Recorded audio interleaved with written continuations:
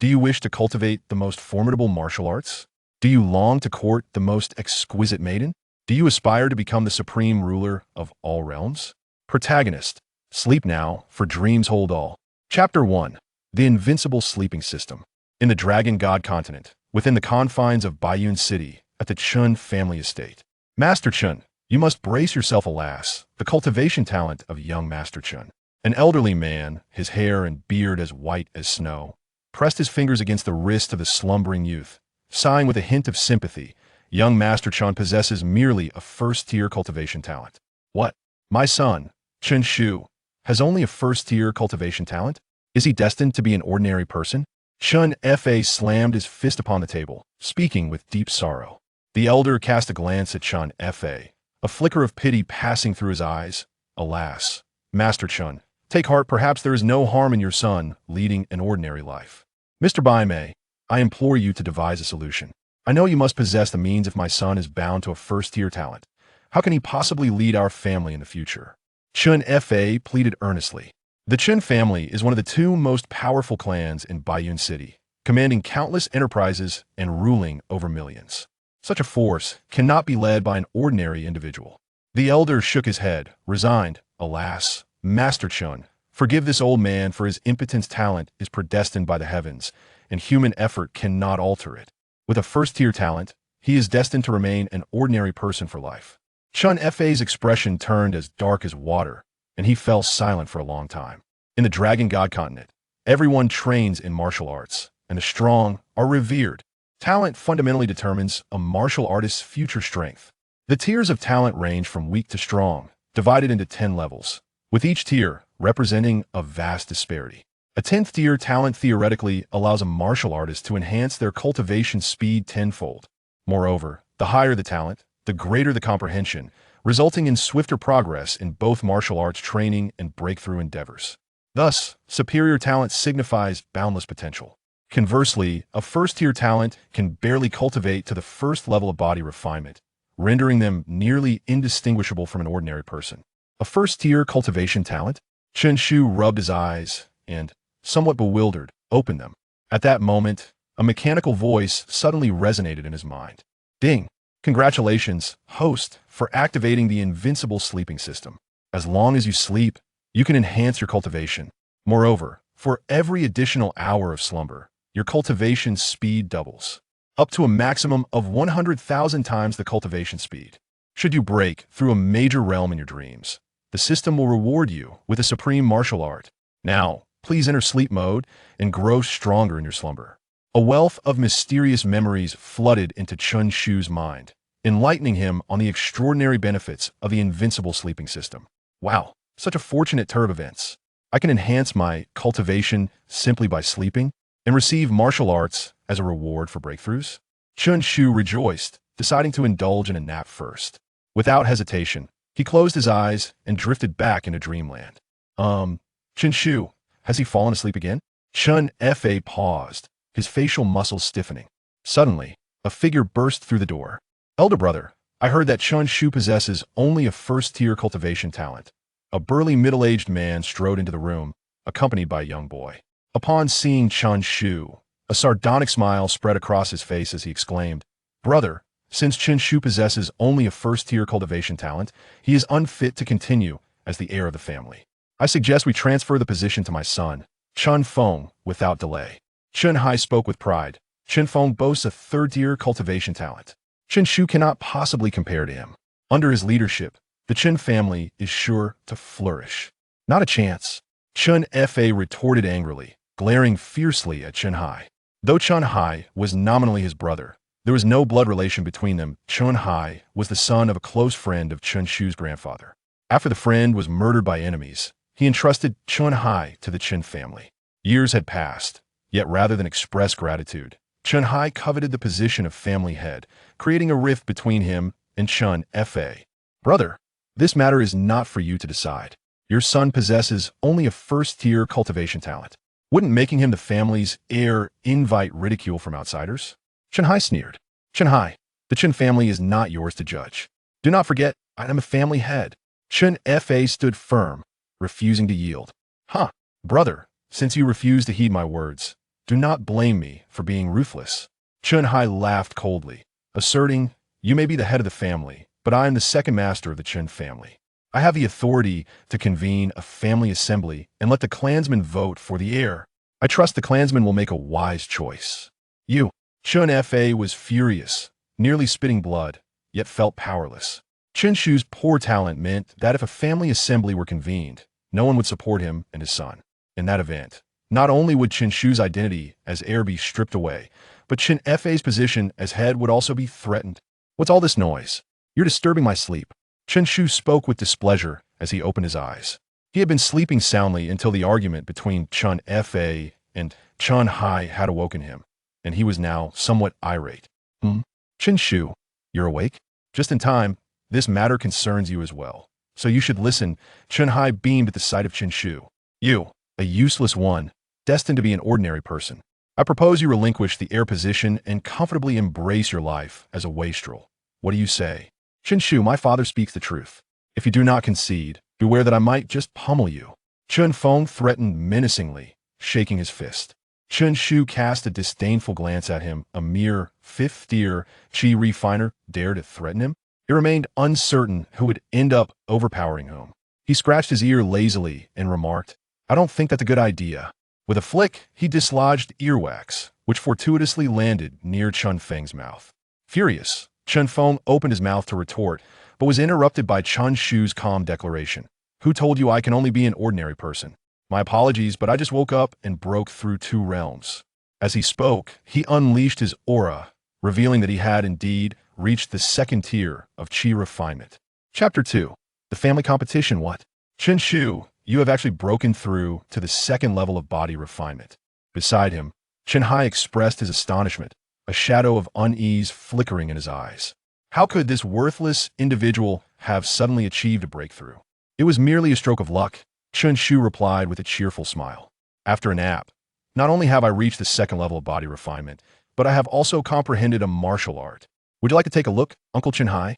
Humph, do you really think you can comprehend martial arts with your capabilities? Such delusion. Chun Hai scoffed. In the Dragon God continent, martial arts are categorized into 4 realms. Heaven, Earth, Xian, and Yellow, each further divided into 3 tiers. Even a low-grade yellow martial art is profound and unfathomable generally. Someone with only 1st-level cultivation talent would struggle to even grasp its essence, let alone comprehend it. Now, Chun Shu dares to boast about understanding a martial art? It is utterly ridiculous. Chun Shu, do not pretend to be something you are not. A wretch like you shall never comprehend martial arts in this lifetime. Chun Feng declared loudly, disdain evident in his gaze. Wretch, if you are sensible, vacate the position of heir immediately, or I shall truly make you regret it. Chun Feng revealed the aura of the 5th level of body refinement, speaking with arrogant confidence. What if Chun Shu has reached the 2nd level of body refinement? He is still 3 realms below. With a single slap, he could extinguish him. Ha ha, brother, have you finally come to terms with reality? In the presence of my son, Chun Shu is no different from an ant. Chun Hai laughed sinisterly, adding, what need is there for a worthless Chun Shu to cling to the position of heir? Be cautious, lest he be reduced to a fool one day. After all, brother, you have but this one son. Uncle Chun Hai should focus on his own son, be wary that he does not become a fool himself. Oh, but with so many sons, I suppose you are not too concerned, Chun Shu remarked coolly, narrowing his eyes. Chun Hai's repeated insults and threats toward his father had become intolerable, and Chun Shu was no longer inclined to be courteous. Wretch, my father is conversing with your father. What right do you have to interject? Chun Feng retorted coldly. Speak again, and I shall reduce you to a fool. Chun Feng, how dare you? Chun Shu is still the heir of the family. Is this how you address the heir? Chun Fa scolded, his expression as dark as thunder. If that is the case, then I, Chun Feng, shall challenge him. Chun Feng declared fearlessly, puffing out his chest with pride. The position of heir should rightfully be held by the strongest of the younger generation. Chun Shu is unworthy. With that, he turned to Chun Shu and shouted, Chun Shu, do you dare to accept the challenge? Accept the challenge? Why would I hesitate? Chun Shu rose from his seat, appearing genuinely prepared to engage in battle with Chun Feng. Ha, you are merely courting death. You have no one to blame but yourself. Chun Feng exclaimed with delight, astonished that Chun Shu had actually accepted. Does he not realize the vast disparity between the second and fifth levels of body refinement? Chen Shu, today I shall teach you a lesson on humility. Chun Feng laughed maniacally, clenching his fist, the sound of cracking bones resonating throughout. With a glint of cold light in his eyes, he swung a punch forward. With one punch, I shall end you. A thunderous sound reverberated through the air. With a cultivation level at the fifth stage of body refinement, a force of 800 pounds could be unleashed with a single fist, sufficient to shatter the skull of a tiger. In Chen Feng's perspective, the prospect of eliminating Chen Shu was an effortless endeavor. Chun Fa's expression shifted dramatically. How could Chen Shu possibly stand a chance against Chen Feng? A practitioner of the fifth stage? Yet, there was no time for intervention, and he could only anxiously shout, "Chen Shu, quickly dodge." "Too weak," Chen Shu replied, shaking his head, disregarding Chun Feng's imposing punch, and nonchalantly threw his own fist in response. "Dream entering divine fist," Chen Shu lazily declared, his gaze becoming unfocused, yet the power behind his fist intensified exponentially. This was a martial art gifted by the system. At the moment their fists collided, a cry of agony escaped Chun Feng's lips as he was sent flying, frothing at the mouth. "Now it's quiet, I can finally enjoy a good sleep," Chen Shu murmured, rubbing his groggy eyes before turning back to his bed, resuming his slumber. "What?" Chen Hai exclaimed, utterly incredulous. Chen Feng had been defeated by this so-called waste. Chen Shu? Suppressing his bewilderment, Chen Hai moved swiftly to Chun Feng's side, his countenance transforming drastically. He suddenly bellowed in anguish. "Ah, Chen Shu, I shall kill you for turning Chun Feng into an imbecile." Boom! Without a moment's hesitation, Chen Hai clenched his fist and charged at Chen Shu with lethal intent. "You beast! I will end your life." A terrifying aura enveloped him, and as he swung his fist, a ferocious gust of wind erupted within the room, shattering the air with explosive force. Crack! The hard floor and walls of the room began to splinter. This was the might of a spirit transformation expert, capable of wielding immense power and effortlessly obliterating a mountain in a fit of rage. "Chen Hai, dare you?" Chun Fa roared, refusing to yield. He stepped forward with determination, positioning himself before Chen Hai, his own vitality surging forth. He too unleashed a punch that collided heavily with Chen Hai's.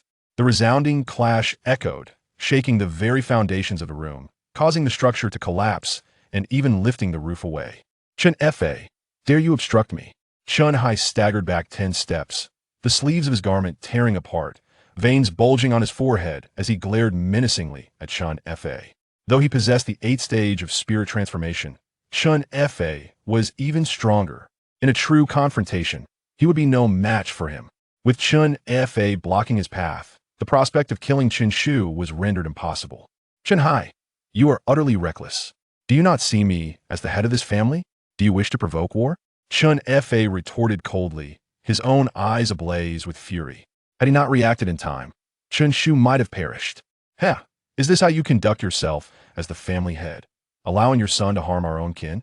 Chen Hai sneered at the slumbering Chen Shu, venomous hatred gleaming in his eyes. With no regard for brotherly bonds, a vile individual like Chen Shu must be eliminated, lest he bring calamity upon the Chun family. "You shall provide me with an explanation for today's events. In combat, life and death are determined by fate. One cannot blame others." Chun Fa stood tall and straight, his voice icy as he declared, "If my son were to falter against Chen Feng, it would be him who is rendered a fool. So spare me your pretense. An explanation? There is none. If you are dissatisfied, then let us engage in battle." Chun Fa responded with unwavering resolve, his demeanor resolute. "Very well, Chun Fa, we shall see what unfolds. The family competition commences in 10 days. Prepare yourself to collect your son's remains." In a fit of rage, Chun Hai pointed at Chun Fa, repeating the word "good" thrice, before sweeping his robe and lifting Chun Feng, turning away in fury. Chapter 3. A convergence of geniuses in the blink of an eye. 10 days slipped away. As time progressed, the Chun family became increasingly lively. The martial arena of the Chun clan was teeming with spectators, filled with the sounds of conversation and discussion. Esteemed figures from Baiyun City had all gathered, as is customary. The Chun family, being one of the most formidable clans in Baiyun City, hosted this grand family competition, which was not only a significant event for the clan, but also for the city itself, thereby inviting numerous factions to witness the spectacle. The outside world could glean insights into the achievements of the Chun family's younger generation, while the Chun family, in turn, sought to showcase their might and instill awe among the various factions. After all, the younger generation symbolizes the future. Their strength foretells the continued prosperity of the Chun family. The family competition officially commenced, and participants were urged to prepare. "I shall go first," exclaimed a young member of the Chun family, stepping onto the martial stage. Exuding the aura of a sixth-layer body refinement practitioner. Sixth layer of body refinement? Not bad. Chun Wu is likely to secure a commendable rank this year, remarked a spectator with a light chuckle. Huh, merely a sixth-layer practitioner. Chun Wu, you are falling behind, scoffed another, revealing his seventh-layer prowess as he confidently ascended the martial stage. Following these two, other youths began to take their turns on the stage. On one side of the spectator area, Chun Hai sat in silence, his gaze fixed on Chun Fa, his eyes glinting with a cold light, subtly betraying a hint of a sneer.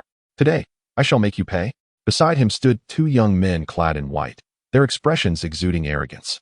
These two were Chun Hai's other sons, Chun Lei and Chun Shan.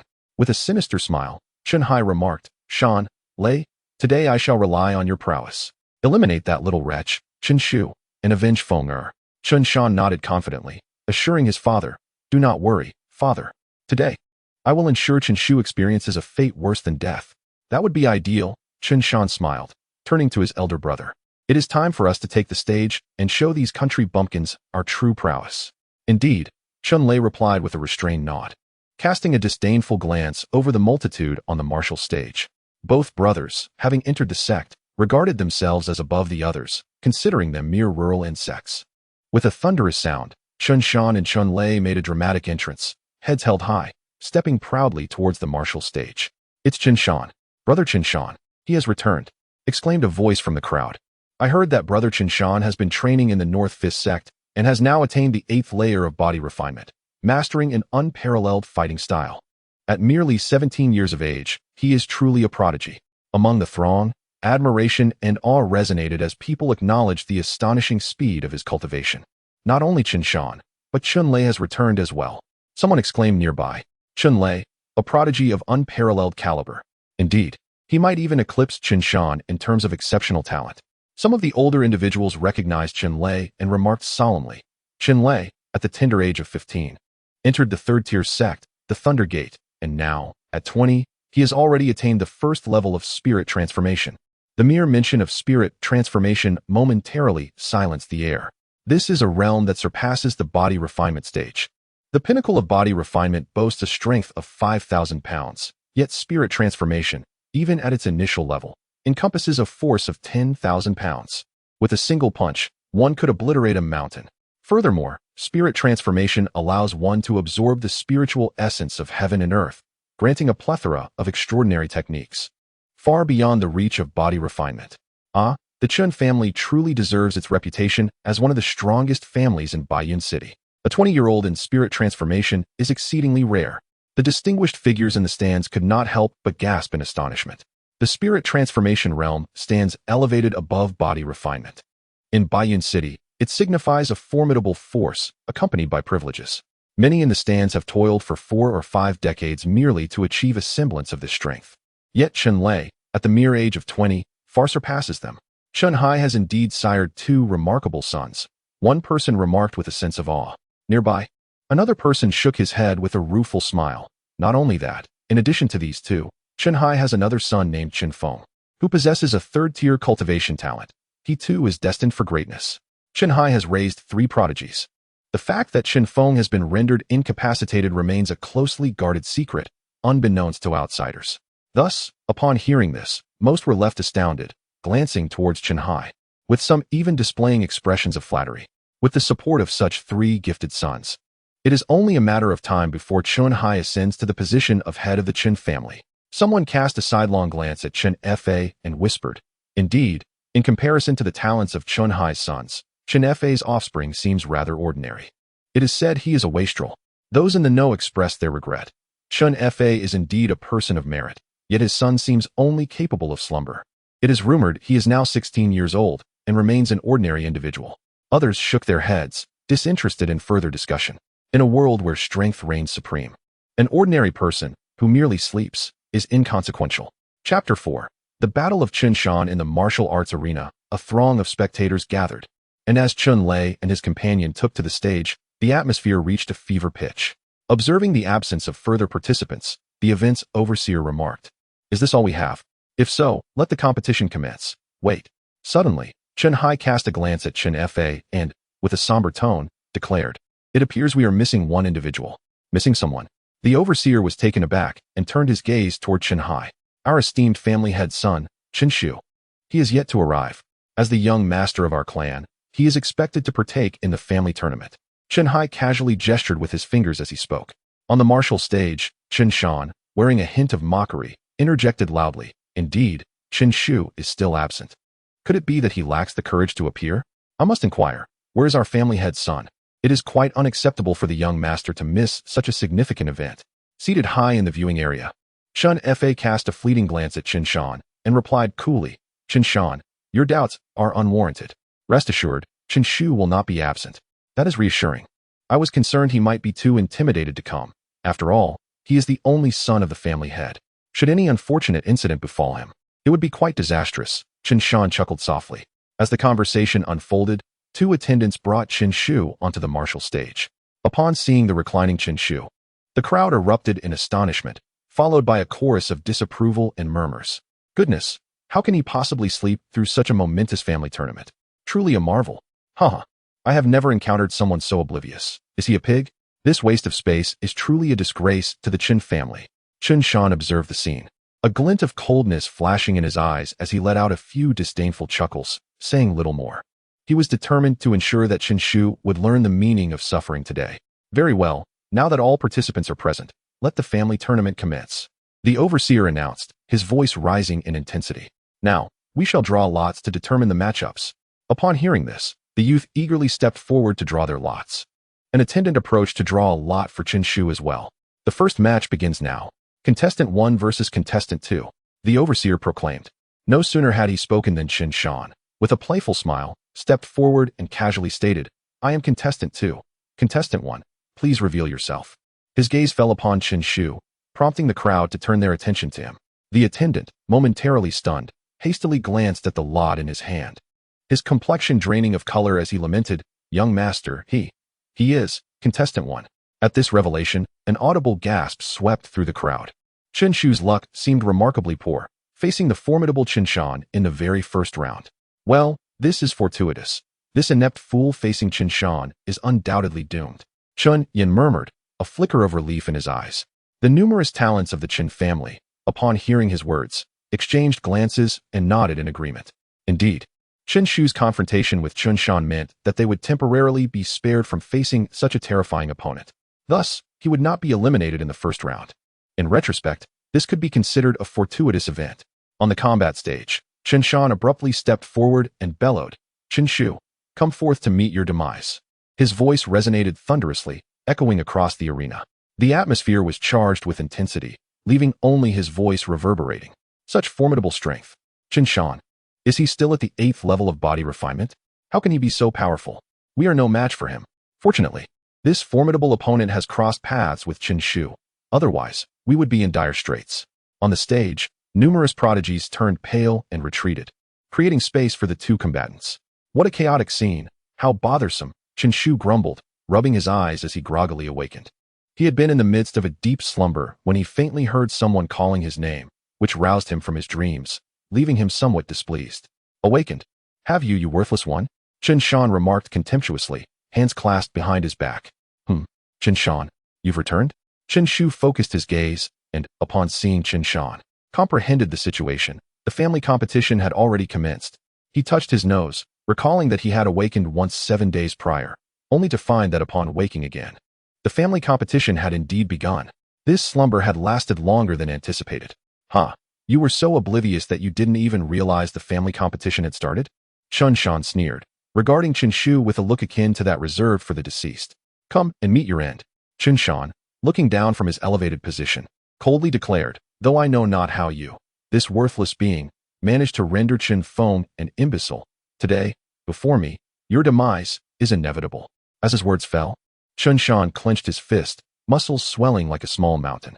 With a mighty punch unleashed, A resounding crack echoed as the wind roared violently. This punch contained at least 4,000 pounds of force. Even a ferocious tiger before him would be obliterated into dust. A glimmer of pride flashed in Chen Shan's eyes. I hail from the North Fist sect. My divine fists are unmatched. To perish beneath my blows is your honor. How dull, Chen Shu replied, appearing still half asleep, yawning lazily. You should take a punch from me as well. With a languid motion, he also threw a punch. Dreamlike divine fist. Huh, daring to engage in a fist fight with Chen Shan. Truly a foolhardy endeavor. Chen Hai chuckled, exuding confidence as he proclaimed, Chen Fa, take note. Your son is about to be pulverized. Others in the crowd exhibited expressions of pity. Chen Shan, a genius at the 8th level of body refinement. With his unmatched divine fists. The very thought of Chen Shu attempting to match him in strength was utterly absurd. Alas, poor Chen Shu. He was likely to be reduced to mere fragments. If only he had knelt and begged for mercy, perhaps there would have been a glimmer of hope. Now, he was surely doomed. As the crowd murmured their lamentations, a sudden thud resonated through the air. In an astonishing turn of events, everyone watched in shock as Chen Shan was sent flying backward at an even greater speed. Mid-air, he expelled a mouthful of blood. Thud! Chen Shan crashed to the ground, his eyes rolling back. Chen Shu, with a sense of ennui, withdrew his fist and reclined once more into the lounge chair. Chapter 5. The Three Fools. What? Chen Shu has defeated Chen Shan with a single blow? My heavens, am I dreaming? The crowd fell into a stunned silence, only to erupt into a cacophony of astonishment. All eyes fixated on the slumbering Chen Shu. In Baiyan City, Chen Shan's name was resounding, known to all. He had joined the Beiquan sect at the tender age of 15, demonstrating extraordinary talent, and his iron fists were deemed invincible. Having once slain a formidable 9th-level body refinement expert across boundaries. Yet now, against the seemingly slumberous Chen Shu, he was dispatched in an instant, revealing an alarming weakness. Could the rumors have been false? Was Chen Shan not as formidable as anticipated? Some in the crowd, grappling with disbelief, muttered, is Chen Shan truly only an 8th-level body refiner? However, upon witnessing the grave expressions of numerous prodigies on the martial stage, they quickly silenced themselves. Perhaps it was not that Chen Shan was too weak, but rather that Chen Shu was remarkably strong. Chen Yin exhaled a breath of astonishment, exclaiming, Chen Shu, what terrifying power! Beside him, others wore expressions of trepidation. They had presumed Chen Shu to be feeble. Yet it turned out that this seemingly insignificant individual possessed an astonishingly formidable strength. Chen Shu's cultivation was at least that of a 9th-level body refiner, perhaps even more. He might be on par with Chen Lei. After all, Chen Shan had previously annihilated a 9th-level body refiner. How could Chen Shu, who appeared to spend his days in slumber, have attained such prowess? The multitude of prodigies whispered conjectures, unable to comprehend the enigma before them. On the viewing platform, Chen Hai rose abruptly, his countenance as dark as thunderclouds, and in a flash, he materialized beside Chen Shan. Gazing down, he was greeted by a shadowy sight, nearly causing him to falter. Chen Shan, he, too, had been rendered an imbecile. Chen Hai spat out a mouthful of blood, glaring viciously at Chen Shu. With only 3 sons, now 2 had been reduced to imbeciles by this little beast. Chen Shu, he articulated each syllable with chilling intensity. Alas, Chen Shu remained oblivious, responding only with faint snores. What? Chen Hai, cannot bear your defeat. Chen Fa also stood, regarding Chen Hai warily, concerned that he might yet act against Chen Shu. Humph. Chen Shan and Chen Feng, incompetent in their training, have been turned into fools. This loss, I will accept. But mark my words, my son Chen Lei is a spirit transformation expert, Chen Hai declared, his expression dark and his gaze fixed coldly on Chen Fa, his reluctance evident. Chen Fa, I will not rest until Chen Shu is dealt with. The family competition shall continue. With that, he cradled Chen Shan in his arms and retreated to the platform, his aura ominously brooding, akin to a volcano on the verge of eruption. Next, it was the match between contestant number 3 and contestant number 4. This time, Chen Lei stepped forth, facing an opponent named Chen Ming, a formidable 9th-level body refinement expert. Chen Lei, I am eager to experience the might of the spirit transformation realm. Chen Ming inhaled deeply, adopting a defensive stance, his expression grave. Begone, came the furious retort in response. The shout resonated like thunder, echoing through the air. A faint white glow began to emanate from Chen Lei, and then a terrifying force surged directly towards Chen Ming. Bang! Before Chen Ming could react, he was blasted off the martial arts platform. In the realm of spiritual transformation, refining the essence of heaven and earth into my being, I possess the might of thunder within my heart. How could an ordinary person withstand such power? Chun Lei advanced slowly, enunciating each word deliberately, his gaze fixed unwaveringly on Chen Shu. The crowd fell silent, not daring even to meet Chun Lei's eyes. This is the essence of the spiritual transformation realm. Even a practitioner at the 9th level of body refinement cannot withstand a single strike. Compared to Chen Shu, I believe Chun Lei holds a slight edge in strength. Indeed, Chun Lei is a disciple of a third-tier sect, his martial prowess beyond our comprehension. While Chen Shu may be formidable, he has never ventured beyond Baiyun City. His horizons too narrow, and his martial arts training lacking in comparison. As Chun Lei launched his formidable assault, the crowd gained a renewed understanding of his power. Naturally, they began to perceive him as superior to Chen Shu. After all, he possesses extraordinary talent, having been invincible since childhood, and now he has joined a third-tier sect, receiving its cultivation support. In contrast, Chen Shu has been a slothful layabout, and although he defeated Chen Shan, he revealed no impressive techniques, merely delivering a simple punch, failing to alter the public's perception of him. The battles continued to unfold swiftly. It must be noted that the Chen family, as the dominant force in Baiyun City, showcased the impressive strength of its younger generation, with more than a dozen youths having reached the 8th level of body refinement. Furthermore, there were 4 individuals at the 9th level. Of course, the focus of everyone's attention remained on the impending clash between Chun Lei and Chen Shu, and that battle was soon upon them. In the final showdown, Chun Lei faced Chen Shu. The overseer of the competition glanced at the still slumbering Chen Shu and called out loudly. After his announcement, he hurried down from the martial arts platform, anticipating a fierce contest ahead. Chen Shu had previously rendered Chun Shan an imbecile with a single strike, exhibiting strength suggestive of the first level of spiritual transformation. Chun Lei, a formidable practitioner at the first level of spiritual transformation. The clash between these two titans promised to be spectacular. Even he would suffer if caught in the fray. At last it had arrived. The duel between the two spiritual transformation powerhouses was about to commence, and the spectators were eager for the spectacle. How long do you think they will fight? I estimate at least 40 or 50 exchanges. Both are of the spiritual transformation realm, and Chun Lei certainly cannot dispatch Chen Shu in an instant. Indeed, I too believe that Chun Lei will not find victory easily. The audience buzzed with excitement. Their spirits lifted. Even before the battle commenced, the atmosphere reached a fever pitch. Is it my turn to fight again? This time, Chen Shu stirred from his slumber without prompting.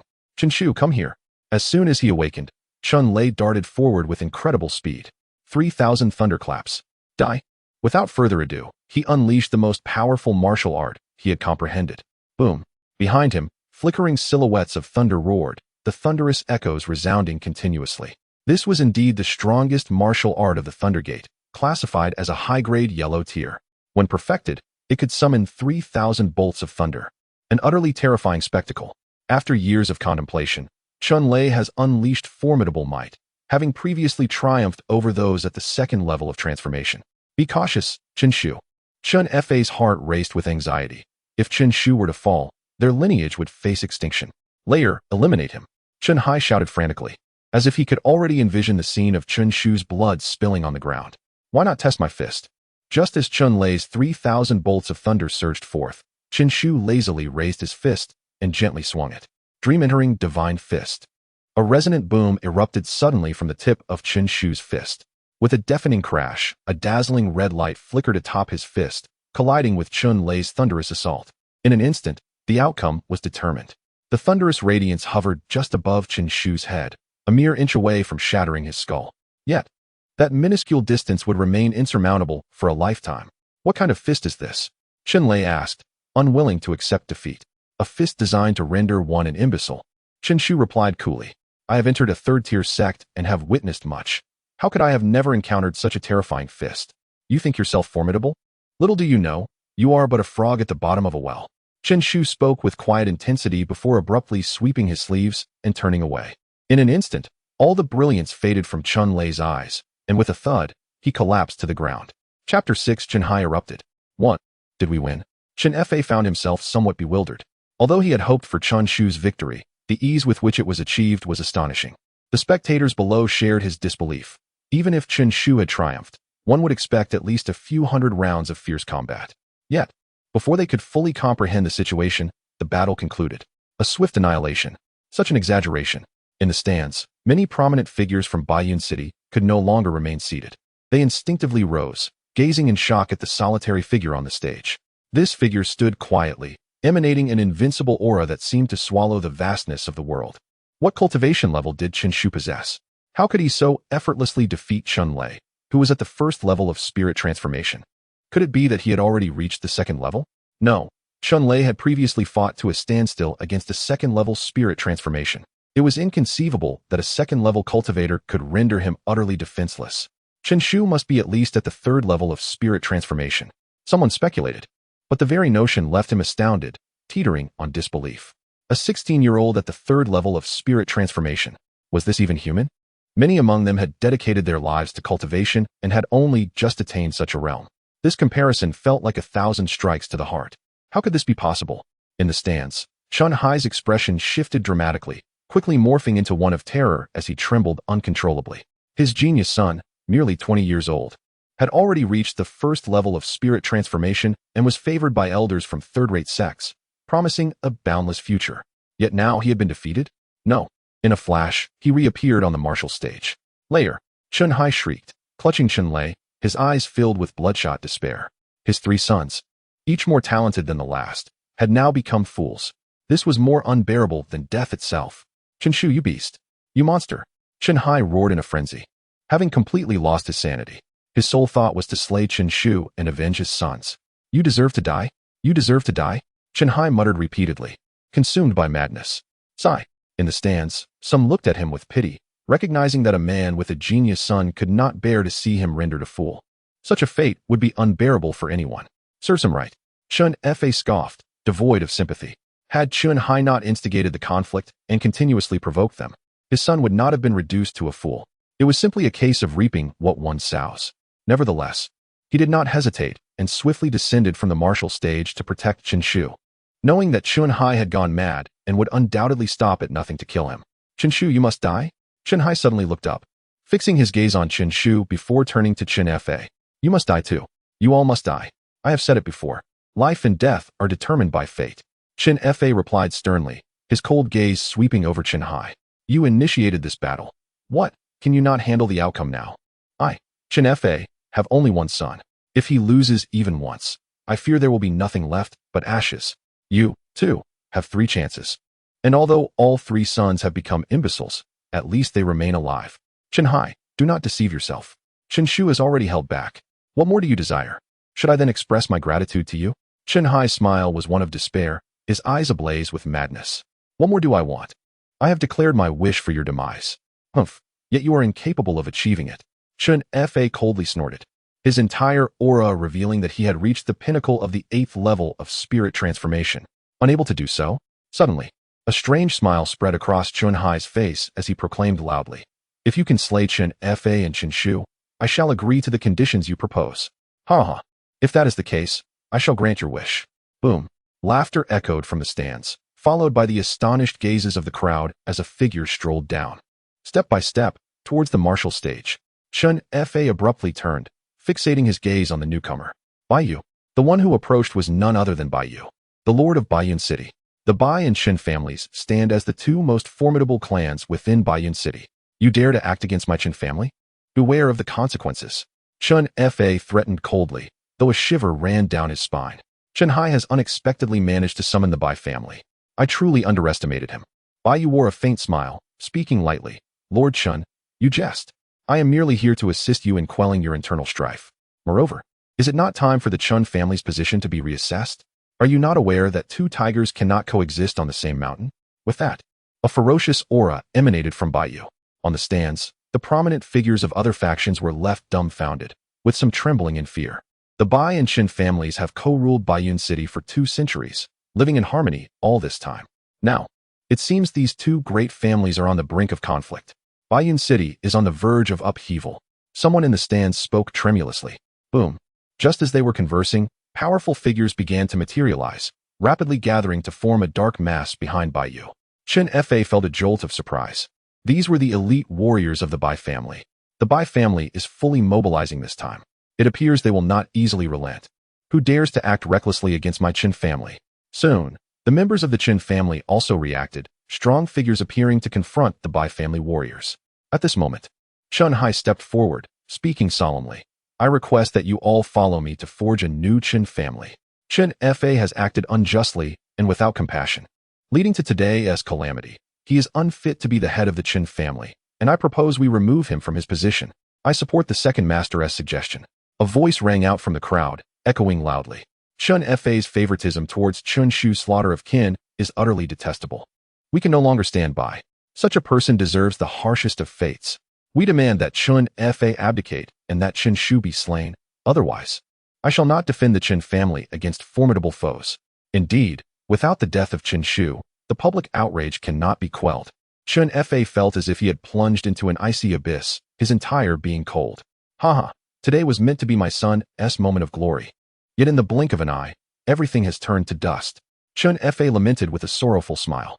The vicissitudes of life transpire with alarming rapidity. By you, prepare for battle. With a resounding roar, Qin Fa surged into the skies, his voice echoing with fervor, his combat prowess pushed to its zenith, and his spirit ablaze with the flames of war. If today is destined to be my last, then the invaders shall certainly pay a grievous price. Chapter 7. The 8th level of spirit transformation. A cold smile crept across Bai Yu's face as he declared, "If you seek death, I shall oblige." Without a hint of trepidation, he soared into the sky, engaging in a fierce battle with Qin Fa.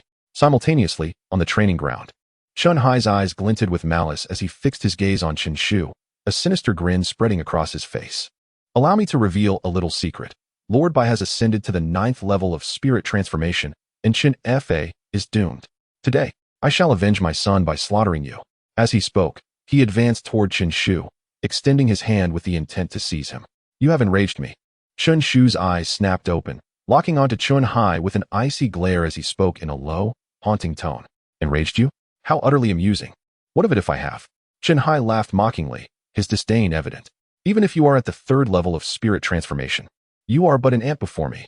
He extended his palm, launching a strike toward Qin Shu's head like a bolt of lightning. A terrifying tempest of spiritual energy erupted beneath his hand, howling wildly. Under such ferocious power, even a small mountain would vanish in an instant, let alone a mere mortal. Young master, the Qin family members cried out in fury. Qin Hai, you will pay for this. How dare you slay our family's prodigy?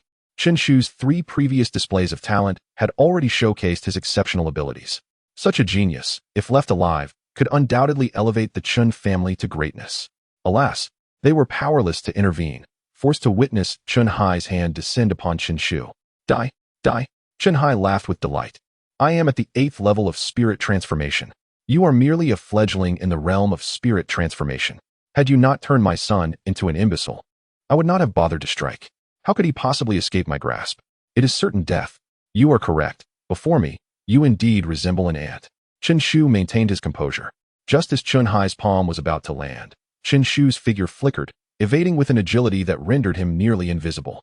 How is this possible? Qin Hai exclaimed in disbelief, for he was a formidable warrior at the 8th level of spirit transformation, and yet his strike had missed its mark. I refuse to believe it, he declared, unhesitatingly launching another clawed attack. With a mid-tier yellow-grade martial skill, stone-shattering claw. Crack! Instantly, fissures emerged across the ground, the air saturated with a razor-sharp aura. It was as if his claw could rend the most unyielding of substances. Merely a mid-tier martial art. Qin Shu's countenance hardened, his expression turning grave. Without further ado, he unleashed a punch. Dream-entering divine fist. Boom. Qin Shu's gaze became entranced, his form swaying as if intoxicated. Yet the power behind his punch was as weighty as a mountain, as vast as the ocean. With a single strike, his fist collided with Qin Hai's claw. Crack! In an instant, Qin Hai's hand shattered. The ferocious force surged forth, propelling Qin Hai backward. After several dozen steps, he staggered back. With a resounding thud, Qin Hai fell to the ground. Before he could gather his wits, the chilling voice of Qin Shu echoed in his ears. Not long ago, I comprehended a new martial art, and today, you shall be my first target. Qin Hai's head shot up in astonishment. He beheld a figure standing midair, towering like a celestial being. In the presence of this figure, he felt as insignificant as an ant, compelled to look up in awe and submission. Qin Shu, how could he possibly be this formidable? How has he cultivated to such heights? At that moment, the shock within Qin Hai surged like a tempest. He could scarcely believe that this 16-year-old youth, Qin Shu, was even stronger than himself. With a single strike, once again, with but one blow, he was forced to retreat. Was this truly the same waste who only knew how to sleep? Was this the same rubbish with merely a first-tier cultivation talent? At 16, he had already reached the 8th level of the spirit transformation stage. Merely contemplating this left Chun-Hai feeling as if his heart were being torn asunder. This was no longer merely a genius. This was an extraordinary prodigy. What have I done to provoke such a monster? Chun-Hai was nearly paralyzed with fear. He prided himself on having weathered many storms, yet he had never encountered such a terrifying spectacle in all of history. Regardless of his thoughts, Chen-Shu stood proudly in the void, his gaze as piercing as lightning. In his hand, a sword formed from condensed spiritual energy shimmered with lethal brilliance. This sword, known as the Divine Slaying Sword, promised annihilation with a single stroke. You shall be the first soul to perish beneath my blade. With those words, Chen-Shu's figure shot forth like lightning. Boom, boom, boom. His speed was so astonishing that he left a trail of afterimages in his wake. The very air screamed as if it were being torn apart by his presence. Suddenly, a sharp flash of sword light illuminated the scene, and in that instant, Chen-Hai realized with horror that Chen-Shu had already reached his side. Impossible. Chen-Hai gasped in disbelief, primal instincts driving him to roar in desperation as he hastily clenched his fist and swung it outward. Can you withstand this? Chen-Shu scoffed softly. Clang. The razor-sharp blade effortlessly severed Chen-Hai's fist. Then, puffed, the sword light leapt forth, seemingly imbued with a consciousness of its own, gracefully slicing through the air and delicately landing upon Chen-Hai's neck, erupting in a spray of crimson. Chen-Hai clutched his throat with both hands, his eyes wide with sheer terror. He was a powerful 8th-level spirit transformation warrior. Yet, Chen-Shu had slain him with a single stroke. Chapter 8. The Defeat of Baiyu. What? How is this possible?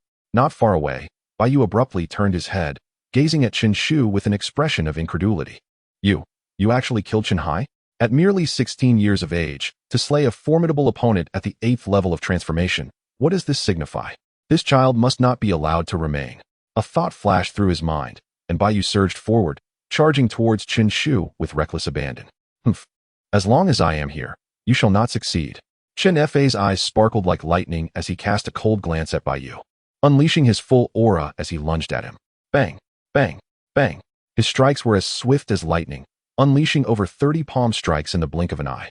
Unaware of your own mortality, Baiyu smirked arrogantly, a hint of disdain flickering in his eyes. Chen-Fei, do you truly believe my strength is so limited? Observe closely. It will take but a single strike to defeat you. As his words fell, he unleashed a punch. This punch, executed with utmost precision, exuded a grand momentum, presenting an irresistible force. Impossible. Chen-Fei's eyes widened, and he crossed his arms defensively in front of his chest, attempting to withstand the blow. Bang! The terrifying force surged forth, and Chen-Fei felt as though his body might shatter under the pressure, being propelled backward for dozens of steps. Cough! A mouthful of fresh blood spewed forth as Chen-Fei, in utter shock, exclaimed, Baiyu, you have actually broken through to the 9th level of transformation. In martial arts cultivation, encountering the number 9 is a formidable hurdle.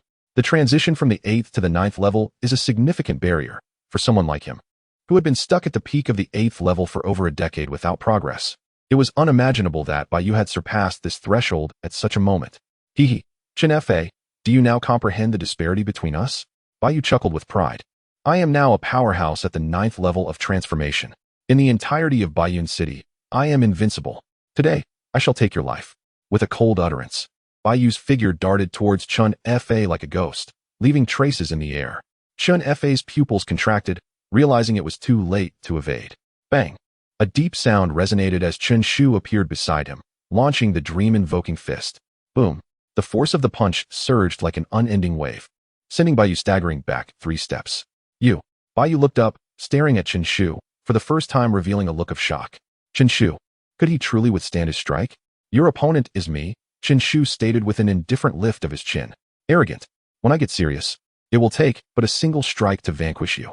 Baiyu scoffed dismissively, raising his hand as a torrent of spiritual energy transformed into a terrifying gale, howling into existence. Crack, crack. On the ground, terrifying fissures emerged, as all present watched in horror as the very cobblestones began to shatter, hurtling towards Chen-Shu. An overwhelming onslaught. The air was thick with murderous intent. In the stands, the onlookers could no longer remain seated, writhing like ants on a hot pan, filled with dread and astonishment. This was the 9th level of transformation. With a mere thought, one could claim a life. Such a formidable being indeed transcended the ordinary levels of transformation. Even combined, we would not stand a chance.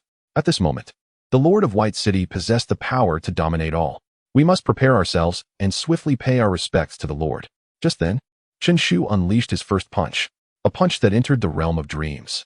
With a forceful strike, he surged forward against the tide. A tremendous roar erupted as the onslaught of stones and winds was forcefully repelled, creating a vast opening. You truly astonish me, Bai Yu exclaimed in surprise once more, as he unleashed a full-force strike amidst the raging winds. Yet he could not vanquish this young man. It is worth noting that even Chen Fa would have been defenseless against his utmost effort. Chen Shu surpasses his father in strength. I have underestimated the Chen family. But with just you alone, the tide cannot be turned. I am at the 9th level of spirit transformation, capable of subduing all, Bai Yu declared with confidence. As those in the stands remarked, the 9th level of spirit transformation signifies a qualitative leap, far exceeding the ordinary levels of transformation, possessing dominion over life and death. Do you think you are the only one at the 9th level? Bai Yu's pupils constricted, a sense of foreboding rising within him. Before he could utter a word, an overwhelming aura erupted from Chen Shu's form. The atmosphere trembled with a weight akin to mountains, a tempest unleashed. This was Chen Shu's first proactive display of his own aura, and it instilled fear and dread in all who beheld it. Everyone speculated about his cultivation level, yet remained in the dark. This time, he did not conceal it. The 9th level of spirit transformation. You too are at the 9th level. Bai Yu staggered back several steps, his expression reflecting sheer disbelief. A 16-year-old at the 9th level of spirit transformation. Is the 9th level truly formidable? Chen Hai is dead. Now, it is your turn. Chen Shu's cold gaze sharpened, a chilling intent radiating from him. Bai Yu dared to lead an assault on the Chen family, crossing a line he should not have. There was nothing left but to kill. Why are you all still dawdling? Attack together and crush him. Even if he is at the 9th level, he shall die today, Bai Yu commanded ominously. Chen Shu, unbeknownst to him, had reached the pinnacle of a level he had toiled for decades to attain. This innate talent is terrifying. If he is not eliminated, I shall find no peace. Kill him, Bai Yu ordered in a deep voice. In that instant, all the experts of the Bai family stiffened, then simultaneously turned their gazes toward Chen Shu, showcasing an astonishing bloodlust. Kill! They roared, their spiritual energy surging forth as they raised their weapons, charging to slay Chen Shu. To think that a multitude of ants could bring down an elephant? One must admit, you are overestimating yourselves. Chen Shu scoffed disdainfully. Did they truly believe they could overwhelm him with sheer numbers? Ants will always be ants. Sword, come forth. Chen Shu gestured, and in an instant, spiritual energy trembled and swirled, layers of sword light manifesting around him. What does he intend to do? The members of the Bai family looked on in confusion, unsure of his actions, instinctively halting in their tracks. But soon, they understood. For in Chen Shu's hands, the gathered energy coalesced into a formidable longsword. With a single sword strike, he would cleave the divine. You are nothing but the souls vanquished beneath my sword, Chen Shu exclaimed in a low voice. Gripping his longsword tightly, with a swift motion, he unleashed a dazzling brilliance that illuminated the sky. As the blade turned, in an instant, the 3 or 4 spirit transformation experts before him were rendered defenseless, cleaved apart by the sword's aura. Following that, a streak of sword energy surged forth like a tempest, hurtling towards Bai Yu with unrelenting ferocity. This is disastrous. A chill of dread overtook Bai Yu as he realized Chen Shu was determined to eliminate him amidst the chaos. The numerous formidable warriors of the Bai clan were utterly ineffective in halting him. Die!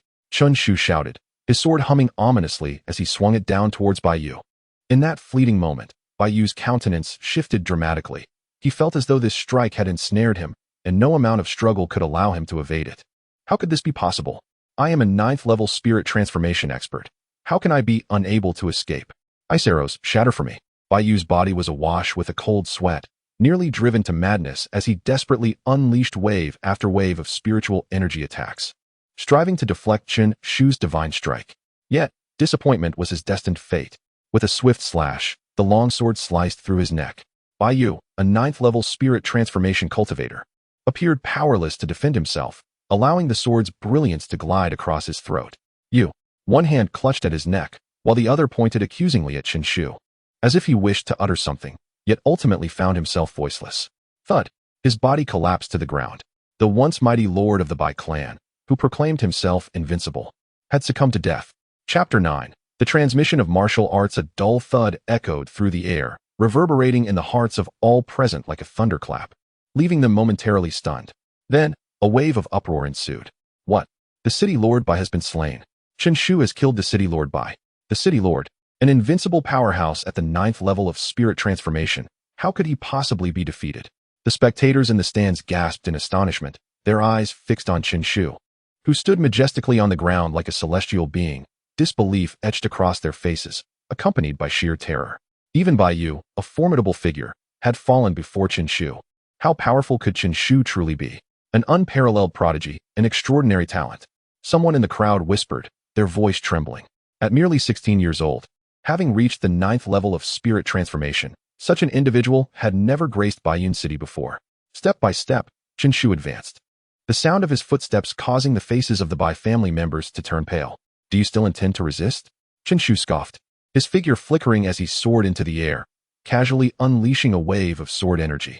With a swift strike, a formidable warrior from the Bai family, at the 8th level of spirit transformation, had no chance to react before being instantly slain. Retreat, retreat.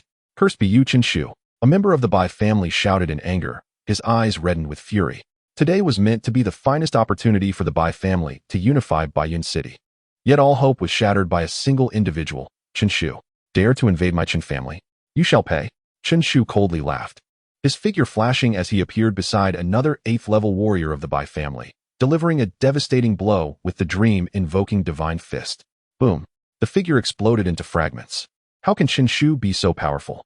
The many experts of the Bai family wore bitter expressions. At that moment, Chen Shu appeared divine and demonic, an invincible force in their eyes. We humbly bow before you, young Master Chen, pleading for your mercy. Unable to withstand their inner terror, some knelt on the ground, repeatedly bowing in supplication. Chen Shu remained unresponsive. When they invaded the Chen family, had they ever considered sparing them? Now, in their moment of desperation, they sought forgiveness? How laughable.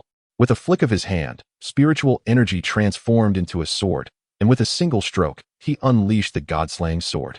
The blade swept through, annihilating both form and spirit. Swish, swish. The sound of the sword's strike echoed, leaving behind faint traces. Chen Shu, how ruthless you are. A master from the Bai family clutched his neck, screaming in despair. All the Bai family's experts were eradicated in a single stroke. Chen Shu, at merely 16 years of age, how could he possess such a merciless heart? Am I ruthless? Chen Shu's gaze remained as calm as an ancient well, indifferent to the chaos. The Chen family is his home. Those who dare to intrude shall meet their end, regardless of how bloodied his hands may become. Is this how the Bai family meets its demise? The onlookers were spellbound, as if witnessing a dream, unable to grasp the reality before them. What are you still dawdling for? Quickly pay your respects to young Master Chen. Someone suddenly spoke in a grave tone, and all present snapped back to reality, nodding in agreement as they hurried towards Chen Shu. We bow before you, young Master Chen. We pay our respects, young Master Chen. Numerous figures bowed their heads and spoke. They, too, were prominent individuals of Baiyun City, capable of commanding the winds and rains outside. Yet at this moment, they lowered their heads to the merely 16-year-old Chen Shu, not with a hint of impatience, but rather with reverence. Rise, Chen Shu nodded and slowly proclaimed, from this day forth, the Chen family shall stand unrivaled.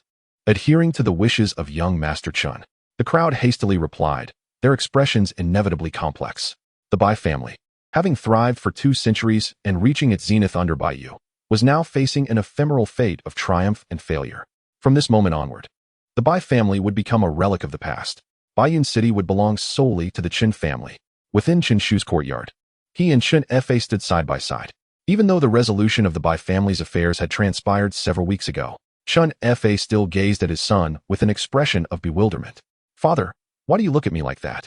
Chen Shu asked, feeling somewhat helpless. He did not desire such notoriety, yet circumstances had dictated otherwise. Ah, my boy, you silently surpassed your father. I find it hard to adjust. Chen Fa sighed before continuing. Nevertheless, it is a good thing that you outshine me. You have reached the 9th level of spiritual transformation, making you eligible to cultivate our family's supreme martial art, the star-plucking hand. As he spoke, Chen Fa's demeanor became serious. This martial art was of high quality within the yellow tier, surpassing the Bai family's ice arrow in rank. Once mastered, it would significantly enhance your combat prowess. Now, I bestow it upon you. Observe closely. Chen Shu's expression became peculiar. Seeing his father's gravity, he initially expected something extraordinary, only to find it was merely a yellow-tier martial art. Could it truly augment his combat effectiveness to such a degree? Did his father misunderstand the term significant enhancement?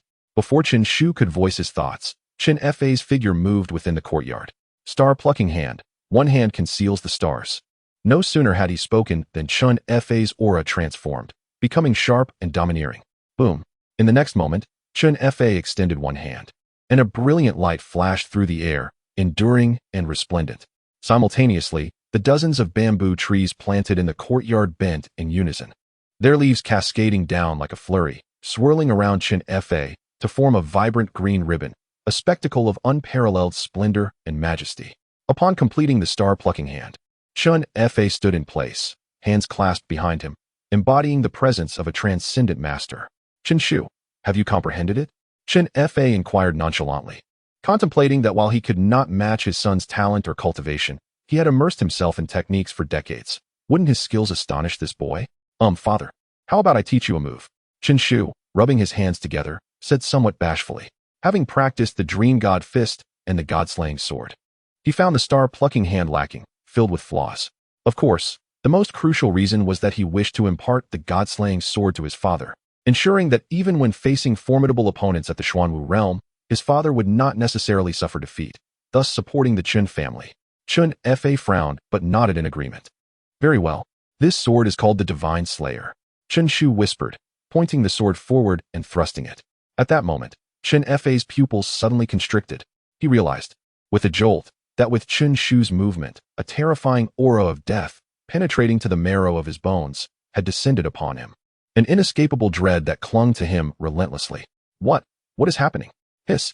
Chen Fei sharply inhaled, a chill running through him. Yet, this was not the most shocking revelation. For next, Chen Shu finally unleashed his first strike. The Divine Slayer, a single stroke to annihilate the divine. Whoosh. Chen Shu's fingers traced a graceful arc in the air. In the next instant, Chen Fei's expression transformed drastically. Almost instinctively, he clutched his throat and retreated several steps. There was no frenzied spiritual energy, no piercing sound of wind, no intricate, convoluted maneuvers. This single thrust from Chen Shu appeared to Chen Fei as the most fearsome killing blow under heaven. Chen Shu, what martial arts are you wielding? Chen Fei exclaimed in utter disbelief. Chapter 10. The Dragon-Slaying Sword. Is this truly a martial art that a human can cultivate? Chen Fei uttered in a daze, an overwhelming sense of helplessness rising within him. Merely a feint with the sword, devoid of any murderous intent and without the use of spiritual energy. Yet it left his hair standing on end. It seemed that if Chen Shu so desired, he could effortlessly slay him even without employing the prowess of the 9th tier of spiritual transformation. What level of martial arts is this? Earth tier or even celestial tier? In comparison to such a martial art, the Chen family's supreme technique, the star-snatching hand, pales into insignificance. Chen Shu smiled faintly and said, Father, I shall slow down my speed by tenfold. Observe once more and see if you can comprehend it. Very well. Chen Fei nodded gravely, his eyes fixed intently upon Chen Shu's movements. Behold, the God-slaying sword. With those words, Chen Shu once again pointed his finger like a sword and thrust forward. This thrust was already slowed down tenfold. To Chen Shu, it resembled a tortoise's crawl. Yet to Chen Fei, it rendered him dizzy and nauseous. Suddenly, Chen Fei spewed forth a mouthful of blood, his face a mask of shock as he hurriedly shut his eyes, unable to bear another glance. Father, what has happened to you? Chen Shu's expression changed as he quickly withdrew his stance and inquired. Chen Fei waved his hand, his complexion somewhat pale, and lamented, Chen Shu, it appears I cannot grasp this martial art. The level of comprehension required is far beyond my reach. Forcing myself to learn it would only result in severe repercussions. Unable to cultivate. Chen Shu's brow furrowed as well. Indeed, let it be. If I cannot learn it, I shall not force it. Do not waste your thoughts on it. Chen Fei said regretfully, yet the shock within him surged like tumultuous waves. He possessed a 4th-tier cultivation talent, but even before fully comprehending it, he was already struck to the point of spitting blood. What level of cultivation talent would one need to master such a martial art? Chen Shu, indeed, was not a 1st-tier cultivation talent. It seemed that Chen Shu's talent was exceedingly high. Even Master Bai Mei had misjudged him. Chen Fei pondered silently. Father, please wait for me. I shall contemplate a method to create a simplified version. Chen Shu suddenly exclaimed as a spark of inspiration flashed through his mind. Without waiting for Chun Fa to respond, he closed his eyes and entered a deep slumber at the quickest pace possible. Oh, very well. Chun Fa nodded, only to be momentarily stunned. Did Chen Shu not just say he would think of a way? How could he fall asleep before even devising a plan?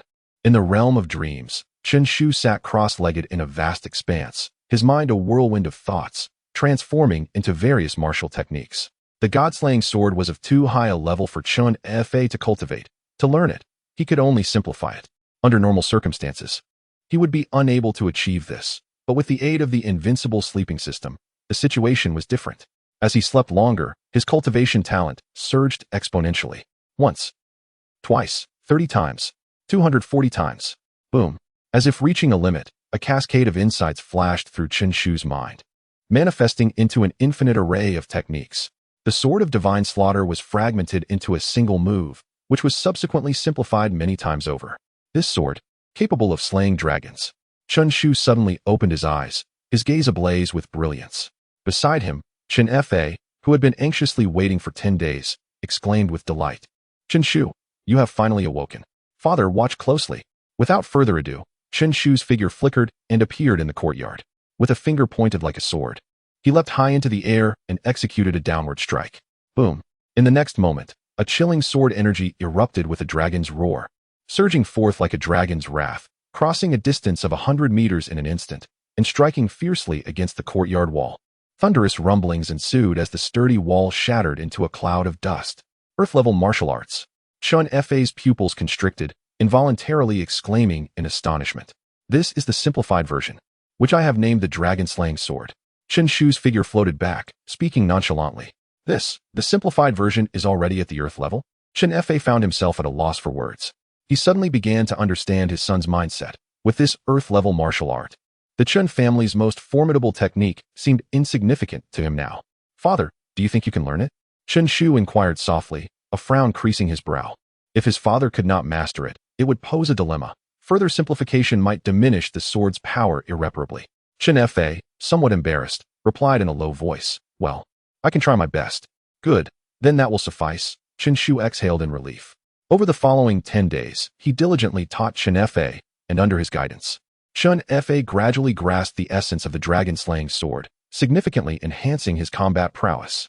One day, as their training concluded, Chun Fa suddenly spoke. Chen Shu, tomorrow we shall visit Tianyang Prefecture. Tianyang Prefecture? Yes, Tianyang Prefecture. Chun Fa sheathed his long sword and said solemnly, our Baiyun city falls under the jurisdiction of Tianyang Prefecture. Now that we have subdued the Bai family and become the foremost family in Baiyun City, we must report to Tianyang Prefecture. I have received an edict from them, mandating that we accept our official title within 20 days. This is a rule from above that must be adhered to. Failing to comply could lead to severe consequences, even bloodshed. Chen Shu nodded in understanding. Baiyun City is a small town under the reign of the Haoyue dynasty. Such towns are countless within the dynasty, insignificant as ants. For ease of governance, the dynasty categorizes cities into 4 ranks: imperial cities, royal cities, prefectural cities, and administrative cities. Among these, thousands of small towns like Baiyun City fall under a single prefectural city.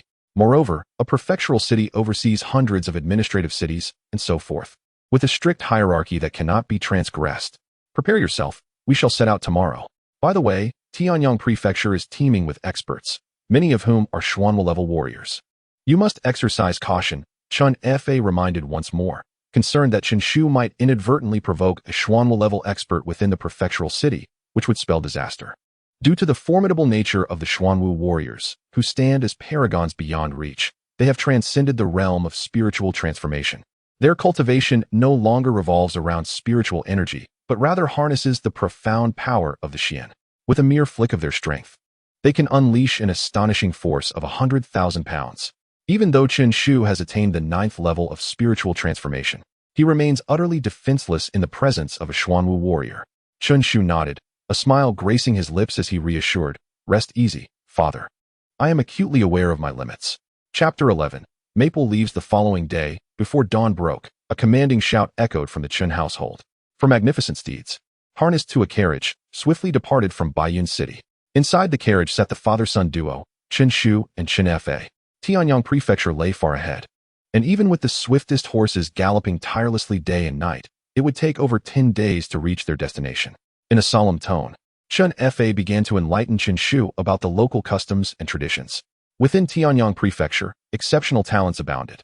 While Baiyun City boasted only a single formidable figure at the 9th level of the transformation realm, the prefecture was home to numerous formidable warriors at the Xuanwu level. Among them, the 7 prominent families stood out, each possessing at least 2 Xuanwu-level masters stationed within the city, an awe-inspiring display of might. A flicker of concern crossed Chen Fa's eyes as he pondered the power of these 7 families. Suddenly, his words faltered as he noticed Chen Shu, seated beside him, had closed his eyes, emitting soft snores. As he drifted into slumber, Chen Fa shook his head in exasperation, choosing instead to immerse himself in the practice of the dragon-slaying sword. Over the past several days, his training had progressed rapidly. Not only had he begun to master the dragon-slaying sword, but he had also ascended to the 9th level of the transformation realm. More than 10 days later, Chun Fa cast a resigned glance at Chen Shu, who had been asleep since they boarded the carriage, remaining undisturbed throughout the journey. Truly, he was a slave to slumber. Meanwhile, within his dreams, Chen Shu was enveloped in a radiant glow of thunder, his eyes sparkling with boundless intensity. At last, he had broken through to the Xuanwu realm. Just as he reveled in this achievement, a bolt of lightning struck his mind, inundating him with a torrent of information. After a considerable time, his expression finally settled into tranquility. The Thunder Saint technique. The extraordinary martial art bestowed by the system, this time, was a cultivation method. To cultivate within the Xuanwu realm, one must transform the spiritual energy of heaven and earth into Xuanqi, and this technique serves as the crucial catalyst for that transformation.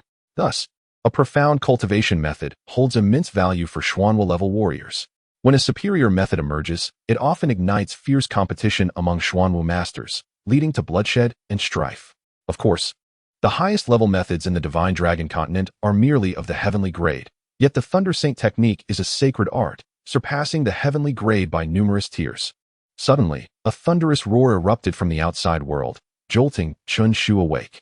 The ferocious cry stirred the very air, causing the surrounding spiritual energy to spiral chaotically. Following this, an intense, fiery aura surged rapidly from afar. Furrowing his brow, Chen Fa drew back the curtain and, with a hint of astonishment, exclaimed, "It's a fire cloud beast." This creature rivaled the 4th level of the transformation realm in ferocity, yet its tough hide rendered it nearly impervious to even those at the 5th level. Boom, boom. A series of thunderous sounds reverberated through the ground, causing it to tremble incessantly. The fire cloud beast was courting death. A striking young girl, clad in a brilliant yellow garment, brandished a dagger, glaring fiercely at the beast with an expression that was nothing short of menacing. Upon closer inspection, one would notice that the young girl's hands trembled, revealing a heart far less resolute than her exterior suggested. This little maiden was in trouble. Chun Fa furrowed his brow and remarked with a tinge of sympathy. Indeed, in the next moment, the fire cloud beast lunged forward with reckless abandon, its wild flames scorching everything in their path, leaving the ground charred black. The girl's face turned pale. Gripping her dagger, she slashed forward fiercely, unleashing a wisp of sword energy in a desperate attempt to counter the beast's onslaught. Yet, the fire cloud beast was a formidable creature. Comparable to a human at the 4th level of transformation, it was far beyond her capacity to withstand. With a resounding thud, the girl was cast aside by the beast's attack, landing perilously close to Chen Shu and his companion. Upon spotting the carriage, her expression faltered, and her already ashen face grew even paler. "You must flee quickly. The fire cloud beast is coming," she urged, before she could utter another word. The colossal form of the beast charged forth, its massive shadow engulfing the landscape. "Am I to perish?" The girl pressed her lips together, despair flickering in her eyes as she instinctively shut them. In the next instant, a low command pierced the air. "Get lost." She opened her eyes to see a figure standing before her, a hand firmly placed upon the beast's body, speaking with calm authority. It was none other than Chen Shu. Initially reluctant to intervene, the sight of the girl, who was already in peril yet still concerned for their safety, warmed his heart and prompted a change of mind. "Big brother, you must leave. You are no match for the fire cloud beast," the girl implored urgently, convinced of the beast's overwhelming strength. Despite her own peak at the 3rd level of transformation, she knew she could not compare to such a formidable foe, and though the youth might be slightly stronger, he could not possibly rival a 4th level transformation beast. Angering the beast would surely lead to his demise, and she did not wish to endanger others because of her plight. "Oh, are you referring to this fire cloud beast?" Chen Shu inquired nonchalantly without looking back, before applying immense force with his hand, effortlessly hurling the beast, which weighed thousands of pounds, into the air.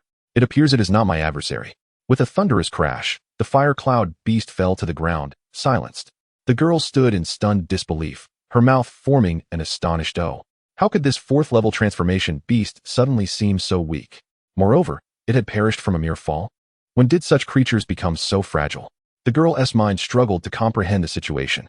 Are you all right, little one? Chun Fa asked with genuine concern, producing some healing medicine to offer her.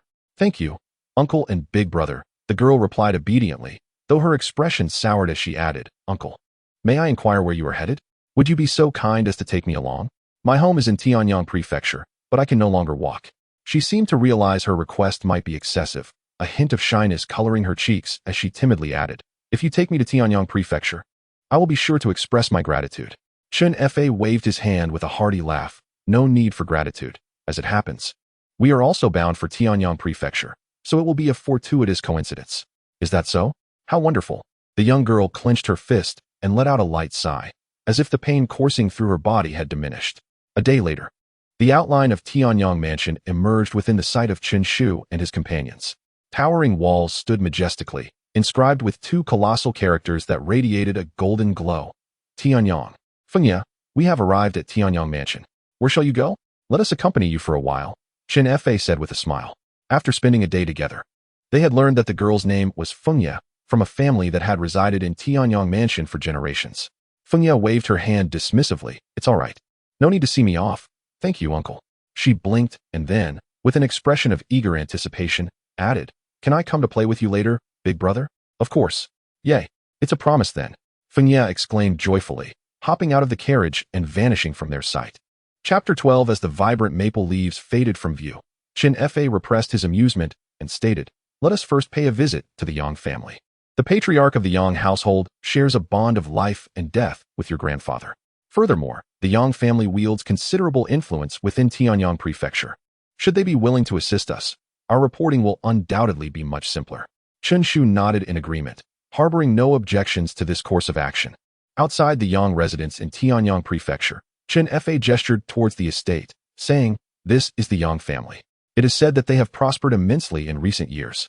My elder brother, Yang Che, is now a prominent official within the governing body. I am certain he will extend a warm welcome upon our arrival.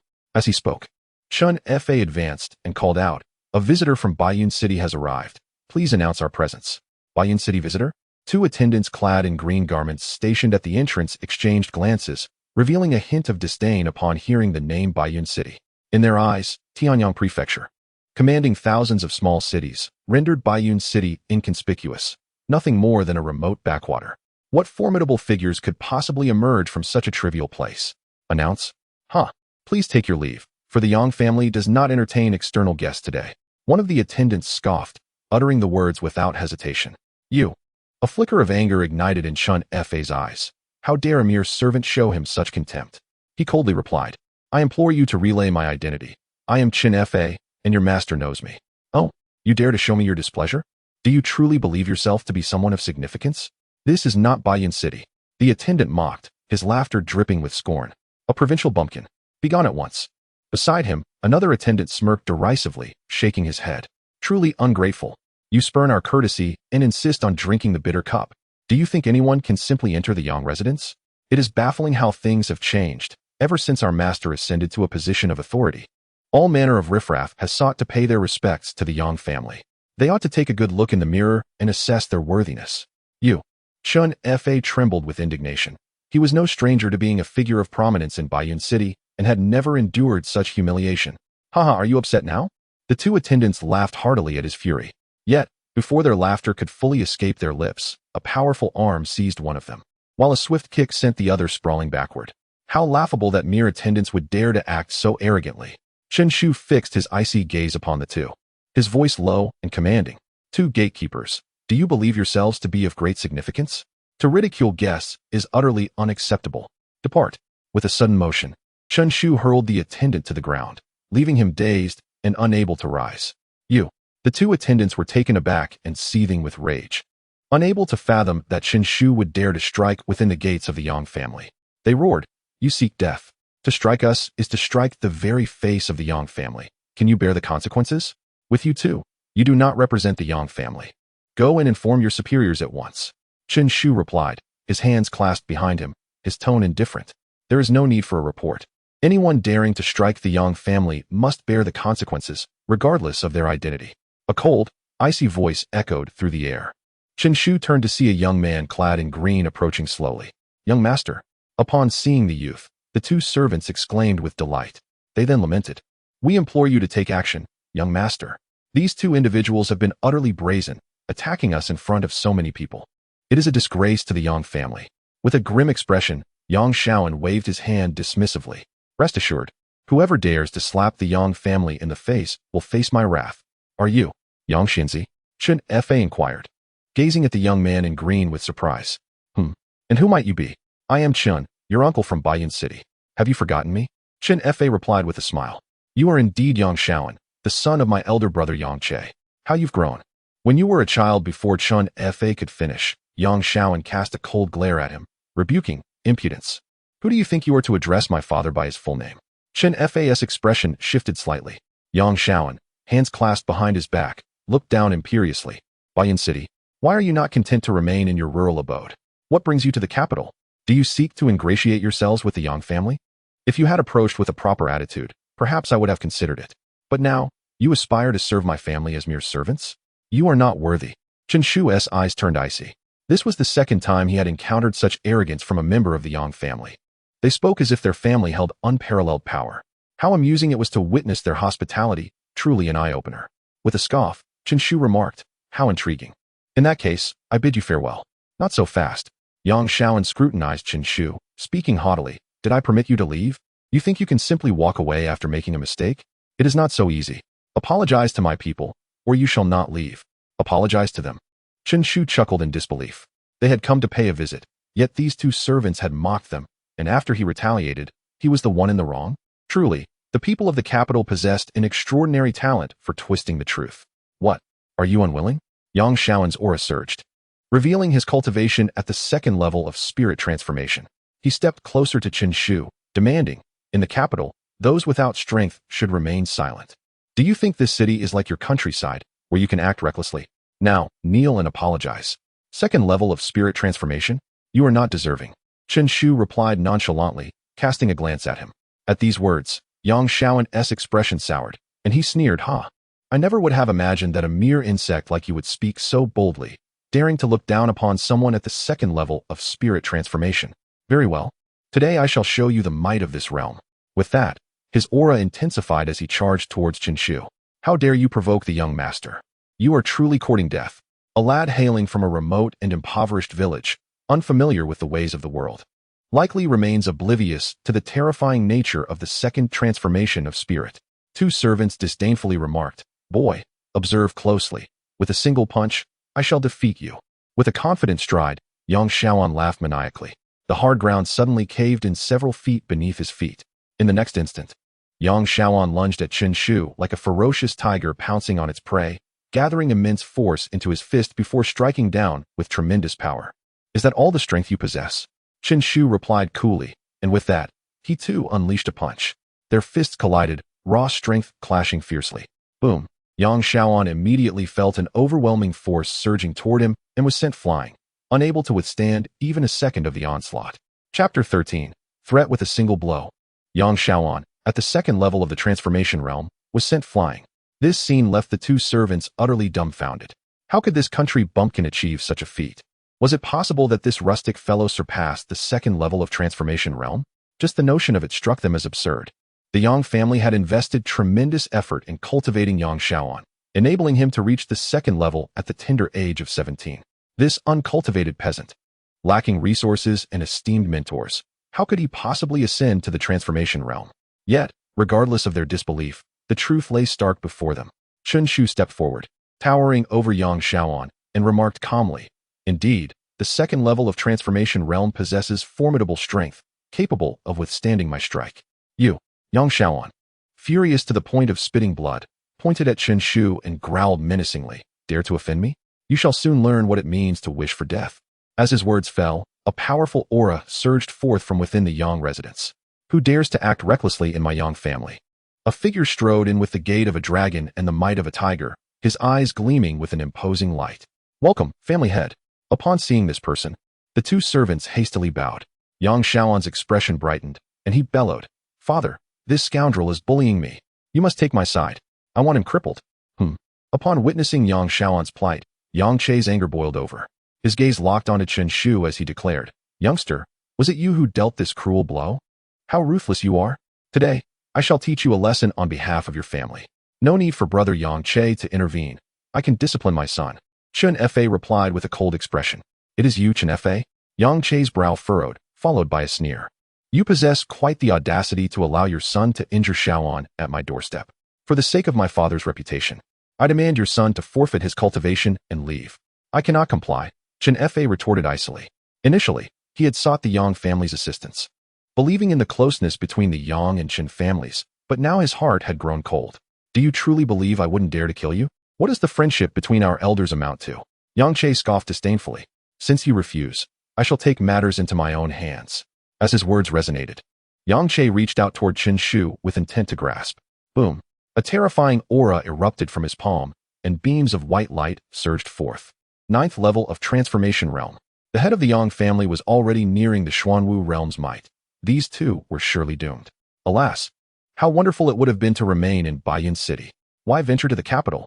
In the capital, hidden dragons and crouching tigers abound, and any passerby might possess the strength to slay them. The commotion from the Yang family had drawn the attention of numerous onlookers, who shook their heads in dismay.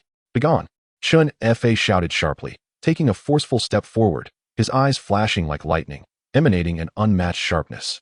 With a single sword strike, the roar of a dragon suddenly echoed. A chilling sword energy shot forth. How could this be possible? Yang Che's expression changed dramatically. He sensed a palpable threat emanating from this sword strike. With no time for hesitation, he clenched his fist and collided with the sword's aura. A sharp sound echoed as the sword energy sliced through, leaving his palm grievously wounded. Blood gushing forth. "Should you dare to linger, the next strike shall be your end," Chen Fa remarked coldly, casting a glance at Yang Che. "Chen Fa."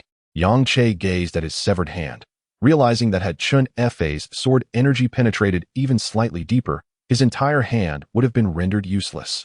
This realization nearly propelled him into a rage, and without a second thought, he retorted, "Are you not here merely for the sake of reporting? Seeking the title from the capital? Dream on. I assure you, your aspirations shall not come to fruition." Chen Fa paused momentarily, a profound coldness flickering in his eyes. It became evident that this was all a charade. "You fear I might seek your assistance, hence you instructed your subordinates to insult me, attempting to dissuade me?" He smirked. "If you are unwilling, why would I, Chen Fa, compel you? There is no need for such theatrics." Gradually, he advanced, his calm voice resonating through the Yang residence. "From this day forth, our two families shall no longer have dealings. What do you think you are, to have the audacity to associate with the Yang family? Furthermore, do you truly believe you can successfully report? With two major sects obstructing you, it is impossible for you to attain your title. By the way, out of respect for our past friendship, I shall impart one last piece of information. The two major sects have declared that in 10 days, they will annihilate your Chen family."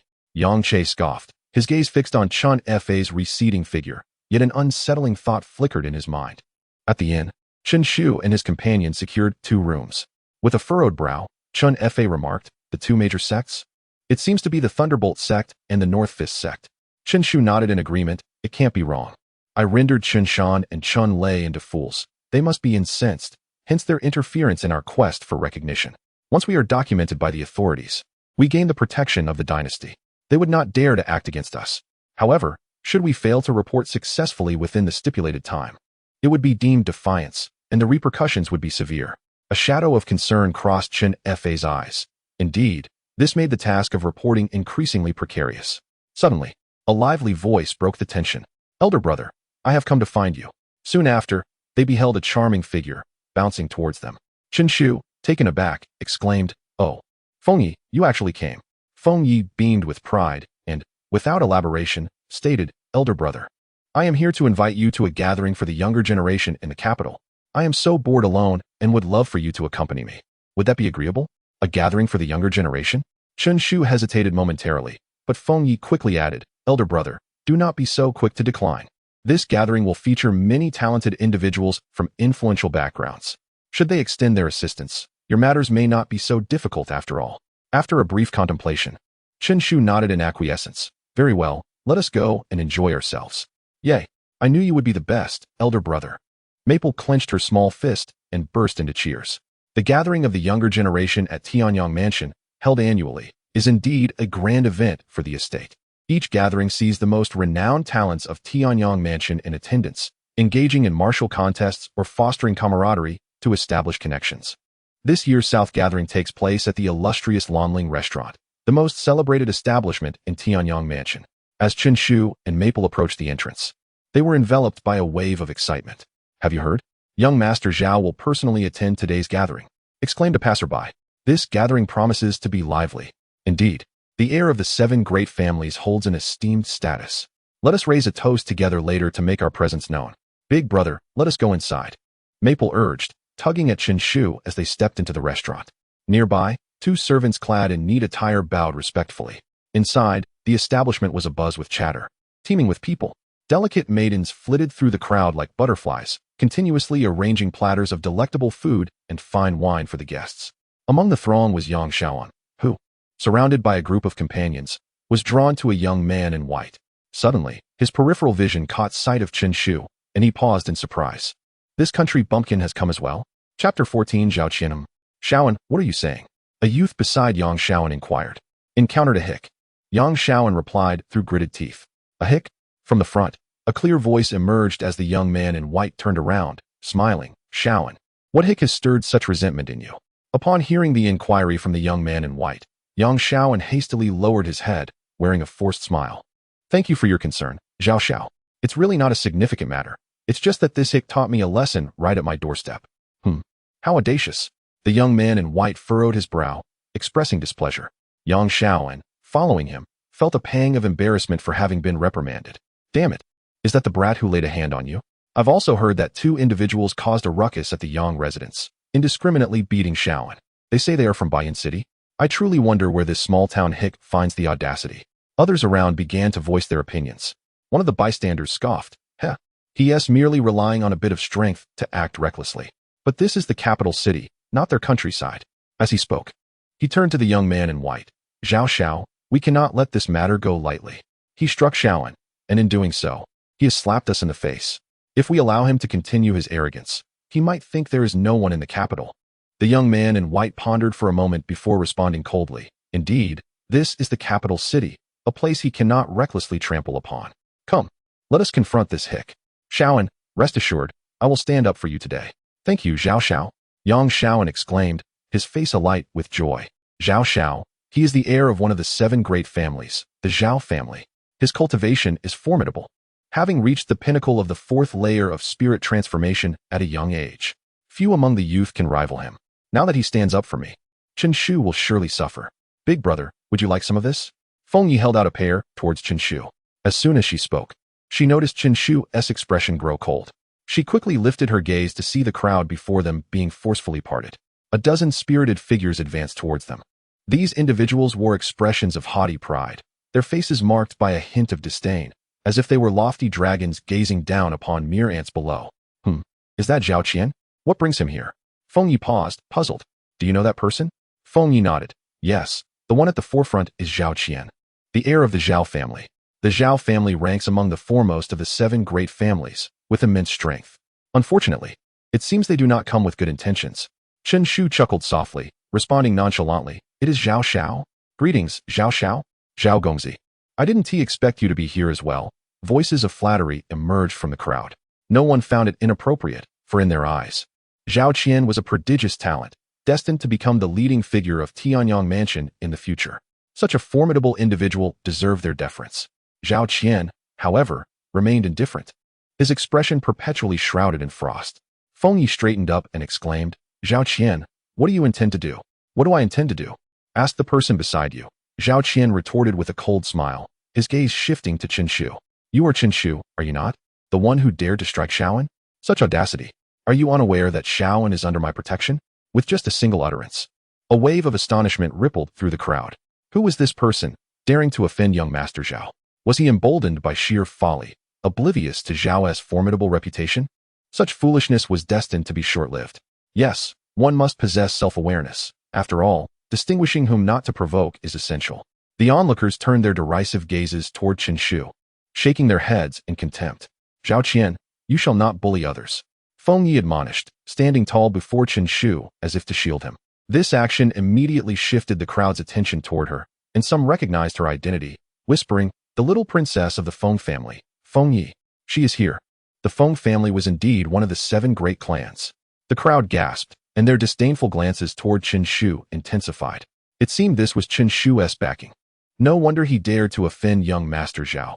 He had climbed the lofty branch of the Feng family's little princess. However, relying on a woman hardly amounted to any merit. The Feng family's strength paled in comparison to the Zhao family's.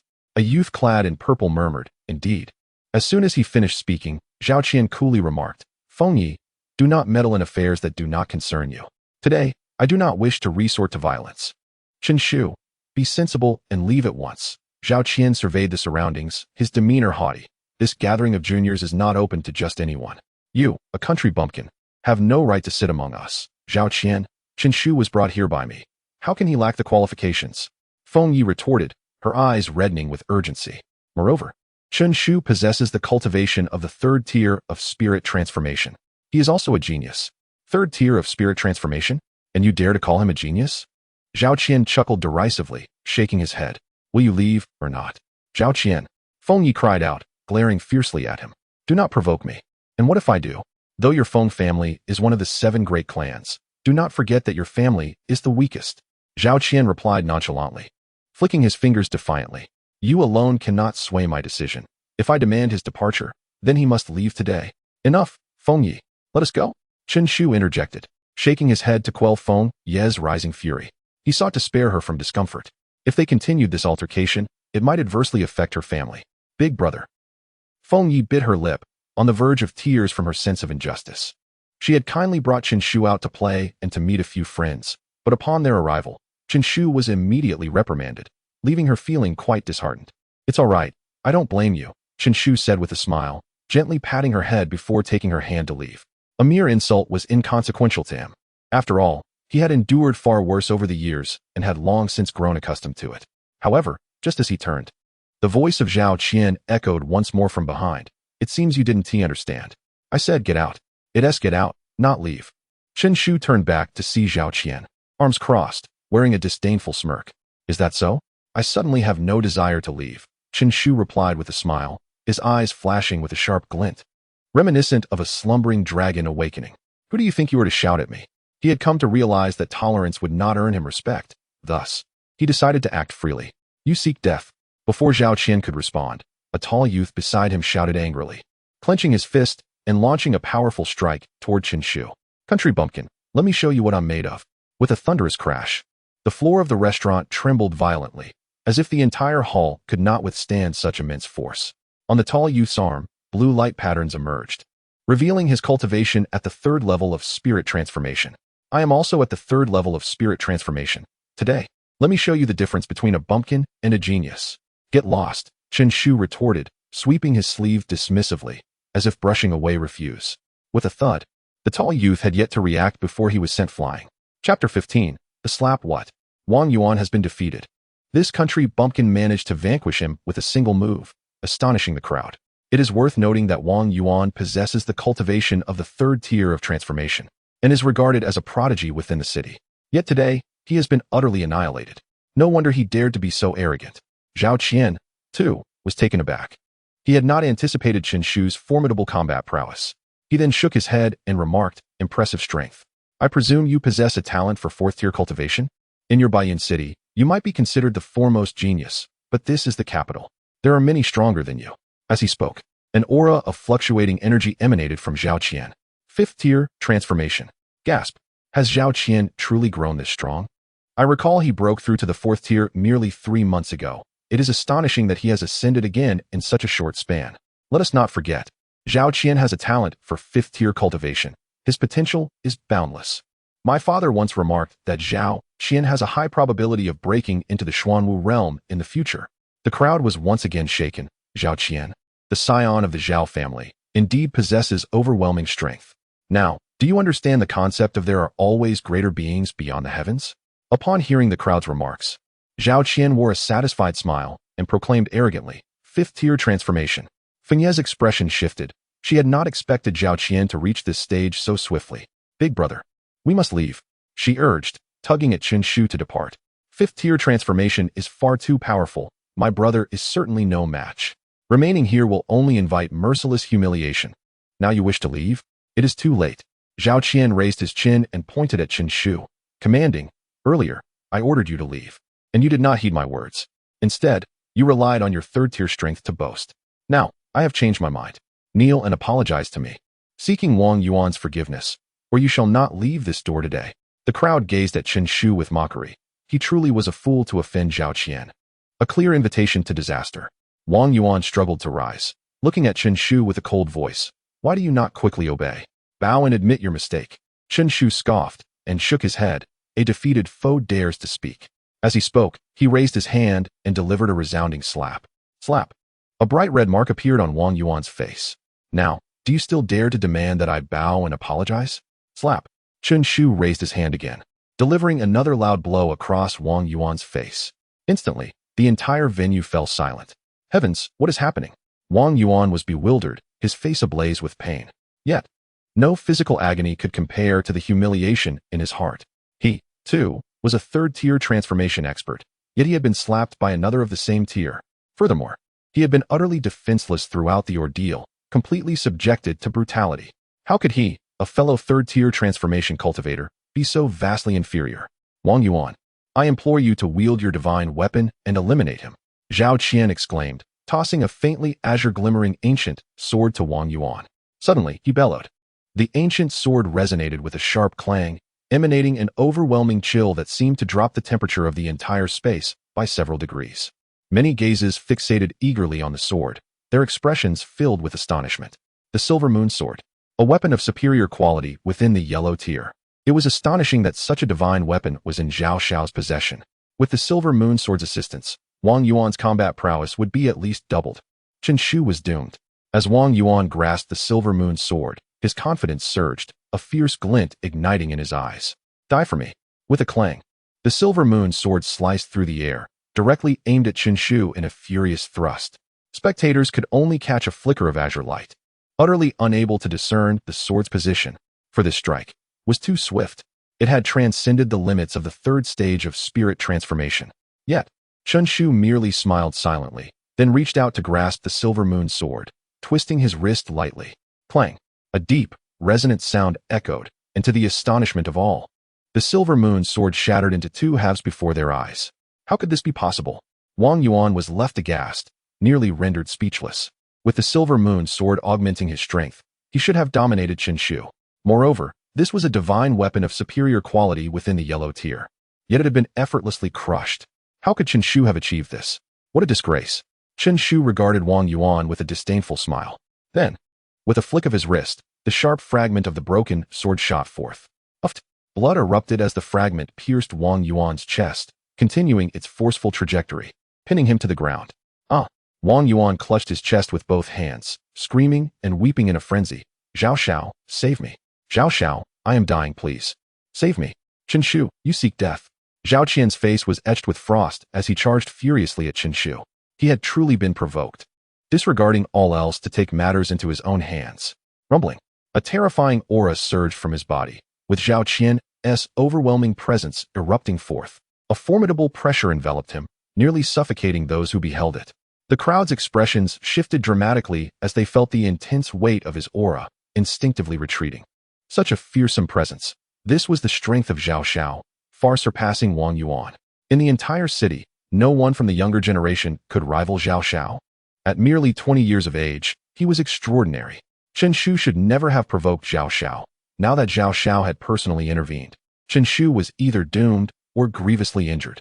Feng Yi's face displayed urgency, yet she too was merely at the pinnacle of the third stage of spirit transformation. Unable to assist, she could only warn, "Elder brother, be careful. I will kill him. What use is caution?"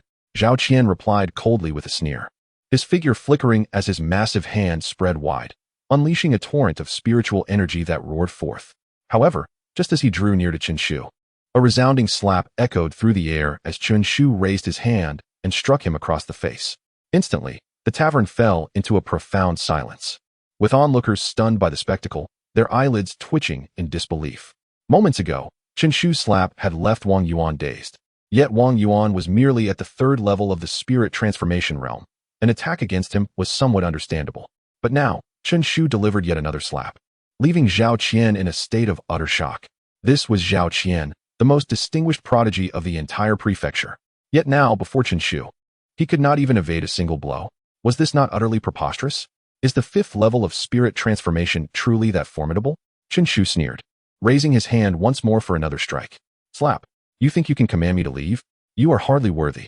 With another resounding slap, Zhao Qian, enraged, spat blood. He had clearly witnessed Chen Shu's movements, yet he was utterly unable to evade them, resigning himself to the relentless slaps that landed upon his face. You! Zhao Qian shouted, his voice filled with anguish. Yet before he could finish his exclamation, another crisp sound rang out. What of you? Do you relish meddling in affairs that do not concern you? The crowd, rendered speechless and trembling, gazed upon this scene with trepidation. Zhao Qian, the scion of the Zhao family, one of the 7 great clans, a genius of the 5th level of spirit transformation, was now entirely defenseless against Chen Shu's relentless onslaught. Begone! Chen Shu bellowed furiously, raising his hand for yet another blow. Slap! Zhao Qian, lacking any means of defense, was sent flying in response. Chapter 16, Shock Bang. The dull sound struck the hearts of all present, plunging the atmosphere into a sudden silence. Immediately, everyone turned their terrified gazes towards Chen Shu. He had actually struck Zhao Qian. It is important to note that Zhao, a formidable figure at the 5th level of the spirit transformation realm, had shown no power of resistance before Chen Shu. Just how strong is Chen Shu? How could he have achieved this? The Zhao family is one of the 7 prominent families in our capital, having invested immense resources to cultivate Zhao Qian. How could someone from the small town of Bianqing have emerged as such a formidable dragon? It is indeed terrifying. This country bumpkin is not to be trifled with. If he survives, given his talent, in 30 years, the Chen family might very well become one of the 7 prominent families of the capital. Whispers filled the air as the crowd's gaze towards Chen Shu shifted dramatically. A strong person commands respect. Though Chen Shu hails from Bianqing, his talent and power merit the respect of everyone present. Feng Ye stood in shock for a moment, then patted her small chest, her face lighting up with a radiant smile. She had been so frightened, thinking her elder brother would be bullied, yet he turned out to be so formidable. Even Zhao Qian of the 5th level of the spirit transformation realm was no match for him. You! Zhao Qian fell to the ground, covering his face. His eyes filled with venomous hatred as he glared at Chen Shu. He, the illustrious heir of the Zhao family, a genius with a 5th-tier cultivation talent, a leader among the younger generation of Tianyang Prefecture, had been humiliated by a country bumpkin, and in the most degrading manner, slapped in the face. Chen Shu, I swear I will make you pay? Zhao Qian hissed, madness etched across his face. Chen Shu looked down at him with disdain, unperturbed, and simply remarked, the facts speak for themselves. I truly have no place here, for you are unworthy to sit with me. You, arrogant. Chen Shu, you seek death. The crowd erupted in outrage at his words. They were all talented individuals of the capital. Each one had some background. Yet today, they had been scorned by a country bumpkin. Whoever disagrees with me, feel free to step forward. Chen Shu surveyed the room calmly. With just this remark, the atmosphere fell silent once more. It was absurd. Even the strongest, Zhao Qian, had been slapped. Who among the gathered dared to confront Chen Shu at this moment? Chen Shu chuckled softly, shaking his head. Just a bunch of self-important scions. I cannot be bothered. Having said that, he took Feng Ye by the hand and turned to leave. This gathering was indeed quite dull. He had no desire to remain any longer. As for the family report, he would handle it with his own means. Do not think that no one can deal with you. Remember, the capital is a place of hidden dragons and crouching tigers. A young man dressed in white spoke solemnly. Chen Shu continued his stride, calmly stating, whoever is unconvinced, come forth. I, Chen, await you. Such arrogance. Do you truly believe my Zhao family is without defenders? Zhao Qian replied coldly. Rest assured, tonight, my Zhao family will send someone to find you. I will see if you can maintain your bravado then as you do now. The Zhao family is about to make a move? Feng Ye halted, lifting her gaze to Chen Shu, uncertainty flickering in her eyes. The Zhao family is one of the 7 prominent families in the capital, and they hold the leading position. If the Zhao family truly intends to target my elder brother, he may be in grave danger. After all, while Zhao Qian is the Zhao family's heir, his strength is merely at the 5th level of spirit transformation. which is not particularly formidable. However, the Zhao family boasts powerful Xuanwu guardians, with countless experts at the 9th level of spirit transformation. Even a single one dispatched would render my elder brother powerless. Elder brother, why not return to the Feng family with me? Fengye suggested through gritted teeth. Though the Feng family pales in comparison to the Zhao family, it is likely that the Zhao family would not dare to act too brazenly there. No need, Chen Shu replied, affectionately patting Fengye's small head while shaking his head with a smile. At that moment, a sinister voice echoed, no need for the night to fall. What? After striking Zhao Xiao, you intend to leave? Such fortune is rare indeed. As the words rang out, a middle-aged man clad in a heavy cloak strode into the establishment, each step seemingly causing the entire tavern to tremble beneath him. A palpable aura of arrogance emanated from him. This man is of the 6th level of spirit transformation. Heavens! A 6th level spirit transformation expert has appeared. This is Zhao Fu, the Zhao family steward. I never expected him to arrive. He will undoubtedly stand up for Zhao Xiao. This spells doom for Chen Shu. Indeed, while Chen Shu is a prodigy, being only 16 or 17 years old, his realm is limited. To surpass Zhao Xiao is already at the pinnacle of his ability. There is no way he could contend with a 6th level spirit transformation expert. Chen Shu is destined to perish today. Everyone thought this incident had reached its conclusion, but they were taken aback by the Zhao family's swift arrival, their expressions quickly shifting to those of pity. Surely, Chen Shu must have neglected to check his fortune today. His luck is abysmal. Upon seeing this man, Zhao Qian's face instantly lit up with delight, and he exclaimed, Uncle Fu, you have arrived just in time. Teach him a proper lesson. To dare strike Zhao Xiao is tantamount to courting death. Come and claim his life. Zhao Fu reacted swiftly, a flash of murderous intent igniting in his eyes as he coldly declared, then unleashed a furious palm strike towards Chen Shu. Boom! The entire tavern erupted in chaos. Unable to withstand the wrath of a 6th level spirit transformation expert, with walls shattering one after another. The terrifying force of the palm surged through the space, instantly reducing all tables and chairs to dust. The onlookers turned pale, their gazes towards Zhao Fu filled with dread. In the realm of spirit transformation, each level represents a significant leap in power. Although Zhao Fu is only one level above Zhao Xiao, his combat prowess exceeds that of his junior by no less than tenfold. How could Chen Shu possibly withstand such a ferocious blow? Fengye's complexion drained of color in an instant. With a 6th level spirit transformation expert attacking, her elder brother is undoubtedly doomed. Instinctively, she moved to stand before Chen Shu. However, before she could react, Chen Shu's icy voice rang out. Get lost. In that moment, the crowd was left in shock as they witnessed Chen Shu suddenly sweep his sleeve, as if discarding refuse. This gesture was reminiscent of how he dealt with Wang Yuan. Does he truly intend to dismiss a 6th level spirit transformation expert with a mere flick of his sleeve? Has he lost his mind? Indeed. Although Chen Shu effortlessly cast aside Wang Yuan, the latter, merely at the 4th level of spiritual transformation, was incomparable to the individual before him, who had reached the 6th level of the same realm. With a resounding slap, the outcome appeared unchanged. In an instant, Zhao Fu, at the 6th level of spiritual transformation, was sent flying, crashing to the ground with a thud. All notions of ferocity and tempestuous techniques vanished without a trace, leaving only bewilderment in their wake. How could this be possible? Zhao Fu coughed up blood, exclaiming in astonishment that he, a formidable practitioner at the 6th level, had been so easily dismissed by a mere junior. The smile on Zhao Qian's face froze, as disbelief washed over him while he gazed at Chen Shu. How could someone so young possess the power to effortlessly defeat a 6th level practitioner? Was his own defeat not even the limit of this individual's capabilities? Was this person truly human? How could he be so terrifying? Chapter 17. The arrival of the Zhao family. You wretched little beast, you seek death. Zhao Fu declared, clutching his chest, his gaze fixed fiercely upon Chen Shu. Do you presume that with your 6th tier cultivation you can act with impunity? I swear, I shall slay you today. Kneel and apologize, and I may spare your life. Otherwise, kill me. As those words fell, a chill flickered in Chen Shu's eyes. With a cold smile, he vanished from sight. I doubt you can accomplish that. In an instant, he was at Zhao Fu's side, delivering a powerful punch. What? Zhao Fu's countenance paled. He had not anticipated that Chen Shu would dare to attack him. After all, he had the Zhao family backing him. Chen Shu, how audacious you are. Without hesitation, he hastily raised his hand to block the blow. Yet, how could he withstand Chen Shu's strike?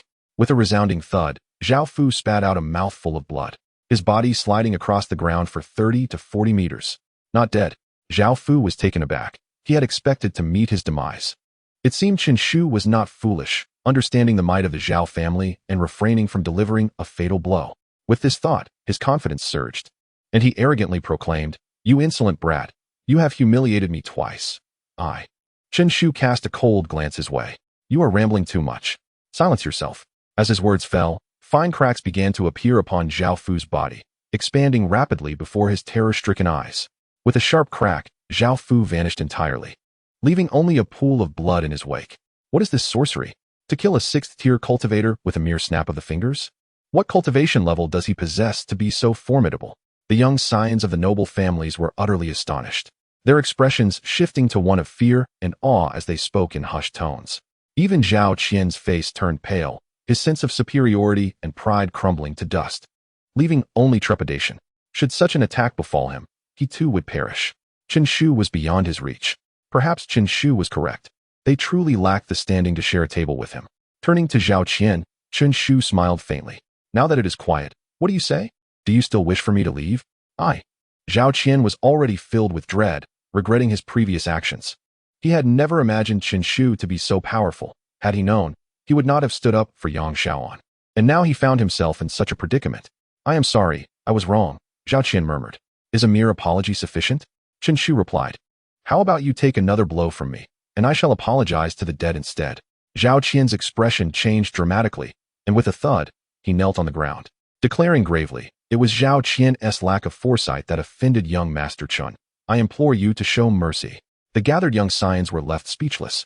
The illustrious heir of the Zhao family, a prodigy of exceptional talent and the future leader of the city, had knelt before a mere country bumpkin, begging for forgiveness. Yang Xiaoan stood amidst the crowd, his expression a tumultuous blend of emotions. It is worth noting that he had once possessed the opportunity to forge a brotherhood with Chen Shu, yet he had relinquished that chance. Suddenly, he found himself contemplating the folly of his decision. At that moment, Chen Shu's gaze turned toward him, a smile playing at the corners of his lips as he remarked, "Yang Xiaoan, it seems this predicament has arisen because of you. Will you not offer a response?" Yang Xiaoan instinctively took 2 steps back, trembling as he stammered, "What do you intend to do?" Chen Shu flicked his fingers dismissively and replied coolly, "I just delivered 23 slaps to Zhao Xiao. You, on the other hand, ought to reciprocate with at least 10-fold. However, in consideration of the camaraderie between our families, I shall round it up to an even 200 slaps, and we can consider this matter settled." 200 slaps? Yang Xiaoan's face contorted in despair. Inflicting that upon himself would surely tarnish his reputation irreparably in this circle. What? Unable to accomplish that? Shall I lend you a hand? I can do it. I can do it. Yang Xiaoan gritted his teeth, closed his eyes, and suddenly struck his own face with a resounding slap. Smack, smack, smack. As he bore witness to Yang Xiaoan's self-inflicted punishment of 200 slaps, Chen Shu chose not to utter another word, bidding farewell to Fengye before departing the establishment. Behind him lingered a multitude of complex gazes. One individual had managed to stifle the younger generation's breath. In all of Tianyang City, only Chen Shu stood unparalleled. This country bumpkin had imparted a harsh lesson upon them. Meanwhile, Yang Xiaoan's face, swollen and distorted, seethed with resentment as he coldly declared, "I admit Chen Shu is formidable. Should he mature, he will undoubtedly become a powerful adversary. However, having crossed the Zhao family, his demise is inevitable." In Tianyang City, the Zhao family reigns supreme. Upon hearing these words, the others regained their composure, nodding in agreement, some letting out soft sighs. Alas, Chen Shu is far too ostentatious. He fails to conceal his brilliance. And it seems he is destined for calamity. With the Zhao family's influence, it is likely we shall hear no more of Chen Shu after tomorrow. A fleeting moment of glory. What a pity. On the path ahead, Chen Shu abruptly halted, and moments later, a thunderous roar erupted. "Chen Shu, come forth and meet your demise." In an instant, a figure clad in black surged forward, exuding an aura of anger and dominance. Step, accompanied by heavy footsteps. A man with piercing hawk-like eyes emerged, chillingly fixated on Chen Shu. To dare harm a member of the Zhao family is sheer audacity. Kneel and accept your fate. Zhao Chen waved his sleeve with an air of haughty superiority. Kneel and accept my fate? Chen Shu, with his hands clasped behind his back, scoffed. Zhao Qian uttered similar words, yet he received a slap from me. Zhao Fu also spoke in kind, only to meet his end. I must admit, your family's talent for boasting is indeed a hereditary trait. Humph, I am not to be compared with that waste Zhao Fu. Zhao Chun proclaimed arrogantly. disdain dripping from his words. Zhao Fu had merely reached the 6th level of spirit transformation, a mere steward of the Zhao family, while I have attained the 9th level. In Tianyang City, one is regarded as a notable figure, is it not? Chen Shu stretched languidly and remarked nonchalantly, then allow me to see how you differ from them. As you wish. With that, Zhao Chen's figure flickered as he soared majestically above Chen Shu, delivering a forceful strike with his palm. The yellow-rank high-grade martial art, Gale Palm. The howling winds surged forth, instantly transforming the entire street into a scene of ominous foreboding. With shallow fissures appearing on the ground. Within his palm, spiritual power surged forth, radiating a blinding light akin to the blazing sun, charging toward Chen Shu. Die! Zhao Chun commanded coldly, believing that a single strike would suffice to end Chen Shu's life, to compel him to lower himself to act. Chen Shu must have been deserving of such a fate. Merely a trivial skill. Chen Shu's expression remained unchanged as he awaited Zhao Chen's approach. Subsequently, he brought his fingers together, forming them into a blade, and thrust forward. A piercing sound resonated through the air. In an instant, to Zhao Chen's astonishment, the Gale Palm, which he had summoned with all his might, shattered as easily as fragile paper. How could this be? Zhao Chen exclaimed in shock, attempting to retreat. Yet, before he could make a move, the formless sword zipped past, severing his palm and sending it tumbling to the ground. Ah! Zhao Chen clutched his severed hand, letting out a chilling scream, his eyes filled with terror. This youth, wielding his fingers as a sword, had just severed his hand? Chapter 18. The Zhao family. How could this be possible?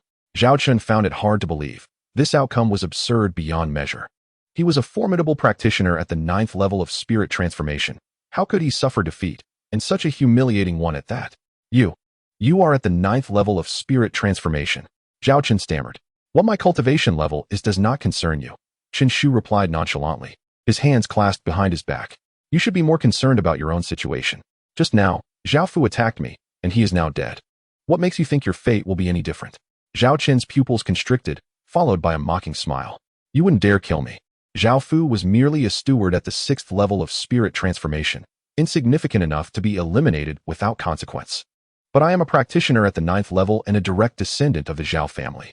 If you kill me, you will face dire repercussions. Surely, you are aware of how formidable the Zhao family is? When angered, they are a force you cannot withstand, a power capable of dictating your very life. Zhao Chun gripped his severed hand tightly, his gaze dark and laced with derision as he stared at Chen Shu. What if you manage to defeat me? I have the Zhao family standing behind me. Defeating me does not mean you would dare to kill me. If you know what is good for you, you will kneel and apologize, seeking my forgiveness. Serve me, and I shall grant you mercy. Otherwise, you talk too much. Chen Shu interrupted coldly, his voice devoid of warmth. With that, he raised his hand once more, pointing forward. A sharp surge of sword energy began to coalesce at his fingertip. You dare not kill me? Watch closely. As the words left his lips, the sword energy shot forth like a beam of light. You dare! Zhao Chen screamed. A chill running down his spine, his body hair standing on end, his eyes wide with terror. Chen Shu was actually going to strike. Without a moment's hesitation, he summoned all his strength, channeling his spiritual energy as if it were a tidal wave, transforming it into an ancient cauldron in a desperate attempt to block Chen Shu's assault. Yet, under the blade of the god-slaying sword, who could escape death? Clang! The crisp sound resonated as the sword light flashed, slicing directly at Zhao Chen's neck. Do you understand the consequences of killing me? Zhao Chen gasped, clutching his neck tightly. If I spare you, will you let me go? Chen Shu asked. No, so whether I kill you or not, the outcome remains unchanged.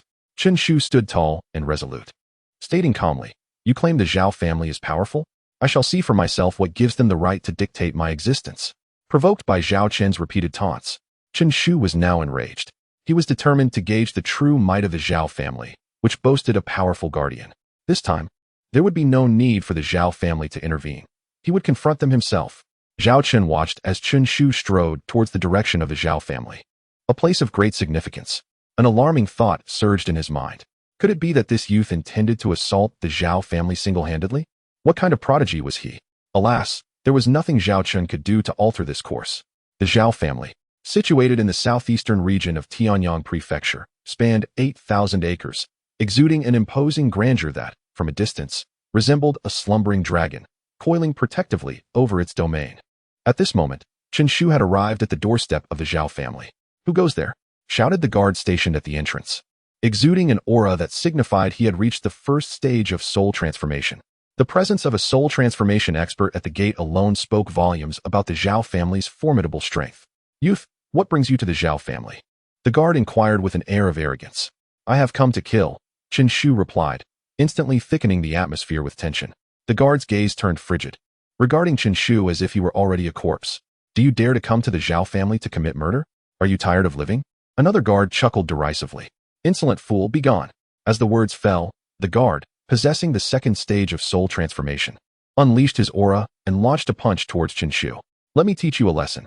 You clearly do not understand your own insignificance. Bang. Before the guard could finish his sentence, he was sent flying, crashing against the Zhao family's grand doors with a resounding thud. Chen Shu, unfazed, continued to advance. Do you know where you are?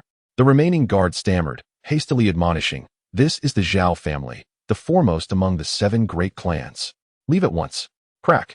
In a flash, Chen Shu's hand shot out and seized the guard by the throat. With an indifferent tone, he declared, it is the Zhao family members I intend to slay. As soon as he spoke, Chen Shu exerted force, slamming the guard against the Zhao family's door. Boom. A thunderous roar erupted. In an instant, countless powerful auras surged from within the Zhao family. Who dares to act so recklessly at the Zhao family? A steady voice resonated, and the grand doors swung open with a crash. Beyond the entrance, figures emanating an overwhelming presence emerged, their cold gazes fixed upon Chen Shu, effectively sealing off all his avenues of retreat. At the forefront stood a man clad in resplendent robes, radiating a fearsome brilliance that was almost blinding. This individual was none other than Zhao Minghu, the current head of the Zhao family. Zhao Minghu scrutinized Chen Shu with an inscrutable expression, furrowing his brow as he asked, who are you, young one? Have you lost your sanity? As the head of the Zhao family, his ability to assess situations was undoubtedly keen. Observing Chen Shu's calm demeanor after striking a guard, he surmised that he was either deranged or exceptionally confident. Do you comprehend the gravity of your offense in assaulting the doors of the Zhao family? Reveal your sect or lineage, and I may consider sparing your life. Zhao Minghu stated coldly. Chen Shu raised his head and replied nonchalantly, I have already stated, I come to kill. Since I am to kill, what does it matter to me about crashing through the Zhao family's door? Very well, then no one shall save you. Having reached this point in the conversation, Zhao Minghu had fully categorized Chen Shu as a troublemaker and felt no need to treat him with courtesy. His gaze turned icy, and with authority, he pronounced, I am curious to know whom you intend to kill. Is it me you seek to slay? At this assertion, even Zhao Minghu found himself amused. As the head of the Zhao family, with his cultivation having reached the Xuanwu realm, he believed Chen Shu, in his delusion, would not dare to show him any disrespect. You? Chen Shu cast a fleeting glance at Zhao Minghu, contemplated for a moment, and reluctantly stated, a mere first level of Xuanwu. I suppose it could be considered somewhat formidable. A mere first level of Xuanwu? Somewhat formidable? Zhao Minghu was taken aback for a moment, only for his face to darken with fury, his entire body trembling with anger as he coldly replied, Heh, what an arrogant junior. Today, I shall witness how you intend to kill me. Go, break his dog legs. No sooner had he spoken than 2 figures emerged in response, revealing their cultivation at the 8th level of transformation spirit, and they lunged at Chen Shu with 2 powerful strikes. The onlookers regarded Chen Shu with a mix of intrigue and derision, their expressions revealing mockery as they thought to themselves that Chen Shu was not merely mad, but utterly deranged. Heh, this young man dares to utter such words in front of the family head. He is truly courting death. He is already doomed. With the family head's wrath, no one can save him. Bang! Just as these thoughts were exchanged, the 2 figures were sent flying, crashing at Zhao Minghu's feet, lifeless. Indeed, those were the very 2 who had attempted to assail Chen Shu. In but a single move, 2 practitioners of the 8th level of transformation spirit were vanquished. Chen Shu dusted off his hands, turned his gaze towards Zhao Minghu, and calmly remarked, perhaps it is best if you take the matter into your own hands. Mere 8th level transformation spirits are not worthy to break my legs. Chapter 19. The Xuanwu Realm. Zhao Minghu pointed at Chen Shu, his voice a thunderous roar filled with disbelief. He had not anticipated the sheer strength of Chen Shu, nor could he fathom the audacity of Chen Shu to kill before him. What boldness! No wonder you dare to provoke the Zhao family. I underestimated you. Patriarch, allow me to confront him. A towering figure stepped forward, exuding a fierce demeanor. Boom, boom, boom. As he advanced, the ground trembled beneath him, the cobblestones cracking under the force of his presence. Those around him displayed expressions of shock. Zhao Yan, a 9th layer of spirit transformation. It was rumored that he had withstood 3 moves under the Patriarch's command without defeat. Indeed, I have witnessed him tear apart a ninth layer of spirit transformation with my own eyes. That young man is surely doomed now. Zhao Yan's muscles bulged like mountains, emanating an overwhelming aura that signified his mastery at the ninth layer of spirit transformation. Aren't you arrogant? If you have the courage, come and try to kill me. With a thunderous roar, Zhao Yan unleashed the full extent of his power, a staggering force of tens of thousands of pounds, directed towards Qin Shu. If that punch landed, it would reduce a small mountain to dust. A superior yellow-tier martial art, the crushing fist. Crack. The ground could no longer withstand the assault, splintering into debris. While a vacuum formed before Qin Shu, all spiritual energy being siphoned away by the might of the punch. Beside him, Zhao Menghu nodded in approval, remarking, Zhao Yan's crushing fist has been honed quite well. At that very moment, Qin Shu's gaze shifted slightly as he calmly stated, since you wish to meet your demise, I shall oblige. In the next instant, Qin Shu suddenly struck, and all present beheld a glimmer of cold light slicing through the air, directly aimed at Zhao Yan's throat. Sizzle. The sharp sound of friction echoed. Zhao Yan's pupils constricted as he hastily retreated. Then, to the horror of the onlookers, they saw blood spraying from Zhao Yan's throat. Zhao Yan clutched his throat in despair, unable to stem the flow of crimson life. Thud. The massive figure collapsed to the ground. The ninth layer of spirit transformation. Defeated in a single move. Hiss. How terrifying. Is this young man truly so powerful that even a ninth layer of spirit transformation cannot withstand him? At this moment, the Zhao family members were gripped by fear, their disbelief palpable. Zhao Yan, a prominent figure within the Zhao family, had proven utterly defenseless against Qin Shu. Do not panic. This young man's strength is indeed formidable, but he has yet to surpass the spirit transformation realm, Zhao Menghu asserted, his voice laced with unwavering confidence. He was a Xuanwu strongman. Should he wish to eliminate Zhao Yan, it would be child's play. Thus, in his eyes, Qin Shu did not appear particularly fearsome. Nevertheless, Qin Shu's act of murder had undoubtedly provoked his ire. Glaring at Qin Shu, Zhao Menghu declared ominously, I know not your reasons for coming to the Zhao family to kill, but today, you shall die. Kneel and accept your fate. Qin Shu shook his head, a smile playing on his lips. As expected of the Zhao family, your tone is remarkably similar. Just moments ago, Zhao Fu spoke in such a manner, and consequently, he met his demise. Zhao Qin uttered similar words, and he too perished. Now, you dare to speak in the same vein. As he spoke, Qin Shu took another step forward and coolly inquired, will you live or die? Preposterous. Before Zhao Menghu could express his fury, numerous figures flickered into existence, encircling Qin Shu from all directions, their voices rising in a chorus of indignation. Among them, over 30 possessed the formidable strength of the ninth layer of spirit transformation. This overwhelming might could effortlessly obliterate Baiyun City countless times over. Those who dare to slay members of the Zhao family shall pay with their lives today, declared a cold voice from a ninth layer expert. Kill. Let us strike together and eliminate this boy. No matter how strong he is not a Xuanwu expert. Together, we can vanquish him. A terrifying aura surged forth as the fierce Zhao family members unleashed their mightiest martial skills upon Qin Shu. The air trembled with the fearsome intensity of their energy, causing the very space around them to resonate with thunderous sounds.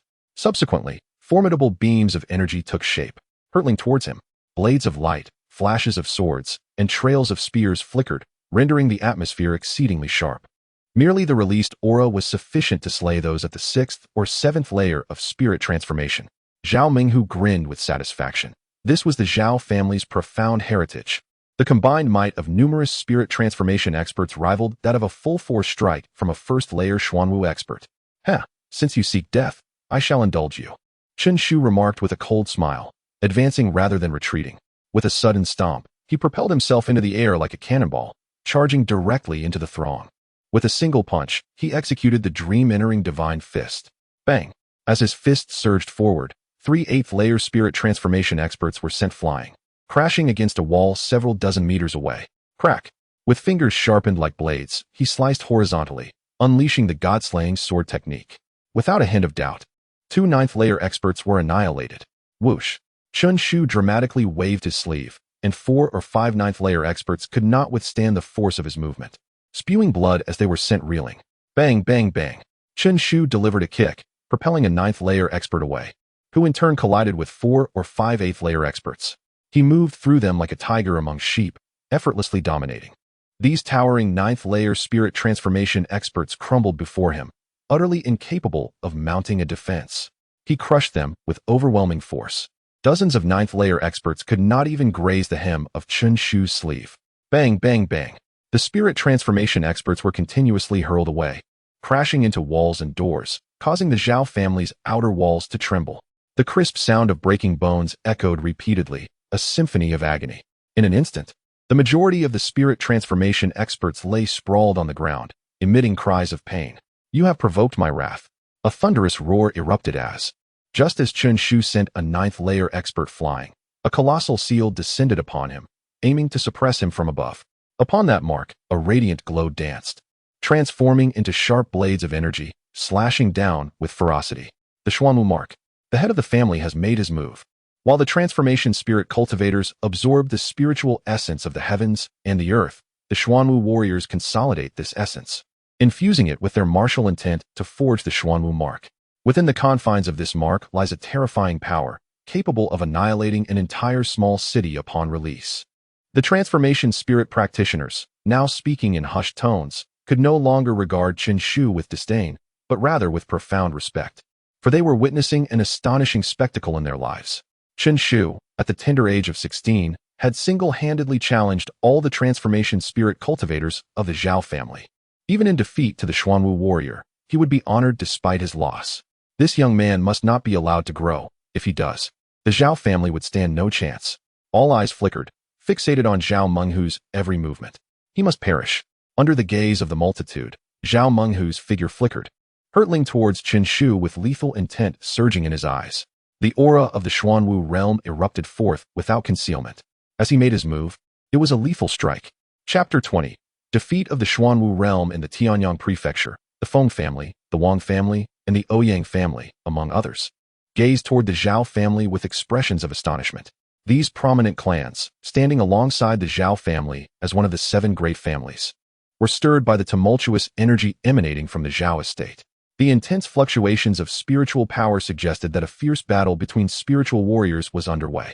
An elder from the Wang family murmured in disbelief. How could the Zhao family, having thrived for so long, provoke a conflict? Could it be another powerful force from a different city? Regardless of who it is, they are undoubtedly a formidable entity. Whispers of shock passed through the other families. The Zhao family had dominated Tianyang prefecture for over 5 centuries, their foundation immensely deep, while this mysterious force dared to confront them, indicating their strength was not to be underestimated. At the moment Zhao Menghu unleashed the Xuanwu seal, the entire Tianyang prefecture trembled. A Xuanwu expert had taken action. The heavens compelled a Xuanwu realm warrior to personally engage in battle. Such a colossal clash, what could have instigated it? The countenances of all present shifted dramatically. An expert of the Xuanwu realm possessed the power to determine the fate of all. Such force was rarely summoned unless in a life-or-death struggle. When had the Zhao family attracted such a terrifying adversary? The head of the Feng family pondered in confusion. Beside him, however, a subtle smile graced Fengye's delicate features. The Zhao family had stirred a formidable enemy. This was fortuitous, as it meant they would not target her elder brother, ensuring his safety. Oh, may that formidable being thoroughly vanquish the Zhao family. Fengye clenched her fists, silently cheering for the assailant against the Zhao family. At the Zhao estate, chaos reigned. The ground lay in ruins, scattered with remnants of the fierce battle. Even the imposing gates of the Zhao family bore gaping holes of various sizes. Xuanwu seal suppressed them.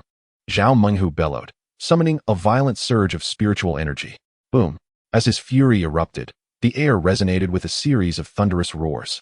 To warrant my full power is indeed an honor, Zhao Menghu declared coldly, his cultivation erupting forth, embodying the ferocity of a raging tiger, exuding dominance.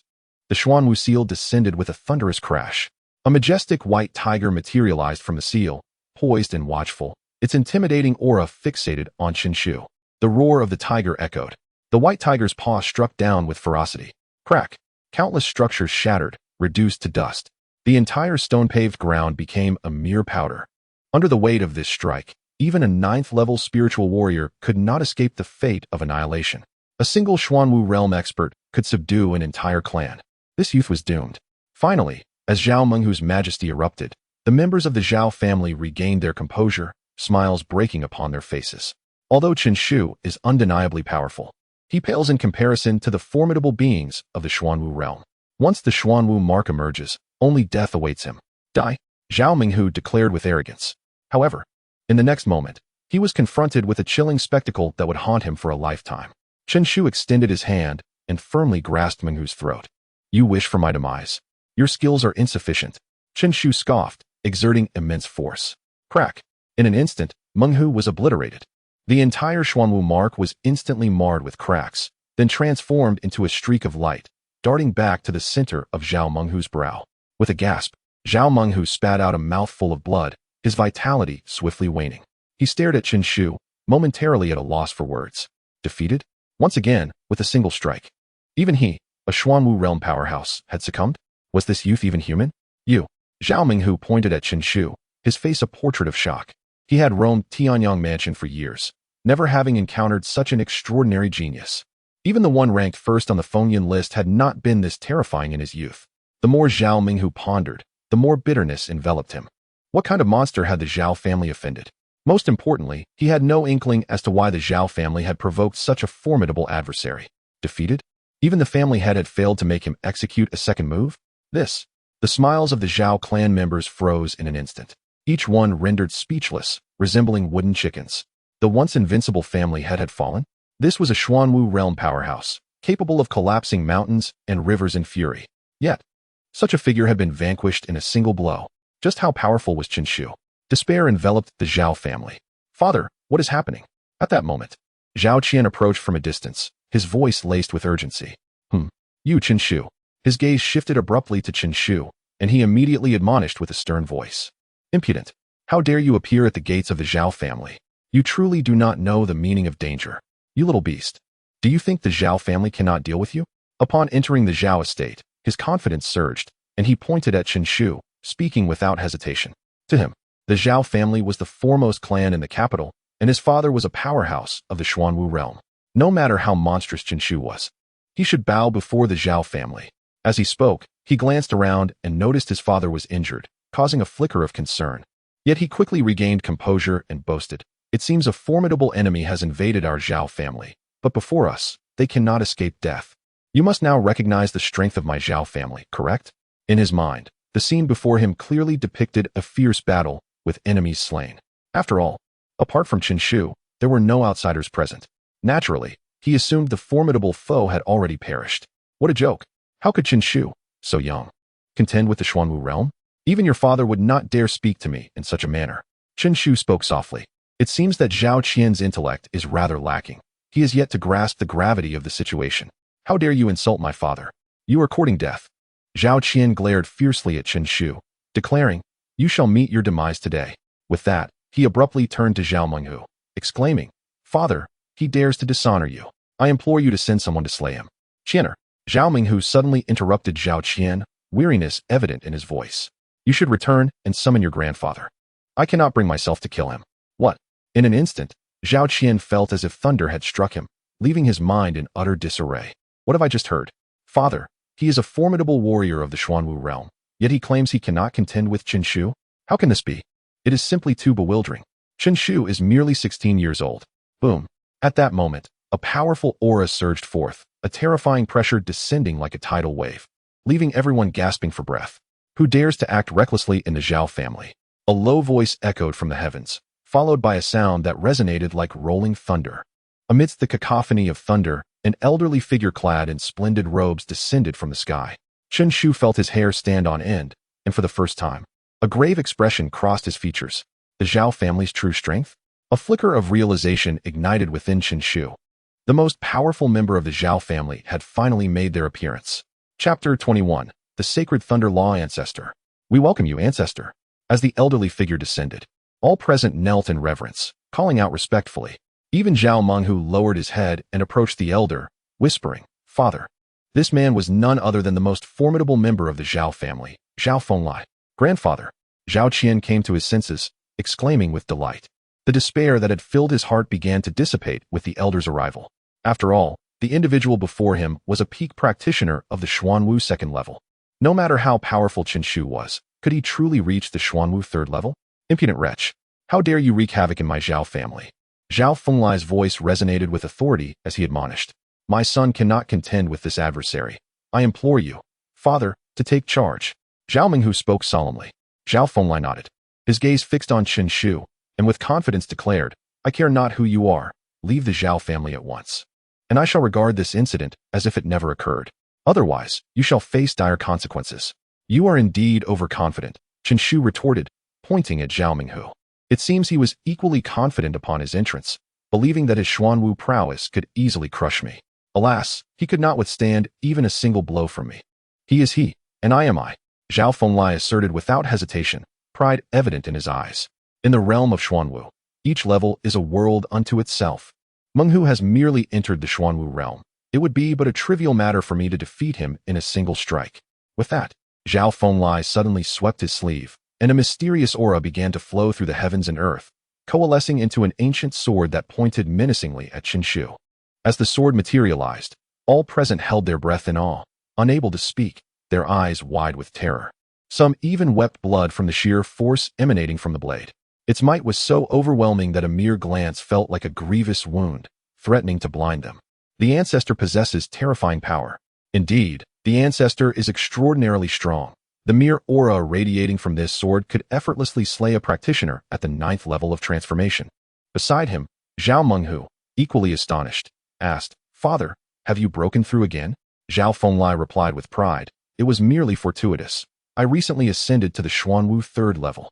The revelation of the Xuanwu 3rd level was enough to leave everyone astounded. Xuanwu 3rd level. Zhao Minghu trembled with excitement. The gap between the 2nd and 3rd levels, though only one tier, represented an amplification of strength by tenfold or more. Excellent. Heaven has not forsaken the Zhao family. Zhao Minghu laughed heartily, turning to Chen Shu and stating, "You are Chen Shu, correct? I recognize your formidable strength. If you were to join the Zhao family, we shall overlook today's events. Otherwise, today shall mark your demise. You speak too much." Chen Shu scoffed, and with those words, his figure flickered and surged forward, delivering a powerful punch. Dream entering divine fist. As he unleashed his full power, a terrifying aura surged forth from his being. Xuanwu 1st level. Indeed, it is the Xuanwu 1st level. Beside him, Zhao Fenglai exhaled a sigh of relief. With a swift motion of his sleeve, he intended to shield Zhao Menghu from Chen Shu's assault. He smiled confidently and remarked, "Chen Shu, Menghu is right. Should you choose to join the Zhao family, I would gladly take you under my wing as my disciple. You must understand, ascending beyond the Xuanwu realm is an arduous endeavor. With my guidance, your progress will be swift. In no more than a decade, you shall surpass me." Boom. A sudden explosion resonated near his sleeve, and in an instant, his garment was torn apart. Chen Shu's fist struck Zhao Minghu's chest with unwavering momentum. Bang! Zhao Minghu was instantly propelled back several hundred meters. With a firm step forward, Chen Shu grinned and said, "You cannot hinder my retribution, and as for your teachings, I shall politely decline. You seek death." Zhao Fenglai was instantly incensed, his icy gaze fixed on Chen Shu as he spoke in a low, measured tone. To strike his son before his very eyes was a blatant affront to his authority. Thus, he resolved to teach Chen Shu a lesson. Low-grade Xian tier martial art, illusory palm. Zhao Fenglai bellowed, his entire being resonating with intense Xian energy. Suddenly, he thrust his hand forward, a massive palm imprint forming and hurtling towards Chen Shu. Such trivial skills dare to present themselves. Chen Shu scoffed disdainfully, his indifference palpable as he coldly observed the enlarging palm imprint. With a decisive step forward, he stomped down vigorously. Crack! Crack! The palm imprint shattered before it even neared Chen Shu. What? Zhao Fenglai's expression changed dramatically, a wave of shock coursing through him. He, at the 3rd level of the Xuanwu realm, unleashed his full strength, yet was utterly dispelled by a mere 1st-level Xuanwu. He knew well that even among those of the same realm, one would typically avoid or exert their utmost effort to block such a strike, lest they underestimate its power. And yet, Chen Shu merely stepped forward and dispersed his palm energy. When did the 1st level of Xuanwu become so formidable? Could it be that the 3rd level of Xuanwu is this weak? If your strength is merely this, the Zhao family shall be eradicated today. Chen Shu chuckled softly, a flicker of pride flashing through his heart. The Xuanwu realm's techniques are of utmost importance, as they directly influence combat strength. For instance, a low-grade technique can enhance one's power by a factor of 1, a mid-grade by 2, and a high-grade by 3, and so forth. Moreover, there is the matter of innate talent. Each tier of talent further amplifies combat prowess exponentially. Zhao Fenglai, practicing a high-grade technique, the Wind and Thunder Decision, can amplify his strength threefold, coupled with his 5th-tier talent, which adds an additional 5-fold enhancement, leading to a cumulative increase of 8 times. In contrast, he practices a sacred technique, theoretically capable of amplifying strength by 100 times. With a first-tier talent, his combat enhancement reaches an astounding 101 times. Of course, the Thunder Sacred method is profoundly intricate, and though he has not fully mastered it, achieving an enhancement exceeding 50 times is well within his grasp. This is the confidence that emboldens him to confront the Zhao family alone. If that is the case, allow me to demonstrate the might of the third level of Xuanwu. With a resounding shout, Zhao Fenglai was suddenly enveloped by a dense aura of invisible sword energy. Countless streams of sword energy surged and spiraled around him, capable of delivering sharp and incisive strikes, while simultaneously transforming into an impenetrable defensive force, shielding Zhao Fenglai from incoming attacks. Before him, the ancient sword emitted a clear, resonant sound. Suddenly, Zhao Fenglai grasped the sword, his figure gliding through the air, and in the blink of an eye, he appeared before Qin Shu, delivering a decisive slash. The unmatched sword energy crisscrossed. Even before the sword energy reached the ground, it had already carved a bottomless chasm into the earth. Qin Shu raised an eyebrow, suddenly uttering a cold command. Sword come. As the words fell, a long sword descended into his grasp. With the sword in hand, Qin Shu's demeanor transformed. He stomped forcefully, executing a strike through the air. Crack! The long sword swept across, causing Zhao Fenglai's ancient sword to shatter explosively. How is this possible? Zhao Fenglai was taken aback, never expecting the ancient sword, forged from condensed mystic energy, to fracture. He hurriedly exclaimed, "Guard the sword energy, protect me." Buzzing, countless sword energies erupted, incessantly swirling, emanating a formidable protective force. Flash! Qin Shu commanded coldly, the long sword descending without hesitation in a fierce attack. The sword in his hand shattered with a resounding crack. In stark contrast, Zhao Fenglai found all his protective sword energies obliterated, and he was sent hurtling backward in an instant. With a single strike, he had defeated the third level of Xuanwu. Qin Shu's gaze was one of disdain as he calmly declared, "Is there anyone else?" Chapter 22. The Zhao family surrender. The members of the Zhao family stood in stunned silence, gazing at the imposing figure of Qin Shu. In this moment, he appeared to them as a celestial being, invincible and majestic. Zhao Qian felt as though he had been struck by a heavy blow, retreating step by step. His face drained of color.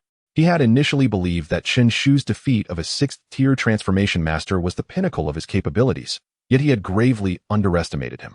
A 9th-tier transformation master had been vanquished, and even a formidable 3rd-tier master from the Xuanwu realm had failed. Remarkably, even his grandfather, ranked as the 2nd strongest in Tianyang Prefecture, had been forced to retreat with a single strike. It must be noted that his grandfather was a force to be reckoned with. Qin Shu had single-handedly dismantled the Zhao family's centuries-old foundation. How could Qin Shu possess such extraordinary strength? Was he even human? Suddenly, an overwhelming sense of regret surged within Zhao Qian. Had he not intervened on behalf of Yang Shaoan, today's humiliation could have been avoided. The Zhao family would not be facing such calamity. Who dares to speak now? Qin Shu inquired, hands clasped behind his back, his white attire billowing with an air of pride. No one responded. Even the mightiest 3rd-tier master of the Xuanwu realm had been defeated. The foremost family of Tianyang Prefecture was utterly powerless against Qin Shu. This young man from the countryside had proven his exceptional prowess in a single battle. Qin Shu directed his gaze at Zhao Qian, speaking with a measured tone. The esteemed Zhao family you once deemed invincible seems rather ordinary. Did you not proclaim that the Zhao family would eliminate me? Pray tell, who is to be extinguished today? Qin Shu you. Zhao Qian instinctively retreated 2 steps, his pallor betraying his fear. I was wrong. I truly realize my error. I beseech you to spare the Zhao family. Now you seek forgiveness? Qin Shu scoffed coldly. Did you ever contemplate sparing me when you sought my life? Zhao Qian faltered. At that time, bolstered by the Zhao family's support, how could he have considered showing mercy to Qin Shu? To him, he was the young master of the Zhao family, the future leader of Tianyang Prefecture, while Qin Shu was merely a country bumpkin. The disparity between their statuses was vast. On what grounds do you now expect my clemency? Qin Shu smiled, his expression suddenly turning icy. He raised his hand, and an ancient sword materialized before him. The sword hummed ominously, exuding a terrifying aura that chilled even the strongest 9th-tier transformation masters to the core. This was the true extent of Qin Shu's power. He need not lift a finger. A mere thought could obliterate us. A trembling voice from one of the 9th-tier masters echoed the realization. They had once mocked Qin Shu for daring to offend the Zhao family, but now they understood that, in Qin Shu's eyes, they were no more significant than ants. A true dragon would never concern itself with the thoughts of mere insects. Alas, young Master Chun, one should exercise mercy when possible, Zhao Fenglai murmured, his face reflecting utter defeat. Please, grant us our lives. The Zhao family is willing to submit to you and will obey your commands henceforth. Huh, a mere band of defeated foes. Why would I need you? Chen Shu responded, indifferent, yet still compelled to act. The words spoken were pleasing to the ear. However, should a formidable adversary arise, it is likely that the Zhao family would be the first to flee. I possess considerable strength, able to traverse the heavens and earth at will, without the need for subordinates. Chen Shu shook his head in refusal. Zhao Fenglai's expression darkened. Chen Shu's assertion was indeed valid, for with his prowess, he had no need for their assistance. An overwhelming sense of despair surged within him. It appeared that the Zhao family was doomed today. At that moment, a spark of inspiration ignited in Zhao Qian's mind, and he suddenly declared, Chen Shu, has not your Qin family offended the two major sects? We, the Zhao family, are willing to become your guardians. Should they dare to act against you, we shall hold them accountable. Furthermore, I have heard that they intend to obstruct your registration process. The Zhao family can also intervene to resolve these matters for you. Zhao Qian looked earnestly at Chen Shu, sincerely stating, you are destined to soar like a great dragon in the skies, not to be confined within the small pond of Tianyang Prefecture. If you spare our lives today, the Zhao family will take care of these trifles, ensuring you have no concerns. Beside him, Zhao Fenglai spoke solemnly. Young Master Chun, Zhao Qian speaks the truth. My Zhao family has held dominion over Tianyang Prefecture for centuries. We possess some influence. Moreover, should you truly annihilate us, the higher authorities would not stand idly by, for we are a registered family under the protection of the dynasty. While a Xuanwu realm expert may be formidable within Tianyang Prefecture, they are but insignificant within the broader imperial context, a fact of which I trust young Master Chun is aware. I do not intend to threaten you, but rather to consider your position. While you may evade the imperial envoy due to your strength, your family lacks such power. Should an envoy truly arrive, they would be met with calamity and a bloodbath. With a thud, Zhao Fenglai knelt before Chen Shu, his voice heavy with urgency. I implore you, young Master Chun, spare my family. A chill swept through the room. The elders gasped in disbelief. A formidable Xuanwu realm practitioner humbling himself before a mere junior. A sigh echoed in the air as Zhao Minghu, who had just regained his senses, staggered forward and knelt before Chen Shu, confessing, it is I, Zhao Minghu, who has failed to instruct my son properly, causing offense to the true dragon. I am willing to bear any consequences. I merely beseech you to spare my family. A flicker of contemplation crossed Chen Shu's eyes. Zhao Fenglai's words held some merit. While exterminating the Zhao family might provide momentary satisfaction, the repercussions were beyond the Chun family's capacity to bear. After a long pause, he nodded, then let it be as you suggest. By the way, I plan to report to the family tomorrow. You may handle the arrangements. With that, Chen Shu turned to leave. Yes, we shall see you off, young Master Chen. Behind him, everyone bowed respectfully. Little did the outsiders know, that night, the heavens over Tianyang Prefecture had irrevocably changed. Inside the inn, upon Chen Shu's return, Chen Fa approached him, eyes gleaming with anticipation. Chen Shu, how was it? Did you enjoy the gathering you attended? Chen Shu nodded, a smile gracing his lips. It was splendid. Father, rest assured. I have made the acquaintance of several distinguished young scions, and I have even engaged in delightful conversation with Zhao Qian, the young master of the Zhao family. He has promised to assist us tomorrow in resolving the matter of the family report. Is that so? You have actually conversed with the young master of the Zhao family? Chen Fa was overjoyed. He had certainly heard of Zhao Qian's esteemed reputation, and the Zhao family was renowned far and wide.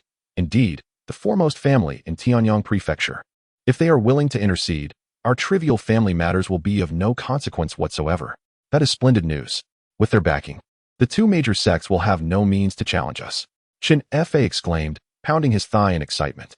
Observing Chen Fa's enthusiasm, Chen Shu could not help but smile, his lips curving upward.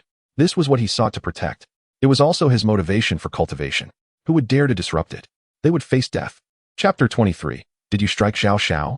As dawn broke, Chen Shu and his companion made their way towards the government office. The edifice, situated at the heart of Tianyang Prefecture, stood tall and imposing, commanding respect from all surrounding structures, none of which dared to rival its height. This was the official government, and ostensibly, every family within Tianyang Prefecture was under its jurisdiction. Chen Fa gazed upon the magnificent building and quietly explained to Chen Shu that the government functioned independently of familial ties, directly governed by the imperial dynasty. thus representing the most formidable force within the prefecture. Although the Zhao family held the esteemed title of the foremost clan, the strength of its patriarch, Zhao Fenglai, was eclipsed, ranking only second within Tianyang. This was primarily due to the prefectural master residing within the government office, an individual dispatched from above, whose cultivation had ascended to the 4th level of the Xuanwu realm. Let us proceed inside. May fortune favor us today, Chen Fa remarked with a smile, though a flicker of concern lingered in his eyes. Despite Qin Shu's assurance that the young master of the Zhao family would intervene on their behalf, he remained apprehensive. After all, two formidable sects were orchestrating obstacles. Would the Zhao family risk offending such powerful entities for the sake of a minor clan like the Qin family? Such a notion seemed rather implausible. Master Yang, you have arrived. As they stepped into the government office, a sycophantic voice greeted them, revealing a familiar face, Yang Che. You both are quite early, Yang Che remarked, a smirk playing on his lips as he regarded Qin Fa with a hint of disdain. Master Yang, do you know them?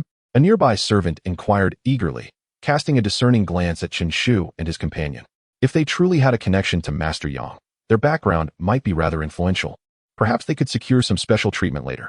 I do not, Yang Che replied coldly, as if delivering a decree. Furthermore, ensure that you scrutinize thoroughly. No one is to receive special privileges. We serve the imperial dynasty and must uphold the rules. As he spoke, he cast a triumphant glance at Qin Fa, relishing in his perceived superiority. Dare to challenge me, and I shall show you the true power of authority. Upon hearing this, Qin Fa's expression paled. Oh, the servant, quick-witted, assessed Qin Fa with a sly smile, saying, Rest assured, master, I shall adhere to your instructions. No one shall receive any special favors. Indeed, Yang Che nodded imperiously, preparing to depart. Qin Fa quickly interjected, Yang Che, we have ties with the Zhao family. Do not overstep your bounds. Young Master Zhao will arrive shortly to handle our registration. What? Young Master Zhao? The servant's demeanor shifted dramatically, exclaiming in shock. The reputation of young Master Zhao was known throughout Tianyang Prefecture. In comparison, Yang Che was insignificant. If he truly came to support these two, matters would become quite complicated. What have I just heard? Upon hearing this, Yang Che erupted into laughter, as though he had heard the most absurd joke. You claim that young Master Zhao would come to assist you with your registration? That truly cracks me up. As he spoke, his gaze turned towards Qin Shu, and he let out a hearty laugh. It seems you haven't informed your father about your altercation with young Master Zhao. TSK, I must commend your audacity. After assaulting someone, you dare to boast that Zhao will assist you in filing a report? What a bold imagination you possess. Perhaps you should return home and indulge in your grand daydreams. Oh, but you might not have many nights left to sleep. It wouldn't be surprising if the Zhao family sends someone to claim your life soon. Evidently, Yang Shaoan had already informed him of Qin Shu injuring Zhao Qian in the tavern. What? Qin Fa felt as if he had been struck a heavy blow. His complexion turned pale, and he looked at Qin Shu in disbelief. This lad actually dared to strike young Master Zhao? Has he lost his mind? How could he commit such a reckless act? After all, he is the foremost young master of Tianyang Prefecture. Is what Yang Che said true? Qin Fa's lips trembled uncontrollably as he whispered. Yes, Qin Shu nodded in affirmation. Qin Fa was instantly enveloped in despair. Without uttering another word, he seized Qin Shu, ready to flee. Let us hurry and escape. We must run as far as we can before the Zhao family arrives. Now you wish to flee? I fear it won't be that simple.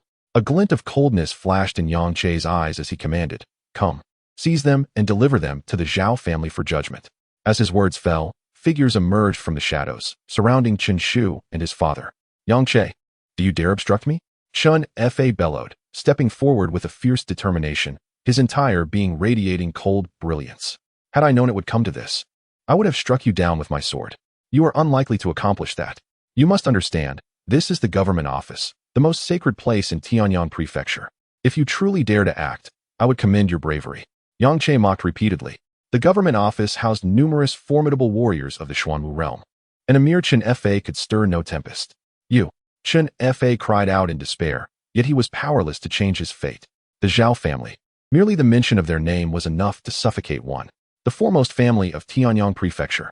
Should such a family become enraged, they would face utter annihilation. There would be no escape.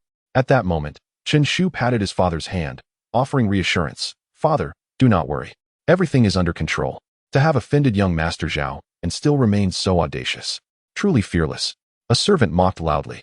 You, Qin Shu, kneel and submit. Otherwise, you shall face severe consequences. An insect dares to converse with me. Chen Shu's eyes turned icy, and with a disdainful snort, he unleashed a punch. Get lost. With a swift gust of wind, the servant was sent flying before he could even react. You dare to strike me. The servant screeched, filled with hatred as he glared at Chen Shu. You have offended young Master Zhao. You are as good as dead. Do you wish for your demise to come even quicker? The others regained their senses. Their gazes now filled with malice. Impudent. You dare to strike someone in the city? Do you seek death? Seize them and deliver them to young Master Zhao for punishment. As the crowd murmured and drew closer to Chen Shu, their eyes glimmered with mockery. With me here, who dares to lay a finger on my son? Chen Fei declared, stepping forward with an air of superiority, showcasing his mastery at the 9th level of Qi transformation, his voice icy. These ignorant peasants, we shall strike them all down. Yang Che sneered in agreement. Indeed, Yang, anyone who dares to cause a disturbance in the court shall face merciless consequences. With those words, a middle-aged man clad in a flying fish robe unleashed a fierce slash. The aura emanating from him clearly indicated that he too had reached the 9th level of Qi transformation. To dare speak in our presence shall earn you a swift death. The man proclaimed arrogantly, disdain etched upon his face. He believed that even a fellow practitioner at the same level would be no match for his strike. He was certain he could easily overpower Chen Fei. Begone. At that moment, as the blade's light approached, Chen Shu's expression turned frigid. He slightly turned, and with a flourish of his hand, he shaped it into a sword, thrusting it forward. The sound of a dragon's roar erupted. The sword light flitted past, dreamlike and elusive, rendering it nearly impossible to perceive. What? The middle-aged man was taken aback, astonished by the youth's formidable prowess, one that could threaten even him at the 9th level of Qi transformation. With a swift strike, a scar appeared on his hand, where he gripped his weapon, a line of crimson materializing. Speak another word, and I shall end you, Chen Shu declared, hands clasped behind his back, his tone chilling. You, the middle-aged man, both shocked and furious, pointed at Chen Fei, rebuking him. You are utterly arrogant to threaten a court official. What punishment do you deserve? Yang Cheng was equally astonished. Realizing Chen Shu's strength was formidable enough to contend with the 9th level of Qi transformation. No wonder he could defeat Zhao Qian. Perhaps his own cultivation had also reached that level.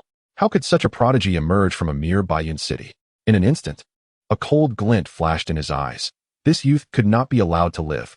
Let us all strike together and slay this wretch, Yang Che commanded, casting a glance at the crowd, his voice resolute. Let us see who dares to make a move. Just then, a cold snort echoed, followed by the entrance of Zhao Qian. Chapter 24. The shock. It is Zhao Xiao. Zhao Xiao has indeed arrived. The crowd fell into a hushed silence, soon followed by a flurry of murmurs. Zhao Qian, in Tianyang Prefecture, is a legendary figure. Born into nobility, he is the young master of the Zhao family. His innate talent is formidable, possessing a 5th-tier cultivation aptitude, qualifying him as a quasi-Xuanwu realm powerhouse. Behind Zhao Qian, a throng of formidable beings closely followed, including 13 experts at the 9th level of the transformation spirit stage. This display instantly instilled fear in everyone's hearts. Their gazes involuntarily turned towards Chen Shu, revealing looks of pity. It seems that Chen Shu has truly angered Zhao Xiao, compelling him to summon such a massive force. Chen Fei's hand trembled violently. His complexion drained of color as he gazed at Chen Shu with eyes filled with despair. Zhao Qian has arrived. Moreover, he has brought a legion of 9th level transformation spirit experts. Chen Shu is undoubtedly doomed. Young man, you have stirred a great calamity, Chen Fei whispered. Then his expression hardened as he quietly urged, I will hold them off for you. You must flee quickly. Do not hesitate. Feeling the warmth of his father's concern, Chen Shu was touched, yet he chose to remain silent, wishing to surprise his father. Greetings, Zhao Xiao. I did not expect you to make such an effort. Yang Che hurriedly approached, his gaze fixed on the formidable array of transformation spirit experts, astonished. It is noteworthy that 9th level transformation spirits are not commonplace in the prefecture. Yet so many have appeared at this moment.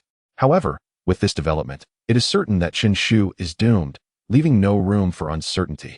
Contemplating this, a sycophantic smile spread across Yang Che's face as he hastily added, You need not have come.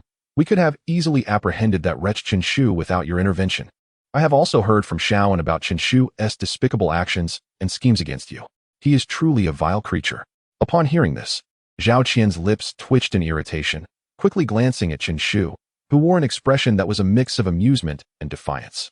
Feeling a jolt of unease, Zhao Qian hastened his steps toward him. Just as he took 2 strides, Yang Che, with a sudden glint in his eye, barked, "What are you waiting for? Come on. Let's capture Chen Shu and hand him over to Zhao Xiao." The crowd stirred, and one individual boldly lunged forward, reaching out to seize Chen Shu. "For Zhao Xiao, we shall capture him." Beside him, others were not to be outdone, springing into action as they simultaneously expressed their eagerness to please Zhao Qian, declaring, "Rest assured, Zhao Xiao. This insignificant waste does not warrant your effort. We can easily subdue him. Indeed, Zhao Xiao, please wait a moment while we apprehend him." "Damn it." Zhao Qian's expression changed drastically. These scoundrels are trying to set him up. Without further ado, he plunged into the throng, launching a punch at the first person to act. Boom. Huh. The individual was startled, preparing to retaliate, but upon seeing Zhao Qian's furious figure, he immediately quelled his anger, frozen in place, allowing Zhao Qian's fist to collide with him. "Zhao Xiao, what is the meaning of this?" He wore an expression of bewilderment, tinged with a hint of grievance. "I am clearly standing up for you, yet you retaliate against me? Zhao Xiao, have you mistakenly targeted the wrong person?" Beside him, Yang Che was equally perplexed, utterly clueless as to what had possessed Zhao Xiao. Why were so many people merely standing around, as if competing for height? At that moment, a calm voice emerged from Chen Shu. "This is quite obstructive. I do not wish to see them standing."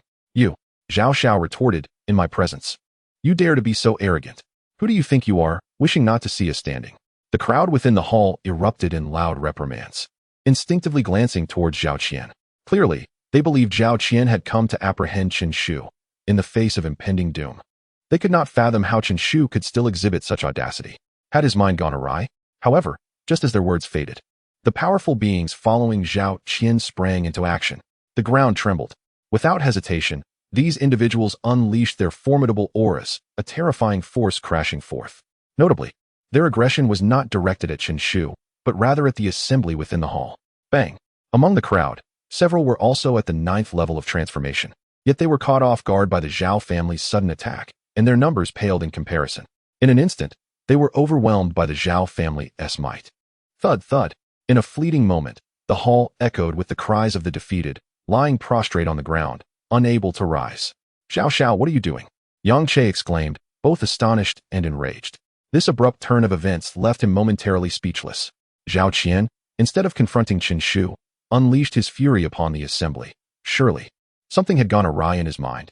Zhao Qian paid no heed to him, striding purposefully towards Chen Shu, slightly bowing his head, and respectfully uttered, "Chen Xiao." Those mere 2 words struck Yang Che like a thunderclap, as if the very foundation of his world was crumbling. What had he just heard? Zhao Xiao, the most prominent heir of Tianyang Prefecture, had shown deference to a mere country bumpkin? Surely, this could not be reality. The groaning assembly on the ground, as though suddenly gripped by an unseen force, fell silent, staring blankly at Zhao Qian. Did Zhao Xiao just refer to him as Chen Xiao? Surely, they must be experiencing auditory hallucinations. Yet, upon witnessing the equally astonished faces of their companions, they were left in a state of shock. This was indeed the truth. Zhao Xiao, how could this Chen Shu, just a simple rustic, be worthy of such an honorific from you?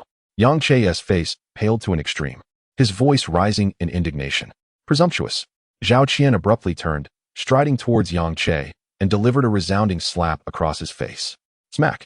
The sharp sound resonated, leaving a vivid red handprint on Yang Che's fair complexion. Zhao Qian regarded him coldly, his voice laced with fury. "What do you think you are? How dare you speak of Chen Xiao in such a manner? The capabilities of Chen Xiao are beyond the comprehension of a mere insect like you." "You," Yang Che, in disbelief, clutched his face, unable to fathom that Zhao Qian would dare to strike him in front of so many witnesses. "What do you mean by you?" Zhao Qian unceremoniously interrupted, his gaze condescending as he declared, "This is merely a minor lesson. Should I ever hear you speak ill of young Master Chen again, I shall have your head." With that, he spat directly onto Yang Che's face. "Old dog, why don't you get lost?" A formidable figure from the Zhao family, a 9th-tier practitioner, coldly regarded Yang Che and stated, "Did you hear that? Young Master Zhao demands your departure. If you do not leave, do not blame us for our ruthlessness. Indeed, who do you think you are to offend young Master Chen?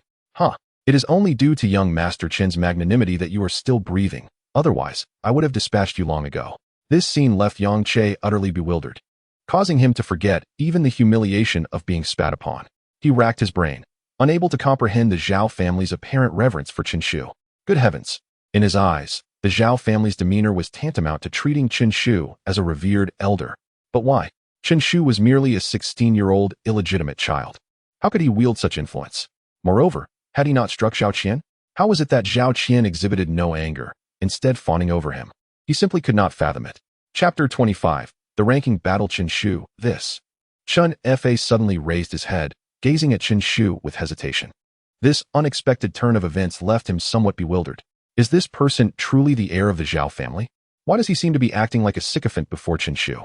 Furthermore, how can the Zhao family's cultivators, at the 9th level of spiritual refinement, lack any semblance of a formidable presence? Chen Shu smiled gently, grasping his father's hand, and remarked nonchalantly, "Father, did I not inform you that I had a pleasant conversation with the heir of the Zhao family?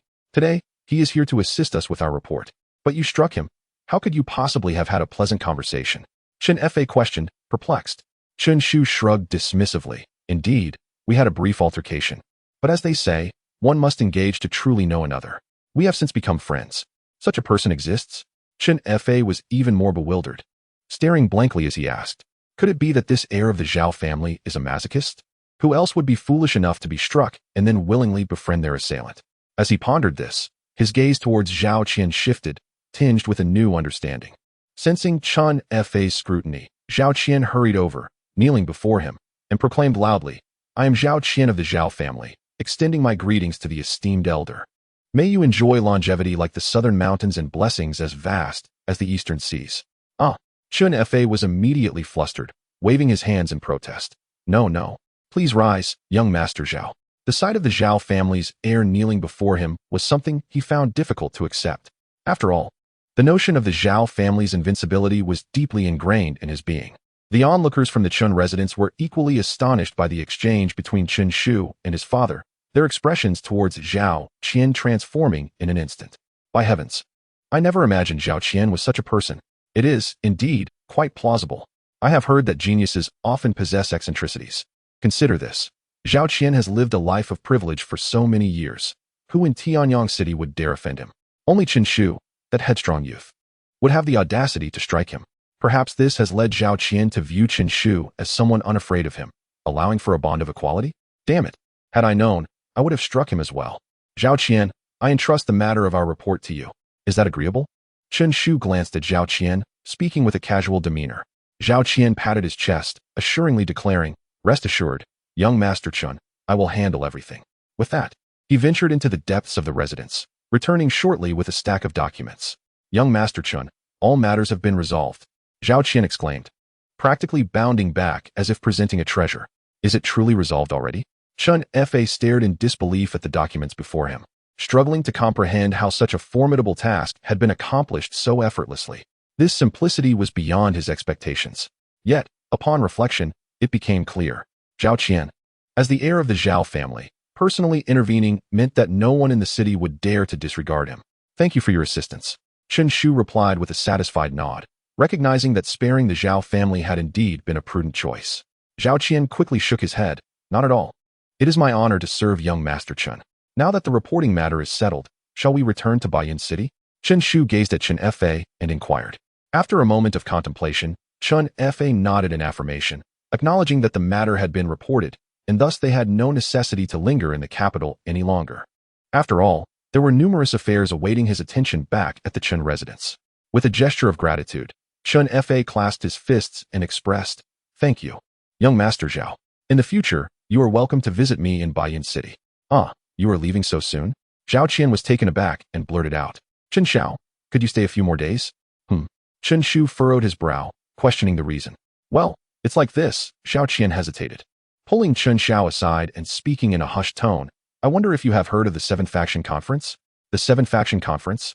"No." Chen Shu shook his head dismissively. "Speak plainly, no need for frivolous chatter." Zhao Qian offered an awkward smile and quickly explained. "The 7-Faction Conference is a meeting for the distribution of interests among the 7 prominent families of Tianyang Prefecture, held every 3 years. The next one is scheduled for a month from now, and our Zhao family wishes to invite you to preside over the proceedings." "What does this have to do with me?" "I have no intention of attending." Chen Shu declined without hesitation, as he was not idle enough to meddle in such affairs. "Actually, this time it does concern you," Zhao Qian replied with a wry smile. "Each conference involves extensive resource allocation, which inevitably leads to conflicts. To avert large-scale warfare, It has been agreed that only the strongest representatives will participate in the ranking battles. In past years, our Zhao family has consistently ranked first, securing a significant share of resources, almost 1/3. This is why we have maintained our strength. However, this time, according to our network of informants, the Ouyang family has inexplicably forged ties with the county city and has summoned powerful allies to their side. Chen Shu listened intently and pondered before asking, "So, you seek my assistance?" "Indeed, just as a precaution. After all, the Ouyang family, being the second family of Tianyang Prefecture, is formidable in both heritage and strength. No one can ascertain the true power of the allies they have summoned." Zhao Qian stated with a serious expression. "Whether you are first or second seems of little consequence to me. Even if the Ouyang family assumes the lead, they would not dare to act against me." Chen Shu replied, shaking his head in refusal. He had no intention of exterminating the Zhao family. His aim was merely to resolve some minor inconveniences and felt no obligation to pacify their troubles. Moreover, the Zhao family's loyalty was merely a function of his own strength. With a resigned smile, Zhao Qian slowly articulated, "We would not ask you to act without compensation. Our ancestor has declared that if the Zhao family secures first place once more, we shall allocate 70% of the resources to the Chun family to support your development. With these resources, the Chun family is bound to experience a significant rise, making it a formidable presence in Tianyang Prefecture. Surely, you do not wish for the Chun family to remain in obscurity?" Chen Shu's heart stirred slightly. After a prolonged silence, he finally nodded, "Very well. Thank you." "Chen Xiao?" Zhao Qian rejoiced inwardly, believing that with Chen Shu's extraordinary capabilities, the experts from the county city would likely pose no threat. "Shall we then invite you to stay with the Zhao family for a while?" "Certainly." Chen Shu nodded and approached Chen Fa, whispering, "Father, please return to Baiyin City first. I have a minor matter to attend to, and I shall return in due time."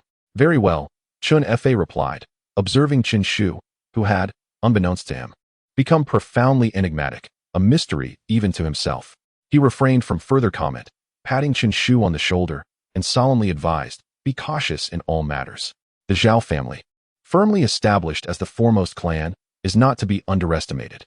Do not fall prey to their schemes. Rest assured, Father," Chen Shu reassured him. Hearing this exchange, Zhao Qian couldn't help but twitch at the corner of his mouth.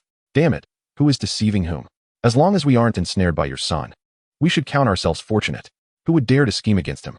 You must be unaware of just how cunning your son truly is."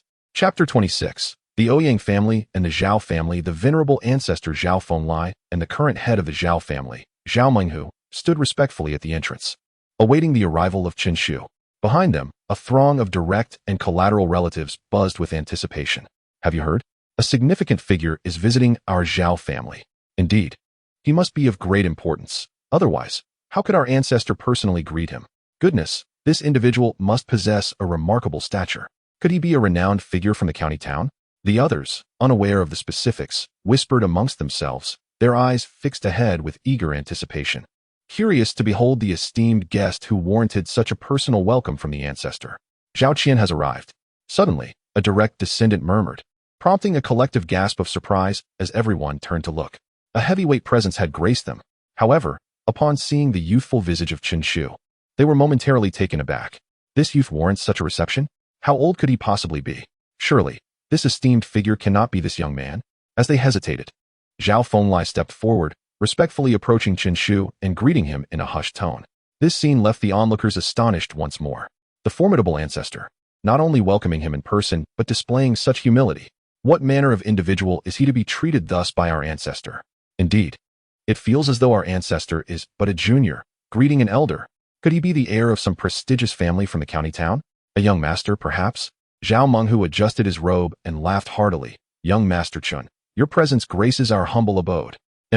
Chen Shu nodded, exchanged pleasantries, and then turned to proceed to the room prepared for him by the Zhao family. "Please ensure my meals are delivered to my door daily. Do not disturb me otherwise," Chen Shu instructed. "Rest assured, young master," Zhao Fenglai promptly replied, feeling a sense of relief that Chen Shu appeared to be quite agreeable. Half a month passed in the blink of an eye.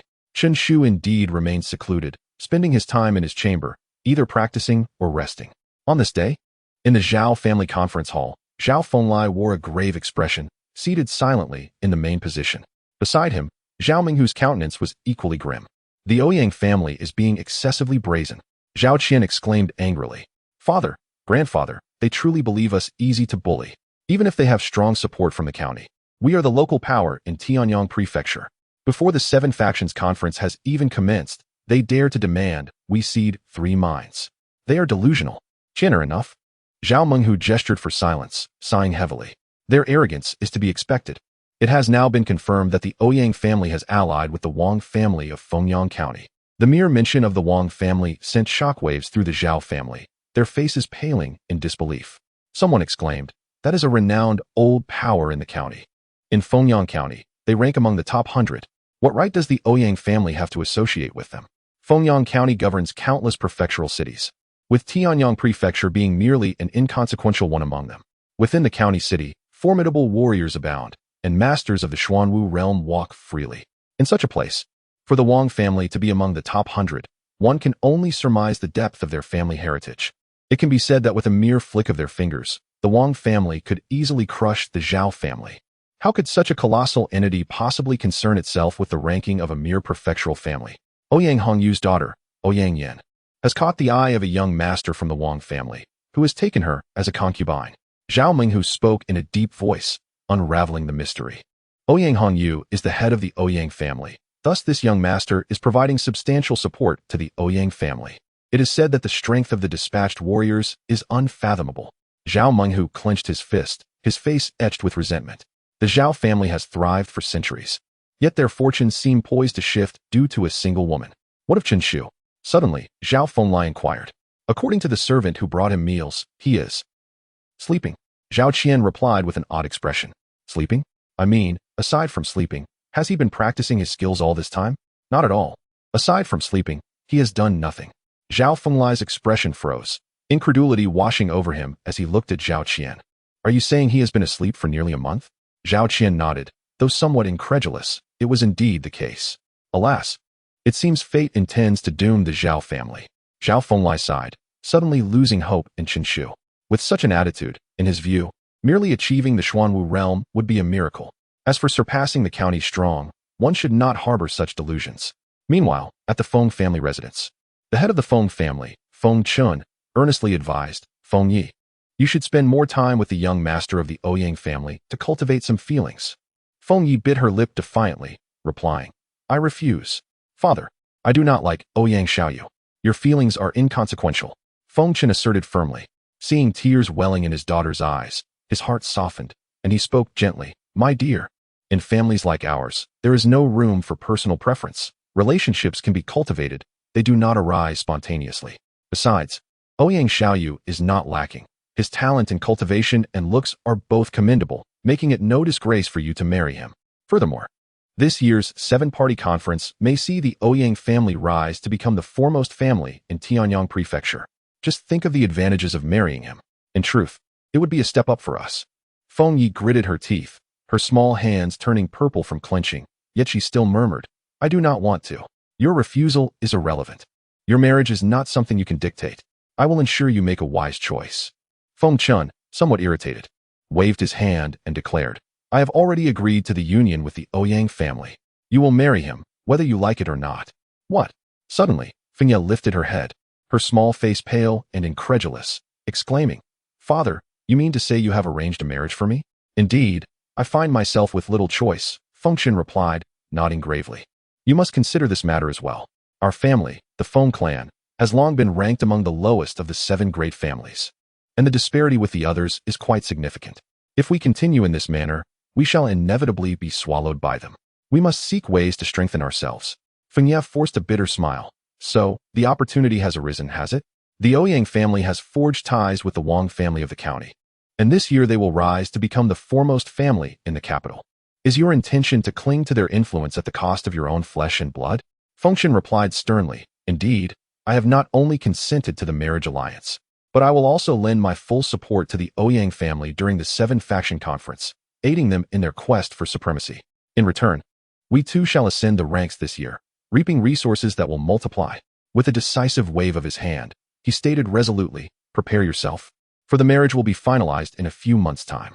During this period, you should cultivate a rapport with Ouyang Xiaoyu. As for that individual named Chen Shu, you might as well abandon any thoughts regarding him. Chapter 27.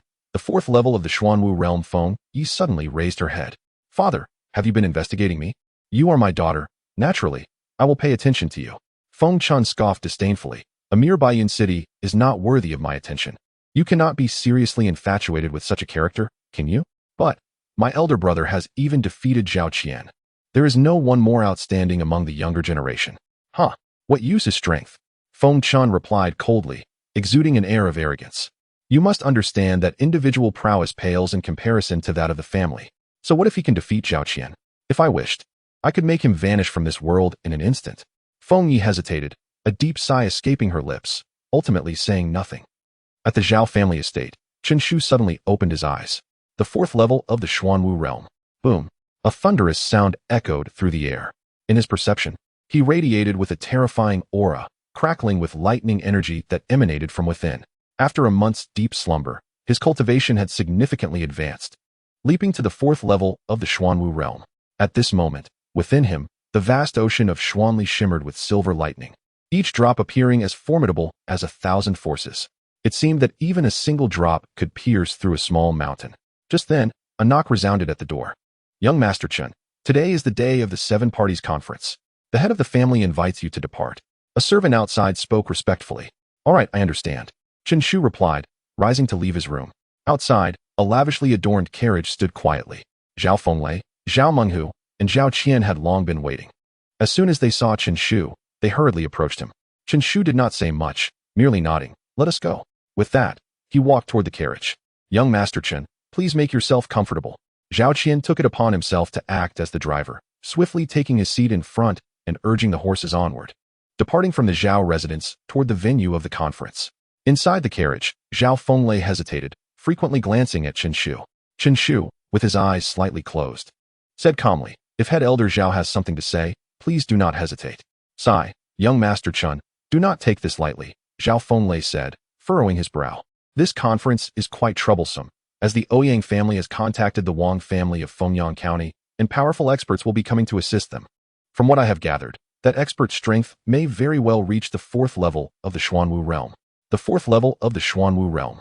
Though it was merely 1 level higher than his own, Zhao Fenglei was acutely aware of the vast chasm separating them.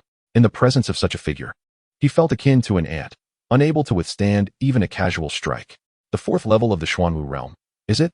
Chen Shu nodded slightly, expressing no further sentiment. To him, the 4th level of the Xuanwu realm was merely that, nothing remarkable compared to Zhao Fenglei. Even if he remained at the 1st level of the Xuanwu realm, he held confidence in his ability to triumph, let alone now that he had indeed reached the 4th level. Yet, the expression on his face only deepened Zhao's father and son's despair. Even Chen Shu seemed hesitant to utter a word. To them, Chen Shu had always been audacious, boldly proclaiming his intent to kill the Zhao family that very night. But now, upon hearing of a practitioner at the 4th level of the Xuanwu realm, he dared not make a sound. This clearly indicated he was intimidated. Alas, it was understandable. A formidable opponent at the 4th level of the Xuanwu realm was likely beyond Chen Shu's capabilities. Defeating me would be his utmost limit. Furthermore, the reputation of the Wang family loomed large, undoubtedly instilling fear in him. Sigh, it was unavoidable. Today, they must concede the position of the foremost family in Tianyang Prefecture to the Ouyang family, though it was a bitter pill to swallow. Zhao Fenglei clenched his fists tightly, then released them, letting out a silent sigh. An hour later, the carriage arrived at the venue for the 7 Factions Conference, the Martial Institute. The Tianyang Prefecture's government was divided into civil and martial academies. The Civil Academy handled administrative affairs, while the Martial Academy served as a venue for selecting warriors and hosting grand battles, its fortitude such that even a 9th-level Xuanwu practitioner would find it challenging to breach. Thus, the annual 7 Factions Conference was consistently held here. As the 4 disembarked from the carriage and were about to enter the Martial Institute, Chen Shu's gaze suddenly sharpened, spotting a group of figures approaching from a distance, causing him to halt instinctively. It was the Feng family. Zhao Menghu's heart stirred, and he whispered in explanation. The leading figure is Feng Chun, the head of the Feng family, a practitioner at the 1st level of the Xuanwu realm. Beside him stands an elder, the strongest in the Feng family, possessing peak strength at the 1st level of the Xuanwu realm. As for the little girl, she is Feng Chen's daughter, Feng Yi. Just then, Feng Chun and his entourage approached. Feng Yi appeared haggard, her head bowed as she moved among the crowd. Upon sensing a gaze upon her, she lifted her head and happened to catch sight of that tall figure. Big brother, she called softly, a pure smile illuminating her face. As she called out, She instinctively moved towards Chen Shu. However, a hand suddenly reached out, stopping her. Feng Chen coldly admonished, Feng Yi. Feng Yi abruptly halted. Feng Chen's gaze shifted to Chen Shu, imbued with arrogance and disdain, as he coolly stated, So, you are Chen Shu? I have heard that you saved my daughter's life. I thank you for that. As for any further dealings, let us forego them. You are unworthy. Unworthy? Chen Shu was taken aback, finding the situation somewhat amusing as he looked at Feng Chen. It seemed to be their first encounter, yet Feng Chen felt entitled to insult him. Do you consider yourself formidable? Feng Chen glanced at the Zhao family members and shook his head, saying, I heard you defeated Zhao Qian. I presumed you were a figure of heroism, yet in the blink of an eye, you have allied with the Zhao family. It appears you have submitted to them. A mere servant has no right to associate with the jewel of my Feng family. Chen Shu's eyes suddenly turned icy. Feng Chen's words were intolerably harsh, each syllable like a blade. Were it not for his connection to Feng Yi, he would have certainly taught him a lesson that would make him question his life choices. Meanwhile, Zhao Minghu could no longer endure the disrespect and spoke in a low voice. Feng family head, be cautious with your words, given your status. Such remarks are rather inappropriate. Inappropriate? I find no fault in my words, Feng Chen retorted. Feng Chen spoke nonchalantly, and the regard he once held for the Zhao family had dissipated entirely. After all, he had forged a union with the Ouyang family, which was poised to become the foremost clan in Tianyang Prefecture, rendering the Zhao family a relic of the past. Furthermore, allow me to offer a friendly warning. This young man who has allied himself with you may harbor ulterior motives. You ought to remain vigilant. I now suspect that his approach towards Feng Yi is merely a ploy to ascend the ranks of my esteemed Feng family and achieve rapid success. He is merely a country bumpkin from a small town, devoid of any connections. Certainly, ingratiating himself with the powerful is his quickest route to advancement. Feng Chen snapped his fingers, exuding an air of confidence as he speculated. However, he failed to notice the glint of derision that flickered in the eyes of Zhao Fenglei and his son. Chen Shu is subservient to them, merely a servant of the Zhao family. Moreover, Chen Shu, seeking to ascend the heights of your Feng family? How audacious of Feng Chen to utter such words. Chapter 28. The brutal beating of Ouyang Xiaoyua. How lively it is here. Suddenly, a flippant voice rang out, and a figure emerged before the crowd. It was Ouyang Xiaoyu. The voices of Feng Chun and Zhao Qian echoed almost in unison as they turned their gaze toward the newcomer, their expressions distinctly different. Ouyang Xiaoyu. The heir of the Ouyang family was the younger brother of Ouyang Yan, who had married into the Wang family as a concubine. He was indeed a prodigy, possessing a fourth-tier cultivation talent and having reached the fourth level of spirit transformation, though he had always been overshadowed by Zhao Qian. However, after today, the tables were about to turn. Young Master Ouyang, I did not expect you to be here as well, Feng Chen said, his expression shifting, a smile spreading across his face as he approached with a hint of flattery. Indeed, Uncle Feng, Ouyang Xiaoyu replied with a casual nod, then turned his gaze to Zhao Qian, a hint of disdain in his tone as he remarked, Zhao Qian, I hear you have also entered the fifth level of spirit transformation? Perhaps we should have a contest when time permits. Heh, you wish to compete with me? You hardly possess the qualifications. Zhao Qian retorted coldly, his own demeanor equally assertive. In his view, Ouyang Xiaoyu's provocation was merely an act of bravado. How could a mere fourth-level spirit transformation practitioner dare to challenge him? He could easily render him unrecognizable. Is that so? You, a fallen noble, dare to act so arrogantly before me. Ouyang Xiaoyu scoffed, his aura radiating forcefully, revealing that he had indeed reached the fifth level of spirit transformation. Feng Chen's expression flickered momentarily before his smile deepened, radiating warmth as he exclaimed, Ah, young master has already broken through to the fifth level? Truly a youthful genius. In the entire Tianyang mansion, there is no one more outstanding than the young master. Indeed, I envy Brother Hongyu for having such an exceptional heir. Under the young master's leadership, the Ouyang family is bound to flourish. As he listened to Feng Chen's praises, Ouyang Xiaoyu's expression swelled with pride, and he declared haughtily, Zhao Qian, do you still dare to say I lack qualifications? In my presence, you are nothing. You. Zhao Qian's face flushed with anger, ready to respond. But Feng Chun interjected sharply, Feng Yi, what are you doing? The young master has graced us with his presence. You should come forth and pay your respects. How many times must I tell you not to be so shy? Approach the young master more often to cultivate a relationship. You must understand that such a talented genius is sought after by many outside. If you lose him, you will have no time to lament. I refuse. Feng Ye's expression shifted dramatically, hastily looking up at Chen Shu, her eyes reflecting a sense of grievance. Father, Please do not force me. I truly do not like Ouyang Xiaoyu, she said, her face clouded with unhappiness. However, her words caused the expressions of both Ouyang Xiaoyu and Feng Chun to darken. Feng Chun bellowed, Feng Yi, do you even realize what you are saying? Apologize to the young master at once. With her eyes reddening, tears streamed down her cheeks. Yet she stubbornly held her head high. Heh, I understand now. Is it because this fellow is present? Feng Chen's eyes darted to Qin Shu, realization dawning upon him as he coldly declared, Humph, Feng Yi, do not test my patience. Without apology, do not blame me for taking his life. You should be aware of my capabilities. Even if he surpasses Zhao Qian, he cannot withstand a single strike from me. No. The expression on Maple Leaf's face abruptly changed, and she hastily exclaimed, My father is a formidable warrior of the Xuanwu realm. No matter how powerful my elder brother is, he cannot contend with him. If he truly angers my father, it would be a path to certain death. I cannot allow my actions to endanger my elder brother. Gritting her teeth, Maple Leaf eventually nodded and consented. I will apologize to Ouyang Xiaoyu. No need. Who do you think you are, you wretched creature? At that moment, Ouyang Xiaoyu's cold voice resonated, his icy gaze fixed on Maple Leaf. This was the first time he had been rejected by a woman in front of a crowd. Feng Chun, is this your daughter? You must keep a close watch. I have no interest in second-hand goods. Young master, please restrain your anger. Feng Chun murmured, his expression grim. However, he dared not confront Ouyang Xiaoyu directly, instead diverting all his fury onto Qin Shu, casting a malevolent glance in his direction. If it were not for this little brat, the young master would not be incensed. It's all his fault. Why don't you hasten to leave? Do you require me to take action? Feng Chun coldly pointed at Qin Shu. Slap. Almost immediately as his words fell, a resounding slap echoed near Ouyang Xiaoyu's ear. Before he could comprehend, a bright red handprint marred his face. Qin Shu raised his hand, gazing coldly at him. If you cannot speak properly, then silence yourself, you foul-mouthed fool. Scoundrel, how dare you strike me?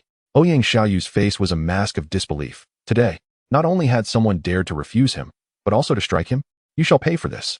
Ouyang Xiaoyu's expression darkened to an extreme, his aura surging like a tidal wave. He said nothing further and launched a powerful punch towards Qin Shu's head. Boom. A muffled sound reverberated through the air. Elder brother, be careful. Maple Leaf cried out urgently. If that punch connected, her elder brother would undoubtedly perish. Get lost. Qin Shu scoffed disdainfully, just as Ouyang Xiaoyu approached. He suddenly stepped forward and raised his palm high, delivering another fierce strike. Slap. A tremendous noise erupted. Ouyang Xiaoyu spun a complete 360 degrees before collapsing to the ground, his cheek bearing a handprint swollen like a small mountain. Even his father would struggle to recognize him in this state. What? Feng Chen's expression shifted dramatically. He had not anticipated that Qin Shu would audaciously assault Ouyang Xiaoyu at such a critical moment. Moreover, how could Qin Shu be so swift? Even he had not reacted in time before Qin Shu's palm struck Ouyang Xiaoyu's face. How could this country bumpkin possess such strength? Qin Shu's expression remained composed as he remarked coolly, Is this the caliber of talent you so admire? The most outstanding genius of the entire Tianyang mansion? Huh. You cannot even withstand a single blow from me. You are utterly insufferable. Feng Chun trembled with rage, pointing at Qin Shu and bellowing. Do you have any understanding of the gravity of your actions? How dare you confront the young master? Do you wish to court death? Qin Shu, with his arms crossed, suddenly unleashed a piercing glare. I am aware that this individual has insulted your daughter. Yet you remain indifferent and dare to hold me accountable. Were I in your position, I would have long succumbed to shame and taken my own life. How can one continue to exist when they cannot even protect their own daughter? Speak another word, and do not blame Qin for your demise. As Feng Chun prepared to unleash a tirade, he was met with the icy intensity in Qin Shu's gaze, and the words stuck in his throat, leaving him paralyzed with fear. In that moment, he felt as though he were under the predatory gaze of an ancient beast, as if uttering another word would lead to his utter annihilation. Meanwhile, beside them, Feng Yi, with tears in her eyes, managed to reveal a breathtaking smile. Chapter 29. Kneel down, young one. You are far too arrogant. Suddenly, the elder trailing behind Ouyang Xiaoyu spoke coldly. His words, though softly uttered, carried an unmistakable authority that rendered the air thick and stifling. He gradually approached Ouyang Xiaoyu, casting a stern gaze upon Qin Shu, and declared, To dare strike the young master of the Ouyang family, regardless of your affiliations, you shall pay a grave price today. With a glance toward the Zhao family members, it was evident he viewed Qin Shu's backing as stemming from them. Now, kneel and apologize. The elder commanded haughtily, his aura radiating power that caused the expressions of nearly all present to shift dramatically. A practitioner of the Xuanwu realm. A formidable force indeed. The notion of a Xuanwu realm expert serving as a bodyguard for Ouyang Xiaoyu was astounding. Even Zhao Fenglai's countenance shifted. Their Zhao family could not afford to send a Xuanwu realm expert to protect their own kin, yet the Ouyang family had achieved this feat. Had their strength grown so formidable without notice? It appeared that today's events would not conclude peacefully. Zhao Fenglai sighed, his outlook for the Zhao family's future increasingly bleak. Me? Kneel and apologize? Does he think he is worthy of such a demand? Chen Shu retorted coldly, a disdainful smile gracing his lips. Who do you think you are to speak to me in such a manner? You are courting death. The elder's fury intensified at these words, a chilling light igniting in his eyes, as a more terrifying aura enveloped him, imposing an extreme pressure upon those nearby. In that moment, many felt their faces flush, instinctively retreating to distance themselves from the elder. Their eyes reflected sheer astonishment. A Xuanwu realm expert was indeed a force to be reckoned with, and merely the released aura was unbearable. That youth dares to offend such a figure. He is truly reckless. Elder, I want him dead. Ouyang Xiaoyu shouted in rage. Rest assured, I share that sentiment. The elder nodded with pride. Without waiting for Ouyang Xiaoyu's insistence, he clenched his fist, unleashing his Xian power to transform it into a piercing arrow aimed directly at Chen Shu. Buzzing. The arrow trembled, stirring the air into a cacophony, its terrifying edge flaring to life. Zhao Menghu and the others' expressions shifted drastically. This strike demanded their utmost seriousness. Otherwise, they would surely suffer dire consequences. Chun, be cautious. Zhao Menghu warned. Child's play. Chen Shu scoffed, then stomped forcefully upon the ground. Crash. A resounding noise echoed as the solid earth cracked underfoot, sending fragments flying in a fierce gust toward the elder. Bang, bang, bang. The arrows imbued with the elder's Xian power shattered instantaneously, yet the debris surged forth unabated, continuing to bombard the elder. This is not good. The elder's expression shifted alarmingly as he attempted to retreat. Amidst the storm of debris, he sensed an overwhelming threat. It seemed that even his Xuanwu realm physique could not withstand these seemingly insignificant stones. Unfortunately, his retreat was too slow. The gravel soared through the air, buzzing like arrows. Bang! The stone struck his chest with tremendous force. The old man staggered backward as if hit by a powerful blow, his internal energy surging violently. And he spat out a mouthful of blood. He abruptly lifted his head, gazing at Chen Shu in astonishment. Just a mere step had not only shattered his attack, but also gravely injured him. How could this youth possess such strength? Is he even human? How could this be possible? That single step. Beside them, Feng Chun swallowed hard, his eyes wide in disbelief at the scene. One step, and he had severely wounded a master of the Xuanwu realm. A mere 16-year-old boy could accomplish such a feat? Unbidden. He recalled how Chen Shu had silenced him moments ago, threatening to end him if he spoke again, and he couldn't help but let out a self-deprecating smile. It turned out that this country bumpkin was not merely bluffing. He truly possessed such power. How ridiculous it was that, in the presence of a true dragon, he remained oblivious, resorting to mockery instead. At this moment, his face burned with shame. With Chen Shu's prowess, did he need to curry favor? Did he need to deliberately associate with Feng Chun to climb the branches of his illustrious family? In comparison to Chen Shu, who truly stands as the high branch, with his meager strength, he couldn't even rival Zhao Fenglai. Yet he foolishly flaunted himself before me. Should I call you ignorant or simply foolish? Chen Shu stood with his hands clasped behind his back, his gaze as sharp as lightning. His words struck like thunder, causing both the old man and Feng Chen's hearts to tremble. You defeated Zhao Fenglai? Their eyes widened in disbelief as they turned to Zhao Fenglai. They could hardly fathom such an event. It was beyond comprehension. After all, Zhao Fenglai was a peak master of the second level of the Xuanwu realm. Historically the strongest figure in Tianyang Mansion aside from the Mansion Lord. Yet, this figure had been defeated by a mere 16-year-old boy. Heaven, what on earth is happening in this world? What has transpired in Tianyang Mansion during this period? What? This scoundrel defeated Zhao Fenglai? Ouyang Xiaoyu, lying on the ground, was equally stunned, his shock washing over him like a tidal wave. He scarcely felt the stinging pain on his face as he shouted, Zhao Patriarch, this must be a lie. This brat is slandering you. He dares to insult you. You must kill him. Zhao Fenglai sighed, taking a step forward, and replied coolly. What young Master Chen said is indeed correct. Young Master Chen is like a true dragon soaring through the sky, unmatched. He not only defeated this old man, but did so with a single move. As he spoke, Zhao Fenglai glanced at Feng Chun with a hint of mockery, adding, As for your claim of submission, it is precisely the opposite. It is not young Master Chun who submits to my Zhao family, but rather, the Zhao family acknowledges him as our master. With a series of rapid steps, Feng Chun retreated, his face draining of color. Zhao Fenglai's words struck him like a bolt from the blue. Not only Feng Chun, but also the old man and all the onlookers were rendered speechless. The Zhao family had ruled Tianyang Mansion for centuries, and now, they had a master? Moreover, this master was so young. This revelation was even more absurd than Chen Shu defeating Zhao Fenglai. The old man took a deep breath, clasped his fists, and said, "It is indeed a formidable opponent before me. I have acted rashly, and I am truly sorry. Is a mere apology sufficient? You are rather intriguing."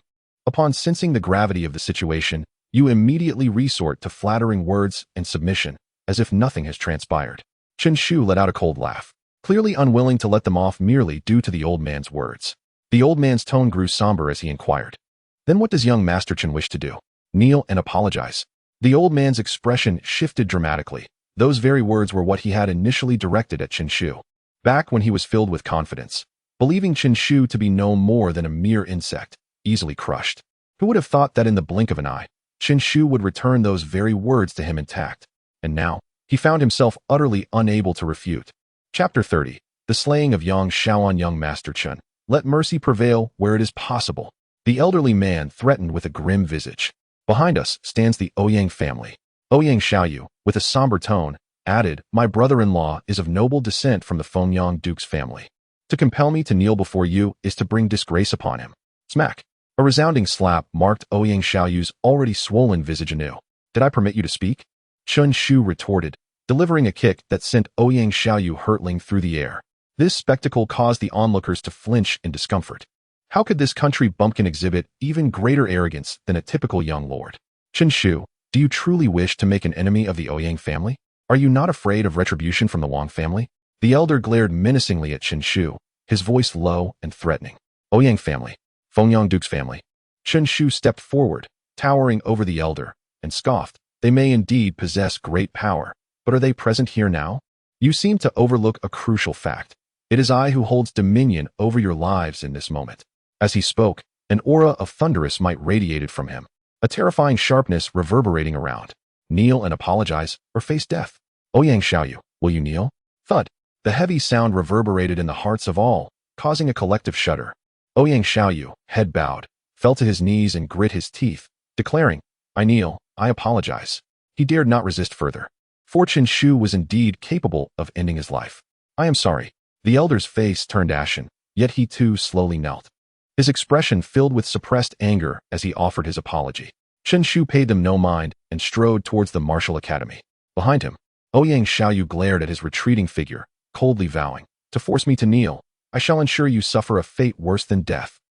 The martial academy was expansive, with an array of weaponry displayed from all directions, and at its center stood a grand arena. Surrounding the arena were numerous seats, tiered in layers. Upon entering, Chen Shu and his companions were greeted by rising figures. "Master Zhao, it is good to see you well. Brother Minghu, your prowess remains splendid. Ah, Zhao Qian, your strength has deepened impressively." These individuals were either members of one of the 7 great families or affluent figures from Tianyang Prefecture, possessing considerable influence. Gathered to witness the event, they were all aligned with the Zhao family, who held the highest respect among them.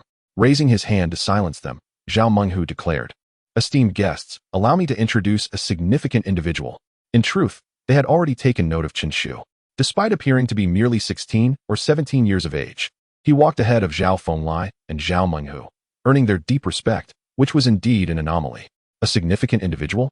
Master Zhao, are you referring to him? A man clad in a gray robe pointed at Chen Shu, speaking with a hint of disdain. His name was He Guang, a member of one of the 7 great families, who had ranked 5th in the last 7 faction conference. Zhao Minghu's expression darkened as he addressed the clan leader. Clan leader, Chen Xiao was invited by me to oversee the situation. I urge you to speak more courteously. He Guang cast a sidelong glance at Chen Shu, sneering. Oversee the situation? This mere child, barely out of his infancy. Are you certain, Master Zhao, that you are not jesting? If you truly require someone to bolster your ranks, I happen to know several formidable masters of the Xuanwu realm, so there is no need to hastily assemble a makeshift team. Are you suggesting I am merely assembling a makeshift team?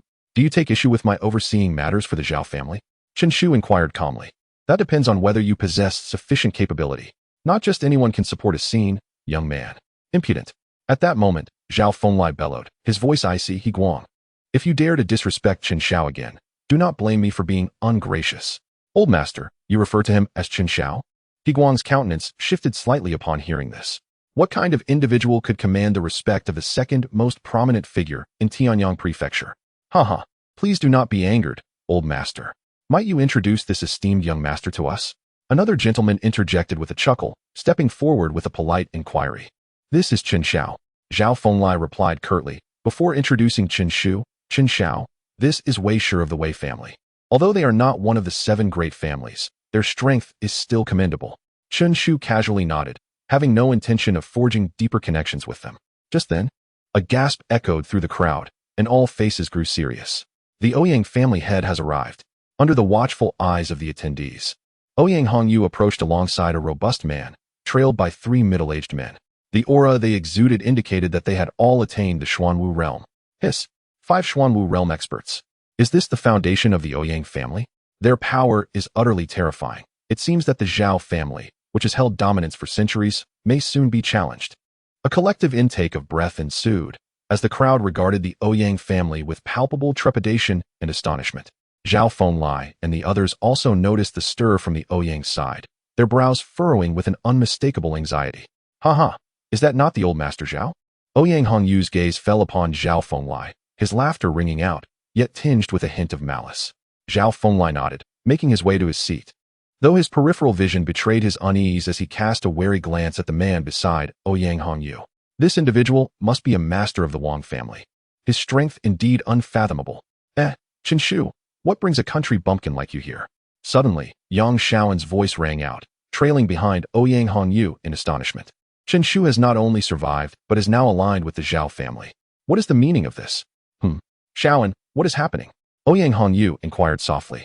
Reporting to the clan leader, I encountered a country bumpkin, Yang Shaoan stated, proceeding to recount the grievances between him and Qin Shu. Ouyang Hongyu nodded slightly, casting a dismissive glance at Qin Shu. Such a trivial figure was hardly worthy of his concern. However, Yang Shaoan's gaze flickered with intrigue as he turned towards Qin Shu, exclaiming with a knowing tone, "Ah, I see now. It appears you have chosen to submit to the Zhao family, becoming their loyal dog. This is your fate. No matter what, you cannot escape the destiny of servitude." Yang Shaoan's eyes were filled with disdain. Wasn't Qin Shu once formidable in the Yang family? Yet, in the blink of an eye, he had devolved into a mere dog for the Zhao family. How unfortunate it is that you have aligned yourself with the wrong master. You may not even realize that after today, the Zhao family will no longer reign as the foremost clan. With a puffed chest, Yang Shaoan proclaimed with pride, "You truly missed a grand opportunity by refusing to serve me. Indeed, our Yang family, aligned with the Ouyang clan, is destined to rise to greatness, while the Zhao family is fated to decline." He chuckled, "Zhao Qian, your pet has not only betrayed you, but now has the audacity to bark at its master." Qin Shu, unfazed, simply smiled faintly and remarked, "It was precisely because of Yang Shaoan that the Zhao family brought this upon themselves, nearly leading to their annihilation. Yet, in a twist of fate, the Yang family has now allied with the Ouyang clan. One cannot help but find the irony amusing." Zhao Qian's expression shifted slightly, his discomfort apparent as he stammered, "I apologize for the spectacle, Qin Shao." Qin Shu shook his head and replied coolly, "I have no desire to hear him speak further. Please take care of him for me." "What? You wish to kill me?" Yang Shaoan erupted in laughter, finding the notion absurd. He bowed respectfully to the Ouyang patriarch, asserting, "I am but a subordinate of the Ouyang family. Do the Zhao family dare to harm me? How laughable. And who do you think you are to command, Zhao Qian? Surely, you have not yet awakened to your true position. I have stated that if I wish to end your life, it shall be done," Qin Shu replied. Offering no further explanation, he clapped his hands and called out, "Zhao Minghu, why do you hesitate?" "Yes," Zhao Menghu responded promptly, and in an instant, gleaming blades flashed. With a swift motion, Yang Shaoan was cleaved in two before he could fully comprehend the gravity of his situation. His eyes widened in shock, and he died without grasping how Qin Shu could command the Zhao family's current head. By what right? Thud. Yang Shaoan's lifeless body fell to the ground, his eyes forever open in disbelief. Chapter 31. The demise of the second level of the Xuanwu realm. What? Yang Shaoan is truly dead? He was backed by the Ouyang family. Hiss. Zhao Minghu, a formidable warrior of the Xuanwu realm, actually dared to strike against a junior. Moreover, what is the identity of that youth? who possesses the audacity to command Zhao Menghu. TSK. Regardless of the circumstances, this is a blatant affront to the Ouyang family. The crowd gazed at the lifeless body of Yang Xiaoan, their minds swirling with intrigue. The Ouyang and Zhao families have always been rivals, engaging in both overt and covert conflicts. However, must all disputes now be laid bare? Xiaoan. Yang Che cried out in anguish, his eyes instantly reddening. He had but one son, and today, that son was ruthlessly slain before his very eyes. You wretched beast. Yang Che glared furiously at Chen Shu, his teeth clenched, hatred emanating from him as if it were palpable. I swear, I shall kill you, he declared, his voice choked with tears as he knelt before Ouyang Hongyu. Ouyang family head, I beseech you to deliver justice for my son. We are but a subordinate family of the Ouyang clan. To have our kin so brutally murdered is an affront to the Ouyang name.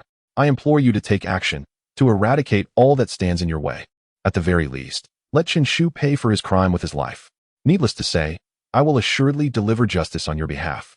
Ouyang Hongyu replied, his expression grim. Zhao Menghu's countenance remained unyielding as he retorted, You dare to kill before me? Do you seek death? Hand over Chen Shu for retribution. Huh. If it is a battle you desire, the Zhao family shall accompany you to the end. As for surrendering him, do not even entertain such thoughts. Zhao Menghu boldly countered, refusing to yield. You, Ouyang Hongyu faltered. Engaging in war with the Zhao family now would surely provoke them to retaliate fiercely, resulting in significant losses, an utterly imprudent course of action. Humph, await your reckoning. Ouyang Hongyu coldly declared, casting a chilling glance at Zhao Menghu. Once the seven-party conference concludes, my Ouyang family shall be the foremost clan of Tianyang Prefecture, bolstered by the Wang family's support. Watch as I methodically dismantle you. Ouyang family head, Yang Che protested, unwilling to accept the situation. Ouyang Hongyu responded coolly, a gentleman's vengeance is not to be rushed. Patience is key. Yang Che, please bide your time. I shall ensure they pay dearly.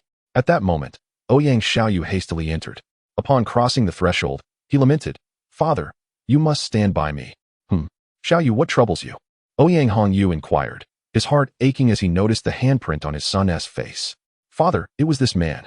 He struck me, and not only that. He compelled me to kneel and apologize. Please, eliminate him. Ouyang Xiaoyu seethed, pointing accusingly at Chen Shu. An elder entered as well, bowing respectfully, family head. This young man possesses formidable strength. I am no match for him. What? It's you again. Ouyang Hongyu's aura surged once more, his icy gaze piercing through Chen Shu as he spoke ominously. He had initially thought that Chen Shu's audacity in commanding Zhao Menghu to slay Yang Xiaoan was audacious enough. Yet it seemed this youth had the audacity to strike his own son. Truly, a brazen act. I had initially considered sparing your life. But you have chosen your own demise. Do not blame me for it. Ouyang Hongyu spoke coldly, his gaze fixed resolutely on Zhao Menghu. Today, I shall surely kill him. If you dare to protect him, then let war commence. Zhao Menghu found himself in a quandary, glancing towards Chen Shu. Were it not for necessity, he would prefer not to engage in conflict with the Ouyang family. Fear not, I shall handle this myself, Chen Shu replied calmly, stepping forward. He addressed Ouyang Hongyu with a composed demeanor. It was I who struck your son, but he deserved it. What, do you intend to defend him? My son deserved to be struck? Ouyang Hongyu's fury intensified, a cold sneer escaping his lips. Facing death, he still dares to be so arrogant. Ouyang Hongyu, allow me to teach him a lesson. A burly man's deep voice rumbled. Ouyang Hongyu nodded. I appreciate it, brother Wang Chong. To strike Xiaoyu is to slap the young master's face. I must intervene. After Wang Chong spoke, he strode towards Chen Shu, causing the very ground beneath him to tremble. Boom, boom, boom. Do you think you are strong just because you defeated the old man of the Xuanwu realm? Today, I shall show you what true strength is. A terrifying energy surged from his being, soaring towards the heavens.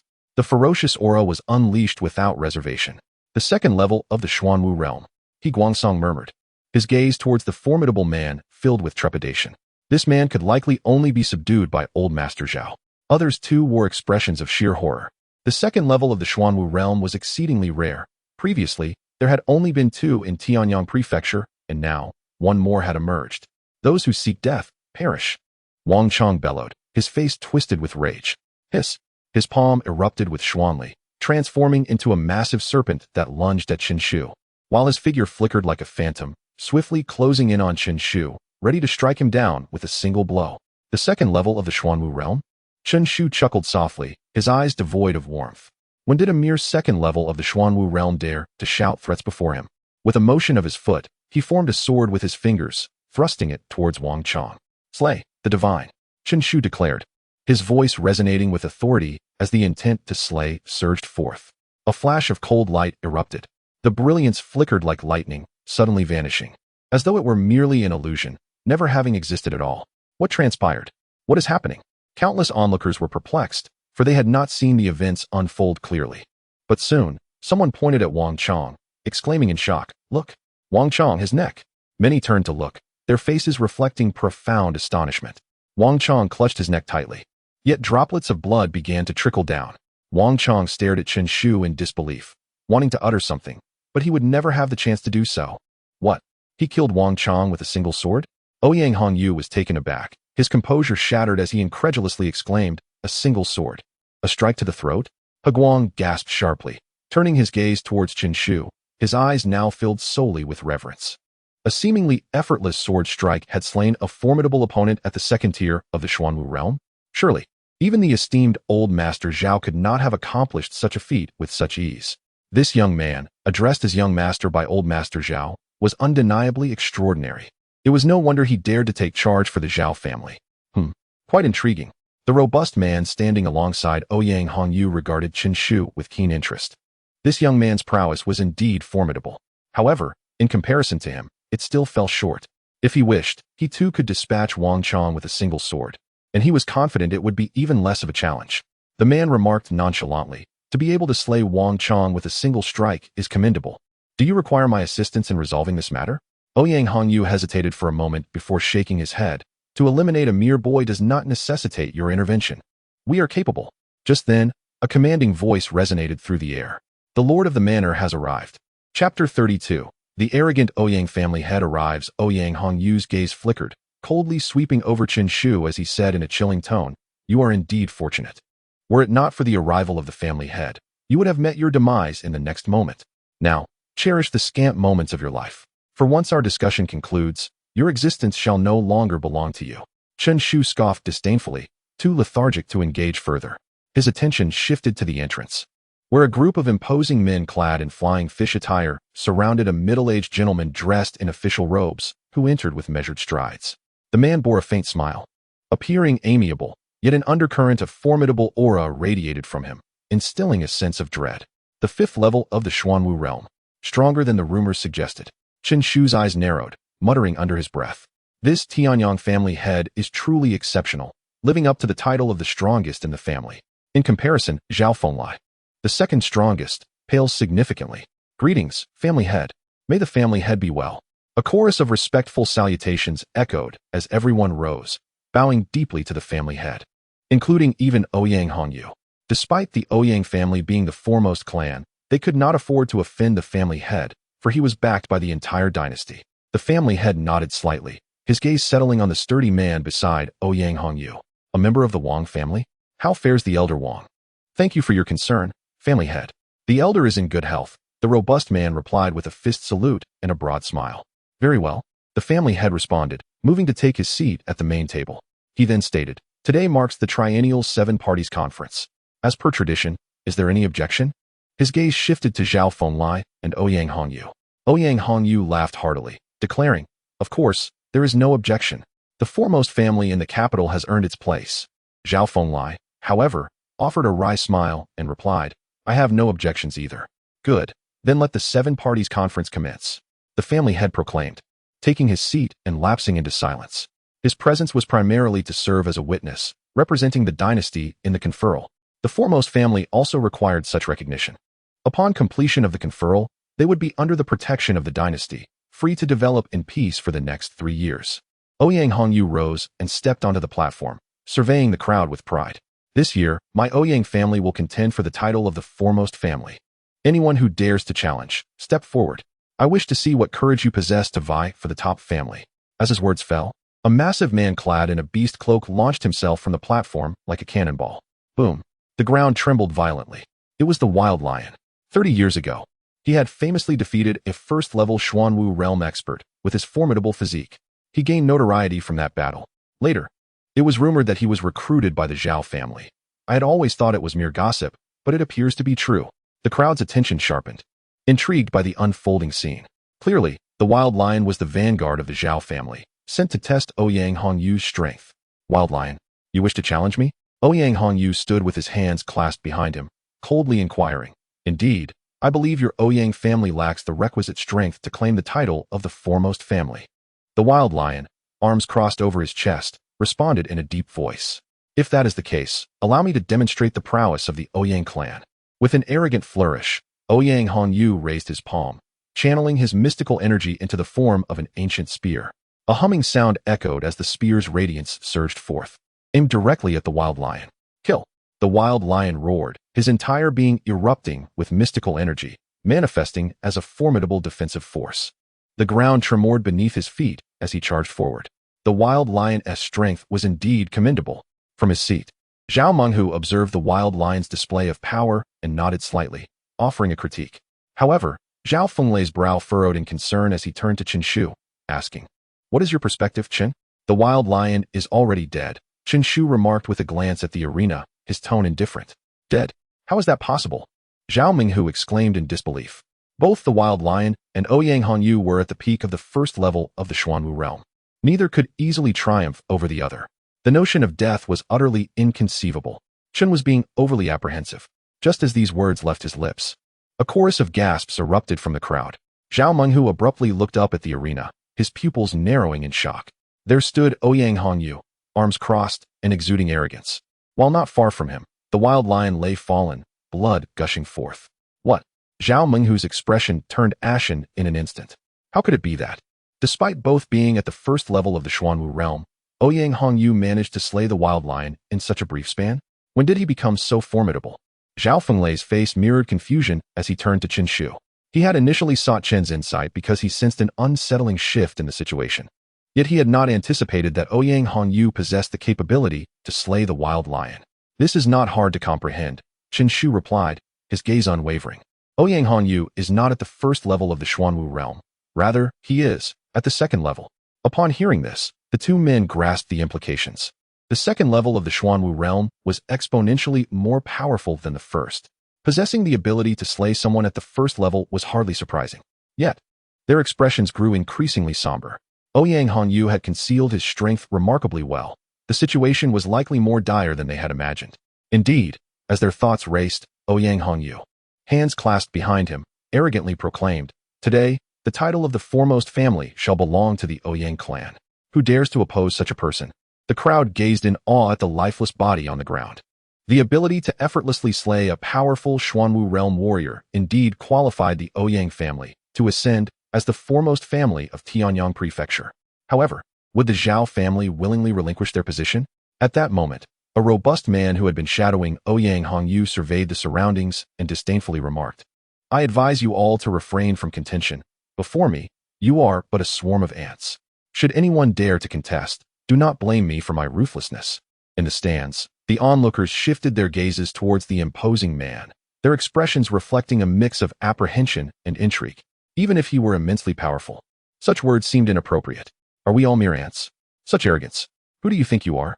To believe that a single word from you could dictate the outcome of the Seven Factions Conference? Indeed, with so many families present, can they not subdue you? What of the Zhao family? Will they allow such insolence to persist?" A voice from the assembly retorted, "Huh, with so many families here, they truly cannot suppress me. What can the Zhao family do to me?" The imposing man sneered disdainfully, his gaze piercing like a sword, causing many to feel a prickling sensation on their skin. The assembly gasped in shock. At that moment, the man's aura suddenly erupted, a torrent of ferocious power crashing forth like a tidal wave. He stood proudly, brimming with confidence, declaring, "You question my right to determine the outcome of the Seven Factions Conference? Is my power not sufficient?" In that instant, everyone was rendered speechless, their lips trembling. The Xuanwu realm. Fourth level. Chapter 33. Disagreement what? He is actually a formidable powerhouse at the fourth level of the Xuanwu realm. How long has it been since our Tianyang mansion has seen a strong figure at this level? Goodness. How can the Ouyang family possess such a powerful individual to guard them? It seems that the fate of Tianyang mansion is about to change. A fourth level Xuanwu is capable of determining everything. The crowd erupted in astonishment, exclaiming in shock. In the realm of martial arts, reaching the Xuanwu realm is already akin to ascending to the heavens, and to further elevate oneself within this realm is an endeavor fraught with challenges. Yet this man before them has already traversed a considerable distance within the Xuanwu realm. Now, do you believe this is sufficient? Wang Lingxiao beamed with pride. Ouyang Hongyu also laughed heartily, his aura surging, a fierce presence rising like a tempest, as he bellowed. The foremost family belongs solely to the Ouyang clan. Who dares to oppose? Step forward. Silence fell upon the seats, many shaking their heads in resignation. Ouyang Hongyu, with his momentum at its peak, instilled fear in anyone who might dare to provoke him at this moment. The onlookers turned their gaze toward the Zhao family, questioning if they would dare to contest. Surely, the Zhao family must concede now? Indeed, it was the fourth level of the Xuanwu realm. Zhao Fenglai murmured softly, his face pale as he regarded the overwhelming aura, slowly closing his eyes. So powerful. A single strike from a fourth-level Xuanwu could easily vanquish him. With his strength at the third level of the Xuanwu realm, he stood no chance. Alas, it seems the Zhao family's position as the foremost clan is doomed to be lost.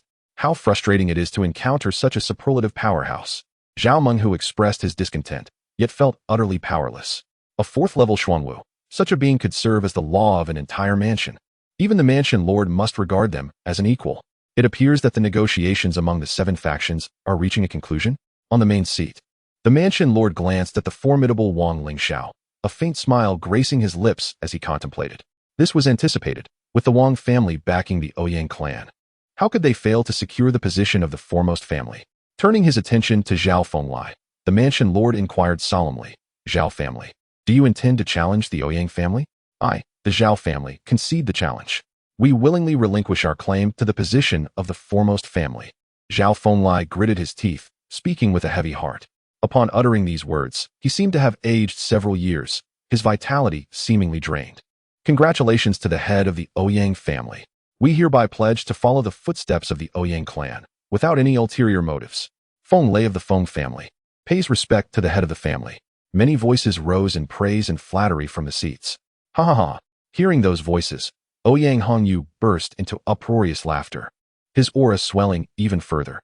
From this day forth, my Ouyang family shall reign supreme. Ouyang Hongyu declared with great pride.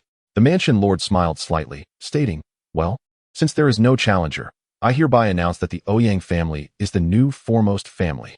I hope the Ouyang family can lead the many clans to pledge loyalty to the dynasty and strengthen Tianyang Mansion. Rest assured, I shall not disappoint the expectations of the lord of the manor. Ouyang Hongyu proclaimed with fervor. Very well.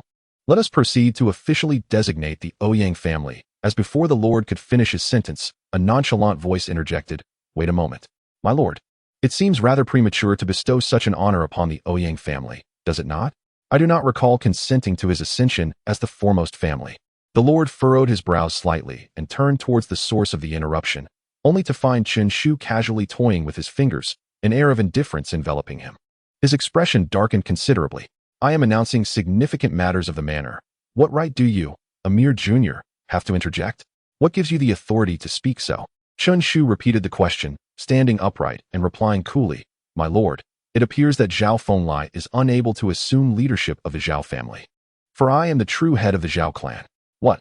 The moment those words left his lips, the lord's countenance shifted dramatically. In his eyes, Chen Shu's statement was clearly a mockery. While the Zhao family may lack the prowess to retain their esteemed status, it was hardly necessary to acknowledge a junior as their leader. The lord's voice turned icy as he retorted, you insolent wretch, do you dare to toy with me? Leave at once, or I shall see to it that you are punished. Beside him, Ouyang Hongyu's face contorted with malice as he glared at Chen Shu. You little wretch. It is you again. Within half an hour, I shall take your life. From the seats, others joined in with cold derision. What are you doing, Junior? Hurry and leave. Have you lost your senses? Who brought him here? How can a madman be allowed to participate in such a significant event? Only the Feng family remained silent, their gazes towards Chen Shu filled with a complex mixture of emotions. Initially, they too found the situation absurd. However, this matter had been openly acknowledged by Zhao Fenglai himself, leaving no room for doubt. Indeed, Zhao Fenglai gradually rose to his feet and clasped his hands in respect, stating, my lord, you must understand. Our Zhao family has indeed submitted to young Master Chen. Thus, it is not incorrect for him to claim that I cannot take the lead. What? His words sent shockwaves through the crowd. For the first time, the lord appeared genuinely astonished, indicating the magnitude of his internal turmoil. He could hardly believe it. Zhao Fenglai, Are you asserting that your family acknowledges this junior as your leader? Indeed, Zhao Fenglai affirmed with a nod. A collective gasp echoed throughout the assembly. Among the seated, Yang Che wore a look of sheer disbelief. It is worth noting that he was among the first to be acquainted with Qin Shu, and the Chun and Yang families had once shared a close bond. Thus, he was acutely aware of Qin Shu's standing within the Qin family. Yet, what was transpiring now? This country bumpkin had, unbeknownst to all, become the head of the Zhao family? This was no jest. On what grounds could he claim such a position? Even if the Zhao family could not maintain their status as the foremost family, their foundation remained formidable. To ascend as the leader of the Zhao family, Qin Shu's position was undeniably extraordinary. In the entirety of Tianyang Mansion, if one were to assess the hierarchy, only the mansion lord and Ouyang Hongyu could rival his status. He has ascended to become the third most prominent figure in the city. This stark contrast left Yang Che in a state of disbelief. Suddenly, a flicker of regret passed through his mind. Had he foreseen such an outcome, he would not have severed ties with the Qin family so resolutely. Alas, the events have unfolded, and what use is regret now? Qin Shu, with arms crossed, inquired, "Do you believe, Lord of the Mansion, that I possess the qualifications to voice my thoughts? Should you not seek my counsel?" The mansion lord inhaled deeply and slowly nodded, stating, "Since the Zhao family recognizes you as their leader, you indeed have the right to speak. Now, I must ask you, do you consent to the Ouyang family being acknowledged as the foremost family of Tianyang Mansion?" Qin Shu smiled faintly, replying, "Of course. I do not consent." He paused briefly before continuing, "I hereby declare that the Zhao family formally challenges the Ouyang family." Chapter 34. Defeating the fourth level of the Xuanwu realm, the Zhao family. Challenging the Ouyang family? What gives the Zhao family the audacity to confront the fourth level of the Xuanwu realm? A murmur of surprise rippled through the crowd as whispers filled the air. Could it be that this Qin Shu is also a young master from a prominent family in the county? Yet, it seems there is no particularly renowned Qin family in the county, someone pondered. This is intriguing. I shall watch with keen interest. The lord of the manor cast a glance at Qin Shu, a disdainful smile crossing his lips as he slowly returned to his seat. He was eager to see what Qin Shu would bring to the challenge against the Ouyang family, an act of self-humiliation. Wang Lingxiao let out a cold laugh, speaking without reserve. With that, he exuded a powerful aura, his gaze fixed firmly on Zhao Fenglai, saying nonchalantly, "Zhao Fenglai, you are the strongest of the Zhao family, are you not? Since you intend to challenge the Ouyang family, step forward." Zhao Fenglai took a deep breath, his expression instantly turning serious. He rose slowly, making his way to the arena. At this moment, he had no choice but to accept the challenge. "Please, make your move first. I shall allow you one strike, otherwise, you will have no opportunity to retaliate," Wang Lingxiao declared, casting a condescending glance at Zhao Fenglai. In his eyes, a third-level Xuanwu realm practitioner was nothing remarkable. One strike would suffice to claim victory. Upon hearing this, Zhao Fenglai's expression darkened, and he replied solemnly, "Very well. Since you boast so confidently, I shall gladly experience your prowess." Taking a deep breath, his demeanor became calm. Given that Wang Lingxiao permitted him a strike, this was his chance, and he would show no mercy. With his first move, he unleashed his full strength. The wind thunder palm. An intense surge of energy erupted forth, coalescing into a massive palm imprint, radiating with the brilliance of wind and thunder. Boom! A series of thunderous roars echoed through the air. Amidst this, the sound of a howling gale could be faintly discerned. The Zhao family's wind thunder palm. Zhao Fenglai had trained this technique exceptionally well. From his elevated position, the lord of the manor narrowed his eyes slightly, offering a hint of appreciation before shaking his head. Alas, his opponent is Wang Lingxiao. Wang Lingxiao's gaze flickered momentarily. This former second strongest of the Tianyang manor indeed possessed some skill. This technique, within the third level of the Xuanwu realm, was indeed a powerful move. It might not to be underestimated. Impressive momentum, but regrettably, your opponent is me. No matter how formidable your technique, it pales in comparison to my strength. Wang Lingxiao smiled lightly, brimming with confidence. He stood his ground, calmly unleashing a punch. A low-grade martial art of the Xian tier, the unbeaten King Fist. Crack! A powerful fist imprint suddenly manifested, its overwhelming force compressing the air to the point of shattering sounds. Whoosh! The fist imprint shot forth. In the next moment, the unbeaten King Fist collided with the wind thunder palm, instantly showcasing an overwhelming dominance. Bang! Bang! Bang! The explosive sounds rang out incessantly, and in the stunned gazes of the onlookers, the fist imprint shattered the wind thunder palm and struck fiercely against Zhao Fenglai's body. Puff! Zhao Fenglai was struck as if by a heavy blow, hurtling backward, spewing a mouthful of blood along his path, and crashed down onto the arena floor. A sudden silence enveloped the entire venue. Fear was etched upon the faces of the crowd. They were aware of the formidable strength of the fourth level of the Xuanwu realm, yet they had no precise understanding of its true power. However, at this moment, with a single punch, Wang Lingxiao made them fully comprehend the terror of the fourth level of the Xuanwu realm. This was the essence of the fourth level of the Xuanwu realm. Even old Master Zhao could not withstand a single blow. A sharp intake of breath echoed. Let us not forget, he had initially allowed old Master Zhao to make the first move, yet the outcome remained an overwhelming victory. What kind of might could contend with such a powerful figure? Aside from Chen Shu and the Mansion Lord, who remained seated, everyone else, including Zhao Minghu, had risen to their feet, their expressions a mixture of reverence and fear. Now, do you still wish to continue your challenge? Wang Lingxiao taunted after effortlessly defeating Zhao Fenglai. He added haughtily, no matter how many more come, one strike from me is sufficient to subdue you all. Is that so? Chen Shu straightened his posture, intrigued. I must see whether your boast holds any truth. With that, he began to stride toward the arena. You wish to fight me? Wang Lingxiao exclaimed in astonishment, initially believing that Chen Shu had some hidden trump card, only to find him stepping into the ring personally. Young man, have you lost your mind? When I was cultivating, you were not even born yet. If diligence bore fruit, what need would there be for geniuses? By that logic, would not the tortoise surpass all? Chen Shu replied nonchalantly as he stepped onto the arena. He dares challenge the fourth level of the Xuanwu realm? What gives him such audacity? A fool indeed, murmured the crowd. Nevertheless, it must be said that his boldness was commendable. After witnessing Wang Lingxiao's prowess, the onlookers were thoroughly impressed. Believing Chen Shu's actions to be a path to his own demise, the Mansion Lord's expression grew increasingly peculiar. Could it be that this young man believed he could triumph over the fourth level of the Xuanwu realm? Such confidence! Alas, reality would soon reveal to him the harshness of truth. Haha, you dare to challenge Mr. Wang? You must truly be courting death. Ouyang Hongyu laughed heartily. Chen Xiao? Zhao Minghu's expression suddenly shifted, filled with concern. Chen Xiao, you are already the strongest among us. It would be troublesome if anything were to happen. Fear not. Merely the fourth level of the Xuanwu realm. I could dispatch it with but a snap of my fingers.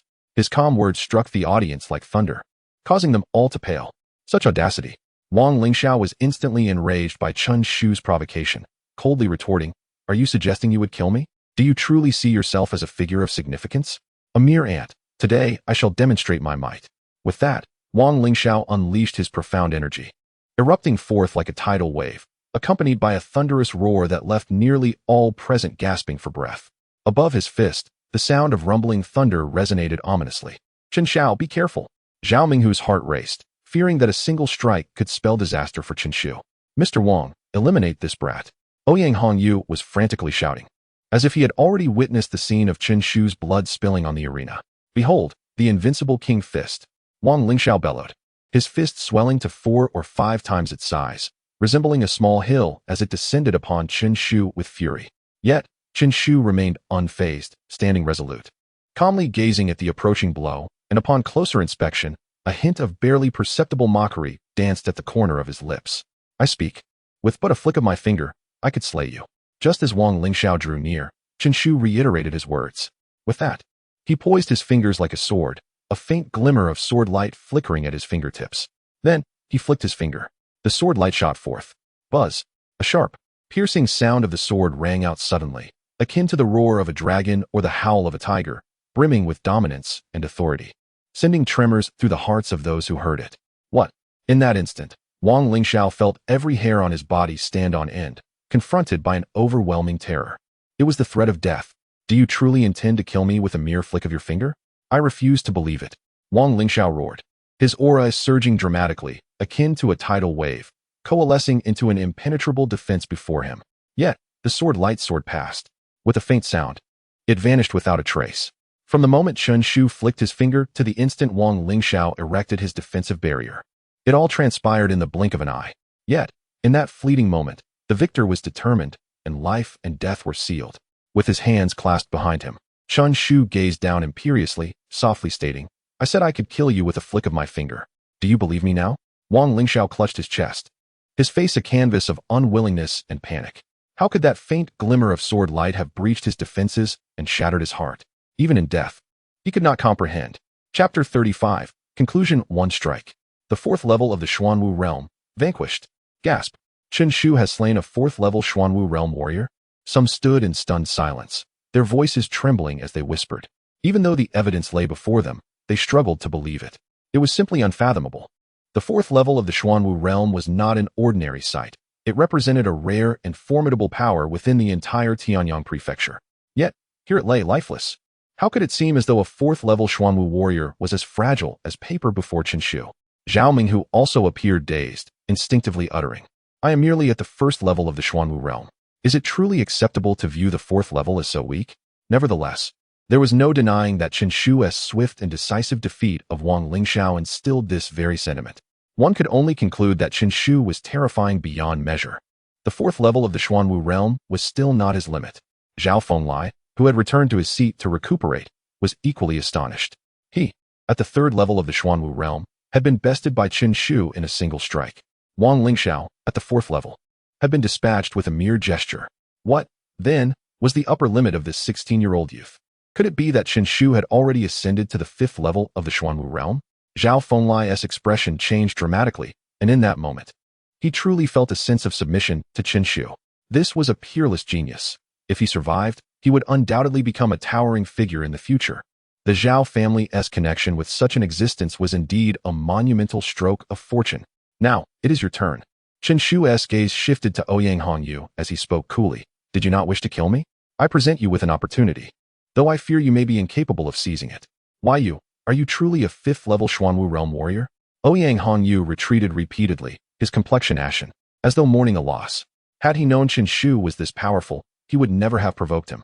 Had he refrained from antagonizing Chen Shu, perhaps the latter would not have come to the Zhao family's aid, allowing him to secure the title of the first family. Now, not only had he lost the opportunity he sought, but he also faced a perilous threat to his life.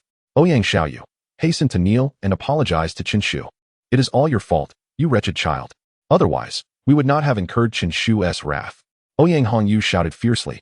Beside him, the already astonished Ouyang Xiaoyu wasted no time, dropping to the ground and wailing, Master Chen, I implore your mercy. Spare me this once, consider me insignificant, and release me. Whether I am a fifth-level Xuanwu realm warrior or not is of no concern to you. As for your plea for mercy, is that even a possibility? Chen Shu regarded Ouyang Xiaoyu with indifference. I have already shown you mercy once, yet you failed to appreciate it. You sought to bring about my demise in an instant. Do you believe someone like you deserves to be spared?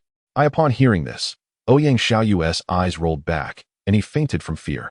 Ouyang Hongyu sensed Chen Shu's unwavering resolve to kill and suddenly adopted a defiant stance, coldly declaring, Master Chen, you cannot kill us. We have the Wang family backing us. You must be aware that my daughter is the concubine of the Wang family's young master. If you were to take our lives, the Wang family would undoubtedly seek revenge at any cost. As for the might of the Wang family, I trust you are well aware. When that family unleashes its wrath, the entire capital shall face annihilation. Chen Shu merely smiled nonchalantly and stated, setting aside your significance in the eyes of the Wang family, I have already slain Wang Lingxiao. Do you truly believe the Wang family would let me go so easily? Having already forged enmity with them, what does it matter if I take a few more of you down? With that, Chen Shu raised his head and swung his sword, sending forth a streak of sword energy. Ouyang Xiaoyu was beheaded instantly. You, Chen Shu, you wretched beast. I shall fight you to the death. Upon the demise of Ouyang Xiaoyu, Ouyang Hongyu's face contorted in fury, and he bellowed, What are you all waiting for? He will not spare us. Let us unite and slay him. Beside him stood 4 surviving Xuanwu realm experts, a formidable force under normal circumstances. Yet at this moment, they appeared utterly diminished. To the death. Together, let us kill him. The others gritted their teeth and shouted, their eyes brimming with rage. Boom. Without further ado, the Xuanwu realm cultivators unleashed their full power, each employing their most potent techniques without hesitation. In an instant, the heavens and earth shifted. The booming sounds echoed ceaselessly, while a terrifying storm surged forth, leaving deep gashes across the arena. A desperate struggle of cornered beasts. Is it of any use? Chen Shu did not even glance their way, merely scoffing with indifference as he casually unleashed another wave of sword energy. Crack! A blade of light struck, and one Xuanwu realm expert fell, lifeless. Kill again. Chen Shu remained motionless, his voice cold as he commanded. The sword light reappeared, swiftly cutting down upon the necks of Ouyang Hongyu and the others. Thud, thud.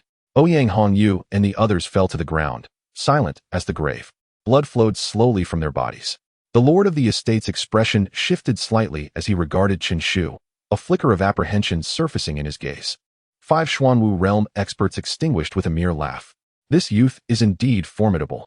If possible, it is best to avoid enmity. Just as this thought crossed his mind, bang. A dull thud resounded once more. Everyone turned to see Yang Che kneeling on the ground, fervently knocking his head against the floor. Blood quickly seeped from his forehead. Yet he seemed oblivious, continuing his fervent gestures. Young Master Chun, I was blind to your greatness. Please forgive me. At this moment, Yang Che was genuinely terrified. This Qin Shu was not merely human. He was a demon.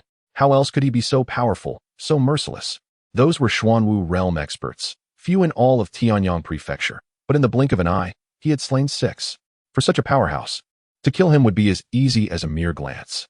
My father and I are close friends. If he were to take my life, he would surely feel some remorse, Yang Che hastily exclaimed. Huh, and now you choose to speak such words? Where was your concern before? Qin Shu retorted with a sneer. In the beginning, when he first entered the Tianyang mansion and accompanied his father to the Yang family, the scenes of relentless humiliation remained vividly etched in his memory. Now, Yang Che kneels before him, pleading for forgiveness? How utterly ludicrous. I implore you, spare my life. Yang Che, seemingly oblivious to Qin Shu's scorn, continued to bow fervently, beseeching for clemency. As for revenge, he dared not entertain such a mad notion for the remainder of his life. With Yang Shaoan already deceased, he had no desire to follow him to the grave. Enough, the Yang family, after all, has been a family friend of the Qin family. I shall not take your life. You may forfeit your cultivation and depart. Qin Shu shook his head and spoke calmly. To him, a mere Yang Che was inconsequential. Easily dispatched with a flick of his wrist, such a trifling matter did not warrant his effort. Thank you, young Master Qin. Yang Che exclaimed with elation. To live was worth more than anything else. Without hesitation, he struck his dantian, rendering his cultivation null. Begone. Yes, yes, I shall leave. Yang Che promptly prostrated himself on the ground, indeed rolling out.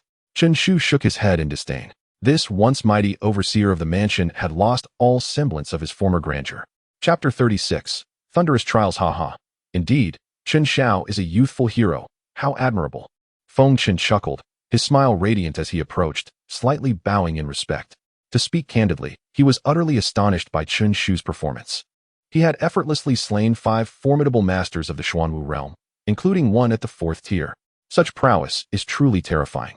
It can be said that if Qin Shu so desired, he could establish a prestigious clan within a mere moment. In fact, it could now be asserted that the foremost family in Tianyang Prefecture is no longer the Zhao clan, but rather, the Qin clan. After all, even Zhao Fenglai acknowledged that Qin Shu is the true master of the Zhao family. Alas, I, an old fool, have acted excessively. Please do not take it to heart.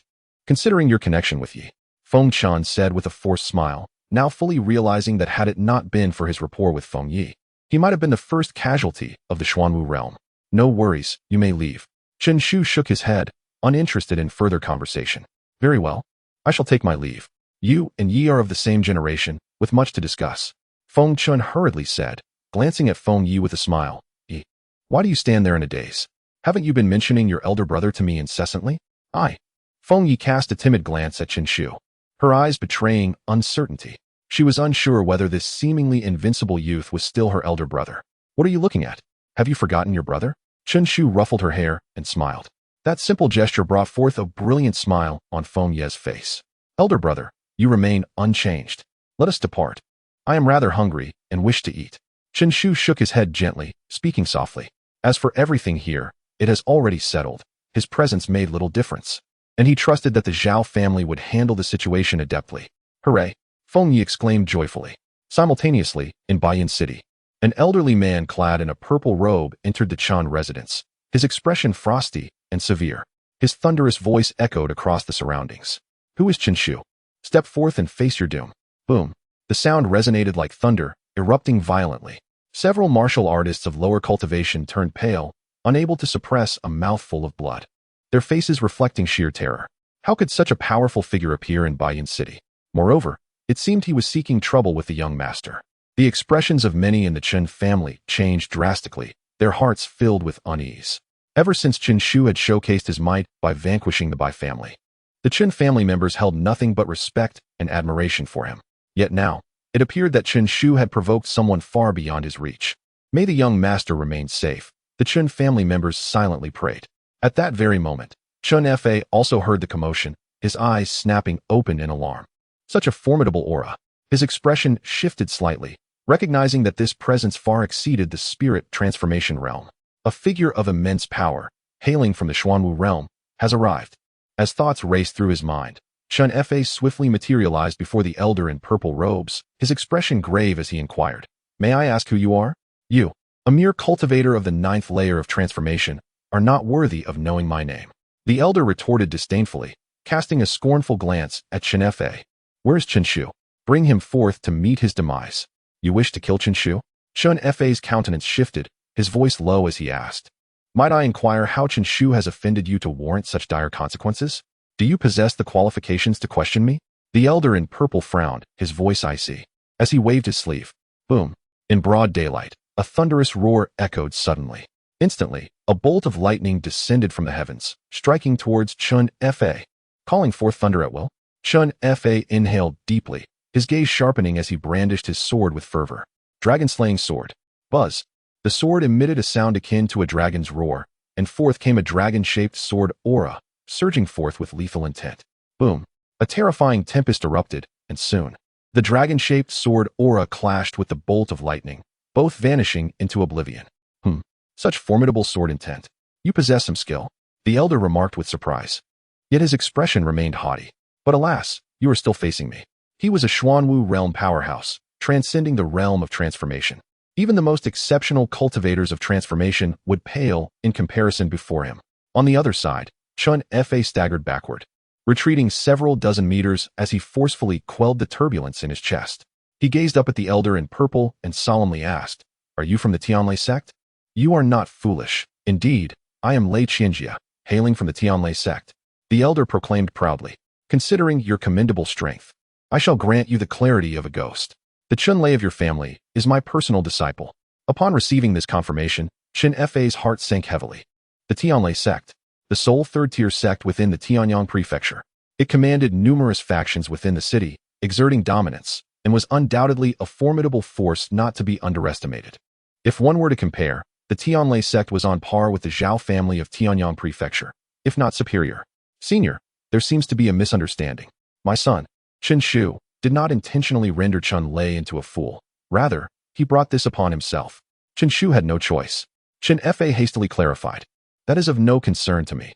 All I know is that anyone who dares to reduce Chen Lei to a fool must pay with their life." Lei Qianjia declared assertively, waving his sleeve. "This is rather tyrannical, senior." Chen Fa gritted his teeth and replied, "My Chen family is not without its own connections. My son, Chen Shu, is esteemed by the Zhao family of Tianyang prefecture. He is a close friend of Zhao Qian, the young master of the Zhao family." "The Zhao family?" Lei Qianjia scoffed lightly and replied nonchalantly, "Had this been before, I would have shown the Zhao family some regard. But now, the Zhao family is struggling to safeguard themselves, let alone have the time to protect you. You may not be aware, but the title of the foremost family has already been seized by the Ouyang family." "What?" Chen Faru was struck hard, his face filled with shock as he exclaimed. He had thought that moving away from the Zhao family would instill some caution in Lei Qianjia. Little did he know, the Zhao family had also encountered grave misfortune. Suddenly, his complexion turned ashen. The Zhao family may have been able to navigate their troubles, but his son was still entwined with them. Would his son be affected? "Bring out Chen Shu," Lei Qianjia coldly commanded. "Chen Shu is not here. And even if he were, I would never surrender him." Chen Fa replied in a deep tone, drawing his sword and pointing it directly at Lei Qianjia. "An unworthy junior still wishes to experience your prowess. You seek death." Lei Qianjia fumed with rage. In an instant, a radiant thunderous glow surged behind him, flickering ominously. Then, a column of lightning erupted forth. With all his might, Chen Fa unleashed the dragon-slaying sword, yet he remained no match for his opponent, who struck him down with a single blow, causing him to spew a mouthful of blood and crash heavily to the ground. Chapter 37. The wrathful slaughter of Lei Qianjia. From his lofty vantage point, Lei Qianjia gazed disdainfully upon Chen Fa, sneering. "Who do you think you are to challenge my prowess? My strength is beyond your comprehension. Is this what you call the Xuanwu realm?" Despair flickered in Chen Fa's eyes, and he murmured bitterly, "So powerful, Even though I am but a hair's breadth from the Xuanwu realm, I remain utterly defenseless before a true master of that level. Go find Qin Shu and inform him that I, Lei Qianjie, have arrived. Demanding his head, Lei Qianjie commanded, nonchalantly gesturing towards an elder of the Qin family. Should he refuse to come, I shall annihilate your Qin clan. Understood, the elder gritted his teeth and, with a swift motion, soared outwards. Prepare a banquet. I shall take residence in your Qin family for the time being, awaiting the presentation of Qin Shu's head before I depart. Lei Qianjie declared as he strode towards the hall. Behind him, the faces of the Qin family members were contorted in frustration. The very man who sought to slay them insisted on being treated with hospitality. Such audacity from Lei Qianjie was intolerable. At the Lonling Tavern, Qin Shu and Feng Yi found themselves once more in familiar surroundings. This time, no one dared to provoke them. After placing their orders, they indulged in their meal while engaging in casual conversation. Suddenly, Zhao Qian entered, his expression grave. Young Master Qin, I apologize for interrupting your meal, but I must report an urgent matter. Speak, Qin Shu nodded. The Thunderclap sect has made its move. Lei Qianjie has now taken residence in the Qin family. Zhao Qian stated solemnly, his heart mourning for the Thunderclap sect. Offending this harbinger of death, they were likely doomed. Boom. An overwhelming aura erupted like a whirlwind, causing Qin Shu to set down his chopsticks. You say the Thunderclap sect has acted against the Qin family? Indeed, Zhao Qian replied, his hair standing on end as he sensed the profound intent to kill. However, the latest news suggests that Lei Qianjie has yet to claim any lives. He has merely gravely injured the head of the Qin family. He has proclaimed that he will kill you in retribution. Very well, Qin Shu rose, his countenance serene. Elder brother, Feng Yi called cautiously. She could sense the tempest of rage brewing beneath Qin Shu's calm facade. Zhao Qian, somewhat apprehensive, respectfully inquired, young Master Qin, would you like the Zhao family to intervene on your behalf? No need. You may attend to your own affairs. They have already encroached upon my home. How can I turn a blind eye? Qin Shu replied, young lady, continue your meal. I shall return shortly. No sooner had he spoken than Qin Shu's figure soared into the sky, swiftly vanishing from sight. At the Chun residence, Qin Shu appeared like a tempest, bellowing, Lei Qianjie, come forth. His thunderous voice reverberated throughout the entirety of Baiyun City. Presumptuous. You dare seek your own demise, young one. Lei Qianjie roared in fury, his figure materializing with a chilling glare directed at Qin Shu. Qin Shu. The Qin family was also stirred, emerging one after another, gasping in astonishment at the young man standing in the air. Young master, he truly has come. Qin Shu, you should not be here. Hurry and leave. Chun Fa exclaimed anxiously, his countenance shifting as he felt the overwhelming power of Lei Qianjie, convinced that Qin Shu would not be a match for him. So, you are Qin Shu? Well, you have certainly arrived rather swiftly, Lei Qianjie said, his hands clasped behind his back, a flicker of surprise in his eyes. This Qin Shu had come much faster than expected. Logically, the messenger should not have even reached Tianyang Mansion yet. How did he acquire this information? Quickly dismissing such thoughts, he arrogantly declared, since you are here, kneel and accept your death. If you kneel and accept your death, I may only cripple your father's cultivation and spare his life. Kneel and accept my death? Spare my father's life? Qin Shu retorted, fury turning into mockery. I fear you may not be able to bear it. What do you mean I cannot bear it? Lei Qianjie replied haughtily. As his words fell, his aura surged violently, the formidable Xuanwu energy soaring to the heavens. I am at the pinnacle of the first level of the Xuanwu realm. What gives you the right to say I cannot bear it? How laughable that you dare act so arrogantly before me, being merely at the first level of the Xuanwu realm. Qin Shu responded with a serene expression. He uttered no further words, unleashing a powerful punch. Boom. A misty hue enveloped the punch, dreamlike and enchanting, drawing everyone into a trance. There is a bit of skill there, but before me, it still falls short. Lei Qianjie narrowed his eyes, a flicker of unease crossing his mind, only to be reassured by the knowledge of his invincible power in Baiyun City. With a casual gesture, a thunderous roar echoed within him. Dare to strike at me? Watch as I crush you with a single punch. The sound of thunder rolled, confidence etched on Lei Qianjie's face, as a silver lightning glow enveloped his palm, and he forcefully struck at Qin Shu. With this punch unleashed, a resounding boom erupted. The Qin family members' expressions shifted dramatically, filled with dread as they watched, their hearts laden with trepidation. Even a mountain would shatter before Lei Qianjie's might. Was this truly a power that mere mortals could possess? Concerned glances turned towards Qin Shu. Young master, can you withstand such formidable strength? Qin Shu, run. Do not withstand it. Chun Fa shouted, his gaze sharp as a sword. instinctively swinging his Zhanlong sword towards Lei Qianjie. Yet, he understood it was futile. Against Lei Qianjie's prowess, even a desperate attempt would yield no injury. A profound sense of despair filled his heart. Merely an ant. The words echoed like thunder, suddenly resonating in everyone's ears. Chen Shu's figure flickered as he approached. With a single punch, he shattered Lei Qianjie's fist before delivering a crushing blow to Lei Qianjie himself. Lei Qianjie's expression changed dramatically, fear evident in his eyes. In that moment, he felt an irresistible and overwhelming force surge upon him like a tidal wave, one that even his formidable body, forged in the realm of Xuanwu, could not withstand. How could this be? I am a formidable warrior of the Xuanwu realm. Lei Qianjie's incredulous roar echoed through the air. He, a peak practitioner of the first level of Xuanwu, could not fathom being outmatched by a mere youth. Just a first-level Xuanwu. I have slain those of the fourth level. What are you but a trifling being? You dare to threaten my father. Chen Shu's voice turned venomous. At these words, Lei Qianjie stood frozen in shock. No, spare me. I beseech you for mercy. Lei Qianjie shouted in terror. With a thud, he collapsed to his knees, trembling uncontrollably. Die. Chen Shu abruptly waved his sleeve. His voice cold and indifferent.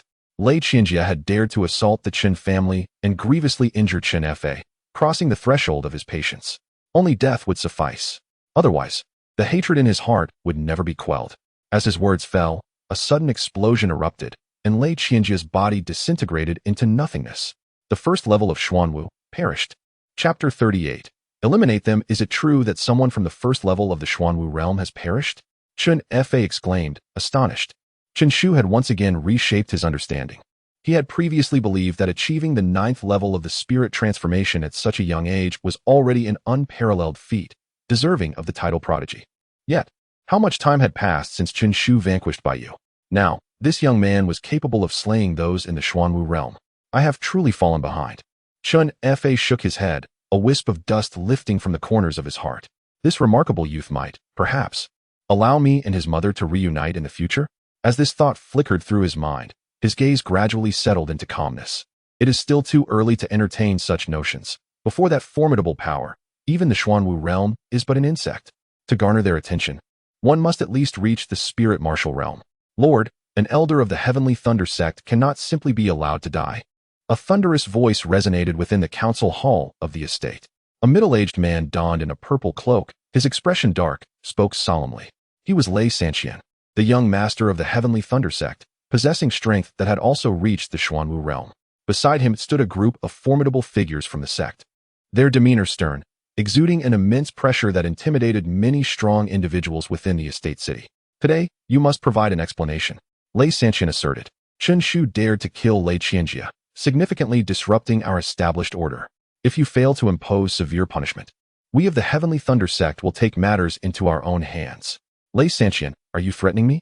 The estate lord's eyes narrowed, his tone icy.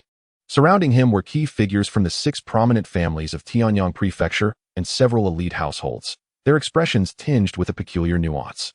Casting glances at Lei Sanqian that bore an undercurrent of derision, the Heavenly Thunder sect dares to wage war against the Qin family? Truly, they possess an audacity that defies reason. That is not the case. However, the dynasty has decreed that my sect must not easily execute familial extermination. Yet this does not justify allowing families to mercilessly slaughter us. Lei Sanqian replied, a hint of frustration evident in his eyes. The Heavenly Thunder sect, a third-tier sect, held a status roughly equivalent to that of the estate city. Yet, due to the influence of the Haoyue dynasty, despite being significantly stronger than Baiyan City, they could not recklessly annihilate families. They required prior consent from the estate to declare war. Were it not for this, they would have long since eradicated the Qin family. The estate lord replied nonchalantly, let us discuss this matter at a later time. At least during my tenure, I shall not permit any sect to massacre families. Moreover, do not presume you have suffered a loss. Unbeknownst to you, I am actually safeguarding you. Safeguarding us. Lei Sanqian erupted into laughter, pride radiating from him. My Heavenly Thunder sect is a third-tier sect, teeming with powerful individuals. We do not require anyone's protection within Tianyang Prefecture. Esteemed Lord of the Estate, allow me to be frank. Regardless of your consent, I am determined to eliminate the Qin family, and no one can save him. You, the Estate Lord, infuriated, was about to retort when suddenly, a towering figure pushed open the door and strode in. Eliminate the Qin family? Qin stood resolutely. intent on observing whom you could possibly slay. Chen Shu fixed his cold gaze upon Lei Sanqian and spoke in a measured tone. Who are you? Lei Sanqian, taken aback, retorted angrily. What concern is it of yours when prominent figures converse? Begone. You are unworthy to command my departure. As for my identity, Chen Shu's expression remained serene as he slowly declared, I am Chen Shu of the Qin clan. You are Chen Shu, the one who eliminated Lei Qinjia? Lei Sanqian's countenance shifted slightly, a glint of cold light emanating from his eyes. You dare to show your face? Aren't you afraid I will slaughter you? Chen Shu shook his head and scoffed. With you? Indeed, with me. As he spoke, a fierce aura erupted from Lei Sanqian, followed by a terrifying storm of profound energy. Second level of the Xuanwu realm. Do you think that killing Lei Qinjia grants you the audacity to act recklessly in my presence? I need but 3 moves to end you. Lei Sanqian proclaimed proudly, flicking his hand to reveal a flash of cold light that shot forth. Chen Shu's eyes narrowed, preparing to counter, when the governor's voice thundered, Lei Sanqian, you are being outrageous. Do you consider this council chamber a place for violence? Without any visible action from him, the cold light of Lei Sanqian's concentrated energy dissipated like smoke. This boy is far too arrogant. I shall teach him a lesson on humility. Why should the governor be so enraged? Lei Sanqian chuckled dismissively. Teach me humility? Perhaps I should instruct you instead? In your next life, remember to tread more lightly. Chen Shu replied with a faint smile, pointing at Lei Sanqian. Kill him. What? Lei Sanqian was momentarily stunned. What is this brat babbling about? Kill me? Huh? By what right do you command such a thing? Do you believe you can manipulate the families present here? Who do you think you are? Lei Sanqian laughed heartily, his disdain palpable. Nearby, a formidable member of the Tianlai Gate wore a scornful expression. This boy must be out of his mind to dare order the families here to act against us. It is utterly preposterous. Let us not forget. Which family here is not more formidable than the Chun clan of Baiyun City? Can he truly sway them? Even if he could influence 1 or 2, could he slay them? We, from Tianlai Gate, have 6 members at the Xuanwu realm present. Unless he can rally all forces to act together, such aspirations are mere folly. Huh? Have you been struck in the head? Otherwise, I cannot fathom how you could utter such foolishness, Lei Sanqian remarked, shaking his head. Chen Shu appeared unfazed, simply reiterating. I have said it once, kill him. I shall not repeat myself a 3rd time. Haha, truly, one does not weep until they see the yellow river. I wonder what you are so stubbornly clinging to, Lei Sanqian scoffed, though his smirk soon faltered. From the Zhao family's faction, Zhao Fenglai slowly rose. Bowing respectfully to Chen Shu, I shall heed young Master Chun's command. With those words, Zhao Fenglai was the first to act, unleashing a tempestuous aura without mercy. What? The countenance of Lei Sanqian shifted dramatically. Disbelief etched across his features as he pointed at Zhao Fenglai and exclaimed, Zhao Fenglai, have you lost your mind? To heed the words of a mere junior? The prowess of young Master Chun is beyond your imagination. With a cold retort, Zhao Fenglai unleashed a powerful strike. The room of deliberation was instantly thrown into chaos, as tables and chairs erupted in a cacophony of destruction. Threefold Xuanwu realm. Lei Sanqian gasped, his voice twisted with rage. Zhao Fenglai, do you dare to kill me? Does your Zhao family seek an unending feud with my Heavenly Thunder sect? His challenge was met with a chilling command, kill. Without an ounce of mercy, a hand came crashing down. To mock young Master Chun was a capital offense. Feng Chen's eyes glinted coldly as he similarly shouted, charging forth to deliver a fist towards a formidable Xuanwu realm expert from the Heavenly Thunder sect. Behind him, the other 5 great families reacted in unison, their Xuanwu realm experts mobilizing as one. Kill, kill, kill. At that moment, all the Xuanwu realm experts unleashed their most potent techniques, hurling themselves toward the members of the Heavenly Thunder sect. Impossible. Have you all gone mad? The faces of the Heavenly Thunder sect members turned ashen, their voices trembling with fear.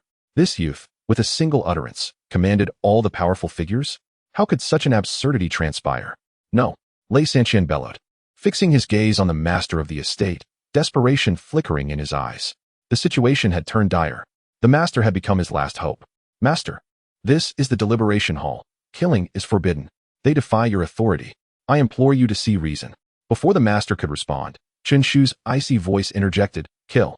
Upon hearing this, the master's eyes gleamed with a fleeting light as he coldly replied, I have warned you. Alas, you would not listen. You have sought your own demise, and cannot blame others. No, I do not wish to die.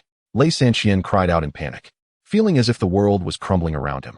How could the master refuse to assist him? Just moments ago, the master had sternly stopped him, asserting that the deliberation hall was no place for chaos. How could the words change so swiftly in the face of Chen Shu's actions? Suddenly, an absurd thought flashed through his mind. Could it be that even the master feared Chen Shu? That Chen Shu would kill him, and the master would not dare intervene? Yet, how ludicrous that seemed. A dignified master, wielding power over millions, would cower before a youth? Alas, he was left with no opportunity for further contemplation. Annihilation Palm. Zhao Fenglei's voice rang out coldly, his threefold Xuanwu realm cultivation erupting in full force as he slammed his palm mercilessly against Lei Sanqian's chest. In an instant, Lei Sanqian's internal organs were obliterated. With one strike, annihilation was wrought. Lei Sanqian's eyes widened, forever unclosed in death. Chapter 39. The Reckoning of the Heavenly Thunder Sect. With a single strike, he vanquished Lei Sanqian. Young master, you wretched fools, you shall all perish. The warriors of the Heavenly Thunder Sect were driven to madness, their eyes suffused with a crimson rage. How dare the Tianyang mansion slay our young master? We shall die, but we will not allow you to escape unscathed. One of the mighty warriors of the Heavenly Thunder Sect bellowed, preparing for a desperate final stand. Rumbling. In response, a barrage of fierce assaults from numerous Xuanwu realm experts descended upon him. Terrifying energy transformed into blades, spears, swords, and axes, raining down upon him, shattering his flesh in an instant. Chen Shu, even in death, we shall not spare you. One warrior hissed with a bone-chilling voice, akin to a lonely spirit from the depths of the abyss. Yet Chen Shu merely offered a cold smile. If mere mortals cannot best me, what hope do ghosts have? If you dare, come forth, and let us see if I can slay your wretched souls. Those who dare show disrespect to young Master Chen shall meet their doom. Feng Chun roared, unleashing his energy as he struck down upon the warrior's head. At that moment, Zhao Fenglai sprang into action, like a fierce tiger among sheep, unleashing a series of powerful attacks. Crack, crack. The sounds of destruction echoed as many warriors of the Heavenly Thunder Sect widened their eyes in disbelief, their lives extinguished. Blood flowed freely upon the ground. After a brief moment, Zhao Fenglai clasped his fists toward Chen Shu, declaring loudly, Young Master Chen, the remnants of the Heavenly Thunder Sect have been completely eradicated. Chen Shu nodded in appreciation, stating, Well done, I am quite satisfied. Rest assured, should the Heavenly Thunder Sect come seeking vengeance, I shall bear the full weight of their transgressions alone. Ah, young Master Chen, you flatter me. Though my Zhao family may not rival the Heavenly Thunder Sect, we are not cowards. Zhao Fenglai replied with a gentle smile, his tone resolute. The Zhao family stands ready to advance and retreat alongside young Master Chen. Beside him, representatives from other families expressed their solemn support, proclaiming their willingness to follow Chen Shu into battle against the Heavenly Thunder Sect. I have long found the Heavenly Thunder Sect to be intolerable, but their immense power silenced our grievances. It is indeed our fortune to have young Master Chen stand for us. Indeed, the sect has grown arrogant, believing themselves superior to our families and more willing to engage in battle. If they dare come, we shall show them their folly. Chen Shu chuckled lightly, seemingly unconcerned. His reliance was never on these individuals. Their support mattered little to him. His greatest asset remained his own strength. I possess transcendent power. I can traverse the heavens and earth. This time, I must extend my gratitude to the Mansion Lord, Chen Shu said with a bow and a smile. Had the Mansion Lord been resolute in aiding Lei Sanqian, it would have posed considerable trouble, necessitating my direct intervention. The Mansion Lord shook his head, replying calmly, Your ability to slay him is your own merit. The dynasty has always been somewhat averse to sects, believing their existence diminishes the strength of the dynasty. However, the presence of numerous strong individuals within the sect gives them pause. Thus, I cannot overtly support you. It all depends on your own capabilities. The Mansion Lord gazed deeply at Chen Shu and stated plainly, As I said, the destruction of the Heavenly Thunder Sect is your own prowess. Should you fall, you cannot blame others. Chen Shu nodded subtly. As Chen Shu appeared seemingly unconcerned, the master of the residence chose not to elaborate further. Yet a sense of anticipation brewed within him. Would this formidable young man unveil astonishing prowess and vanquish the Thundergate, or would he be ruthlessly extinguished by it? The 3 days passed in the blink of an eye. On this day, outside Tianyang Mansion, a formidable presence surged forth in great numbers. Leading the charge were 3 elders clad in deep purple robes, their immense aura akin to an ocean, emanating a terrifying pressure. Even from a distance, they shone as brilliantly as the sun, compelling attention. Boom. Within Tianyang Mansion, numerous powerful figures materialized atop the city walls. Zhao Fenglai gazed intently at the 3 elders, his expression subtly shifting. 3 golden stripes. They were the core elders of the Thundergate. He then elucidated, young Master Chun. The Thunder Gate is divided into outer, inner, and core sections. The core elders bear 3 golden stripes on their sleeves, symbolizing their supreme status. Their strength is at least at the pinnacle of the second realm of the Xuanwu stage. To my knowledge, there are only 3 core elders in the entire Thunder Gate, and it seems they have all come forth. Beside him, Feng Chun and He Guang, leaders of the 6 prominent families, wore solemn expressions. 3 pinnacle Xuanwu stage warriors. It appears a bloody battle is imminent today. Where is the master of the mansion? One of the core elders inquired in a deep voice as they reached the base of the city. The rumbling tone echoed like thunder. What business do you have? The master of the mansion appeared quietly on the city wall, asking coolly. Master Lin, our elder Lei Qianjie seeks accountability from the Chun family for the incapacitation of his disciple, who was subsequently slain. Are you aware of this matter? Are you questioning this residence? The master replied, his tone suddenly turning icy. You lack the standing to speak to me in such a manner. The elder smiled grimly. 3 days ago, our young master was once again slain upon visiting Tianyang Mansion, along with 5 Xuanwu stage warriors, all annihilated. And you dare say I lack the right to address you? I must inquire how you, as the master of this mansion, allow our sex warriors to be slaughtered so freely? Impudent. A cold glint flickered in the master's eyes, as behind him, his aura solidified into a chilling arrow, aimed directly at the elder. It seemed that at any moment, the arrow would unleash its deadly intent. Impudent? Huh. Today, I shall be impudent. The elder retorted coldly. Moreover, we shall lodge a formal complaint against you to the Shifang Shenzhen sect for your failure to govern your subordinates. The master's expression grew even colder. The Shifang Shenzhen sect was a second-tier sect, governing all sects within Fengyang County on behalf of the imperial court. Its status roughly equivalent to that of the county's administrative office. If they truly came to demand accountability, he would find it challenging to provide satisfactory explanations. Govern my subordinates? Heh. Master Lin is not my superior. Old man, you should reconsider your approach. Chen Shu interjected suddenly, hands clasped behind his back, clad in flowing white garments. Merely standing there, he emanated an imposing aura. You are Chen Shu?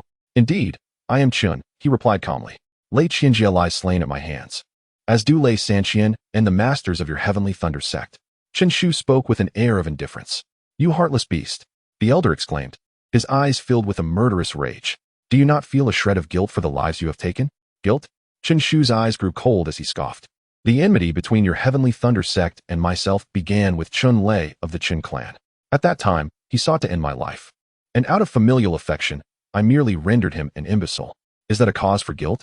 Later, Lei Qianjie sought vengeance for Chun Lei, attacking the Qin family, grievously injuring my father, and demanding that I kneel and accept my demise. When I ended his life, was that a cause for guilt? Furthermore, Lei Sanqian led your heavenly thunder sect's experts to confront Tianyang Mansion, intending to annihilate my entire family. When I struck them down, was that a cause for guilt? Chen Shu's voice dripped with scorn as he posed the question. Now, you dare to hold me accountable? Is it only acceptable for me to perish at your hands for me to be guiltless? Otherwise, I am deemed the heartless beast? The elder paused, momentarily taken aback, before responding with a haughty snort. Humph, those are merely your one-sided claims. The true circumstances remain unknown to all. Moreover, they did not truly seek your life. Mere thoughts cannot be deemed actionable. How can one such as you, an insignificant creature, be compared to the paragons of our heavenly thunder sect? Not actionable. Incomparable. Chen Shu shook his head, speaking coldly. Our paths diverge. Further discourse is futile. Very well, let strength be the arbiter. With that, he raised a finger, and his aura suddenly transformed into something wild and invincible. Today, I shall demonstrate how this insignificant creature subdues you all. Chapter 40. The Thunder Mirage. How audacious. How utterly laughable. A mere second-tier warrior of the Xuanwu realm dares to boast before us. The 3 core elders roared in unison, an overwhelming aura of ferocity emanating from them. 2 were at the 3rd tier of the Xuanwu realm, and 1 had reached the pinnacle of the 2nd tier. Many were taken aback, utterly astonished that 2 of the core elders of the Thunder Gate had broken through their confines and ascended to a higher echelon. Seeing the crowd seemingly intimidated, the core elders basked in their triumph, erupting in laughter as they provocatively inquired, Disciples, the enemy claims they will suppress us. What shall we do? Kill, kill, kill. The shouts of fury echoed mightily. Then, 8th tier, transformation. 9th tier, transformation. 1st tier, Xuanwu. Pinnacle of the 1st tier, Xuanwu. A torrent of formidable auras surged forth like dark clouds descending upon a city, an overwhelming pressure enveloping the surroundings. This is the foundation of our Thundergate. Our power far exceeds your imagination. Chen Shu, prepare to meet your demise today, declared the core elder with a satisfied grin. Thundergate, let us engage in battle. This was met with a thunderous roar from Zhao Fenglai. As his words fell, a powerful aura also manifested from the side of Tianyang Prefecture. Kill. Huh. Does the Thundergate truly consider itself invincible? How ridiculous. A mere sect believes it can rival the strength of our entire prefecture? Observing their arrogance, one could only chuckle. It is indeed a service to the people for young Master Chun to eradicate them. Voices from the 6 great families echoed, one after another. Then, figures began to appear in the air, confronting the Thundergate. Boom. An even more terrifying aura surged, dwarfing that of the Thundergate. The number of Xuanwu realm experts had surpassed 40. What? 43 Xuanwu realm experts. The strength of the entire city? All the families in the city heed his call. How is this possible? In an instant, the 3 core elders were left dumbfounded.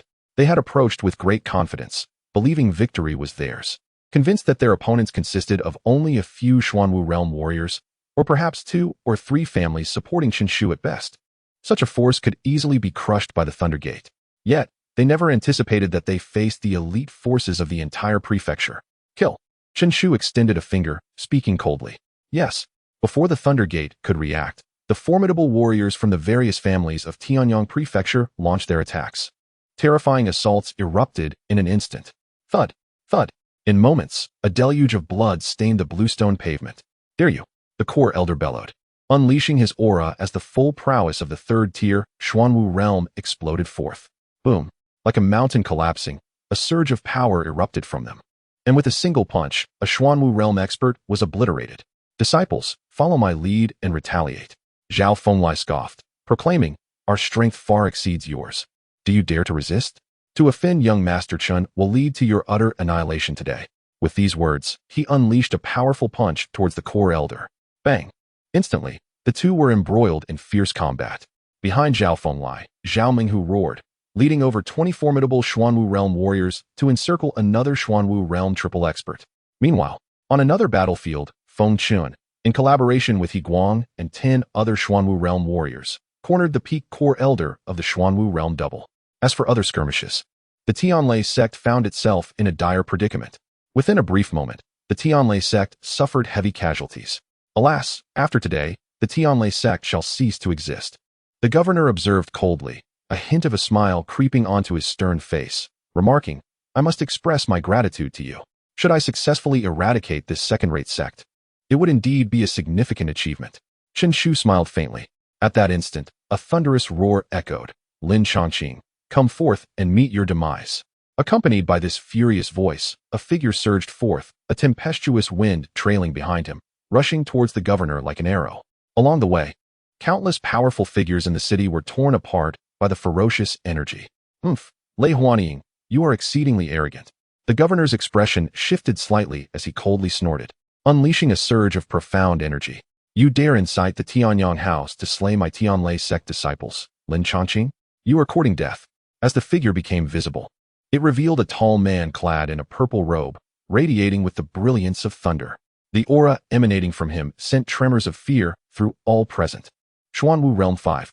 Lin Chongqing, you govern Tianyang house and yet regress with each passing day. Lei Huanying sneered, if that is the case, come forth and fight. A flicker of anger flashed in Lin Chongqing's eyes. How long had it been since he had been so humiliated? Lei Huanying was clearly challenging his authority. You seek death. With a cold snort, Lin Chongqing took a step forward, standing proudly. I shall see who is truly seeking death. Unfazed, Lei Huanying surged forward with astonishing speed, resembling a bolt of lightning in his charge. Watch closely. I shall defeat you in one move. Lei Huanying declared arrogantly. How naive. We are both Xuanwu Realm 5. What makes you think you can defeat me? Lin Chongqing retorted in fury, his Xuanwu Realm 5 prowess erupting like a barrage of arrows, shooting forth. However, upon contact with the thunderous radiance, those arrows melted away as if sunlight met with snow. How is this possible? Lin Chongqing's expression shifted dramatically. Despite being of the same realm, why did he feel that Lei Huanying was superior? Unable to comprehend, Lei Huanying's figure flickered, his fist enveloped in thunderous brilliance. Striking out fiercely. Kill! Lin Chongqing roared, retaliating with a punch to defend himself, but under the collision of the thunderous light, he found himself utterly powerless to resist. With a cold smile, Lei Huanying struck Lin Chongqing's chest with a fist that descended like lightning.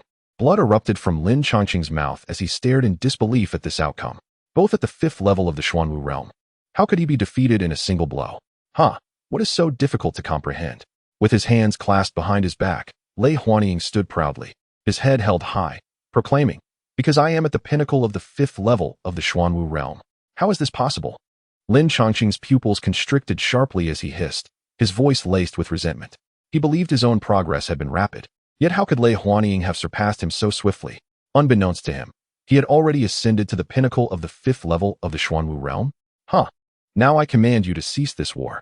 Additionally, compensate my Heavenly Thunder sect 30 million as restitution.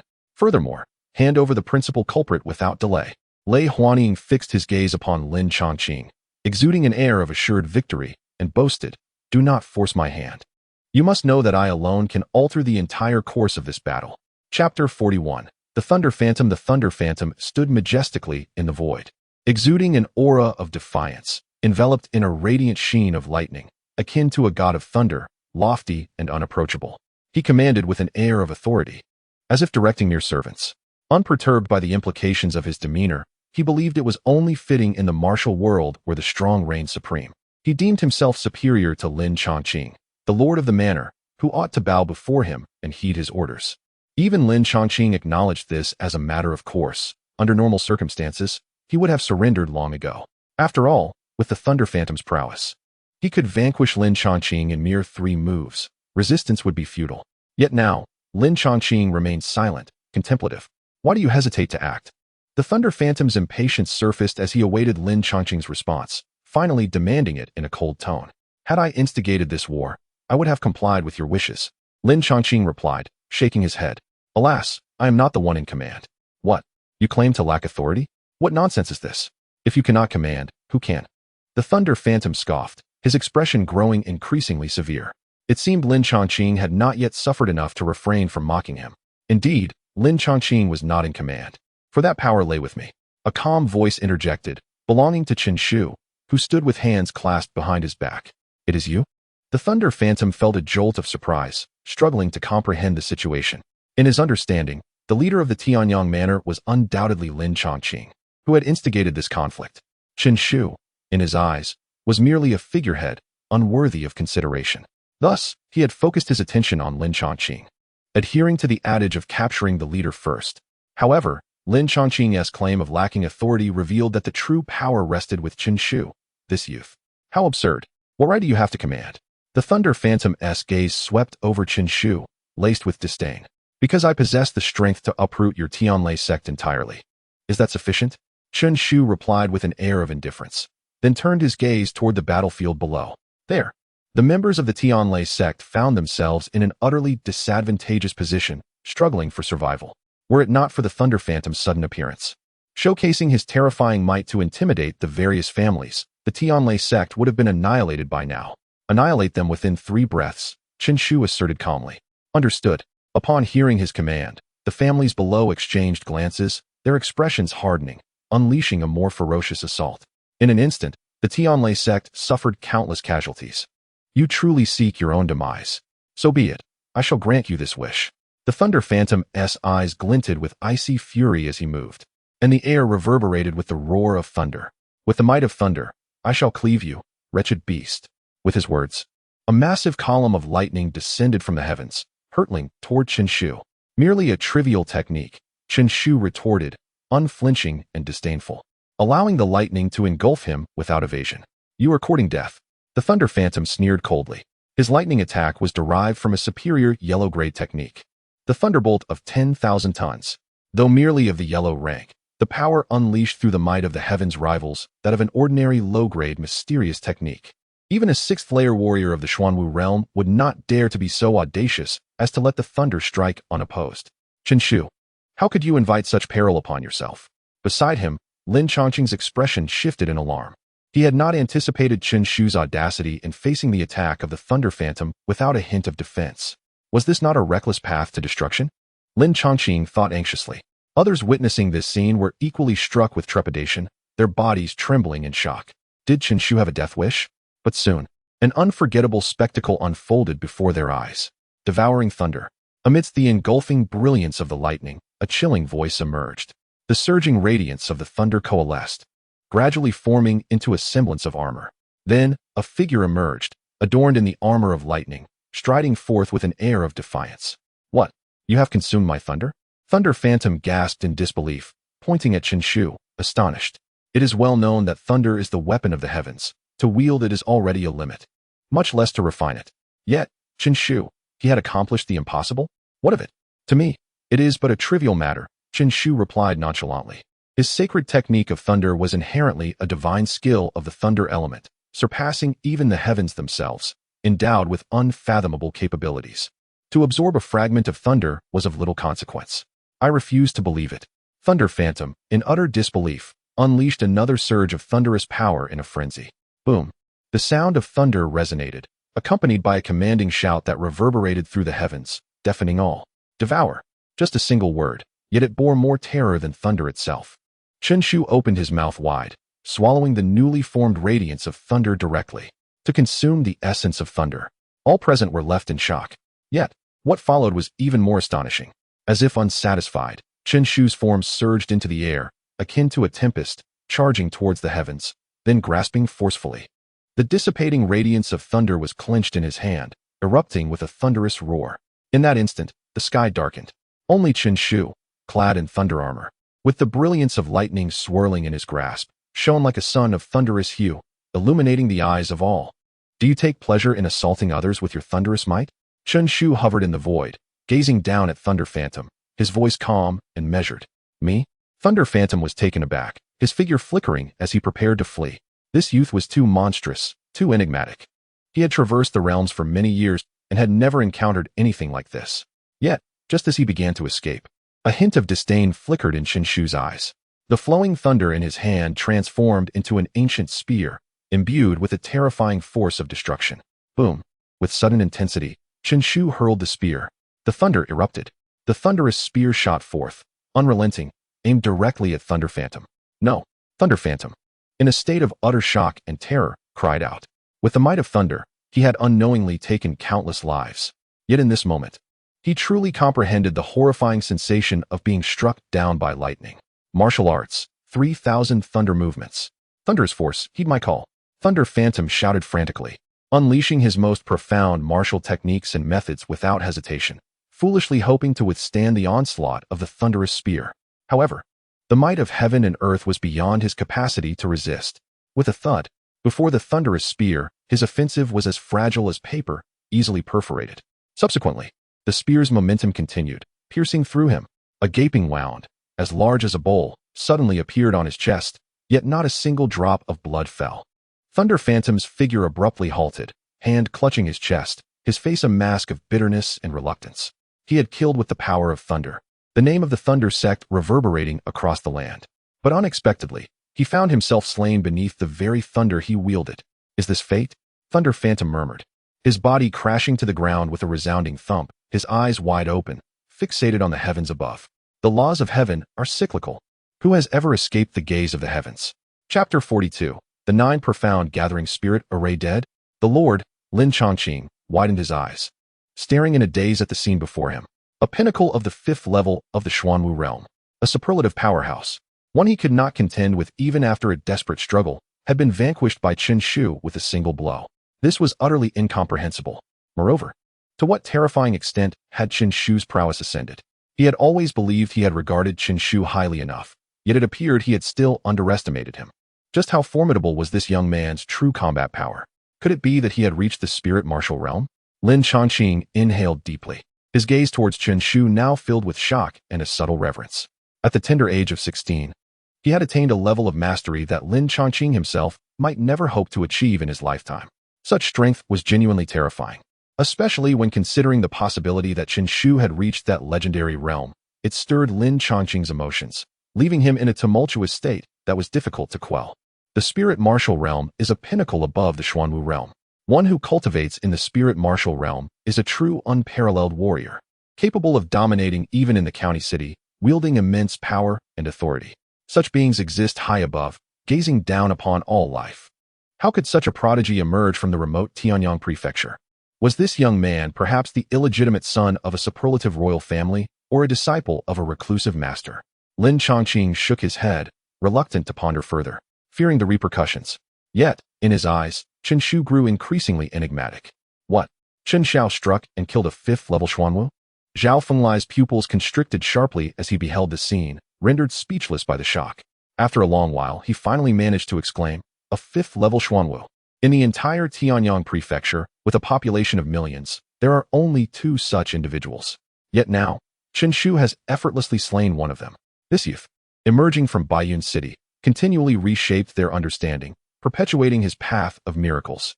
It was as if he possessed no limits, capable of overwhelming anyone he faced. Invincible across the globe, truly unfathomable. I had thought Chen Xiao's strength was only around the 4th level of the Xuanwu realm.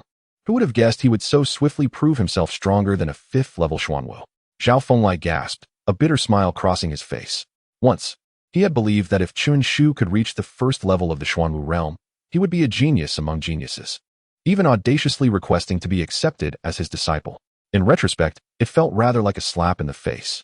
This young man had long since left him far behind on the path of martial arts. From this day forth, the Zhao family vowed to follow Chen Shu to the death. Zhao Fenglai contemplated this, fully convinced, as all his prior thoughts dissipated, genuinely acknowledging Chen Shu's authority. Reporting to Chen Xiao, all remnants of the Tianlai sect have been utterly annihilated. Suddenly, Feng Chun knelt with a thud on the ground, loudly proclaiming. He was drenched in blood, with several terrifying wounds adorning his body. In this battle, he had truly exerted tremendous effort, having slain 3 formidable foes, all mere practitioners of the Xuanwu realm. Thank you. Chen Shu nodded slightly and remarked nonchalantly, the Thunderbolt sect has been inherited for hundreds of years. I can only imagine the wealth and resources within its domain. You may divide the spoils according to the merit of this battle. Furthermore, consider me indebted to you all. Should the Tianyang house require assistance in the future, I shall not refuse. Young Master Chun is truly magnanimous, they exclaimed joyfully, their gazes towards him now tinged with gratitude and affection. Their support for Chen Shu stemmed not only from fear of his prowess, but also from the prospect of sharing the riches of the Thunderbolt sect. Initially, they had surmised that after subduing the sect, Chen Shu would allocate a portion of the benefits to them, perhaps around 30%. As he himself had vanquished the true powerhouse, a 5th-tier Xuanwu realm superboss, no one would have contested this distribution. However, they were taken aback by Chen Shu's generosity in offering all the resources of the Thunderbolt sect to them. One must understand that the status of the Thunderbolt sect was roughly equivalent to that of a provincial city, and its wealth and industries were boundless. Absorbing the Thunderbolt sect would undoubtedly enhance their strength significantly. We are grateful to you, young Master Chen. It is said that with the acquisition of the Thunderbolt sect, the power of our families within the Tianyang house will see considerable advancement. We should achieve commendable results in the forthcoming 100 Houses War. Lin Chongqing remarked with a beaming smile, his demeanor towards Chen Shu reflecting a newfound respect, devoid of the previous elder's authority, subtly laced with a desire to curry favor. Originally, he had regarded Chen Shu as merely a younger generation, someone to be looked down upon, regardless of his talent. Yet, after witnessing Chen Shu's decisive strike against Lei Huanying, those notions dissipated entirely. In the martial world, strength is revered above age. The capable are regarded as teachers. Chen Shu's prowess warranted equal treatment. The head of the Lin family is being too courteous, Chen Shu replied with politeness, adhering to his principle, respect begets respect. If one dares to slight me, I shall repay 100-fold. By the way, young Master Chen, the resources of the Thunderbolt sect may be trivial to a powerhouse like you, yet there exists a cherished treasure within the sect that I believe may pique your interest. The head of the house, noticing Chen Shu's calm demeanor, suddenly recalled something, his eyes sparkling with excitement. Oh, what treasure is that? Chen Shu inquired with curiosity. Please, do enlighten me. This treasure is known as the 9 Xian Gathering Spirit Array, the head of the house said, clearing his throat as he spoke. Upon hearing this, Zhao Fenglai and the other's eyes brightened, clearly having heard of the renown of this artifact, nodding in agreement. Indeed, this treasure is remarkable. It certainly ought to catch young Master Chen's eye. The 9 Xian Gathering Spirit Array? Chen Shu furrowed his brow, as he was entirely unfamiliar with it. Oh, young Master Chen may not be aware, but the so-called 9 Xian Gathering Spirit Array, while referred to as a treasure, is, in fact, a formation. The lord of the manor smiled faintly, pondering whether Chen Xiao was aware of the array master. Chen Shu nodded. The array master's reputation was too resounding to ignore. On the Divine Dragon continent, aside from the mainstream martial cultivators, there exists a myriad of unique professions. Upon reaching a certain level of mastery, even those with lesser martial prowess attain a lofty status. The array master is indeed one of them. Naturally, the path to such professions demands exceptionally stringent talents, and those who can achieve it are exceedingly rare. He chuckled, remarking that an array master harnesses the forces of heaven and earth, inscribing array patterns according to the array diagrams to construct various unparalleled formations. High-level array masters possess an inscrutable power, with methods so peculiar that they far surpass those of martial artists. Alas, to become an array master requires extraordinary spiritual strength, and to rise among the elite is a challenge akin to scaling a mountain. In our Tianyang manner, over the past century, only one has been deemed a master of formations, Zhang Zhun. A glimmer of yearning appeared in the Lord's eyes as he spoke wistfully. Zhao Fenglai interjected, affirming the Lord's words. Indeed, the formation employed by the Thunder Gate is the handiwork of Zhang Zhun and is one of his most prized creations. It is said that the Zhoushuan Gathering Spirit Array is a rare formation that excels in both offense and defense. It autonomously absorbs the spiritual energy of the heavens and earth, transforming it into the might of thunder. This not only aids individuals in refining their bodies and accelerating their cultivation progress, but also serves to protect sects and families, with the might of thunder safeguarding a lineage. Even the most ordinary of Xuanwu realm experts would find it insurmountable. The formidable strength of the Thunder Gate is inextricably linked to this formation. Chapter 43, The 10 Directions Thunder Array. He, Chen Xiao.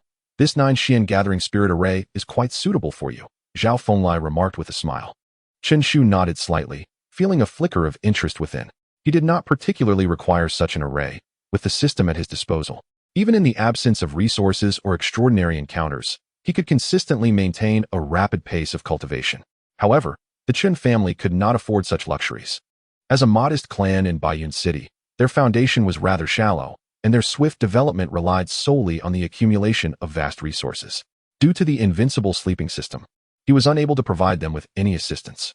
Of course, even if he could, he would refrain from doing so. The Invincible Sleeping System was far too extraordinary, and should it become widely known, it would surely attract calamities, posing a grave threat to the Chen family. Therefore, the 9 Xian Gathering Spirit Array was indeed the best choice available. With this formation, coupled with the resources promised by the Zhao family, the Chen family would enter a phase of rapid and secure development. Then this array shall belong to me. Do the rest of you have any objections? Chen Shu inquired with a smile. No objections. Please take it. Haha. Chen Xiao, if you do not take anything, we would feel embarrassed to share the spoils of the Thunder Gate. The heads of various families and clans below chimed in, laughing heartily.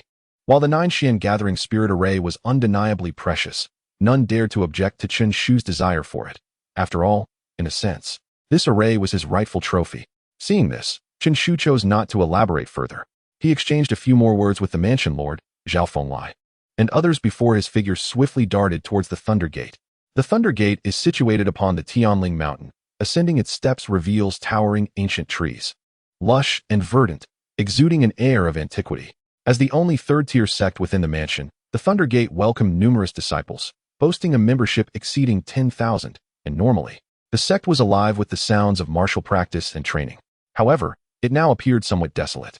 Following the defeat of the Thunder Gate, its disciples scattered like autumn leaves, departing in droves.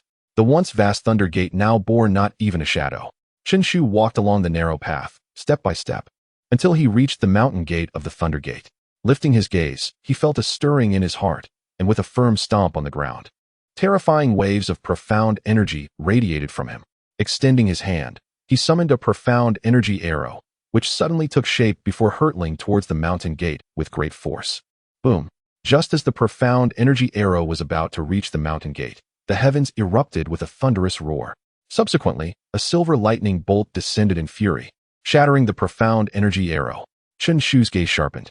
Before him, on the mountain gate, countless intricate symbols abruptly materialized, subtly forming a grand array that operated continuously, with flashes of lightning coursing through it.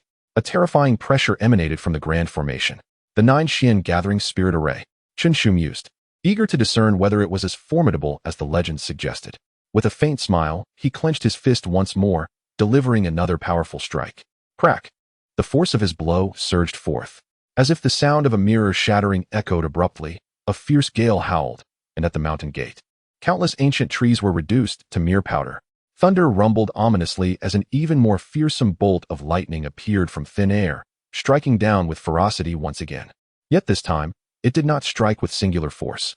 The power of the fist visibly dissipated, but it continued to surge forward. Just as it was about to descend upon the mountain gate, the formation seemed to awaken in fury. A series of thunderous explosions erupted, and beams of lightning were unleashed as if they were free of cost. In an instant, the fist's energy was shattered. The terrifying bolts of lightning coalesced into a singular form, resembling a thunder dragon, and charged furiously towards Chen Shu. Raising an eyebrow slightly, Chen Shu clasped his hand, capturing the thunder dragon within his grasp. He opened his mouth and inhaled, swallowing it whole. Gulp! Within his being, the sound of thunder reverberated faintly, and strands of lightning danced across his flesh, emanating a powerful aura. A satisfied expression emerged on his face. Indeed, he had just unleashed the equivalent of the 5th level of the Xuanwu realm, and this formation had managed to withstand it, even leaving room for a counterattack. A typical 5th level Xuanwu would have been gravely injured or worse under such a thunderous assault. What a treasure this was! With that in mind, he thought, let it break. Suddenly, Chen Shu's entire aura exploded forth as if an ancient ferocious beast had awakened. Terrifying power surged within him. Sensing the threat, the formation activated countless intricate symbols that whirled into motion, the sound of thunder rolling incessantly. Then, a multitude of thunder dragons emerged, launching a proactive assault, emitting earth-shattering roars. Yet, Chen Shu merely smiled faintly, taking a single step forward, and calmly unleashed a punch. This punch, though tranquil, was anything but ordinary. In its wake, dark traces manifested, and the air was filled with a searing heat. The ground beneath him suddenly sank. Within 100 meters surrounding Chen Shu, not a blade of grass remained. All structures and ancient trees were reduced to ashes. The resounding explosions echoed forth, as if the heavens and earth themselves were being torn asunder. This strike seemed capable of toppling mountains and reversing rivers. If the Lord and others were present, they would undoubtedly be struck with terror by such a cataclysmic blow. For this strike was sufficient to obliterate even a 6th level Xuanwu into mere fragments. With a mournful howl, the thunder dragons beneath this punch could not endure. Shattering into countless pieces, the fist's energy surged violently against the mountain gate. Crack! The entire gate trembled, and then countless symbols flew apart, disintegrating. The formation was shattered. Likewise, the mountain gate was obliterated. The scenery beyond the gate opened up to Chen Shu without impediment. He raised his hand, summoning a model resembling a chessboard, which he grasped firmly. Upon this model were intricately carved lifelike symbols, exuding an aura of profundity and strength. This was the formation plate, the very core of the 9 Xian gathering spirit formation. In the entire governor's city, it was undoubtedly a rare and precious treasure. In the realm of formation masters, it is customary to harness the forces of heaven and earth, meticulously delineating intricate patterns to conjure formidable arrays. Such formations are ephemeral, dissipating as the celestial energies are fully expended. However, when a master engraves a formation plate, the array can be perpetually utilized as long as the plate remains intact. Naturally, the cost of crafting such a formation plate is exorbitantly high, rendering it unattainable for most formation masters. But there is also a formation diagram. Chen Shu's gaze sharpened as he noticed the densely engraved lines and symbols on the reverse side of the formation plate. At the pinnacle, several robust characters boldly proclaimed, Premium Yellow Rank Formation Diagram, 10 Directions Mysterious Thunder Formation. Chapter 44 Season Tianfu, a diagram of the yellow tier premium formation. This time, the hall was indeed bountiful. Chen Shu glanced over with great interest, nodding in satisfaction. A formation master, honing their spiritual power and leveraging grand formations against foes, possesses an enigmatic and unpredictable strength, making them one of the most formidable types of individuals. A competent formation master, in theory, equates to a powerful figure at the Xuanwu realm. Similarly, formation diagrams, like martial arts, are categorized into 4 tiers: Heaven, Earth, Xian, and Yellow. Each tier is further divided into upper, middle, lower, and premium grades. However, most formation masters can only sketch out a lower-grade yellow formation, while those with exceptional talent can depict an upper-grade yellow formation, capable of posing a threat to high-level Xuanwu realm practitioners. As for the premium-grade yellow formation diagram, it is beyond the capabilities of ordinary formation masters, and those who can achieve it are known as Grand Formation Masters. Such beings can contend even against those of the spiritual martial realm. Perhaps, in due time, I might delve into the study of formations. A thought sparked in Chen Shu's mind. If he possessed the talent for formation cultivation, mastering both formation and martial arts would elevate his combat prowess to new heights. As he pondered, a deep voice interrupted. Ah, you actually obtained the formation plate of the 9 Xian Gathering Spirit Array. Not bad, not bad. Soon, a figure clad in green appeared before Chen Shu. It was a youthful lad, seemingly around 20, exuding an aura of confidence with every movement. Accompanying him was a middle-aged man, unyielding as a mountain, yet radiating a formidable presence. Behind that formation plate lies a premium-grade yellow formation diagram, a treasure that even master-level formation masters would covet. The young man, hands clasped behind his back, gazed at Chen Shu with piercing eyes and commanded, "Such things are not for you to meddle with. Hand it over, and I may spare your life." Hand it over? Chen Shu chuckled at the audacity of the boy. Did he really overestimate himself? The item he had worked so hard to acquire, and this youth expected him to surrender it with mere words? Moreover, threatening him with death for refusal? He had never been so tyrannical. Impudent. Who do you think you are to speak to the young master like that? Do you wish to court death? The middle-aged man thundered behind the boy, coldly reprimanding Chen Shu. Chen Shu's gaze turned icy as he cast a glance at the middle-aged man, then promptly stowed away the formation plate. This action incited the middle-aged man's wrath completely. You truly are courting your own demise. He sneered. Do you know who stands before you? Even the heavenly king would not dare to seize something at will. Raising an eyebrow, Chen Shu replied nonchalantly, Heavenly king? How does that compare to the young master's stature? With an arrogant smile, the middle-aged man declared, Listen well. My young master is none other than the heir of the seasoned Tianfu. Beside him, the youthful lad beamed with pride. Seasoned Tianfu. Chen Shu furrowed his brow. What is that? A city of some sort? He was not feigning ignorance. He genuinely had never heard of this seasoned Tianfu. What? You don't even know the illustrious name of seasoned Tianfu? The middle-aged man spoke incredulously, stating that Ji Tianfu was the 10th-ranked city in Fengyang County. Furthermore, Ji Tianfu held a special significance that even the prominent families of Fengyang County would not dare to offend lightly. How could such a renowned entity be unknown to anyone? Suddenly, realization dawned upon him, and a fierce murderous intent surfaced on his face. Boy, are you mocking me? He stepped forward, coldly fixing his gaze on Chen Shu, an ominous aura emanating from him, as if he were about to strike Chen Shu down in the next moment. Unfazed, Chen Shu scoffed lightly and remarked, Are you truly unaware of the rarity of Ji Tianfu? How utterly perplexing. He continued with a hint of mockery, Since you lack knowledge, allow me to enlighten you. At this moment, a young man clad in azure raised his hand, halting the middle-aged man's actions, and spoke slowly, under the jurisdiction of Fengyang County. There are 10 major cities, and Ji Tianfu is one of them. It lies within the territory of Tianyang Prefecture, yet Tianyang Prefecture pales in comparison to Ji Tianfu, resembling merely a slightly larger town. Moreover, the successive heads of the Ji family have been favored by the county prince, entrusted with the command of the Qianyo Guard, overseeing the entire county, and possessing the authority to act before reporting. Oh, I almost forgot to mention, within Ji Tianfu, the Ji clan reigns supreme. There, the Ji family embodies the very essence of power. The young man concluded with a proud smile, casting a glance at Chen Shu. Ah, so this is Ji Tianfu. Chen Shu nodded, acknowledging the young man's explanation. However, as for astonishment or shock, he dismissed such sentiments. After all, Ji Tianfu was merely a city. What significance did it truly hold? Interesting, indeed, the young man observed Chen Shu's composed demeanor, seemingly unaffected by the revelation, and suddenly laughed, as though he had stumbled upon something exceedingly amusing.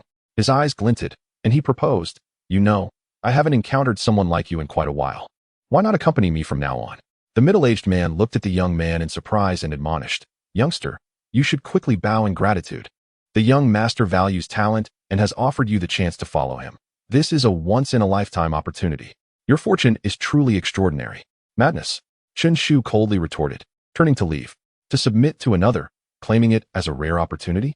What a farce. These two individuals held an overinflated sense of self, it seemed. Seeing Chen Shu's demeanor, the young man grew furious, glaring at him and declaring, Do you know who I am?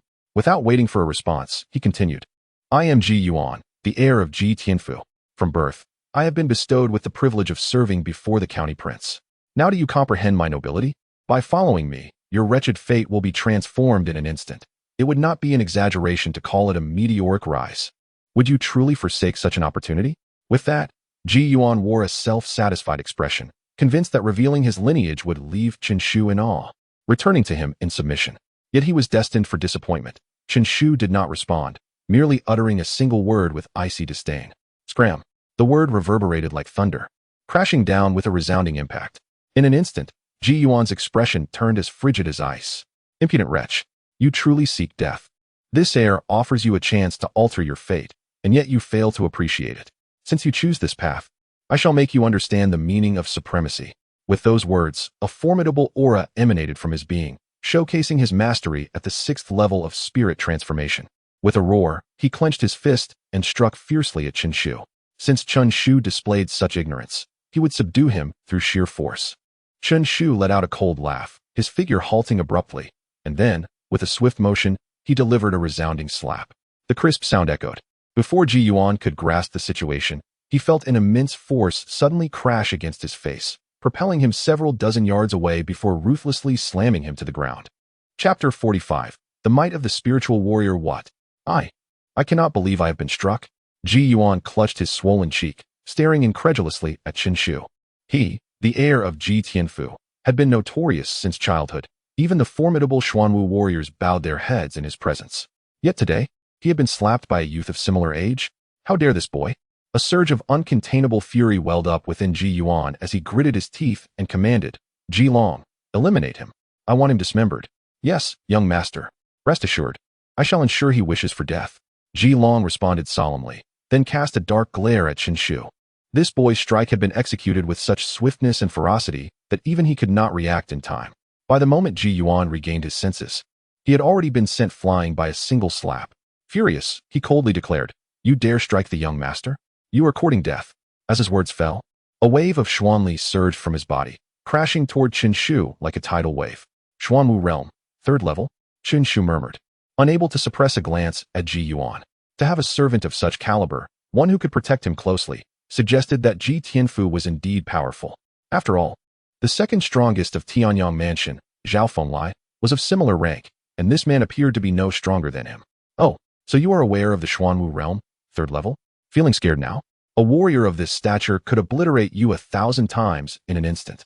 Ji Yuan's voice was as chilling as frost, believing that Chen Shu's eyes were filled with dread upon witnessing Ji Long's display of power. Alas, your fear is futile. For daring to strike me, you shall certainly perish today, Ji Yuan proclaimed with arrogance, a sense of satisfaction washing over him, alleviating much of his pain.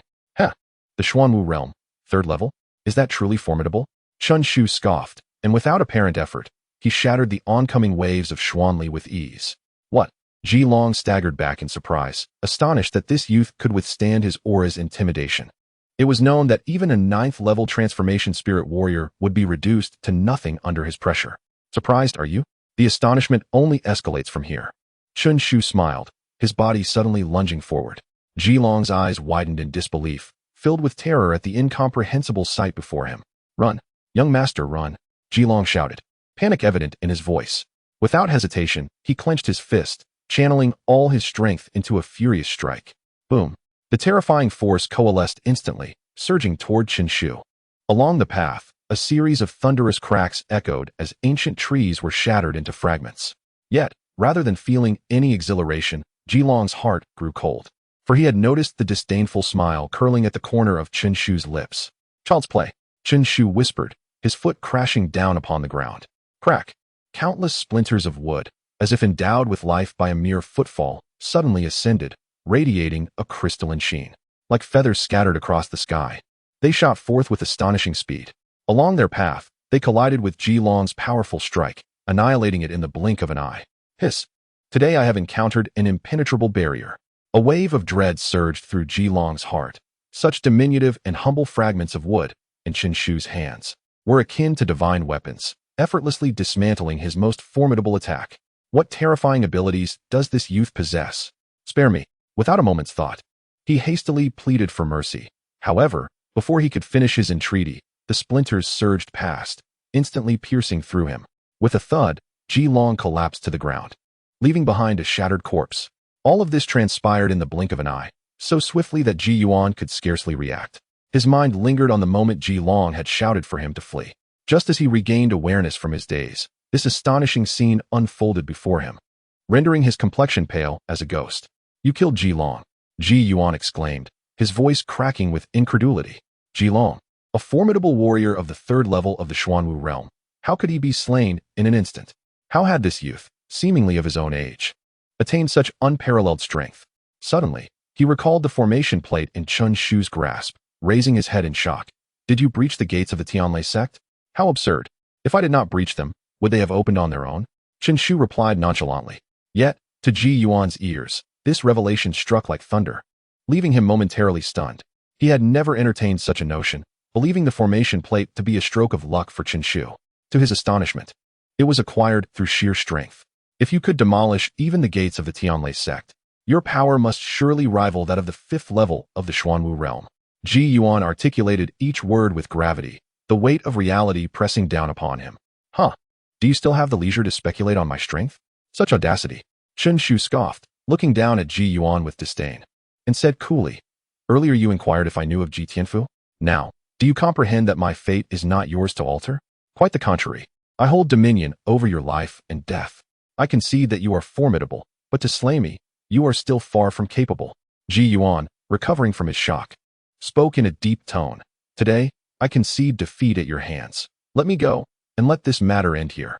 Truly, you are oblivious to the source of your confidence. Chen Shu shook his head, mocking him as he raised his hand, intent on delivering a final blow to Ji Yuan. The son of the Ji Tianfu, if allowed to remain, could pose future complications. Chen Shu, averse to trouble, sought to quell it in its infancy. However, just as his palm was about to descend, a surge of terrifying power erupted, sending him staggering back. Simultaneously, an overwhelming aura, akin to celestial might, was abruptly unleashed. The sky darkened ominously, and the air itself seemed to grow thin, becoming infinitely stagnant. Chen Shu retreated 3 steps in succession, a grave expression finally manifesting on his face. The ability to repel even a casual strike from him indicated that this individual was far from ordinary. Who dares to lay a hand on my progeny? A deep, resonant voice echoed slowly, its terrifying resonance crashing forth like a tidal wave, causing the very heavens and earth to tremble. Soon after, a figure clad in azure emerged, exuding an aura of profound light. Behind his head, a faint halo shimmered, radiating immense authority. Father! Ji Yuan exclaimed joyfully, feeling an immediate surge of confidence. He laughed heartily. No matter how powerful you are, you cannot escape death today. My father is a formidable master of the spirit and martial realm. Chapter 46. Return of the Strong in the Spirit Martial Realm. Chen Shu's heart stirred, and his pupils abruptly constricted. Such formidable beings instilled even a sense of trepidation within him. Young one, you are indeed audacious. Ji Yuan laughed heartily, brimming with confidence. Clearly, he believed that with his father's intervention, victory was assured. Chen Shu was destined for demise. Die. At that moment, the figure clad in azure slowly uttered a single word. Instantly, this word transformed into a lethal character, descending upon Chen Shu with oppressive force. A terrifying wave of killing intent enveloped the skies above the Thunder Sect, causing the very earth to tremble violently.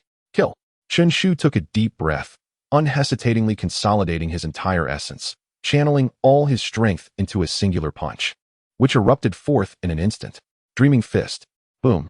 Chen Shu's hair danced wildly, his entire being radiating a hazy luminescence, as though caught between dreams and reality. The word and the fist collided violently. Bang! A deafening sound erupted in an instant. Staggering, Chen Shu was forced to retreat several dozen steps, spitting out a mouthful of blood. In contrast, the azure-clad figure only took 3 steps back. Upon closer inspection, one would notice that the figure had suddenly become somewhat ethereal.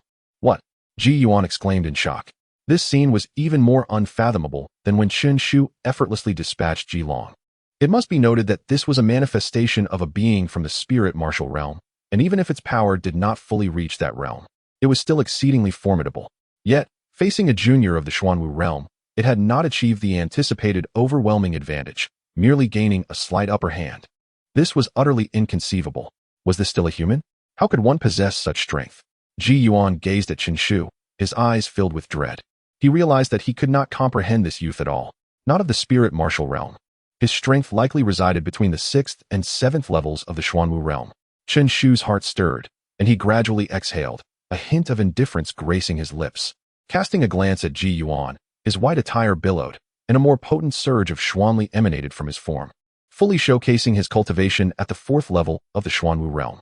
It seems today cannot unfold as you wish, Chen Shu stated coolly. As his words fell, a series of thunderous sounds resonated within him. His entire being, limbs, bones, veins, seemed to awaken in that moment, releasing an unending stream of vitality and life force. Damn it! Ji Yuan gasped, an ominous thought creeping into his mind. Kill! Chen Shu roared, aligning his fingers as a sword and thrusting them forward with great force. God-slaying sword. A bolt of dragon-like sword energy manifested before him, charging directly toward the azure figure. Almost simultaneously, thunderous sacred method. Chen Shu bellowed. As arcs of lightning surged forth within him, amplifying his combat prowess, an overwhelming power gradually emanating. At the pinnacle of his vitality, Xuanwu Seal. Chen Shu roared once more. A fist-sized ancient emblem of thunder surged forth from his brow. Within the emblem, a faint sword scar and a relentless fist imprint could be discerned, showcasing an unparalleled martial prowess. This was Chen Shu's Xuanwu mark. The presence of a spiritual resonance within the Xuanwu mark was astounding. Ji Yuan, who had been intently watching Chen Shu, could not suppress a gasp of disbelief upon witnessing the Xuanwu mark. The Xuanwu realm fuses spiritual energy with martial intent into a mark, unifying them as one. The stronger the intent, the greater the combat prowess. This is the essence of the Xuanwu mark. However, it is only upon reaching the 9th level of the Xuanwu realm that the mark begins to exhibit a hint of spiritual dynamism, signifying a breakthrough towards the realm of spiritual martial arts. Yet, what level was Chen Shu at? The Xuanwu mark already possessed a trace of spiritual resonance. Xuanwu mark. Unleash your power. Chen Shu stood with his hands behind his back, his complexion slightly pale, yet his aura surged to its zenith, as if he could devour the world like a ferocious tiger. Kill, kill, kill. The figure in the green attire seemed to sense the impending peril, shouting a series of commands, and immediately, his figure shook violently, ancient characters of slaughter swirling around him, coalescing into an impenetrable defense. Almost simultaneously, the Thunder Dragon sword energy surged forth. Following it, the Xuanwu mark also howled incessantly. Bang! The two forces collided. The ancient characters of slaughter shattered into ethereal wisps, while the Thunder Dragon's sword energy, under the counterattack of the ancient characters, gradually dissipated. Ji Yuan's face turned pale with terror, and he collapsed to the ground, feeling as though his entire worldview was crumbling. His father was a formidable spiritual warrior. He had personally crafted a protective spirit for him, claiming it would shield him from the 7th level of the Xuanwu realm. Yet now, it lay in ruins at the hands of a junior at the 4th level of the Xuanwu realm. Boom! A deafening roar erupted as the Xuanwu mark, with an overwhelming force, struck down upon the figure in green. Crack! The already dim figure shattered, vanishing into the horizon. Now it is your turn. Chen Shu's calm voice echoed as the Xuanwu mark, having obliterated the spirit body, surged relentlessly towards Ji Yuan. Bang! In that instant when the Xuanwu mark struck Ji Yuan's body, a sudden white light erupted from him, only to vanish without a trace. Has he escaped? Summoning back the Xuanwu mark, Chen Shu glanced at the now vanished Ji Yuan, his brow arching slightly. This heir of the Ji Tianfu had quite a few means of escape, managing to elude him. However, he paid it little mind. If Ji Yuan dared to provoke him again, he would simply slay him once more. 100 miles away, in an uninhabited forest, Ji Yuan crashed to the ground, his face etched with horror. Just moments ago, had he not possessed other means, he would have perished at Chen Shu's hands. What a ruthless fellow. I, Ji Yuan of the Ji Tianfu, and he dares to kill me? Humph. If I do not avenge this grudge, I am not worthy to be called a man. Ji Yuan sat on the ground, murmuring to himself, his eyes dark with resentment. The Chen family. As soon as Chen Shu's figure emerged, Chen Fa sensed his presence, and, with a swift motion, appeared before him, smiling as he inquired. Youngster, have you returned? Indeed, I have returned, Chen Shu replied, grinning broadly as he raised the array disc in his hand.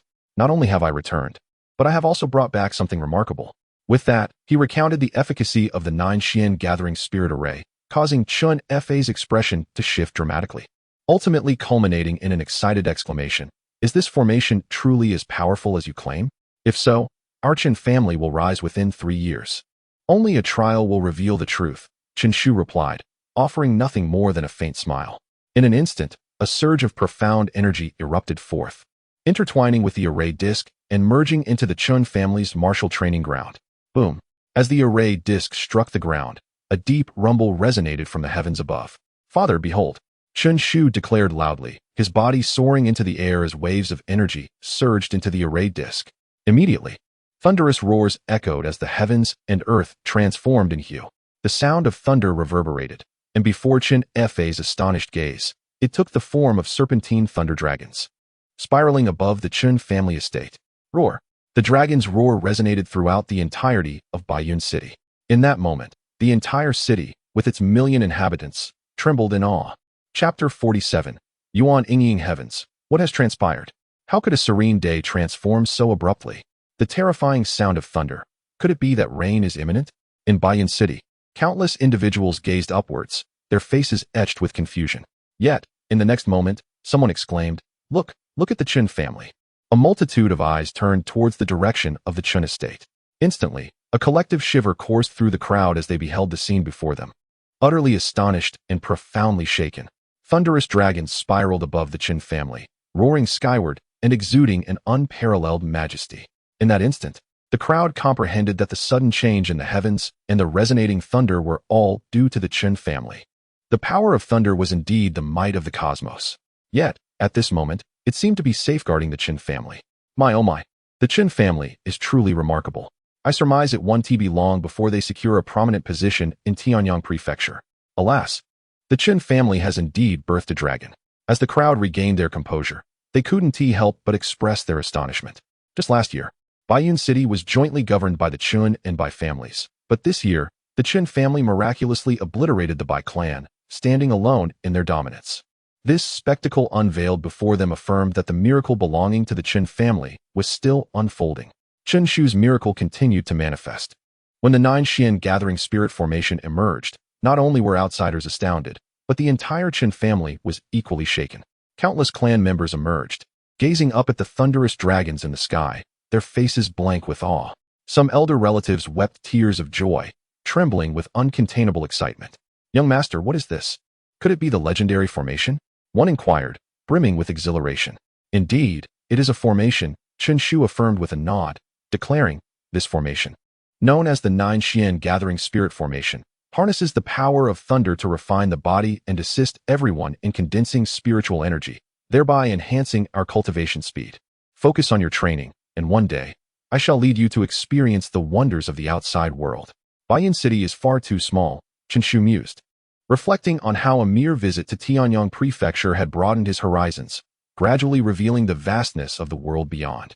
As his cultivation progressed, he began to perceive Tianyang Prefecture as merely a slightly larger pond, hardly significant in comparison to the grander, more exhilarating realms that lay beyond. Countless clan members gazed at the spirited Chen Shu, suddenly feeling their long-dormant fervor, which they believed had extinguished, surge back to life. They knelt in unison, sincerely proclaiming, "We, your loyal followers, thank you, young master." This act of reverence transcended cultivation and power. It was a gesture of gratitude to Chen Shu for providing them with a direction and the means to advance. This was akin to a rebirth. 10 days later. On this day, as Chen Shu lay in slumber, Chen Fei entered the room. Upon seeing Chen Shu, he couldn't help but shake his head in disbelief. Chen Shu, you are already a formidable figure. Why do you exhibit none of the traits of a strong person, still indulging in slumber? He remarked, truly exasperated.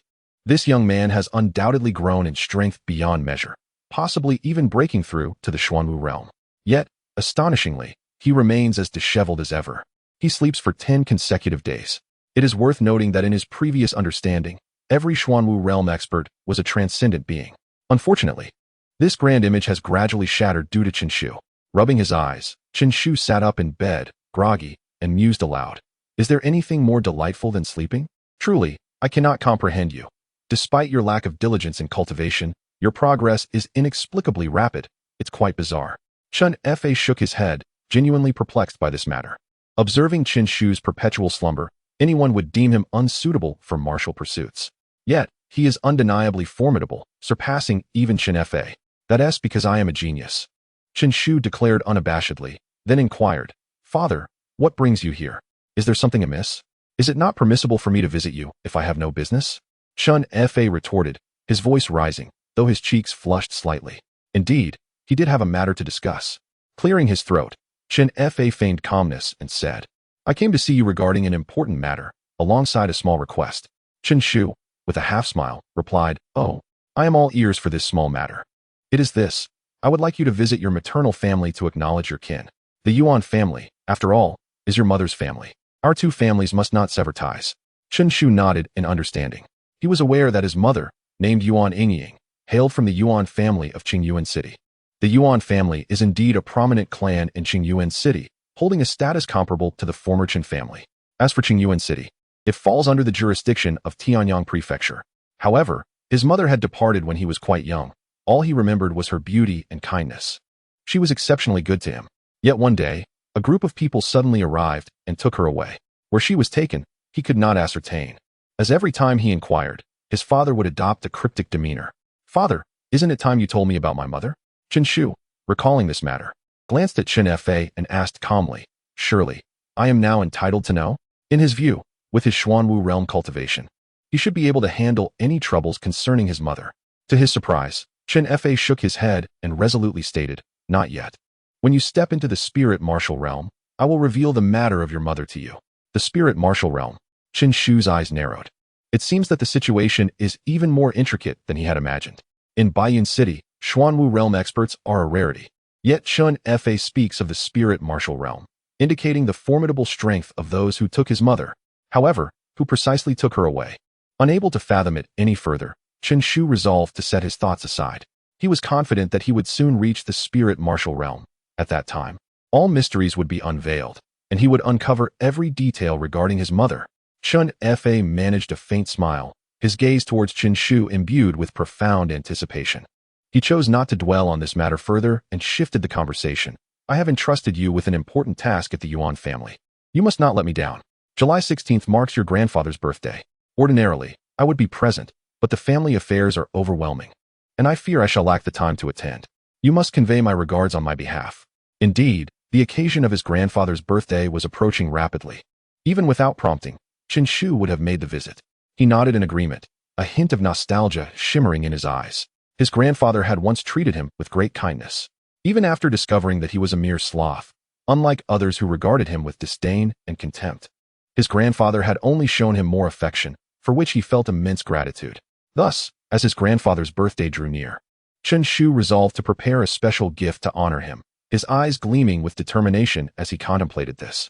Chapter 48. Yuan Mengyao. In the southern foothills of Qingyuan City, the Yuan family estate sprawls majestically, its entrance adorned with golden characters that proclaim Yuan Fu.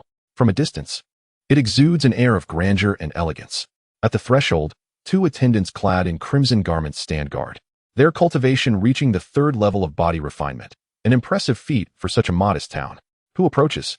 the attendants inquired as they spotted Chen Shu's arrival.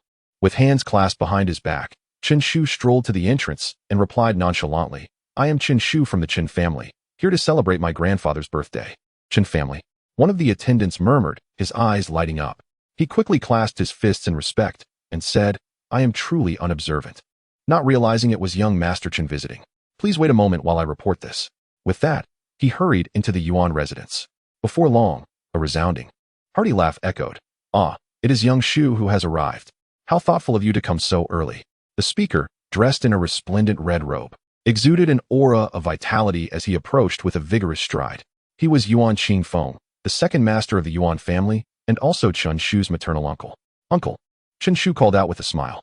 "Indeed, you have grown robust," Yuan Qingfeng boomed, clapping Chen Shu on the shoulder with approval.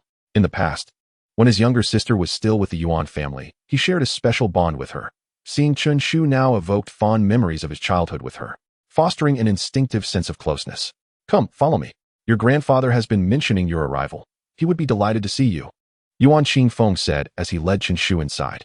As they traversed the grand hall, they encountered an elderly man with hair as white as snow, seated comfortably in the main seat, gazing at them with a warm smile. Chen Shu felt a surge of warmth in his heart. With a graceful sweep of his sleeve, he knelt before the elder, respectfully bowing 3 times as he proclaimed, "I am Chen Shu, here to pay my respects to grandfather and wish him happiness as vast as the eastern sea and longevity akin to the southern mountains." "Ha ha, splendid, splendid." The elder chuckled heartily, quickly pulling Chen Shu to his feet. "Young Shu, you have arrived just in time to dine with your grandfather." Before long, the lively midday feast commenced in the hall. The Yuan family was a large clan. Aside from Yuan Qingfeng, Chen Shu had an elder uncle, a third uncle, and 4 aunts in attendance. Only the households of Yuan Qingfeng, and the elder uncle were present at the banquet, as the others were either guarding the family's enterprises elsewhere or had married and rarely returned. Nevertheless, the gathering was far from sparse among the younger generation. There were dozens present. Among them, one particular figure stood out, a beautiful girl, serene and radiant, who seemed to be the focal point of all attention, drawing the gazes of many, including Chen Shu, who found himself seated next to her as arranged by his grandfather. The girl, around 15 or 16 years of age, had long, flowing black hair and a strikingly lovely visage. Her demeanor was poised and graceful, exuding the charm of a refined young lady. The elderly man, with a cheerful demeanor, pointed at the girl and said, "Come here, little Shu. Allow me to introduce you. This is Meng Yao. What do you think of her?" Chen Shu glanced at the girl, momentarily taken aback, and casually remarked, "She's quite beautiful." Upon hearing this, the elder's smile blossomed even brighter as he jovially replied, "That's splendid. You two are of the same age and should have plenty in common to discuss. You ought to engage in conversation more often." As these words left his lips, many youths in the hall cast complex glances in their direction, some tinged with jealousy, others with envy, and a few with disdain. The old man clearly intended to matchmake Yuan Meng Yao with Chen Shu. However, they were well aware of Chen Shu's notorious reputation as a waste. It was said that he possessed only a first-tier cultivation talent and remained stagnant at the realm of mortals, capable of naught but sleeping. Truly a worthless individual. How could such a person have caught the old man's attention? It was hard to fathom why the elder would consider marrying the most beautiful girl of the Yuan family to him. Had the old man lost his senses? Did he not realize the disparity in their standings? Feeling the weight of those scrutinizing gazes, Chen Shu finally came to his senses, feeling somewhat speechless. His remark about her beauty was merely a polite gesture. After all, one cannot openly declare a girl unattractive in her presence. Naturally, from a common perspective, Yuan Meng Yao was indeed strikingly beautiful, deserving of the title of the first beauty of the Yuan family. Nevertheless, having only seen her once, Chen Shu harbored no particular feelings towards her. He could not comprehend what his grandfather was thinking. Shaking his head, he chose not to elaborate further. The opinions of those youths were of no consequence to him. Meanwhile, Yuan Meng Yao cast him a fleeting glance, her expression a mixture of uncertainty and contemplation. At that moment, a steady voice resonated, "Grandfather." Shortly thereafter, everyone beheld a poised young man striding confidently into the room. Clad in black, he radiated a powerful aura, exuding an intense heat that enveloped the space around him. It was Yuan Yi who had returned. Haha, Yuan Yi's mastery of the fire element technique has deepened. Of course. Just look at who Yuan Yi is, our family's foremost genius. He possesses a third-tier cultivation talent. How could he be anything less? Indeed, I heard from my father that Yuan Yi has already advanced to the first stage of spirit transformation. He is now an official disciple of the Tian Yuan sect, with limitless potential for the future. Upon the sight of this young man, countless members of the younger generation rose to their feet, respectfully calling out to him, their expressions filled with admiration. Clearly, Yuan Yi held a revered status in their hearts. As they spoke, some cast sidelong glances at Chen Shu, their eyes betraying a glimmer of amusement. Hee, Yuan Yi has always had his eye on Yuan Meng Yao, having publicly proclaimed on numerous occasions that he would only marry her. Just imagine his reaction if he were to learn that the old man intends to betroth Yuan Meng Yao to Chen Shu. He would surely erupt. The old master, despite being fully aware of Yuan Yi's affection for Yuan Meng Yao, still insisted on meddling in matters of the heart. However, one might argue that Chen Shu brought this upon himself. After all, why did he not outright refuse? A character as unremarkable as a toad dares to cast his gaze upon the swan of the Yuan family. Truly, he is oblivious to his own insignificance. It seems a spectacle is about to unfold. Lost in these thoughts, a youthful voice suddenly broke the silence without a hint of restraint. "Brother Yuan Yi, you have finally arrived. Grandfather is actually planning to betroth Sister Meng Yao to that worthless Chen Shu. How infuriating." "What? Grandfather, you intend to give Meng Yao to Chen Shu?" Upon hearing this, the smile on Yuan Yi's face abruptly vanished. His gaze, sharp as lightning, shot icy daggers towards Chen Shu. "What are you, to be worthy of Meng Yao? Get out of my sight." Chapter 49. The Gathering of the Younger Generation. Yuan Yi, Xiao Shu has traveled a long distance to be here. Moreover, he is your cousin. Your words are truly excessive. Yuan Qingfeng spoke in a solemn tone. "Excessive? Did you not find it excessive when you betrothed Meng Yao to this good-for-nothing?" Yuan Yi replied coldly, a sneer on his lips. "If this individual were a genius, I might concede. But a worthless person dares to aspire to marry the one I hold dear? I must ask, is grandfather attempting to humiliate me?" "Yuan Yi, How dare you speak to your grandfather in such a manner? Yuan Liuhe admonished sternly from the side, urging him to apologize at once. Moreover, grandfather never stated that Meng Yao was promised to Chen Shu. You are merely being overly sensitive. Father, you too side with this waste. Yuan Yi exclaimed in anger, raising his voice. Yuan Liuhe sighed softly, his tone firm. Chen Shu is a guest. Your behavior lacks the grace of a host. As the young master of the Yuan family, your actions only serve to make us a laughingstock before outsiders. Humph, were it not for your presence, I would have taught my cousin a lesson on how to conduct himself. Yuan Yi turned away with a cold snort, falling silent. However, his gaze towards Chen Shu was filled with frigid disdain. Chen Shu observed the scene in silence, choosing not to speak. With his grandfather present, he did not wish to cause distress to the elder. Likewise, he sought to extend a measure of respect to his uncle, Yuan Liuhe. Had it not been for this, Yuan Yi would have long been left questioning his existence, lacking any right to act so arrogantly here. Yet, his reaction evidently led everyone to misunderstand, believing he was intimidated by Yuan Yi. Consequently, their glances towards him were laced with even greater contempt and disdain. Despite Yuan Yi's scornful remarks, he remained seated with composure. One cannot help but admire the thickness of his skin. A spineless wretch. If I were in his shoes, even if not a match for Yuan Yi, I would at least have the courage to voice my thoughts. Indeed, a true man should possess some spirit. Alas, I fear this time, the elder will be disappointed in Chen Shu. Lost in thought, the elder's voice rang out. Yuan Yi, come and eat. Yes, grandfather. Yuan Yi inhaled deeply, hastily complying. At this moment, he felt a twinge of fear, realizing he had dared to question his grandfather, momentarily blinded by anger. There is no need for you to doubt my intentions. I genuinely wish to betroth Meng Yao to Xiao Shu, but this must be a mutual desire. The old man will not force anyone. If you possess the capability, you may pursue Meng Yao on your own. The elder looked deeply at him, speaking slowly. I understand. Grandfather. A flicker of understanding crossed Yuan Yi's eyes as he responded respectfully. You would do well to be cautious, Yuan Yi. He is not someone you can offend. Chen Shu felt a stirring in his heart and glanced sideways, only to see Yuan Meng Yao speaking softly, her gaze unwavering. Thank you. Chen Shu offered a slight smile, remaining unfazed. This demeanor instantly irked Yuan Meng Yao, who perceived Chen Shu as overly presumptuous, not only lacking in cultivation but also as an inexperienced fool who did not recognize his limits. Do you understand? Yuan Yi has already attained the first stage of spirit transformation and has entered the Tianyuan sect. Are you aware of the Tianyuan sect? In the realm of Tianyang Prefecture, we pride ourselves on being home to one of the most prominent sects, second only to the third-tier sect, Tianlei sect. Their desire to eliminate you is but a fleeting thought. Yuan Mingyao scoffed softly, her tone grave.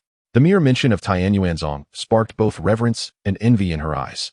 To be accepted into such a prestigious sect is the aspiration of every youth in Qingyuan City. Regrettably, Tianyuanzong's recruitment criteria are exceedingly stringent. In her cohort, only Yuan Yi, the foremost genius of the Yuan family, had his wish fulfilled. Tianyuanzong, you say? Even the sect master would not dare to act against me in person. Chen Shu remarked with a gentle smile, his tone unperturbed. Yuan Mingyao, incensed, felt an unprecedented wave of disdain surging within her. Chen Shu had once again shattered her perception of him. She had initially believed him to be merely a foolish youth, but now she realized he was also quite egotistical.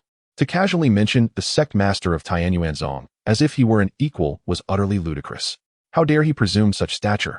Even the head of the Qin family would not have the audacity to utter such words. In an instant, her opinion of Chen Shu plummeted to an all-time low. Having already harbored dissatisfaction due to her grandfather's intention to betroth her to a worthless individual, she, like others, felt Chen Shu was unworthy of her. Yet, out of respect for her grandfather, she had reluctantly sought to understand Chen Shu better. Upon hearing Yuan Ye's threat, she instinctively warned Chen Shu. Little did she know that he would take her warning for granted and respond with such arrogance, as if he were a person of great significance. Yuan Mingyao let out a derisive laugh, shaking her head slightly, choosing not to engage further and deliberately creating a distance between herself and Chen Shu. Dinner unfolded in an atmosphere laden with tension. After the meal, Yuan Yi approached Yuan Mingyao, a warm smile gracing his face as he softly inquired, Mingyao, how have you been lately? Thank you for your concern, brother Yuan Yi, Yuan Mingyao replied, nodding with restrained politeness. Actually, I've returned from Tianyuanzong and heard there is a gathering of the young talents from Qingyuan City tonight. I was wondering if you might be available to join? Me? Yuan Mingyao was taken aback, instinctively glancing towards her grandfather. He waved his hand gently, smiling kindly. Mingyao, there is no need for such formality. I merely hope for you and Xiao Shu to form a bond. I am not imposing. If you are not suited for each other, it is simply a matter of fate. Yuan Mingyao let out a sigh of relief, nodding earnestly. She had genuinely feared her grandfather would insist on her marrying Chen Shu. After all, she was an orphan taken in by him, and he had treated her with exceptional kindness over the years. She did not wish to cause him distress. However, the thought of being wed to Chen Shu was suffocating. Now, with her grandfather's open-mindedness, she felt reassured. Very well. Attending the gathering of the younger generation would allow me to witness the talents of Qingyuan City. I appreciate Brother Yuan Yi's consideration. Haha, it's no trouble at all. Yuan Yi laughed heartily. Casting a glance at Chen Shu, he suddenly added, Chen Shu, you should accompany me as well. I will introduce you to some remarkable individuals. If you can cultivate a good relationship with them, it would yield tremendous benefits for you. Chen Shu furrowed his brow and resolutely declined, stating, I think I will pass. I am not particularly fond of attending such gatherings. You all may go enjoy yourselves. Humph. Do not be so ungrateful. Yuan Yi retorted with a cold snort. His intentions were not genuinely to introduce Chen Shu to any prodigies. Rather, he perceived this as an opportunity to win over Yuan Mingyao. In his view, at a gathering of young talents, Chen Shu, being a mere waste, would be utterly overshadowed, fading into obscurity amidst the brilliance of others. Conversely, he would undoubtedly be the focal point, exalted and basking in endless flattery. By such a comparison, even if Yuan Mingyao were blind to the truth, she would surely discern who her best choice was. However, should Chen Shu choose not to attend, all his schemes would be rendered futile, and a sense of urgency began to seep into him. Just then, Yuan Liuhe spoke calmly. Chen Shu, you should go. Yuan Yi is correct. It would be beneficial for you to witness the young talents of Qingyuan City. Moreover, as young individuals, spending time together might help you move past any unpleasantness. His father's words resonated with him. Yuan Ye's eyes flickered as he feigned a smile, saying, Cousin, do not hold it against me. I am merely impulsive and harbor no ill intentions. How about this? I will take you out, and consider it an apology from me. What do you say? In that case, I must trouble you, cousin. Chen Shu cast a deep glance at him, a faint smirk gracing his lips, as he resolved to observe what tricks this cousin intended to play. Chapter 50, Maple Poplar. As dusk descended, a group of youthful individuals gathered around Yuan Yi, making their appearance at the entrance of the Yuan residence. Each one of them radiated exuberance and vitality. Chen Shu, with his hands clasped behind his back, maintained a measured distance, listening to the praises being heaped upon Yuan Yi by the youngsters. Haha, it seems that Brother Yuan Yi is quite the influence, managing to bring along so many of us. One exclaimed, Indeed, just look at who Brother Yuan Yi is. Another chimed in, Participating in a gathering of the younger generation is a grand affair for us. Yet for Brother Yuan Yi, it is merely a trifling matter. I have long admired such gatherings, and today I shall finally witness one. Yuan Yi, upon hearing these words, could not suppress a hint of pride that crept across his face, though he modestly replied, Oh, it's nothing. These gatherings have always been reserved for the most talented and formidable youths of Qingyuan City. I am well acquainted with them, and now that I have joined the Tianyuan Zong, even if I bring along a few more individuals, they will surely grant me this courtesy. Beside him, Yuan Mingyao pursed her lips, casting a glance at Yuan Yi. She observed his spirited demeanor, brimming with unbounded confidence and arrogance. Unavoidably, her gaze shifted to Chen Shu, who remained unfazed, seemingly indifferent to the unfolding situation. She shook her head in disappointment within her heart. The gathering of the younger generation was to be held within a grand ancient castle. Outside the castle, numerous luxurious carriages stood quietly, awaiting their occupants. At the entrance, two formidable guards exuded an imposing aura, meticulously scrutinizing the identities of all who approached. When it came time for Yuan Yi and his companions, one guard spoke in a deep voice. Who goes there? Do you possess a permit? The Yuan family members exchanged glances, realizing that their standing was insufficient to procure such a permit. Upon witnessing their expressions, the guard sneered. Do you even comprehend where this is? This is not a place for the likes of you. Begone at once. I am Yuan Yi, he declared, stepping forth with his hands clasped behind him, casting a glance at the guard. Though I lack a permit, I believe it should not pose a problem for me to bring a few individuals along. Yuan Yi. The guard's mind raced, and he was suddenly struck with astonishment, his demeanor shifting to one of utmost respect. Might I inquire if you are the first genius of the Yuan family?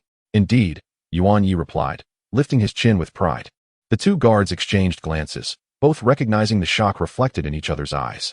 They had not anticipated such a distinguished figure attending this iteration of the gathering. Yuan Yi was undoubtedly the most exceptional among the youths of Qingyuan City. In fact, he could hardly be classified as one of the younger generation any longer, as it was rumored that he had already transcended to the spirit transformation realm. Even prominent figures would treat him with the utmost equality upon meeting him. With a thud, the two guards knelt before him, hastily apologizing. "We were unaware of your esteemed presence, young Master Yuan. Please forgive our impertinence." Yuan Yi, brimming with confidence, cast a glance at Chen Shu and declared, "No harm done. May we proceed inside now?" "Of course, please." The guard bowed his head respectfully. Yuan Yi strode in with his head held high. Behind him, a group of young members of the Yuan family were left in awe, their feelings beyond words. Heavens! Has Brother Yuan Yi gained such a formidable reputation outside? Even the humble guards are familiar with his name. Humbling guards?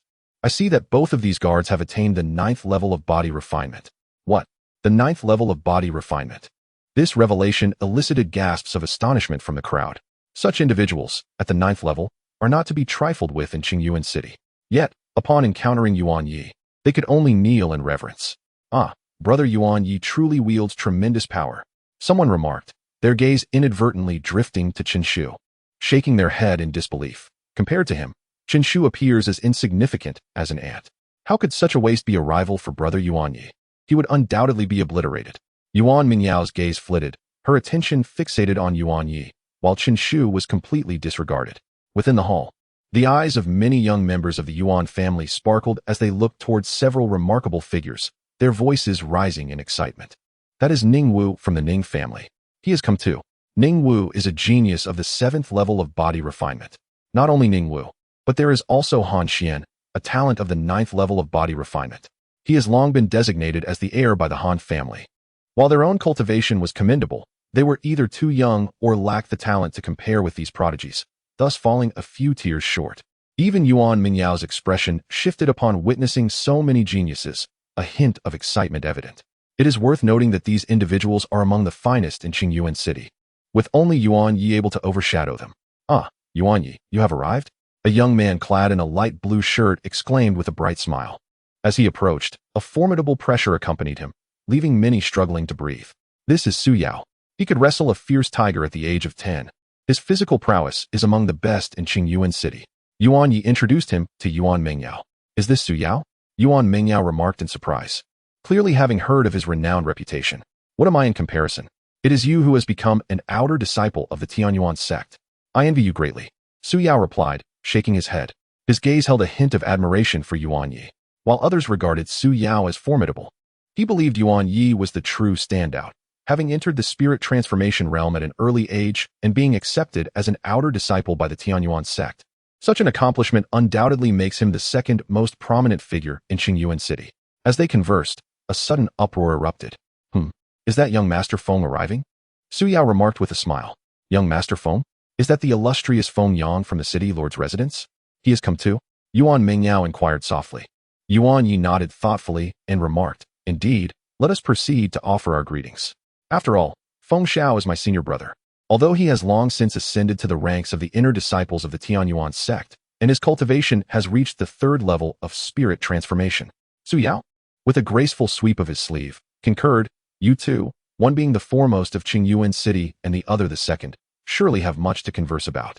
Yuan Yi shook his head, a wry smile gracing his lips as he replied, "My status as the second in Qingyuan City is merely a modest reputation before Feng Xiao. I am but insignificant. It is important to note that Feng Xiao is considered a luminary within the Tianyuan sect." As he spoke, the group arrived at the entrance, patiently awaiting the arrival of Feng Yang. Shortly thereafter, a young man clad in blue, radiating warmth and charm, strode in. Instantly, a chorus of flattering voices erupted. "Feng Xiao? Ah, Feng Xiao, your presence graces our gathering of the younger generation. It is indeed a rare fortune for us to have Feng Xiao here." Feng Yang exuded a commanding aura, effortlessly assuming control of the atmosphere upon entering. With a smile, he nodded to the crowd and proclaimed, "Please, do not concern yourselves with me. Partake in your food and drink. You all represent the prodigious talents of Qingyuan City and should frequently engage with one another." With that, he joined a few individuals and began a quiet conversation. Chapter 51. The first talent of the Qin family? Yuan Yi smiled and remarked, "Indeed, it is young Master Feng. Shall we extend our greetings?" He quickly donned a bright smile and approached. Young Master Feng, it is a surprise to see you here, he exclaimed. Oh, it is little Yuan, Feng Yang replied with a grin. Despite being of similar age to Yuan Yi, he exuded an air of maturity. Indeed, indeed. What Brother Feng says is true, Yuan Yi responded, showing no sign of dissent, but rather a demeanor of agreement, nodding vigorously with an even broader smile. He then turned to the younger members of the Yuan family, standing behind him, saying, Hurry, pay your respects to young Master Feng. The likes of Yuan Mingyao and others hurried forward, respectfully calling out, Young Master Feng. Many of the younger generation dared not breathe too loudly, fearful of incurring young Master Feng's displeasure. It was well known that young Master Feng possessed exceptional talent and strength, alongside a lineage that was nothing short of remarkable. The Feng family was the foremost clan in Qingyuan City, with intricate ties to the Feng family, one of the 7 great families of Tianyang Prefecture. Feng Yang nodded with a smile, his gaze drifting toward Qin Shu, for only this individual had chosen to ignore him entirely, neither greeting him nor even casting a glance in his direction. Who is this person? Little Yuan, is he with you? Feng Yang inquired, somewhat surprised. Yes, Brother Feng. He is my cousin, Yuan Yi replied. However, his expression shifted, and he commanded in a stern tone, Qin Shu, what are you doing? Hurry and greet young Master Feng. If you offend him, I cannot protect you. Qin Shu frowned slightly but eventually nodded, saying hello. Witnessing this exchange, many present gasped in astonishment, casting incredulous looks toward Qin Shu. Who is this person to treat young Master Feng in such a manner? Someone whispered. Goodness, this is young Master Feng. Even heads of great clans would not dare to speak to him this way, another remarked. Yuan Mingyao's lips curled into a smirk, for it was evident that even Yuan Yi would be utterly respectful in the presence of young Master Feng, given the vast disparity between them. However, Qin Shu's audacity was truly remarkable, disregarding even young Master Feng's standing. Why do you speak to him in such a tone when asked to greet young Master Feng? Yuan Yi scolded Qin Shu with visible displeasure, then awkwardly turned to Feng Yang, saying, Brother, my cousin is rather inexperienced. Please excuse him. It is all right. Youths often possess a bit of individuality. It is not uncommon. However, your cousin does exhibit a certain arrogance. Is he not from Qingyuan City? Feng Yang waved his hand dismissively, though a flicker of annoyance crossed his eyes. There were indeed few among the younger generation who would dare to address him so boldly. Yes, he hails from Baiyan City, came the reply. Baiyan City. No wonder, Feng Yang nodded, realizing that this young man likely did not recognize him and was thus unaware of his considerable influence, leading to his aloof demeanor. With this thought, he felt a measure of ease. Suddenly, a spark of inspiration flashed in his mind, and he smiled, saying, Your surname is Chun? Are you from the Qin family of Baiyan City? MHM. Qin Shu nodded in affirmation. Oh, you must be acquainted with Chun Lei, the foremost prodigy of the Qin family, I presume. Speaking of which, I have crossed paths with Chun Lei on several occasions. He once sought my counsel when he was merely at the first level of the transformation realm. I wonder what heights he has now attained, Feng Yang remarked, a hint of pride subtly woven into his tone. What? The first prodigy of the Chun family sought advice from young Master Feng? Yuan Yi exclaimed, clearly taken aback. I had no idea there was such a connection between you two. How fortuitous. Qin Shu cast a peculiar glance towards Feng Yang. The foremost prodigy? If he hadn't mentioned it, I would have nearly forgotten Chun Lei's existence. Qin Shu replied, his tone indifferent. What? Chun Lei is no longer the first prodigy? Is that truly the case? Feng Yang asked, surprise flickering in his eyes as he regarded Qin Shu with newfound gravity. Chun Lei had been at the first level of the transformation realm when they last met. Surely, he must have progressed to the second level by now. Yet this young man claims to be the true prodigy of the Qin family, implying he surpasses Chun Lei. As these thoughts swirled in his mind, Feng Yang found himself unable to discern Qin Shu's true nature. To him, Qin Shu appeared no different from an ordinary person. However, for Qin Shu to make such a bold claim, he could not possibly be an ordinary individual. As Feng Yang wrestled with his confusion, the members of the Yuan family stood utterly astonished. They never anticipated that Qin Shu would be so audacious, so shameless. It was their first encounter with someone so brazenly proclaiming themselves as the foremost prodigy. The crux of the matter was that they were all aware of Qin Shu's true capabilities, recognizing him as a mere idle dreamer. Qin Shu, how presumptuous of you to deceive young Master Feng. A young member of the Yuan family exclaimed angrily. Even Yuan Yi's expression shifted dramatically as he scolded Qin Shu. What nonsense are you spouting? Speak further, and I shall have you thrown out. He quickly turned to Feng Yang, offering an apology. Forgive me, Brother Feng. My cousin is not the brightest. What is going on? Feng Yang appeared bewildered, sensing the complexity of the situation. Yuan Yi wore a wry smile, apologizing further. My cousin is merely babbling. He possesses only a first-tier cultivation talent. How could he possibly be the first prodigy of the Chen family? In reality, he is infamous in Baiyun City for his ineptitude. Upon hearing this, the crowd fell silent for a moment before erupting into laughter. Ah ha ha, is this true? This fellow is quite the oddity, with such audacity. Good heavens, not only is he inept in cultivation, but his wits must also be lacking. TSK. To dare deceive young Master Feng with such a lowbrow lie, one must admire this person's audacity. Feng Yang's expression darkened in an instant. He coldly shot a glance at Chen Shu and fell silent. He had genuinely believed that Chen Shu was a hidden talent, someone whose depths he could not fathom, only to discover he was but a talentless individual. Chen Shu's expression turned icy as his gaze swept over the faces of the Yuan family, lingering heavily on Yuan Yi. This Yuan Yi truly had the audacity to openly insult him, questioning his intellect. Did he really believe that being the biological grandson of their grandfather would spare him from retribution? With a cold scoff, he clasped his hands behind his back and addressed Feng Yang with a nonchalant tone. Not only am I the foremost genius of the Chen family, but the Chen Lei you mentioned has already met his demise at my hands. Do you dare to challenge me? With your abilities, do you truly believe you could slay Chen Lei? What a farcical notion. Feng Yang finally erupted in anger. After all, Chen Lei was at the very least a first-tier spirit transformation cultivator, and even he wouldn't claim he could defeat him. Did this Chen Shu believe he was devoid of intellect? In a deep voice, he replied, I initially intended to overlook this due to Yuan Ye's presence, but your incessant mockery leaves me no choice. Today, I shall impart a lesson upon you.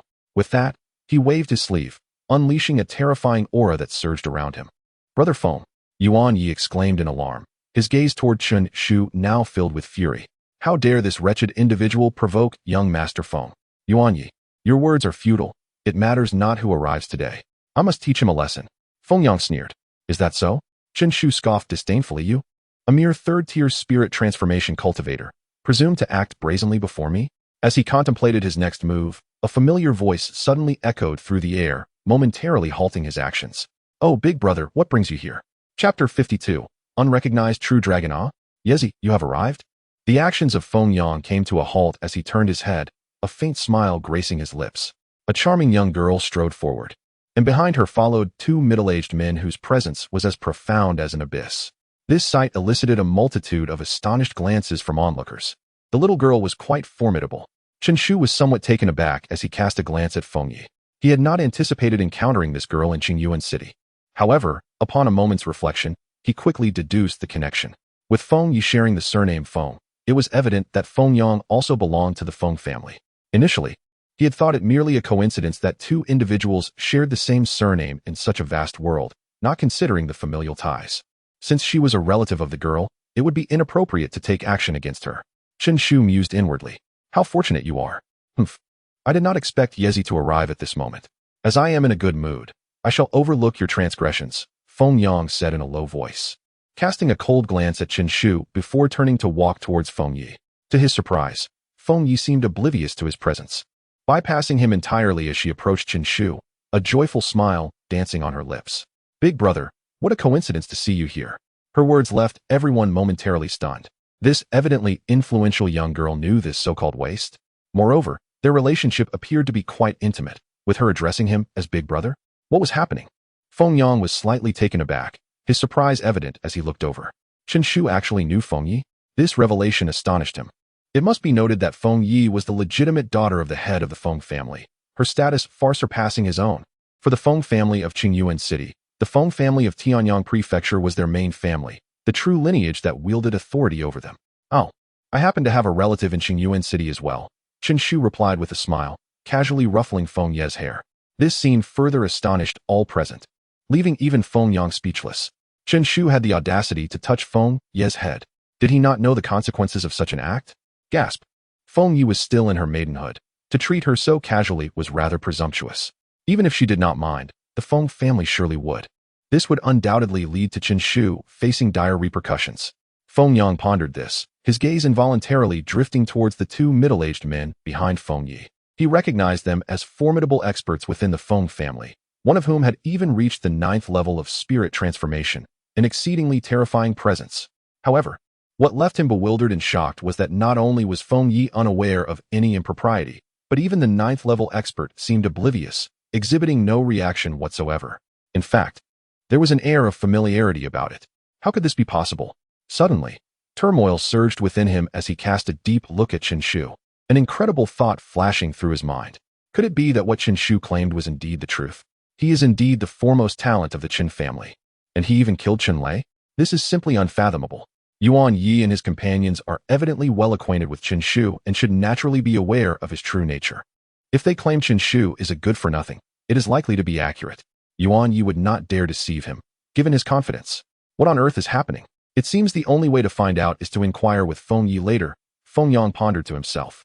Meanwhile, Feng Yi wore a radiant smile, bright and enchanting, and remarked, "What relative? How come I've never heard my elder brother mention him?" "My maternal grandfather's family resides in the Yuan family of Qingyuan City," Chen Shu replied nonchalantly. Waving at Feng Yi with a smile, "I won't say much more. I'll visit you another day." With that, he turned and departed.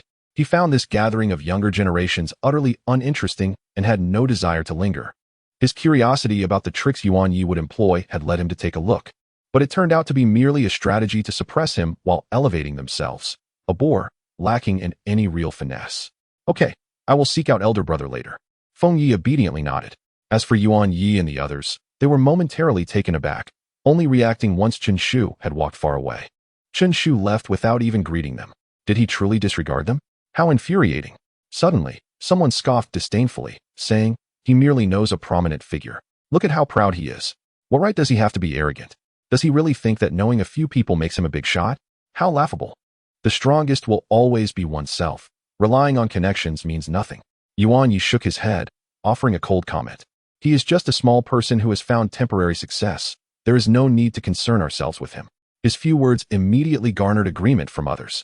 In a corner, Feng Yang could no longer contain his curiosity and urgently asked, "Yizi, who is this Chen Shu that makes you so close to him? I heard he is a good-for-nothing." "Good-for-nothing?" Feng Ye's eyes revealed a look of surprise as she exclaimed, "Who said that? If elder brother is a good-for-nothing, then I truly do not know who could be called a genius." "What do you mean?" Feng Yang furrowed his brow, puzzled. "Oh, since Tianyang Mansion is quite far from here, you may not have been aware." Feng Yi chuckled lightly. "Elder brother has been flourishing recently. He not only made the Zhao family submit, but also annihilated the Tianlei sect. My father says that currently, the most powerful figure in the mansion is elder brother, even surpassing the lord of Tianyang Mansion." "What?" Feng Yang trembled in disbelief. He made the Zhao family recognize him as their master and destroyed the Tianlei sect?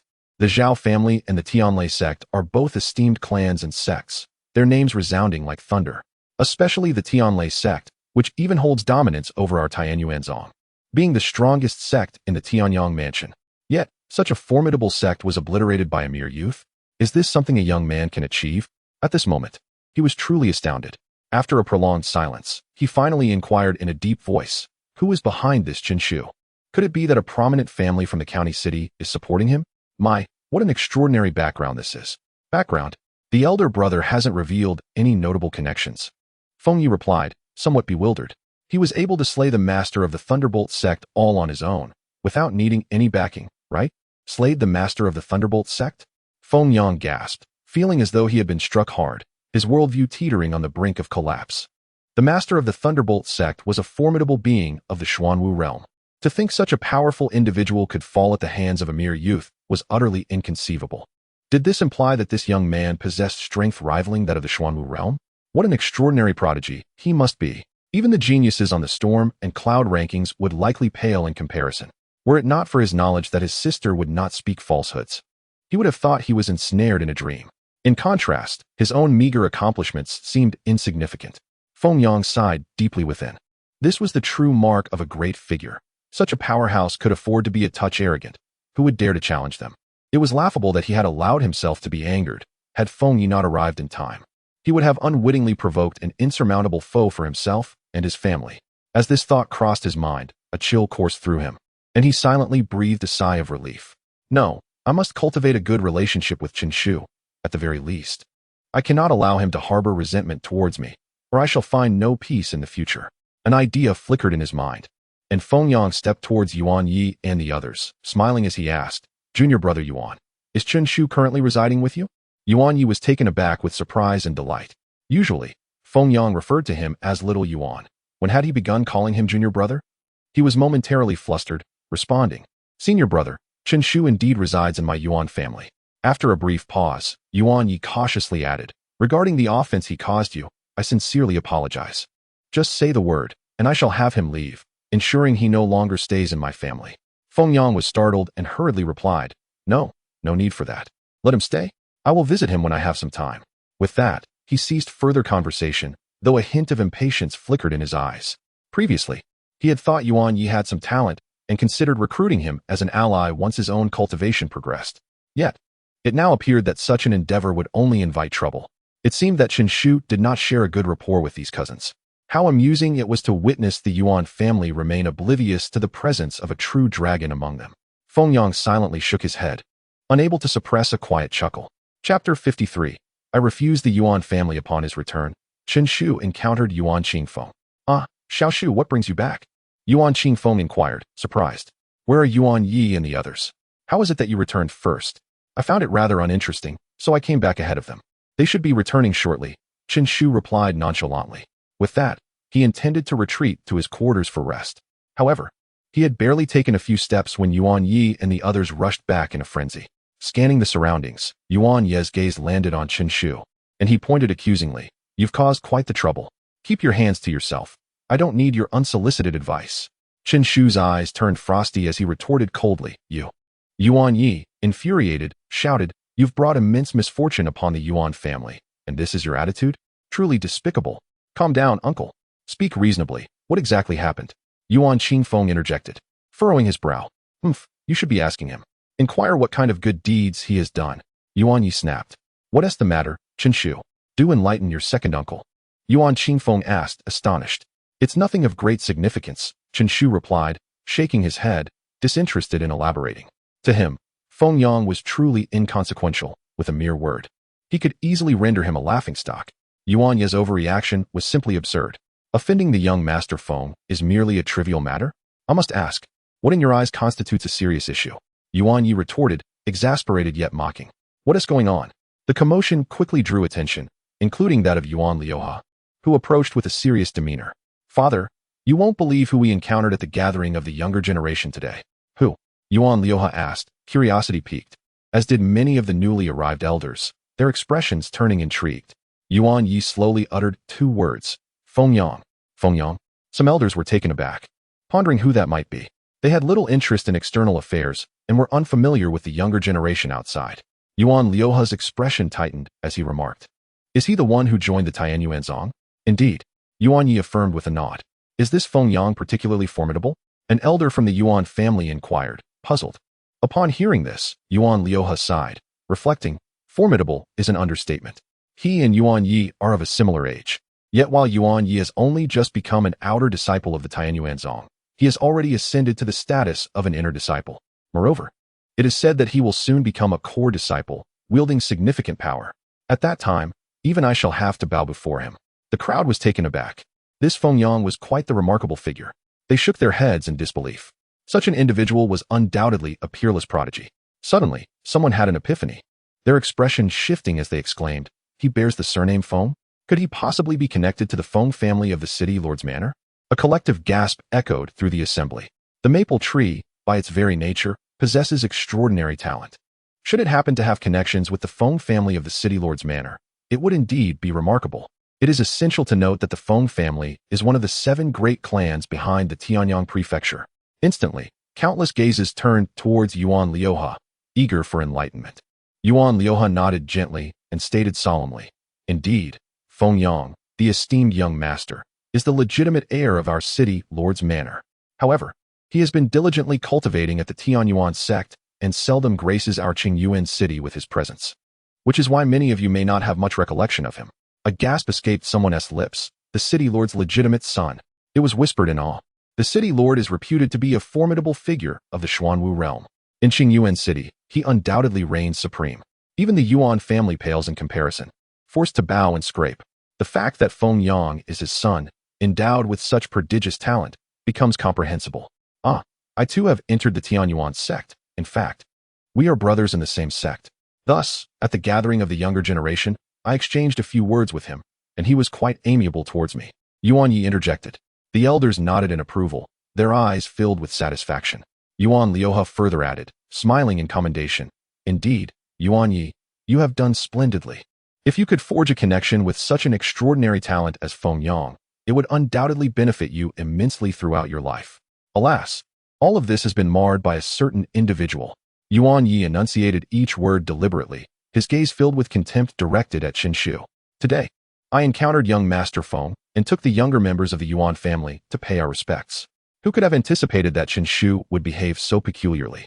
Not only neglecting to offer his salutations, but also treating young Master Feng with indifference. Ultimately, it was only under my directive that he begrudgingly acknowledged him. Those unaware might have assumed his greetings held great value. At that moment, young Master Feng was somewhat displeased, yet out of respect for me, he refrained from expressing his ire. Later, he went on to boast excessively before young Master Feng, leaving him in an awkward position. Yuan Liuhe's expression shifted dramatically. How could Qin Shu be so foolish as to offend young Master Feng and remain so composed? Sigh.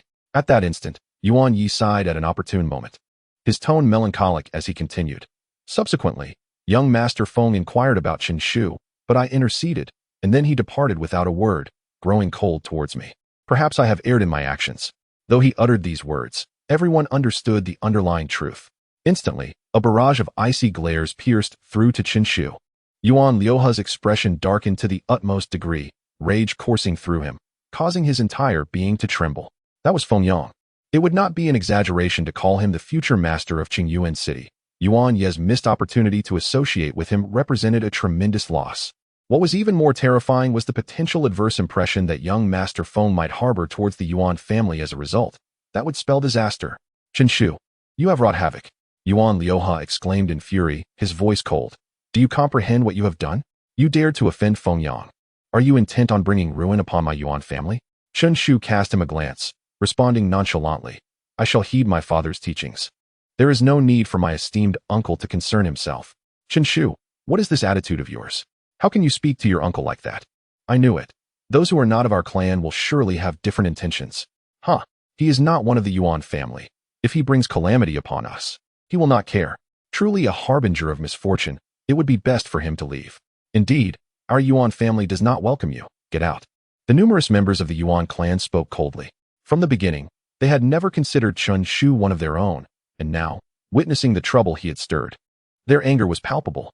Endless accusations rained down upon Qin Shu, as if he had committed some unforgivable sin. At this moment, only I and Qin Shu can go to apologize, seeking mercy from young Master Feng. I believe young Master Feng, for my sake, will not hold it against him too harshly. Yuan Yi suddenly interjected. Yes, Yuan Yi is right. You should go at once and apologize to young Master Feng. Yuan Liuhe nodded, then coldly admonished, Qin Shu, do you hear me? When you apologize to young Master Feng, maintain a respectful attitude. There must be no hint of defiance, even if it means bowing your head in repentance. Otherwise, I will take matters into my own hands. Not even your father can save you. Apologize? Qin Shu remained with his arms crossed, yet his eyes glimmered with a hint of coldness. He cast a disdainful glance at his uncle and slowly shook his head, saying, I refuse. That mere Feng Yang is not worthy of my apology. Chapter 54, The Banquet Commences. What? You truly do not know the meaning of danger. Upon hearing Qin Shu's words, Yuan Liuhe's expression shifted dramatically, unable to fathom that Qin Shu would dare to openly reject their proposal. The atmosphere in the room immediately turned tense. Subsequently, a barrage of furious glares, sharp as daggers, pierced through to Qin Shu. You insolent wretch, what are you saying? Who do you think you are? Yuan Liuhe's face darkened, and he reprimanded fiercely. Your mother is here. You must listen to me. You, a mere youth, dare to challenge me? Qin Shu's countenance changed abruptly, and he coldly regarded Yuan Liuhe. Uncle, I address you as my elder out of respect. Yet you must also embody the demeanor of one. You are closely related to my mother, yet today you present yourself in such a manner, treating me this way. I am your junior, yet for the sake of an outsider, you demand I bow and apologize, like a dog? Huh, is this what it means to be family? Is this my mother's maternal clan? Truly laughable. With a frigid smile, Qin Shu clasped his hands behind his back and said nonchalantly, in your eyes, Feng Yang is an unparalleled genius, supported by the Feng family, and you dare not offend him, even aspiring to ingratiate yourselves. But that is your affair, not mine. Must I apologize simply because I did not greet him? Uncle, is this how you conduct yourself as the head of the family? If Feng Yang were to demand that you surrender the Yuan family, would you comply? A series of remarks, like cannon fire, erupted from Chen Shu's lips, causing the faces of the Yuan family members to shift. Chen Shu's words were too blunt. Even Yuan Liuhe struggled to endure it, his face turning ashen. They had never imagined that a seemingly worthless Chen Shu could wield such cutting words. Yuan Yi felt a surge of anger, infuriated that Chen Shu would dare to be so audacious, showing them no respect, and anxious that he should not have spoken so publicly, as it now placed his father in an awkward position. In light of this, he glared at Chen Shu with intensified hatred. It was all because of this little wretch. Otherwise, there would not be such turmoil. Very well. Yuan Liuhe's hand trembled with rage as he pointed at Chen Shu and declared, "Remarkable. I never expected Chen Fa to raise such a son. A worthless individual, yet his words are sharper than anyone else's. But tell me, does this sharp tongue serve any purpose? You have offended young Master Feng. With a mere word, he could end your life. He could end my life with a word?" Chen Shu, hands still clasped behind his back, replied coolly, "Then you are mistaken. Even with tenfold courage, he would not dare to show me the slightest disrespect." As he spoke, Chen Shu raised his head proudly, surveying the entire assembly, and continued, "Ha! It is truly amusing. The moment Yuan Yi speaks, you all believe him without question. Why is it that no one inquires whether my words hold any truth? It is precisely as I have stated. I have not lied." Yuan Yi snorted coldly and spoke with a grave tone. "You have not lied? Then let me ask you, what words of mine can be deemed mere boasting? Is it because I claim to have slain Chen Lei, or that I am the foremost genius of the Chen family?" Chen Shu smiled indifferently. "These matters are beyond reproach. Is there any need for me to fabricate a lie so easily debunked?" Yuan Yi was momentarily taken aback, his heart rife with uncertainty. There was indeed some merit to what Chen Shu had asserted. But could he truly vanquish Chen Lei? Such a notion seemed utterly preposterous. After all, the infamous reputation of Chen Shu as a good-for-nothing was well known among them all. Before Yuan Yi could voice his thoughts, Chen Shu continued unabated. "Moreover, you mentioned that Feng Yang inquired about me. Do you understand the reason behind his curiosity? Why?" Someone instinctively probed. Chen Shu suddenly swept his sleeve, his sharpness manifest. For he was aware that my identity was not one to be trifled with. It was not I who owed him an apology, but rather he who was preparing to apologize to me. Upon uttering these words, those who had initially been taken aback by Chen Shu's eloquence erupted into laughter, as if they had just heard the most delightful jest. "Huh, what have I just heard? This lad claims that Feng Yang would not dare to offend him? How utterly ludicrous. Does Feng Yang even know who you are? A mere waste of space," they mused. "Honestly, I cannot fathom where you derive the audacity to make such assertions. Have you succumbed to delusions?" Even Yuan Qingfeng shook his head in resignation, finding Chen Shu's proclamations exceedingly bizarre. Baiyun City was but a small town, and Chen Fa, the foremost expert of the Chen family, was merely at the 8th level of spirit transformation, while the Feng family of Qingyuan City was led by a master of the Xuanwu realm. Furthermore, they were supported by one of the 7 great families of Tianyang Mansion. Such a powerful force would find it unwise to offend Chen Shu. As for Yuan Mingyao, she regarded Chen Shu with nothing but disdain, not even deigning to glance his way, as if a mere glance would tarnish her vision. "Alas, let us put this matter to rest." Suddenly, a venerable voice echoed. Old Master Yuan, leaning on his cane and appearing quite frail, emerged and spoke solemnly. "You all may return. I trust the Feng family will not retaliate against the Yuan family over a trivial dispute among the younger generation. My Yuan family is not so feeble." Old Master Yuan cast a glance at Yuan Liuhe and continued, "Little Shu may have erred, but he did not speak falsely when he declared that my Yuan family would not forsake its kin for the sake of wealth and status. Indeed, Liuhe has learned his lesson," Yuan Liuhe replied, his countenance darkening as he spoke in a subdued tone. "Of course, little Shu, you too have your faults. Liuhe is your maternal uncle. How could you speak to him in such a manner?" "Yes, grandfather." Chen Shu slightly bowed, holding a deep-seated respect for his grandfather. Yuan Liuhe snorted coldly, sweeping his sleeve, and departed first. Yuan Yi cast a sidelong glance at Chen Shu and remarked coolly, "At grandfather's birthday banquet, the Feng family will also be in attendance. You claim that Feng Yang does not dare to offend you? I shall be keen to observe how you navigate that situation. Will you dare to utter such words in front of Feng Yang?" Thus, the matter of accountability hastily came to a close. In the blink of an eye, 10 days had passed, and the day of Old Master Yuan's birthday banquet had arrived. On this day, the Yuan family was adorned with a vibrant red carpet, and the entire residence was filled with an atmosphere of joyous celebration.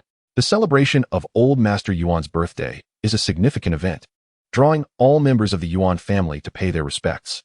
Naturally, this occasion also serves as a time for the various branches of the family to engage in a bit of friendly competition. At such gatherings, the Yuan family often invites prominent figures, not only to honor Old Master Yuan, but also to showcase the extensive connections of each branch. Over the years, the most illustrious guests, with the highest status, have come specifically for Old Master Yuan and Yuan Liuha. Soon, a pair of opulent carriages arrived at the entrance of the Yuan residence. A middle-aged man, clad in a purple cloak, was the first to step forward. Upon reaching the door, he cheerfully announced, "From Qingyuan City, I, Zifei, have come to extend my best wishes to Old Master Yuan." Chapter 55. The arrival of Zifei. Zifei, a renowned rogue cultivator, is said to have attained the third level of transformation. He shares a close bond with Uncle Seven. Yuan Yi, seated at a side position, spoke in a hushed tone. Indeed, Uncle Seven rose with a beaming smile to welcome him. "Ah, Brother Ji, it is truly a bother for you to come all this way. How can I accept such kindness? Ha ha, given our relationship, it would be remiss of me to say otherwise. How could I miss the grand celebration of Old Master Yuan's birthday?" Zifei replied with joviality. Uncle Seven, with a hearty laugh, invited Zifei inside. The guests in the hall rose in unison, with only Old Master Yuan and a few esteemed direct descendants like Yuan Liuha remaining seated. As Zifei entered, he promptly knelt on the ground and cheerfully declared, "Zifei pays his respects to Old Master Yuan on this joyous occasion." Rising, he then bowed respectfully to Yuan Liuha, saying, "Zifei greets the head of the Yuan family." "Thank you, Brother Ji, for attending my father's birthday celebration." Yuan Liuha responded with a slight nod, his tone polite. At his level, he hardly regarded a mere third-level transformation warrior. Zifei, undeterred, wore a broad smile, as if conversing with Yuan Liuha were a privilege in itself. With Zifei's arrival, congratulatory guests poured in incessantly. From Qingyuan City, the Yuan family members arrived to offer their felicitations. From Fengyu City, Chen Qin came to pay his respects. The sounds of greetings echoed throughout the hall. Some came in honor of Yuan Liuha, others for Yuan Qingfeng, while many sought the company of other esteemed elders of the Yuan family. Yet, none came specifically for Chen Shu. Witnessing this, Yuan Yi let out a derisive chuckle, murmuring, "Heh, today the Yuan family is bustling with guests, enhancing its prestige. Yet, the boastful individual from days past cannot draw a single soul." His voice, though low, distinctly reached Chen Shu's ears. Unfazed, Chen Shu replied nonchalantly, "What does it matter if I draw no one? Even if 1,000 or 10,000 were to attend, my presence alone carries more weight." "What audacity!" Yuan Yi scoffed, offering no further comment. However, those nearby who overheard the exchange regarded Chen Shu with a shifted gaze, as if observing a madman. If he were truly a genius, it might be acceptable for him to make such claims, and others might consider him prideful. But for a person of no merit to repeatedly boast that others could not compare to him was nothing short of shameless, merely inviting ridicule. At that moment, a steady voice resonated through the hall. "Li Huan from the Li family of Qingyuan City has come to offer his congratulations." Just a few words, yet they silenced the previously lively atmosphere. Then someone exclaimed, "Li Huan. He is the head of the Li family." The Li family, a clan on par with the Yuan family, sending their leader in person to celebrate Old Master Yuan's birthday, was indeed remarkable. The network of connections the Yuan family possessed was quite astonishing, and countless guests began to murmur in awe.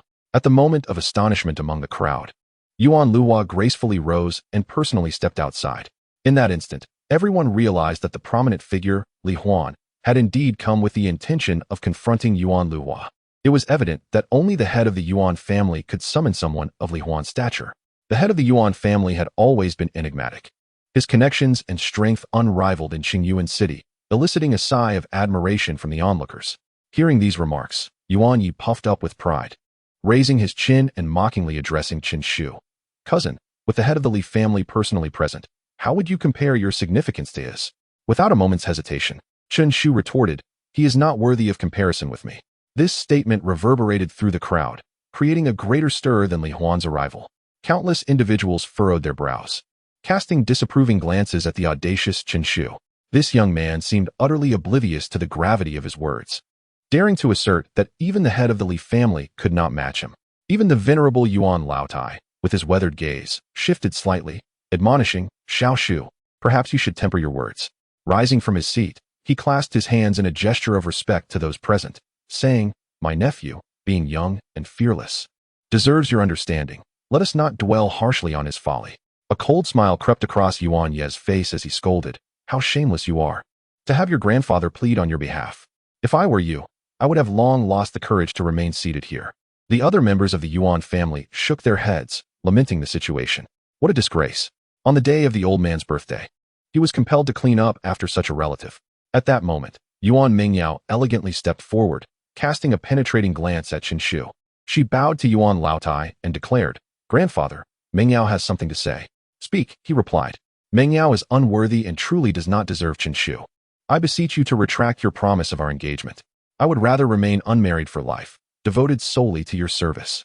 Upon hearing this, Yuan Ye's derisive laughter grew louder, as he mockingly exclaimed, "Chen Shu, did you hear that? Mingyao would rather remain single for eternity than marry you. How pitiful." Yuan Laodai fixed his gaze on Yuan Mingyao, remaining silent for a long moment. "I implore you, grandfather, to grant my request," Mingyao insisted, biting her lip defiantly. She truly found Chen Shu beneath her, deeming him unworthy to be her husband. The mere thought of marrying him felt like a grave injustice. Yet, she understood she could not defy her grandfather's wishes. If the day came when he insisted upon the marriage, she would have no choice but to comply. Thus, she sought to find a way to prevent such a fate from befalling her. The old man's birthday banquet presented a prime opportunity. Once he voiced his decision, there would be no turning back.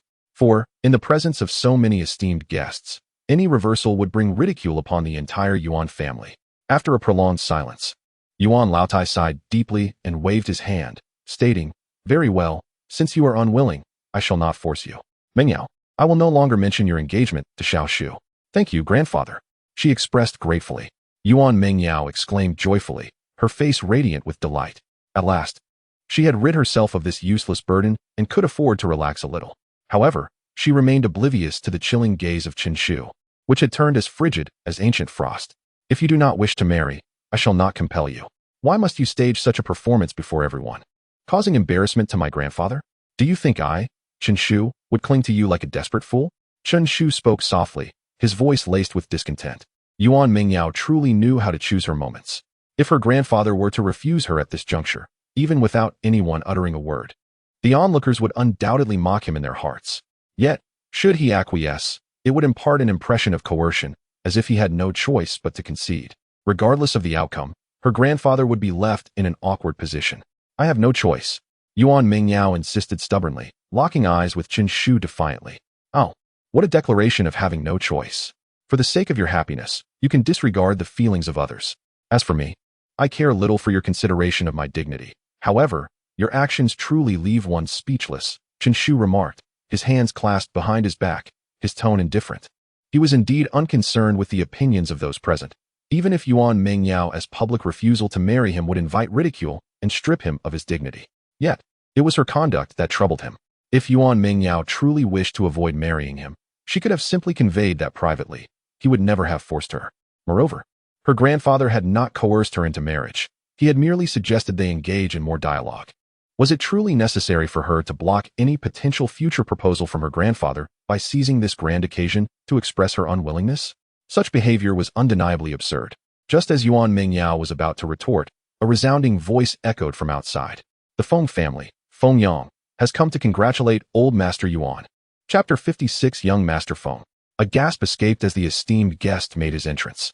One could not help but acknowledge the significant stature of the Yuan family, such that even the Feng family sent a representative to extend their congratulations. Upon hearing the commotion outside, the attention of the numerous guests shifted, and they began to express their admiration. Feng Yang, the prodigy of the Feng family, was now an inner disciple of the Tianyuan sect. Once he ascended further to become a core disciple, even their mere presence would command respect. They would have to address him as young Master Feng. "Shall we go out to greet him?" A multitude of guests felt the urge to move towards the entrance. However, Yuan Ye's expression shifted as he fixed his gaze on Chen Shu, saying, "Chen Shu, do you still not see the error of your ways? Young Master Feng is at the door. If you do not admit your mistake, our Yuan family will not protect you." Indeed, Yuan Yi speaks truthfully. Since young Master Feng has come to personally congratulate us, we must not lose face. Another voice chimed in. "Chen Shu, regardless of your thoughts, you must apologize to young Master Feng today. It was your own recklessness that offended him, and now you wish to drag our entire Yuan family down with you. How could you be so thoughtless?" The members of the Yuan family could no longer remain seated, collectively reprimanding Chen Shu. To them, Feng Yang's visit was not merely a gesture of goodwill, but also a summons for accountability. How could Chen Shu be so foolish as to offend him? Unfazed, Chen Shu remained seated, replying indifferently, "Apologize? You should first inquire if he dares to accept my apology before wasting your breath here. How arrogant! How utterly outrageous! How did I end up with a cousin like you?" Yuan Yi shouted in frustration, finding Chen Shu's behavior utterly incomprehensible. "What kind of person are you? Refusing to acknowledge your offense while stubbornly holding your ground. Is this amusing to you? Young Master Feng's arrival will surely expose your faade. What purpose does your pretense serve now? Admitting fault before him would not be disgraceful. I fail to understand why you persist in your defiance." The Yuan family members shook their heads, believing Chen Shu to be beyond redemption. "In that case, when young Master Feng holds you accountable, do not come to us for assistance. We shall not aid you," a senior member of the Yuan family declared resolutely. Chen Shu merely scoffed, choosing to close his eyes in silence. "Humph." The Yuan family members shot him a resentful glance before hastening outside to welcome Feng Yang. Young Master Feng has arrived? What an unexpected visitor. On the way, Li Huan, the head of the Li family, paused upon hearing the noise at the entrance, smiling as he remarked, "Let us wait for him." "Very well." Yuan Liuha hesitated briefly but then nodded in agreement. He believed that despite Feng Yang's impressive background, it would be unbecoming for an elder to wait for a younger generation. It would be a loss of dignity. However, since Li Huan had initiated the suggestion, he acquiesced. "Perfect. I shall personally engage with Feng Yang," hoping to ease the tension between him and Yuan Yi. Yuan Liuha mused to himself. After a brief wait, a spirited young man clad in black strode in. "Feng Yang, it's been years. Your strength has greatly increased," Li Huan remarked with a broad smile. Feng Yang raised an eyebrow and replied with a gentle chuckle, "Uncle Li, I am quite aware of my progress. But it appears your cultivation has not advanced significantly over the years. You dare to jest at your Uncle Li." Li Huan feigned anger. "Huh, what is the difference between us, Uncle Li?" Feng Yang responded naturally, displaying no fear even in the presence of the Li family patriarch, engaging with an air of ease. There was even a subtle sense of control emanating from him, which further astonished Yuan Liuha. He had not anticipated that Feng Yang had matured to such a level. Truly, he was a prodigy emerging from the city lord's mansion. Li Huan shook his head, unfazed, and said with a smile, "Come, let us pay our respects to the old patriarch." "Indeed," Feng Yang replied with a smile, standing shoulder to shoulder with Li Huan as they walked into the hall together. Inside the hall, apart from Old Master Yuan, Chen Shu, and several direct elders of the Yuan family, those present had either gone out to greet Feng Yang or stood up in acknowledgement. Consequently, Chen Shu, seated off to the side, became particularly conspicuous. "Why is this fellow making a fool of himself? How can he sit there so brazenly?" Someone remarked in amusement. "Does he truly believe his status surpasses that of young Master Feng?" Indeed, the reason Old Master Yuan and the direct members of the Yuan family remained seated was due to Feng Yang being a junior. To rise would be a breach of etiquette. What right did Chen Shu have to remain seated? Having just witnessed the earlier impressive scene, the attendees had formed a strong impression of Chen Shu. Now, seeing him still seated, someone expressed their discontent. However, they were helpless. For this was the Yuan family's domain, and with Old Master Yuan seated at the head, they dared not act recklessly or forcefully command Chen Shu to rise. As for Chen Shu, in their eyes, his audacity was remarkable. Despite their remarks, he remained unmoved. "Young Master Feng, you have arrived." As Feng Yang appeared at the entrance, greetings filled the air, some tinged with flattery. Young Master Feng, head of the Li family. People continued to extend their salutations. Even the direct members of the Yuan family could no longer remain seated, rising to approach Feng Yang and Li Huan, exchanging pleasantries with smiles. "Head of the Li family, we are truly grateful for your presence. It brings great honor to our Yuan family. Young Master Feng, your visit is indeed a privilege for us." Amidst the chorus of compliments, Feng Yang and Li Huan made their way to the center of the hall. "Let us go pay our respects to the old patriarch," Li Huan whispered. To his surprise, Feng Yang shook his head in refusal, calmly stating, "Please wait." With that, he strode directly towards Chen Shu. He was already the focal point of attention, and with his movements, he drew all gazes back to him. Naturally, their eyes fell upon Chen Shu, who remained seated. In an instant, Yuan Liuha's expression stiffened, his face suffused with boundless rage. This Chen Shu was truly audacious. How dare he remain seated with young Master Feng's arrival? Did he not notice that even the latter had risen? "Oh, young Master Feng, where are you off to?" Someone, unaware of the circumstances, inquired with curiosity. "Huh, this individual is exceedingly arrogant, disregarding even young Master Feng," another remarked. "Indeed, I have heard from the Yuan family that this brat has offended young Master Feng. Yet he still dares to boast that Feng would not dare to cross him. A knowledgeable observer whispered, their eyes gleaming with intrigue. Huh, this young man has always been brash. Now that young Master Feng has truly appeared and is approaching him, it promises to be quite the spectacle. Chen Shu, did you not previously assert that young Master Feng would not dare to offend you? That he would need to apologize to you? Do you still have the audacity to repeat your prior claims? Yuan Yi jeered loudly, his tone laced with mockery. To him, it was evident that upon young Master Feng's arrival, Chen Shu would undoubtedly be terrified, cowering from confrontation. Unfortunately for him, disappointment awaited. Why should I be afraid? Came Chen Shu's calm voice, followed by the opening of his eyes, which met Feng Yang's gaze. He took the initiative to speak. Feng Yang, I offer you tenfold courage. Do you dare to offend me? At these words, an astonished silence fell over the crowd. They could hardly believe that before young Master Feng, Chen Shu still dared to be so brazen. This lad was truly courting death. Just as this thought took root in their minds, an even more shocking scene unfolded. Feng Yang, dares not, came the response as Feng Yang slightly bowed, his demeanor respectful. Feng Yang of the Feng family pays his respects to young Master Chen.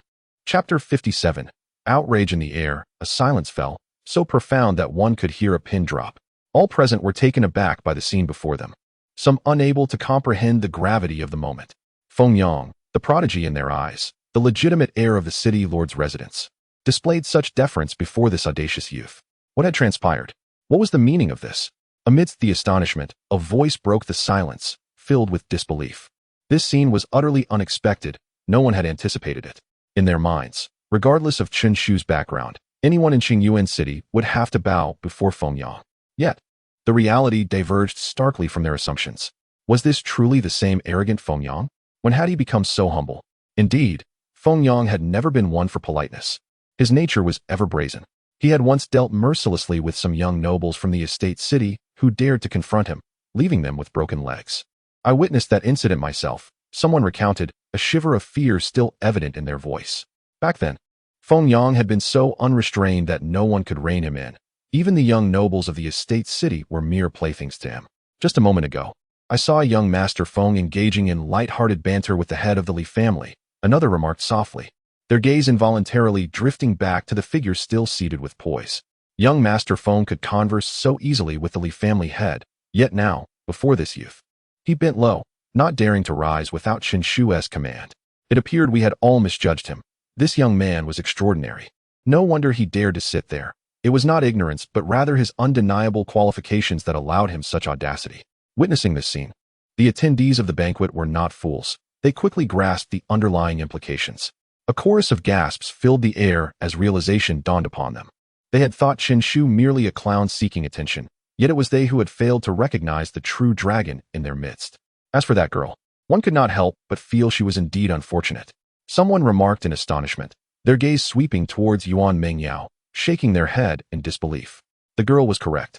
One who commanded such respect from young Master Feng was indeed beyond her reach. Initially, when Yuan Mengyao publicly rejected Chen Shu, they had viewed him as a mere jester, feeling pity for him as he faced public humiliation. However, with Feng Yang's actions, the perspectives of all present underwent a dramatic transformation. Yuan Mengyao's complexion turned ashen, disbelief clouding her features as she watched the unfolding drama, her lips tightly pressed, blood seeping from the bite of her teeth. Yet, she remained oblivious, fixated on the figure that sat undisturbed. Suddenly, she realized that no matter their provocations or mockery, that figure always remained calm, perpetually unruffled. Initially, she had thought Chen Shu was merely posturing, but now she understood it was simply disdain that fueled his demeanor. What did their ridicule matter in the face of such composure? The true dragon pays no heed to the opinions of mere ants. Yuan Mengyao offered a bleak smile. Her decision to withdraw from the engagement suddenly appeared so ludicrous with the arrival of Feng Yang. Even Chen Shu had remained silent throughout, perhaps viewing her as nothing more than a jest. Yuan Mengyao, how shameful you truly are. Did you believe that anyone would desire you, or implore the elder to betroth you? Such absurdity. How could someone of his stature covet your fleeting beauty? Yuan Mengyao lamented softly. Chen Shu, what on earth is happening? Yuan Yi, equally incredulous, never anticipated witnessing such a bizarre scene. Suddenly, he recalled Chen Shu's assertion that he was the foremost genius of the Qin family, claiming to have slain the formidable Chen Lei of the transformation realm, stating that Feng Yang dared not offend him, and asserting that none present held as much weight as he. Initially, such claims seemed foolish and laughable, Yet now he found himself begrudgingly inclined to believe. Perhaps Chen Shu's words bore truth? Chen Shu, what is the meaning of this? Why does young Master Feng revere you? Yuan Yi asked urgently, desperate to uncover the truth. Chen Shu scoffed, seemingly unperturbed, as if he had not heard. This scene ignited a spark of fury within Yuan Yi, who glared at Chen Shu and bellowed, I know not why young Master Feng treats you with such deference, but I demand an answer. Are you so audacious as to ignore my inquiries? You seek your own demise. You overstep, Yuan Yi. Before Chen Shu could respond, Feng Yang's ire flared first. He fixed a cold gaze upon Yuan Yi, a glint of menace flickering in his eyes. Were it not for your relation to young Master Chen, I would have already removed you for your insolence.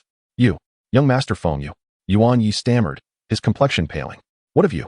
Should you dare to disrespect young Master Chen again, do not blame me for being merciless. Feng Yang interjected decisively, cutting off Yuan Yi's words. With a thud, Yuan Yi collapsed to the ground, his eyes devoid of light, as if he had become dazed. Chen Shu, you are outrageous. Your cousin inquires of you, and this is how you respond. Do you possess no sense of hierarchy? No decorum or morality? Yuan Liuhe, unable to maintain his composure, stepped forward, glaring at Chen Shu in reproach. Chen Shu raised his gaze to meet Yuan Liuhe's furious expression, gently shaking his head and stating, What do you mean by decorum and morality? When Yuan Yi openly insults me, is that moral? Where were you then? Or do you believe that only you hold respect while I am to be deemed inferior?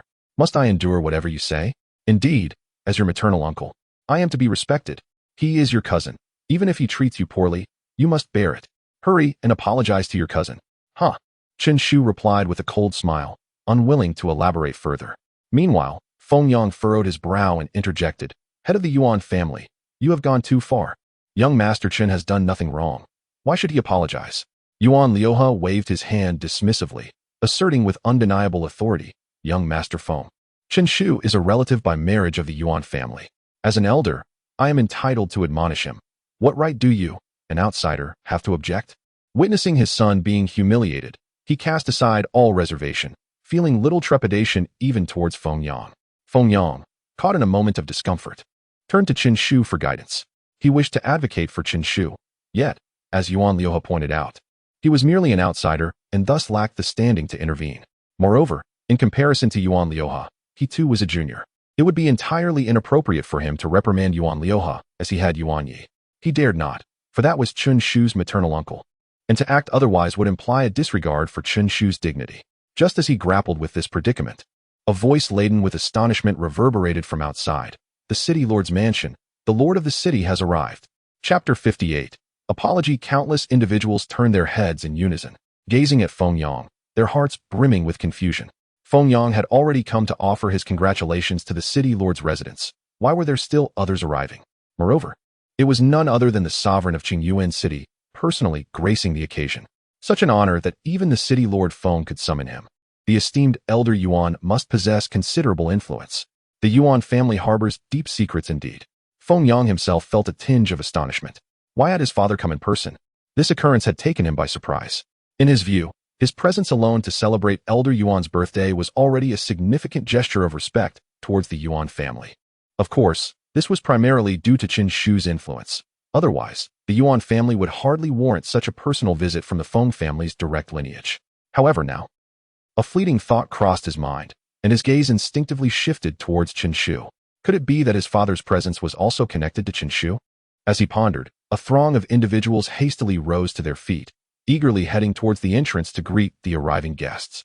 Even the direct descendants of the Yuan family could no longer remain seated, rising one after another to proceed outside. In an instant, the only ones left seated were Elder Yuan and Chen Shu. Surprisingly, Chen Shu remained unmoved. Even with the city lord's arrival, he did not rise to welcome him. Did he truly believe himself to be of higher esteem than the city lord? A pair of eyes darted towards Chen Shu, incredulously remarking. Yet, no one dared to assert that Chen Shu was merely an arrogant fool. After all, the mere fact that Feng Yang bowed before him indicated that he occupied a realm beyond their reach. Only Yuan Liuhe snorted disdainfully, remarking, What a charade. Chen Shu, I am well aware of your true nature. Setting aside the fact that you lack the standing to remain seated, even if you had, you are clearly ignorant of the principles of respect and etiquette. Am I truly ignorant of the principles of respect and etiquette? Chen Shu scoffed, shaking his head. Dear uncle, your judgment leaves much to be desired. Why not wait for the city lord to arrive before making such assertions? Ask him if he takes issue with my seated position. How utterly presumptuous. Yuan Liuhe trembled with rage. Abruptly, he turned to Feng Yang, sneering, "Young Master Feng, is this the kind of behavior you respect? He does not even regard your father with any semblance of respect." Feng Yang hesitated, involuntarily casting a glance at Qin Shu. Even he felt that Qin Shu's words were somewhat excessive. His father held an esteemed position. Surely, even if Qin Shu were influential and powerful, a gesture of acknowledgement would not be too much to ask.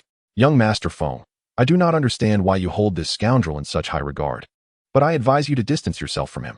Rest assured, I shall communicate your actions to the city lord. As an outsider, I cannot stand idly by while you bring disgrace to the Feng family," Yuan Liuhe admonished, waving his sleeve dismissively as he assumed the role of an elder. With that, he led the crowd towards the entrance to welcome the city lord's arrival. Feng Yang could only manage a bitter smile. At the entrance, four magnificent steeds stood still, and a middle-aged man clad in a black robe slowly lifted the curtain and stepped down. Instantly, the crowd, which had long been awaiting his arrival, bent low, respectfully proclaiming, "We welcome the city lord." "Greetings, esteemed lord of the city," said a middle-aged man with a smile and a nod. "Please, rise," he continued. "Thank you, my lord." Yuan Liu responded first, standing up and approaching the middle-aged man with a slight, flattering grin. "My lord, it is truly unnecessary for you to exert yourself. I am quite embarrassed." "Not at all," the Lord of Feng replied with graciousness, his face adorned with a warm smile. "Old Yuan, you are a venerable elder. It is only fitting that I come to pay my respects on your birthday." "Indeed? What do you mean by that, my lord?" Yuan Liu inquired. A look of confusion etched upon his face. "Are you not aware?" The Lord of Feng appeared even more puzzled. "With a formidable figure like Qin Shu as your relative, the Yuan family is destined for great success." Yet, Yuan Liu seemed rather oblivious to this revelation. Allow me to first pay my respects to the great personage, and then we shall converse in detail," the Lord of Feng suggested after a moment's contemplation, maintaining a cheerful demeanor. Yuan Liu trailed behind, utterly bewildered. "A great personage? Is there someone in the hall more esteemed than the lord of the city? How could I not know of this?" Suddenly, a realization struck him, and his expression shifted dramatically as he shook his head vigorously. "That Qin Shu is merely a fool, of no consequence, even if I misjudged him as a genius. What of it? The lord is a formidable master of the Xuanwu realm and the ruler of a city. Does such a person require my homage? How ludicrous! It is laughable that I even thought of him." Yet, a hint of unease began to stir within me. Seated in his chair, old Yuan also bore an expression of unease. This was not his first birthday celebration, yet never before had such a distinguished figure visited. In the past, not only had the lord never attended, but even Feng Yang had never graced these occasions. Of course, the lord's residence would send representatives to convey their respects, adhering to the proper etiquette. However, having a master of the Xuanwu realm personally come to offer congratulations left him both flattered and startled. Meanwhile, Qin Shu remained calm and composed in his seat. Soon, the Lord of Feng, surrounded by a throng of admirers, entered the grand hall. He clasped his hands toward old Yuan with a smile, stating, "Old sir, Feng Hua has come to celebrate your birthday, wishing you enduring happiness and eternal youth." At this, even old Yuan could no longer remain seated. He hastily rose and approached Feng Hua, exclaiming with polite astonishment, "Ah, the Lord of Feng has come in person. I am truly overwhelmed." "Haha, it is only fitting for the younger generation to honor the elder," Feng Hua replied cordially, expressing his admiration. "Indeed, it is you, old sir, who inspires envy in me with such an extraordinary nephew." Old Yuan was taken aback. How did this conversation turn to Qin Shu? His countenance changed as he feared that Feng Hua's words were laced with sarcasm, implying that Qin Shu was ungrateful for not bowing. Quickly, he forced a smile and said, "My lord, please forgive my nephew's ignorance. He is but a child." Turning to Qin Shu, he urged, "Young Shu, do not just sit there. Come forth and pay your respects to the Lord of Feng." "Me? Pay my respects?" As Feng Hua's expression shifted, panic overtook him, and he hastily waved his hands, exclaiming, No, please do not jest with me, old master."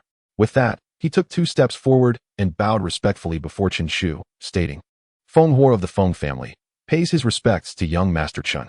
Yuan Laodai was momentarily taken aback. Feng Yang also stood frozen. The entire grand hall fell into a stunned silence. Yuan Liuhe felt a buzzing in his ears, his mind blank as if it had exploded from the sheer weight of such a terrifying scene, rendering him momentarily idiotic. "Rise," Qin Shu's voice broke the stillness, calm yet resonant. like thunder echoing in the hearts of all present. Hiss, this youth carries an extraordinary presence. In that instant, their gazes towards Chen Shu were filled with reverence and trepidation. A figure deserving of caution, even from the city Lord Feng. Who could he possibly be? Could he be a significant individual from the capital? Yet, there had never been any mention of the Yuan family having such formidable connections. TSK, after today, the Yuan family will be remarkable indeed, many murmured in awe. Amidst the astonishment, Chen Shu continued, his tone unruffled. Uncle, do you still believe me to be a disrespectful rogue unversed in etiquette and hierarchy? I could indeed pay my respects to the city Lord Feng. But is he worthy of such honor? Young Master Chen, please, do not jest. How could I merit such an honor? City Lord Feng hastily shook his head, cold sweat trickling down his face. Oh dear, while others may be oblivious, he knew all too well how terrifying this seemingly gentle youth truly was. He was a formidable entity indeed. To bow before him? I have no desire for such a fate. Yuan Liuhe's complexion darkened, yet he dared not speak further. Chen Shu rose, casting a calm glance in his direction. Earlier, you claimed I was the cause of Feng Yang's anger, demanding I apologize to him. Now that Feng Yang is present, you may inquire whether I truly provoked his ire. Yuan Liuhe remained silent, his expression increasingly grim.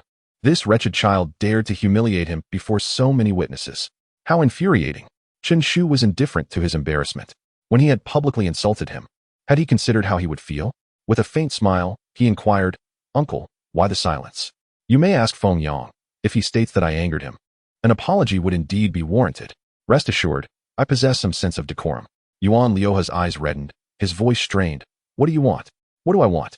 Chen Shu replied, hands clasped behind his back, a hint of mockery flickering in his gaze. Are you feeling stifled now? How amusing. I desire nothing but a simple apology for your wrongful accusations against me. Surely, that is not too much to ask. Chen Shu, Yuan Liuhe bellowed, his face paling to the utmost degree. You expect me, an elder, to apologize to you? You are exceedingly audacious. Do you even deserve it? I believe it is the head of the Yuan family who is truly audacious. Feng Hui interjected softly, his eyes filled with disdain. I truly cannot fathom where you derive the audacity to admonish him. Were you to be cognizant of Chen Shu's past deeds, it would likely terrify you to your core. It is only due to your kinship with Chen Shu that you possess the audacity to speak, for were it not for this connection, with the temperament of this formidable figure, would you even have the opportunity for dialogue? An apology? If apologies held any weight, the leader of the Thunderstorm sect would not have met his demise. The moment Feng Hui spoke, Yuan Liuhe was jolted into awareness, hastily silencing himself. After all, he had always maintained an air of superiority before Chen Shu, harboring disdain, and even now, he felt no trepidation. Yet before Feng Hui, he dared not assert himself. The authority that Feng Hui exuded instilled in him a profound sense of fear and anxiety. Elders, do they never err? To acknowledge one's mistakes and rectify them is a virtue of the highest order. Feng Hui refrained from further comment, uttering these words before falling silent. After a lengthy pause, Yuan Liuhe finally murmured 3 words, I was wrong. Upon expressing this sentiment, it was as though he had lost his very foundation. His spirit and vitality collapsed in an instant. It seemed that the conviction he had clung to for so long had shattered into a million pieces. Chapter 59. A collective salutation. Yuan Liuhe appeared utterly dejected, while Chen Shu, unfazed, calmly returned to his seat without a glance in his direction.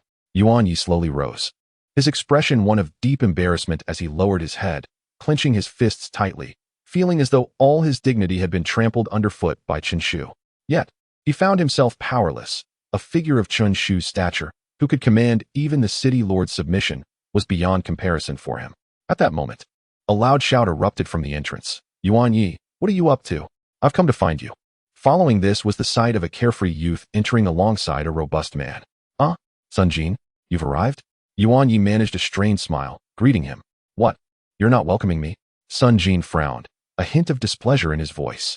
This is my father, Sun Chunyu. He happened to pass by, and I invited him to celebrate your grandfather's birthday. I didn't expect to find you in such a state. Haha. How could I not welcome you? Of course I do. Sun Jin, please understand, it's not that I'm unhappy with you. I'm just feeling a bit disheartened. Yuan Yi replied, attempting to explain his situation. Old Master Yuan shot a disapproving glance at Yuan Yi and quickly interjected. Oh. Sun Jin nodded and gallantly inquired, Yuan Yi, who has upset you? Tell me, and I shall stand up for you. You stand up for me? Yuan Yi let out a bitter smile. Sun Jin was his friend from Tianyuanzong, but like him, merely an outer disciple. What power did he possess to defend him? However, Feng Hua's brow furrowed as he scrutinized the imposing man beside Sun Jin, murmuring, Sun Chunyu? Why does the Sun family sound so familiar? Before long, he suddenly realized, and with a respectful gesture towards Sun Chunyu, he declared, so it is a formidable figure from the Sun family of Huayin Prefecture. It is an honor to meet you. Indeed, Sun Chunyu replied with an air of haughtiness, clearly unimpressed by the title of City Lord. Feng Hua chuckled, dismissing the matter, and turned to Qin Shu, explaining, Young Master Chun, Huayin Prefecture shares a border with our Tianyang Prefecture, and the Sun family ranks among the top 3 clans there. These understated words sent shockwaves through the gathering. This year's celebration for Old Master Yuan had been fraught with twists and turns. Initially, it seemed that Qin Shu's summoning of City Lord Feng marked the pinnacle of the event, yet now, a formidable figure from the prefecture had arrived on behalf of Yuan Yi. Yuan Yi was indeed impressive. His connections were vast. He had managed to summon a powerful clan member from the prefecture. It was truly surprising to discover such influence within the Yuan family. Countless onlookers were astonished. Soon after, some sycophants approached Sun Chunyu, greeting him in hushed tones. While City Lord Feng was merely the lord of a city, Sun Chunyu was a powerhouse from the prefecture. In terms of status, he naturally towered above the city lord. Even Old Master Yuan could not maintain his composure. He took a few steps forward and bowed, saying, It is indeed an honor to have a powerful figure from the prefecture grace us with your presence. I regret not having welcomed you properly. You are too kind. I wish you good health and prosperity, Sun Chunyu replied with a polite remark, though his tone carried a hint of condescension. Were it not for Sun Jin's request, he would not have deigned to visit a small family in a minor city. What? Is your father a powerful figure from the Sun family in the capital city? Why didn't you mention this earlier? Yuan Yi exclaimed with delight. In an instant, his spirits soared, dissipating the embarrassment he felt from being repeatedly suppressed by Qin Shu. He even cast a triumphant glance at Qin Shu, declaring, What if you can summon the Lord of Feng City? I, Yuan Yi, can command the might of the capital city. Though the competition unfolded unexpectedly, in the end, I emerged victorious. Qin Shu was momentarily taken aback, and then shook his head with a scoff. Competition? I hardly regard it as such. Moreover, summoning a powerful figure from the capital city is impressive? Feng Yang sneered, saying, Yuan Yi, who do you think you are? How dare you compare yourself to young Master Chen? Truly, you are oblivious. Before Yuan Yi could respond, Sun Jin frowned and retorted. And who are you to criticize my friend? Do you even have the right? Who do you think you are? Feng Yang faltered, then coldly replied. He was not one to shy away from confrontation. Otherwise, he would not have broken the legs of a young master from the capital city in the past. Sun Chunyu's eyes widened, a terrifying aura radiating from him as he calmly stated, Who do you think you are? Even your father would not dare to speak to me in such a manner. With that, he struck down with his palm. Boom. A fearsome storm suddenly converged. Feng Yang's face turned ashen. Feng Hua, alarmed, rushed forward and threw a punch to block the strike, but at the moment of impact, he spat blood and was sent sprawling to the ground, a look of awe etched on his face. A second-tier Xuanwu realm expert. What? This individual is actually a powerful Xuanwu realm practitioner. Furthermore, even the Lord of Feng City is no match for him in a single move. This Yuan Yi has indeed found a formidable ally. A wave of astonishment surged through the crowd. Xuanwu realm experts are exceedingly rare in such a small city, akin to a phoenix among chickens. Now a second-tier Xuanwu realm powerhouse has personally arrived. We pay our respects to you, my lord. The crowd knelt in reverence, their expressions filled with admiration. Sun Jin cast a triumphant glance at Feng Yang and declared proudly, Yuan Yi is my friend. Anyone who dares to offend him is my enemy. Upon hearing this, Yuan Yi's expression brightened even further. He quickly approached Sun Chunyu, smiling warmly, Uncle Sun, please take a seat. Very well, Sun Chunyu nodded, unceremoniously taking the seat of honor. He then turned his gaze towards Qin Shu, for he was the only one who failed to bow. A sharp glint flickered in his eyes as he said with displeasure, Youngster, who are you to dare not pay your respects to me? Bow to you? With your meager cultivation, I fear you would not withstand it, Qin Shu replied solemnly. Shaking his head, he spoke the truth. He had slain even the fifth-tier master of the Thundergate, so what was a mere second-tier Xuanwu? However, these words, when heard by Sun Chunyu, took on an entirely different significance. His expression instantly turned as frigid as frost, and he fixed a chilling gaze upon Qin Shu. You dare to provoke me, young man? I shall see where your confidence lies. You foolhardy wretch. As he spoke, he raised his hand, intending to suppress Qin Shu once more. Witnessing this scene, Yuan Yi was filled with delight, nearly bursting into laughter. Ha! This fool Chen Shu actually dares to offend a formidable warrior of the second tier of the Xuanwu realm. Truly, he is the epitome of foolishness. If Sun Chunyu were to accidentally kill him, no one would dare to utter a word. Just then, a voice filled with gravitas resounded at the entrance. The head of the Feng family from Tianyang Prefecture has come to pay respects. The Feng family of the prefecture? How could he have arrived? That is indeed a force to be reckoned with. Sun Chunyu was momentarily taken aback. The Huayin Prefecture was not far from Tianyang Prefecture, and he had certainly heard of the Feng family's illustrious name. They were one of the 7 prominent families of Tianyang Prefecture, albeit ranked quite lowly. Yet, it was hardly a sign of decline for the family head to personally visit a senior figure of a small city to offer birthday wishes. Unconsciously, he regarded the Yuan family with newfound respect. He had not anticipated that this seemingly insignificant clan possessed such considerable influence, capable of summoning the Feng family from the prefecture. Uncle Sun, it is said that the Lord of Feng City and the Feng family of Tianyang Prefecture share an inseparable bond, Yuan Yi said with some concern. It matters not. The Feng family would not dare to engage in conflict with my Sun family so easily. Besides, I merely taught that man a slight lesson. Without taking his life, Sun Chunyu confidently replied. With his strength and the backing of his family, he did not fear the Feng family in the least. However, with this interruption, he abandoned any thoughts of attacking Chen Shu and quietly awaited the arrival of the Feng family members. This, Yuan Laote was also unsettled.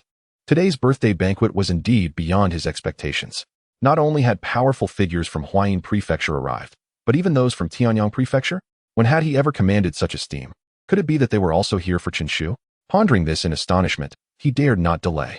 He adjusted his sleeves and proclaimed in a clear voice, "Everyone, let us go and welcome our esteemed guests from the prefecture. Indeed, we ought to do so. Please, Yuan Laote." Everyone nodded in agreement. Qingyuan City was directly under the jurisdiction of Tianyang Prefecture, so visitors from the prefecture certainly warranted a grand reception. The group made their way to the entrance, welcoming Feng Chen inside. It truly is Feng Chen. Sun Chunyu could no longer remain seated. He rose and nodded slightly, smiling as he said, "The head of the Feng family has also arrived? Such a rare guest. I wonder what brings you here." "I have come to pay my respects to young Master Chen," Feng Chen replied, leading Feng Yi into the room, his tone calm. "Young Master Chen?" Sun Chunyu was momentarily stunned, while Yuan Yi felt as though he had been struck by lightning. Even the Feng family from the prefecture felt compelled to pay their respects to Chen Shu. Was this the same Chen Shu he knew? Feng Chen performed a distant bow towards Chen Shu, smiling as he said, "Young Master Chen, I heard that Yuan Laote is celebrating his birthday. I have come uninvited. I hope you do not mind." "Not at all," Chen Shu replied with a slight shake of his head. "The Feng family is indeed considerate. Hee, it's not just my Feng family. They have all arrived as well." Feng Chen chuckled, bending slightly. "They?" As the crowd expressed their confusion, a series of terrifying auras approached from the distance, causing Sun Chunyu's expression to shift dramatically. Dozens of formidable warriors at the Xuanwu realm. When did Xuanwu realm warriors become so commonplace? Haha, since you don't know who we are, there's no need for introductions. We can enter on our own. A clear voice resonated from outside. Soon after, a group of figures strode in with an air of pride. Each individual exuded vitality, their eyes brimming with boundless confidence and arrogance as they moved with a resonant determination. Leading them was a young man, exceptionally suave, with a countenance that radiated a sharp brilliance akin to a blade. His cultivation had also reached the Xuanwu realm. "Father, who is he?"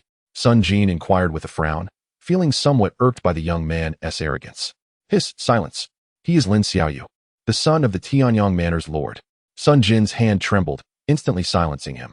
Upon seeing Lin Xiaoyu, Sun Chunyu dared not treat him lightly and hurriedly approached.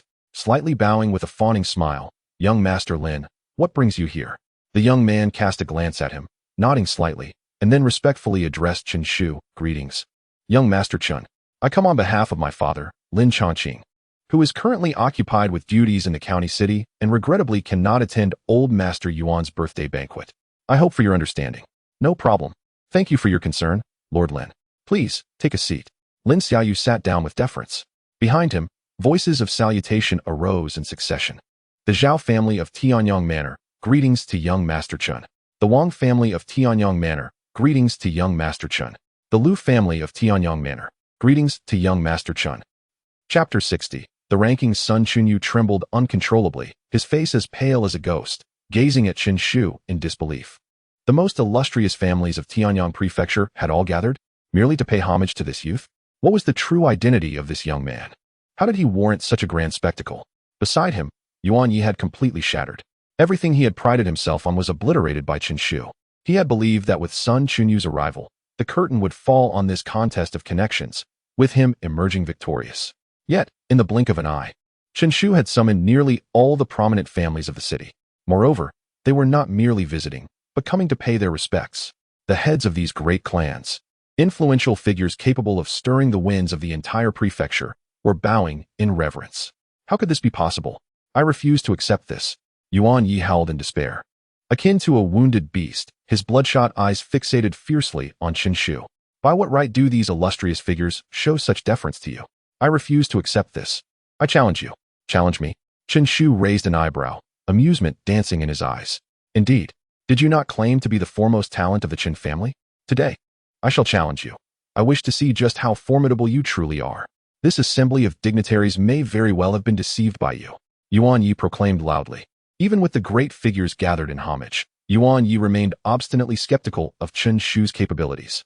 He was confident that he understood Chen Shu's true nature, a failure who, within a short span, could evolve into a force that even the city's elites sought to honor. This was beyond his comprehension. Thus, he resolved to challenge Chen Shu. Through combat, he would ascertain the truth. If victorious, he would prove Chen Shu a fraud, alleviating his resentment while enlightening the city's powers that they had been misled.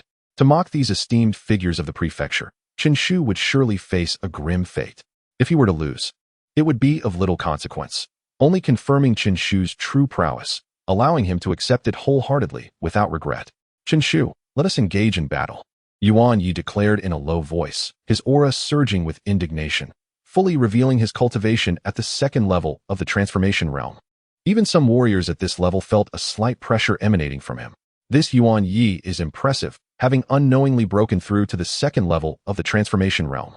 Yet, with my own cultivation at the third level, I do not possess the confidence to easily subdue him. This lad's combat prowess is remarkable. Some of the older practitioners of the transformation realm exchanged solemn glances, musing quietly. Under normal circumstances, a second-level transformation realm fighter would indeed be considered exceptional.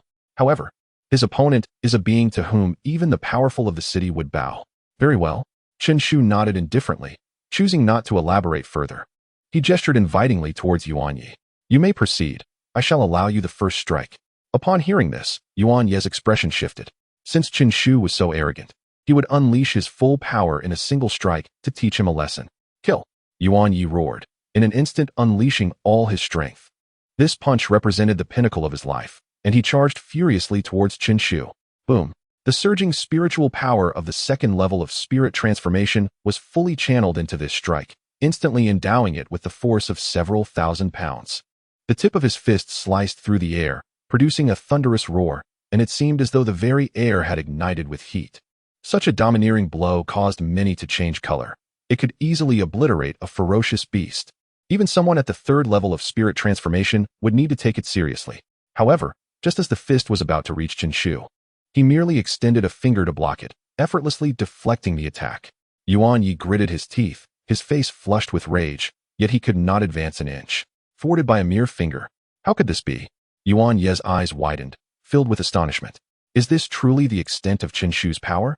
Now you understand why they revere me, right? It is solely due to my strength. Chen Shu smiled faintly.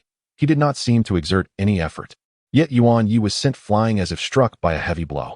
The entire assembly fell silent. The people of Qingyuan City gazed on in contemplation, their expressions suffused with deep respect. No wonder Chen Shu could compel the strong of the capital city to pay him homage. His prowess was indeed formidable. Hiss! It seems I have underestimated him. This young man is truly a prodigious talent. Sun Chunyu was equally astonished, murmuring to himself, unable to resist. He stole several more glances at Chen Shu. This youth appeared to be merely 16 or 17 years old. Yet he could shatter with a single blow at the second level of spirit transformation. His true combat power was undeniably terrifying. Could it be that at such a young age, he had already attained the Xuanwu realm? What an extraordinary genius. It stands to reason, if not for his exceptional talent, he could not have compelled the powerful of the capital to submit. Sun Chunyu mused inwardly. A Xuanwu realm powerhouse at the age of 16 or 17. Such an existence is one that even he could not afford to offend, for the potential is immense. This kind of prodigy, once fully grown, could hardly be ordinary. destined to become a colossal figure that shakes the very mountains and rivers. With his meager strength, it is likely that within a year or two, Chen Shu could easily subdue him. Suddenly, a rebellious figure flashed through his mind. It must be said, he bore a striking resemblance to Yan Wuchen. Both are young geniuses, so fiercely unyielding. Sun Chunyu spoke softly, then shook his head. While Chen Shu is indeed powerful, there remains a significant gap when compared to Yan Wuchen. Firstly, in terms of family influence, they are not on the same level. Chen Shu hails from a small city family, whereas Yan Wuchen belongs to the Yin clan. The Yin clan is among the top 30 formidable families in Fengyang County, boasting countless powerful members, essentially ruling the roost. Furthermore, even in a direct comparison, Chen Shu still falls short. For Yan Wuchen is a true prodigy. At merely 20 years of age, he has already reached the second level of the Xuanwu realm, with combat prowess that can rival those at the third level. Thus, he achieved the remarkable feat of securing the 17th position on the illustrious Wind and Cloud ranking. The Wind and Cloud ranking stands as the quintessential standard for measuring genius. Only those whose names grace this esteemed list can be deemed the unparalleled prodigies of Fengyang County. In comparison, all others fall short. The ranking is exclusive to the county city, encompassing only the 20 most extraordinary individuals. The one currently at the pinnacle, merely 35 years old, has already attained the formidable realm of spirit martial strength. As for the individual at the bottom of the list, they possess the capability to easily defeat me. Chen Shu is indeed formidable, yet he remains significantly distant from the heights of the Wind and Cloud ranking. However, this is not a fault of his own. After all, he hails from humble beginnings, and the resources available to him pale in comparison to those of his peers. The strength he has attained is truly commendable. Sun Chunyu gazed at Chen Shu, her eyes reflecting a glimmer of admiration. In today's martial arts world, the strong reign supreme, and their progeny inherit their talents, resources, and connections, qualifying them as quasi-strong individuals with boundless potential for the future. Every one of the 20 individuals on the Wind and Cloud ranking exemplifies this truth. It can be said that the difficulty of a child from a humble background rising to greatness is akin to reaching for the heavens. Yet Chen Shu has, through his own efforts, forcefully shattered the shackles, possessing strength that approaches that of the geniuses on the Wind and Cloud ranking. This achievement is, in fact, unparalleled, even among those hailed as geniuses. Chapter 61. The Great Treasury of Lingyue Little Shu, Yu. This. Old Master Yuan gazed at Chen Shu with a mix of reverence and uncertainty. Hee, grandfather, why are you being so polite? You are my kin and my elder. No matter how formidable my strength, in your presence, I remain but a junior, free for you to scold or reprimand at will. Chen Shu scratched his head, chuckling lightly. At that moment, he appeared as a youthful boy, embodying innocence and shyness, rather than the immovable, godlike figure who once towered above all. Haha, splendid. What a fine son you have, Ying. Old Master Yuan laughed heartily. With a gentle smile, Chen Shu presented a gift, saying, Grandfather, today is your birthday. I wish you blessings as vast as the eastern sea and longevity that rivals the southern mountains. This gift is called the Turtle and Crane Longevity Pill. A token from me to you. The Turtle and Crane Longevity Pill. The crowd in Qingyuan City collectively gasped in astonishment. This was a miraculous elixir capable of extending one's life by a decade. Who would have thought that Chen Shu would so casually offer such a treasure? Little Shu, this gift is rather extravagant. Old Master Yuan hesitated, aware that such a high-grade pill was exceedingly rare, even in the capital, and acquiring it would undoubtedly require a significant sacrifice. He did not wish for Chen Shu to bear an undue burden on his behalf. Not at all, grandfather. Your nephew has made some progress, and this small token is of no consequence to me. Please, accept it without further hesitation. Chen Shu smiled softly, adding, with this pill, you should be able to break through to the Xuanwu realm quite soon. Very well then, I shall not be polite any longer. Old Master Yuan took a deep breath and nodded. Chen Shu was indeed correct. His stagnation at the 9th level of spirit transformation had been due to his frail constitution, incapable of withstanding the impact of a breakthrough. Now, with 10 additional years of life, his physical condition would greatly improve. In no more than half a month, he would surely transcend his limitations. Chen Shu's satisfaction blossomed into a smile as he turned his gaze towards Sun Chunyu, inquiring nonchalantly. The Sun family is a prominent clan in Huayin Prefecture. I wonder what brings you to my Tianyang Prefecture? Sun Chunyu hesitated slightly before responding. To be candid, young Master Chun, I come bearing the name of Yan Wuchen to pay my respects. The mere mention of Yan Wuchen sent ripples of shock through the powerful figures of Tianyang Prefecture. Lin Xiaoyu's expression grew grave as she inquired solemnly. Are you saying that Yan Wuchen has come to our Tianyang prefecture? What business does he have here when he could remain comfortably in Fengyang County? This is because the great treasury of Lingwei is about to open. Sun Chunyu paused for a moment, realizing that this matter could no longer be concealed from those present. They would inevitably discover it, so he decided to divulge all he knew. Young Master Yin has come to seize the opportunities within. In fact, it is not only young Master Yin who has arrived. Several prodigies, merely a hair's breadth away from the Fengyun ranking, have come as well. The great treasury of Lingwei. Lin Xiaoyu exclaimed, her eyes reflecting a shift of emotions. Is it truly time for the opening of the great treasury of Lingwei? What exactly is the great treasury of Lingwei? Chen Shu asked, his brow furrowed in confusion. Chen Xiao was unaware that the Lingwei Great Treasury is a renowned ancient site within Fengyang County, which opens once every decade, filled with countless opportunities. It is said to be the burial ground of a formidable Earth Martial Realm expert. In the past, a spirit Martial Realm powerhouse ventured forth to investigate, only to be attacked by the skeletal remains of an Earth Martial expert, resulting in their demise. Subsequently, Earth Martial experts undertook a campaign to eradicate the powerful beings within the site. However, as a consequence, the treasures within were thoroughly plundered, leaving only items deemed unworthy in their eyes. Of course, this is true from the perspective of Earth Martial experts, but for us, cultivators of the Xuanwu realm, the allure of the Lingwei Great Treasury remains immense, as it still harbors numerous valuable treasures. Lin Xiaoyu elaborated. Afterward, he turned to Sun Chunyu and inquired further. What opportunity does Yan Wuchen seek here? Given his status, there seems to be little within the Lingwei Great Treasury that could entice him. Because of the Lingwei ancient tree, Sun Chunyu responded without hesitation, answering almost every question posed to him. As you know, the spiritual liquid produced by the ancient tree can unconditionally enhance the cultivation of a Xuanwu realm martial artist by a level. Indeed, but that still does not reveal the true purpose of Yan Wuchen's visit. Lin Xiaoyu fixed his piercing gaze on Sun Chunyu, sneering. Do you truly believe that with the resources of the Yin family, he lacks treasures to enhance his cultivation? If you do not speak the truth, you shall not leave here today. Surrounding Lin Xiaoyu, other Xuanwu realm experts stepped forward, with Zhao Fenlai also calmly remarking, we are equally curious, Sun Chunyu. It would be best for you to confess. Sun Chunyu's expression shifted, and after a moment of silence, he shook his head with a wry smile. Very well. Since you all wish to know, I shall disclose that Yin Xiao is here for the Lingxin. Lin Xiaoyu pondered briefly before nodding. That makes sense now. It is said that the Lingwei ancient tree possesses the Lingxin, which can assist Xuanwu realm martial artists in comprehending the principles of the heavens and earth. This rare opportunity, which is hard to come by, is invaluable for talented martial artists of the Xuanwu realm. It is no wonder Yan Wuchen is stirred. Others nodded in agreement. Comprehending the principles of the heavens and earth is an endeavor achievable only by earth martial experts. Experiencing it while still in the Xuanwu realm would provide a glimpse of clarity regarding one's future path, the benefits of which are incalculable. Meanwhile, unnoticed by the crowd, Chen Shu's expression subtly changed, revealing a hint of intrigue. According to the records of the Thunder Sacred Method, the Lingxin can enhance the sacred method's proficiency and specifically mentions that if he were to obtain it, his combat power would at least double. To his surprise, what he sought so diligently had come to him effortlessly. Where exactly is the Lingwei Great Treasury? Chen Shu inquired. Are you also interested, big brother? I happen to know.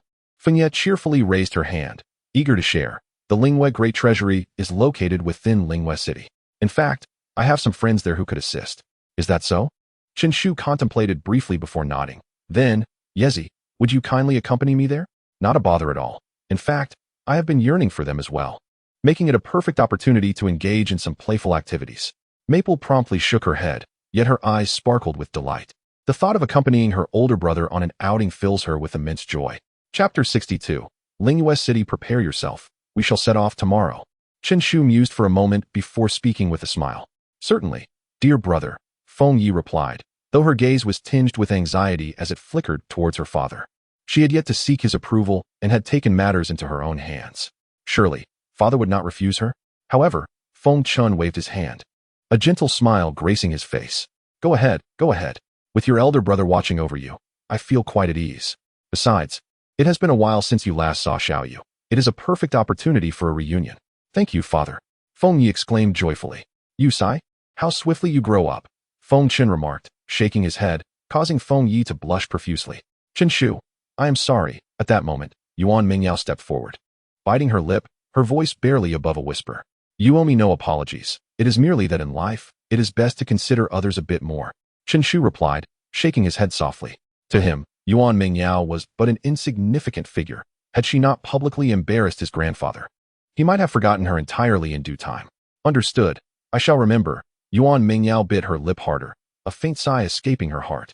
Chen Shu's demeanor made it clear that their lives would never intertwine again. Once, there had been hope for closeness, but now they were destined to remain strangers. Yet, who could she blame for this? Chen Shu turned his gaze to Elder Yuan, hesitating for a moment before speaking. Grandfather, there are some words I am uncertain whether to voice. Speak freely, came the response.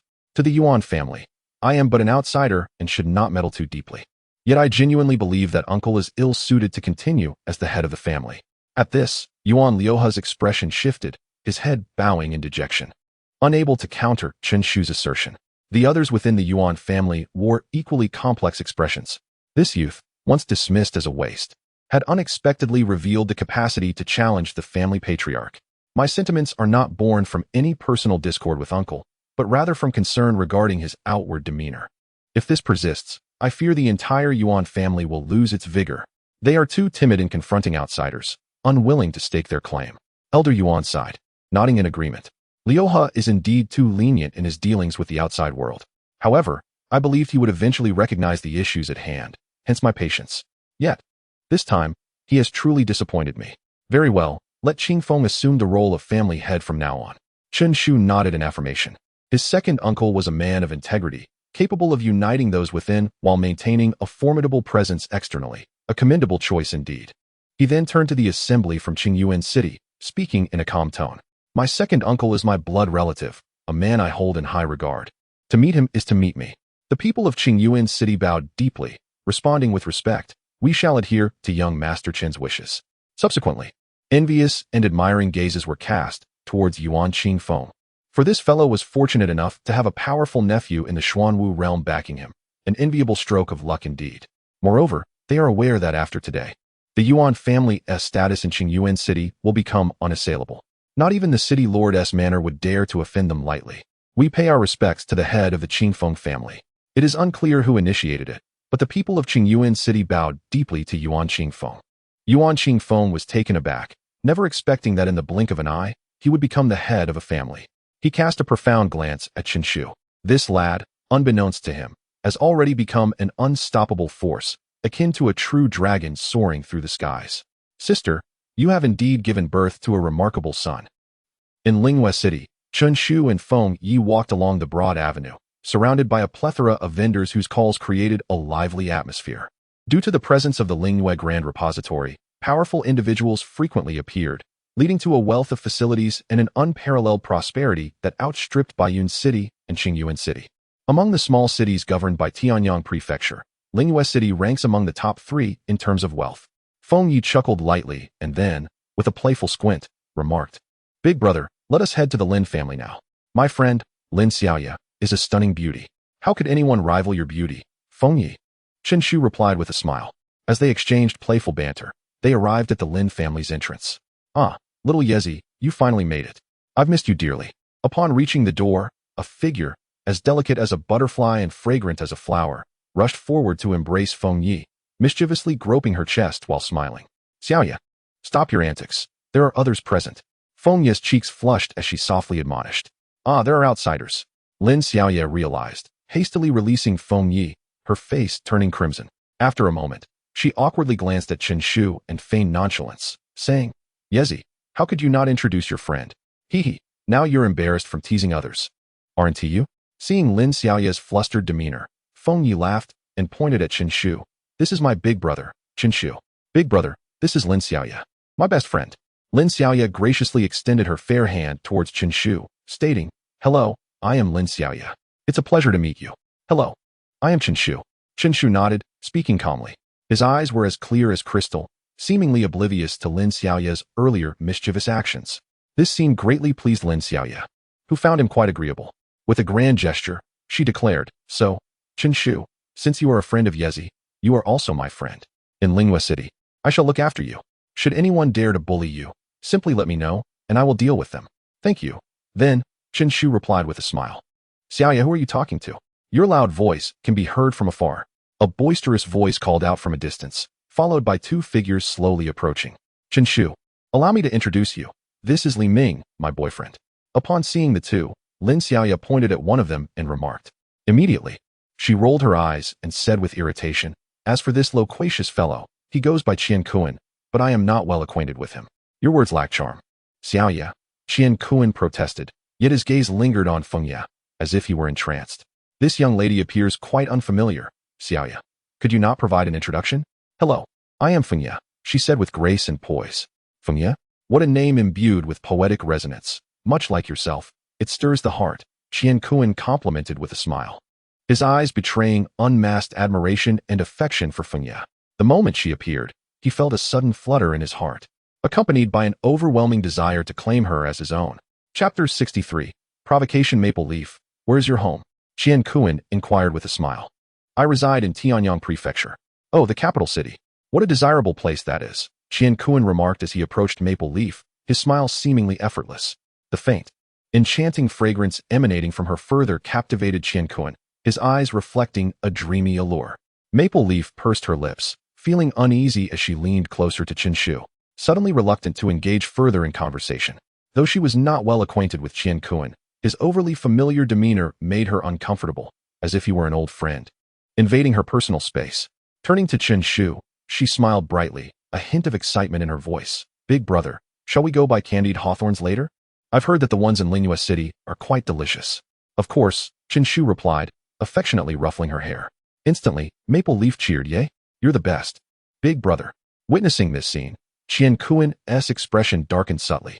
Maple Leaf appeared so indifferent toward him, merely exchanging pleasantries, yet she seemed genuinely joyous in Qinshu's presence. The stark contrast was unmistakable, and it stirred a sense of discomfort within him. Qian Kuan glanced at Qinshu, his tone heavy with inquiry. I still don't know who this young brother is. Why has no one introduced us? Qinshu, from Baiyan City, Qinshu replied coolly. Baiyan City. Qian Kuan's eyes flickered with disdain upon hearing the name of the town. While Baiyan City was indeed a small town like Lingyue City, its strength, population, and economic development were incomparable. In contrast to Lingyue City, Baiyan City felt like a rural village. Unconsciously, a sense of pride and confidence swelled within him. I've heard that Baiyan City doesn't even have a single cultivator at the 9th level of spirit transformation. Is that true? Qian Kuan asked, probing yet laced with sarcasm. Qinshu frowned slightly and replied, that was in the past. We now have a 9th level spirit transformation cultivator stationed in Baiyan City. Humph. A 9th level spirit transformation cultivator, and you dare to call them a powerhouse? Qian Kuan, hands behind his back, declared arrogantly, you might be overly astonished. In our Qian family, a 9th level spirit transformation cultivator is merely considered mid-tier. I wouldn't exaggerate, there are at least a dozen or so. The truly formidable ones are the Xuanwu realm cultivators. By the way, do you know about the Xuanwu realm? Our family has an esteemed elder of that caliber. Oh, Qinshu nodded but was disinclined to engage further. What did the Qian family's prowess matter to him? Besides, a dozen 9th level spirit transformation cultivators? Was that truly impressive? Even their Xuanwu realm cultivators would hardly dare to act recklessly in his presence. Noticing Qinshu's indifference, Qian Kuan's expression soured immediately. What? Do you look down upon our Qian family's Xuanwu realm cultivators? Qinshu cast an amused glance at him and replied nonchalantly, not quite. The Xuanwu realm remains formidable. However, what relevance does that hold for you? You are not a practitioner of the Xuanwu realm. His words were akin to a jest. Apologies, but I indeed am. What? Did I hear correctly? He claims to be a practitioner of the Xuanwu realm?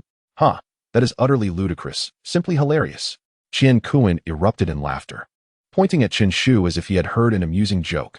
Meanwhile, Lin Xiaoya's boyfriend, Li Ming, could not help but shake his head, his gaze towards Qinshu laced with derision. The Xuanwu realm practitioners, exalted like divine dragons surveying the world, belong to a tier unattainable by mere mortals. In Lingyue City, with its millions of inhabitants, only 3 have truly stepped into the Xuanwu realm. Yet this young man claims to be one of them? Anyone with a modicum of sense would recognize the impossibility of such a statement. It can only be said that this fellow is a poor braggart. Moreover, what is most absurd is that it seems he has come to believe his own boastful claims. Truly, laughable. Ah, a practitioner of the Xuanwu realm. Why not exchange a blow or two? Let me witness the true strength of the Xuanwu realm. Qian Kuan stood with his hands clasped behind his back, mocking. Qinshu shook his head. There is no merit in comparing myself to you. Whether you believe or not is of no consequence to me, given his current status. Why would he deign to respond to the taunts of someone at the third level of spiritual transformation? Engaging in such a challenge would diminish his stature and suggest a lack of magnanimity. Besides, must he respond to every provocation? That would surely leave him overwhelmed. Afraid to fight, are we? What use is all this talk? Qian Kuan sneered, turning to Feng Ye. Is this your brother? Just a coward who can only spout arrogance. I truly cannot fathom what you see in him. Chen Shu's eyes narrowed, emanating a hint of danger. This Qian Kuan was truly seeking his own demise. If that is the case, then it seems he may have to oblige. At that moment, Feng Ye furrowed her brow and exclaimed angrily, What business is it of yours? Big brother, let us leave. I no longer wish to play with them. With that, she reached out to pull Chen Shu away. Very well. Let us proceed directly to the Lingyue Grand Repository. Chen Shu nodded in agreement. Do not be upset, Feng Ye. Qian Kuan is just like that. His mouth is foul. Seeing that Feng Ye was genuinely upset, Lin Xiaoya hurriedly interjected. Then, turning to Chen Shu, she asked, Hey, Chen Shu, do you wish to visit the Lingyue Grand Repository? There are time constraints for its opening. If you go now, you won't find anything and will merely waste time. It would be better to go together when it is about to open, as we will also join in the excitement. How long until the Lingyue Grand Repository opens? Chen Shu inquired, his brow furrowing. Based on past year's estimates, it should be approximately 7 days. Suddenly, Li Ming, who had remained silent until now, spoke up, stating, Our family, the Li family, along with the Lin and Qian families, are known as the 3 prominent families of Lingyue City, having established our roots here for centuries. Our understanding of the Lingyue Grand Repository far exceeds that of the average person. Joining forces with us will undoubtedly yield significant rewards. He continued, moreover, as young individuals, collaborating will allow us to support one another. Chen Shu pondered momentarily and nodded, yet chose not to elaborate further. Qian Kuan, with a glint in his eye, chimed in. Li Ming is indeed correct. Besides, we are all young. A bit of friction is only natural. Chen Shu, I may not be the most eloquent, but I trust you won't hold that against me. How about this? I will take you to the Silver Hook for some entertainment, and I shall cover all expenses as a gesture of apology. What do you say? You are quite generous, Li Ming replied with a smirk. Lin Xiaoya, pulling Feng Ye along, added cheerfully, Come on, Leaf, don't be upset. If you're not satisfied, we can certainly give this fellow a good thrashing.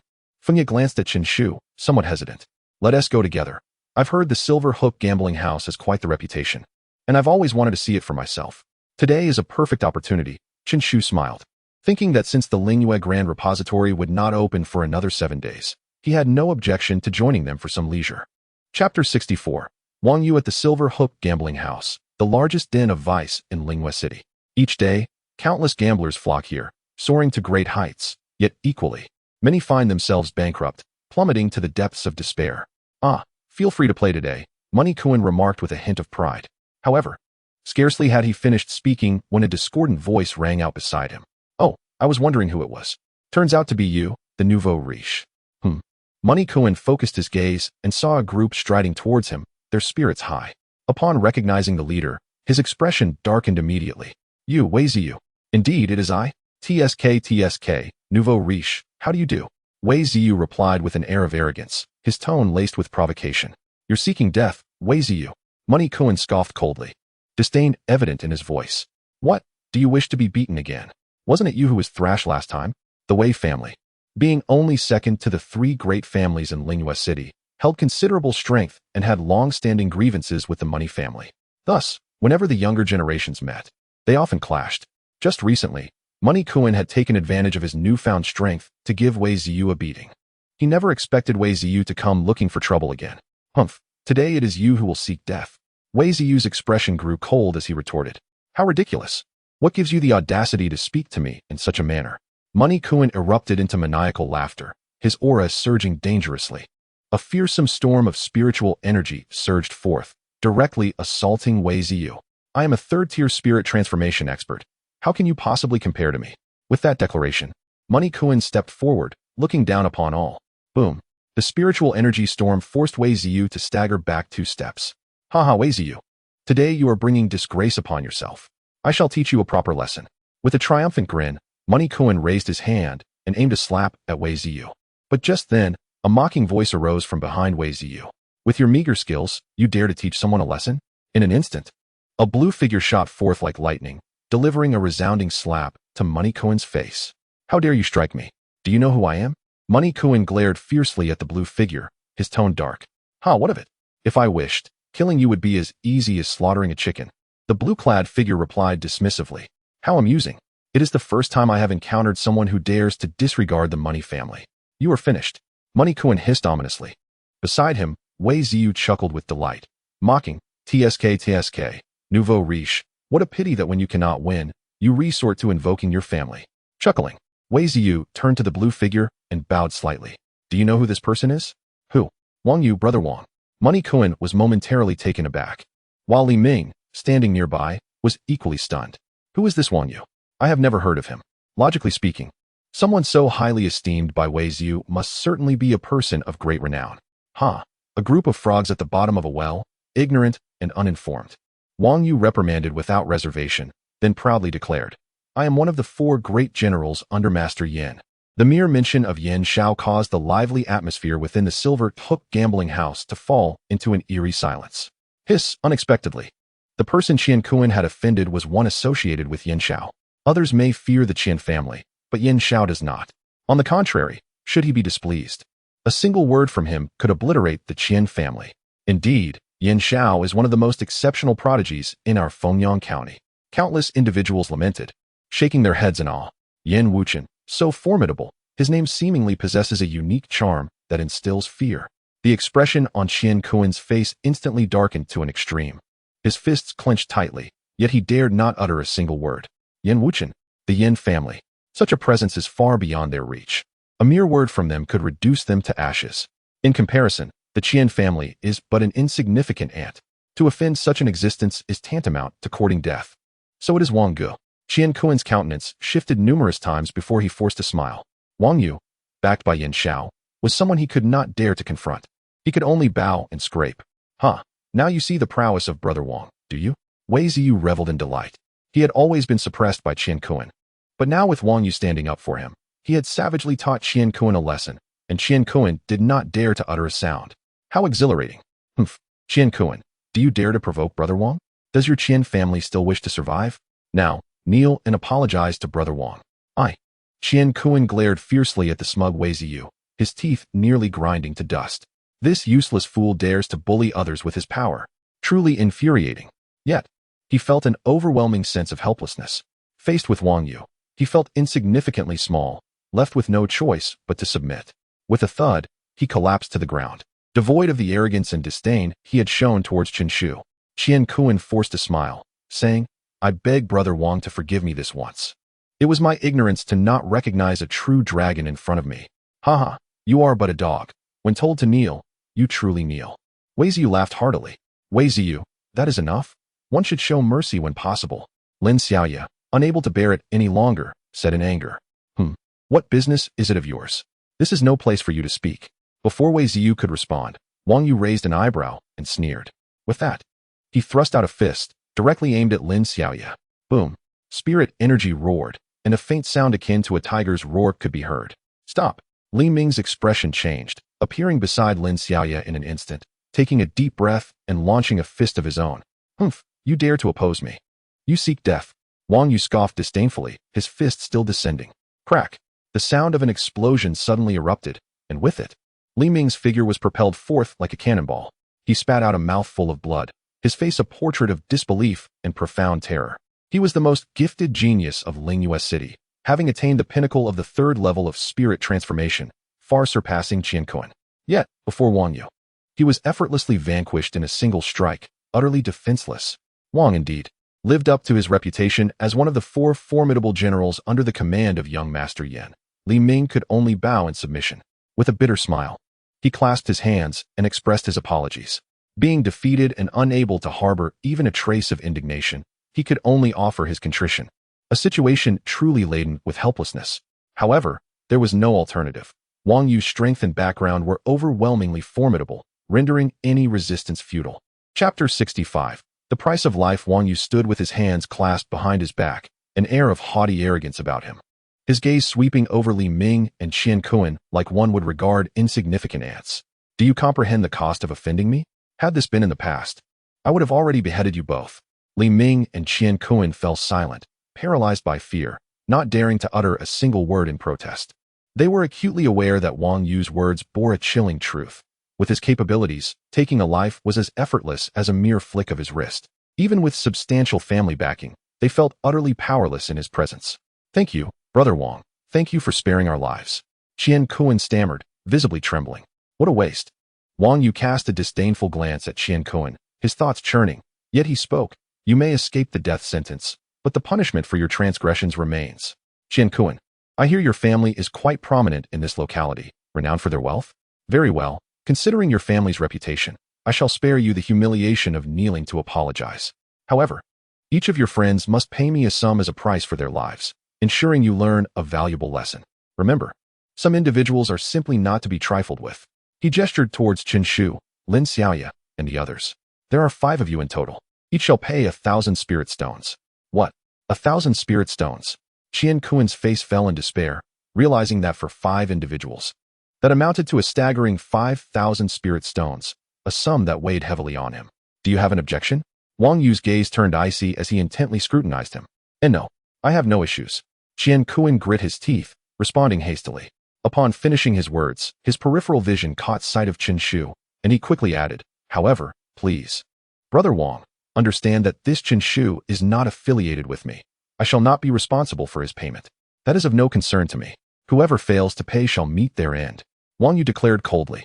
He was not one to show mercy, and this leniency was merely an act of grace due to the financial implications involved. If they lacked the funds, their demise was a trivial matter. He had taken many lives before. "Regrettably, I cannot assist you further. You must fend for yourself," Qian Kuan replied, shaking his head with a hint of pity directed towards Chen Shu. 1,000 spirit stones was exorbitant. Indeed, even if it were not, he had no intention of paying. His disdain for Chen Shu was palpable, and he relished the thought of Chen Shu suffering the consequences. "You are the reason we became entangled with Wang Yu in the first place.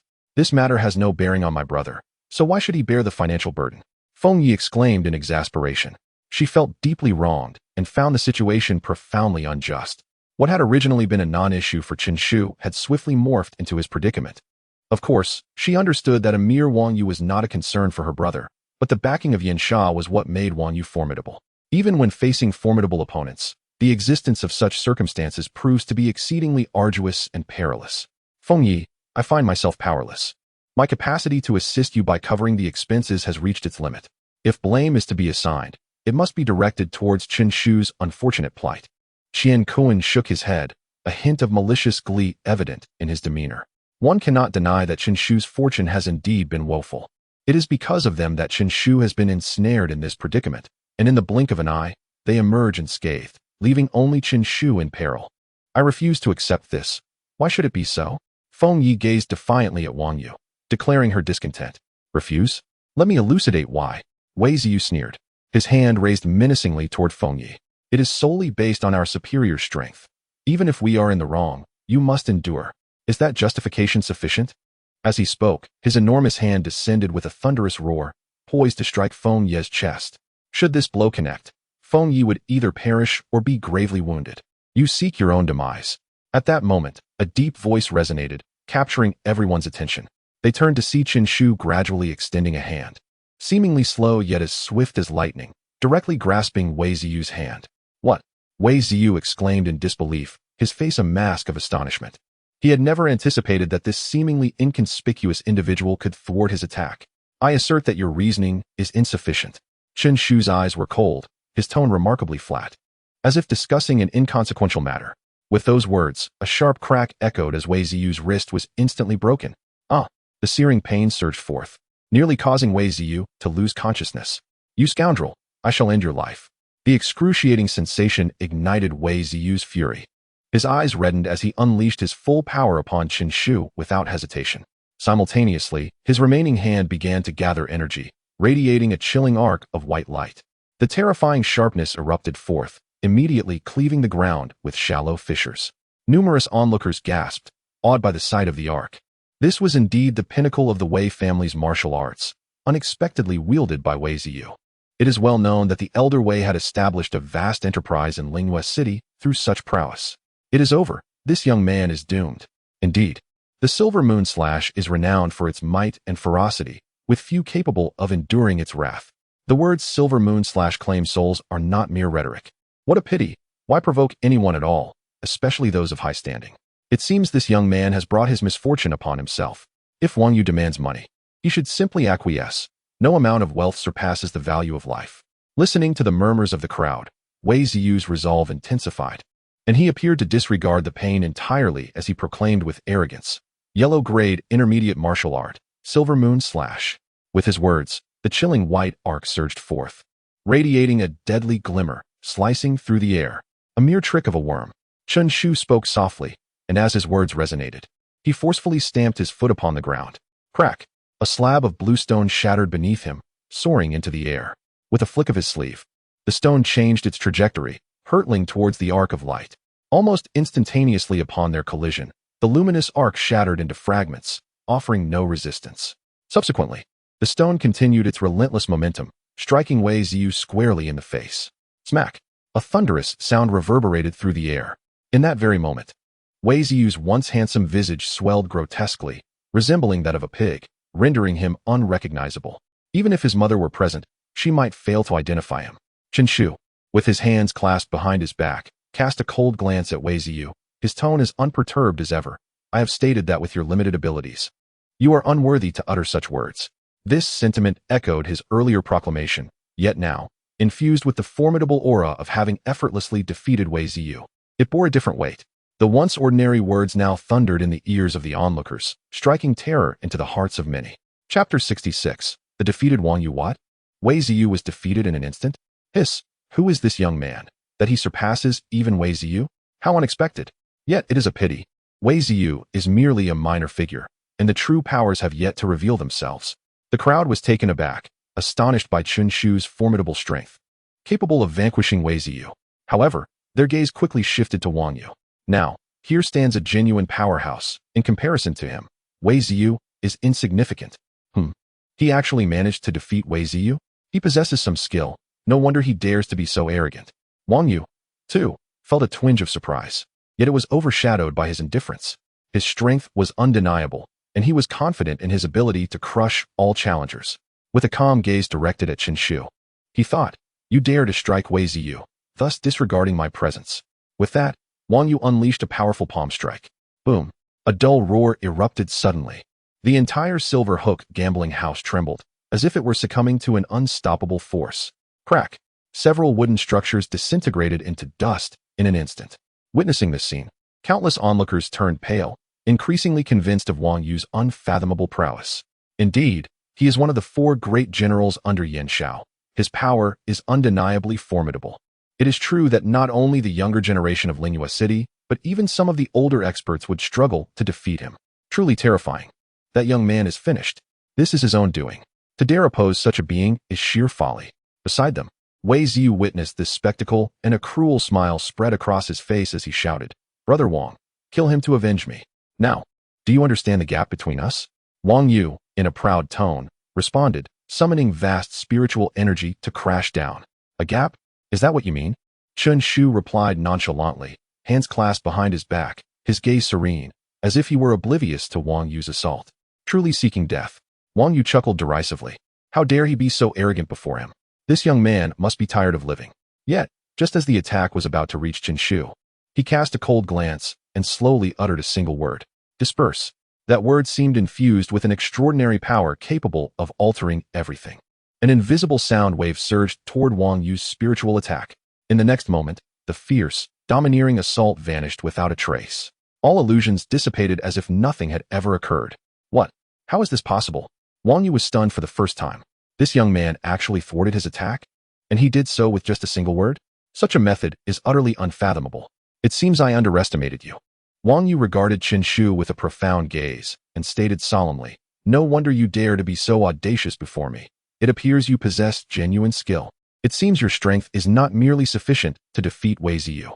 Wang Yu spoke to himself, as if everything were well within his grasp. Although Chen Shu's earlier tactics had astonished him, he remained unabashedly confident, convinced that Chen Shu could not surpass him. "Very well, since that is the case, I shall demonstrate my prowess," Wang Yu declared coldly, his gaze sharpening at that moment. A torrent of spiritual energy surged around him, producing a chilling sound.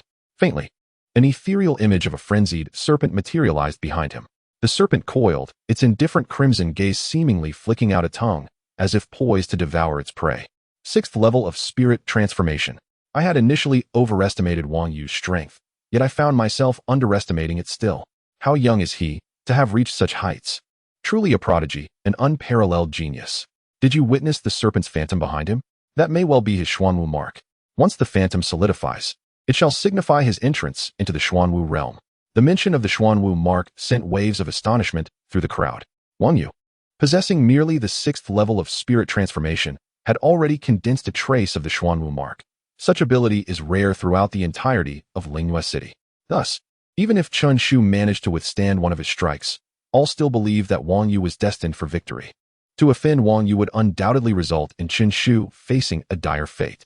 The earlier misstep was merely a consequence of carelessness. With Wang Yu unleashing his full power, everything would change. The frenzied serpent danced wildly. Wang Yu declared coldly, sweeping his sleeve. Hiss! The serpent's phantom surged to life behind him. A terrifying demonic power enveloping the air. Its colossal form obscured the entire space. Chen Shu looked up to see the serpent's scarlet eyes coldly fixated upon him. In an instant, the serpent lunged forward, ready to strike. Is this all you have? Chen Shu smiled faintly and shook his head, saying, if this is your only capability, then I can only conclude that you are all show. Boom. While Chen Shu's right hand remained behind him, he extended his left hand like lightning, reaching out to seize the serpent. In a heartbeat, before anyone could comprehend the situation, the arrogant and domineering serpent was already in Chen Shu's grasp. What? How is this possible? Wang Yu's eyes widened in disbelief, exclaiming in shock. He was utterly astonished that Chen Shu had managed to catch the serpent. It is known that this serpent embodies his will, exuding extreme ferocity. Even someone at the 7th level of spirit transformation would not dare to seize it in such a manner. Yet Chen Shu had accomplished it. What realm does this young man belong to? How can he be so formidable? Wang Yu's heart trembled, yet his hands showed no hesitation. As the serpent was captured by Chen Shu, he spat out a mouthful of essence blood and coldly commanded, "Serpent kill." Hiss! The serpent writhed, unleashing a terrifying and violent surge of power, its already immense form expanding to more than double its size. Its tail lashed violently towards Chen Shu. Along its path, the air erupted, producing a thunderous roar. Yet, Chen Shu remained unperturbed, even finding the leisure to cast a glance at Wang Yu. Speaking in a calm tone, one of Yan Wuchen's 4 great generals? It seems rather insignificant. As the words fell, his hand suddenly clenched. Crack! That enormous serpent, exuding an overwhelming ferocity, was effortlessly crushed by Chen Shu's grasp. Poof! Wang Yu expelled a mouthful of fresh blood. The illusory serpent, a manifestation of his martial will, was now torn apart, inflicting upon him a significant backlash. For a moment, he staggered, ultimately collapsing to the ground. Yet, he appeared oblivious to his plight. His gaze fixed intently upon Chen Shu. The astonishment etched on his face was impossible to conceal. I have actually been defeated? Wang Yu, has he truly been vanquished? This scene struck the onlookers with a profound impact, leaving everyone in shock. Initially, when Wang Yu's strike was thwarted by Chen Shu, the crowd believed it merely indicated that Wang Yu had not unleashed his full strength. However, now, Wang Yu had unleashed the full might of his 6th layer transformation, even manifesting a trace of the Xuanwu imprint. He had exerted every effort, yet still fell short. How could this young man, standing with his hands behind his back, be so terrifying? Chapter 67. To defeat you, one strike suffices. How could Wang Yu have been vanquished? This is utterly inconceivable. Chen Shu, how can he possess such formidable strength? The onlookers were not only stunned, even Li Ming, Qian Kuan, and Lin Xiaoya were equally astonished, whispering in disbelief. Especially Qian Kuan and Li Ming, who had personally experienced Wang Yu's might, knew he was not a foe to be trifled with. Yet now, such a powerful being was effortlessly subdued by Chen Shu. This was beyond imagination. Indeed, Chen Shu is astonishingly powerful. Could it be that he spoke the truth? Is he genuinely a master of the Xuanwu realm? Qian Kuan murmured, his tone laden with incredulity. Chen Shu is still quite young, hailing from a modest town. Merely reaching the first stage of the transformation of spirit is already remarkable. Yet now, he has the capability to obliterate even those at the 6th stage of transformation. The disparity is simply overwhelming. Suddenly, he recalled his earlier actions, a tinge of embarrassment creeping onto his face. How could he have dared to challenge Chen Shu? Where did he find the audacity? At this moment, he began to grasp Chen Shu's perspective. In his eyes, perhaps he was merely a clown, inconsequential and laughable. Qian Kuan shook his head with a wry smile. No, Chen Shu cannot possibly be of the Xuanwu realm. Just then, Li Ming spoke gravely, asserting that Chen Shu might merely be a notch stronger than Wang Yu, but to claim he is of the Xuanwu realm is preposterous. You are well aware of how arduous it is to attain the Xuanwu realm. Even if he is exceptionally talented, he requires time to hone his skills. Nonetheless, even so, he is a prodigious figure we cannot afford to provoke. It seems we have indeed underestimated him, Li Ming lamented. Alas, we failed to recognize a dragon in our midst. We are indeed somewhat foolish, Qian Kuan mused, shaking his head in agreement. On the ground, Wang Yu sat in stunned silence, unable to comprehend his defeat. Once, he too was a prodigy, dominating a vast territory, invincible, until he encountered the more extraordinary Yan Wuchen, who defeated him with a single strike, leading him to follow and become one of Yan Wuchen's 4 great generals.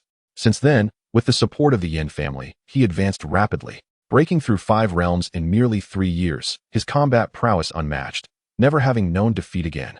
Yet today, he faced another loss. This time, to an obscure youth. The blow to his pride was more profound than his defeat by Yan Wuchen. Who are you? Wang Yu demanded, lifting his head in disbelief. I am Chen Shu. From a small town you likely have never heard of, Chen Shu replied coolly. Huh, so you've bested me yet still wish to be elusive? Is this amusing to you? Or do you find delight in deceiving me? Wang Yu retorted, a cold smile gracing his lips, his expression tinged with anger. He refused to believe that a mere nobody could triumph over him. Surely, there must be an expert guiding Chen Shu. Perhaps he is the scion of some powerful family. Deceive you? Chen Shu cast a bemused glance at him, questioning the necessity of toying with someone so utterly defeated. You. Wang Yu's expression darkened, and he coldly replied, Very well, if you refuse to speak, I shall not press you further. However, I am not one to shy away from confrontation. And then, Chen Shu retorted, Do you not think your actions are rather excessive? You dare to strike someone as illustrious as Yan Xiao? It seems you truly possess an audacious spirit. Wang Yu declared with pride, gradually regaining the confidence that had been shattered by Chen Shu. After all, we speak of Yan Xiao, a prodigious figure on the stormy clouds ranking. Even if you were to defeat him, what would it truly signify? Yan Xiao? Chen Shu replied with a dispassionate smile. He had heard that name uttered on numerous occasions. But was he truly formidable? Surely you have heard of Yan Xiao's reputation. Such a being is not one to be trifled with. Under his command, in addition to our 4 formidable generals, there are numerous powerful Xuanwu realm warriors to guard him. You must understand how terrifying those warriors can be. With a single strike, they could end your life. Wang Yu proclaimed, standing tall with arrogance. Oh, and what of it? Chen Shu countered. What do you propose? That I offer you an apology? Otherwise, I shall inform Yan Xiao, and he will assuredly seek your demise. Wang Yu raised his chin, exuding pride. Apologize to you? A cold glint flashed in Chen Shu's eyes as he scoffed. You think you warrant an apology? How utterly laughable. You may as well prepare for your demise. I will inform Yan Xiao and request that he dispatch Xuanwu realm warriors to eliminate you. Wang Yu coldly huffed in agreement. Beside them, Lin Xiaoya wore a complex expression and could not help but murmur. Chen Shu, perhaps you should consider apologizing. Yan Xiao is indeed far too powerful. Why must you make an enemy of him? Indeed, Chen Shu, an apology would suffice to put this matter to rest. Engaging in a head-on conflict with Yan Xiao is hardly a wise choice. Li Ming urged solemnly. He believed Chen Shu was strong enough to forge alliances, and he did not wish for him to cross paths with Yan Xiao, considering that would be tantamount to courting death. Yet, Chen Shu remained resolute, unwilling to heed their counsel. He felt no guilt and saw no reason to apologize to anyone. Just because Yan Xiao possessed exceptional talent and a formidable background, such reasoning held no sway in his world. Kill me? I fear that day shall never dawn. With that declaration, Chen Shu suddenly stepped forward, an aura of lethal intent radiating from him. In an instant, he reached out, striking decisively at Wang Yu. What are you doing? Wang Yu gasped in shock, never anticipating that Chen Shu would dare to act against him, especially after invoking Yan Xiao's name. Chen Shu, how could you? Lin Xiaoya and the others were equally terrified, their hearts nearly stopping at the thought of Chen Shu's audacity. Chen Shu, stop. You must reconsider. If you kill Wang Yu, you too will meet your end. However, before they could process their thoughts, Chen Shu's hand had already descended. Chen Shu, you dare? I am one of Yan Xiao's men. Wang Yu threatened loudly, his hands moving swiftly as he unleashed formidable martial arts techniques. The superior yellow tier skill, the Furious Serpent Palm. The intermediate yellow tier skill, the Four Serpents Devouring the Heavens technique. Hiss, hiss, hiss. The sounds of serpents echoed repeatedly, and simultaneously, numerous illusory pythons materialized from his hands, lunging toward Chen Shu with ferocity. He exerted himself to the utmost, his aura surging to a boiling point in that fleeting moment. And the attack he unleashed was such that even one at the 7th stage of the spirit transformation would have to exercise caution. Unfortunately, his opponent was Chen Shu. With a single palm strike, unreserved and resolute, he pressed down from the air. It was unstoppable. Even as Wang Yu expended all his strength in his assault, it remained utterly futile before Chen Shu. Bang! In the next instant, Wang Yu was sent flying, rendered silent. Chen Shu slowly withdrew his hand, placing it behind his back, and calmly remarked, "To kill you, I need but a single strike." Chapter 68. Let him bow and apologize. Has Wang Yu perished? How could Chen Shu dare to commit murder? Good heavens, Chen Shu has shown audacity beyond belief by slaying Wang Yu in broad daylight. Is he not fearful of repercussions from Yan Wuchen? A wave of astonishment swept through the crowd, their gazes filled with reverence towards Chen Shu. This individual is indeed ruthless, resorting to murder at the slightest provocation. Moreover, the victim was a formidable aide to Yan Xiao, a genius martial artist at the 6th level of transformation. Many turned pale, instinctively distancing themselves from Chen Shu, perceiving him as a harbinger of death, someone not to be trifled with. Chen Shu, you? Lin Xiaoya gazed at him with a complex expression. This man, despite her warnings, had still chosen to kill Wang Yu. While the act of killing may have been exhilarating, what would follow? The price for Wang Yu's death would be steep. Had he considered the consequences? Lin Xiaoya shook her head, letting out a soft sigh. In her eyes, this was nothing more than reckless valor. For any rational person would never undertake such an absurd action. Wang Yu had the backing of Yan Xiao. While there might have been room for negotiation after a beating, murder was a direct slap to Yan Xiao's face. How could Yan Xiao possibly let this slide? As for Yan Xiao's formidable prowess and terrifying reputation, Chen Shu should be well aware. Why then, in his impulsive folly, had he acted so rashly? This time, he had courted significant trouble. His very life might even be at stake. Lin Xiaoya voiced her concerns, tinged with a hint of reproach. Yet, Chen Shu merely smiled faintly, appearing entirely unfazed, and calmly remarked, "It matters not. Yan Wuchen is not invincible. Even if he confronts me personally, he shall not be my match." Sighing, Lin Xiaoya chose not to argue further, her gaze towards Chen Shu now laced with helplessness. She truly could not fathom from whence he derived such confidence. Perhaps he remained oblivious to the true extent of Yan Xiao's might. "Let us depart.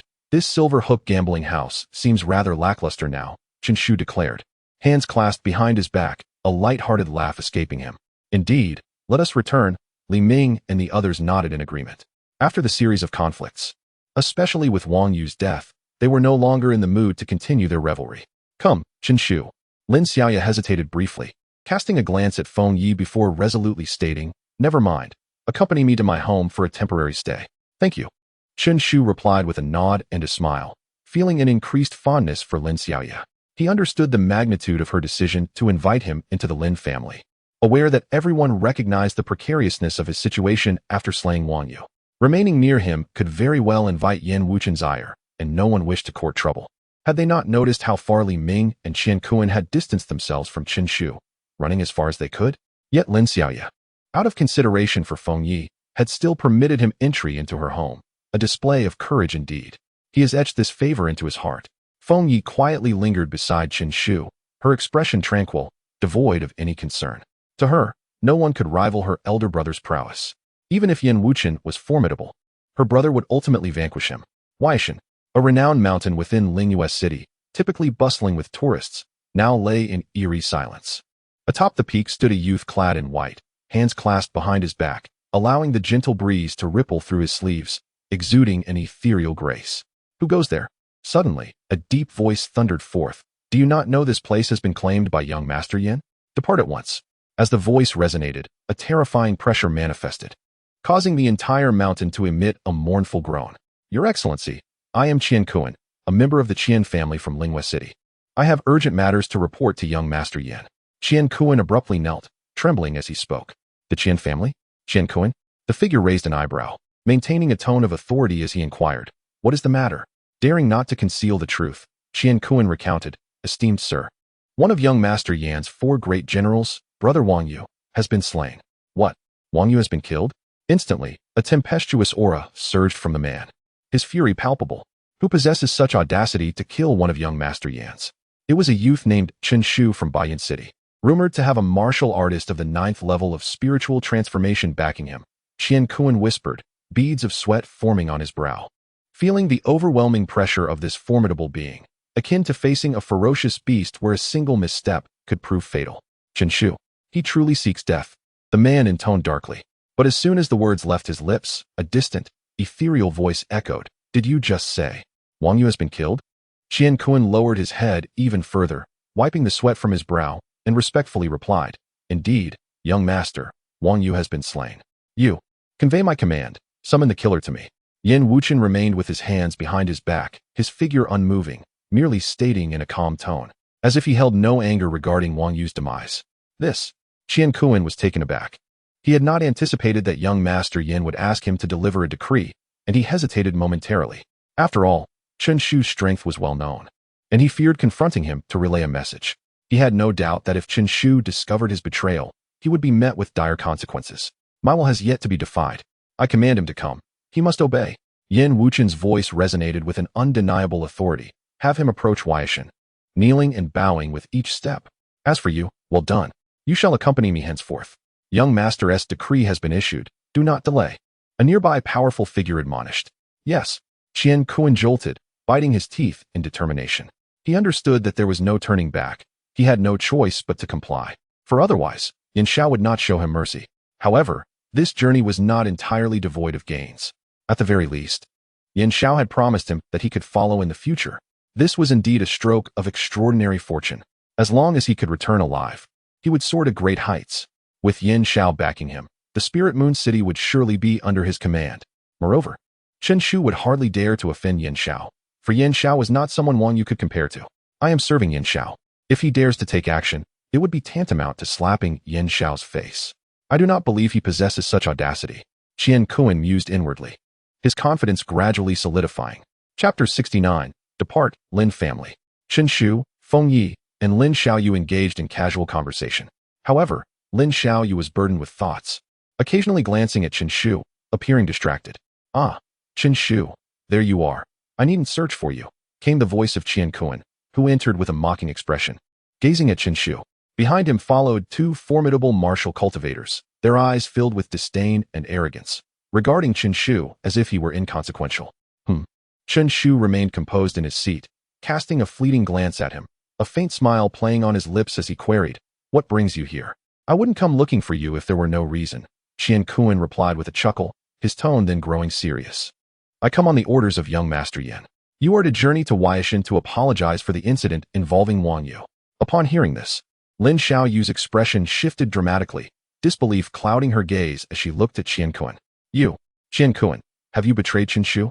She was aware that Chen Shu's act of slaying Wang Yu could not remain concealed, yet she never anticipated that the first to expose him would be Qian Kuan. Feng Ye's face also darkened instantaneously, glaring at Qian Kuan with palpable resentment.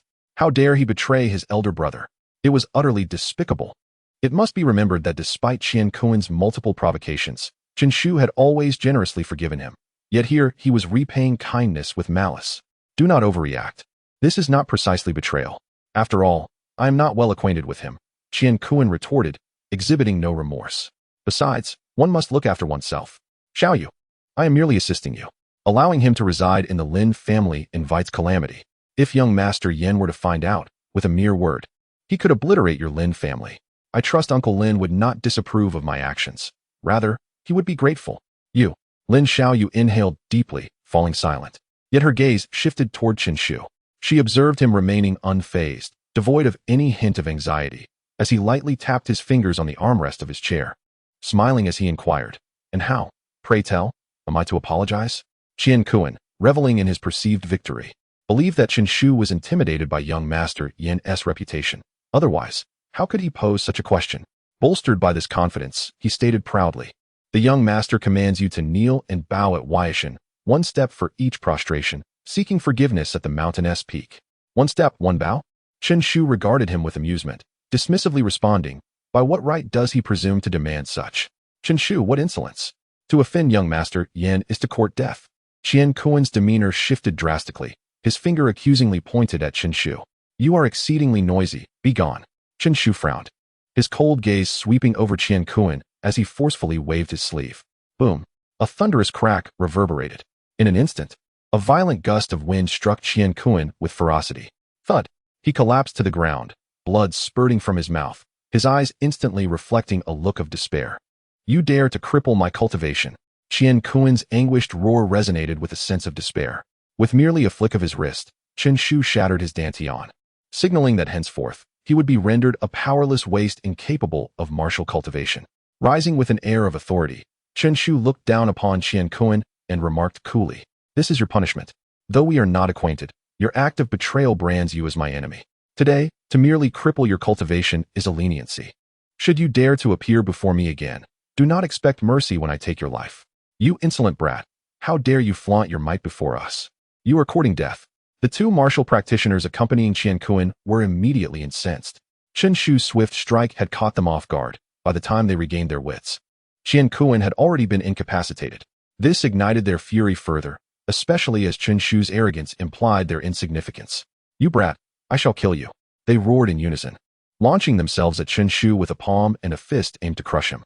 One hand blotted out the sky, while the other surged forth like a dragon. The two formidable martial techniques collided with tremendous force, causing a cacophony that echoed through the air, shattering numerous structures into oblivion. The once solid ground trembled beneath the onslaught, fissures appearing as the air crackled with their power. In the eye of this tempest, a terrifying storm of spiritual energy brewed, exuding an extreme sense of danger.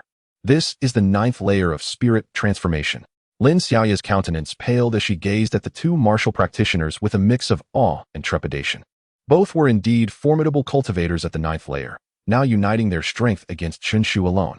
In the face of such might, even the talented Wang Yu, despite his boundless potential, remained at the 6th layer, placing him at a disadvantage compared to these two. Lin Xiaoya's heart sank as she instinctively turned her gaze towards Chen Shu, her heart racing.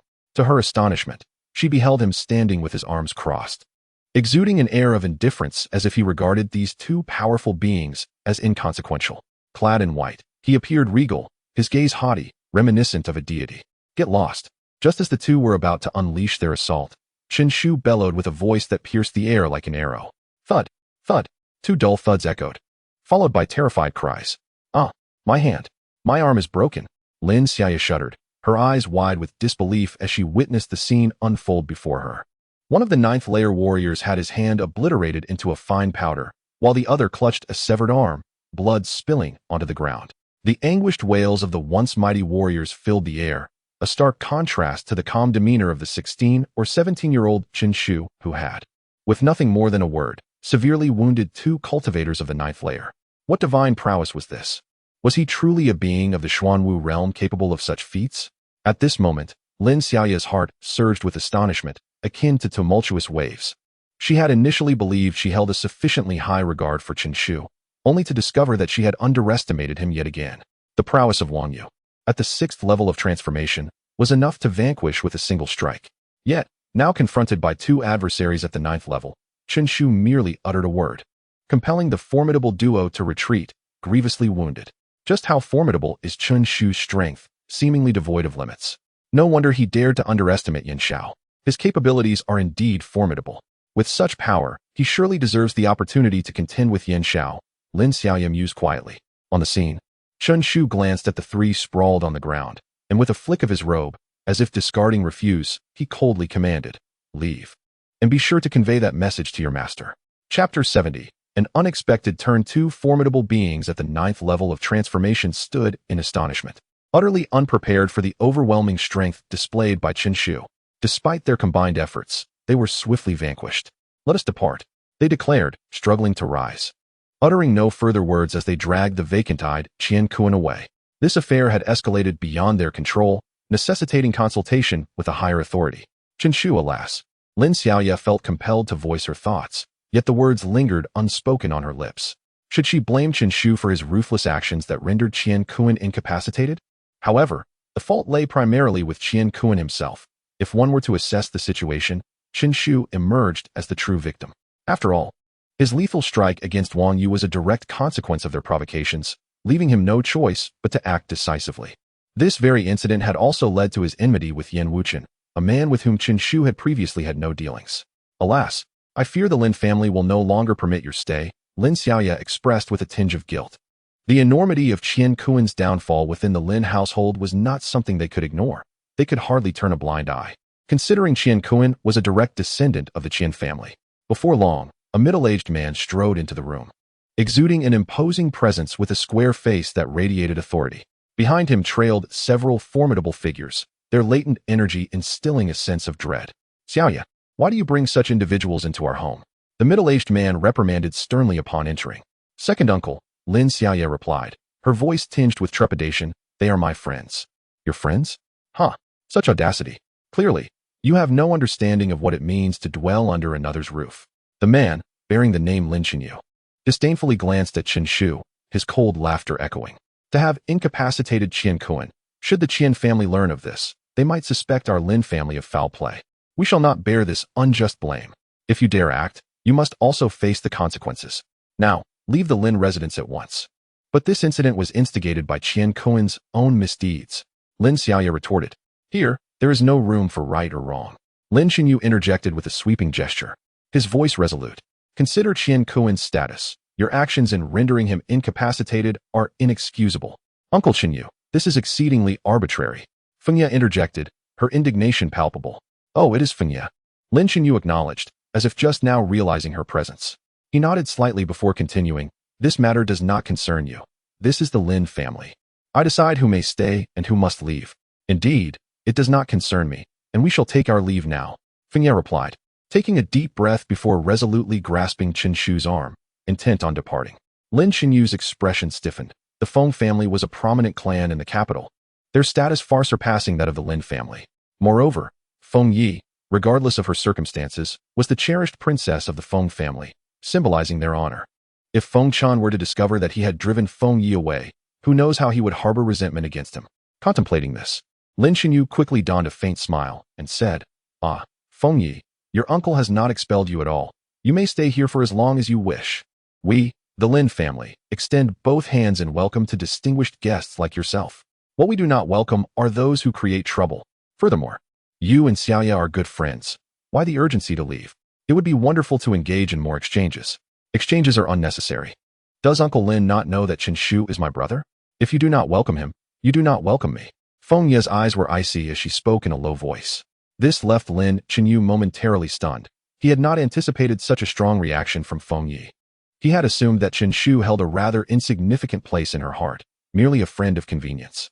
Normally, one could maintain such friendships, but in times of trouble, they would part ways. Isn't that how many people behave nowadays? Who could have foreseen Feng Ye's resolute stance? This left him somewhat at a loss.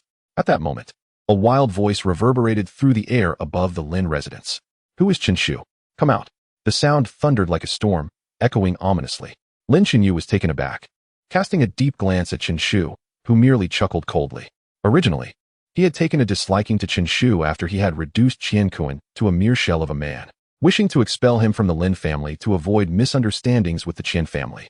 Yet, Feng Yi's steadfast attitude had complicated matters. Now, others were coming to confront Chen Shu. He decided to simply stand aside and enjoy the unfolding drama. Another fool seeking his demise, Chen Shu remarked, his expression unfazed. As he spoke, the wild voice rang out once more. You seem rather confident, but it is I who will send you to your end. Soon a youth, around 16 or 17 years of age, strode in, his eyes sharp as swords, piercing directly at Chen Shu. Arrogance and an air of invincibility emanated from the young man. No need to rush. Let us deal with this together. Chen Shu nonchalantly waved his hand, uttering a perplexing remark. The youth paused, failing to grasp Chen Shu's meaning. But soon, a fierce shout erupted in everyone's ears. Lin family, you owe me an explanation. Upon hearing this voice, Lin Chenyu's expression shifted slightly, and he responded loudly. Head of the Qian family, please, let us discuss this matter. I am eager to see what tricks the Lin family is up to. The voice, filled with fury, swept through like a gale. Following this, a multitude of powerful figures surged forward, their formidable presence soaring, causing the Lin family members to pale. 17 individuals at the 9th level of spiritual transformation. This was an all-out assault from the Qian family.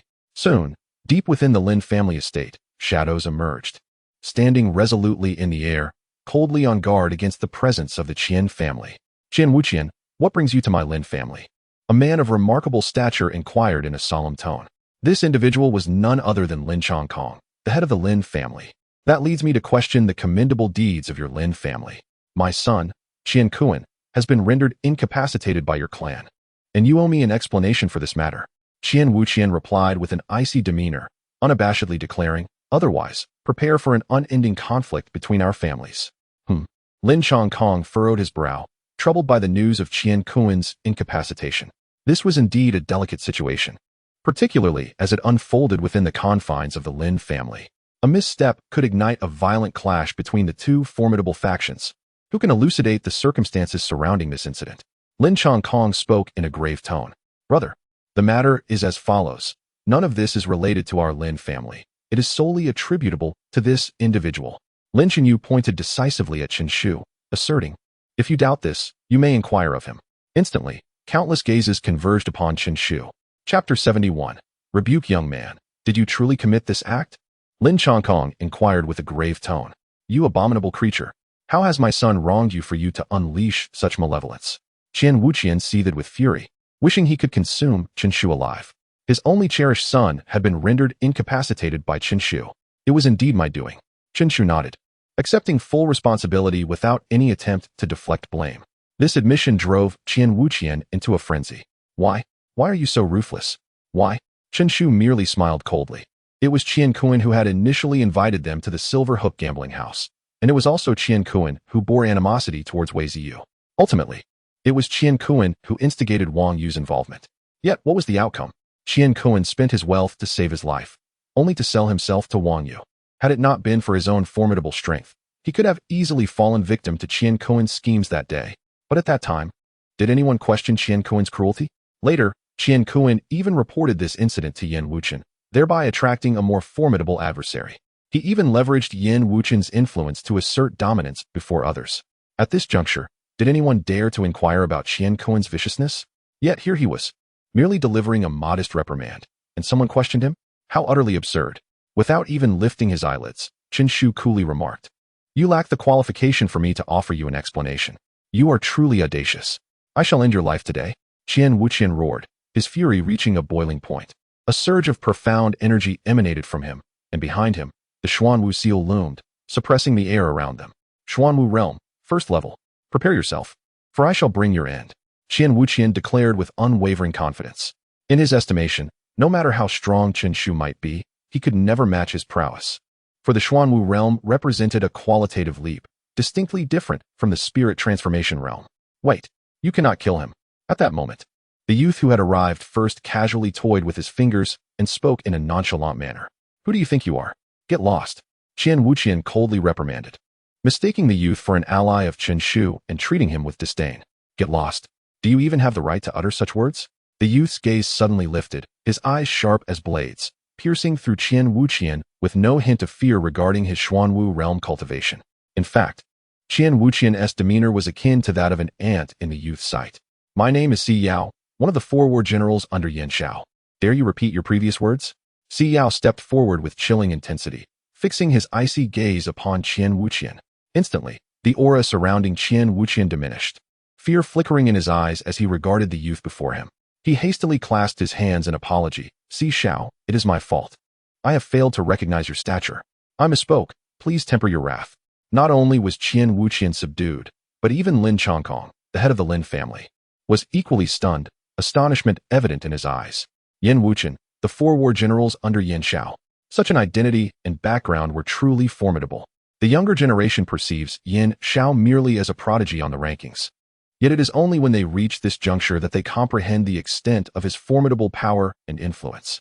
If this Chen Shu has any ties to Yan Shao, then Qian Kuan's demise would be in vain, not to mention his loss of cultivation. Lin Chongkong pondered quietly. Si Shao, does this Chen Shu have a connection to Yan Shao? If that were the case, I would abandon my quest for vengeance.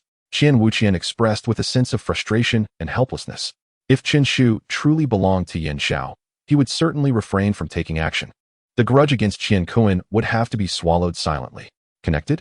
Si Yao cast a sidelong glance at Chen Shu, a knowing smile playing on his lips, and replied, it is not merely a connection, it is indeed profound. The moment those words escaped, Qian Wuqian's complexion turned ashen.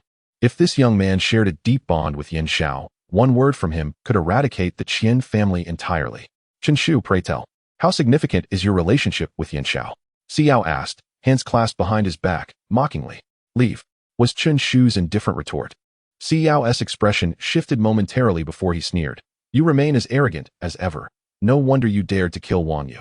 However, are you aware of the consequences of offending Yin Xiao? As he spoke, a surge of sharp sword energy erupted from his being, coalescing into a beam of sword light directed at Chen Shu. The terrifying sword intent rippled through the air, instantly carving deep gashes into the ground. What? Qian Wuqian's face regained its color, a glimmer of surprise illuminating his features. Xiao's words had nearly terrified him, but it turned out to be a false alarm, revealing such a profound connection. Lin Chongkong's gaze dimmed instantly. He felt no further intrigue towards Chen Shu. To him, offending Yin Xiao rendered Chen Shu no different from a corpse. Others, oblivious to the truth, stared in astonishment at Chen Shu, including Lin Chenyu, who was equally shaken. Who would have thought this youth was so ruthless? Not only had he crippled Qian Kuan, but he had also killed someone associated with Yin Xiao. It was uncertain whether to commend his audacity or lament his ignorance. Amidst the collective shock and derision, Xiao stepped forward, his gaze unwaveringly fixed on Chen Shu, exuding an air of certainty. Moreover, you are fully aware that Qian Kuan was merely conveying Yin Xiao's will, yet you still dared to incapacitate him. You clearly hold Yin Xiao in contempt. Chen Shu cast a glance at him and added, additionally, I not only incapacitated Qian Kuan, but I also instructed him to deliver a message to Yin Wuqian. It seems he failed to do so. What message? Leave. You are truly courting death. Qian Wuqian interjected, unaware that Qian Kuan had silently established a connection with Yin Xiao. Before arriving, he had only heard from the servants that Qian Kuan had been incapacitated at the Lin family, and he had rushed over without a full grasp of the situation. Now, he hastily proclaimed his loyalty, reprimanding Chen Shu. Even Lin Chongkong couldn't help but exclaim, Chen Shu, you are exceedingly arrogant. Do you comprehend the stature of Yin Xiao? You command him to leave? Truly, you are courting death. Is there nothing in your repertoire besides recklessness? Chen Shu, without even lifting his eyelids, merely scoffed, saying, I have grown weary of such words. Might you offer something more original? Humph, such hubris.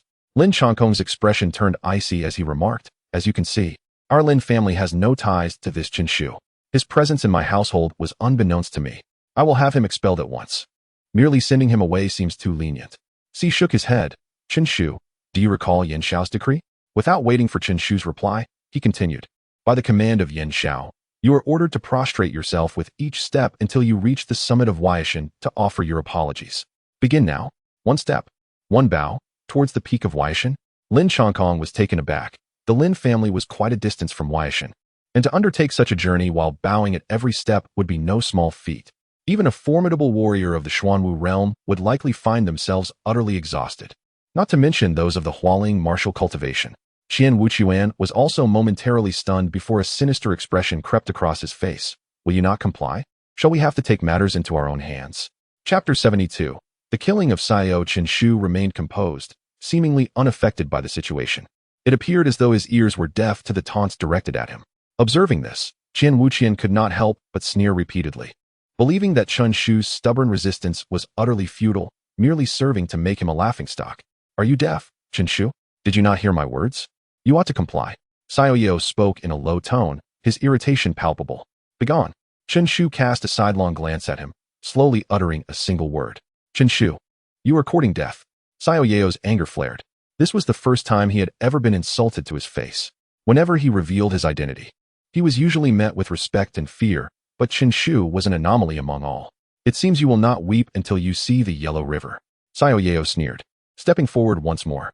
With that step, a sword aura surged through the air, transforming the entire room into a realm of blades. This is the price of your insult, he declared, raising his finger as a chilling spiritual energy coalesced into a long sword, hurtling towards Chen Shu. With a swift motion, Chen Shu flicked his sleeve, and before the ethereal sword could reach him, it shattered with a resounding crash. He lifted his eyelids slightly. What are you, to dare flaunt your power before me? As soon as he spoke, Chen Shu stomped his foot fiercely. The ground trembled beneath him, and a series of wide cracks erupted where he landed, sending countless stones flying. Be cautious, Xiao Yao. This lad has already defeated 2 of my subordinates at the 9th level of transformation. Qian Wuqian quickly cautioned, fearing Xiao Yao would underestimate Chen Shu and meet defeat. Merely a trivial skill. Xiao scoffed disdainfully, extending his hand and summoning a torrent of sword energy that surged forth, obliterating the fragmented stones in its path. You possess some strength, but that does not justify your arrogance, he proclaimed, clapping his hands proudly. Afterward, he glanced around, casually addressing Qian Wuqian. Do not compare your subpar, 9th-level transformation subordinates with me. Though we share the same level, the difference is monumental. Those so-called 9th-level transformations would fall to my hand with ease. Indeed, Xiao Yao, you are truly a remarkable warrior under Yin Xiao. Qian Wuqian bowed slightly, his eyes gleaming with admiration. Upon hearing this, Xiao Yao felt an even greater sense of pride as he looked down upon Chen Shu. Now, I believe you must reconsider your stance. Apologize to Yin Xiao, and perhaps he may spare your life. Otherwise, not even the king of hell can save you. Lin Xiaoya gazed at Chen Shu, her eyes filled with a complex array of emotions. She contemplated urging him to acquiesce. Bowing and scraping would indeed be undignified. Yet Xiao Yao's words held merit. There was still a chance for survival. After all, Chen Shu possessed considerable strength, and Yin Xiao might very well accept him. However, she understood that such thoughts were in vain. Chen Shu, with his pride, would likely refuse even in the face of death. With a soft sigh, Lin Xiaoya reflected on her thoughts. Just as her mind raced, Chen Shu spoke coldly. Bow and scrape? Yan Wuqing is not worthy of such submission. A single utterance resonated like thunder, instantly transforming Si Yao's expression into one of utmost displeasure. Unrepentant, if that is the case, I can only take your head as recompense. With a cold snort, Si Yao unleashed his full aura, revealing his cultivation at the 9th layer of spirit transformation. Suddenly, he forcefully propelled himself off the ground, shooting towards Chen Shu like a bolt of lightning. Behind him, the sword energy howled like a dragon. The vast expanse of sword energy crisscrossed through the heavens and the earth, enveloping Chen Shu like a great net. No matter how Chen Shu attempted to evade, he could not escape the onslaught of the sword energy. Profound grade, low-tier martial art, imperial sword. Si Yao shouted softly, and a long sword materialized in his hand, slicing downwards towards Chen Shu. Though the surface appeared tranquil, it concealed a storm of fury. Upon witnessing this move, even Lin Chongkong and Qian Wuchuan, formidable cultivators of the Xuanwu realm, revealed expressions of solemnity. Indeed, young Master Si is truly remarkable, as expected from one under Yin Xiao's command.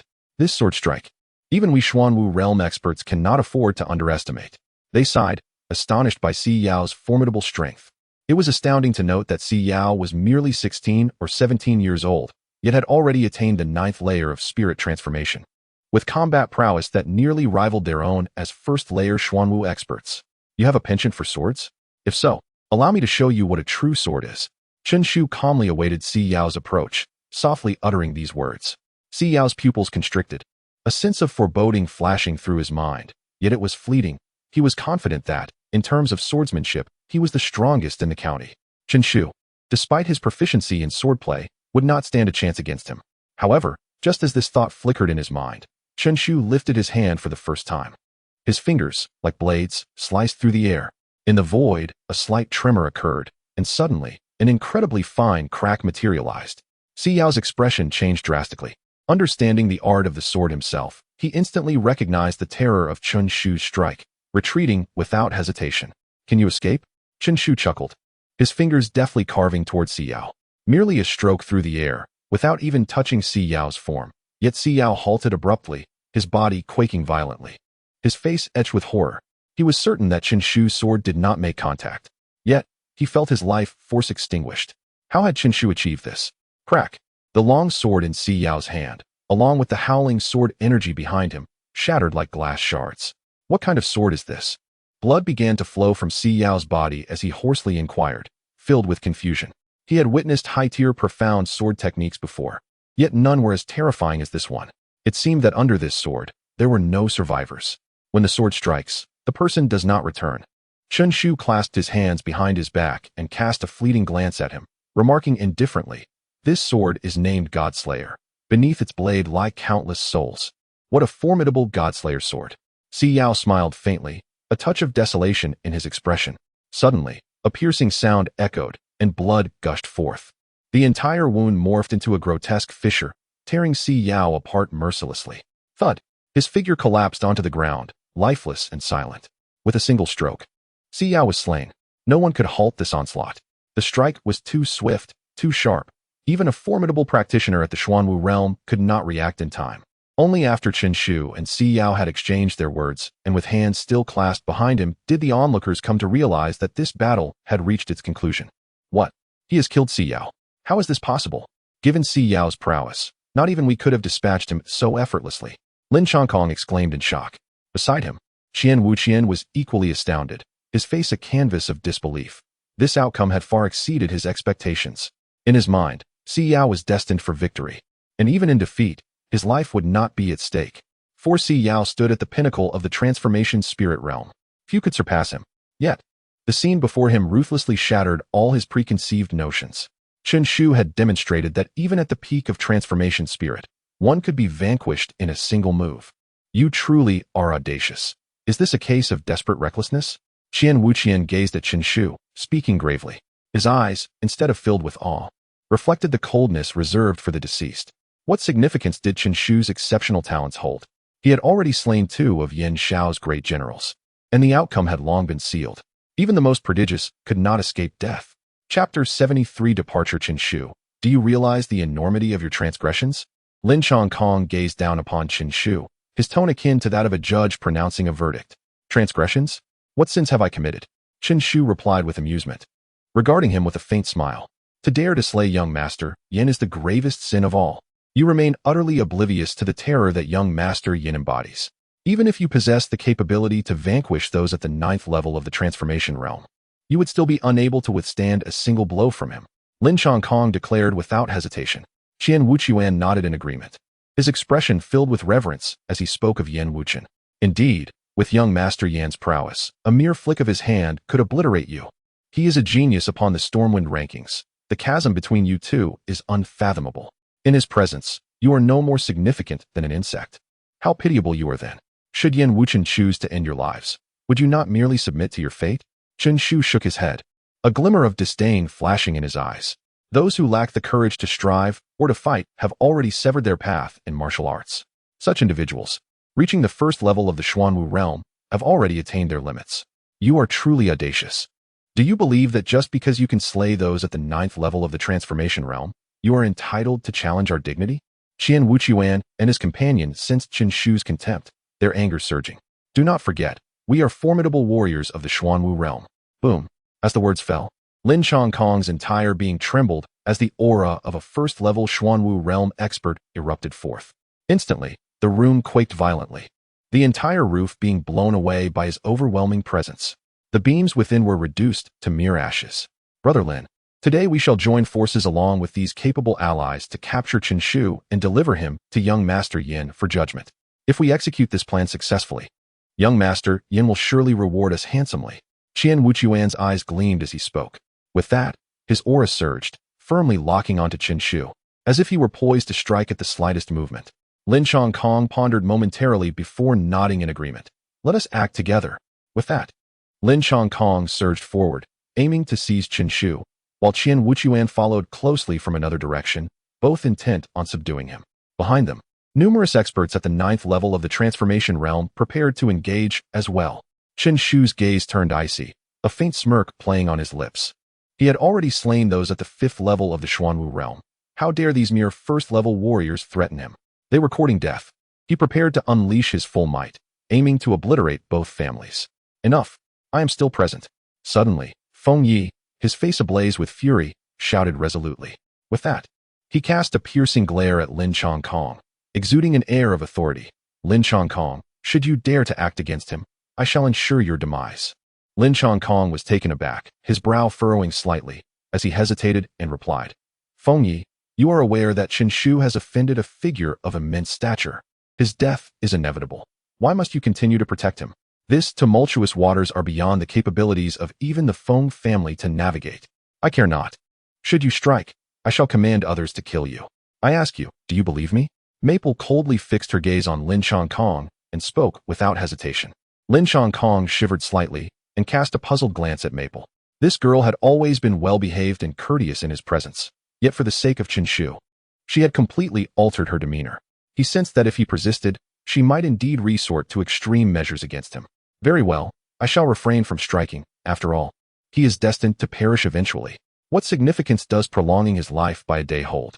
Having just traversed the precipice of death, Lin Chongkong shook his head and sighed. Qian Wuqian regarded Lin Chongkong with curiosity, pondering the girl's origins. Tianyang Mansion, the Feng family, Lin Chongkong replied slowly. Instantly, Qian Wuqian's pupils contracted, and he cast a meaningful glance at Maple, taken aback by the revelation of her illustrious background. However, despite the Feng family's might, they were but insignificant creatures before Yin Xiao. Little girl, you must understand, your family cannot protect him. Qian Wuqian sneered as he glanced at Chen Shu.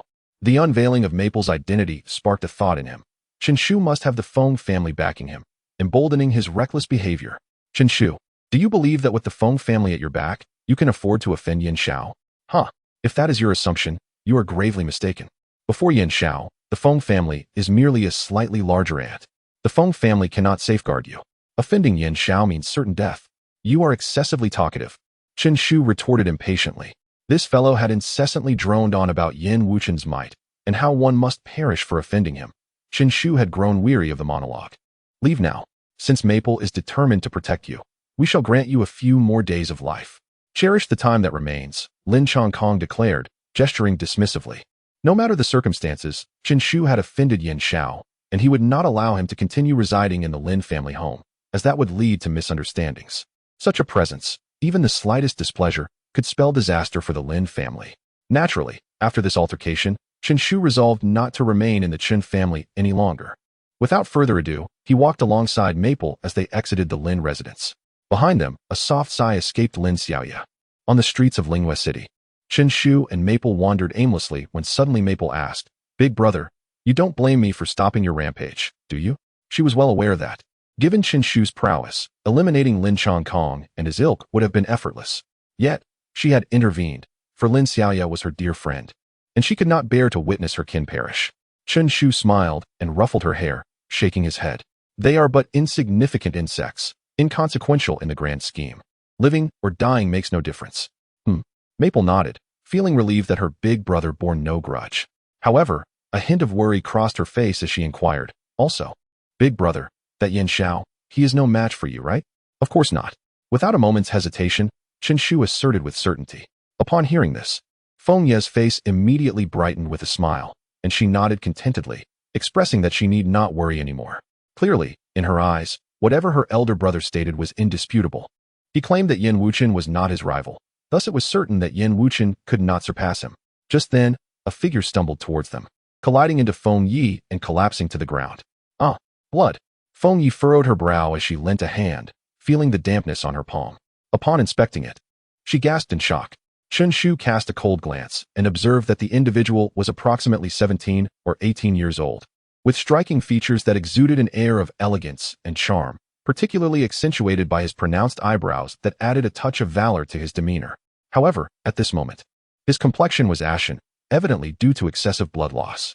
The path he had traversed was marred with a disarray of bloodstains. Chapter 74. The fifth level of the Xuanwu realm. This individual is gravely injured, Feng Ye remarked in astonishment. In Linghua City, order is typically quite stringent. Thus incidents of violent conflict are seldom witnessed within its confines. However, this day, a man lay severely wounded under the bright daylight, which seemed rather peculiar. Surely, he is being pursued by enemies. Such occurrences are not uncommon, Chen Shu remarked indifferently. He had witnessed numerous bloody scenes and understood that the so-called order was merely relative. For instance, while killing is prohibited within Linghua City, should Yin Wuqian truly desire to take a life, who would dare hold him accountable? Those families that govern Linghua City might even contemplate eliminating him to curry favor with Yin Wuqian. Ultimately, it all boils down to strength. With power, one can act freely. Without it, one must abide by imposed constraints, living under rules dictated by others. Big brother, this man is so pitiful. Let us help him, Feng Ye said hesitantly, her voice soft. By nature kind-hearted, she had previously urged Chen Shu to flee upon their first encounter. Upon witnessing the man's dire state, her compassion was stirred. Chen Shu nodded and casually replied, If you wish to save him, then do so. Thank you, big brother, Feng Ye exclaimed joyfully. Chen Shu smiled, observing that the man had succumbed to unconsciousness from excessive blood loss. He hoisted him onto his back and sought refuge in an inn. Along the way, he procured some medicinal supplies to tend to the man's wounds. Afterward, he returned to his room and entered a state of slumber. This sleep lasted for 6 days. during which his cultivation gradually progressed. Yanjun suddenly opened his eyes, the glaring sunlight streaming and caused him to squint slightly. He quickly surveyed his surroundings, noting the white bandages that enveloped his body and the herbal fragrance that permeated the air. A cooling sensation radiated from his wounds, clearly due to the application of medicine. Moreover, he realized he was in an inn. In a matter of moments, he had gathered all that he could see and arrived at a conclusion. He was not dead. It seems I am rather fortunate to have been rescued, he mused, attempting a smile that quickly turned into a grimace as the movement jarred his injuries. At least I'm alive. However, my brother will not let this go easily. Yanjun spoke softly, shadows flickering in his eyes as he clenched his fists. Yin Wuchen, my dear brother, are you so eager to see me dead? It appears this Lingyue city is the grave you have meticulously prepared for me. Indeed, if you succeed in killing me, the Yin family's future will rest solely in your hands, and no one shall challenge your position. Yet, how can you be so certain that I am concerned about my standing on the leaderboard?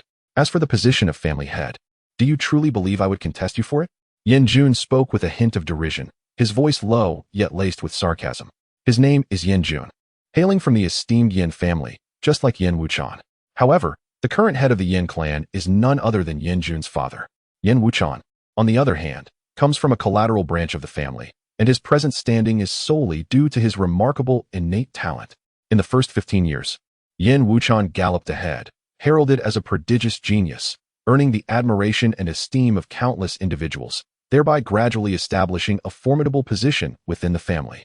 Yet, just as his reputation was on the verge of challenging the position of the next family head, in a rather dramatic turn of events, the previously unremarkable Yanjun erupted with power.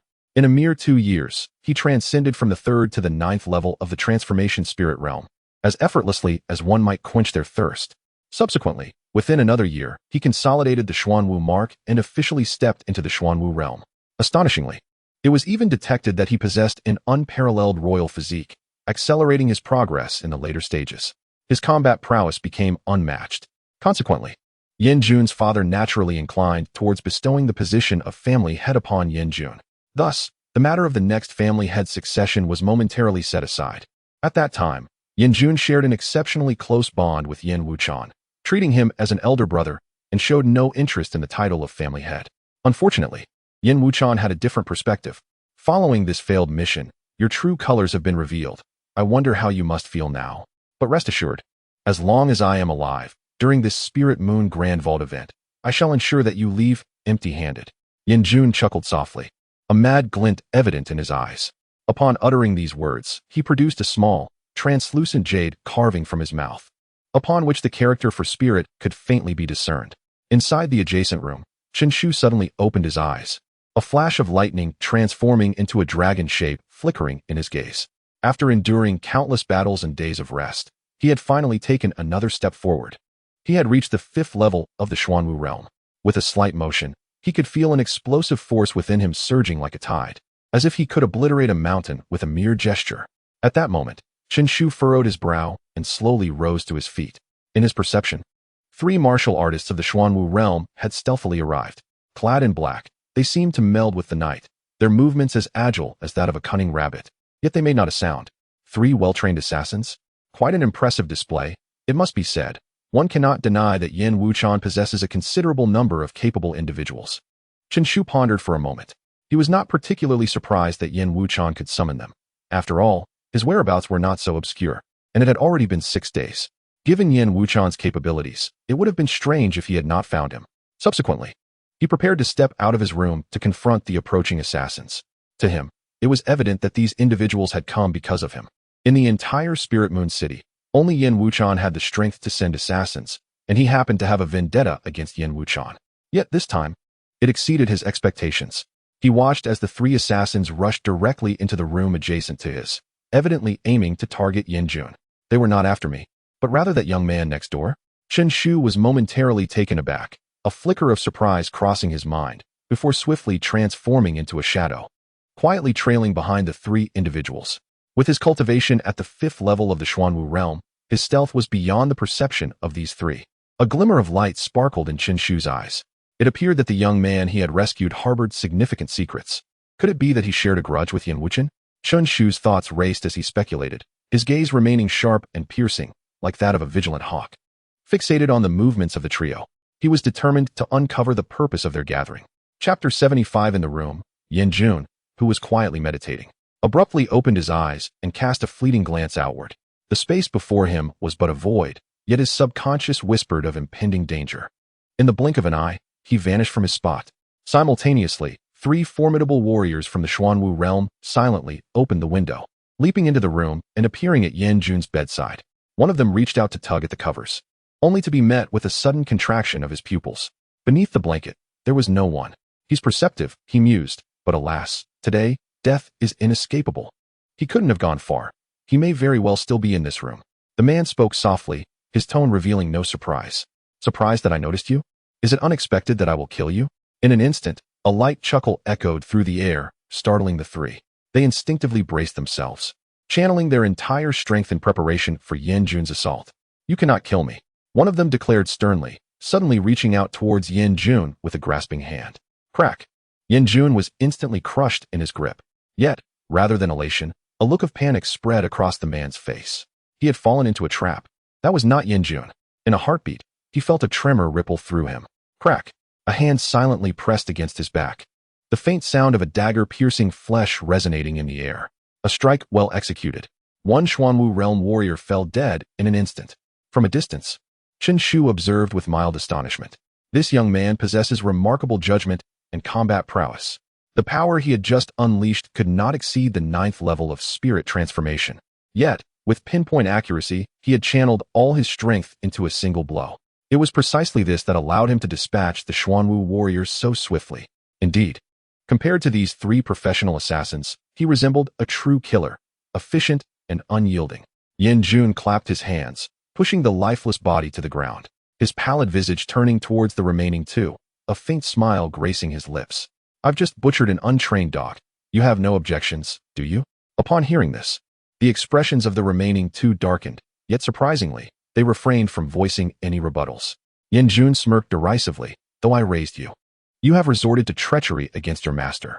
I have no time for idle chatter. You are destined to die today. One of the men, clad in black, whispered before suddenly charging towards Yen-jun, the aura of Xuanwu emanating from him in full force.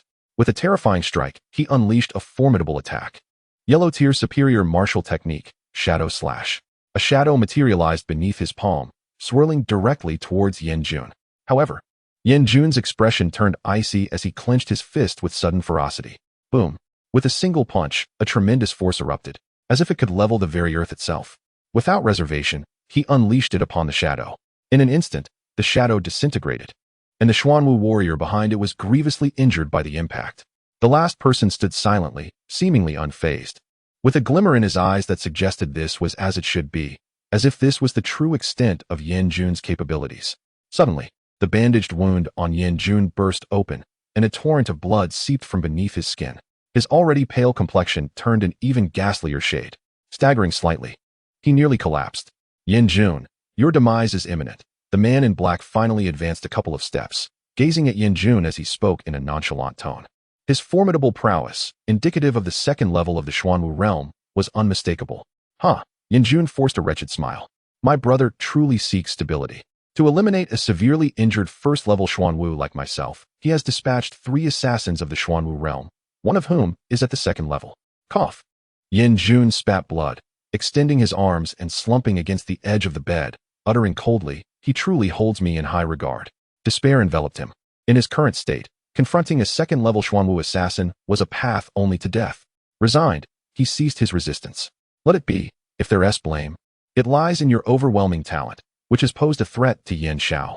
Otherwise, with the legacy of your ancestors, you could have led a life of indulgence. The 2nd level Xuanwu assassin strolled towards Yen-jun, shaking his head in pity. Alas, often, great potential is also a curse. With those words, the assassin raised his hand, ready to strike. Yen-jun let out a bitter laugh, realizing that fate had turned against him once more, falling into a deadly trap. This, it seemed, was his destiny. Hey, he is the one I saved, so his life is not his to command, but mine.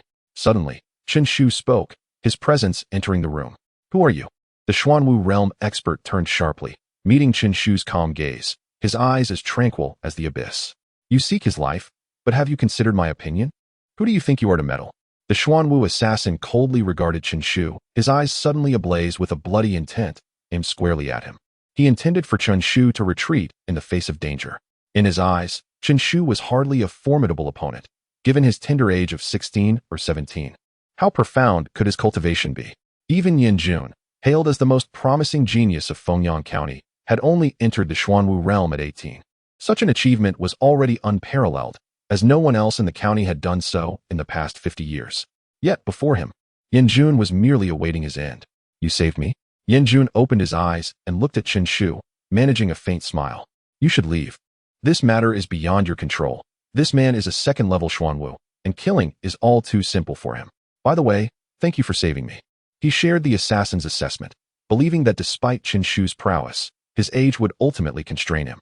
At this age, reaching the realm of spirit transformation is already a mark of genius. However, in the presence of a formidable expert from the Xuanwu realm, one is as fragile as an ant, easily crushed. The notion that Chen Shu could be an expert of the Xuanwu realm was something he dismissed outright. Does one truly believe that genius holds little value? Only he understands the immense fortuity that allowed him to ascend to the Xuanwu realm by the age of 18. Alongside the vast resources he expended, Chen Shu nodded lightly, then, with a hint of curiosity, remarked, Is a mere second level of Xuanwu realm truly impressive? Are you courting death? If that is the case, allow me to demonstrate the might of a second-level Xuanwu expert. The Xuanwu assassin responded with a cold smile, uttering no further words. A fierce glint flickered in his eyes as he lunged forward, executing a swift and enigmatic sword strike toward Chen Shu. The swordplay was both fiercely precise and strangely unpredictable. Even a fellow practitioner of the second level of Xuanwu realm would likely suffer an injury if caught off guard. Alas, Yin Jun sighed inwardly, recognizing that this young man, though kind-hearted, was dreadfully overestimating his own abilities. Did he truly believe that experts of the Xuanwu realm could be trifled with? With great effort to suppress the excruciating pain coursing through his body, Yin Jun gritted his teeth and soared into the fray, intent on intercepting the assassin's lethal strike on behalf of Chen Shu. Chapter 76. The Slaying of the Xuanwu Realm. To kill the Xuanwu Realm, let him go. Yin Jun bellowed, his voice resonating like a wounded beast. In his perception, Chen Shu had saved his life, and now, due to him, Chun was ensnared in peril. It was only natural for him to exert every effort to safeguard Chun. Rest assured, I shall slay both of you. You can accompany each other on the road to the underworld. Yet, would the assassin of the Xuanwu realm be swayed by his actions? With a chilling smirk, the assassin's blade struck forth with astonishing speed, accompanied by a series of explosive sounds, aimed directly at Chen Shu.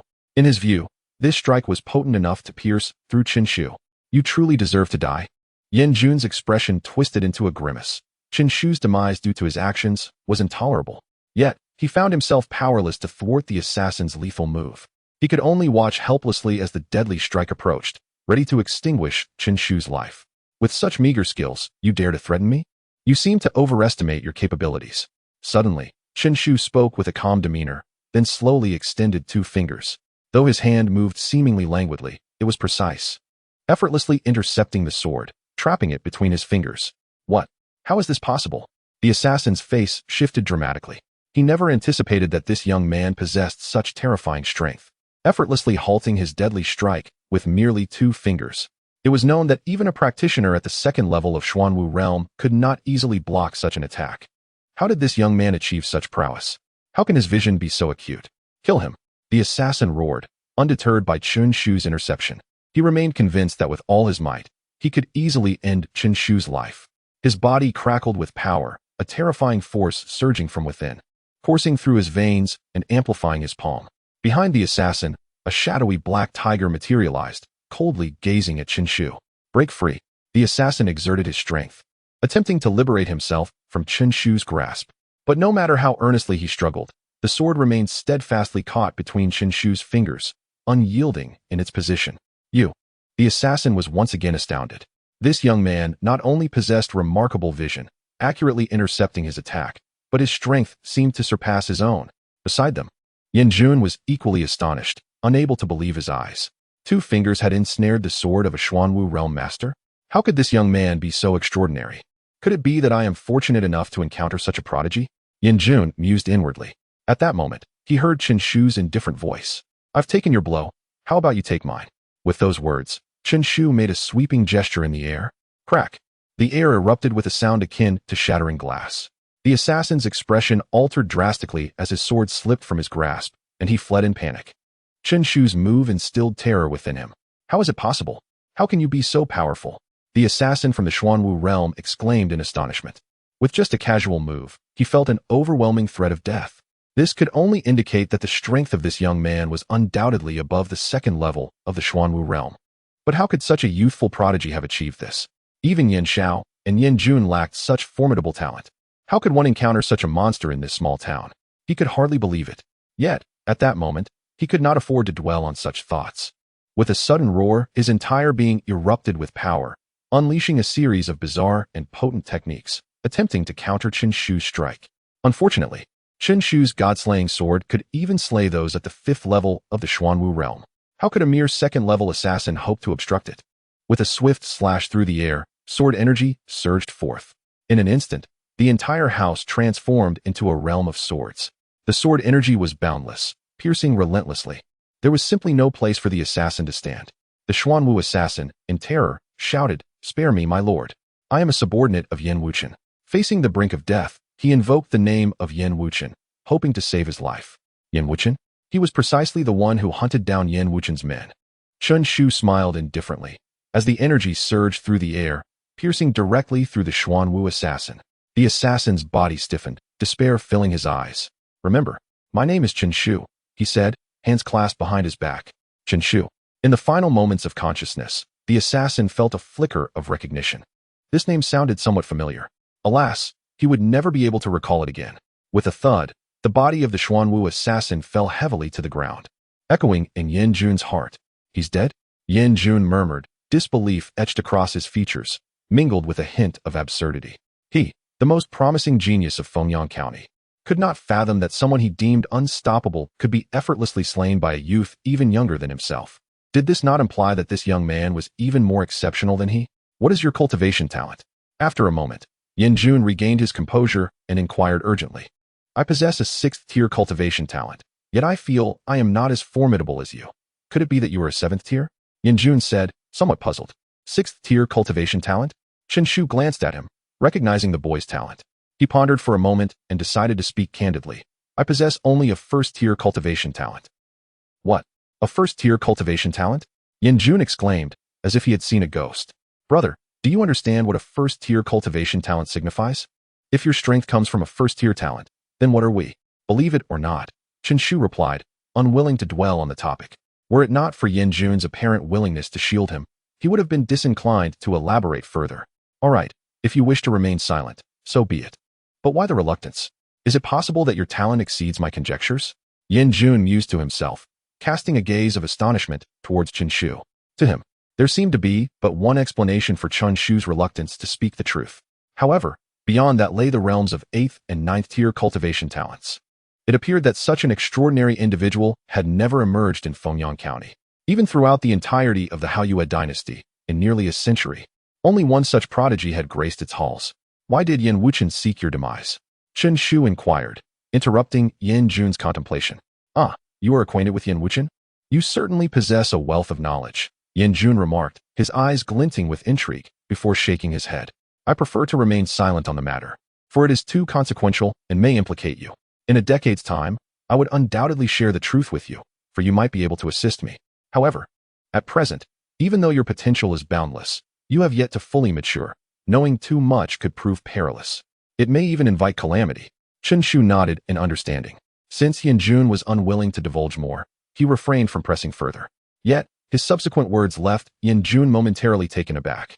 "From the moment you shielded me from that blade, you have become my friend. Should you ever require assistance, do not hesitate to speak." Yin Jun was momentarily stunned, before a gentle smile graced his lips.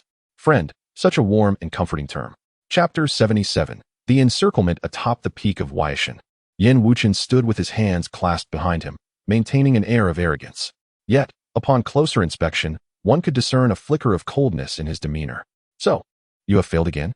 he inquired nonchalantly, causing the figure kneeling before him to tremble involuntarily. "Indeed, young master. We did not anticipate that dispatching 3 formidable assassins of the Xuanwu realm would still result in failure," the figure replied in a low voice. His heart weighed down by unease despite his own strength as a Xuanwu expert. Having followed Yan Wuchen for many years, he was acutely aware of the boy's merciless and fearsome nature. This only indicates that you remain insufficiently vigilant. Yan Wuchen said slowly, a sneer curling his lips. You have disappointed me with both of these matters. First, in the assassination of Chen Shu, he lives still and has even taken that useless Si Yao along with him. Then, in the attempt on Yan Jun's life, it is utterly absurd that 5 Xuanwu experts perished. Most ludicrous of all, despite such significant losses, you allowed Yan Jun to remain alive. With that, Yan Wuchen delivered a swift kick, sending the figure hurtling through the air. The figure, too frightened to resist or even summon his Xuanli for defense, crashed into the ground hundreds of meters away. I apologize, young master. The figure gasped, gritting his teeth as he rolled over and resumed his kneeling position. Now, these 2 incidents must be treated as one. You are to command the forces of Linghua City to launch an assault on Qinshu. Should they perish, you will then send your men to act. Remember, neither Qinshu nor Yan Jun is to be spared. Go forth, accomplish this task, and I shall hold no grudge. Should you fail again, I will annihilate your entire family. Yes, the figure's heart quaked, his gaze turning cold and ruthless.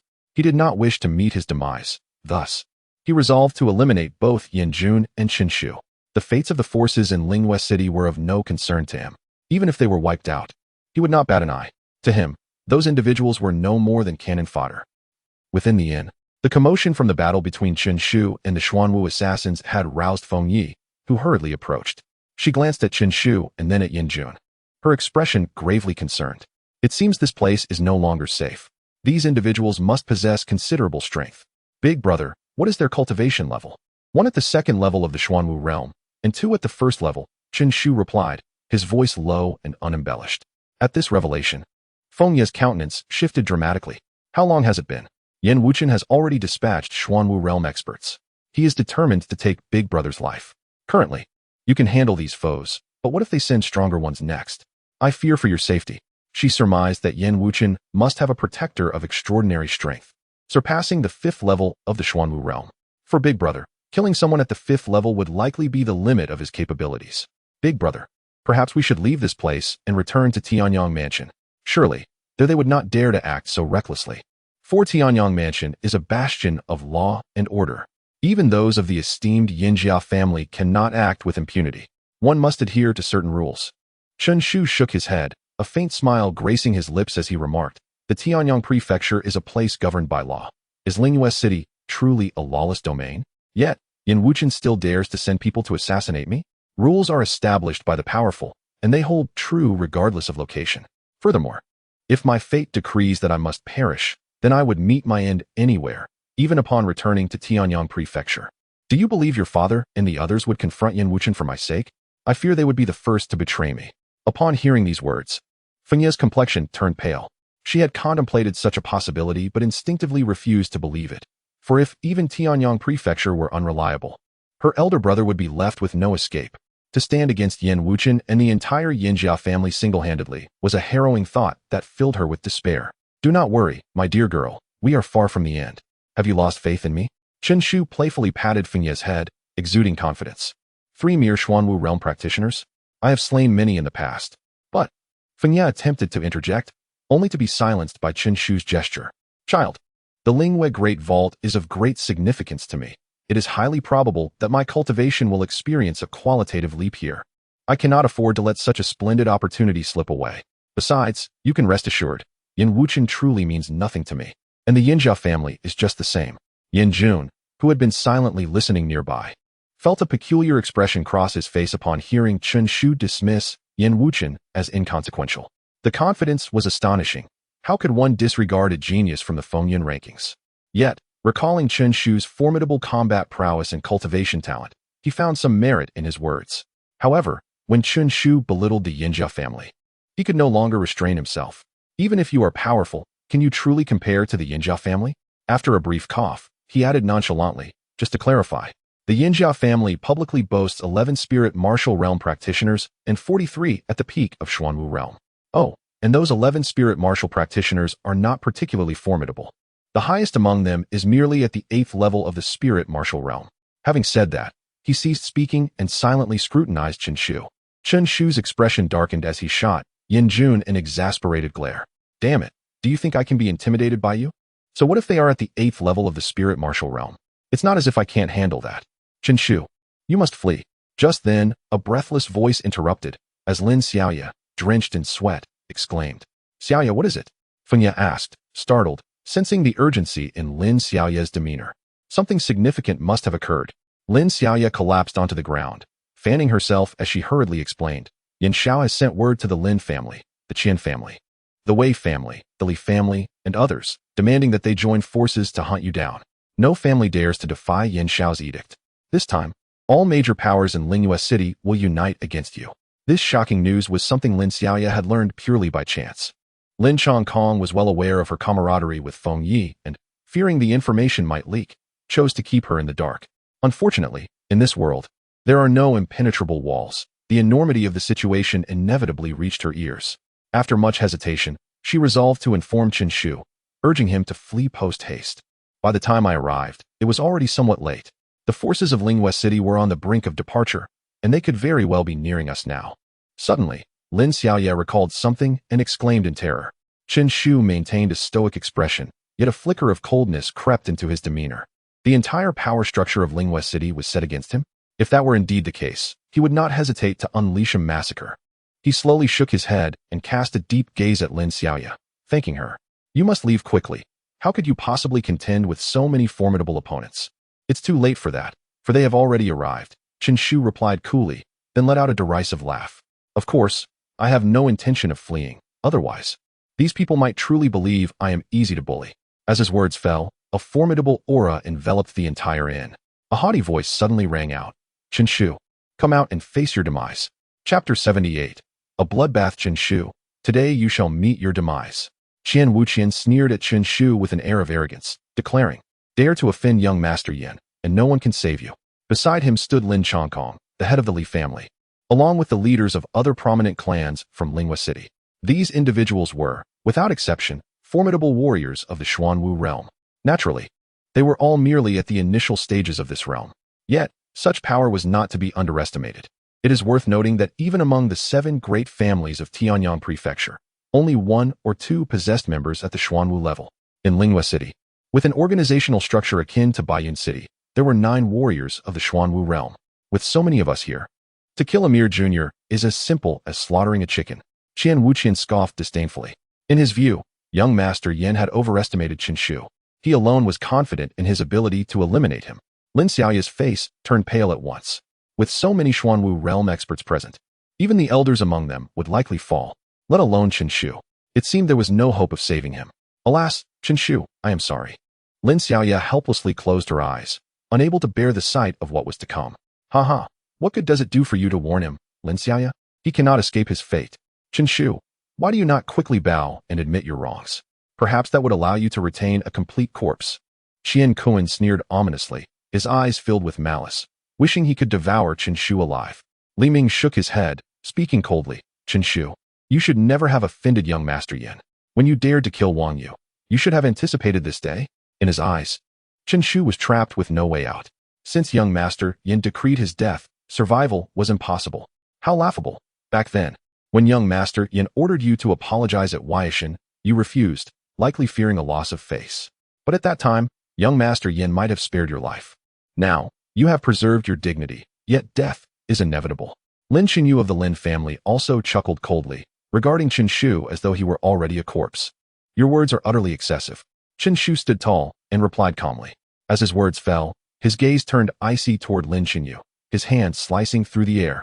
An unmatched radiance suddenly erupted, soaring directly toward Lin Xinyu. Crack!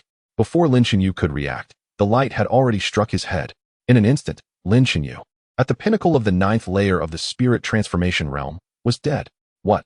You dare to kill in front of us? The crowd from Lingyue City erupted in fury, astonished by Chen Shu's audacity.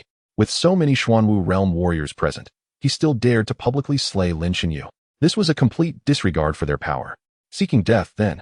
Brothers, let us join forces and eliminate him. Chen Shu, prepare to meet your end. Qian Wuqian roared in anger, and those beside him rallied with a shared enmity, unleashing a terrifying aura as waves of Xuanwu realm energy enveloped the heavens and the earth. In an instant, a fierce wind howled, casting a shadow across the expanse of sky and earth. It seemed as though they could not withstand the combined might of so many formidable warriors.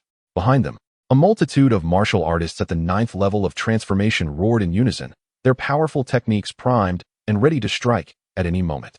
You chatter too much. I shall deal with you first. Chen Shu disdainfully glanced at them and spoke with an air of indifference.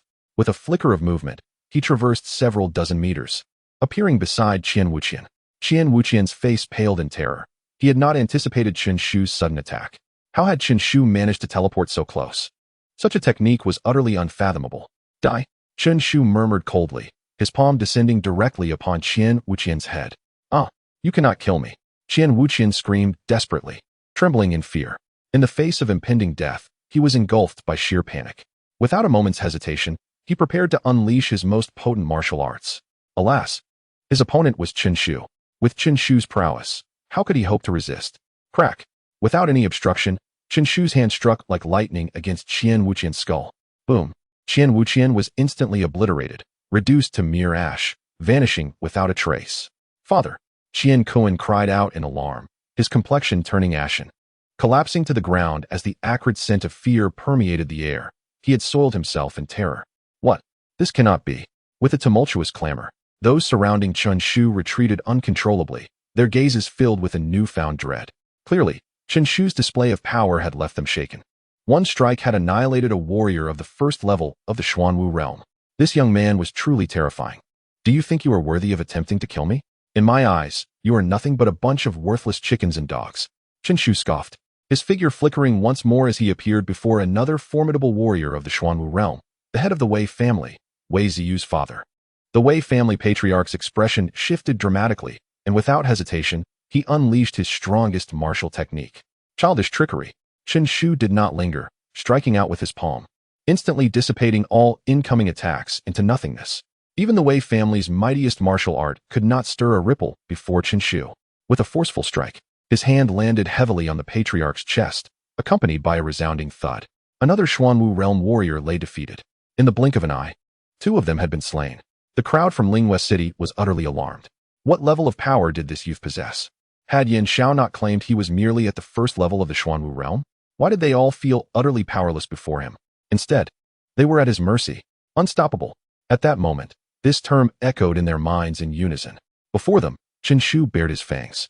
Resembling a deity descended from the heavens, an unstoppable force. Not good, we must unite. We cannot be scattered and fall victim to his individual assaults. A powerful warrior of the Xuanwu realm murmured. The others nodded in agreement, not daring to hesitate, and unleashed their most formidable techniques in unison. The air trembled with a cacophony of martial attacks surging toward Chen Shu like a relentless tide. The deafening sounds reverberated through the heavens and the earth, akin to the ominous rumbling of thunder. Chen Shu refrained from countering, instead standing with his hands clasped behind him, coldly observing the combined efforts of the 7 Xuanwu realm warriors. Just as their onslaught was about to reach him, Chen Shu bellowed with a voice that echoed like thunder. Behold, mere Xuanwu realm warriors are but a trifling challenge before me. With one hand still resting behind his back, he nonchalantly extended the other, sweeping his sleeve with sudden force. In an instant, a tempest erupted, howling winds sweeping forth, causing the combined assault of the 7 Xuanwu warriors to be turned back upon themselves. Not good. Retreat. Scatter. The Xuanwu warriors were struck with shock and horror. The full force of their collective strike had unexpectedly turned against them. Without a moment's hesitation, they dispersed. However, the transformation warriors behind them did not possess such keen reflexes. In an instant, the attack detonated. With a resounding thud, a large number of transformation warriors, caught unawares, vanished without a trace. In the blink of an eye, more than half of the elite from Lingwei City, who had come to encircle and eliminate Chen Shu, lay fallen or grievously injured. Yet, only a few minutes had elapsed since their arrival. Chapter 79. Annihilation in a mere moment. The casualties exceeded half. Such an outcome was beyond everyone's expectations. No one anticipated that Chen Shu possessed such terrifying power. Had I known this young man was so formidable, I would not have come here, someone from Lingwei City lamented. Yet, at this juncture, what use is regret? Ah, Chen Shu, what is your true strength? Lin Chongkong fixed his gaze intently on Chen Shu, demanding, reveal your power, so we may meet our demise with clarity. You are not worthy to know my strength, Chen Shu replied coolly, his tone devoid of courtesy. The crowd fell silent for a moment, only to have their faces flush with unbridled fury. This Qin Shu was insufferably arrogant. However, his next words rendered the people of Lingyue City pale with dread. Moreover, Yin Wuchen did not inform you that I have already slain his 4 Xuanwu realm warriors. Did he? One of them, mind you, was at the 2nd level of Xuanwu realm. What? Even Yan's subordinates have fallen to him? The revelation struck them like lightning. If Qin Shu was not lying, then we have been deceived by Yin Wuchen. At this critical juncture, there would be no reason for Qin Shu to deceive us. The fact that even a 2nd-level Xuanwu realm warrior under Yin Wuchen has been vanquished suggests that Qin Shu's strength is likely at the 3rd level of Xuanwu realm. How could we, mere 1st-level Xuanwu realm warriors, possibly contend with him? Damn Yin Wuchen, how dare he use us? The people of Lingyue City exchanged glances, their realization dawning upon them, and they cursed in indignation. Soon, one individual approached Qin Shu, bowing respectfully with cupped hands. Young Master Chun, we were deceived and have offended you. I implore you to forgive us this once. Indeed, young Master Chun, please show us mercy, echoed another voice. Young Master, a chorus of pleas for mercy arose. Even Lin Chongkong, a formidable Xuanwu realm warrior, had lost the will to fight, bowing his head in reverence, as if awaiting judgment from Qin Shu. Had the situation truly reversed so swiftly? Qin Shu, how is he so powerful? Lin Xiaoye's eyes widened in disbelief, murmuring. Lingyue City has mobilized numerous families, with 9 Xuanwu realm warriors among them. Such terrifying prowess, even 2nd-level Xuanwu warriors would retreat in fear. Yet, Qin Shu single-handedly vanquished countless foes, compelling the clan leaders to refrain from further combat. In this moment, the entirety of Lingyue City lay prostrate at his feet. No wonder he remained so composed. It was simply because he did not regard them at all. To him, these people from Lingyue City were likely no more significant than ants. What interest would a dragon have in the provocations of ants? Lin Xiaoye shook her head, reflecting on her earlier assumptions that Qin Shu was merely posturing, maintaining an air of indifference before anyone. But now, she understood completely. It was not pretense. He truly did not care. Such a young and proud practitioner of the Xuanwu realm, is it not somewhat unusual? A person of stature ought to possess such temperament. This young man exhibits quite a fierce demeanor. Yin Jun, too, was observing this battle, and at this moment, he smiled faintly, shaking his head in contemplation. He was not surprised that Qin Shu could vanquish numerous formidable opponents from Lingyue City, for he had witnessed with his own eyes how Qin Shu had severed the life of a 2nd-layer Xuanwu realm warrior with a single sword strike. However, Qin Shu's ruthless decisiveness in his slaughter still left him somewhat shaken. After all, those were hundreds of lives, all swept away without a trace of mercy. Yet, was not this exhilarating thrill of swordplay and vengeance what he yearned for? Now to seek mercy? It is too late. After a prolonged silence, Qin Shu finally spoke, uttering a single statement that sent a shiver through the hearts of the people of Lingyue City. A patriarch of a prominent clan suddenly raised his head and declared solemnly, Young Master Chun, you are indeed powerful, but united, we may still harm you. Furthermore, we are a registered clan, and to be exterminated like this will surely prompt an investigation from above. At that time, you shall find it quite difficult. Enough with your empty words. I intend to slay you all. Who dares intervene? Qin Shu retorted decisively, his arrogance unmistakable in his tone. He raised his hand, and a terrifying force erupted instantaneously, pressing down directly towards the head of the patriarch who had spoken. Boom! Before the patriarch could react, he was thrust into the ground, leaving only a terrified visage above the earth. With a single blow, he had slain a Xuanwu realm warrior. The crowd from Lingyue City erupted in furious cries, despairing. You dare to retaliate against us? Do you not feel suffocated when you sought to kill me? Now, as I prepare to slay you, do you comprehend the fear? Is it not too late? Qin Shu responded with a cold smile, his gaze indifferent, as his hand remained unyielding. Since they had not spared him, he would not show mercy in return. The slayer shall eternally be pursued by death. Qin Shu flicked his fingers, unleashing a chilling sword energy that surged forth. Swoosh! The sword light flashed like lightning, effortlessly slicing through the neck of a Xuanwu realm warrior, and then, like a fleeting ray, it pierced the heart of another Xuanwu realm warrior. It was only when the 2nd warrior collapsed that a thin line of blood slowly emerged from the 1st warrior's neck, subsequently gushing forth. The entire process was unstoppable. In the blink of an eye, 2 more Xuanwu realm warriors had perished. In mere minutes, more than half of the Xuanwu realm warriors amassed over a century by Lingyue City lay dead or wounded. Meanwhile, Qin Shu, clad in flowing white garments, stood quietly yet exuded an aura of a reaper, instilling terror in all. With a thud, Li Ming collapsed to his knees, weeping, "Young Master Chun, Brother Chun, please spare my life, I implore you." Initially, he had perceived Chen Shu as an impulsive fool, relying solely on brute force. Yet, reality proved him gravely mistaken. When one's strength is sufficiently formidable, there is no need to concern oneself with the opinions and expressions of others. One need only follow their conscience and act as they please. Alas, he realized this truth a tad too late. Chen Shu slowly shook his head, his demeanor indifferent as he replied, "No. I implore you, for the sake of Xiao Yu, grant me this one mercy. I swear I shall never provoke you again." Li Ming's countenance instantly turned ashen, and he cast a beseeching glance toward Lin Xiaoya, as if a drowning man had grasped the last straw, exclaiming, "Xiao Yu, please, beseech Chen Shu for me. You cannot forsake me." Lin Xiaoya, her expression a tapestry of conflicting emotions, gazed at the kneeling and pleading Li Ming, and she suddenly felt as though she no longer recognized him. Just moments ago, he had exuded confidence, akin to a figure of great stature. Yet in the blink of an eye, he lay prostrate on the ground, begging for forgiveness. Is this truly Li Ming? How could she have ever been drawn to such a person? Shaking her head gently, she resolutely declared, "I'm sorry, I cannot assist you, you wretched scoundrel." Li Ming's eyes turned crimson as he bellowed, "I knew it. You sought another man behind my back, yearning for my demise so you could frolic with him, didn't you? Rest assured, even as a ghost, I will not spare you." Upon hearing his words, Lin Xiaoya's heart sank. She slowly closed her eyes, tears streaming down her cheeks. It was too cacophonous. Chen Shu furrowed his brow slightly and unleashed a surge of sword energy, and in an instant, the still raging Li Ming collapsed to the ground, silenced. "You vile creature, beast. I shall end your life." The head of the Li family was now enraged. His eyes filled with venomous hatred, as if he longed to devour Chen Shu whole. His only son had been killed before the eyes of all. The enmity of a slain son is one that cannot be overlooked. "You deranged fiend shall ultimately meet a wretched end." The Li family patriarch raged on, forgetting who had initially contemplated murder. "Me meet a wretched end? Alas, that scene you shall never witness." Chen Shu suddenly stepped forward, a multitude of sword energies erupting around him, creating a cataclysmic display. The sword energies surged forth, enveloping the entire area.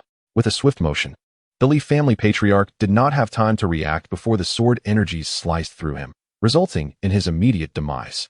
And as for the others, how could they hope to survive amidst such indiscriminate slaughter? The sounds of blades meeting flesh echoed loudly, interspersed with cries of despair, pleas for mercy, and curses, all of which swiftly faded into an eerie silence, leaving behind a field strewn with lifeless bodies. Chapter 80. The annihilation of all forces in Linghua City in a mere span of 10 minutes. Chen Shu decimated various factions within Linghua City. What was most terrifying was that despite the collaboration of so many formidable warriors, not a single thread of Chen Shu's garment was touched. It was truly astonishing. This was the source of Chen Shu's audacity to offend Yan Wuchen. In truth, Chen Shu was even more extraordinary than Yan Wuchen, for he emerged from humble beginnings, achieving his present stature solely through his own tenacity and struggle, whereas Yan Wuchen had the backing of the Yan family.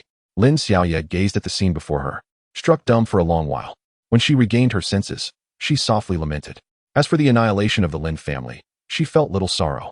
Her parents had tragically passed away when she was very young, leaving her standing in her family with a rather insignificant status. The kinfolk had never treated her particularly well, resulting in a natural lack of belonging.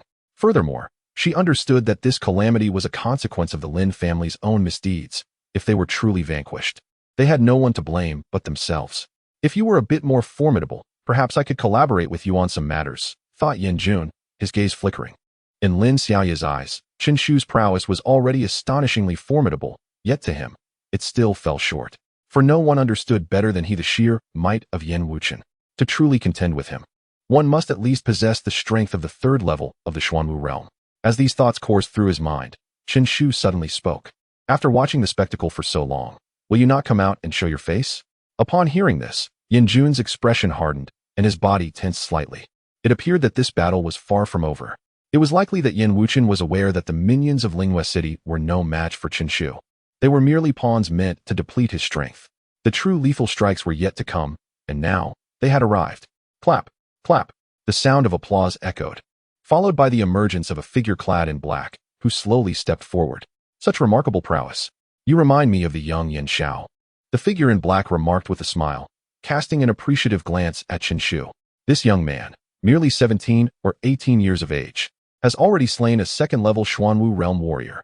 This capability is indeed formidable. With the talent you have displayed, you would rank among the top 3 of the younger generation in the entire Fengyang County. The figure continued, regrettably, having offended Yin Xiao. You are fated to meet your demise. Yin Wuchen does not seem so great. Does offending him truly warrant death? Who does he think he is? You overestimate him. Chen Shu replied nonchalantly, hands clasped behind his back. That is merely because you have yet to encounter Yin Xiao. Otherwise, you would never utter such ignorant words. The figure in black chuckled, choosing not to elaborate further. Beside him, 3 more similarly clad figures emerged, their cold gazes fixated on Chen Shu, subtly sealing off all avenues of retreat. Yin Jun's pupils constricted, unable to contain his astonishment as he exclaimed, the 3rd level of the Xuanwu realm. The 4 individuals, strikingly, were all at the 3rd level of the Xuanwu realm. Upon hearing this, Lin Xiaoya's expression changed dramatically. The 3rd level of the Xuanwu realm. Such beings, one alone could easily vanquish all martial practitioners in Linghua City. Now 4 of these formidable entities had arrived. Yin Wuchen truly holds Chen Shu in high regard. Yin Jun spoke solemnly. Upon hearing this, the figure cloaked in black responded with a calm smile, indicating that it was not merely Chen Shu they valued, but also you. Young Master Yin, your survival is crucial. Without you, Yin Xiao would find no peace in slumber or sustenance. Hence, today, you shall accompany Chen Shu to his demise. It is quite exhilarating to think that we can slay 2 talented martial practitioners at the 3rd level of the Xuanwu realm today. The cloaked figure licked his lips, his tone laced with a hint of sanguine anticipation. Today, the 4 of them were determined to eliminate Chen Shu and Yin Jun. Fengya, flee. Otherwise, Chen Shu will be distracted, and his situation will worsen, Lin Xiaoya whispered. She had discerned that Chen Shu held great affection for Fengya. Now that Chen Shu faced formidable foes, Fengya's presence would not only be unhelpful, but would also divert his focus. No need for concern, Xiaoya. These individuals are not a match for my elder brother, Fengya replied confidently, clasping Lin Xiaoya's hand in reassurance. These are 4 formidable practitioners at the 3rd level of the Xuanwu realm. How could they possibly not pose a threat to Chen Shu? Lin Xiaoya shook her head in disbelief, exclaiming, Fengya, you must understand the immense power of the 3rd level of the Xuanwu realm. Each of them could easily annihilate Chen Shu. Even if he could defeat the martial practitioners of Linghua City, he would pale in comparison before them. Fengya merely smiled in silence, her gaze fixed upon Chen Shu. Seeing this, Lin Xiaoya chose not to voice further protests, letting out a quiet sigh. Clearly, Fengya harbored an unrealistic and blind trust in Chen Shu.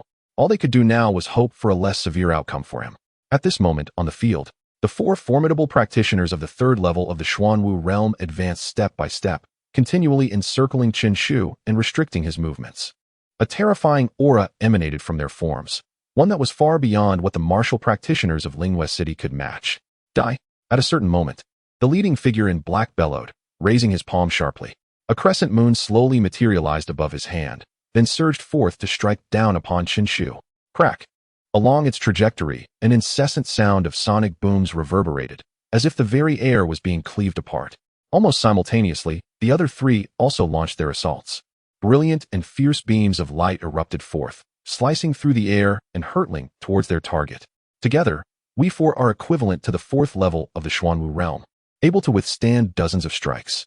To perish at our hands today is indeed your fortune. In your next life, keep your eyes wide open. You must understand that some individuals are not to be trifled with, the leader proclaimed with arrogance. In his view, their combined assault was sufficient to annihilate Chen Shu. Chen Shu, quickly evade. Lin Xiaoya's complexion was pale, and she instinctively cried out, her hands tightly clenched together, cold sweat pouring down her brow. If those 4 attacks struck, Chen Shu would undoubtedly meet his demise. Even Yin Jun's expression turned grim, revealing a palpable tension. He too recognized the perilous situation Chen Shu faced against 4 formidable opponents of the 3rd realm of the Xuanwu stage. Yet, with only the strength of the 1st realm of Xuanwu and severely injured, he could offer no assistance, helplessly watching the unfolding drama. The 4 attacks from the 3rd realm of Xuanwu almost reached Chen Shu in the blink of an eye. At that moment, Chen Shu coldly remarked, "You are right. Some individuals are indeed not to be trifled with." As soon as he uttered those words, he kept his hands behind his back and forcefully stomped down with his foot. Buzz! The ground trembled violently beneath him, and the area where his foot landed exploded into a fine powder. Subsequently, an invisible force surged forth from the ground, effortlessly slicing through the 4 incoming attacks. What? How is this possible? The 4 Xuanwu realm cultivators were instantly stunned. Their full force strike warranted caution, even from those in the 4th realm of Xuanwu. Yet, Chen Shu merely took a step forward, and all their efforts were effortlessly thwarted. This kid's strength exceeds my expectations. The leader exclaimed bitterly, his voice laced with shock. He had already regarded Chen Shu highly enough to dispatch 4 third-realm Xuanwu cultivators to eliminate him, believing it to be a foolproof plan. Yet, he now realized he had underestimated this youth. Realizing this now? It is too late, Chen Shu coldly declared, extending his hand suddenly. In an instant, he appeared beside the leader, his slender fingers piercing through the man's throat. The entire sequence transpired so swiftly that the cloaked figure had no time to react, left only to witness his own demise at Chen Shu's hands. Crack! The crisp sound echoed, and the cloaked figure's eyes widened in disbelief, hands clutching his neck, yet blood continued to flow uncontrollably. With a thud, he collapsed to the ground. Simultaneously, 3 other muted thuds sounded almost in unison. Bang! Bang! Bang! 3 figures, mirroring his actions and expressions of terror, crashed to the ground, lifeless and silent. In the blink of an eye, Chen Shu had slain the Xuanwu realm adversaries. Chapter 81. Spirit Talismans with a sharp intake of breath. Yan Jun's pupils dilated as shock surged through him like a tidal wave. Chen Shu's power was remarkably formidable, far beyond expectations. In stark contrast, Lin Xiaoye was utterly bewildered. For formidable warriors at the 3rd level of the Xuanwu realm had fallen, defeated by Chen Shu. Just how potent was his strength, seemingly unfathomable.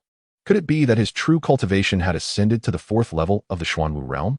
The mere thought sent waves of terror and dread coursing through her. The 4th level of the Xuanwu realm. In the capital, and even within the county city, few juniors could attain such a level.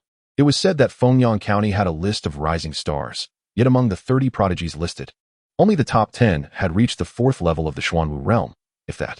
Lin Xiaoye whispered uncertainly. Beside her, Yan Jun nodded slightly, affirming her thoughts. The Fengyang list featured 30 individuals, all exceptionally gifted, and currently ranked 14th was Zhang Jinjia, who had indeed reached the 4th level of the Xuanwu realm. Did this imply that Chen Shu possessed strength comparable to those within the top 15 of the Fengyang list? Lin Xiaoye's astonishment intensified, her voice trembling. The Fengyang list was the most prestigious ranking in the entire county city. Being listed was the dream of all. However, gaining entry was an arduous feat, as those who did were unparalleled prodigies, akin to dragons, rarely seen, yet legendary. To her surprise, she had witnessed one such individual today, and he even ranked favorably. Fengye, who had remained silent, smiled slightly and glanced at Chen Shu. This is not all of my elder brother's strength, she remarked. Long ago, in Tianyang Prefecture, he had already slain a formidable adversary at the 5th level of the Xuanwu realm. Her light-hearted words struck Lin Xiaoye and Yan Jun like thunder, reverberating in their minds. Even Yan Jun could not suppress the awe that surfaced on his face, his gaze towards Chen Shu now tinged with a hint of reverence. To slay a 5th-level Xuanwu warrior, was that truly the extent of Chen Shu's combat prowess? No wonder he remained so composed when confronting others, effortlessly dispatching those at the 3rd level of the Xuanwu realm. With this realization, Yan Jun's eyes gleamed with newfound determination. It was no wonder Chen Shu displayed no fear in facing Yan Wuqing. His strength surpassed even that of Yan Wuqing. It seems Yan Wuqing does not hold a high position on the Fengyang list, Lin Xiaoye remarked, a hint of joy in her tone.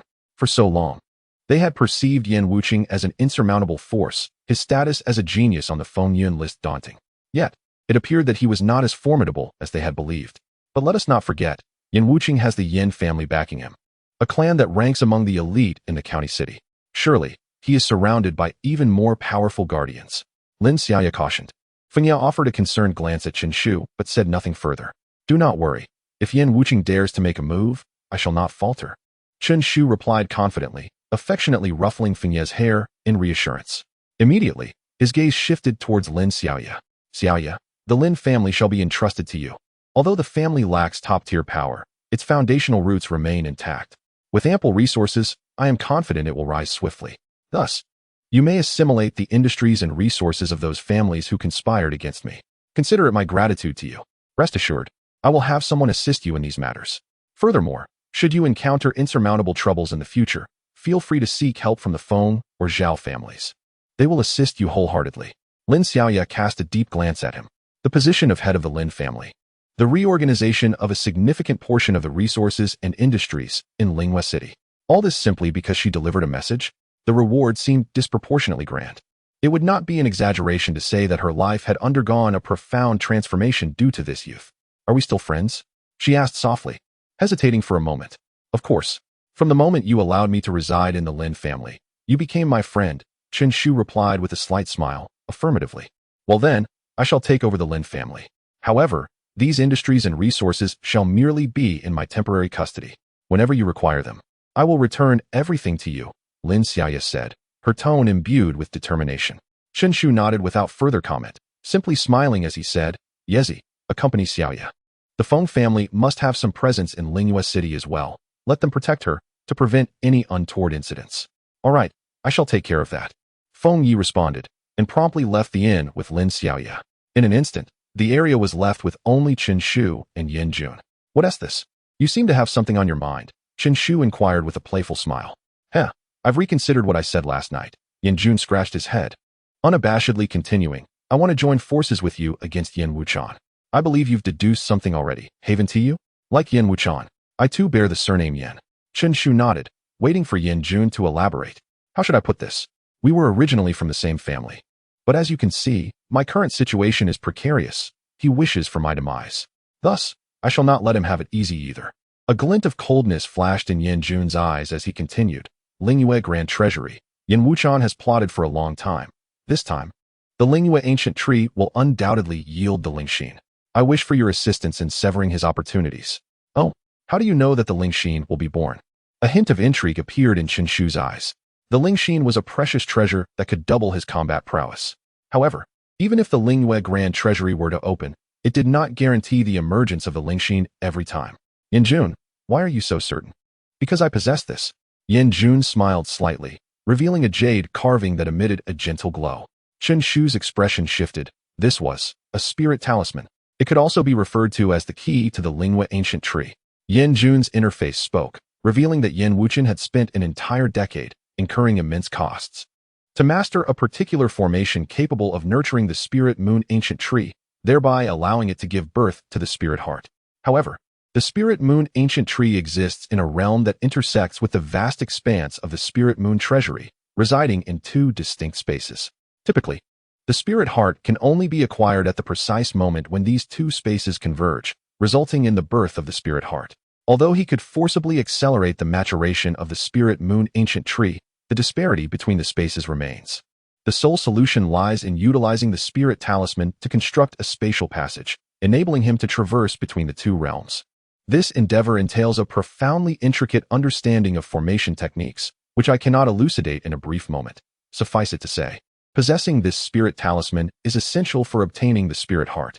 Yin Jun smiled faintly, tossing the spirit talisman to Chen Shu. Now, I bestow upon you this talisman. Your task is to seize the spirit heart before Yin Wuchen does, for he too possesses a spirit talisman. Chapter 82. Gathering of Geniuses, the Spirit Rune. Can one approach the spirit moon ancient tree to obtain the spirit heart? Chen Shu explored the smooth jade carving in his hand, his eyes shimmering with understanding. He had grasped Yin Jun's intent. There were two spirit runes. One was in his possession, while the other resided with Yin Wucheng. Ultimately, the acquisition of the spirit heart would hinge upon the contest between the holders of these two runes. How fortuitous, for I too possess an interest in the spirit heart. Chen Shu remarked with a smile, nodding confidently. Rest assured, with me present, Yin Wucheng cannot hope to attain the spirit heart. That is for the best. Yin Jun replied with a slight smile. Once Feng Yi returns, we shall embark. The Spirit Moon Grand Vault is on the verge of opening. Is it finally about to commence? I hope this Grand Vault does not disappoint, Chen Shu mused, his hands clasped behind his back, his gaze deep with contemplation. The following day, early in the morning, Chen Shu and his companions departed from the inn, making their way towards Spirit Moon Mountain. Along the route, numerous figures traversed the skies, many of whom possessed formidable strength, evidently drawn by the allure of the Spirit Moon Grand Vault. Upon their arrival, the mountain was already teeming with people, a cacophony of voices echoing from all directions. The Spirit Moon Grand Vault certainly draws a crowd, Feng Yi observed in astonishment. At that moment, over 3,000 cultivators at the spirit transformation stage had gathered, and this number was steadily increasing. We have yet to reach the peak of the gathering. The formidable practitioners of the Xuanwu realm have yet to make their appearance, Yin Jun remarked with a smile. As his words fell, powerful figures suddenly soared in from the distance. Leading them was an individual whose aura resonated with unmatched intensity, unmistakably at the pinnacle of the spirit transformation realm. Behind him followed dozens of cultivators at the 8th level of spirit transformation, members of the Lingfeng mercenary corps. They had indeed mobilized en masse. Amidst the crowd, someone recognized the newcomers and spoke with a hint of reverence. It is the Lingfeng mercenary corps. Their leader, Sun Yuan, though only at the peak of the 9th level of spirit transformation, has once gone toe-to-toe with a Xuanwu realm expert, proving himself to be a remarkable talent. The individuals accompanying him are all seasoned fighters, not to be trifled with. Whispers of awe filled the air as the crowd's understanding of the Lingfeng mercenary corps deepened, their reverence intensifying. Even within the Spirit Moon Grand Vault, Xuanwu realm experts held a position of utmost power, and the fact that Sun Yuan could contend with them was nothing short of astonishing. Hearing the murmurs of the crowd, Sun Yuan smiled arrogantly, then waved his hand, leading his fierce subordinates to land among the throng, his gaze sweeping over the gathering with an air of superiority. Haha. The Spirit Moon Grand Vault seems to be declining year by year. This time so many small fry have shown up. How utterly tedious, Sun Yuan commented, shaking his head dismissively. Indeed, brother, this is for the best. Their lack of strength means the treasures of the Spirit Moon Grand Vault shall belong to us. One of his subordinates chimed in, brimming with pride. As soon as the words were spoken, a cold snort echoed through the air. The audacity was striking. One must consider their own worth. Who dares to step forward? Sun Yuan's expression darkened as he bellowed furiously. How could you even know my name? The voice continued with haughty disdain, and suddenly, a flash of azure lightning appeared. A hand struck fiercely across Sun Yuan's face. The sharp sound of the slap reverberated through the crowd. This blow left everyone in shock. Wasn't Sun Yuan supposed to possess strength comparable to the Xuanwu realm? How could he not even block a single slap from this youth? What a terrifying child. What level of power does he possess? Could he truly be from the Xuanwu realm? Someone in the crowd gasped in astonishment. Sun Yuan's complexion darkened as he fixated on the azure figure, a sense of dread creeping into his heart. He clearly perceived the movement of the figure, yet his own actions lagged behind, leaving him powerless to stop the hand from landing on his face. This could only signify one truth. The youth's prowess far surpassed his own. This slap was merely a lesson. Heed your words next time, little ant. To speak so boldly is truly laughable. The azure figure remarked disdainfully. Upon hearing this, Sun Yuan retorted defiantly, "Humph. You are far too arrogant. If our Spirit Peak Mercenary Corps were to join forces, you might not stand a chance. Not a chance.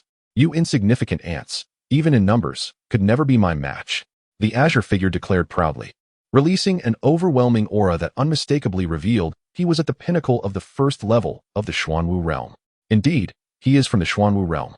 This revelation sent the crowd into a frenzy. A Xuanwu realm expert had finally made an appearance. Sun Yuan's pupils constricted, and he instinctively retracted his neck in trepidation, daring not to utter another word.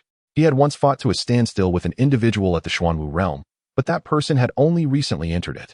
There was no comparison to the one before him. Just then, a series of powerful whooshing sounds pierced the air. Suddenly, several figures clad in azure appeared before the crowd. The leader, appearing to be around 17 or 18 years of age, stood with his hands behind his back, emanating an air of superiority. Upon seeing this individual, the azure figure immediately disregarded Sun Yuan, stepping forward to kneel on the ground, respectfully uttering, "Young Master Ji." Young Master Ji nodded.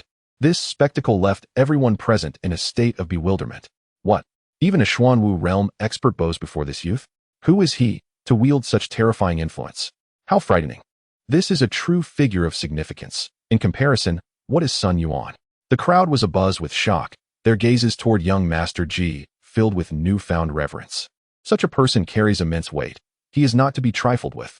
This individual is named Ji Wu, a prominent figure who once vied with Yan Wuchen for rank on the Storm and Cloud list, ultimately defeated by Yan Wuchen due to a slight miscalculation. Yan Jun cast a solemn glance at the young man clad in blue and remarked, "The Ji family is among the most prominent clans in the county city. Ji Wu undoubtedly has many formidable allies by his side. Unless absolutely necessary, we should avoid any conflict with him." Chen Shu nodded in agreement, showing little concern. As long as they did not provoke him, it mattered little. However, should they dare to bully him, he would not hesitate to unleash a massacre. Among those determined to partake in the Lingyue Grand Vault, the most formidable was undoubtedly Yan Wuchen, a genius of the Fengyun list. Yet, besides him, there were 3 others who were equally deserving of the title of strong warriors: Ji Wu, Lei Kong, and Ouyang Kuangyu. You have already encountered Ji Wu, and now both Lei Kong and Ouyang Kuan Yu have also arrived. As Yin Jun's words fell, a thunderous sound echoed through the air like a clap of thunder. Chapter 83. The opening of the Spirit Moon Vault. A thunderous roar erupted, echoing like the rumble of thunder. Suddenly, all eyes were drawn to two silvery beams of light, crashing through the air like surging waves. In the forefront stood a young boy, his back adorned with an ancient sword, emanating an aura as sharp as the blade itself. Beside him was another youth, bare-chested, with a gleaming bald head inscribed with intricate patterns of lightning, exuding a wild ferocity. The appearance of these two young men captivated the attention of the crowd, many faces displaying expressions of astonishment. Their potent presence revealed that both were at the Xuanwu realm, signifying the arrival of two extraordinary talents. Who are these two? A voice murmured in awe. They must be significant figures, yet I do not recognize them. Do you wish to know them? Just look at the entourage that follows. It is evident they are not individuals we can easily befriend, came a response, accompanied by nods of agreement and exclamations of disbelief. Lei Kong, Ouyang Kuan Yu. The calm demeanor of the young man in green, Ji Wu, shifted slightly as he fixed his gaze on the leading duo, speaking in a low tone. Ji Wu, I did not expect you to arrive so early. Lei Kong replied with a wide grin, his white teeth gleaming. But alas, being early is not as fortunate as being timely. Save your breath. You'd best watch your words before you lose your head. Ji Wu retorted sharply, glaring at Lei Kong. The Spirit Moon Vault has yet to be opened. And you are already preparing for internal strife? Ouyang Kuan Yu, with the ancient sword on his back, scoffed, shaking his head. Let us not forget, we share a common adversary. Upon hearing this, Lei Kong and his companion exchanged glances, their words faltering. Speaking of the devil, here he comes, Lei Kong chuckled, but his expression suddenly turned serious. Ji Wu and Ouyang Kuan Yu also bore expressions of alertness. The only figure formidable enough to unite them against was the talent from the Storm and Cloud rankings, Yin Wuchen. Boom, boom, boom. At that moment, a resounding noise erupted, followed by the sharp cry of a crane resonating through the heavens. The sound grew larger and more magnificent as it approached. Everyone looked up to see an extraordinary giant crane, accompanied by the sound of wind and thunder, soaring into the sky. As the crane descended gracefully, the crowd's gaze was instantly drawn to it, where a figure clad in white stood with hands clasped behind him, his long hair dancing in the gentle breeze, exuding an air of effortless grace. Yin Wuchen, the prodigy of the Storm and Cloud rankings. He has finally arrived. A chorus of astonished voices erupted. Even those unfamiliar with Yin Wuchen's name displayed signs of shock. For the mere mention of the Storm and Cloud rankings was enough to instill awe. In the distance, Sun Yuan spoke with trepidation. He had initially believed that this edition of the Spirit Moon Vault would be lacking in both quantity and quality. Yet now I realize how egregiously mistaken he is.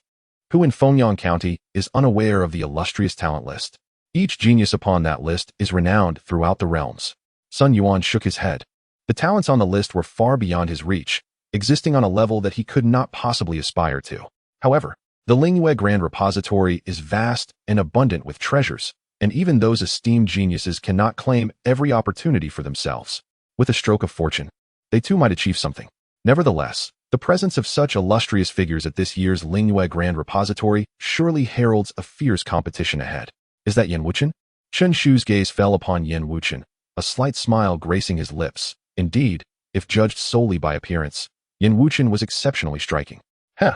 Yin Jun let out a low chuckle, his eyes tinged with mockery. Yin Wuchen, you have arrived a tad late. Ouyang Kuan Yu laughed heartily, his voice grave. A good meal is never too late.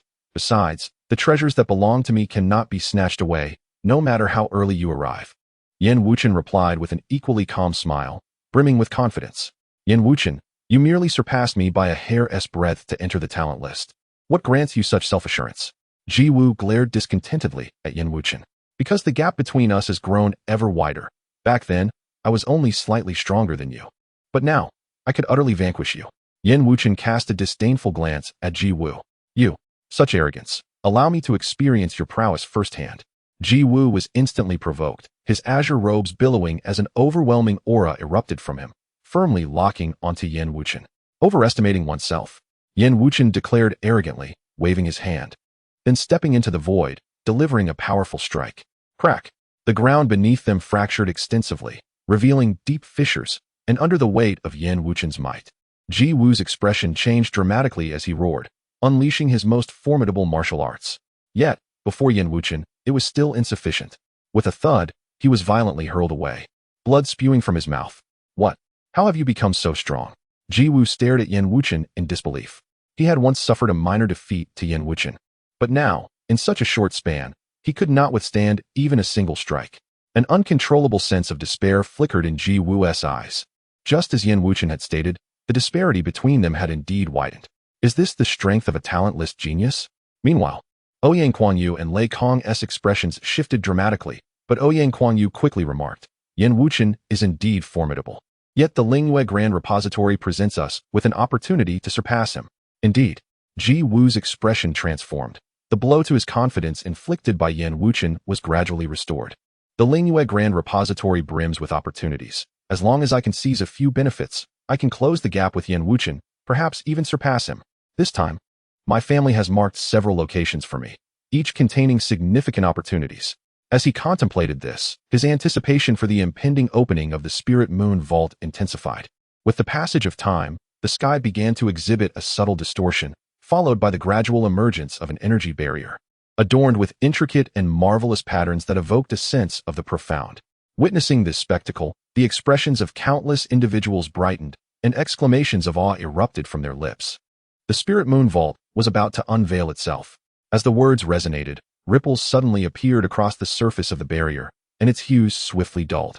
In the next moment, a series of crisp, delicate sounds echoed as azure light surged forth, revealing visible cracks on the barrier. A dark aperture slowly manifested. Ready yourselves, for the Spirit Moon Vault is about to reveal its wonders. Just as Yin Jun finished speaking, the already fractured barrier erupted with a resounding bang, unleashing a powerful storm that swept down from the heavens. Let us go. In midair, Lei Kong, Ouyang Kuan-yu, and others stood proudly, and as the barrier shattered, their figures transformed into brilliant streaks of light, rushing forth and plunging into the abyss of darkness in an instant. The Spirit Moon Vault has been opened. We must charge in. Below, the crowd erupted in joyous shouts, and soon, spiritual energy surged forth as figures raced towards the aperture, filling the air with the sound of whistling winds. Let us proceed. Chen Shu, with a flourish of his sleeve, led Yin Jun and Feng Yi, following closely behind as they sped towards the dark entrance. The highly anticipated Spirit Moon Vault has finally opened. Chapter 84. Pei Yuan Pill within the depths of the Lingyue Grand Repository. As one stepped into the inky black entrance, an overwhelming sense of oppression struck immediately. Clearly, even though the formidable warrior of the Earth Martial Realm had perished many years ago, his lingering aura still cast a formidable shadow over this place, instilling fear in those who dared to enter. Feng Ye's complexion turned slightly pale. The heaviness in the air made her feel as though she might spew blood. Chen Shu inhaled deeply, activating the Thunder's sacred technique, his explosive inner strength surging forth to shatter the negative sensations that had invaded his body. Subsequently, he placed a hand gently on Feng Ye's shoulder, channeling his energy to shield her from the oppressive force. Thank you, big brother, Feng Ye murmured, her expression easing slightly. Yet, she soon spoke with a hint of gravity. This Earth Martial Realm expert is truly terrifying. Even in death, his residual power is so formidable. I cannot imagine how horrifying he must have been in his prime. When you reach that realm, you will understand, Chen Shu replied with a calm smile. Though Feng Ye could only manage a wry shake of her head. But that is the Earth Martial Realm. Even in Tianyang Prefecture, such figures are rare, let alone in the county city. They belong to the pinnacle of power, capable of altering the very fabric of the world. Such a realm is beyond my reach. Chen Shu offered no further comment. To him, the Earth Martial Realm was merely a stage in his journey of cultivation and held little significance. He was confident that he would eventually attain that level and continue to advance further. Raising his gaze, Chen Shu looked ahead and beheld an expansive hall, surrounded by numerous paths leading deeper into the repository. At that moment, countless figures were dispersing through these various routes. Let us proceed, Chen Shu said nonchalantly as he chose a path and stepped forward. From Yin Jun, he had learned that all these paths would ultimately converge in the core area of the Grand Repository. The only distinction lay in the different opportunities each path presented, with some offering more chances than others. Within the passageways, there were stone chambers, some perhaps empty, while others might contain martial arts, divine weapons, elixirs, and other treasures. In essence, it was a test of luck. However, the quality of the treasures here was rather low, seldom attracting the attention of formidable warriors of the Xuanwu realm. Truly valuable items resided in the core area of the repository, where a plethora of high-grade treasures awaited, with a considerable chance of acquisition. As they walked, Yin Jun softly remarked. After traversing a few hundred meters, they encountered the first stone chamber. Despite the flow of people, several figures still surrounded them, their faces tinged with greed as they scoured the stone chambers within the passage. Pay them no mind. Let us move forward. These chambers have been searched countless times and are unlikely to yield anything of value, Yin Jun advised. Hearing her words, Chen Shu nodded and disregarded the stone chambers, leading the two of them swiftly deeper into the passageway. Having traversed a considerable distance, it appeared that there might be something of value hidden within. Yin Jun smiled softly and remarked. Yet before he could finish his sentence, he observed Chen Shu striding directly towards an unassuming stone house. Momentarily taken aback, Yin Jun's smile broadened. He had not anticipated that Chen Shu possessed such a keen talent for treasure hunting. His instincts were sharper than Yin Jun's own.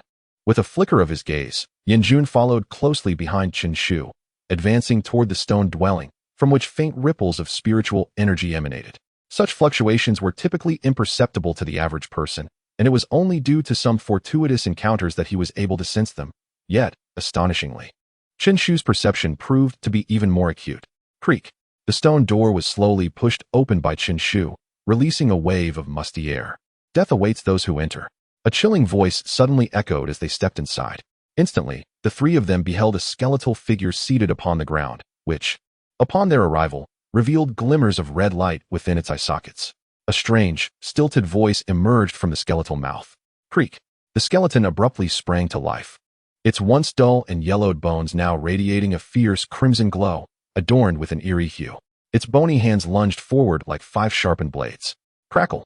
The air erupted with a series of sonic booms, as a sharp aura emanated from the skeletal hands. Feng Ye's expression shifted dramatically. The aura exuding from this skeleton was so formidable that she could not hope to contend with it. Had she ventured in alone, she would undoubtedly have met her demise at its hands.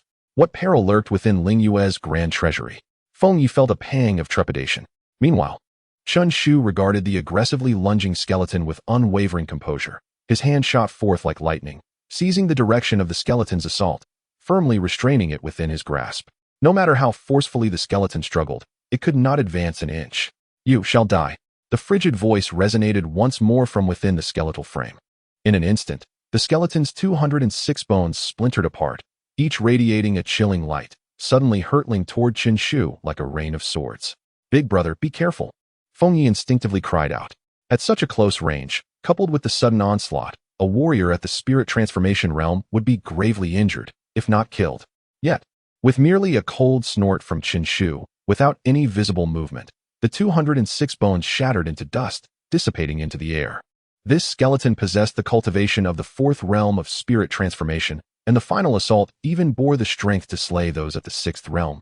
Yi Zi, be cautious and do not stray too far from me, Chen Shu warned solemnly. Feng Yi nodded earnestly.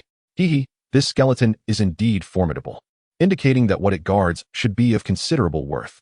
Yin Jun eagerly seized a box from the stone steps and opened it. Inside lay a pill the size of an infant's fist, crystalline and jade-like, exuding a subtle, fragrant aroma. The Peiyuan pill possesses the remarkable ability to condense spiritual energy, enhancing both its quality and quantity manifold.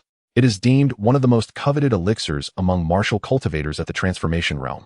For possessing this pill signifies a potential doubling of combat prowess compared to peers within the same realm. However, the use of the Peiyuan pill is not without limitations. One can only utilize it once per minor level within the transformation realm. As Yin Jun spoke, he tossed the Peiyuan pill to Chen Shu, acknowledging it as a significant acquisition. At that moment, faint footsteps suddenly echoed through the air. Chen Shu turned to find 4 figures standing at the stone gate, their eyes ablaze with avarice as they fixated upon the Peiyuan pill. Kid, hand over the Peiyuan pill. Chapter 85. The Deadly Order. The 4 individuals were evidently a cohesive unit, adorned in matching purple attire, their movements exhibiting a remarkable synchronicity. They entered the stone dwelling in unison, effectively barricading the entrance, and then turned their malevolent grins toward Chen Shu, exuding an air of inevitability. Deliver the Peiyuan Dan to me now, and I may spare your lives. Otherwise, do not blame us for our ruthless nature. The leader among them intoned with a grave voice, revealing his cultivation of the 7th level of the spirit transformation realm. Chen Shu remained unfazed, casting a fleeting glance at him and coolly remarking, Is a mere 7th level of spirit transformation enough to emulate others in committing murder and theft?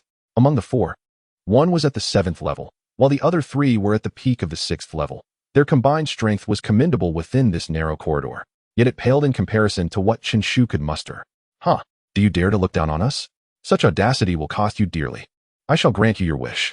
The 7th level warrior bellowed, unleashing his full power and striking toward Qinshu with a sweeping palm. The other 3 wasted no time and launched their attacks simultaneously. With a thunderous roar, spiritual energy surged forth, and 4 ferocious assaults converged from different angles, effectively sealing off any retreat for Qinshu. One must concede that their coordinated effort was commendable. An ordinary individual would find themselves with no escape, forced to endure their onslaught, and even if they survived, they would be gravely injured. Yet, regrettably for them, they were up against Qinshu. Did Qinshu need to retreat against a group of spirit transformation cultivators? The answer was unequivocally no.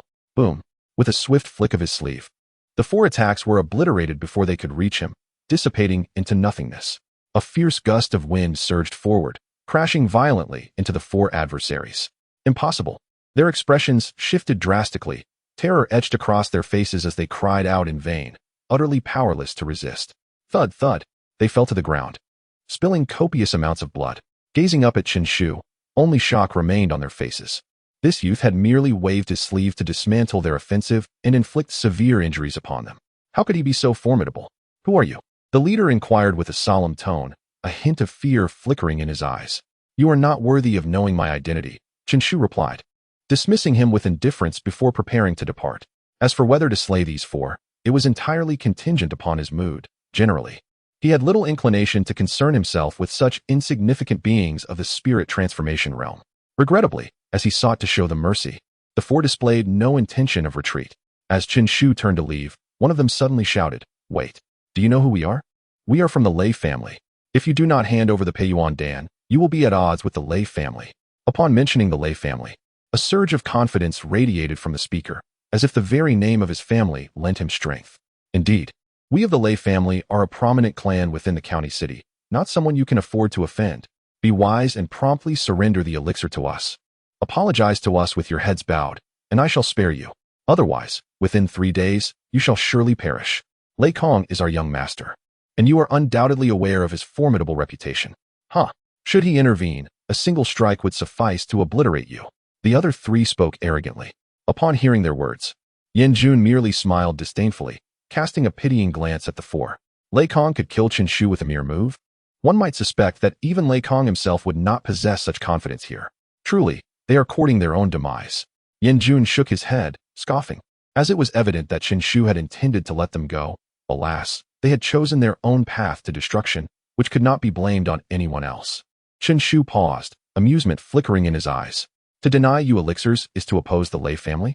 Just because you hail from the Lei family, you demand that I bow my head in apology to you, a group of vanquished foes, or else you threaten to take my life. But can you truly accomplish such a feat?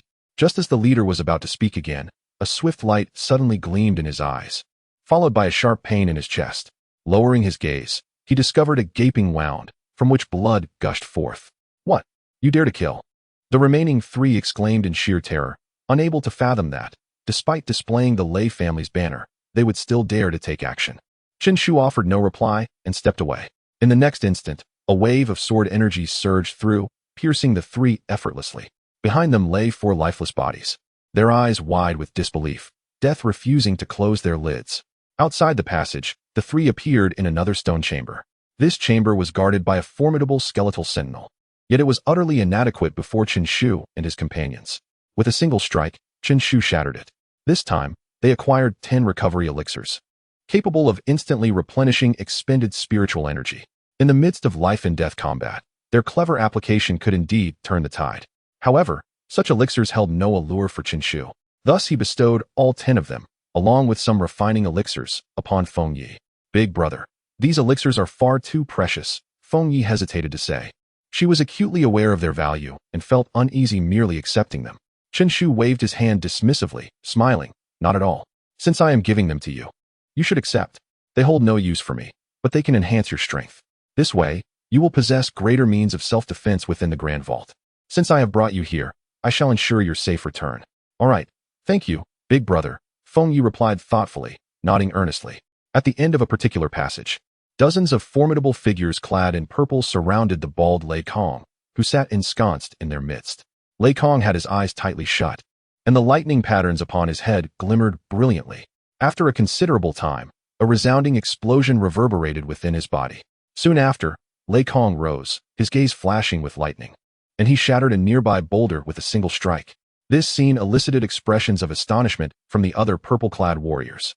Young Master Lei, have you made a breakthrough? Excellent. Young Master Lei's strength has seen remarkable advancement. I believe the gap between him and Yin Wuchen has significantly narrowed. Lei Kong smiled broadly, a hint of pride shimmering in his eyes. The third level of the Xuanwu realm. After years of arduous cultivation, he has finally seized an opportunity within the Lingyue Grand Repository to ascend to this realm. At that moment, a figure clad in purple approached swiftly and spoke somberly. Young Master Lei, our people have been slain. What? Who dares to kill members of the Lei family? Lei Kong's fury ignited as he turned sharply, his voice icy with inquiry. My subordinate has already ascertained the details. The murderer is named Chen Shu, hailing from Baiyun City. He is accompanied by 2 others, one of whom is Yin Jun. This individual seemed well acquainted with Chen Shu's background, articulating it with clarity. Oh, Yin Jun? A glimmer of intrigue flickered in Lei Kong's eyes, quickly replaced by a grave demeanor. Regardless of the circumstances, he dares to slay a member of the Lei family, thus making himself my enemy. Convey my orders. Chen Shu is to be included in our list of targets.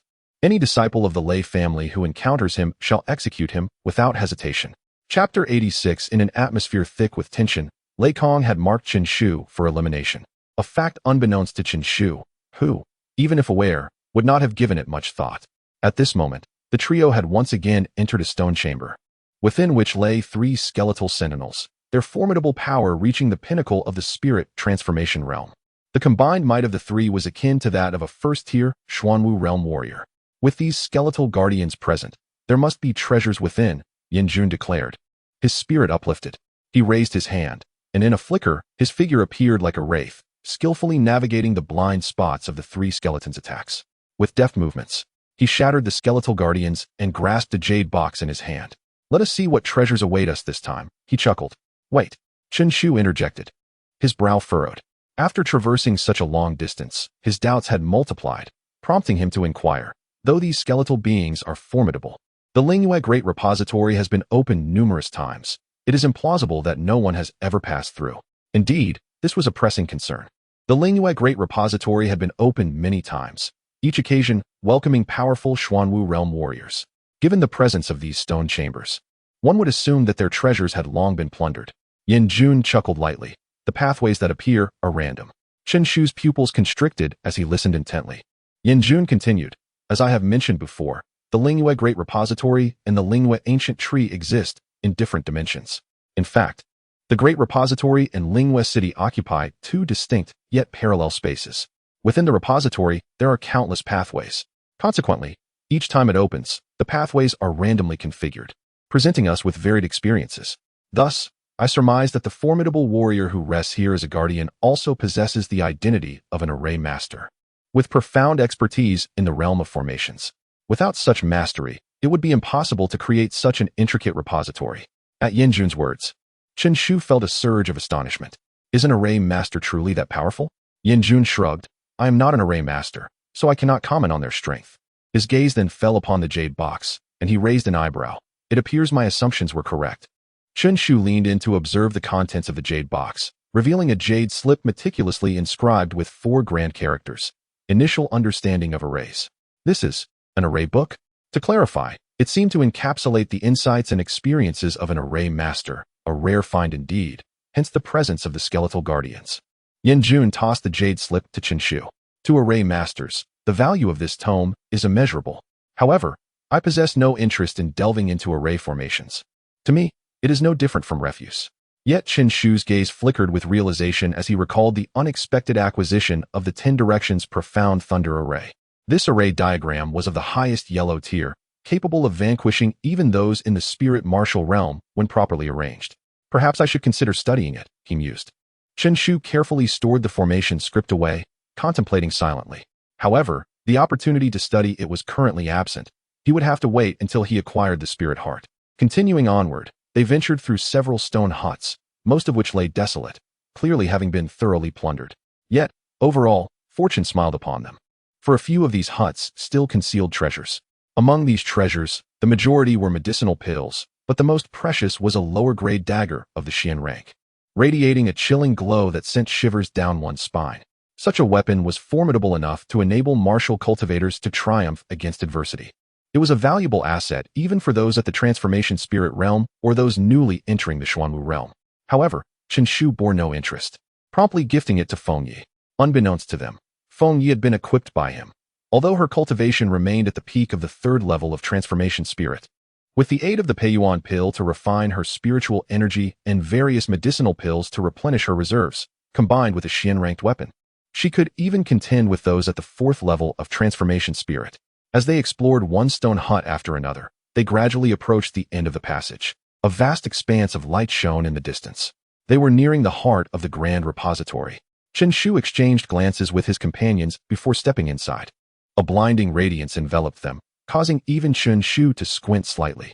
In that fleeting moment, he perceived intricate patterns shimmering to life. The next instant, they found themselves standing upon a vast, verdant expanse. Towering ancient trees soared into the sky, lush and vibrant, adorned with various exquisite flowers swaying in bloom. In the distance, majestic mountains lay sprawled like sleeping dragons, while towering peaks pierced the heavens. The thunderous roars of beasts echoed incessantly. Had they been transported here? Was this the work of the Formation Master? Chen Shu pondered. One had to admit, the abilities of this Formation Master were indeed astonishing, leaving one defenseless. If the creator of this grand repository harbored malicious intent, they might not even know how they met their demise. Let us proceed. Splendid treasures await us. Yan Jun remarked with a light laugh, his eyes glinting with intensity. The confrontation between him and Yan Wuchen was about to unfold in this very realm. At this moment, the core area was bustling with figures, and powerful auras surged through the air. Hurry, a sacred land has emerged in the west. Yes, I have heard tales of it. That area is known as the Heart Flame Mountain, a sacred site for cultivation, with spiritual energy levels exponentially higher than the outside world.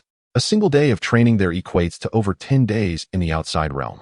What you speak of refers to the outskirts. In the central region of Heart Flame Mountain, the spiritual energy is even denser, rumored to have materialized into a tangible form. If I could cultivate there for half a day, I would undoubtedly break through my current limits.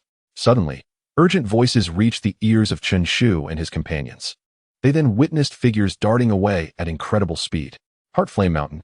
Chen Shu turned to Yan Jun, who nodded in affirmation, whispering, "We too can spend a few days cultivating there. Heart Flame Mountain truly deserves its title as a sanctuary for practitioners." Anyone who has ventured into the central region of Heart Flame Mountain has experienced a substantial enhancement in their cultivation. With our current prowess, if we were to enter and engage in cultivation, we could likely elevate ourselves by 1 or 2 levels. Is it truly that remarkable? If so, we should certainly investigate. Chen Shu's mind stirred slightly. Although he possessed a system that facilitated rapid cultivation, the demands of advancing in power meant that his sleep duration had also increased. This was due to the escalating amount of mystical energy required for breakthroughs, while the mystical energy available in the external environment was relatively scarce. Based on his calculations, he would need to slumber for over 20 days to potentially break through to the 6th level of the Xuanwu realm. However, within the Heart Flame Mountain, this timeline would be significantly expedited. Chapter 87. Ji Changtian and the Heartfire Mountain. Nestled on the western fringe of the Lingwe mountain range, Heartfire Mountain is not particularly towering. However, its peaks are adorned with pale red rocks that, from a distance, resemble flickering flames. At present, Heartfire Mountain is teeming with throngs of people. The atmosphere is charged with powerful presences, and the cacophony of voices rises and falls incessantly.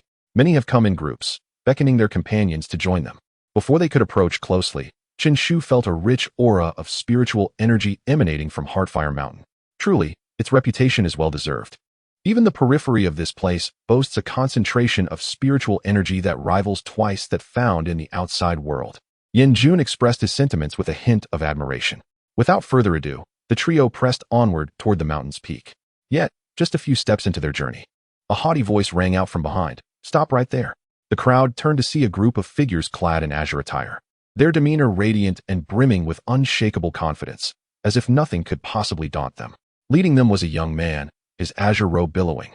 With piercing eyes sharp as blades, He appeared to be around 24 or 25 years of age, exuding an aura reminiscent of a fierce predator, as though he had taken countless lives. A blood-red blade, unsheathed and ominous, hung at his waist, instilling a sense of dread in those who beheld it. The one who had just spoken was none other than he. With an icy glare sweeping over the assembled crowd, he stepped forward with a fierce stomp, unleashing a terrifying pressure that enveloped him. I said stop. Anyone who dares to advance a single step further shall face death. Numerous individuals furrowed their brows, casting discontented glances at the azure-clad youth. Yet, the formidable strength he exhibited instilled a sense of trepidation, prompting many to refrain from provoking him. However, some sharp-eyed spectators whispered among themselves, his attire resembles that of young Master G. They must be affiliated. Young Master G, it seems he is a prodigy of the G family. The G family, a prominent clan within the county, is not to be trifled with. Some even recognized the Azure youth's true identity and spoke in hushed tones. He is Ji Chantian, a genius of the G family. His talent only slightly inferior to Ji Wu. Currently, he has reached the first level of the Xuanwu realm. Moreover, he has taken countless lives, having single-handedly slaughtered dozens at the peak of the transformation realm with methods of extreme brutality. He is notorious as a murderous fiend within the county. What? The first level of the Xuanwu realm. A murderous fiend. Upon hearing this, countless individuals were struck with fear, gasping in astonishment. Their gazes towards Ji Chantian now laced with awe. Although many were present, few could afford to provoke such a formidable being.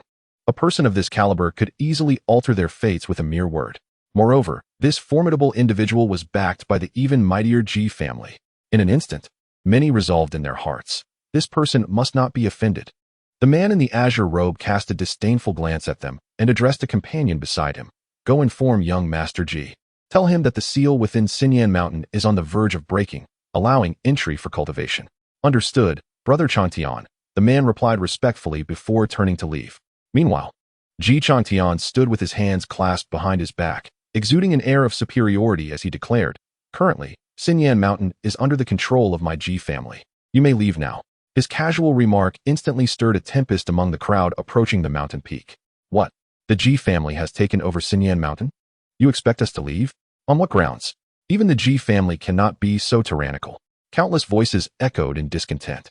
Observing this scene, Ji Chankong's eyes glinted with a cold smile as he calmly stated, perhaps my words were not sufficiently clear, leading to your misunderstanding? Allow me to reiterate. As he spoke, he suddenly stepped forward, his voice booming like thunder. All of you, get out. Ji Chantian, your Ji family is indeed powerful, but such tyranny is unwarranted. Xinyan Mountain is a land without a master. It rightfully belongs to those who come first. A burly man declared with a deep voice. His aura unmistakably marked him as a first-tier Xuanwu realm warrior. Upon hearing the words of a Xuanwu realm expert, the crowd felt a surge of confidence and began to voice their grievances. Indeed, your Ji family is too domineering. There are other Xuanwu realm warriors among us. We can coexist peacefully. There is no way we will vacate Xinyan Mountain. Yes, our strength is not to be underestimated. Should you dare to force us, we will fight to the bitter end. Do you think you are worthy of such a struggle?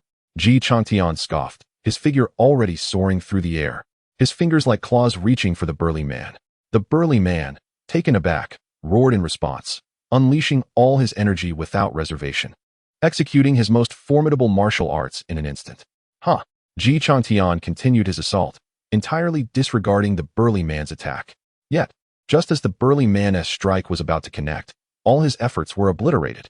The burly man was startled and prepared to counterattack, but it was too late. Ji Chantian moved like lightning, seizing the burly man's throat and lifting him effortlessly. Is he the source of your audacity to bark at me? Ji Chantian surveyed the crowd with disdain, his voice icy. In the next moment, a crisp cracking sound echoed as the burly man's face contorted in terror, desperately clutching Ji Chantian's hand, helplessly descending. A first-tier Xuanwu realm warrior. Dead. Before me, utterly powerless. Ji Chantian discarded the burly man like refuse, brushing off his hands. The arena fell into silence.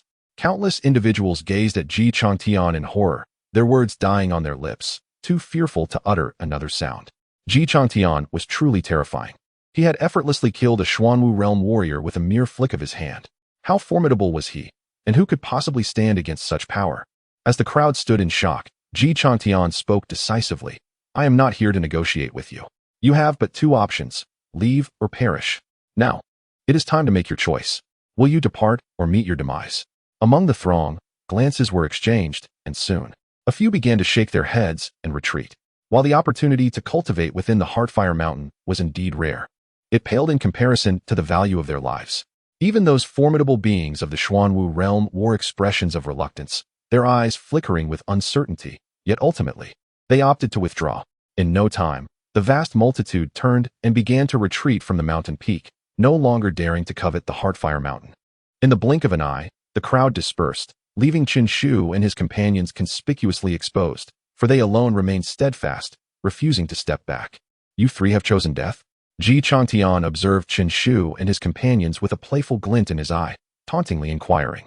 Qin Shu, as if deaf to the words, strode forward with unwavering determination, entirely disregarding Ji Changtian. This scene caused Ji Changtian's expression to darken. How dare anyone disregard his words? Truly, they were courting death. Chapter 88. The defeated princess, Ji Changtian. What? Is there still someone who dares to disregard Ji Changtian's words? Look, they actually dare to choose to press on. Have they forgotten the value of their own lives?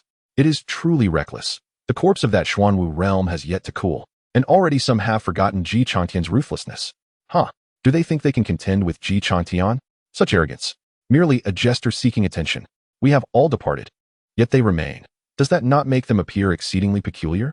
From the crowd, mocking voices incessantly echoed. All eyes were fixated on Qin Shu and his companions, brimming with derision and disdain. Yet, unexpectedly, it was one who had just descended from the peak who first spoke. They turned toward Qin Shu, seemingly more displeased than Ji Changtian and his followers. Young Master Ji, considering your esteemed status, those three are unworthy of your intervention. Permit me to assist instead. One individual stepped forward, bowing to Ji Changtian with an ingratiating tone. Indeed, young Master Ji, allow me to dispose of these three oblivious fools. And you may let me cultivate on the periphery for a while. The Heartflame Mountain is vast, yet the energy I can absorb is quite limited, the individual continued, speaking in a subservient manner. Upon hearing this, the crowd's eyes lit up, and at that moment, their gazes toward Qin Shu and his companions were tinged with crimson, filled with a ravenous desire, as if the trio were their prey. Soon, a cacophony of voices clamored forth. Count me in. Young Master Ji, Zhang Ming speaks truth. These three are not worthy of your personal attention. We can serve you. Yes, young Master Ji, grant me the opportunity. I shall eliminate them on your behalf. On the mountain peak, Qin Shu paused, while Feng Yi glared angrily at the crowd below, exclaiming, they are utterly excessive. It was Ji Changtian who forbade them from entering Heartflame Mountain, yet they seek to slay us to curry favor with him. Just moments ago, we were allies. To say nothing of the fact that we do not even know them. Is it for their selfish desires that they would wish to kill us? Feng Yi found it incomprehensible, her face pale with indignation. Qin Shu, however, remained unfazed, as if he had long anticipated this turn of events, and calmly remarked. Because they perceive Ji Changtian as formidable, they fear offending him, and it is human nature to bully the weak while fearing the strong. Yan Jun cast a surprised glance at Qin Shu, astonished that he remained so composed, as if he had already grown indifferent to it all. It seemed that Qin Shu had endured quite a few trials. What does young Master Ji think? The initial speaker in the crowd eagerly pressed, waiting for Ji Changtian's command to unleash their full strength against Qin Shu and his companions. Huh, you all have grand designs. Ji Changtian coldly surveyed the crowd, scoffing before categorically denying. What are you to meddle in Heartflame Mountain? Get lost at once, or I shall slay one by one. As his words fell, those clad in azure garments from the Ji family drew their blades and stood, coldly glaring at the crowd. Why don't you hurry and leave? Did you not hear what Brother Changtian said? Even if we were to discard our possessions, we would never offer them to outsiders. Do you dare to dream of consuming the remnants of the Ji family? Depart. How can you be like this? Lamented the crowd, expressing their grievances. They had not anticipated that Ji Changtian would be so domineering, so selfish. He feasted upon the meat, yet denied them even a sip of broth. It must be noted that the Heartflame Mountain was vast and abundant in energy, yet it could only sustain for 3 days. From the moment the energy of Heartflame Mountain was unleashed, after 3 days, even if some energy remained, it would dissipate entirely. Yet, they dared not voice their anger. Ji Changtian's formidable strength loomed over them. Who would dare provoke him? A sigh echoed through the air as someone, despondent and disheartened, departed, evidently devoid of any hope. Since Ji Changtian had spoken, defiance would surely lead to death. Nevertheless, many chose to remain, eager to witness the fate of Qin Shu and his companions. At that moment, Chen Shu and his companions had already walked several hundred steps, seemingly on the verge of vanishing from sight. Still not stopping? Truly seeking death. I shall see what audacity you possess. Ji Changtian sneered, stomping the ground with force, his figure hurtling toward Chen Shu and his companions like a cannonball. Boom! A thunderous sound erupted, followed by a howling wind that caused the towering trees of Heartflame Mountain to snap and crash to the ground. Ji Changtian's form darted forward like a shot arrow, in mere instants appearing behind Chen Shu and his companions. With a single sweeping motion, he unleashed a surge of profound energy, manifesting as a colossal hand that came crashing down. They were doomed. Such a terrifying onslaught. How fortunate we are not to have offended Ji Changtian. Otherwise, we would meet the same fate. The crowd murmured with malicious glee. Yet in the next moment, all eyes fixed intently upon the scene. Chen Shu suddenly countered, and before they could comprehend, that enormous handprint shattered with a resounding explosion, followed by a sharp slap, landing on Ji Changtian's face. Smack! The loud sound sent shivers down everyone's spine. The notorious Ji Changtian, known for his lethal prowess, had just been struck. Would this madman not descend into complete rage?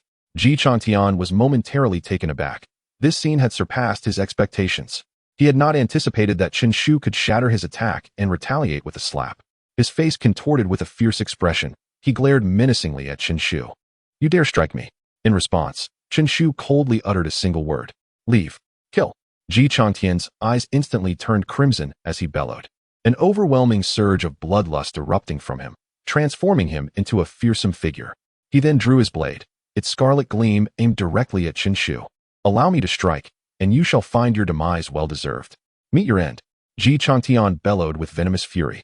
The blade gleamed like blood-hued lightning, cleaving through the air with unstoppable force, as the pungent odor of fresh blood began to permeate the surroundings, causing a palpable shift in the expressions of all present. Once again, they were awestruck by Ji Changtian's formidable power. Even Yan Jun's countenance displayed a hint of gravity. This strike, he realized, would be exceedingly difficult to withstand. Even a warrior of the second tier of the Xuanwu realm would likely perish beneath its arc. He mused silently, lamenting that he had encountered Chen Shu, a figure beyond conventional comprehension. Just as this thought crossed his mind, Ji Changtian's startled exclamation rang out. How is this possible? Chapter 89. Ji Wu's expression mirrored that of a man who had encountered a ghost, brimming with disbelief. The fierce strike he had unleashed with all his might was effortlessly thwarted by Chen Shu, who merely employed 2 fingers to block it. Ji Wu gazed at the composed Chen Shu, observing how he delicately extended his fingers to trap the bloodied blade between them, as if it were caught in a vice. Rendering Ji Wu's exertions futile, a wave of astonishment surged within him. How had he misjudged this young man? The level of his strength surpassed all expectations. Yet, how could one so formidable be an unknown entity? He seemed even younger than Ji Wu, and yet, such a powerful figure remained unrecognized by Ji Wu. Friend, who are you? Me? You are not worthy to know, Chen Shu replied, shaking his head, disinterested in engaging further. With a subtle motion of his palm, he unleashed his profound energy, applying pressure with his fingers to snap the bloodied blade in 2. Following this, his energy surged forth, striking Ji Wu with tremendous force. In an instant, Ji Wu coughed up a mouthful of blood, his figure stumbling backward until he crashed to the ground several paces away. Gasp! Ji Wu has been defeated? How did this young man accomplish such a feat? No wonder he dared to disregard Ji Wu. It was clear he was confident in his own strength. Yet, if he possessed such power, why had he not revealed it sooner, forcing them to be driven away from the Heartflame Mountain and subjected to humiliation? What a selfish individual. Even with such prowess, his character would prevent him from forming friendships, and his path ahead would undoubtedly grow increasingly narrow. Among the crowd, countless voices murmured in astonishment at Chen Shu's might, only to quickly shift their discourse. Many cast resentful glances at him, blaming Chen Shu for the humiliation they had suffered at Ji Wu's hands. Had he showcased his strength earlier, their predicament might have been entirely different. Yet, they failed to consider why Chen Shu, a stranger to them, should feel compelled to assist them. Moreover, they seemed to have forgotten that only moments before, they had called for his downfall with fervor. Friend, your strikes are rather severe, are they not? Ji Wu, clutching his chest, fixed a fierce gaze upon Chen Shu and asked in a low voice. Severe? Chen Shu scoffed. Is this what you call severity? You showed no restraint when you were taking lives, did you? Shaking his head, he turned to leave, uninterested in Ji Wu's plight. What? Do you look down upon my family? Do you not comprehend the might of the Ji clan? To offend me, regardless of who you are, will come with consequences. Ji Wu seethed, his anger boiling over upon realizing that Chen Shu dared to ignore him. In his estimation, while Chen Shu was indeed formidable, he had yet to reach the point where he could afford to disregard Ji Wu's presence. After all, he had the Ji family backing him. Chen Shu paused, exasperated, and remarked, "It seems you require my hand in your demise to find satisfaction. Very well, I shall oblige you." As the words fell, Chen Shu waved his sleeves, unleashing a sharp sword aura that shot forth, directly aimed at Ji Changtian. Ji Changtian's expression changed drastically, his pupils contracting sharply. He rolled on the spot, attempting to evade Chen Shu's onslaught. Yet, if Chen Shu wished for his demise at the third watch, who could possibly spare him until the fifth? The sword energy whistled like a flash of lightning, swiftly slicing through his neck. In an instant, Ji Changtian's rolling figure came to a halt, crashing to the ground with a thud. He had slain Brother Changtian. "You wretched beast. Let us fight together and avenge Brother Changtian." The death of Ji Changtian ignited fury among the entire Ji clan, and all the figures clad in green surged forward, their eyes reddened with rage, shouting in unison, "Kill!" Immediately, figures surged forth, launching an attack against him. Boom! A cacophony of terrifying assaults erupted, enveloping Chen Shu from all directions. "Die, beast!" A peaked disciple of the Ji clan at the 9th level of the transformation spirit realm roared, a flicker of sorrow flashing in his eyes. Yet his hands showed no hesitation as he thrust forth a jet-black shuttle. This was indeed a weapon of considerable rank, not one for regular use, but a devastating tool meant for a singular, cataclysmic strike, its power equivalent to the full force of a Xuanwu realm expert. Crack! The black shuttle, akin to a streak of light, sliced toward Chen Shu. Fall! Chen Shu raised an eyebrow, his hand lunging forth to grasp the black shuttle, then redirecting its trajectory toward the members of the Ji clan. Sizzle! The black shuttle tore through space, instantaneously appearing before the Ji clan members, and then viciously slashing through. Along its path, blood sprayed forth incessantly. Corpses fell with a thunderous crash. "Be careful! Curse it! Retreat quickly!" The members of the Ji clan, clad in green, shouted in anger, but this black shuttle, akin to a strike from a Xuanwu realm powerhouse, was beyond their capacity to evade. In the blink of an eye, more than half of the Ji clan had been slain. Die! Chen Shu showed no signs of pausing, his palms sweeping out to disperse all incoming attacks, and then his inner strength surged forth, transforming into a colossal handprint that descended from the heavens. Boom! The sound reverberated like thunder. The area enveloped by the handprint saw all trees reduced to powder, scattering in the air. Even the ground beneath was shattered to fragments. Such an attack was undeniably of a destructive nature for the Ji clan. "We are doomed. Damn it! How is this beast so powerful? It's over. I don't want to die."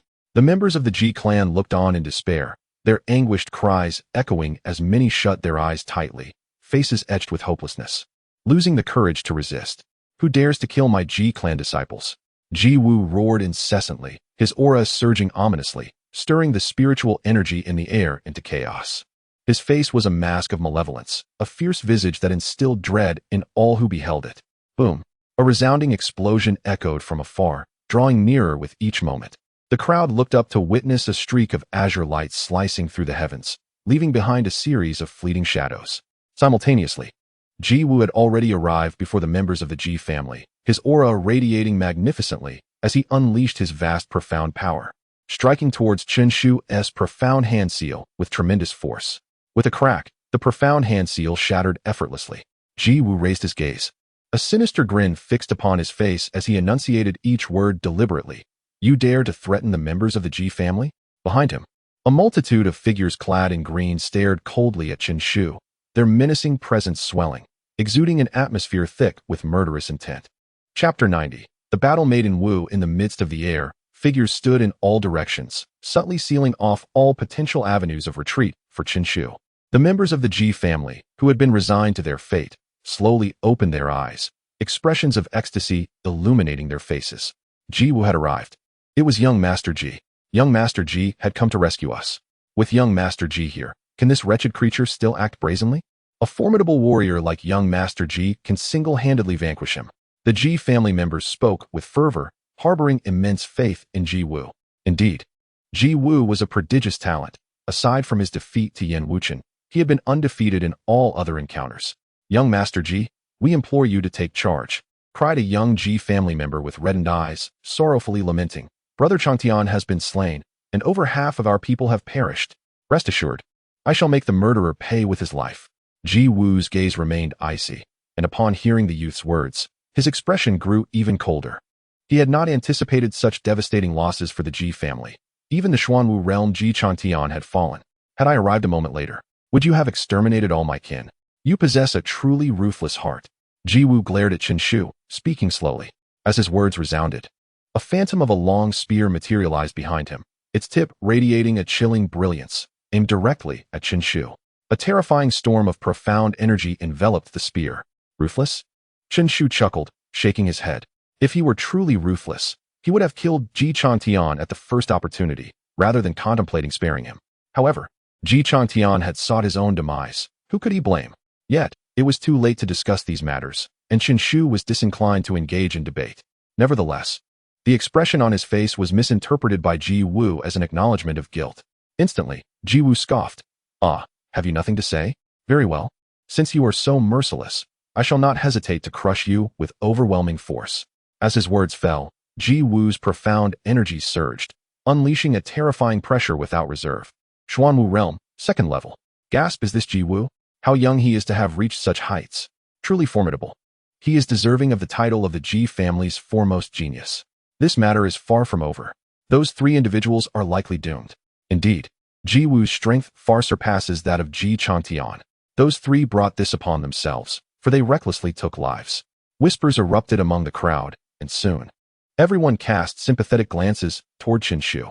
To them, it was evident that Chen Shu was doomed. Hearing their words, a confident smile crept onto Ji Wu's face as he declared proudly, "Today, I shall slay you to avenge my brother." With a flourish, he thrust his hand forward. Immense profound energy surging forth to envelop his palm. Then, with a clenched fist, he hurled it downwards towards Chen Shu in a furious strike. The wind howled, producing a deafening sonic boom. As Ji Wu traversed his path, the atmosphere was permeated with a faint scent of charred remnants. A result of his fists fiercely slicing through the air. The impact of his strike evoked gasps of astonishment from onlookers. Even the formidable members of the Ji family who accompanied him nodded in admiration, expressing their sentiments. Truly, Ji Xiao has grown even more powerful. This technique, the Void Fist, had reached an unparalleled mastery in his hands. With this singular blow, he was capable of contending against those at the third level of the Xuanwu realm. Indeed, the youth was fearsome. It would not be long before Ji Xiao surpassed us all. That lad is doomed, they mused, acknowledging that while his strength was commendable, he could do naught but await his demise under Ji Xiao's onslaught. Yet, before they could finish their thoughts, Chen Shu's cold voice pierced through the air. Merely a trivial skill. No sooner had he spoken than Chen Shu's figure flickered like lightning, swiftly appearing before Ji Wu. "Kill!" Ji Wu roared, unwavering, unleashing his Void Fist with ferocity. In Dream Divine Fist, Chen Shu elegantly swept his sleeve and retaliated with a punch. A mesmerizing sheen radiated from his fist before it collided fiercely with Ji Wu's. The moment their fists met, Ji Wu's expression shifted dramatically. He felt as though he had struck a solid mountain, a violent pain surging through his veins, forcing a cry of agony from his lips. "Ah!" Ji Wu staggered back, hastily creating distance from Chen Shu. Upon glancing at his hand, he was horrified to find it a bloody mess, with blood relentlessly dripping down. His face contorted in disbelief. He was a formidable warrior of the second level of the Xuanwu realm, and he had honed the Void Fist to an advanced degree, capable of contending with even the third level. Yet now, he found himself bested by this youth, younger than he. The full force of the Void Fist had not only failed to harm Chen Shu, but had instead inflicted grave injury upon himself. "Impossible. I refuse to believe it." Ji Wu growled, convinced that Chen Shu's prowess was merely a result of exploiting his own weaknesses against the youth's strengths, leading to his downfall. Chen Shu's true combat power could not possibly exceed his own. Xian-level intermediate martial art, soul-subduing spear. Ji Wu bellowed, a spectral spear materializing behind him, which he grasped firmly in his hand. The fusion of the Xuanwu mark and the Xian-level martial art surged his aura, and a fierce spear shadow manifested within his grasp. Aimed directly at Chen Shu. Whoosh! The sound of thunder echoed, and a glimmer of cold light heralded the spear's arrival, which shot forth like a dragon. A commendable attack. Chen Shu acknowledged, recognizing this as Ji Wu's trump card, indeed powerful enough to slay those weaker among the third level of Xuanwu. Yet, regrettably, it was still far from sufficient in his presence. In Dream Divine Fist, Chen Shu intoned, his hand moving once more as he unleashed another punch. With a sudden surge of force, his fist appeared before the spear like a fleeting dream, crashing down with unrestrained fury. The air hummed ominously as Chen Shu struck. The sheer magnitude of his power bent the spear to its utmost limit. In the next moment, it shattered with a resounding roar. Roll! Chen Shu bellowed, his fist surging forth like a relentless tidal wave, piercing through the spear's shadow and colliding with Ji Wu's chest. A sickening sound echoed as Ji Wu expelled a torrent of blood, sent hurtling several dozen yards away, landing heavily upon the ground. What? The astonishment within Ji Wu was beyond expression. His Xuanwu mark had been obliterated by a mere youth. This was his most formidable attack, yet before this individual, he felt utterly insignificant. Moreover, it was but a single punch. How could this unknown figure possess such overwhelming might? It was simply preposterous. Chapter 91. The coordinates of the spirit repository. Ji Wu has been defeated? A sharp intake of breath echoed through the crowd as the once boisterous atmosphere fell into an eerie silence. Countless eyes widened in disbelief, the corners of their mouths twitching in shock as they bore witness to the astonishing scene. With a single punch, Chen Shu had vanquished the seemingly invincible Ji Wu. Previously, Ji Wu had radiated brilliance, appearing as an undefeated war god, exalted above all. His martial prowess was unparalleled, earning him the title of the Ji family's foremost prodigy. Yet, in this moment, the onlookers suddenly realized that Ji Wu was no different from the rest. Descending from his pedestal, he too would experience frustration, despondency, uncertainty, and fear. Ji Shao, he actually lost? The members of the Ji family could hardly believe it, their eyes wide with astonishment. Such an outcome was unfathomable. Their genius, Ji Wu, had been surpassed by an unknown youth. The sense of disparity was overwhelming. Even Ji Wu himself struggled to comprehend it. I have lost again, Ji Wu murmured, a bitter taste filling his mouth. Outside the spirit repository, he had succumbed to Yan Wuchen. At that time, Yan Wuchen had merely executed one move. However, he was already a recognized genius on the rankings, making his victory understandable. But now, he faced yet another defeat, this time at the hands of an obscure individual. Could anyone else possibly defeat me besides Yan Wuchen? How is this conceivable? Ji Wu growled in a low voice, akin to a wounded beast. In a fit of rage, he bellowed, "All of you attack. I shall eliminate him." At this command, the members of the Ji family exchanged glances, their expressions shifting as they directed their gazes toward Chen Shu. This youth was indeed too monstrous to be allowed to live. Kill. A middle-aged man from the Ji family, named Ji Changming, spoke sternly. He was the elder brother of Ji Changtian. Although his talent did not match that of Ji Changtian, his age granted him a slight edge in cultivation level, making him stronger than Ji Wu. He took the initiative to strike, seeking vengeance for Ji Changtian. His displayed cultivation level was notably at the pinnacle of the second level of the Xuanwu realm. Today, we can suppress him, if we allow him to truly rise. It will be impossible to contain him. We cannot harbor a tiger. The others nodded in agreement, their formidable auras surging forth, firmly locking onto Chen Shu. Subsequently, an array of powerful martial techniques was unleashed. Chen Shu's gaze turned icy as he stood calmly with his hands behind his back, patiently awaiting the impending assault. Boom! The deafening sound of explosions resonated, reverberating with a force capable of annihilating a mountain, crashing toward Chen Shu. The impending strike threatened to imprint itself upon his chest. If this blow connected, Chen Shu would not only face defeat, but also severe injury. In that critical moment, Chen Shu suddenly waved his hand, unleashing a surge of energy that sliced through the approaching force, instantly shattering it. Is this your strength? Truly impressive. However, once I close the distance, you shall find yourself with no escape. Suddenly, a somber voice echoed, and the crowd beheld the figure of Ji Changming, who had inexplicably appeared above Chen Shu's head. A terrifying force surged forth from his clenched fist. With the sound reverberating, Ji Changming's fist descended violently toward Chen Shu's head. The energy erupted, painting Ji Changming's entire fist crimson, resembling a streak of red lightning accompanied by the ominous sounds of thunder. Be careful, big brother. Chen Shu, watch out. Feng Yi and Yin Jun simultaneously exclaimed, their voices filled with alarm. Their gazes were laced with tension, for that punch appeared overwhelmingly powerful. Most crucially, as they realized Ji Changming's fist was hovering just above Chen Shu's head, a mere moment away from crushing it, they understood the catastrophic implications. If such formidable power were to erupt and strike his head, even a formidable warrior at the 5th or 6th realm of the Xuanwu would meet their demise.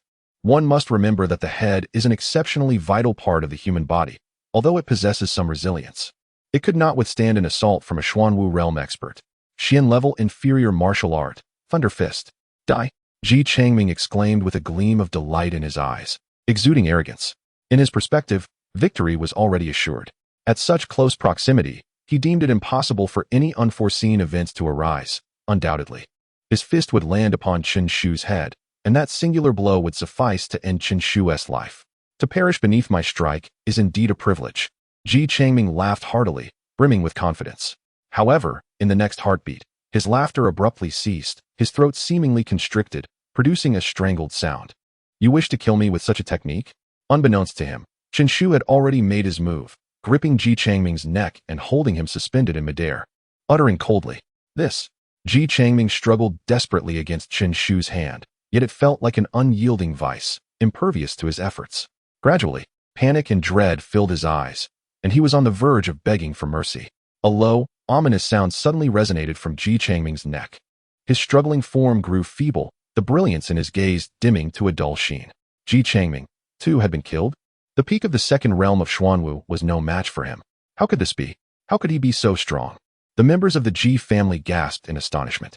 This was far more difficult for them to accept than when Chen Shu had defeated Ji Wu.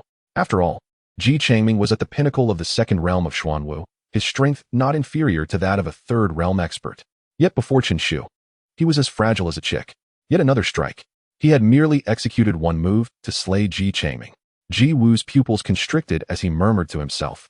His gaze toward Chen Shu now tinged with fear. He was afraid. Chen Shu was ruthless, able to kill at will. Such an existence was one he wished to avoid provoking. Damn that Ji Changtian. How did he provoke such a monster? What on earth did this scoundrel do?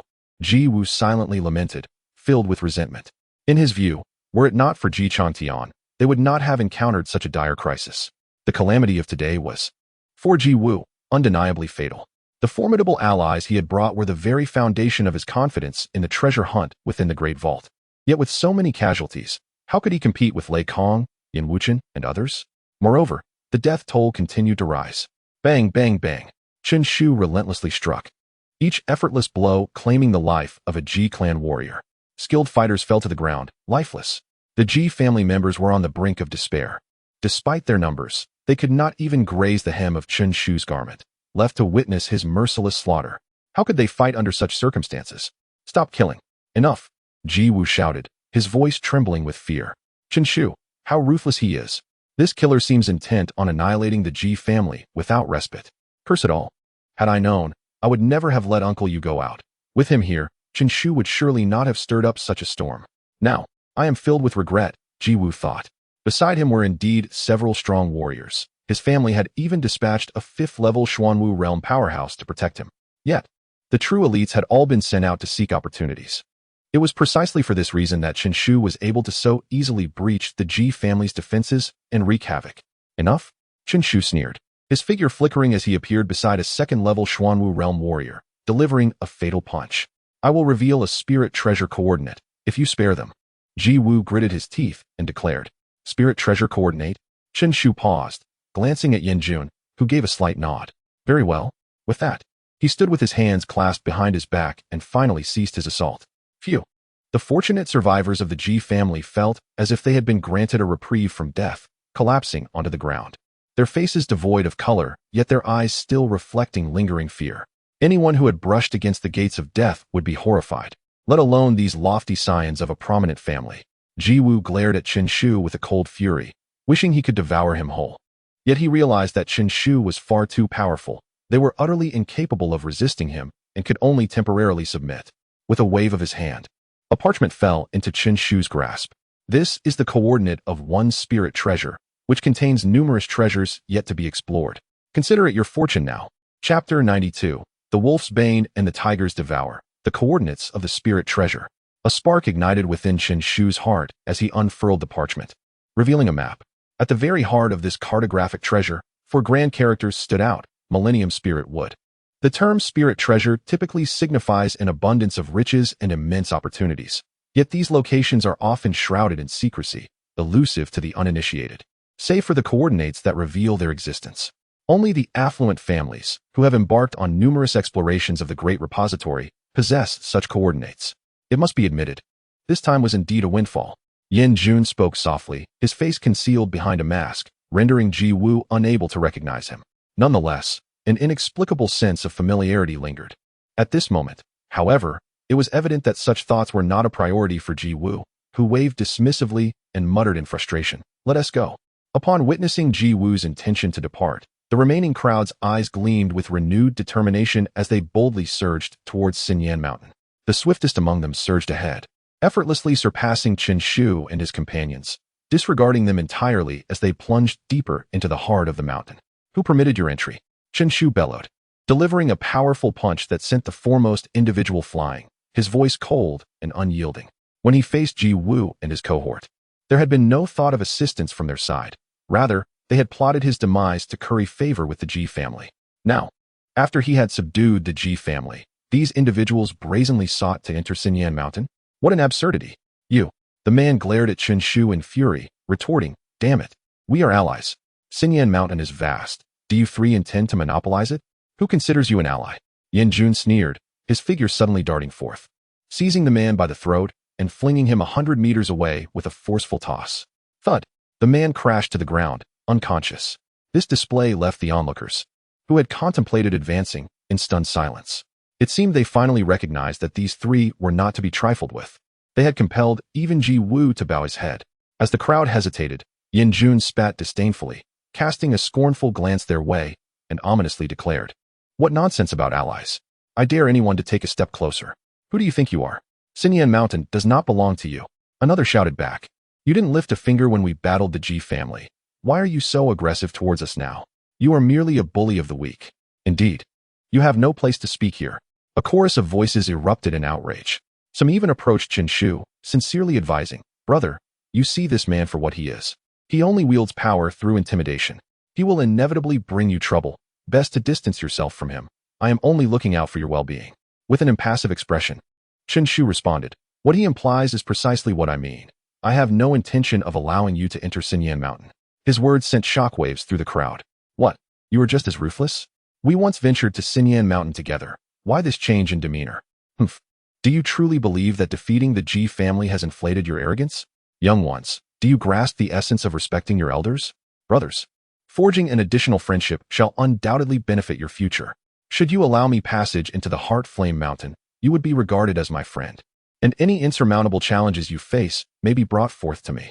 Indeed, we are all eager to befriend you, with us by your side.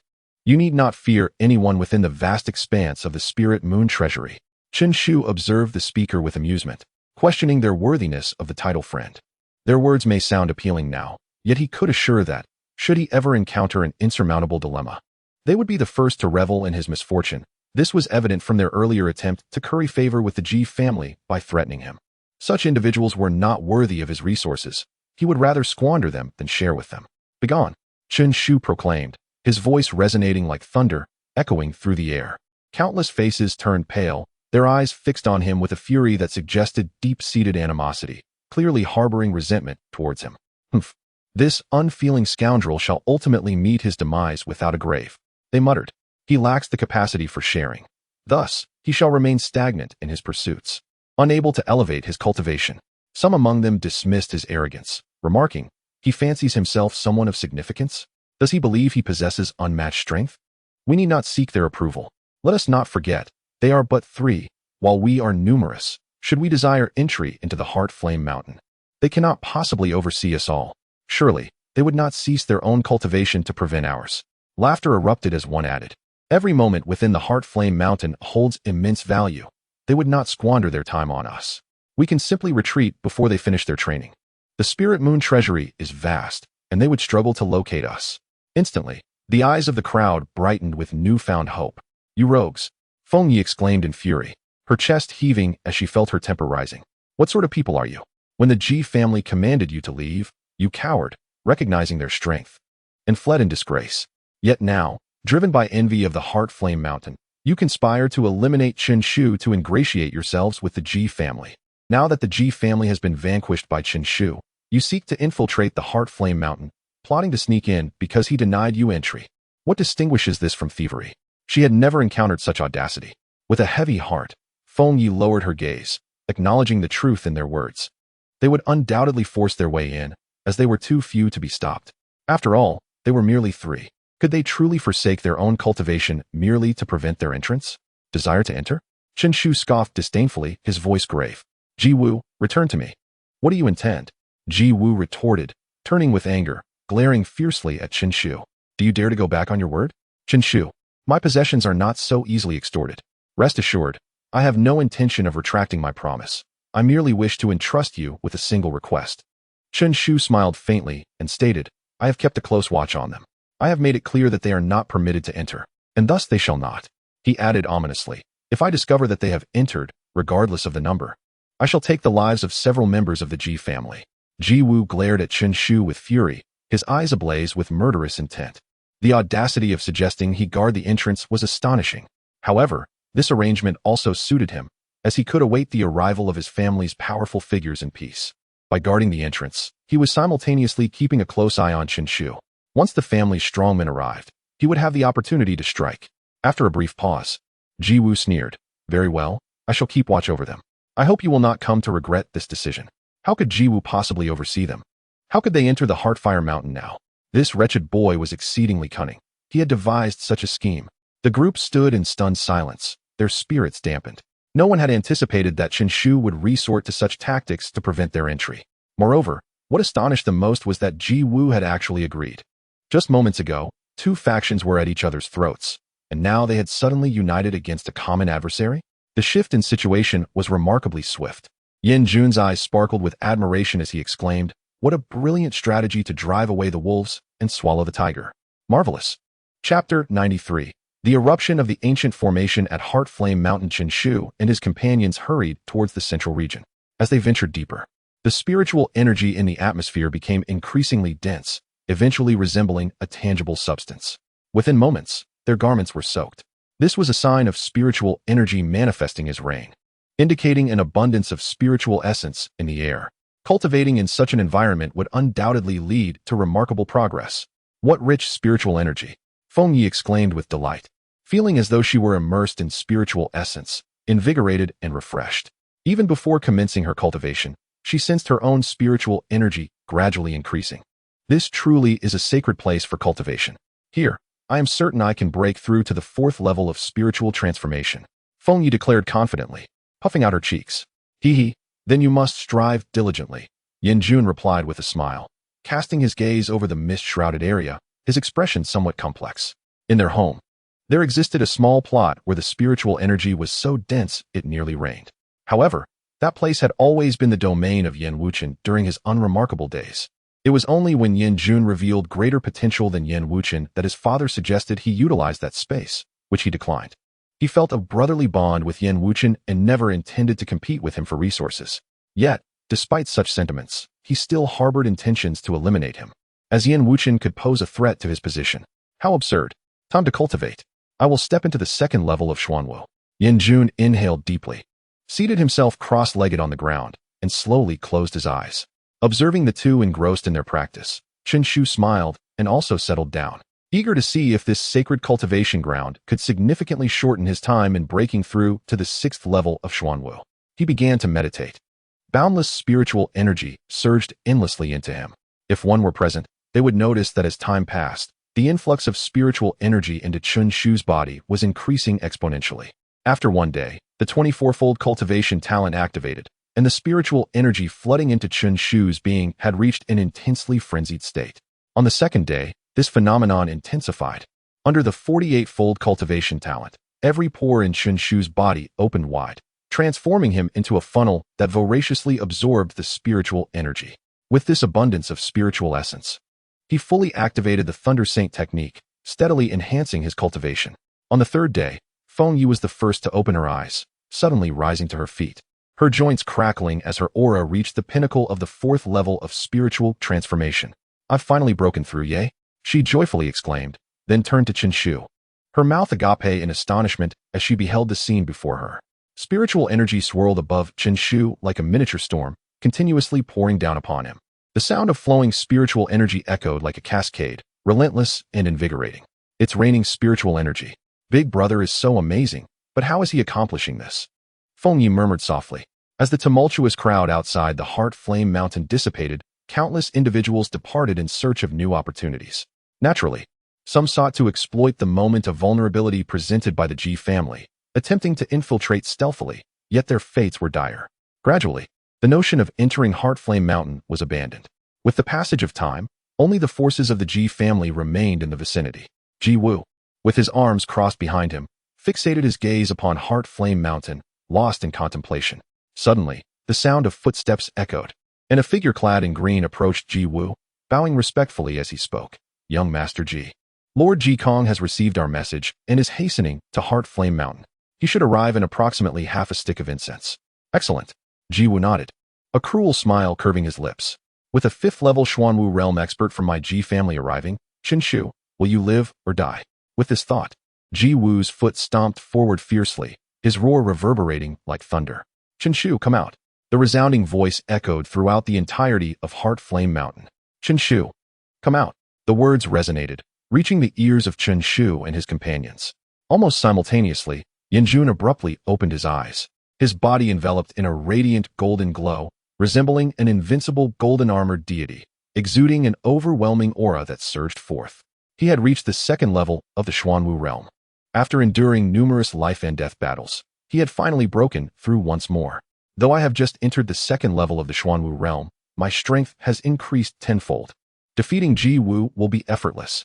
I can even stand my ground against Yan Wuchen now. Yan Jun mused confidently. With a clenched fist, a torrent of power erupted forth. And in that moment, he felt as if he could crush a mountain with a single blow.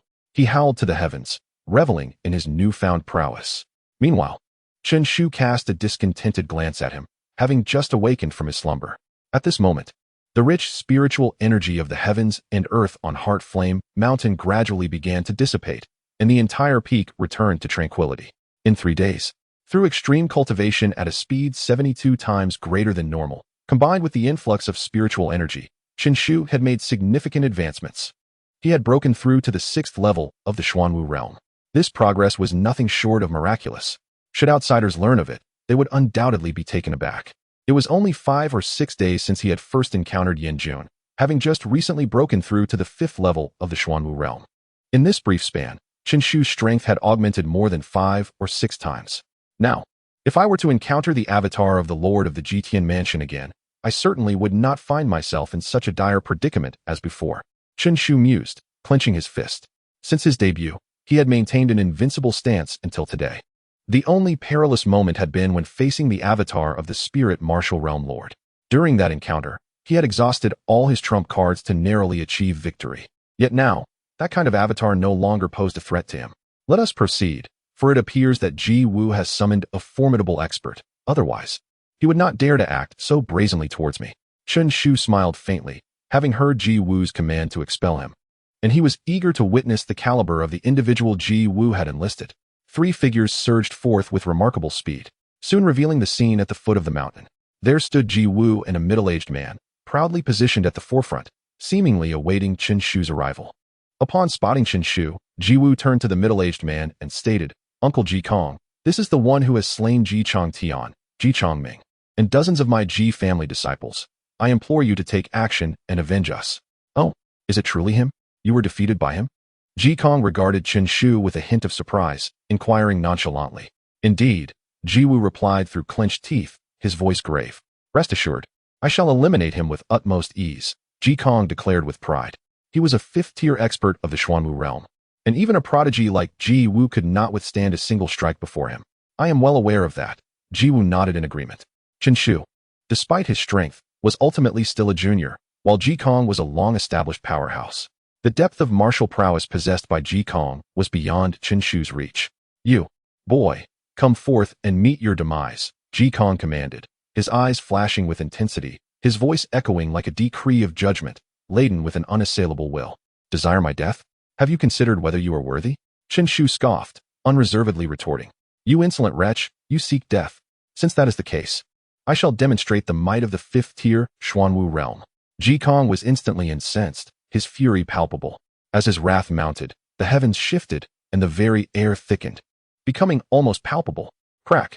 Even before he unleashed his aura, fissures began to form in the rocky terrain of the Heartflame Mountain, while towering ancient trees shattered violently. Yet at that moment, a far more ferocious aura erupted into the sky.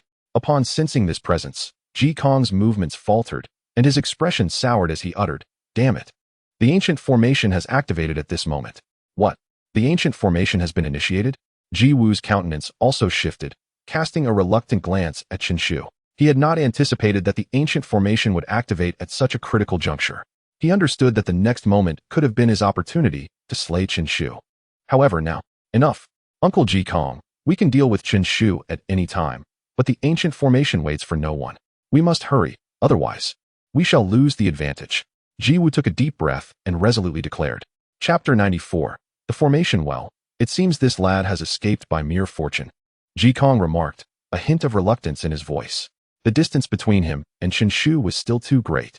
Despite his formidable cultivation, he found it impossible to eliminate Chen Shu from such a range. To slay Chen Shu, he would require at least a minute or two. Yet, with the ancient formation erupting, every second was of utmost value. No time to squander. You are indeed fortunate. Boy, I shall spare your life for now. Do not let our paths cross again. Ji Kong scoffed, dismissively waving his sleeve. Without a backward glance, he turned and departed. Behind him, Ji Wu and the others cast a cold glance at Chen Shu, equally convinced of his remarkable luck. Facing certain death, he had survived solely due to the ancient formation. We cannot afford to linger here. Let us depart. Ji Wu gestured, leading the others as they soared into the sky, swiftly following Ji Kong's lead. They are leaving? Yan Jun expressed his surprise. He recognized Ji Kong, aware that he was a formidable opponent at the 5th level of the Xuanwu realm, capable of causing significant trouble for Chen Shu. It was unexpected for the intimidating Ji Kong to suddenly withdraw. Boom. At that moment, Ji Kong's earlier attack erupted violently. Countless rocks splintered, transforming into a torrent of debris that raged towards Chen Shu and his companions like an earthen dragon.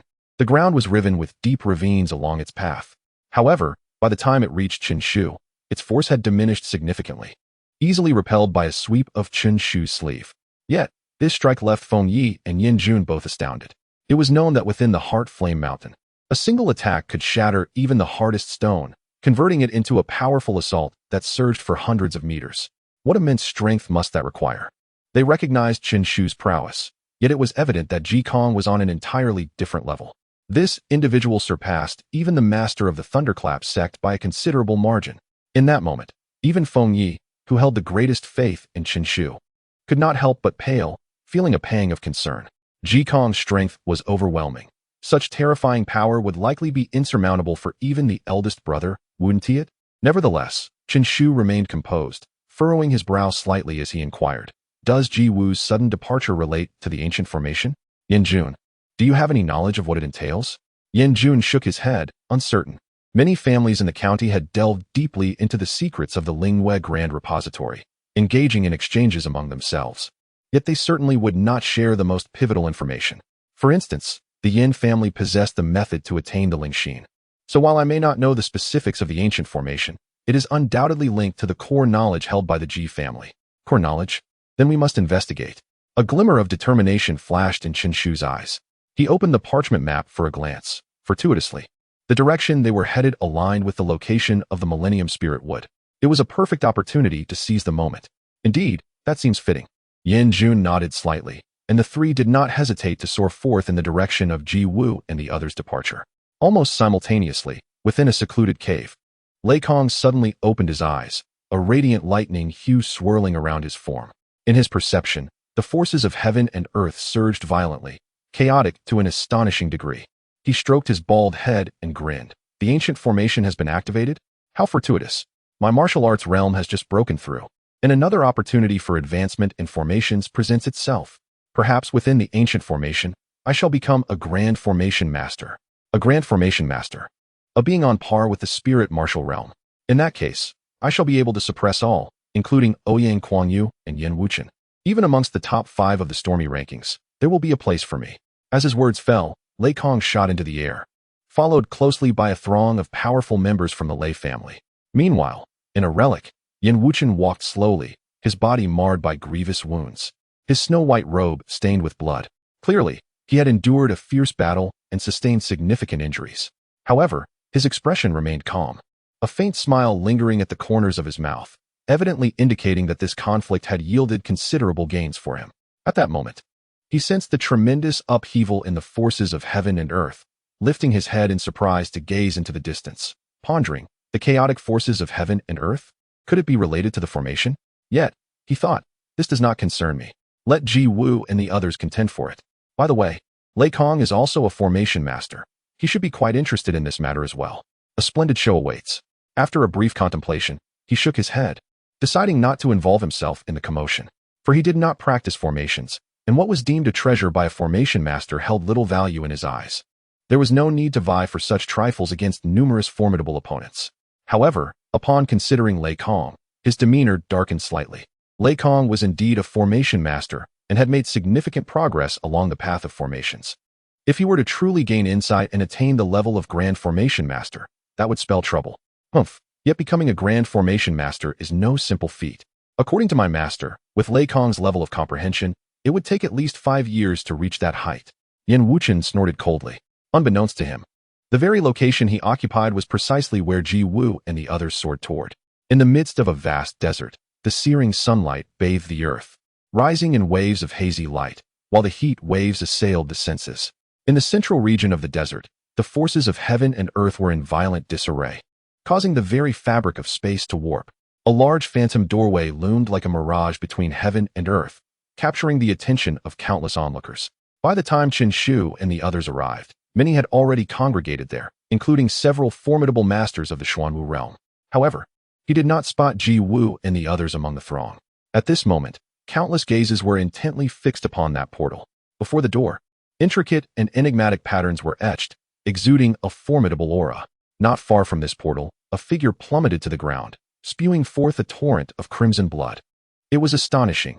Even Wang Lei, at the pinnacle of the Xuanwu realm, had been grievously wounded by the runes upon this portal. Onlookers marveled, their eyes reflecting a profound sense of trepidation as they gazed upon the door. They had witnessed firsthand how Wang Lei, a master of the first layer of the Xuanwu realm, attempted to force his way through, only to be repelled by a mere flicker of light from the patterns above, casting him aside with ease. Such power is truly extraordinary. Surely, treasures lie within. Alas, it remains sealed. This is a formation. A voice emerged from the crowd, speaking slowly. Upon hearing this, countless faces shifted in expression. Chapter 95. The familiar formation. What? It is, in fact, a magical array. Could it be that the master of this place is, after all, an array master? An array master. How remarkable. Countless individuals marveled at this revelation. The profession of an array master is both enigmatic and formidable.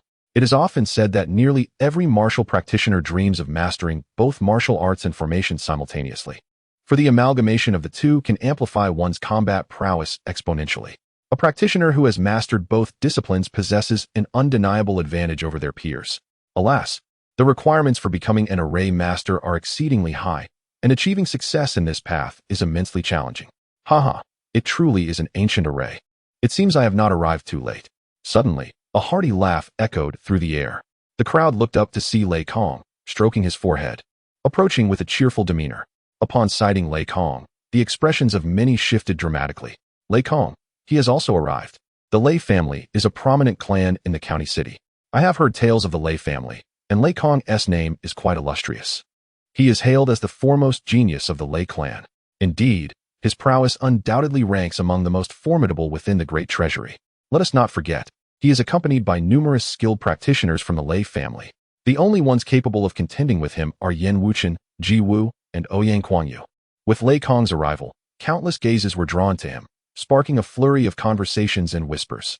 Soon, someone, filled with excitement, remarked, could it be that Lei Kong is also intrigued by this magical array? If he were to take action, the chances of breaking the array would significantly increase. Indeed, at this, many individuals' eyes brightened. One powerful practitioner of the Xuanwu realm stepped forward, cupping his hands in respect towards Lei Kong, and inquired, Young Master Lei, might I ask if you harbor some interest in this magical array? I do have some interest, Lei Kong replied with a grin and a nod. The Xuanwu realm practitioner's face lit up with joy as he exclaimed, with Young Master Lei's capabilities, you will undoubtedly be able to dismantle the array. Young Master Lei, I know your strength is exceptional, and you likely do not require our assistance. However, should you express a need, we are at your disposal. Lei Kong smiled modestly, responding that driving is not quite the term. Let us collaborate instead. I shall not conceal from you all that this ancient array is a relic from antiquity, of a notably high caliber. Given my strength, It would be quite challenging to breach it alone. I hope you will join me in this endeavor so that we may work together earnestly. As for the opportunities that arise after the ancient array, they shall be determined by each individual's merit. What say you? Upon hearing Lei Kong's words, countless voices chimed in agreement. Very well, we will heed your guidance. Young Master Lei speaks wisely. Haha, it is our honor to fight alongside young Master Lei. In the span of moments, Lei Kong had established a commendable reputation among the crowd.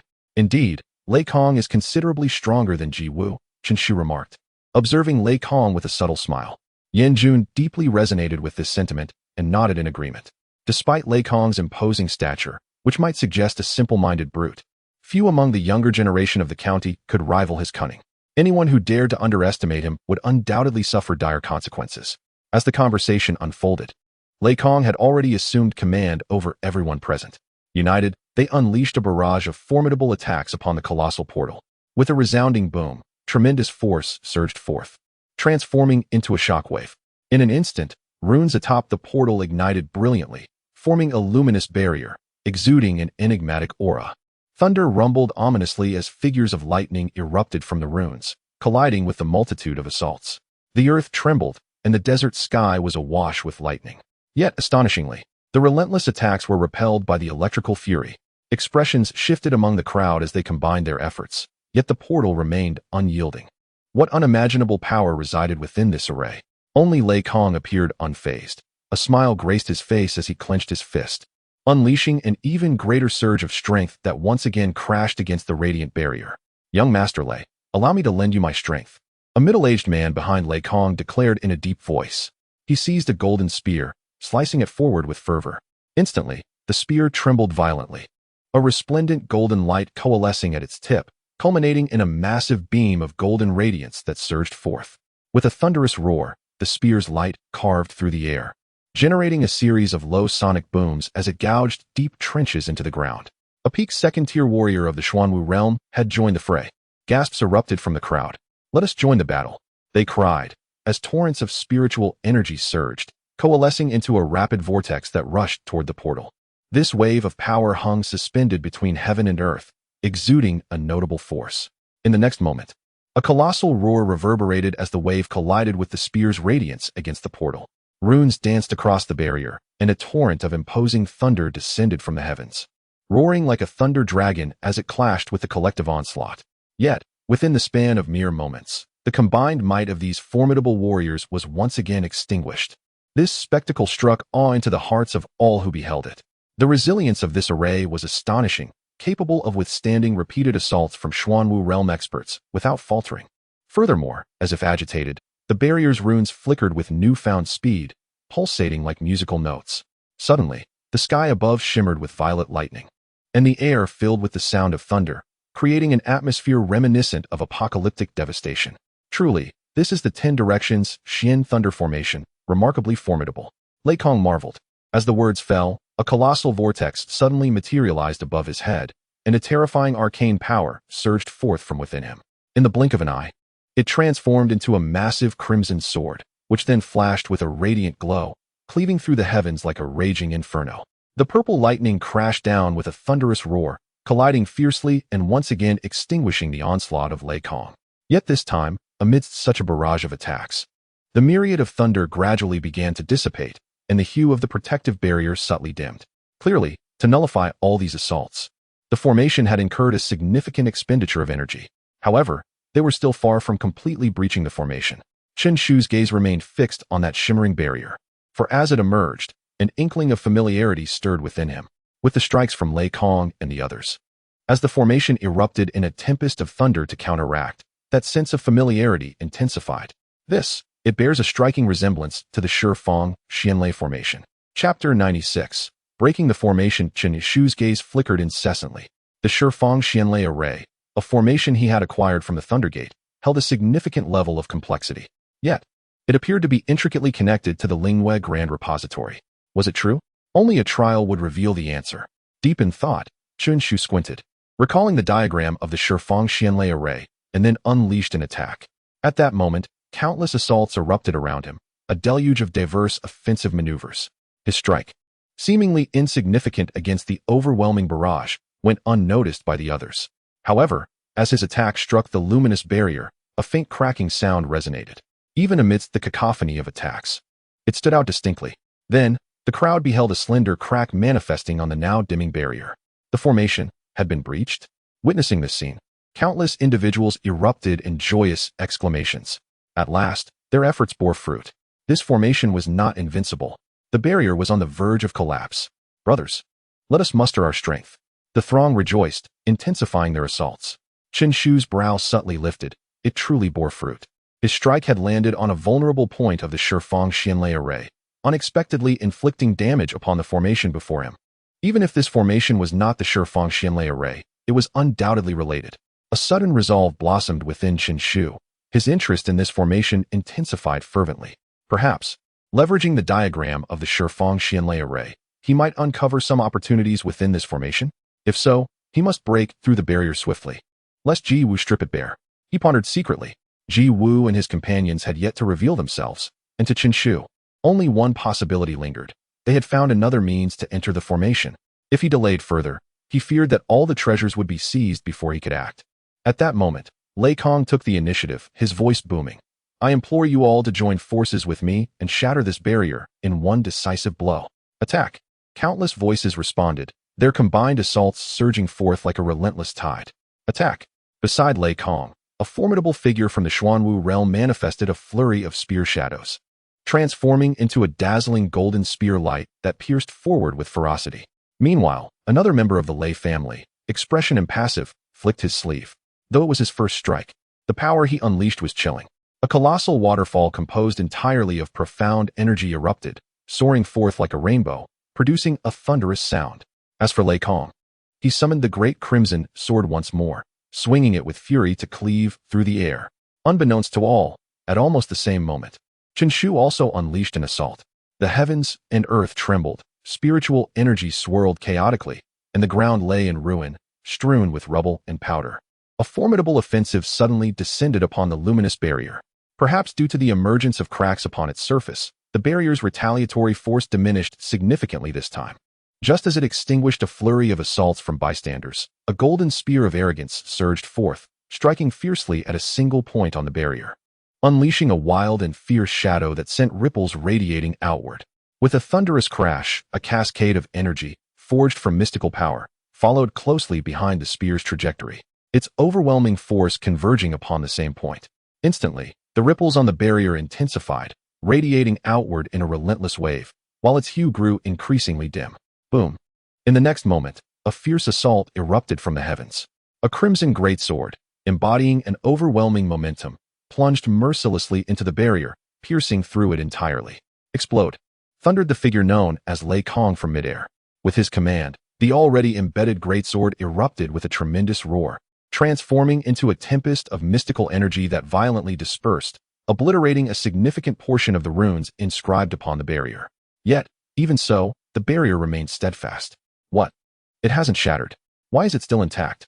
The crowd gasped in disbelief, astonished that after their relentless onslaught, the barrier remained so resilient. Even Lei Kong's expression shifted. He had believed that his strike would be sufficient to dismantle the barrier, yet it had failed to do so. The durability of this magical formation exceeded his expectations. At that moment, a subtle yet deliberate assault swept through the air, seemingly delayed, and gently struck the barrier. Crack!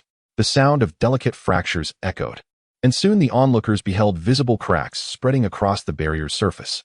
In the next instant, it erupted with a resounding explosion. The magical formation was breached.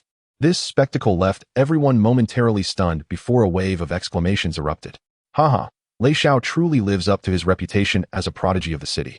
He has indeed shattered this magical formation. Indeed, it is thanks to Lei Xiao. Without his strong leadership, we would have been unable to penetrate the barrier. Voices of gratitude resonated from all directions. Clearly, they all believed that the final blow had been struck by Lei Kong, combining their efforts to forcefully breach the luminous shield. Yet, Lei Kong furrowed his brow, sensing something amiss regarding the sudden rupture of the barrier. After all, the Crimson Greatsword had been his strongest assault, and the previous scenario was quite clear. The Greatsword had obliterated many runes, yet there remained a considerable gap to fully breach the barrier. However, there was no time for contemplation now. A smile graced his face as he declared, Haha, We must also express our gratitude to everyone for their united efforts. Otherwise, I too would not have been able to breach this barrier. At this moment, everyone may step into the formation together. Lei Kong surveyed his surroundings, speaking with a smile.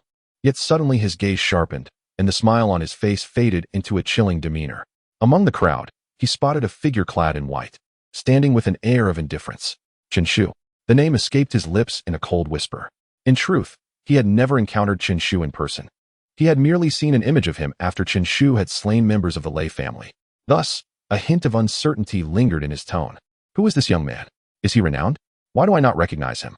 He must be a prodigy of sorts, otherwise he would not be acquainted with young Master Lei. Indeed, anyone who could be associated with young Master Lei must surely hail from an extraordinary lineage. Lei Kong's expression instantly captivated countless gazes, drawing attention towards Chen Shu, leading to a flurry of discussions among the onlookers. Chen Shu looked up, somewhat surprised, and asked, "You know me? It is indeed you." Lei Kong's expression swiftly transformed to one of icy frost. "Chen Shu, you have slain members of my Lei family, and yet you dare to appear before me? Do you not fear that I shall end your life?" Chapter 97. Entering the array, the voice of Lei Kong reverberated through the air, capturing the attention of all present. Instantly, countless gazes turned towards Chen Shu, their expressions turning hostile. It appeared that this individual had a conflict with young Master Lei. Such audacity to offend him. Indeed, how could one dare to cross someone as honorable as young Master Lei? This was utterly shameless. Young Master Lei, with his noble character, surely bore no fault. It must be this brat's doing. Did you not hear? Young Master Lei claimed he killed a member of the Lei family. Clearly, the blame lies with him. Humph. In the face of such a person, young Master Lei should strike him down with thunderous wrath. Numerous voices buzzed, overwhelmingly siding with Lei Kong. In their eyes, since Lei Kong had breached the array, he had earned their favor, naturally leading them to oppose Chen Shu. Foolishness. Do you truly believe that Lei Kong was the one who broke the array? Yen Jun scoffed coldly, disdain evident in his tone. If it wasn't young Master Lei who shattered it, could it possibly be you? Exactly. If you don't understand, it's better to remain silent. Do you think we are blind? Yes. With so many of us, could we possibly be mistaken? A group of people responded vehemently. Only Lei Kong gazed intently at Yen Jun, a flicker of suspicion in his eyes. He was well aware that he had not broken the array. But how did Yen Jun know? Could it be that the final attack was initiated by him? I suspect this is his scheme. He is deliberately asserting this to save face for entering the array breached by young Master Lei. Suddenly, a resounding voice emerged, garnering agreement from many. The brothers' reasoning was sound. They bore a grudge against young Master Lei and could not shamelessly enter an array he had broken without first concocting an excuse. Huh? Is that not the height of shamelessness? This is blatant deceit. Yen Jun shook his head, snorting in derision, choosing not to engage further with these individuals, for he felt his intelligence might be diminished in their presence. With the abilities of both himself and Chen Shu, was there a need to resort to lies? Young Master Lei, since this person is your enemy and dares to insult you, I, the old bull, cannot stand idly by. I am willing to slay him for you. Boomed a towering figure with a robust presence, exuding the peak cultivation of the Xuanwu realm. His gaze locked coldly onto Chen Shu and his companions. The Xuanwu realm has made its move. Indeed, it should be so. I find such individuals most detestable, and their demise would be well deserved. Old Bull, well done. Cheers erupted from the crowd, and a look of pride spread across Old Bull's face. In the next moment, he grinned savagely, declaring, "Prepare to meet your end." With that, Old Bull stomped forcefully upon the earth, charging towards Chen Shu and his companions like a rampaging bull. Wherever he passed, the ground sank deeply beneath his weight. The very earth trembled, causing some of the weaker cultivators to falter and fall, while even those with formidable prowess displayed expressions of astonishment. Old Bull's move was no trifling matter. Even in the first realm of the Xuanwu stage, one could hardly underestimate its prowess. The yellow-tier, mid-grade martial art, ruthless tread, the Old Bull bellowed, his eyes gleaming with delight. In his view, this move was sufficient to trample Chen Shu and his companions to their demise. Seeking death, Yen Jun's gaze turned frigid. Without waiting for Chen Shu to act, he launched a sudden assault, appearing beside the Old Bull like a specter. The Old Bull's pupils constricted, an instinctive sense of foreboding rising within him. Death, Yen Jun uttered coldly, raising his palm and striking directly towards the Old Bull's head. No. The Old Bull cried out in despair, filled with unwillingness. An even more formidable force surged from within him as he exerted all his might to evade Yen Jun's attack. Yet, how could he, a mere mortal, compare to Yen Jun, hailed as the most promising genius of the county. With a single palm strike, it was as if he had been locked in place. No matter how he struggled, it proved futile. In an instant, the cold strike landed upon his head. Yin Jun paid no heed, his figure floating back to Chen Shu's side. In the next moment, bang! The old bull's body plummeted to the ground. What? He killed the old bull. This was the first realm of the Xuanwu stage. The crowd gasped in shock. Lei Kong, filled with rage, turned his gaze towards Yin Jun and spoke slowly. Yin Jun, do you wish to make an enemy of me? Though he did not know the old bull well, he had claimed to act on Lei Kong's behalf, yet now he lay slain by Yin Jun. This rendered Lei Kong's expression quite grim. If he did not seek vengeance for the old bull, outsiders would surely think he feared Yin Jun. Yin Jun chuckled nonchalantly. What of making an enemy of you? Do you think you are formidable? Infuriated, Lei Kong's hair bristled, his vast Xian power erupting with a thunderous force. A vortex of Xian energy began to materialize above his head, its dark glow instilling a sense of dread, as if a ferocious beast had fixed its gaze upon them. He sneered, very well, if that is the case, I shall suppress you both. Boom.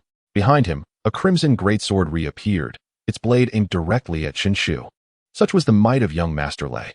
Even before he made a move, I could already feel the terror. Indeed, he was a renowned genius of the county. His combat prowess beyond our comprehension. Although Yin Jun could slay the old bull, before young Master Lei, he was undoubtedly doomed.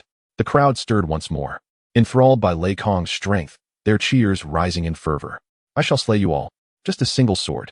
In midair, Lei Kong glared imperiously, his expression radiating arrogance, as if he were a sovereign commanding the fates of all. Heh, if I were you, I would not squander time here. Chen Shu stood with his hands clasped behind his back, speaking coolly. To my knowledge, Ji Wu has already entered this formation. If you delay any longer, there may be nothing left. What? You say Ji Wu has already entered? Lei Kong was taken aback, his imposing aura abruptly halting. The haughty expression vanishing in an instant as he asked in astonishment. It had not been long since they entered, perhaps only 7 or 8 hours. Chen Shu remarked nonchalantly, moving forward to lead Feng Yi and Yin Jun towards the formation. Damn it, we must proceed as well. Lei Kong's expression fluctuated, and after a moment, he gritted his teeth and spoke. If Chen Shu's words held any truth, he indeed had no time to squander. The information the Ji family possessed regarding this formation far surpassed that of the Lei family. Should he linger any longer, he would truly leave empty-handed. Chen Shu, Yin Jun, consider yourselves fortunate this time. Lei Kong snorted coldly, a hint of reluctance in his voice. With that, he surged forward, closely followed by numerous experts from the Lei family. Fortunate? Chen Shu scoffed, seemingly indifferent, as if he had not heard. A true dragon would never concern itself with the barking of wild dogs. Chapter 98. Fate cannot be forced. Has young Master Lei departed? There is no other choice. The formation is of paramount importance to him, and he would not squander time over Chen Shu. Indeed, it is of no concern to us. Charge forth. With such exclamations, the group surged forward. Amidst the air, figures dashed through the towering portal, vanishing from sight. We too shall proceed. With a flourish of his sleeve, Chen Shu led Feng Yi and Yin Jun into the formation. Inside the formation, an enveloping darkness descended abruptly.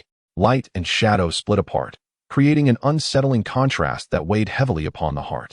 Feng Yi, possessing lesser strength, turned pale for a fleeting moment. Fortunately, this sensation was transient.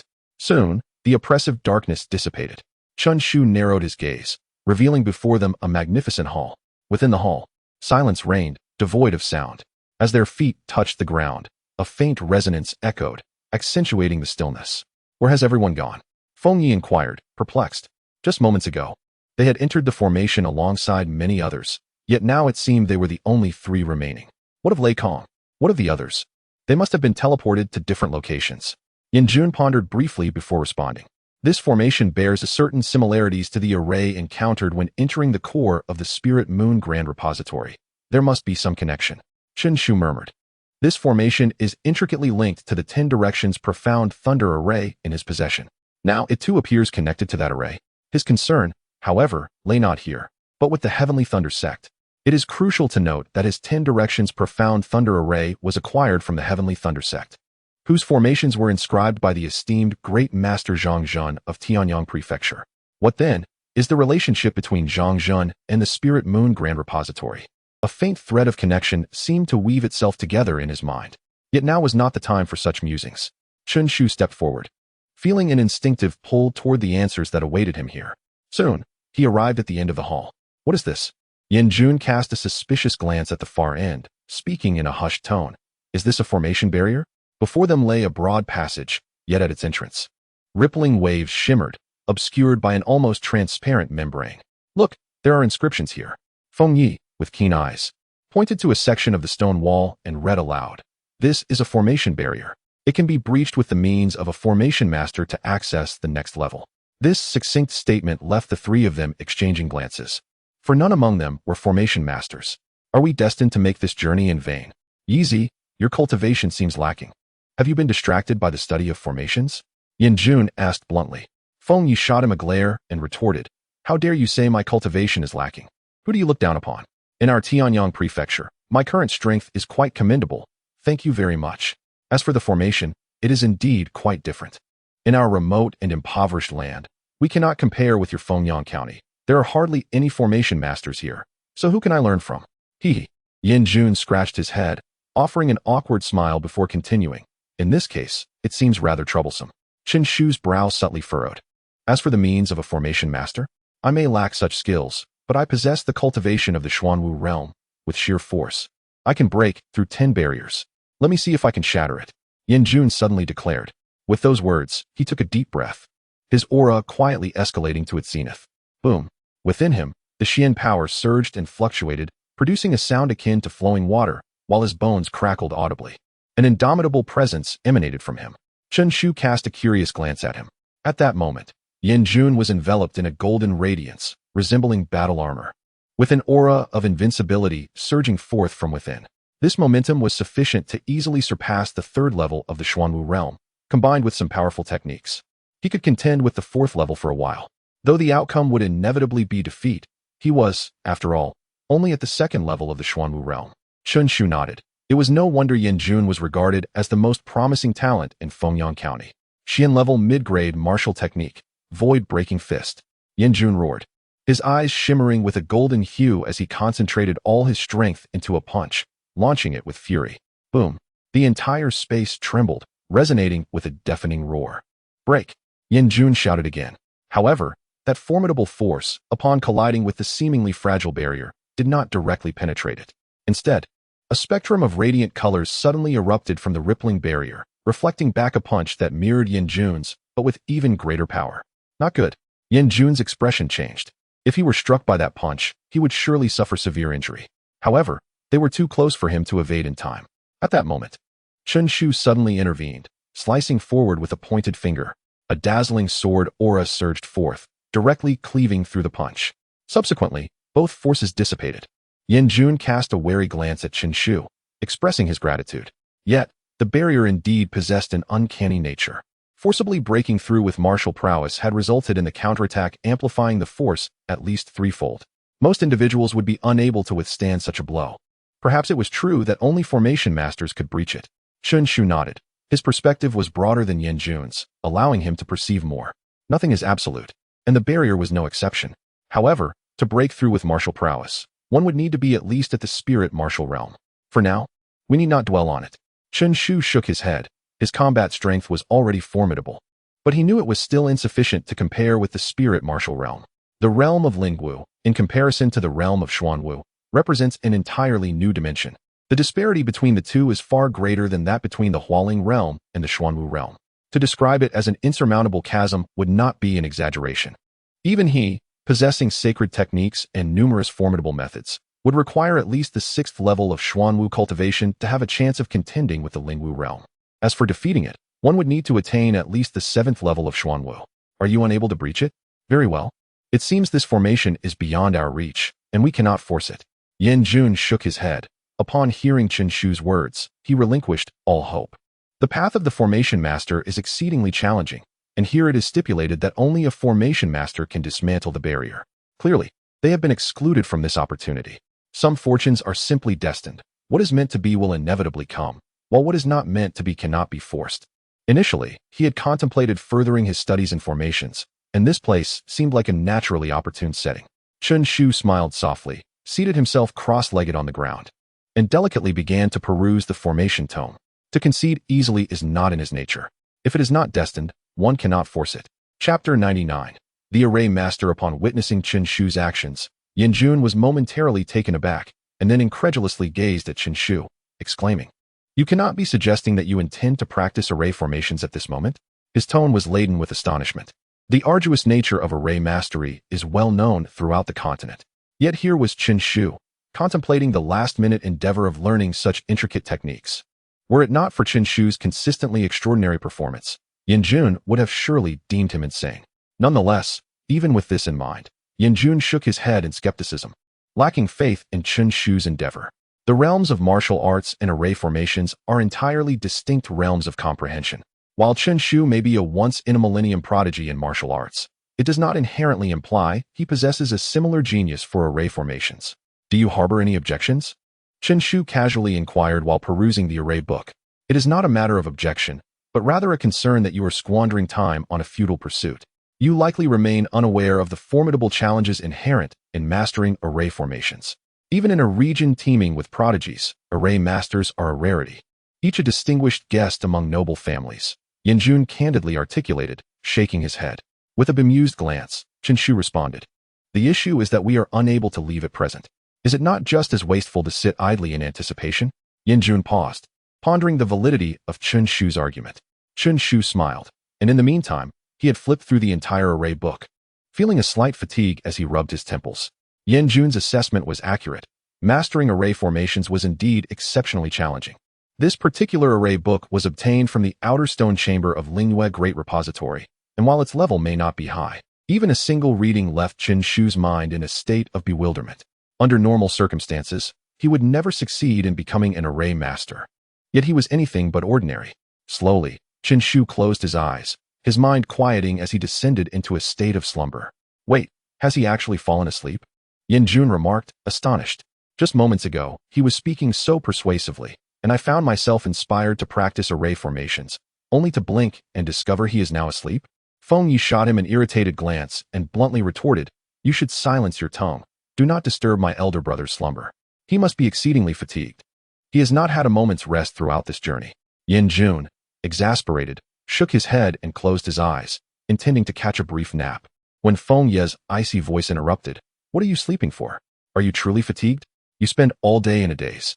It is a mystery how you have been dubbed the one with the greatest potential. Surely that must be a self-proclamation?" Yin Jun was left bewildered. Is the disparity truly that vast? I merely spoke a single word to Chen Shu. Must the reaction be so extreme? This is bordering on personal attack. And do I strike you as someone who boasts? When have I ever left you with such an impression? Meanwhile, Chen Shu's consciousness was wholly enveloped in slumber, his innate talent and perception gradually intensifying. As his aptitude for cultivation doubled, so too did his comprehension of array formations steadily deepen. In the blink of an eye, 10 days had quietly elapsed. In the span of 10 days, Chen Shu immersed himself in the comprehension of array texts while in a state of slumber, and his cultivation talent reached an astonishing multiplier of 240. Under such prodigious aptitude for cultivation, he felt a remarkable clarity of mind and spirit, gradually unraveling the array texts that had once induced him headaches, rendering them less formidable. As time flowed, this sensation intensified. 15 days, 20 days on this day. A spark of enlightenment flickered within Chen Shu, deepening his understanding of the array texts. Is this what formations are? A formation serves as a core, akin to a warrior under my command, executing my will to vanquish foes. Yet, it requires the communion with the powers of heaven and earth. While martial cultivators harness the essence of the universe, both paths ultimately converge. In a state of repose, Chen Shu sat cross-legged amidst a vast expanse of cosmos, his eyes emanating radiant brilliance as he spoke softly. After 20 days, his peak cultivation talent surged to 480 times, allowing his moments of insight to rival the arduous contemplation of many over the course of half a month. At last, in this elevated state, he had thoroughly grasped the rudiments of the array texts. In his mind, the knowledge of formations was meticulously organized, intertwining into a coherent thread. He also discerned a clear direction for his cultivation of formations. Formations are not beyond reach. With a gentle smile, Chen Shu slowly opened his eyes. "Chen Shu, you have awakened?" Yin Jun, bored and counting his fingers, was instantly filled with joy upon seeing Chen Shu stir. "Big brother, why have you slept for so long?" Feng Yi inquired, concern evident in her voice. Chen Shu affectionately ruffled her hair, reassuring her, "It's nothing. I was merely a bit weary and slept longer than anticipated." "Heh, Qinshu, are you no longer practicing formations? Yin Jun chuckled, a teasing tone in his voice. I'm not, Qinshu nodded. Yet, his next statement left Yin Jun momentarily stunned. I believe I have become an array master. What? Qinshu, don't jest. Yin Jun's expression shifted to one of astonishment. He moved closer to feel Qinshu's forehead, saying, Wake up, don't tell me you're still groggy. Upon noticing Feng Yi's intense gaze, he felt a twinge of guilt and awkwardly added, Well, Qinshu, don't feel too pressured. It's perfectly fine if you don't succeed as an array master. Look at me. I too am a martial genius, yet I'm utterly clueless about formations. Qinshu swatted away his hand, exasperated. Please, do not compare me to you. Are you even worthy of the title genius in comparison to me? Yin Jun immediately bristled, glaring at Qinshu. I find your words rather unpleasant. I admit I may be slightly inferior, but I'm not foolish. You claim to be an array master after a mere nap. What a ruse. Bah, I am no ghost. Qinshu, disinterested in further banter, gently closed his eyes, allowing the knowledge of formations to flow through his mind like a stream. For those who understand, it is not difficult. The challenge lies with those who do not. Once the essence of formations is comprehended, the cultivation of formations will naturally follow. In an instant, he entered a state of clarity. Subsequently, a surge of mental energy overflowed from his mind, establishing a connection with the forces of heaven and earth. At his fingertips, a glimmering sheen quietly emerged. This is a formation pattern. Yin Jun exclaimed in disbelief, as if he had encountered a specter. What Qinshu held was undeniably an unformed formation pattern. For an array master, formation patterns are fundamental. Regardless of how formidable a grand array may be, it is ultimately composed of these patterns. Therefore, as long as one can sketch out a formation pattern, one can indeed be deemed an array master. Could it be that Qinshu has truly accomplished this? What in the world is happening? After a brief slumber, he awakens to become an array master? Such a turn of events has surpassed Yin Jun's realm of understanding. However, at this moment, Qinshu furrowed his brow slightly, dissatisfied, and waved his hand to dismiss the incomplete formation pattern. His mental energy was simply too feeble. Indeed, this body was but a failure. Not only was his cultivation talent lacking, but even his mental prowess was inferior to that of an average person. In the next moment, he activated the Thunder Sacred Technique, directly harnessing the power of heaven and earth through his martial prowess. Upon reaching the Xuanwu realm, one gains the ability to transform energy. By capturing the spiritual essence between heaven and earth, one can subsequently convert it into profound energy through martial techniques. Ultimately, the power of heaven and earth is also a form of energy, and thus can be transformed through the Thunder Sacred Technique. Of course, any martial cultivator in the Xuanwu realm can achieve this. However, the quality and quantity of the transformation vary according to the strength of their techniques. Utilizing sacred skills to transform the power of heaven and earth results in efficiency that is beyond imagination. In the blink of an eye, a formation pattern manifested in his hand. Chapter 100, Yellow Rank, Inferior Grade. The Thunder Array of 10 Steps indeed. I have truly become an array master, Yin Jun said, dazed and astonished. Isn't the array master one of the most challenging professions to master in the Divine Dragon continent? How could Qinshu have accomplished this in merely 20 days? He had once attempted the same path, but with his innate talent, after 6 months of arduous effort, he was left with no choice but to abandon the endeavor. It was far too difficult. Becoming an array master was not something an ordinary person could achieve. Even prodigies found it exceedingly challenging. Yet Qinshu, how did you manage it? Yin Jun exclaimed in disbelief, nearly losing his composure. 20 days from complete ignorance to becoming an array master. This is beyond comprehension. I am a genius, Qinshu replied nonchalantly. However, these words only fueled Yin Jun's jealousy. What nonsense about being a genius. I know exactly what you did in those 20 days. You merely took a nap. How dare you claim such a title? This was the source of his deepest resentment. If Qinshu had truly possessed extraordinary talent and had genuinely toiled for 20 days to become an array master, Yin Jun could begrudgingly accept it. But the truth was that this fellow simply took a nap. How could he so comfortably attain the most challenging profession in the continent? Was this even human? With a stoic expression, Yin Jun remarked, in the county city, many people say that you only see the glory on the surface, failing to recognize the effort behind the scenes. I used to agree with this sentiment until I met you. Now I see it as nothing but a bowl of toxic chicken soup. The idea of hard work is absurd. Those who appear successful might be living in utter ease behind closed doors. Feng Yi covered her mouth, stifling a laugh, her little head nodding vigorously as she added, There's no help for it. Big Brother is a genius. He can cultivate even while sleeping. Yin Jun clutched his chest, feigning a pained expression. Chen Shu chuckled, stepped forward to the barrier, took a deep breath, and with a wave of his sleeve, sent a surge of array patterns spiraling toward the barrier. With a resounding crash, the barrier shimmered with rippling waves, flowing like water, yet it did not shatter. Naturally, no attacks were directed at Chen Shu. Observing this, Yin Jun's expression shifted to one of smugness. Huh, I see now, Chen Shu. Although you are an array master, your cultivation time is too brief, and your understanding is too shallow. It is insufficient to breach the barrier. I told you, no one can be a genius to such an extent. Yin Jun laughed heartily, relishing the thought of the barrier holding for just a little longer to ease his own discomfort. At the same time, with such a display of genius, how could you expect me to maintain my dignity? Chen Shu cast a sidelong glance at him and said nothing further, waving his sleeve once more. In an instant, a series of array patterns rapidly took shape. Yin Jun's eyes widened in astonishment as he rubbed his eyes vigorously, instinctively counting 1, 2, 5, 10. My heavens! Yin Jun gasped in disbelief, as if he had seen a ghost. Array patterns serve as the very foundation of formations. Each formation is composed of a combination of array patterns, with advanced arrays often requiring hundreds or even thousands of such patterns. Consequently, the extent of one's mastery over array patterns becomes a crucial metric in assessing the prowess of a formation master. Yet, here stands Chen Shu, having just recently ascended to the rank of formation master, capable of commanding 10 array patterns without a moment's hesitation. As his astonishment swells, these 10 patterns dance like lively sprites upon the barrier. In an instant, the already shimmering barrier ripples with newfound waves.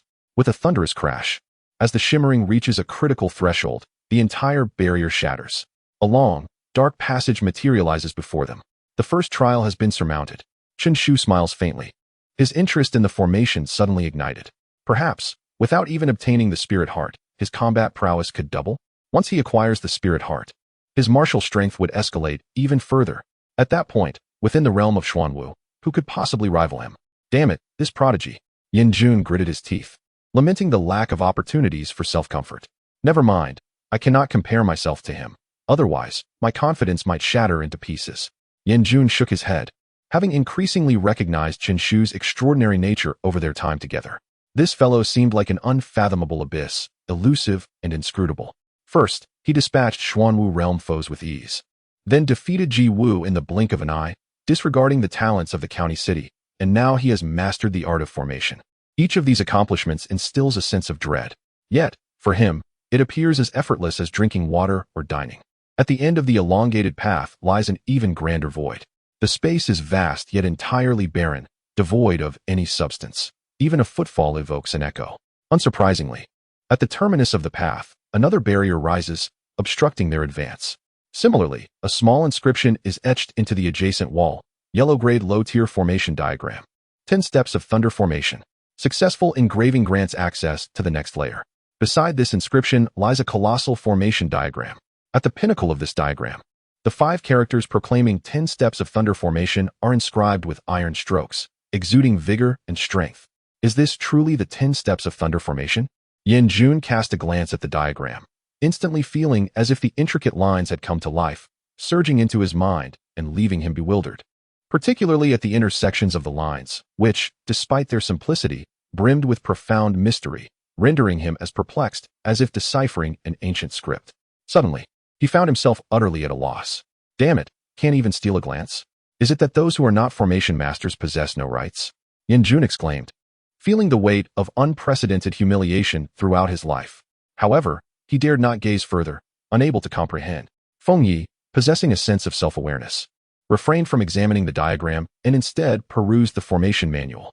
Having had no prior exposure to formations, due to their rarity in Tianyang Prefecture, even as the little princess of the Feng family, she lacked the means to invite a formation master as a mentor to guide her from the very beginning.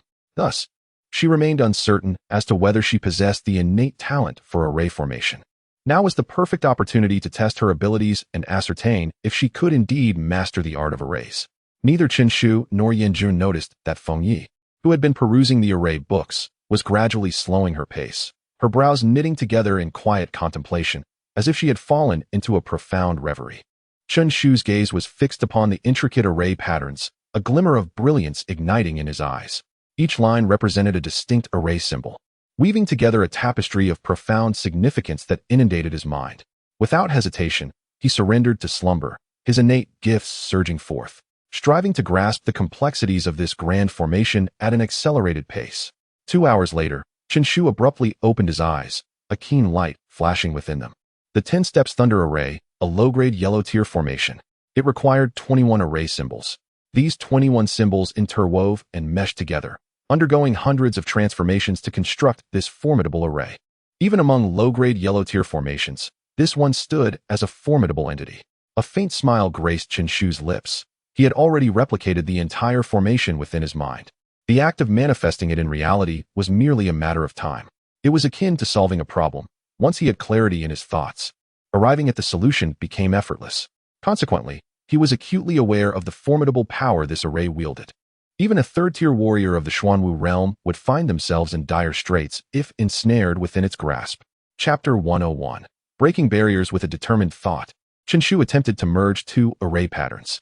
With a subtle wave of his sleeve, the 2 intricate designs manifested at his fingertips. With his current prowess, conjuring thousands of array symbols posed no challenge. However, the sheer quantity of symbols did not guarantee the successful construction of an array diagram. The creation of such a diagram necessitated an exceptional level of control over the symbols. Any minor error during the merging process could lead to immediate collapse. This was a delicate craft, and although Qinshu could summon myriad symbols, merging 2 of them remained a formidable test. Bang! As the 2 array patterns made contact, they instantly erupted into ashes. The first attempt ended in failure. Qinshu, brushing his nose, remained unfazed. He understood that the fusion of array symbols was a complex task and that failure was an inevitable part of the process. It was unrealistic to expect success after only one attempt. Bang, bang, bang. Soon, the sound of shattering echoed repeatedly. Within half an hour, Qinshu had experienced hundreds of failures. Yet, his spirit remained high, a faint smile gracing his lips. Clearly, despite the setbacks, he had gleaned valuable insights from his endeavors. Everything followed a certain order. The fusion of patterns bore a resemblance to the traditional mortise and tenon joint, requiring precise alignment without a hint of error. The essence of merging was merely the connection of nodes. After half an hour, he whispered merge. With a flourish of his sleeve, the 2 array patterns danced together like 2 playful sprites, their nodes aligning perfectly. A singular intertwined array pattern emerged before him, its aura significantly surpassing that of the individual patterns. The 2 had become one. Qinshu felt a surge of joy. This success had imparted him with considerable experience. The subsequent fusions would undoubtedly become much simpler. Without pausing for rest, he continued his relentless pursuit of mastery. The accuracy of merging the 2 array patterns steadily improved. In the end, even when multitasking, he could effortlessly combine them. 3 array patterns, merge. Qinshu declared, sweeping his sleeve as 3 symbols materialized, intertwining and bonding. After numerous failures, merging 3 patterns no longer posed a challenge. 10 days passed in the blink of an eye. Throughout this period, Qinshu endured countless failures. However, these setbacks were not in vain. In truth, it was through these very failures that he had achieved his current level of skill, enabling him to effortlessly merge array symbols. 21 array patterns. Qinshu's eyes sparkled with excitement as he waved his sleeve, causing the 21 symbols to float gracefully in the air. He was eager to test whether he could construct the 10 thunder array. As his thoughts stirred, 21 intricate array patterns swiftly merged, beginning to construct a series of distinct lines. Before him, a diminutive design began to materialize, which unmistakably was a fragment of the thunderous steps formation. Qinshu gently closed his eyes. Within his consciousness, the 21 array patterns seemed to possess a certain sentience, rapidly intertwining, interlacing, or running parallel to one another. On the ground, the design began to emanate a soft, luminous glow, continuously expanding outward. Was Qinshu about to establish a grand array? A low-grade yellow rank.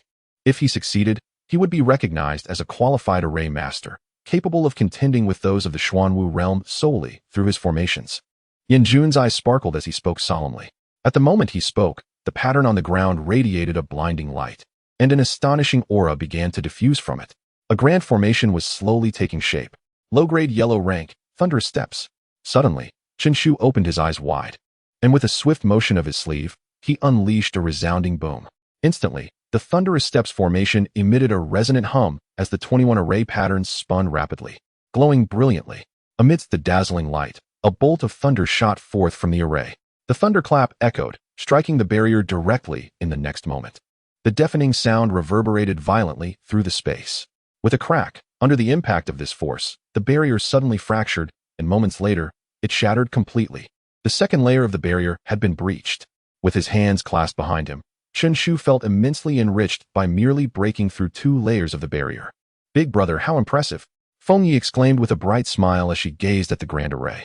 For some unknown reason, she sensed an inexplicable familiarity with this formation. Although she could not yet deploy it, the low-grade yellow rank grand array had already etched itself into her memory. Once she could gather enough array patterns, perhaps she too could become an array master like her big brother. Chen Shu affectionately ruffled Feng Ye's hair, though his brows subtly raised in surprise as he remarked, "Yi, why do you seem a bit different?" "Well, I've been studying array texts, and I've discovered that it doesn't seem as difficult as Yanjun claimed." Feng Yi replied with a playful tongue out. "Big brother, is Yanjun just boasting? Perhaps because he hasn't become an array master himself, he exaggerates how challenging it is?" Yanjun, feeling displeased, shot a glare at Feng Yi and retorted, "Hey, what are you talking about, little girl? Am I the type to boast? Besides, it's not just me who says array mastery is difficult. It's universally acknowledged. If you claim it's not hard, does that mean you've achieved what Chen Shu has?" "I doubt it." Feng Yi responded uncertainly, then closed her eyes. Gradually, a faint array pattern began to materialize at her fingertips, yet this pattern was still quite feeble, flickering like a candle flame in the wind, as if it could be extinguished with a mere breath. However, despite this, Yanjun was utterly horrified. Instinctively, he took 2 steps back, stunned for a moment, and exclaimed with indignation, "What sort of people have I encountered? Damn it, does the Tianyang mansion harbor some sort of poison? 2 array masters. There are only 3 of us here, yet in the blink of an eye, 2 array masters have appeared. Moreover, these 2 individuals have never before engaged in the profession of array masters." Suddenly, he desolately realized that he was surrounded by array masters. What was once a rare presence had now transformed this space into one devoid of any fairness, with him as the sole exception. Yanjun felt a wave of despair wash over him, and he found himself questioning his own abilities. It was one thing to fall short of Chen Shu, but how could he possibly be outshone by that little girl? Feng Yi, could it be that I am truly inadequate? Am I indeed so weak? Chapter 102. Breaking through barriers within the confines of an expansive space, Ji Wu and Ji Kong stood before a formidable barrier, casting intricate array symbols that merged into the grand formation. In an instant, a flicker of light illuminated the formation, albeit minuscule compared to its vastness. The 6th barrier is exceptionally difficult to breach. Ji Wu gritted his teeth, expressing frustration. They were the first to discover the existence of the ancient formation, and the Ji family had extensively explored it, amassing knowledge far surpassing that of others. Consequently, they had gained a significant lead, reaching the 6th barrier well before Lei Kong and his companions entered the formation. Regrettably, the 6th barrier proved to be a formidable obstacle, and their advantage was gradually diminishing. Damn it, Lei Kong has already advanced to the 4th barrier. If we do not break through soon, he will catch up to us. Ji Wu pounded his fists in vexation. At that moment, a hurried voice interrupted. "Young Master Ji, someone has just breached 2 barriers and reached the 3rd. Upon hearing this, Ji Wu's agitation escalated. "Cursed be it. Why are so many array masters emerging this time? We can no longer hesitate. We must accelerate our progress." Meanwhile, Chen Shu, having just crossed the 2nd barrier, stepped toward the 3rd. The vastness and solitude of the 3rd space remained unchanged. At the end of the path lay another barrier. But as Chen Shu and his companions approached, an ancient voice resonated from the barrier. "What is an array?" These 3 words evoked a sense of desolation and antiquity, as if the voice's owner had existed for eons. Behind him, Feng Yi gazed in astonishment. Disbelief etched on her face. There is still a voice within this formation? It disregards the passage of time, echoing once more after who knows how long. How did the master of this formation leave such a mark? What is an array? Chen Shu pondered, and after a moment's reflection, he waved his sleeve, swiftly merging 21 array symbols to form the 10 steps thunder array in the blink of an eye. With another motion of his sleeve, a grand formation took shape once more. Boom! The 2 10 steps thunder arrays roared in unison, producing a thunderous sound before surging toward the barrier. In an instant, lightning dragons danced wildly. Yanjun's expression turned solemn. The combined force of these 2 formations was formidable. Even he could not underestimate it. It was likely that an ordinary 2nd-tier Xuanwu realm practitioner would stand no chance and be instantaneously obliterated. However, bang! A tremendous rebounding force erupted from the barrier, shattering Chen Shu's formation. Subsequently, a powerful force surged through the formation, crashing toward Chen Shu. "Big brother," Feng Yi called out anxiously. "Fear not," Chen Shu replied calmly, waving his sleeve, dispelling the impending attack before it could reach him. Yet, the complexity of his expression revealed a tumult of emotions. As two grand formations simultaneously erupted, in the blink of an eye, 42 intricate patterns merged. Yet, at this level, could this truly be considered a formation in the presence of its master? What constitutes a formation? The barrier lacked consciousness, yet it incessantly echoed this question. It seemed that until an answer was obtained, no one could breach it. Chen Shu took a deep breath and slowly closed his eyes, contemplating. What is a formation? Is it the ability to ensnare foes invisibly and vanquish them in adversity? Is it a means to assist in martial cultivation, refining one's martial prowess? Or perhaps it is the magnificent formation forged through the intertwining of countless patterns. Ideas flickered through Chen Shu's mind like fleeting shadows. Time passed, though he could not tell how long, before he suddenly opened his eyes and took a decisive step forward. Those were formations, yet they were not formations. The true formation is one that flows with my whim, responding to my thoughts. Wherever I stand, that is the most formidable formation. A single thought cleaves the path of life and death, and each step I take establishes the gate of right and wrong. Chen Shu advanced once more, and behind him, intricate patterns coalesced, pulsating to form the 10 steps of thunder formation. In an instant, the first grand formation materialized, followed by the second, the third, and the fifth. Yet, this was just the beginning. As 5 grand formations emerged, they collided with one another, unleashing a terrifying cacophony akin to thunder. In the next moment, a superlative formation gradually took shape. Yan Jun fixed his gaze intently on the grand formation behind Chen Shu, his fists clenching involuntarily. Even he felt a sense of trepidation before this formation. It was formidable. What was most alarming was that this grand formation, unseen throughout the ages, was the brainchild of Chen Shu. Moreover, its rank undoubtedly surpassed the inferior grade. To meld 5 inferior yellow-grade formations into a new grand formation? How many intricate patterns could this individual possibly command? Could this truly be achieved by a novice formation master? Yan Jun was left astounded, realizing that the day's revelations eclipsed the entirety of the previous year. A lightning dragon coiled around Chen Shu, soaring and roaring like a guardian deity, as he stepped forward, directly approaching the barrier. Then, he passed through effortlessly. The entire barrier seemed non-existent, offering no resistance as he traversed it. "Is this a formation?" Feng Yi murmured softly, her eyes reflecting a glimmer of understanding. Meanwhile, a pattern ignited at her fingertips. "Ji Xiao, someone has breached the third barrier." A hurried voice rang out, further darkening Ji Wu's expression. "Damn it, how could anyone breach the third barrier? It ranks among the top 3 in difficulty. Who could grasp the essence of the grand formation so swiftly? Could it be that other noble descendants have infiltrated?" Ji Wu gritted his teeth, his impatience growing. The third barrier asks, what constitutes a formation? His ancestors from the Ji family had been ensnared here numerous times, unable to advance even an inch. Later, it was the consolidation of the entire Ji family's resources that yielded an answer, enabling them to break through. Thus, he was acutely aware of the formidable difficulty in shattering the third barrier. Yet now, amidst such arduous challenges, someone had managed to transcend it? How terrifying must this individual's talent in array manipulation be? Damn it! Ji Wu cursed vehemently, as anxious as an ant on a hot stove. Without breaking through the 6th barrier, his advantages would dissipate. At that moment, a voice filled with greater urgency emerged, reporting to young Master Ji that the one who had just breached the 3rd barrier had now surpassed the 4th. Nonsense!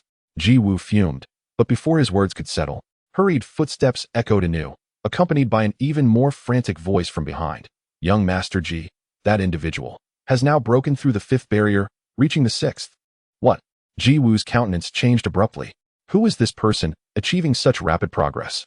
He had diligently advanced to the 6th layer over a considerable period, only to be caught up by someone else. This individual had traversed from the lightning void's array to the 6th layer in merely a few days? How could such a prodigious talent exist in this world? Chapter 103. Hidden opportunities. This individual must undoubtedly be an exceptionally formidable array master, possibly backed by a distinguished mentor in the art of formations. Ji Wu gritted his teeth, asserting that otherwise, it would be inexplicable how this person could so swiftly breach 5 layers of barriers. "We must accelerate," Ji Wu stated solemnly, his eyes reddening. The Ji family had plotted for so long, solely for the treasures within that formation. They had secured the advantage of timing, location, and support. If they were to be surpassed now, he would be utterly despondent. Regardless of the cost, that object within the formation must be mine. Ji Wu's pupils glinted coldly as he spoke darkly. He was determined to obtain the item within the formation, for he already knew its nature and was acutely aware that once acquired, it would elevate him to unprecedented heights, directly propelling him into the realm of a Grand Array Master. A Grand Array Master, after all, is a being that can rival the mightiest of the spirit martial realm. At that point, relying solely on his prowess in array techniques, he would overwhelm numerous prodigies on the rankings. Even Yin Wuchen would pale in comparison before him. Continue to accelerate. Within this formation, we still possess tremendous advantages, Ji Wu declared. Our Ji family's research into this formation far exceeds that of others. Our familiarity is unmatched. Even if this person has a Grand Array Master as a mentor, they cannot surpass us. Moreover, the 6th layer is incomparable to the preceding trials. Its difficulty can be deemed the most formidable among all challenges, and no one could breach it in a short span. Now, aside from monitoring the movements of others, everyone else, unleash all your power to shatter the formation. I refuse to believe that, with the Ji family's resources and knowledge, we cannot measure up to them. As his fury surged, more formidable members of the Ji family joined the ranks to dismantle the barriers. In an instant, the progress in breaking through the barriers accelerated significantly. Simultaneously, Chen Shu stepped into the 6th layer. In a more expansive space, a colossal array diagram materialized before everyone, obstructing their path forward. On the adjacent stone wall, a note read, based on the patterns, deduce the composition of the Grand Array and illuminate the entire formation. Chen Shu gazed at the small script, nodding slowly. This challenge holds some intrigue, he mused. The task of deducing the composition of the Grand Array based on the patterns tests one's comprehension of array techniques and mastery of foundational knowledge. Illuminating the entire formation assesses one's application and proficiency with the array inscriptions. Successfully accomplishing all these tasks would signify that one's array skills have reached the pinnacle of an array master, with a substantial probability of becoming a Grand Array Master. Big brother, do you think you can pass? Feng Yi asked softly, biting her lip. Before Chen Shu could respond, she continued, you definitely can, right? This challenge is no trouble for you. Chen Shu chuckled, ruffling her little head. We'll see if I can do it. However, it should not pose much of a problem. With that, he raised his gaze towards the Grand Array. The wall was intricately adorned with a myriad of patterns, varying in depth and intertwining in a complex array. Reaching the pinnacle of intricacy, it resembled a tangled mass, evoking a sense of confusion. Even Chen Shu, who had just begun to engage with this grand formation, found himself utterly befuddled, unable to discern the connections within. This formation possessed an elevated rank, perhaps even attaining the status of a superior yellow-grade formation. Chen Shu contemplated silently, his mind racing as his gaze remained fixated on the Grand Array. After a considerable duration, he gradually closed his eyes, imprinting the entire formation's patterns into his memory.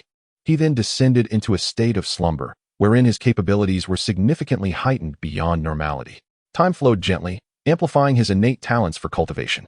Ultimately, his perception sharpened to a terrifying degree, with a multitude of insights flashing through his mind, akin to a humanoid computer accurately calculating the entire formation and deducing its composition. On the 10th day, within his mind, the final pattern of the grand formation fell into place, and in that instant, the entire array came alive. As if imbued with vitality, a colossal, thunderous dragon spiraled through the air, while blazing flames erupted into the sky, transforming into a fiery phoenix that basked in the wind, radiating an infernal heat that seemed capable of incinerating the very heavens. Superior yellow-grade, Thunder Dragon Flame Array, Chen Shu murmured. The grand formation was complete. After 10 days, he had successfully deduced the entire array and perfectly replicated it in his mind, indicating that the realization of this design in reality was imminent. As he thoroughly comprehended this formation, his understanding of array techniques reached an elevated level.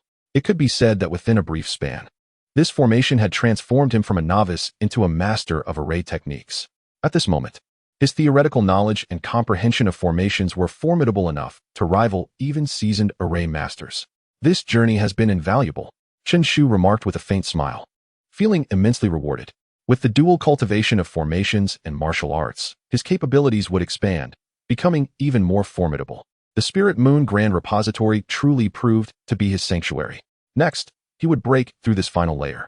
Chen Shu emerged from his slumber, and as his thoughts settled, patterns began to form under his command, akin to dancing sprites racing towards the grand formation. Each pattern, whether entwined, parallel, or intersecting, was distinct yet flawlessly inscribed onto the array. A low hum resonated as the entire formation quivered slightly. Radiant lights emerged where Chun Shu's patterns reached, and in that moment, the grand array manifested in contrasting shades of black and white. The white light incessantly devoured the dark regions. At this rate, it would not take long for Chun Shu to illuminate the entire grand formation completely. However, gradually, Chun Shu's speed in wielding the array patterns began to diminish. And instead of continuing to expand outward, he meticulously engraved the patterns within the already illuminated regions. This was due to his realization that his mental strength was progressively amplifying as he inscribed the grand array. Though this change was subtle, he was keenly aware of it. At the onset of his practice with the array, he recognized his mental strength to be feeble, even weaker than that of an ordinary individual. His ability to successfully condense the array patterns stemmed from his martial prowess and the Thunder Sacred Method. Yet now, his mental strength exhibited a slow but steady growth. The enhancement of his mental faculties brought immense benefits, not only fortifying his grasp of the array patterns, but also rendering his consciousness clearer, significantly increasing his cognitive processing capacity. Furthermore, his mastery over the array patterns became increasingly proficient with each repetition, and even the number of patterns he could simultaneously integrate was gradually on the rise. Chun Shu took a deep breath, astonished to discover such an opportunity hidden within the sixth layer. Indeed, this was a fortunate turn of events for him. Consequently, he ceased to pursue the speed of his breakthroughs with fervor, instead opting to slow down, becoming increasingly deliberate in his efforts. Chapter 104, The Revelation. Report to young Master Ji, that individual is advancing through the realms at an astonishing pace. 1/10 of the sixth layer barrier array has already been completed. One of Ji Wu's subordinates reported, visibly anxious. What? Ji Wu's expression darkened to an extreme, and he hastened to the individual's side. There, a colossal light screen loomed, adorned with numerous glowing points, and at present, Chun Shu occupied a position marked by 3 illuminated dots. Evidently, these points represented living beings. Moreover, the sixth layer screen had also lit up in part. This equipment was undeniably capable of monitoring all individuals who entered the magical array. It discerned everyone's movements and progress. Although it could not identify the individuals at each position, this apparatus was nothing short of perfection. This was the reason Ji Wu could consistently gauge the actions of others with precision. It constituted one of the Ji family's advantages within this array. At this moment, Ji Wu's frigid gaze fixated upon those 3 glowing points, and the barrier before them illuminated at an alarming speed. This velocity far surpassed the combined efforts of the Ji family. Should this continue, it would not be long before they surpassed the Ji family's progress. Entering the next layer first. Damn it! How could they advance so swiftly with just 3 individuals? Are they all array masters? Ji Wu growled menacingly. The Ji family had many members, yet the array masters were few. Their collaborative strength stemmed from years of accumulation, granting them certain privileges that allowed martial cultivators to utilize profound energy and spiritual chi to assist array masters in their breakthroughs. This was arguably the Ji family's greatest advantage, for with so many advancing together, their speed would undoubtedly eclipse that of others by an immeasurable degree. Even the array masters of other factions could not compare. Under normal circumstances, they would maintain this lead until obtaining that treasured artifact. Yet now, the favorable situation was jeopardized by the hands of 3 individuals. Their collective effort could not match the pace of these 3. Of course, had he known that only Chun Shu was truly breaking through the array, he might have gone mad. It's slowing down, it's slowing down. Suddenly, one of the Ji family members exclaimed joyfully.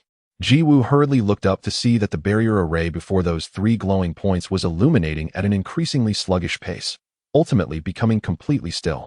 It seemed as if it had come to a halt right there. Has it finally stopped? Ji Wu let out a long breath. The tension he had held began to ease slightly, and a faint smile graced his lips. Stopping is good, had it not ceased. He would have spared no effort to obliterate those 3 individuals, for they were utterly terrifying. Haha, it appears I overestimated these 3, evidently, with their capabilities. They could only illuminate 1/10 of the array, while the rest would require time and effort to unravel. At this pace, they are hardly worthy of consideration. Ji Wu waved his sleeve with a hint of pride and remarked, Indeed, no one understands the complexity of this grand formation better than us. How could we expect to encounter someone as formidable as a raging storm? They surely possess some means to accelerate their initial speed. But that is all there is to it. Their techniques pale in comparison to those of the Ji family. What young Master Ji says is true. When it comes to understanding this formation, no one surpasses our Ji family. A companion by his side complimented. Precisely. The treasures within this formation rightfully belong to us. They are destined for young Master G, while others lack the qualifications to even aspire to them. Yes, those three may have been impressive at the outset, but now they seem rather ordinary. I had thought them truly formidable, but it appears I was simply too timid, easily intimidated by them. He chuckled. A moment's reflection reveals that they can never compare to us. Within this formation, our G family reigns supreme. Everyone else is but a mere footnote. Others chimed in, their faces gradually illuminating with newfound confidence. Hearing their words, Ji Wu's demeanor swelled with arrogance, and his inner unease began to dissipate. Meanwhile, Chen Shu had meticulously replicated the intricate patterns of the formation 100 times over. At this moment, it was evident to the naked eye that 1/10 of the formation's design was deeply etched onto the screen, as if it had sunk several feet into the surface. The phrase penetrating 3 inches suddenly flashed in Yan Jun's mind, his gaze towards Chen Shu now tinged with astonishment. Once again, he found himself awestruck by Chen Shu's capabilities. Just when he thought this fellow would easily break through the 6th barrier, Chen Shu unexpectedly paused, repeatedly refining the patterns. But it wasn't merely imitation. With each iteration, the aura emanating from him grew increasingly sharp, instilling a sense of trepidation in those who beheld it. What did this signify? It indicated that this individual had made further advancements in his array techniques. They had only just entered this formation, transitioning from ignorance to mastery, constructing the grand array, and even creating a mid-tier yellow-grade formation. Now, in such a brief span, this individual had traversed a path that would take most array masters an entire lifetime to accomplish. At this moment, his array skills might effortlessly vanquish those at the 4th or 5th level of the Xuanwu realm. Yan Jun pondered, sinking deeper into self-doubt. Damn it, he thought. I am supposed to be an unparalleled prodigy with an awakened imperial physique, the most talented individual in the county city, yet when compared to Chen Shu, I feel utterly weak. It's as if I can never catch up. Meanwhile, Chen Shu remained engrossed in his replication of the grand array, and the aura surrounding him grew increasingly potent with the passage of time. Finally, at a certain moment, Chen Shu suddenly opened his eyes. A piercing brilliance shot forth from his gaze. With a thunderous sound, the atmosphere trembled. A shattering sound reverberated, revealing that part which Chen Shu had depicted countless times, now illuminated by a radiant glow. This segment of the grand formation had been astonishingly etched through by him. Chen Shu found himself at a loss for words. He felt that this grand formation was rather fragile. Was it not merely a matter of him sketching it a few times? Surely it should remain intact. Truly, it was excessively finicky.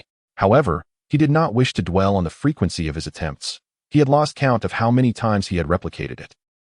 Shaking his head, he resumed his work, endeavoring to depict another 10th. Before long, yet another 10th of the grand formation was once again rendered transparent by his hand. Chapter 105. The murderous intent of Ji Wu. 1/5 of the grand formation has been meticulously inscribed, achieving a level of translucency.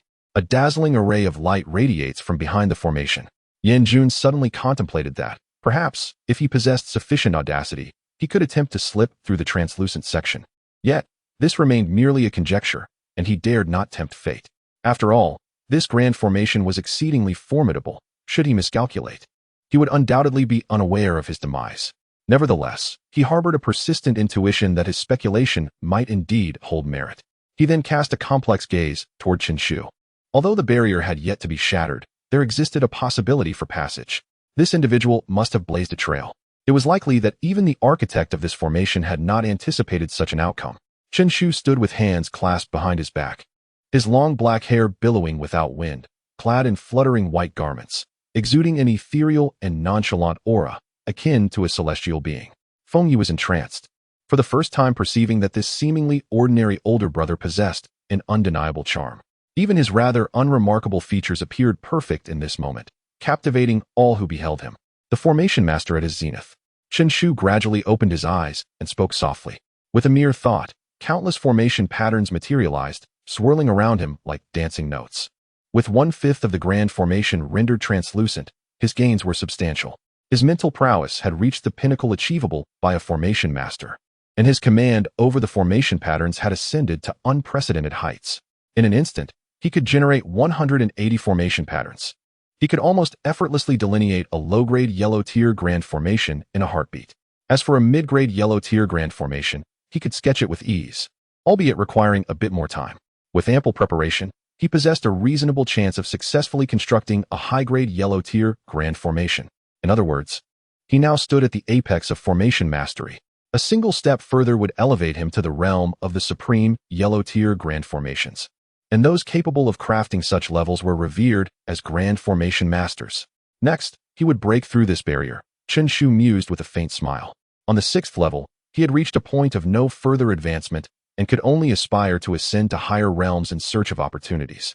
Nevertheless, his gains from the 6th level were more than satisfactory. Simultaneously, Ji Wu had nearly completed the majority of the formation. Under the combined efforts of the Ji family, the entire formation was on the verge of illumination, with only a few dim corners remaining. Haha, the formation is about to be breached. At last, I shall step into the 7th level, Ji Wu declared, brimming with exuberance. The remaining faint edges would require no more than half an hour to complete, given the swiftness of the Ji family members. Soon, the 6th level, which had hindered him for so long, would be surmounted. How have those 3 progressed? Ji Wu suddenly thought of Chen Shu and his companions, his tone shifting to one of gravity. Soon, a response was given to him. Report to Master Ji. The 3 individuals have completed 1/5 of the engraving. 1/5? That pace is indeed commendable, Ji Wu remarked with a restrained tone, his words laced with an air of arrogance. Given the abilities of those 3, achieving 1/5 in such a brief period is quite impressive. However, it remains merely satisfactory. In comparison to our Ji family, it is nothing remarkable at all. Haha, we have finally left them behind. To be honest, I was also taken aback by them moments ago. Ji Wu spoke with an expression of ease. Upon hearing his words, others chuckled, appearing relaxed and carefree.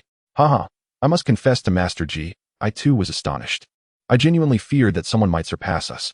So was I. Yet now, the outcome is already determined. No one can rival our Ji family. Indeed, compared to our Ji family, they are but ants. Even if they have shone brightly, it is merely a fleeting moment. Ji Wu maintained a modest smile, waving his hand dismissively. Let us disregard them. They are merely 3 insignificant clowns, not worthy of concern. Our true competitors are not them. Let us quietly await the breaking of the 6th layer. As his words fell, suddenly, one person's gaze turned towards the light screen, exclaiming, "Oh, it seems these 3 are not giving up. Their speed appears to have increased." Hearing this, Ji Wu glanced over and saw that before the 3 individuals, beams of light rapidly illuminated the barrier, their pace exceeding normal expectations. Ji Wu was taken aback, then shook his head, saying, "It matters not. Their speed has indeed increased significantly. If they can maintain this velocity, breaking through the 6th layer may take only 2 or 3 days. I concede, even our Ji family may not match their speed. However, our Ji family is far ahead, it is beyond their reach. No matter how fast they are, they can only trail behind us." Ji Wu spoke with pride, casting a glance at the barrier, observing the dim patterns being continuously illuminated at a swift rate. An ant shaking a tree, how laughable. Ji Kong beside him also shook his head, disdain evident in his voice. In his view, no matter how fast these 3 might be, they are mere insects before the Ji family. Even with their efforts and struggles, no change is possible. As these words fell, a thunderous boom echoed. The vast expanse of light on the screen suddenly flared brightly. What is happening? This scene left the Ji family members in bewilderment, all expressing their astonishment. Suddenly, one person pointed at the light screen, his finger trembling uncontrollably, struggling to articulate. Look at those 3. Their speed in breaking through the barrier, how can it be so fast? Countless gazes instantly converged, and in that moment, the expressions of everyone changed. Even Ji Kong's countenance darkened in an instant, becoming as grim as water. Before Chen Shu and his companions, the grand formation was illuminated incessantly, with the radiance maintaining an astonishing velocity. In the blink of an eye, 2/5, 3/5, 4/5. In a mere span of 2/4 of an hour, a vast array of brilliance emanated from the very location of the trio. The Ji family had invested countless days to reach such a level, yet these 3 accomplished it in just 15 minutes. A gasp escaped the lips of an onlooker. How on earth did they achieve this? All confidence and pride crumbled under such overwhelming speed. In comparison to these 3, the Ji family's breakthrough pace resembled that of a tortoise. It was laughable that they had believed no one could rival the Ji family within the formation. Ji Wu clenched his fists tightly, the murderous intent in his eyes almost solidifying into a palpable force. Such adversaries were terrifying. If they maintained this speed, no barrier could possibly impede them. Those left in their wake would be the Ji family, and the ultimate treasure would be beyond his grasp. I shall not allow such a fate to unfold. I shall not permit it. These three must not be spared. Ji Wu's eyes reddened, and he appeared increasingly frenzied, his dark aura prompting many to instinctively step back. They all recognized that young Master Ji was truly enraged. Chapter 106 Qinshu, Uncle Ji, make him disappear. Such an extraordinary individual cannot exist within the array. Ji Wu inhaled deeply and spoke in a grave tone. Very well, I shall take care of this personally. A glint of murderous intent flickered in Ji Kong's eyes. The prowess of such a master arrayist was indeed terrifying. They must act decisively before these individuals rise to prominence and completely annihilate them. The others nearby fell silent, acutely aware of the terror that Ji Xiao's anger could unleash. Now, even a formidable figure like Ji Kong was prepared to intervene personally. The fate of the three was all too predictable. No matter how formidable they cannot escape death. They have effectively sought their own demise by daring to overshadow our Ji Xiao. The members of the Ji family scoffed, their eyes alight with disdain and pity. I shall return shortly, Ji Kong declared, glancing at the position of Qinshu and his companions before vanishing like the wind. The luminous barrier not only monitored the progress of others, but also possessed a positioning function. Should anyone pose a threat to the Ji family, their fate would be sealed. Ji Kong swiftly traversed the various barriers, rays of piercing light striking him, rending his garments asunder. Yet, whenever the light sought to harm him, a faint golden glow emanated from within his being, shielding him from calamity. Evidently, even with the barrier's positioning capabilities, Ji Kong's arrival was no simple feat and required a certain toll. However, this cost paled in comparison to the treasures contained within the array. At that moment, Qinshu and his companions had just breached the barrier and were poised to enter the 7th layer when Ji Kong made his appearance. Upon seeing them, he was momentarily taken aback. Qinshu, he exclaimed, a hint of surprise in his voice. He had caught a glimpse of Qinshu from afar on Mount Xinyan and remembered him, for he had defeated Ji Wu, yet it was merely a fleeting impression. They had been too far apart for him to be entirely certain. Ji Kong. Qinshu raised an eyebrow, equally astonished. A member of the Ji family had indeed come before him. It truly is you. Ji Kong's eyes narrowed as he received the confirmation. Among the three of you, who is the arrayist? No one replied. Ji Kong, unfazed, wore a smirk, resembling a cat toying with a mouse. When I spared your life before, I warned you not to appear before me again, or I would surely kill you. Alas, it seems you did not heed my warning and dared to follow me in. Tell me, are you seeking death? Seeking death? Qinshu chuckled, standing with his hands clasped behind his back, yet his eyes sparkled with an unusual brilliance. With his martial prowess, he could easily slay Ji Kong with a mere flick of his finger. However, he did not desire to end his life so swiftly. Perfect. I shall use you to test my blade. A thought flashed through Qinshu's mind as he flicked his fingers, array patterns materializing at his fingertips. He sought to ascertain whether, with his pinnacle prowess as an array master, he could vanquish a 5th-level warrior of the Xuanwu realm. Array master. Ji Kong's expression shifted dramatically, his gaze fixed intently upon the array patterns at Qinshu's fingertips. It appeared that the one who shattered the 6th barrier was indeed you. Dual cultivation of arrays and martial arts. In that instant, even Ji Kong felt a tremor of apprehension.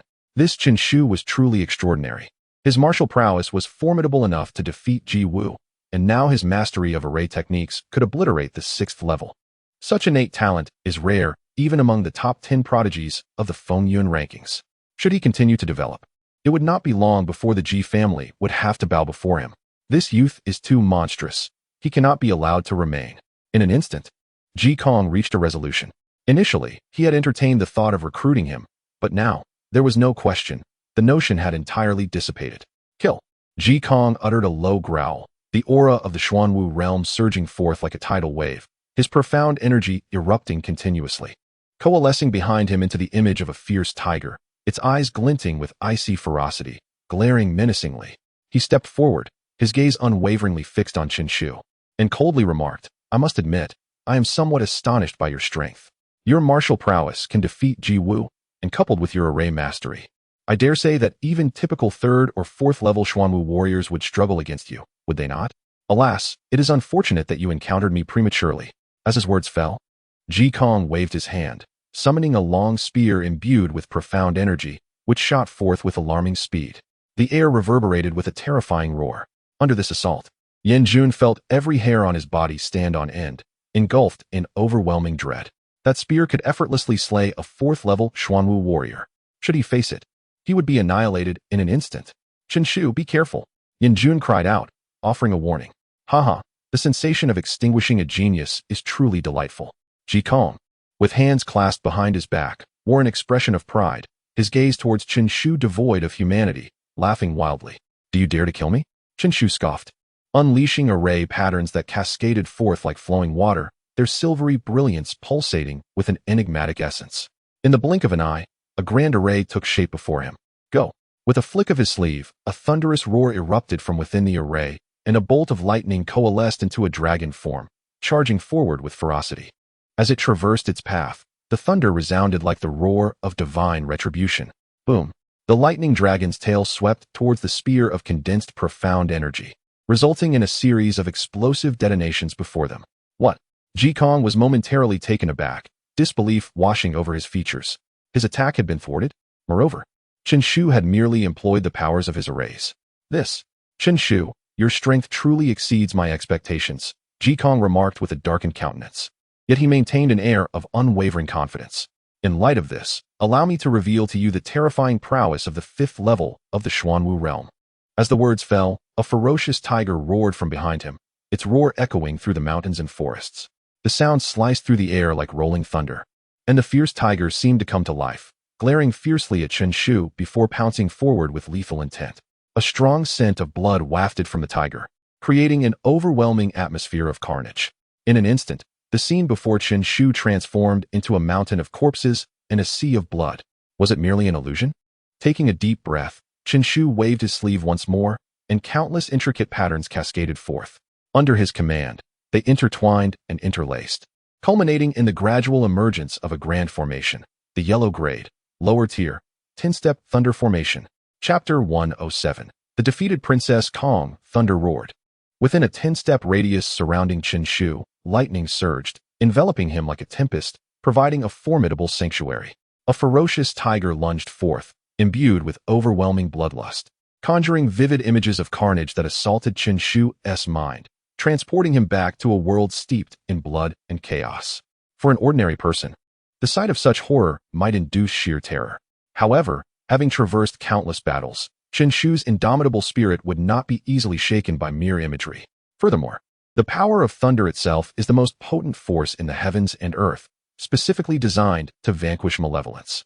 As the thunder's sacred method activated, all visions shattered into oblivion. In the blink of an eye, the tiger was at Chen-shu's side, its growls resonating ominously.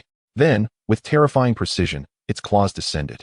This strike, imbued with a chilling radiance, would surely inflict grievous harm, if not death, even upon someone at the 5th level of the Xuanwu realm. Such was the might of Ji Kong. As a direct descendant of the Ji family, his prowess was indeed exceptional among those at the 5th level of the Xuanwu realm. Boom!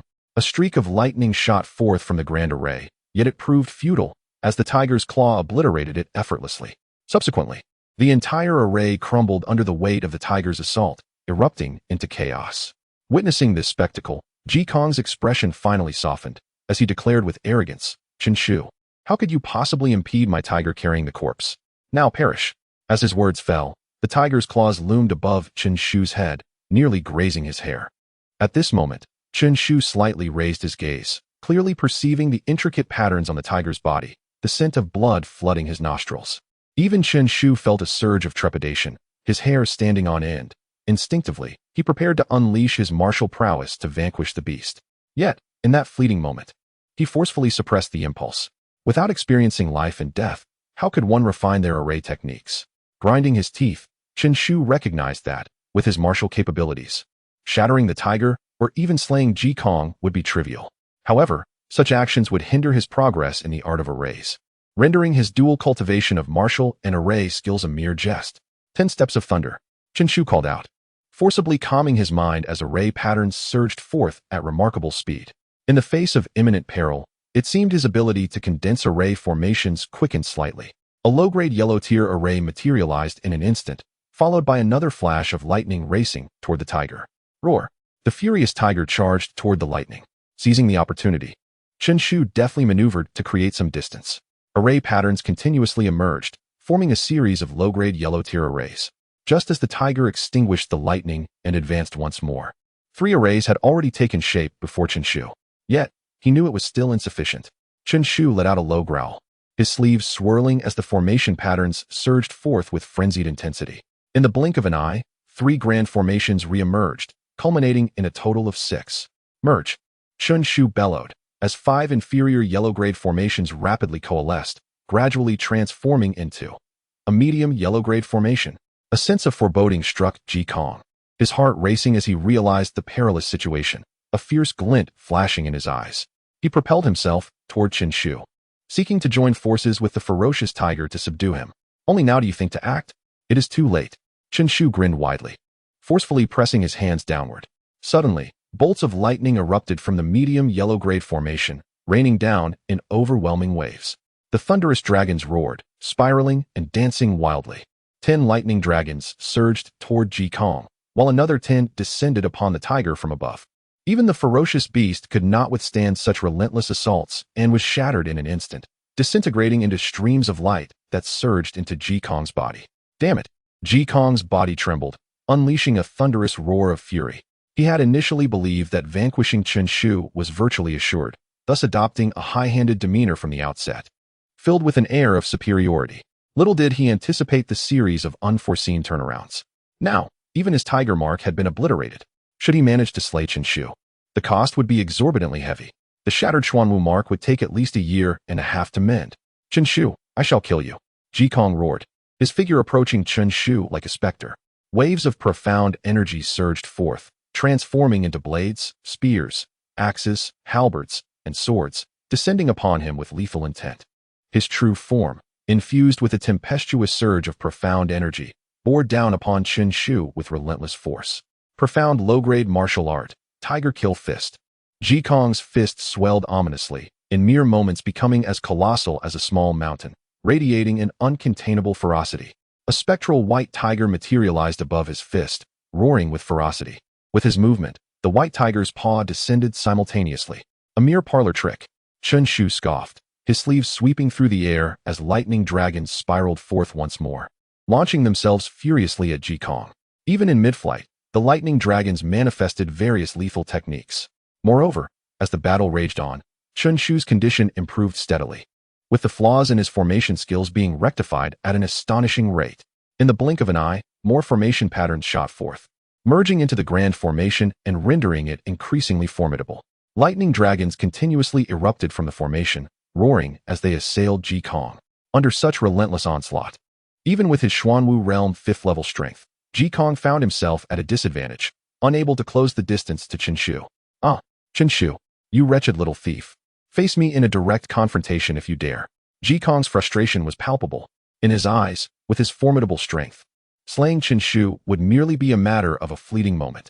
However, the formations employed by Chen Shu proved to be exceedingly troublesome. The power of each lightning dragon, while not particularly formidable, at most comparable to a strike from the 3rd level of the Xuanwu realm, was overwhelming in sheer numbers. At every moment, dozens of lightning dragons swirled and danced, bombarding him incessantly. Under such a relentless assault, even he had to exercise caution. It was precisely for this reason that he and Chen Shu maintained an insurmountable distance, preventing him from easily delivering a fatal blow. Do you desire a direct confrontation? Then I shall oblige. Chen Shu murmured, his gaze slightly lifting. His fingers trembled incessantly as intricate formations emerged, transforming into various patterns. As these designs illuminated, an overwhelming aura surged forth before Chen Shu. What? Ji Kong gasped in astonishment, sensing a lethal threat within the formation. A high-grade yellow-tier formation, the 9 Xian Gathering Spirit Array. Boom. As his words fell, an even larger lightning dragon surged forth with tremendous force, obscuring the sky. The previously menacing lightning dragons appeared as mere insignificant serpents in comparison. Roar. Countless lightning dragons howled, seemingly expressing their submission. Kill. Chen Shu pointed, and the colossal lightning dragon, with a human-like disdain and arrogance in its gaze, dove directly toward Ji Kong. Following its lead, innumerable lightning dragons trailed behind. In the heavens and earth, thunder rumbled, and lightning suffused the entire expanse. No. Ji Kong trembled violently, overwhelmed by an immense dread emanating from this lightning dragon. It possessed the power to annihilate him. Instinctively, he attempted to retreat. Yet, before he could act, the lightning dragon had already transcended the bounds of space and time, closing in upon him. It then collided with him directly. In an instant, Ji Kong felt his bones shatter, blood gushing from his mouth. In his eyes, only panic and fear remained. Even at the 5th level of the Xuanwu realm, he was utterly powerless against Chen Shu's grand formation. Chapter 108. The extraordinary treasure within the array. Ji Kong was astonished. He had long known that Chen Shu possessed formidable martial prowess. After all, being able to effortlessly vanquish Ji Wu suggested a mastery, at least at the 3rd level of the Xuanwu realm. Yet now, Chen Shu had managed to defeat even him. Moreover, this time, Chen Shu did not showcase his immense martial capabilities, but merely demonstrated his mastery of array techniques. With the power of the formation, he had triumphed over someone at the 5th level of the Xuanwu realm. Was this truly an accomplishment achievable by a mere junior? Even the renowned masters of array techniques in the county city could hardly rival Chen Shu's strength, could they? How could this young man be so extraordinarily gifted? Ji Kong, drenched in blood, felt an overwhelming wave of shock flooding his mind, momentarily distracting him from the pain coursing through his body, leaving him in a state of stunned disbelief. He gasped, realizing that Chen Shu had likely reached the pinnacle of array masters. How had he cultivated to such an extent? Ji Kong found himself utterly perplexed. It was important to note that Ji Wu had been nurtured with the full resources of the Ji family, endowed with remarkable innate talent. However, after years of dual cultivation in martial and array arts, he had only achieved the 2nd level of the Xuanwu realm in martial prowess, and his array mastery barely qualified him as an apprentice, enabling him to contend with someone at the 3rd level of the Xuanwu realm. In the context of the county city, this level of power was not insignificant. At least, few could match him beneath the rankings of the Fengyun list.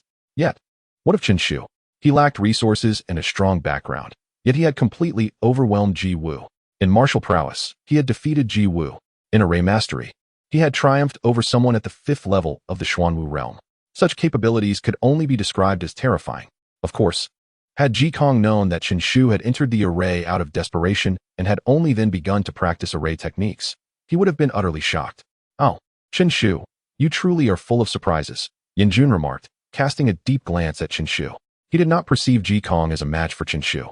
However, he believed that for Chen Shu to defeat Ji Kong, he would need to forcibly suppress him with his martial prowess. Yet, he had not anticipated that Chen Shu had not employed martial skills at all throughout the encounter. He had simply utilized the array techniques he had recently learned to defeat someone at the 5th level of the Xuanwu realm.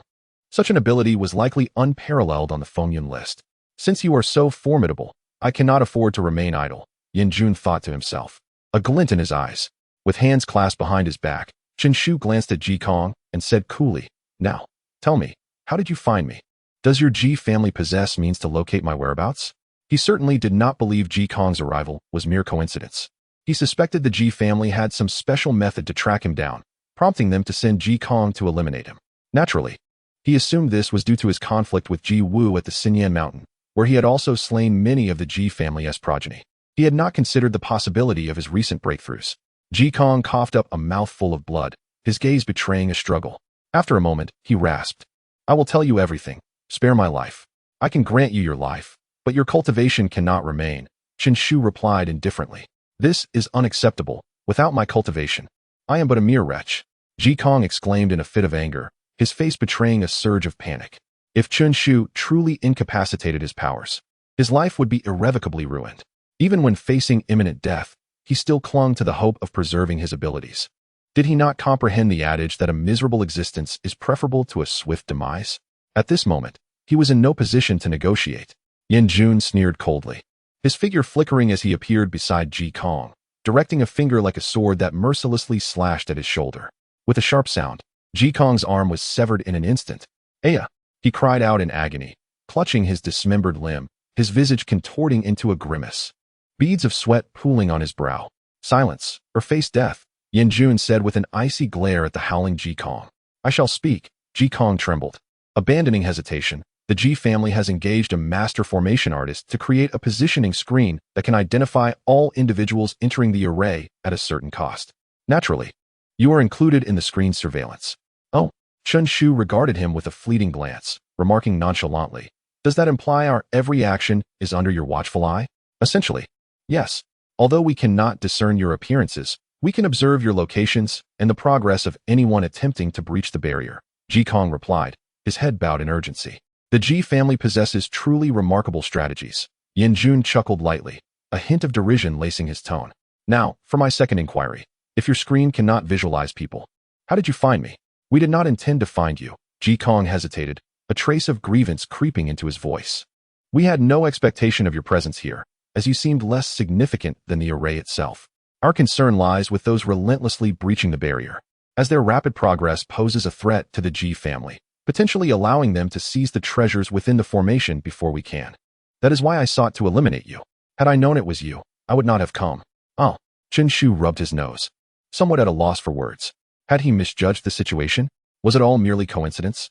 A swell of pride surged within him. It seemed he had indeed distinguished himself. After but a brief study of formations, he posed a threat to the Ji family, which had schemed for countless years. I, Chen Shu, am truly impressive. After basking in his moment of self-satisfaction, he gradually inquired, for my third question, what is this treasure within the formation that warrants such extensive plotting and significant sacrifice? Ji Kong hesitated, only to hear Yen Jun's chilling voice interject. Consider your words carefully.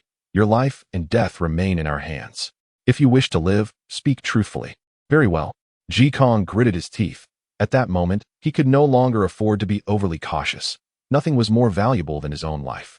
I must say, within the 7th layer of that formation, there exist puppets of the array path, which can be harnessed for one's own use. Their strength is at the 7th level of the Xuanwu realm.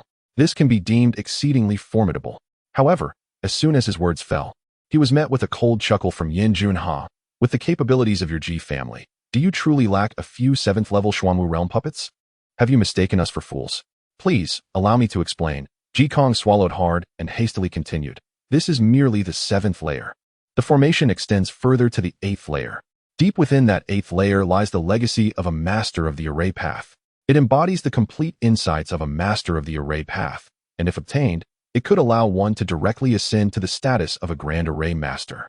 This is the true treasure of this formation. The phrases legacy of a master of the array path and grand array master, though succinct, caused the expressions of the 3 individuals present to shift dramatically. Was a grand array master valuable? Indeed, even in the county city, grand array masters were rare and exceptional beings. Although their combat prowess might only rival that of the spirit martial realm, their true standing far surpassed that of the spirit martial realm. Even the prestigious families regarded grand array masters as esteemed guests, treating them with utmost respect. It seemed this was Ji Wu's grand ambition. He aspired to soar to great heights. Yen Jun narrowed his eyes slightly and whispered. Meanwhile, beside him, Chen Shu's eyes suddenly sparkled with brilliant light. The legacy that could enable one to directly ascend to the status of a grand array master. It is truly enticing. I, Chen Shu, am determined to obtain it. Chapter 109. The martial arts puppet. I have divulged all that I know.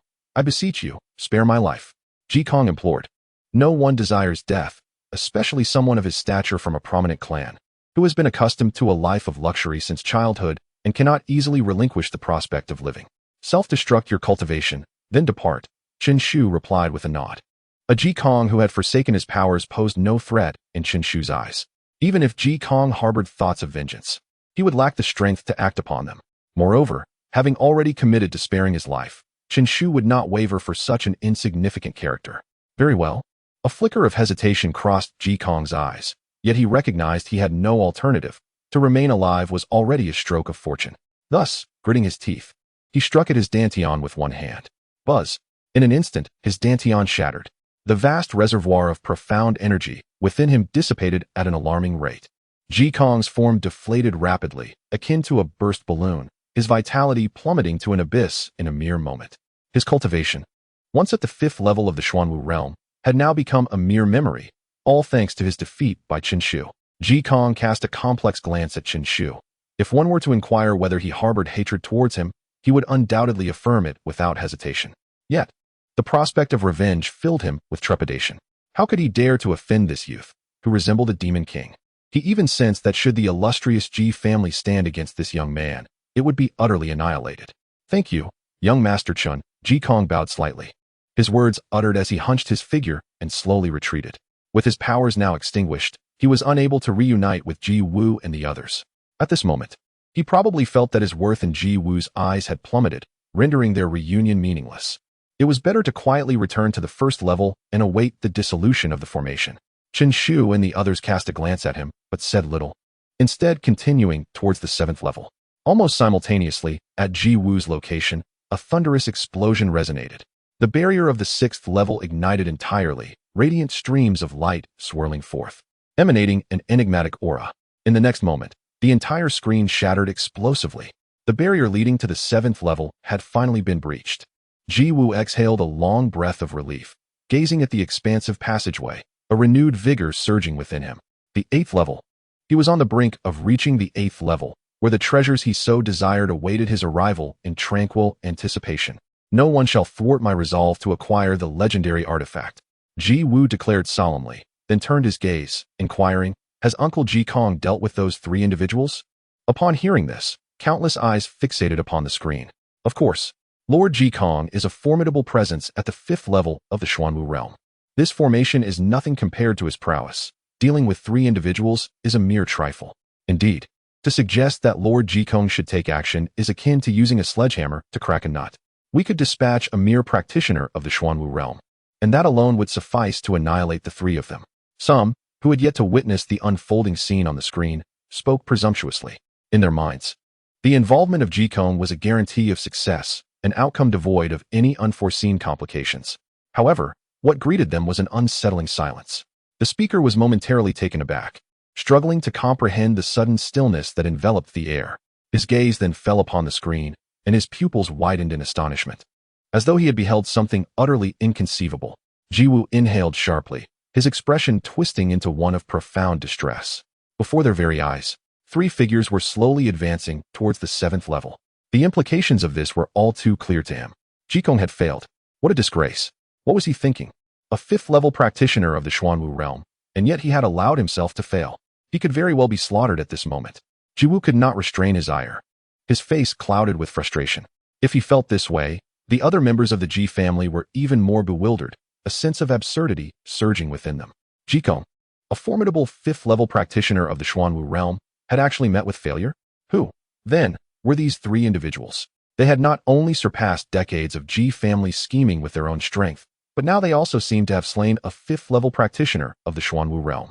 How could they possess such formidable prowess? Was it possible that yet another genius from the rankings had emerged? Some murmured softly. Only a prodigy from the ranks could defy the odds in such a manner. Could it be that Yan Wuchen, a genius from the rankings, was present here? Yan Wuchen? Ji Wu echoed, his voice turning venomous. Whoever they may be, I shall not allow fate to bring me face to face with them. If I do, I shall ensure their demise. With a wave of his sleeve, he declared, we cannot afford to waste any more time. We must hasten through the 7th level. Yet, lacking the strength to confront those unknown adversaries, Ji Wu realized that with Ji Kong's defeat, he was left with no choice but to proceed through the 7th level. Thus, he resolved to charge ahead, leading his companions into the 7th level. Upon entry, the vast expanse of the space was illuminated by flickering candlelight, casting brightness across the area. Almost simultaneously, a series of terrifying auras began to awaken, as if roused from slumber. Creaking sounds echoed ominously from all directions. The array puppets. An idea flashed through Ji Wu's mind, and just as he finished speaking, 3 towering figures emerged from distinct directions, surrounding them completely. These puppets, clad in golden armor and wielding massive swords, bore intricately engraved patterns upon their armor and weapons, each inscribed with complex array symbols. At the center of each puppet's chest lay a protective mirror, beneath which an array disc could be faintly discerned. Endless power surged forth from the formation, filling their bodies with an overwhelming force. It rendered their combat prowess comparable to that of the 7th layer of the Xuanwu realm. Truly, these puppets crafted by a master arrayist are formidable. Now, they belong to me. Ji Wu, undeterred, gazed upon the 3 puppets, his eyes glinting with delight as he made his observations. Now, yield to me. As he spoke, he raised his palm, and a golden sheet, no larger than a hand, materialized, adorned with intricate and esoteric patterns. At that moment, upon witnessing the 3 array puppets, the golden paper ignited spontaneously, unleashing a myriad of mysterious designs that enveloped the 3 figures instantaneously. In an instant, the fierce aura of the puppets was subdued into silence. Ji Wu let out a maniacal laugh, casting 3 array symbols that imprinted directly onto the formation beneath the protective mirrors of the puppets. At once, a wondrous sensation linked him with the 3 puppets. With a mere thought, he was able to manipulate these 3 entities flawlessly. Success. Having tamed these 3 puppets. Once I acquire the treasure of the 8th layer, I shall ascend into the top 10 of the wind and cloud ranking. Furthermore, my standing within the Ji family will become unassailable. Ji Wu beamed with satisfaction. The 7th layer of the Xuanwu realm is already considered formidable, even within the county city. And in the Spirit Moon Great Treasury, it would wreak havoc. Now he possessed 3 such beings all at once. Chapter 110 Encountering Ji Wu very well. I am eager to see who among the esteemed Lingue de Zhang can rival me. Ji Wu laughed maniacally, his frustration stemming from being suppressed by the 3 mysterious figures, dissipating significantly at that moment. Yin Wuchen and Qin Shu, once I emerge from this formation, I shall reduce you to ashes. His thoughts immediately turned to those who had bested him, Yin Wuchen and Qin Shu, and a cold smirk crept upon his face. Once I become a grand formation master, what are Yin Wuchen and Qin Shu? In my presence, they will be as insignificant as fledglings. At that instant, Qin Shu and his companions strolled in. They had only arrived a few minutes after Ji Wu, yet those few minutes felt like an eternity. Ji Wu abruptly turned, his gaze landing on Qin Shu. Initially taken aback, disbelief soon washed over him. Qin Shu, how could he possibly be here? Upon noticing the figures of Fengye and Yin Jun behind Qin Shu, realization struck him like thunder, and his expression darkened as he gravely inquired, Qin Shu, are those 3 who swiftly broke through the boundary with you? Oh, that should be us. As it appears our speed is indeed not slow, Qin Shu replied nonchalantly, hands clasped behind his back, as his eyes wandered around the space, astonished. Is this the power of a grand formation master? Truly impressive. In the first 6 layers, individuals were scattered across different locations. However, upon reaching the 7th layer, they all congregated together. Throughout this process, even as he had become a formation master, he felt no sense of dissonance, as if everything unfolded naturally. Yet, he understood that upon their entrance into the 7th layer, the space must have undergone a significant transformation. Hearing Qin Shu's definitive response, Ji Wu's expression turned even colder, while a flicker of shock coursed through his mind. He had considered many possibilities, yet never anticipated that Qin Shu would be the one to break through the boundary the fastest. After all, Qin Shu's martial prowess was formidable. How could such a powerful individual also possess extraordinary talent in formation techniques?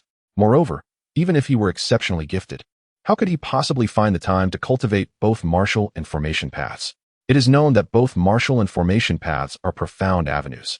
Mastering one is already exceedingly challenging, let alone achieving a deep level of expertise in both. Is he even human? Surely.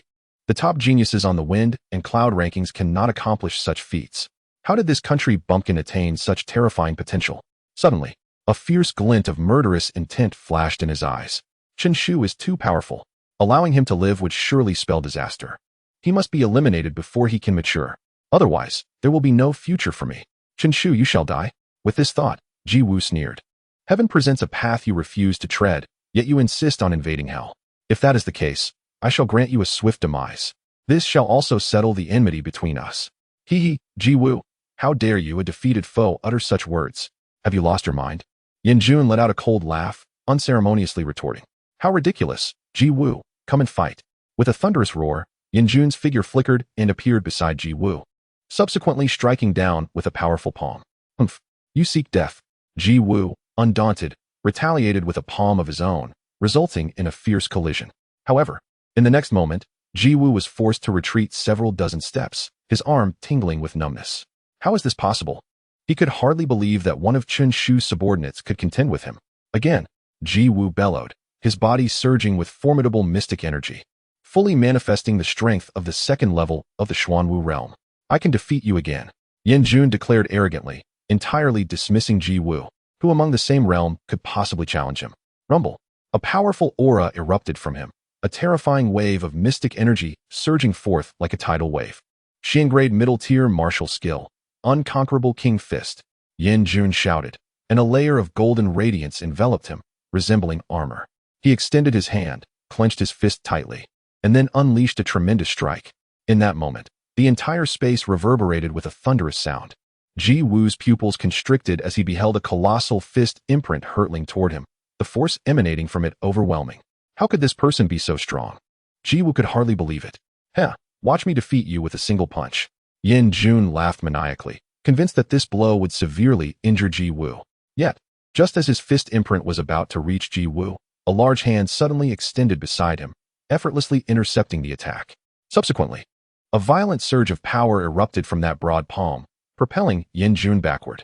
Ji Wu pointed at Yin Jun. Kill him. As his words fell, a towering puppet, majestic like a deity, strode forth, shaking the ground with its heavy steps. Without any visible movement, it raised a hand and then struck down fiercely toward Yin Jun. What? Yin Jun's expression changed dramatically. However, before he could react, the puppet's palm crashed into him, causing him to spit out a mouthful of blood. Damn, this is a martial arts puppet? Yin Jun clutched his chest, cursing in a low voice, his countenance turning ashen.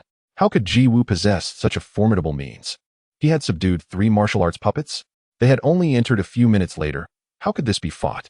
It should be noted that during the 6th level, Ji Kong had already made it clear that these 3 puppets possessed strength comparable to the 7th level of the Xuanwu realm. At that level, they could crush him with a mere gesture. Qinshu, we must flee. Yin Jun exclaimed in panic. Flee? Now you think of running? It's too late. You all shall perish. Ji Wu sneered, a hint of madness evident in his expression. Heh, 2 geniuses capable of defeating me. What a coincidence. It's time to eliminate you both. No one can surpass my strength. He gestured, and 3 formidable puppets of the formation surged into action. Their hollow eyes instantly fixed upon Qinshu and his companions, enveloping them in an aura of terror that descended upon them in an instant. It seemed that at Ji Wu's command, they would unleash their full power to obliterate everything in their path. Yin Jun's expression turned ghastly, and beside him, Feng Ye's face paled to a ghostly white. The 7th level of the Xuanwu realm. Such beings, even my elder brother would struggle to overcome, wouldn't he?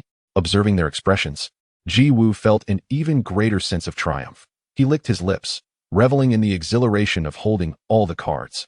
You likely have no idea, but I take immense pleasure in extinguishing the flames of genius. Now, it is time for you all to perish. Chapter 111. Puppet Control. Young Master Ji was furious. The fate of these 2 was sealed. They failed to recognize the immense power young Master Ji commands. With 3 formidable puppets at the 7th level of the Xuanwu realm. Indeed, in the presence of such might, even the most talented individuals on the Fengyun ranking would find it difficult to escape death. It was best to sit back and enjoy the spectacle, awaiting young Master Ji's overwhelming triumph over these 3. A group of Ji family disciples coldly observed Qinshu and his companions, relishing their impending doom. In their eyes, the demise of Qinshu and his companions was a foregone conclusion. Their rapid breakthrough was evident. One could only surmise the strength of their formation skills. Yet how could they possibly rival the 7th level of the Xuanwu realm? Within this formation, the 7th level of the Xuanwu realm was undeniably invincible. Ji Kong, that worthless fool, possesses merely the strength of the 5th level of the Xuanwu realm. Your ability to kill him should be your absolute limit. For I command these 3 puppets at the 7th level of the Xuanwu realm. Your deaths are assured. Ji Wu proclaimed with self-satisfaction, pointing a finger. The 3 puppets immediately thundered toward Qinshu and his companions. A low hum resonated as the array beneath their chests emitted a powerful attraction, voraciously drawing in the spiritual energy from the heavens and earth, transforming it into Xuanli. Subsequently, a torrent of might surged forth, empowering the puppets. Boom. One puppet cleaved the air with a colossal sword, radiating a resplendent golden light, akin to a golden sun. Beneath this brilliance, Yin Jun instinctively closed his eyes, trembling, his heart gripped by an icy chill. The power of the 7th level of the Xuanwu realm was overwhelmingly formidable, and he was utterly incapable of resisting it with his current strength. In the next moment, the immense sword light descended from the sky. If this strike were to land, it would effortlessly annihilate the 3 of them. The 7th level of the Xuanwu realm? Qinshu's eyes sparkled with determination as he flicked his hand, summoning a dazzling sword chi that soared towards the colossal sword light, cleaving it in 2. A crisp sound echoed through the air. The Ji family members stood in shock as they witnessed the massive sword light dissipate, utterly shattered. What? He could actually withstand a blow from the 7th level of the Xuanwu realm? Qinshu's strength was astonishing. It seems that Ji Kong was also slain by him. The other 2 lacked such terrifying power. Humph. No matter how formidable, they cannot escape death. The 7th level of the Xuanwu realm is not merely this powerful. Moreover, there are 3 puppets. Some Ji family members scoffed, harboring immense confidence in the puppets of the formation. Such terrifying power. No wonder he could defeat me. Ji Wu crossed his arms behind his back. Had this been in the past, Qinshu's display of such prowess would have left him utterly astounded. Yet now, he had the support of 3 puppets at the 7th level of the Xuanwu realm. He paid little heed to the shattered sword light. In that case, come at me together, he calmly commanded. No sooner had the words left his mouth than the three puppets' eyes glowed simultaneously, and three immense golden swords were raised high, swirling with boundless spiritual energy. In an instant, the spiritual energy in the air was thrown into disarray, accompanied by a cacophony of explosive sounds that filled the atmosphere. It seemed as though the forces of three formidable beings at the seventh level of the Xuanwu realm could hardly bear the strain. Kill! A puppet uttered a chilling command. Immediately, the golden giant sword erupted with an even more resplendent radiance than before, a terrifying sharpness emanating from the golden light, instilling a sense of utter annihilation. How terrifying! Yin Jun was on the verge of being overwhelmed with fear, while Feng Yi beside her wore an expression of despair. Could such immense power truly be resisted by mere mortals? Faced with this force, she felt no courage to fight back. Instinctively, her gaze turned towards Qin Shu. What would her elder brother choose? Would he fight to the death or quietly await his demise? Qin Shu, you must go and avenge me in the future, Yin Jun said, her eyes reddening in urgency. Yet, Qin Shu merely smiled faintly. Leave? Why should I leave? His words left both of them momentarily stunned. Even in the face of imminent death, the two were momentarily distracted by what he would say next. A commendable puppet. Since it is so, I shall reluctantly accept it. His declaration not only astonished Yin Jun and Feng Yi, but also caused Ji Wu and the members of the Ji family to pause, followed by uproarious laughter that erupted among them. Ji Wu appeared to have heard an extraordinarily humorous jest, laughing to the point of tears. What did I just hear? You intend to claim these three puppets? How utterly absurd. You must be out of your mind. How laughable. Qin Shu, unfazed, simply smiled and replied, Is it truly laughable? You will soon find yourself unable to laugh. With that, his expression shifted, and a sharp glint sparkled in his eyes. Array patterns began to manifest around him, swirling incessantly. Watch closely. As his words fell, he flicked his hands, and in an instant, a multitude of array patterns surged towards the three puppets. However, many of these patterns detonated upon nearing the puppets, unable to adhere to them. Witnessing this, Ji Wu's disdain deepened. Humph. I shall see what gives you the audacity to speak such grandiose claims. Yet, Qin Shu seemed oblivious to the mockery, continuing to unleash a relentless stream of array patterns. Within a brief moment, over 5,000 patterns had been cast forth. Thanks to his Thunder Sacred technique, he could continuously transform energy. Otherwise, even a grand array master would find it challenging to achieve such a feat, as these myriad array patterns inundated the puppets. Gradually, several of them began to settle upon the puppets' forms. In that instant, the puppets quivered, and the fierce golden light that had been descending faltered momentarily.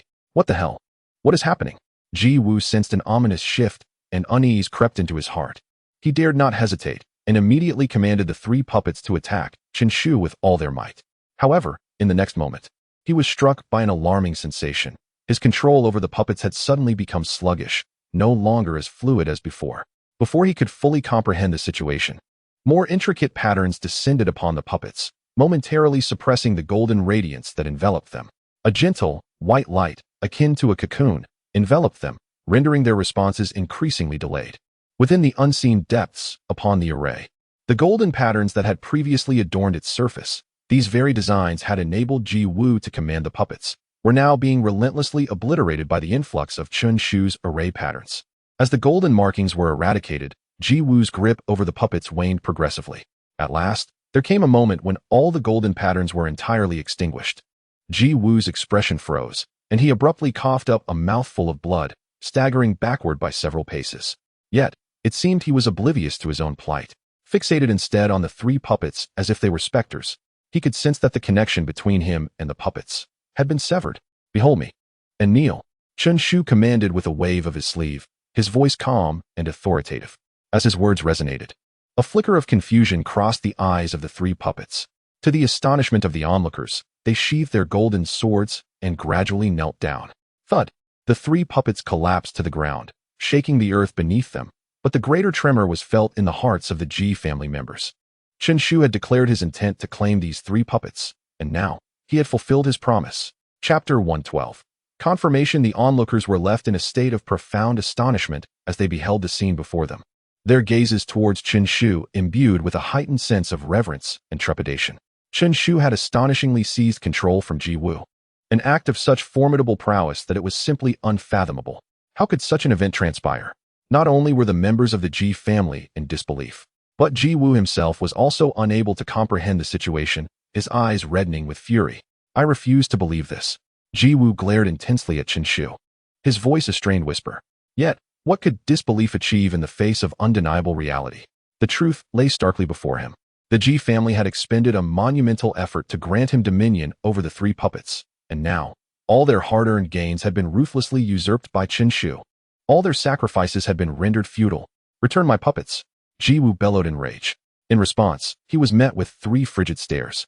The 3 puppets turned their forms, brandishing colossal golden swords that pointed ominously at Ji Wu. A terrifying aura emanated from the blades, abruptly awakening Ji Wu from his wrathful haze. The array puppets were entities capable of rivaling the 7th level of the Xuanwu realm. If he continued to engage, a single strike could obliterate him. I will remember you. Chen Shu, I will kill you sooner or later, Ji Wu shouted, nearly choking on his indignation. Chen Shu let out a derisive laugh, casting a scornful glance at him. I cannot discern whether your foolishness is genuine or feigned. Your life is in my grasp, yet you still dare to threaten me? As his words fell, a radiant golden light erupted from the golden swords of the 3 puppets, cleaving towards Ji Wu with furious intent. The terrifying brilliance ignited the air, producing a cacophony of tearing sounds, as if the very atmosphere could not withstand the force of that strike. The golden light surged forward, and even before it neared Ji Wu, he felt a chilling sword aura wash over him. His long hair stirred without wind and was subsequently severed by the blade's energy. Even though the golden light remained several dozen zhang away. This is not good. Ji Wu's pupils constricted, a flicker of horror flashing in his eyes. Such was the power of the 7th level of the Xuanwu realm, far beyond his capacity to withstand. Retreating was imperative. He gritted his teeth and hurled a crystalline jade pendant from his bosom. As the pendant emerged, an enigmatic sound resonated, instilling a profound calmness within those who beheld it. Unmistakably not an ordinary object. Ji Wu cast a lingering glance at the pendant, and in the next instant, he crushed it with fervor. A brilliant white light emanated from the shattered pendant, enveloping Ji Wu as he basked in its glow. Humph, you wish to kill me? You are not capable of such, Ji Wu declared with a cold smile. Chen Shu, I await you on the 8th level. We shall settle this matter once and for all. With his venomous words, the white light enveloped him and the members of the Ji family, its brilliance intensifying until it became blinding, forcing Chen Shu and his companions to squint instinctively. Boom. 3 colossal golden swords descended from the heavens, carving 3 profound ravines into the earth. Yet, the group led by Ji Wu vanished into thin air. Did we allow them to escape? Yan Jun remarked with a hint of regret, though not entirely surprised. After all, the Ji family had dedicated years to the study of this array, and their intricate strategies within it were profound. To eliminate Ji Wu in one fell swoop was evidently unrealistic. However, forcing Ji Wu to such an extent was a noteworthy achievement. It was clear to anyone that the jade pendant he possessed was invaluable, and even Ji Wu would hold it in the highest regard. With Ji Wu's escape, the Ji family's years of plotting had likely been exhausted. Perhaps the next encounter would ensure he remained forever entrenched in this place. A flicker of murderous intent flashed in Yan Jun's eyes as he spoke in a low voice. Chen Shu nodded, his hands clasped behind his back, his gaze remarkably calm. Beside him stood 3 exceptionally imposing array puppets, silently awaiting his command, resembling the most loyal of guardians. This expedition into the array had yielded results beyond his wildest dreams. He had reached the pinnacle of array mastery and acquired 3 puppets comparable to those at the 7th level of the Xuanwu realm. Such an achievement even stirred envy in Yan Jun. He caressed the broad and sturdy arm of one of the puppets, feeling an intense sense of admiration. After a moment, he awkwardly suggested, Chen Shu, are we not good brothers? Chen Shu shook his head decisively. No. Yan Jun stared at Chen Shu for a long moment, then slowly replied. You deceiver. You once claimed we were friends, yet now you retract your words. Men, I have come to understand. I would rather believe in ghosts than trust your words.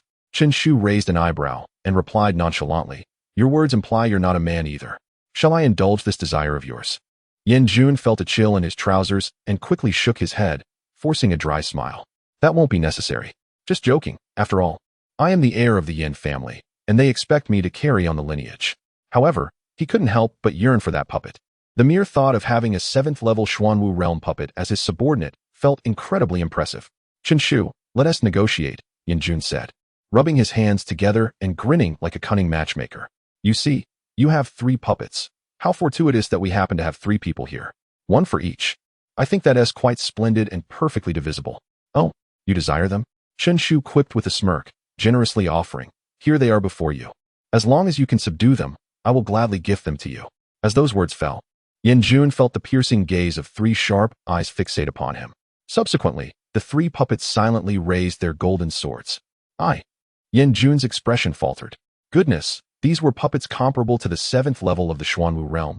A single strike could easily obliterate him. He was no peculiar prodigy like Qin Shu. Why should he be tasked with subduing them? I am frustrated, feeling quite discontent. Yet, there is no recourse. The adversary is exceedingly formidable. Maple Leaf chuckled softly, finding Yin Jun to be rather amusing. Truly, a delightful character. Leaf, strive a little harder. When you truly become a formation master, my elder brother shall gift you a puppet to safeguard your path. For now, your mental prowess is still too feeble to wield it, Qin Shu said with a gentle smile, his tone filled with affection. How wonderful, Maple Leaf exclaimed, her eyes sparkling as she clenched her fists in cheer. I want one too. Yin Jun piped up, unabashedly flattering. Get lost. Upon hearing this, Yin Jun's gaze turned more sorrowful, fixating on Qin Shu, making him feel quite uncomfortable, as if he had committed some unspeakable act. However, Yin Jun did not share this sentiment. He merely sighed repeatedly.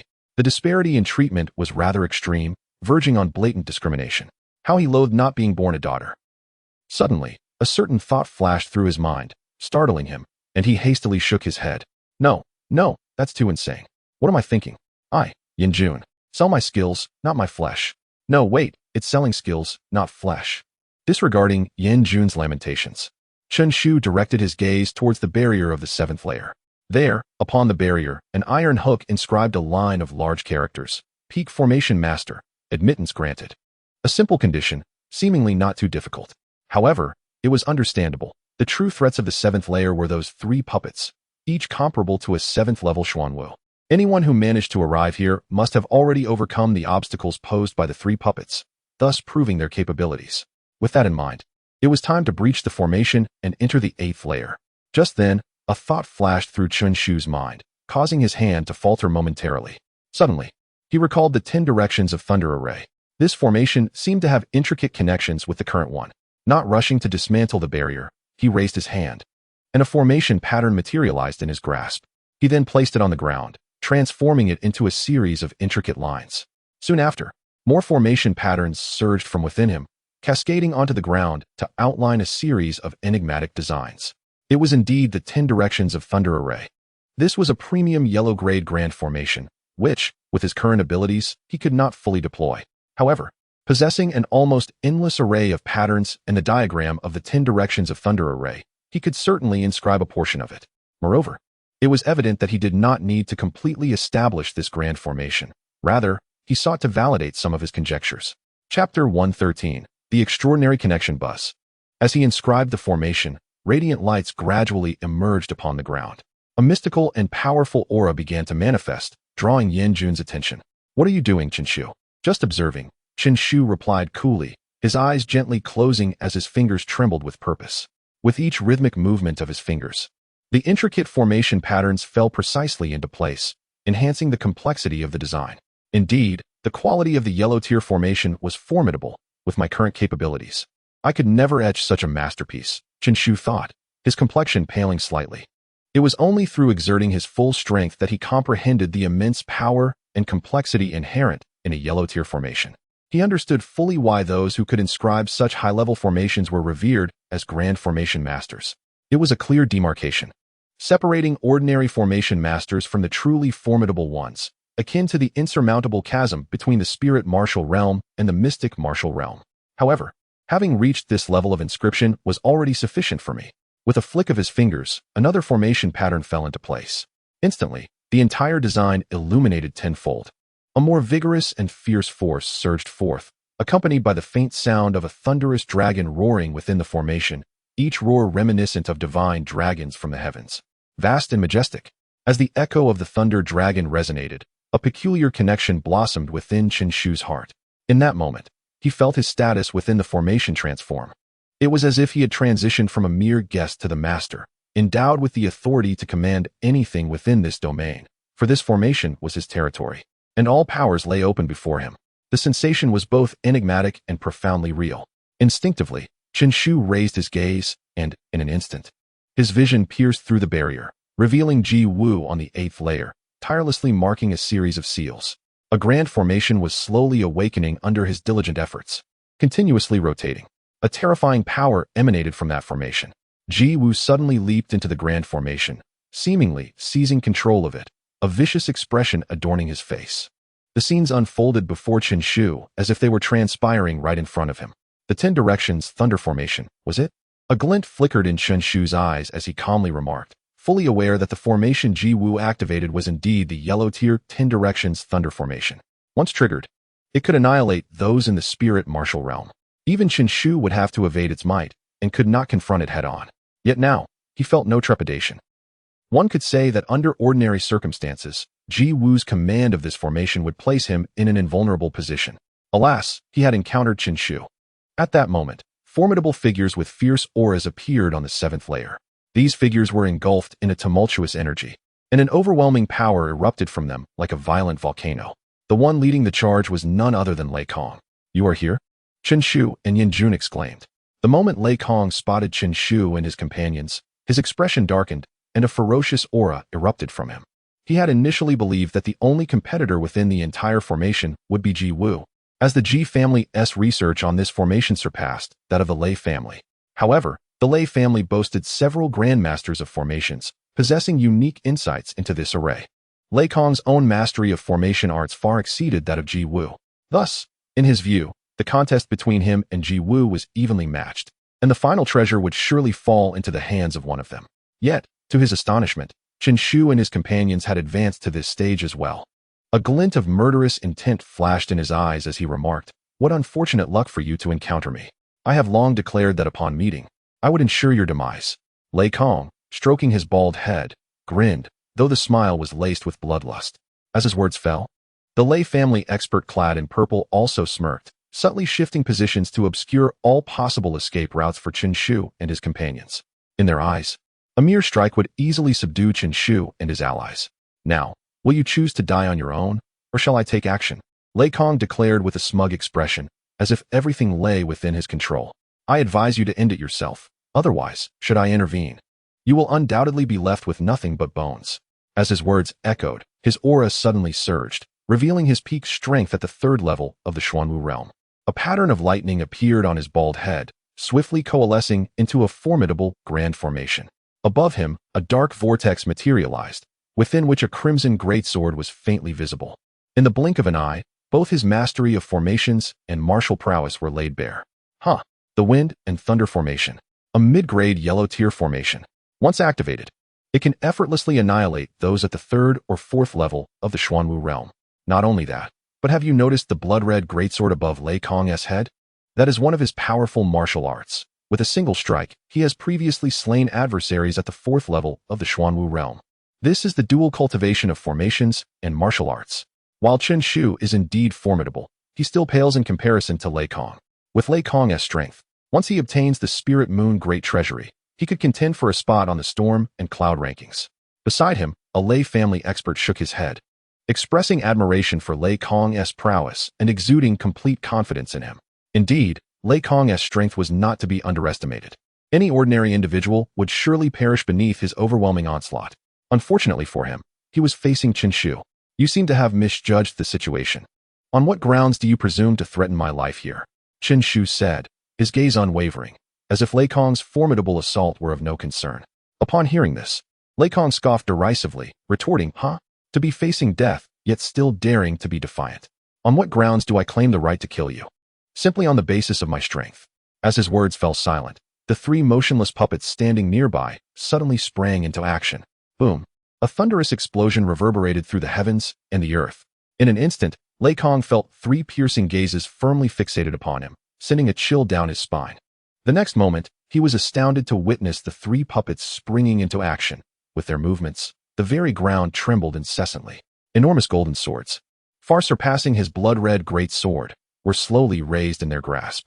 A terrifying aura swept through the space like a tempest. "What? 7th level of the Xuanwu realm. This is bad. Lei Xiao, retreat quickly." In an instant, the pupils of numerous Lei family experts contracted, sensing the imminent threat, and they hurriedly urged one another. Their gazes towards the 3 puppets were filled with horror. The 7th level of the Xuanwu realm. Such beings could easily cut them down in an instant. despite their numbers. Unleashing their full power would not guarantee they could take down even one. The three puppets surged through the air, swords aimed at Lei Kong. A chillingly sharp energy grazed his neck, leaving a shallow wound from which blood dripped incessantly. Lei Kong froze, paralyzed with fear. He understood clearly that any movement on his part would lead to his instant annihilation by those three colossal swords. Chen Shu clapped his hands and spoke nonchalantly. "You claim you wish to kill me? Now, I offer you a chance to reconsider your words. Think carefully before you speak again." Lei Kong's expression darkened to an extreme. He had never anticipated that Chen Shu possessed such formidable means. "I underestimated you." After a long silence, Lei Kong replied solemnly.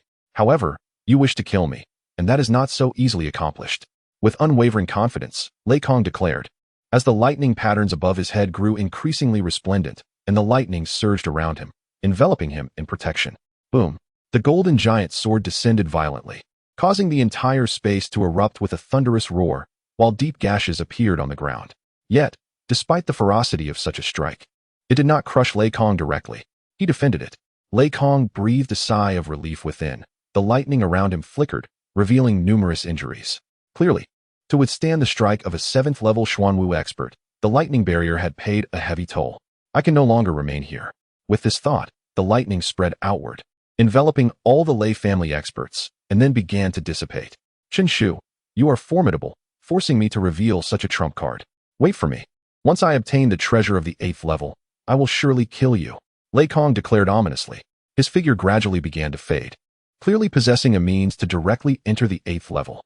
Seeing this, Chen Shu coldly smiled, his figure soaring through the air as he charged furiously towards the barrier of the 7th level, with the three puppets, radiating golden light like war deities, closely following behind. Just now, Jiwu spoke and then fled. "Do you think you can do the same? Do you truly believe you can escape? How absurd. Since you wish to perish at the 8th level, I shall grant your wish." Chapter 114. The Formidable Formation Boom. With a thunderous roar akin to an explosion, Chen Shu's figure shot forth like an arrow. As he extended his palm, an overwhelming surge of power emanated from him, fierce and unyielding. Lacking the hidden cards of Ji Wu and Lei Kong, he could not directly enter the 8th layer. Yet, what challenge could there be in his pursuit of entry? How could the barrier of the 7th layer possibly impede him? He would simply crush it. "Break for me," Chen Shu bellowed, as thunder coalesced around him, lightning shimmering, making him appear as a deity wielding celestial thunder, endowed with world-shattering might. No sooner had his words fallen than, crack, the barrier of the 7th layer shattered into pieces. Seemingly intimidated by Chen Shu's declaration, daring not to obstruct his path, "Lei Kong, I have entered the 8th layer. Let us see how you intend to slay me." Chen Shu sneered, his figure surging forth with unstoppable momentum, akin to a bamboo being split. Turning back, Lei Kong beheld this scene, trembling with fear, overwhelmed by an acute sense of dread. Is this truly Chen Shu? Such formidable strength. He could not help but question himself deeply. How could he possibly contend with such an adversary? What grounds did he have to assert he could kill him? Suddenly, he felt that his earlier proclamations were utterly ridiculous. "Chen Shu," Lei Kong murmured, filled with a sense of defeat. He had believed himself capable of surpassing Yan Wuchen and ascending the wind and cloud ranking. Yet this youth had extinguished all his fervor. Before him, he felt so small and insignificant. Young Master Lei. Beside him, numerous strong warriors from the Lei family looked on with concern. One of them consoled, "Young Master, this youth is merely temporarily ahead. In martial cultivation, one does not strive for a fleeting moment. We still have opportunities. If we can acquire the treasures of the 8th layer, you can still vanquish him." Indeed, Lei Kong felt a flicker of hope, speaking solemnly. A glimmer of light appeared in his eyes. Think you can obtain the treasures? You dare to dream." Just then, a mocking voice suddenly rang out from the 8th layer. Lei Kong's heart jolted, and he quickly looked up to see Ji Wu gazing at him with derision. The mocking voice had indeed originated from him. "It is you, Ji Wu." Lei Kong's expression shifted, fixing his gaze upon Ji Wu. However, a sudden heaviness weighed upon his heart. Ji Wu had arrived even earlier than him? Who else could it be? Ji Wu replied with a proud smile, exuding confidence. Ever since he had seized control of the 10 Directions' mysterious thunder formation, he felt a surge of unfaltering assurance. The 10 Directions' mysterious thunder formation, a premium yellow-grade grand formation, could contend with the spirit martial realm. With such a formation in place, even if Chen Shu were to come, he could be easily dispatched. Surrounding him, a multitude of Ji family experts also wore expressions of smug satisfaction, casting glances at Lei Kong and the others laced with contempt. seemingly regarding them as inconsequential. Humph, what confidence do you possess to be so audacious before me? Lei Kong retorted coldly, his voice heavy with menace. As the words fell, intricate patterns of lightning suddenly burst forth with resplendent brilliance above his head. In an instant, a formation materialized before him, exuding immense power. Following this, within the pitch-black vortex, a massive blood-red sword appeared out of thin air, its blade aimed directly at Ji Wu. Boom! As Lei Kong demonstrated his might, the entire space erupted with a sound akin to thunder. A mid-tier yellow-grade formation, wind and thunder array. A mid-tier profound-grade martial technique, blood sword technique. Ji Wu, with his hands crossed behind his back, surveyed the formation before Lei Kong, nonchalantly commenting, "Not bad, it possesses some power. But that is all." He chuckled. "What qualifications do you have to be so arrogant before me?" Lei Kong's expression darkened with rage. In both martial arts and formations, Ji Wu was inferior to him. So how could he act so defiantly? With that declaration, Lei Kong roared, his hands clenched tightly, his figure soaring through the air as he charged towards Ji Wu with a fierce strike. Beside him, within the wind and thunder array, tempestuous winds and thunderous roars cascaded down, unleashing a torrent of sharp wind blades accompanied by arcs of lightning. The blood-red giant sword descended mercilessly from above. Crack! The air was filled with the sound of sonic booms, and sparks ignited as it was frayed by friction.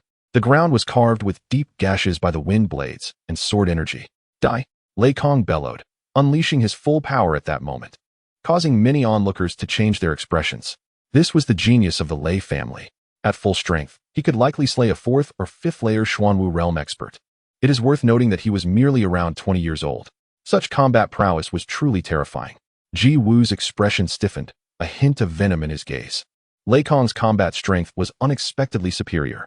He was the most talented of the Ji family, yet in this outing, he found himself outmatched by a mere youth. With a cold huff, Ji Wu's murderous intent flared, and he slightly closed his eyes, swiftly waving his sleeve. In an instant, a terrifying current swept through the space. Crack! The sound of the formation activating echoed forth. Suddenly, all present were astonished to see the entire space illuminated at that moment, as intricate patterns composed the formation that nearly filled the entirety of the area. "What kind of formation is this?" gasped the members of the Lei family, unable to suppress a sharp intake of breath. Such a fearsome might suggested that this formation was of a very high grade. Could it be a top-tier yellow-grade formation? Some murmured, but the mere thought sent a chill down their spines. A top-tier yellow-grade formation could only be inscribed by a master formation artist. It possessed the capability to slay those in the spirit martial realm. Who could contend against such a formation? "Not good, young Master Lei, be careful," cried the members of the Lei family. But it was already too late. As the formation operated, a bolt of lightning suddenly cleaved through the fabric of space, striking directly in front of Lei Kong. The lightning was not fierce, rather, it was slender, and even the gusts emanating from the wind and thunder formation constructed by Lei Kong appeared more formidable. However, as the lightning swept past, the wind and thunder array, along with the formation itself, was utterly obliterated. With a crackling intensity, the lightning then struck the blood-red giant sword, causing it to shatter inch by inch, transforming into crimson dust. Subsequently, the relentless lightning surged onward, forcefully colliding with Lei Kong's body, leaving a deep gash on his chest that exposed bone. With a cough, Lei Kong spat out a mouthful of blood, collapsing to the ground with a thud. Above him, the lightning patterns on his head were stained crimson, some even smoothed over, rendering him as though he had been immersed in blood. This spectacle astonished not only the members of the Lei family, but also the warriors of the Ji family. From Lei Kong's strike to Ji Wu invoking the grand array and unleashing the lightning, it transpired in but the briefest of moments. Yet, in this fleeting interval, Lei Kong, a proud and formidable figure, was grievously wounded and forced to retreat. Consequently, countless observers gazed in reverence at those resplendent and enigmatic patterns. Is this truly a top-tier yellow-grade grand array? Merely a wisp of lightning from this formation can unleash such terrifying damage. How fearsome would it be if the entire array were activated to its fullest potential? Chapter 115. Meeting me is like meeting a celestial being. Silence enveloped the space, rendered utterly still by the formidable power of the yellow-grade supreme array. Step by step, Ji Wu approached Lei Kong, his hands clasped behind his back. Gazing down from his elevated position, "What qualifications do I possess to be so audacious before you? Do you think this qualification is sufficient?" The yellow-grade supreme array. Lei Kong gritted his teeth, his eyes reflecting profound astonishment. How could Ji Wu possibly command such a level of formation? What gave him the ability to achieve this? Huh. Before me, you are all but ants. Oh, and you as well. With a mere flick of my hand, I could annihilate you. At that moment, Ji Wu caught sight of Chen Shu, who had surged into the 8th layer and pointed at him with pride, confidently proclaiming his superiority. Chen Shu furrowed his brow, about to respond, when suddenly, several fierce auras erupted from among the Lei clan's warriors. Leading them was an unremarkable figure, yet his aura surged like a tempest. Unmistakably a formidable opponent. His name was Lei Tai, a 5th-level Xuanwu realm powerhouse. The strength of a yellow-grade supreme array depends on the one who wields it. In your hands, it may not be as formidable as you believe. Lei Tai spoke in a low, resonant voice, and with that, he soared into action, propelled by fury. Behind him, a throng of Xuanwu realm warriors followed closely, radiating resplendent light as they unleashed terrifying offensive techniques. Illusions of blades, spears, swords, halberds, phoenixes, flames, and ice emerged, soaring into the air. Boom! The roar resounded once more, shaking the entire space. The various phantoms emitted a cacophony of battle cries, surging forth like a tidal wave alongside Lei Tai. Xiangrade intermediate martial art, thunder shattering the sky. Lei Tai bellowed, his colossal hand extending, unleashing a torrent of lightning that engulfed everything in its wake. Endless arcs of thunder erupted from within him, dazzling and brilliant, bathed in the radiant lightning. His figure soared several feet higher, appearing like a colossal giant from afar. Bang! Bang! Lei Tai's feet crashed down upon the earth, shattering the ground beneath him. Kill! He roared, gesturing with his hand as a bolt of lightning transformed into a thunder spear, which he hurled fiercely toward Ji Wu. Huh! A 5th-level Xuanwu realm? You shall perish. Ji Wu scoffed disdainfully, extending his hand in response, commanding the array to shift, releasing another bolt of lightning. Yet this bolt was significantly thicker than the last. As it emerged, it unleashed a roar akin to that of a thunder dragon. The dragon surged forth, devouring the thrown spear with a resounding crunch. Lei Tai's pupils constricted. In that instant, the thunder dragon unleashed another furious roar, diving toward him. Along its path, all offensive maneuvers shattered before they even approached. Roar! The lightning surged, crashing directly into his chest. Bang! Bang! Even though Lei Tai was enveloped in dazzling lightning, towering and robust like a giant, with defensive powers comparable to the 6th level of the Xuanwu realm, at that moment, he could only feel an overwhelming force surging towards him. Instantly, he was sent flying. Kill! Kill them! Xuanwu mark, suppress them. Behind him, numerous powerful figures of the Xuanwu realm had reddened eyes, desperately shouting as they activated the Xuanwu mark to strike at the Thunder Dragon. Waves of concentrated martial will took form and shot forth like streaks of light. However, these assaults shattered before they could even approach the Thunder Dragon. Then, with a furious roar, the Thunder Dragon swept across the sky, leaving a trail of blood in its wake. How is this possible? Lei Tai shouted in disbelief. As a 5th-level Xuanwu realm practitioner, aided by so many powerful allies, how could they still be no match for this bolt of lightning? With just a single strike, they were all repelled. This yellow-grade supreme formation was truly terrifying. It was only upon entering the fray that he truly realized the magnitude of its formidable and terrifying nature. Within this formation, I am invincible. Ji Wu cast a disdainful glance at them and arrogantly declared, a glint of murderous intent rising in his eyes. Now, it is your time to die. All of you shall perish. As his words fell, the Thunder Dragon surged forth, lunging at the members of the Lei family. Almost simultaneously, another Thunder Dragon emerged within the formation, its massive eyes coldly fixated on Chen Shu. After watching this spectacle for so long, isn't it about time to end?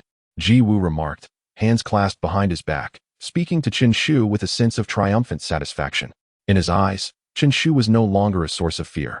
Even if he possessed 2 puppets comparable to the 7th level of the Xuanwu realm, they would still be unable to escape death before this formation. He thought killing Chen Shu would be as easy as a flick of his wrist. With such thoughts, his demeanor grew even more audacious. So, how do you wish to meet your end? Die?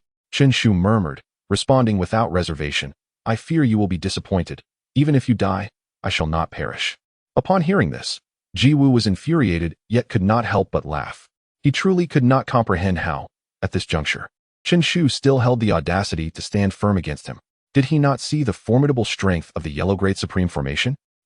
Truly as arrogant as ever. Yet, have you not grasped the situation?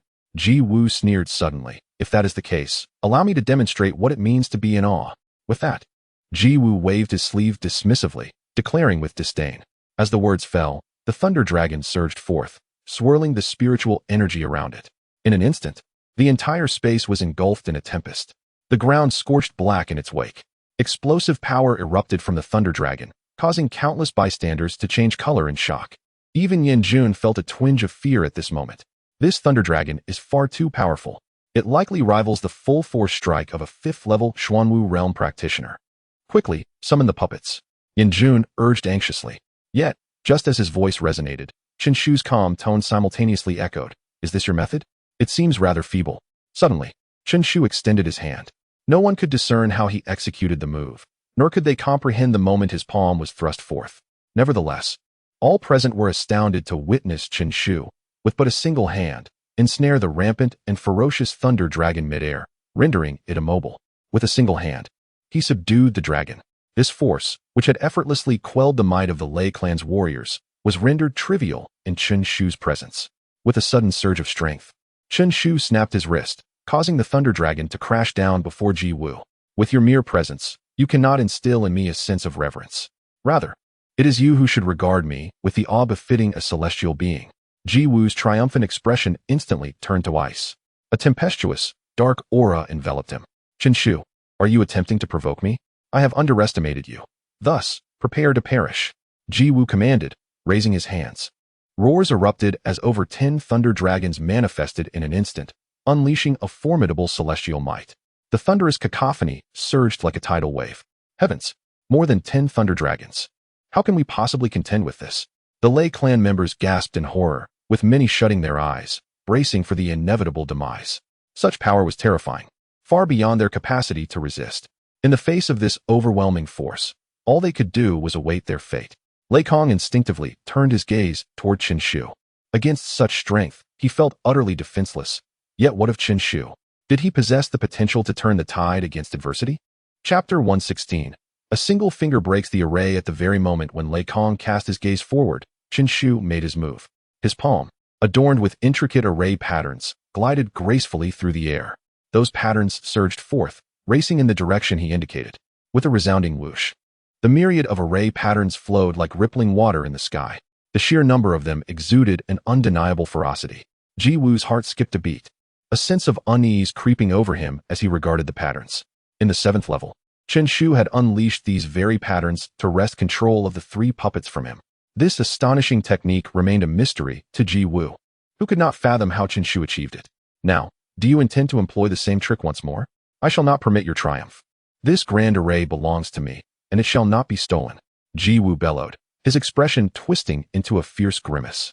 The loss of the 3 puppets had already pained him deeply. If Chen Shu were to seize the top-tier yellow-grade array as well, Ji Wu would be enraged to the point of spitting blood. No matter what, he could not allow Chen Shu to succeed. Gritting his teeth, Ji Wu's eyes turned red with fury as he raised his hand once more, summoning 3 thunder dragons that coiled ominously within the array, coldly fixating on Chen Shu. Nearly 20 thunder dragons loomed in the air, their chilling gazes casting a shadow of dread upon all who beheld them. Ji Wu's face turned pale, evidently. Summoning such a multitude of thunder dragons at once was an immense burden for him. Yet, in this moment, he could not help but smile with arrogance, declaring, Chen Shu, what do you possess to contend with me? 18 thunder dragons unleashed can slay those in the spirit martial realm. Today, your demise is inevitable. With a chilling proclamation, the thunder dragons, previously coiled in the air, suddenly surged forward. 18 thunder dragons twisted in unison, their roars echoing like the harbingers of apocalypse. The members of the Lei family turned ashen, despair washing over them as they witnessed this spectacle.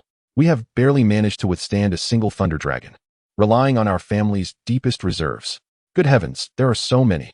One dive from these thunder dragons could obliterate us. This grand array is too formidable. None among us can escape unscathed. Indeed, while Chen Shu may possess considerable strength, he cannot withstand such an onslaught. He is destined to perish. Alas, we too shall meet our end alongside him here. With a thunderous crash, as the Lei family deliberated, the thunder dragons surged forth, launching themselves at Chen Shu with ferocity. It is over. Big brother. Feng Yi and Yin Jun were equally struck with terror. This is an attack capable of annihilating those in the spirit martial realm. Today, there is no escaping death. Damn it. I haven't even managed to eliminate Yin Wuchen yet. Yin Jun, filled with frustration, closed his eyes, cursing in despair. Yet, He was powerless to change his fate. In the 7th level, he had faced array puppets rivaling the 7th layer of the Xuanwu realm, and had some means of escape from Qinshu. However, all strategies were futile in the face of these 18 thunder dragons. The spirit martial realm represents an entirely new echelon, a realm as distant from the Xuanwu realm as heaven is from earth. Yet these 18 thunder dragons can even slay those at the spirit martial realm. Roaring fiercely, the 3 puppet warriors unleashed a cacophony of fury, their entire forms engulfed in golden flames. At this moment, their colossal golden swords were raised high, poised to strike down upon the 18 thunder dragons. With a thunderous boom, the air shrieked violently, and beneath the golden swords, a slender black fissure appeared. Humph! The combined might of these 3 puppets could annihilate those at the 8th level of the Xuanwu realm, yet before my grand formation, they are utterly insignificant. Jiwu scoffed, though a fleeting glimmer of regret flickered in his eyes. These 3 puppets were originally his, yet they had been seized by Qinshu, and now they unleashed their full power. After this strike, the 3 puppets would be rendered useless, mere scraps of metal. Even if he reclaimed the puppets, they would serve no purpose. Qinshu, seemingly unfazed, continued to calmly inscribe intricate array patterns. Simultaneously, he commanded the puppets to deliver their final strike. The 3 golden sword lights fused into one, transforming into a colossal sword aura stretching 100 meters, aimed directly at the thunder dragons. Instantly, a bottomless pit formed on the ground. In midair, spiritual energy surged wildly, carving a pitch-black scar into the atmosphere that would take an eternity to heal. Such a terrifying strike could effortlessly slay those at the 8th level of the Xuanwu realm.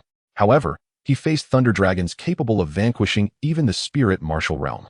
Roaring defiantly, the thunder dragons charged forth. The golden light struck them, yet their defenses remained unbroken. In the next moment, the thunder dragons opened their massive jaws and unleashed torrents of thunderous flames. The towering puppets and their golden swords were swiftly enveloped, obliterated in mere moments. Before the might of the thunder dragons, these 3 puppets could not stir the slightest tempest. With the puppets dispatched, I shall see how you will defend yourself next. Jiwu remarked coldly, a smirk on his face. The thunder dragons lunged once more, this time targeting Qinshu directly. A spark of brilliance ignited in Qinshu's eyes. He slowly inscribed the final array pattern. Though the 3 puppets were no match for the thunder dragons, they had bought him a precious moment, allowing his formation to be completed. Cease your assault.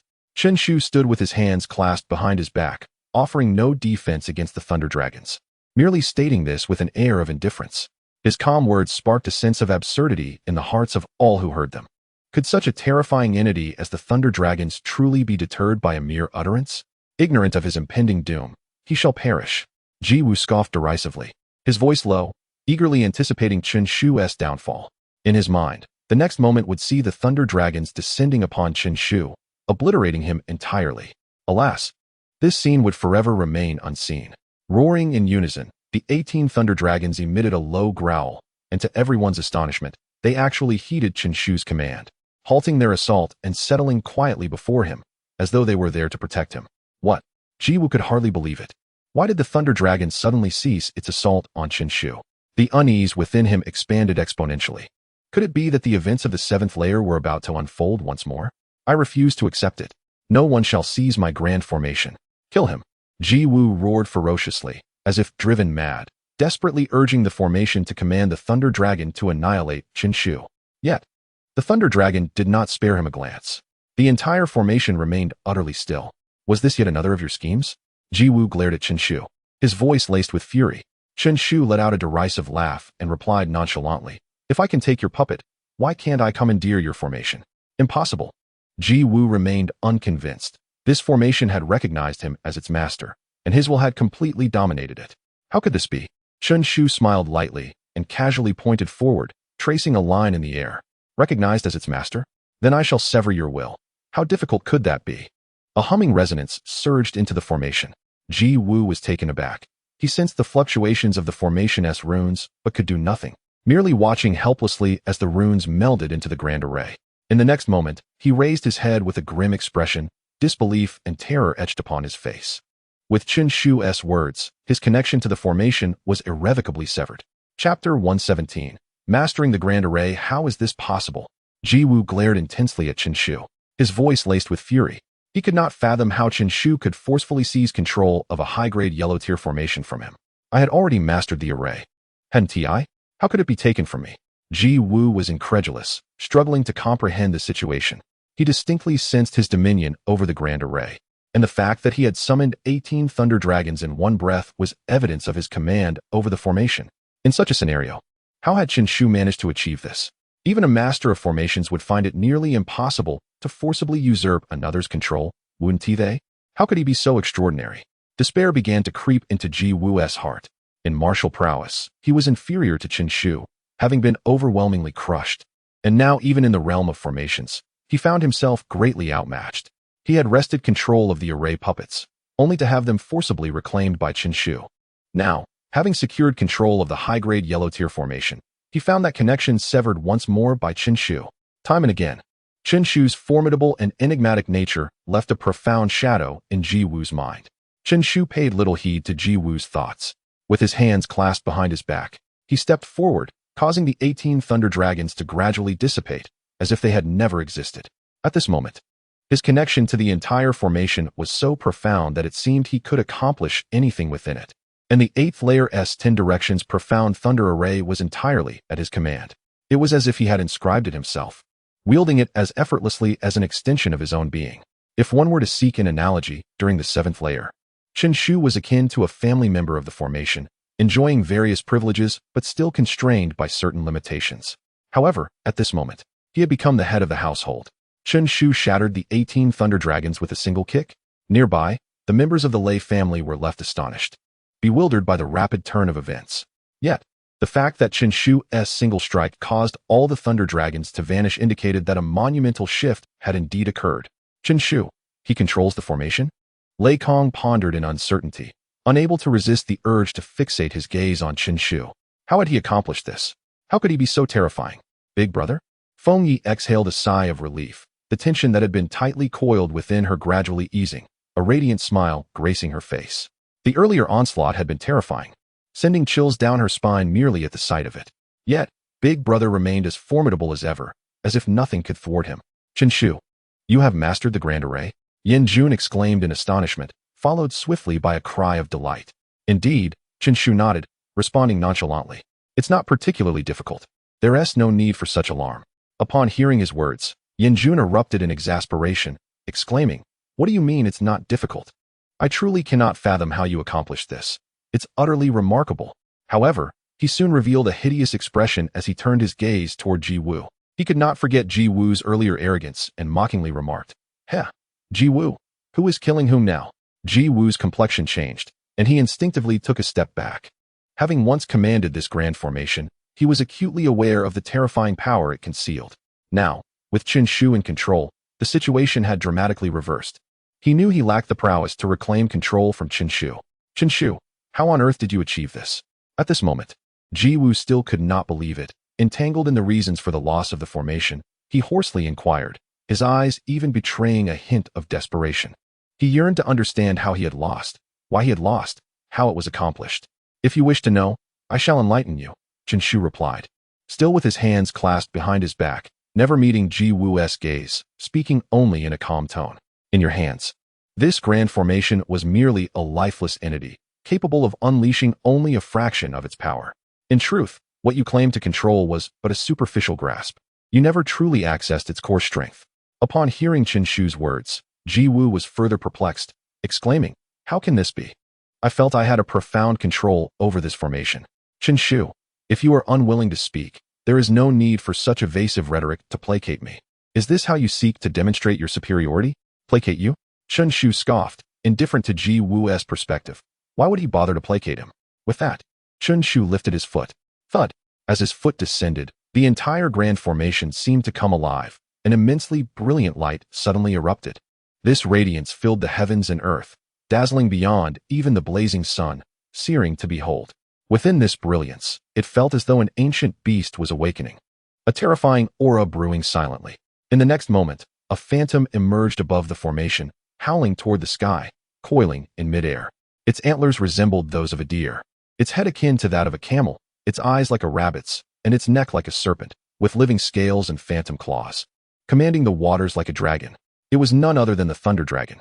Yet, this singular Thunder Dragon was far more colossal than the 18 summoned by Ji Wu, and its unleashed power was incomparably greater. Before this thunder dragon, Ji Wu's summoned dragons appeared as mere serpents. With a flourish of his sleeve, Chen Shu calmly stated, "Your 18 thunder dragons combined may hold the potential to slay those in the spirit martial realm, yet whether they can indeed achieve that remains uncertain.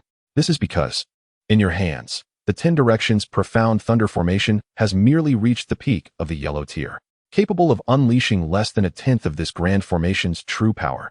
However, in my hands, the 10 directions profound thunder formation stands as the pinnacle within the yellow tier. With a mere thought, I can annihilate the spirit martial realm. Now, do you perceive the disparity?" Ji Wu's complexion turned pale. In truth, the moment the thunder dragon was summoned, he comprehended that his defeat was not unwarranted. Chen Shu did not deceive himself. He had previously believed that Chen Shu merely sought to accentuate his own strength by deliberately belittling him. It was only at this juncture that he realized how absurd and ridiculous he truly was. Did Chen Shu really need to diminish him? Perhaps, in Chen Shu's eyes, he was no different from a frog confined to the depths of a well. Chapter 118. A frenzied killing intent. The entire space fell into a profound silence, with only the thunderous roars reverberating, exuding an intimidating power that left many trembling in fear. In Ji Wu's hands, the grand formation was already formidable. They had come to deeply comprehend its might. Now, in Chen Shu's possession, it was evidently even more potent. If Chen Shu so desired, with but a thought, he could obliterate them. "Chen Shu, we concede. Allow us to depart, and let our grievances be forgotten. We shall no longer provoke you," Lei Kong stated, taking a deep breath, his tone heavy with reluctance. "Indeed, Chen Shu, we acknowledge our defeat. In the future, should we encounter you, my Lei family shall take a different path." Lei Tai, a formidable figure from the Lei family's 5th rank of the Xuanwu realm, added, his eyes flickering momentarily. Rising to his feet, though somewhat fearful of Chen Shu's prowess, he spoke with an air of pride. "You must have heard of the Lei family's reputation. You know how formidable we are. If you were to slay us, you would not emerge unscathed. Spare us this time, and we shall refrain from crossing paths in the future.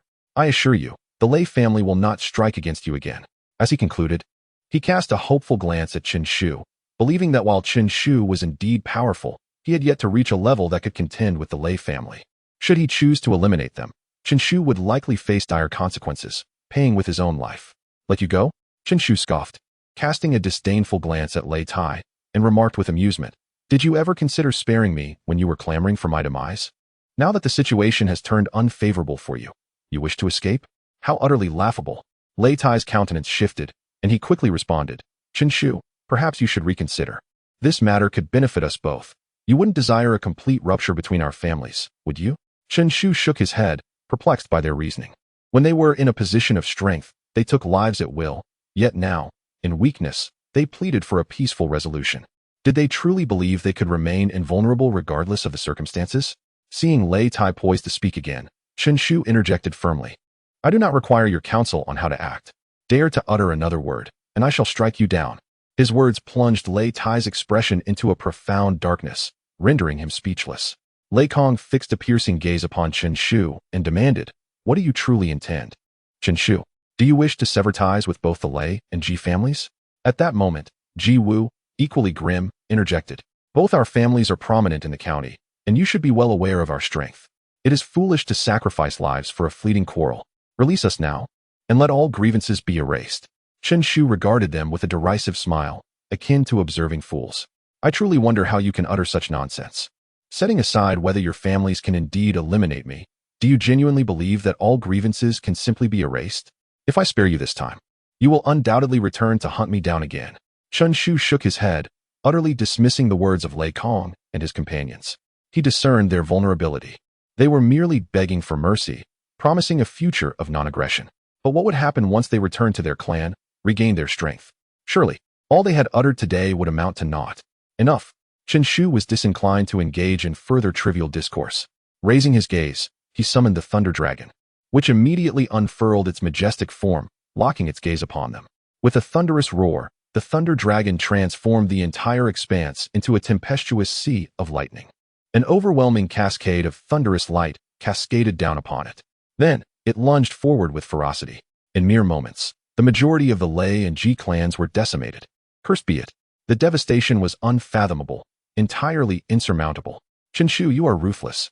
The remaining souls were gripped by terror, their voices rising in desperate cries. In a heartbeat, They had suffered grievous losses.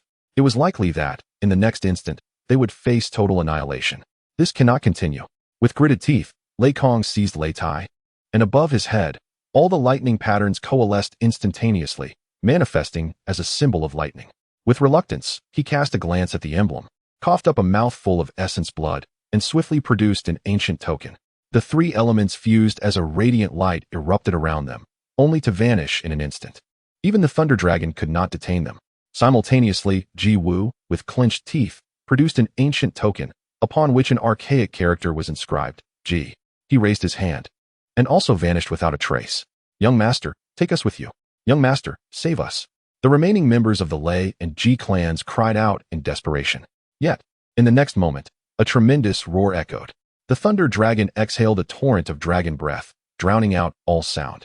Aside from Lei Kong, Lei Tai, and Ji Wu, all others from the Lei and Ji clans were left in devastation. Chen Shu cast a surprised glance at the place where Lei Kong had vanished, shaking his head in disbelief. Truly, as a scion of a prominent clan, his means of survival were indeed numerous.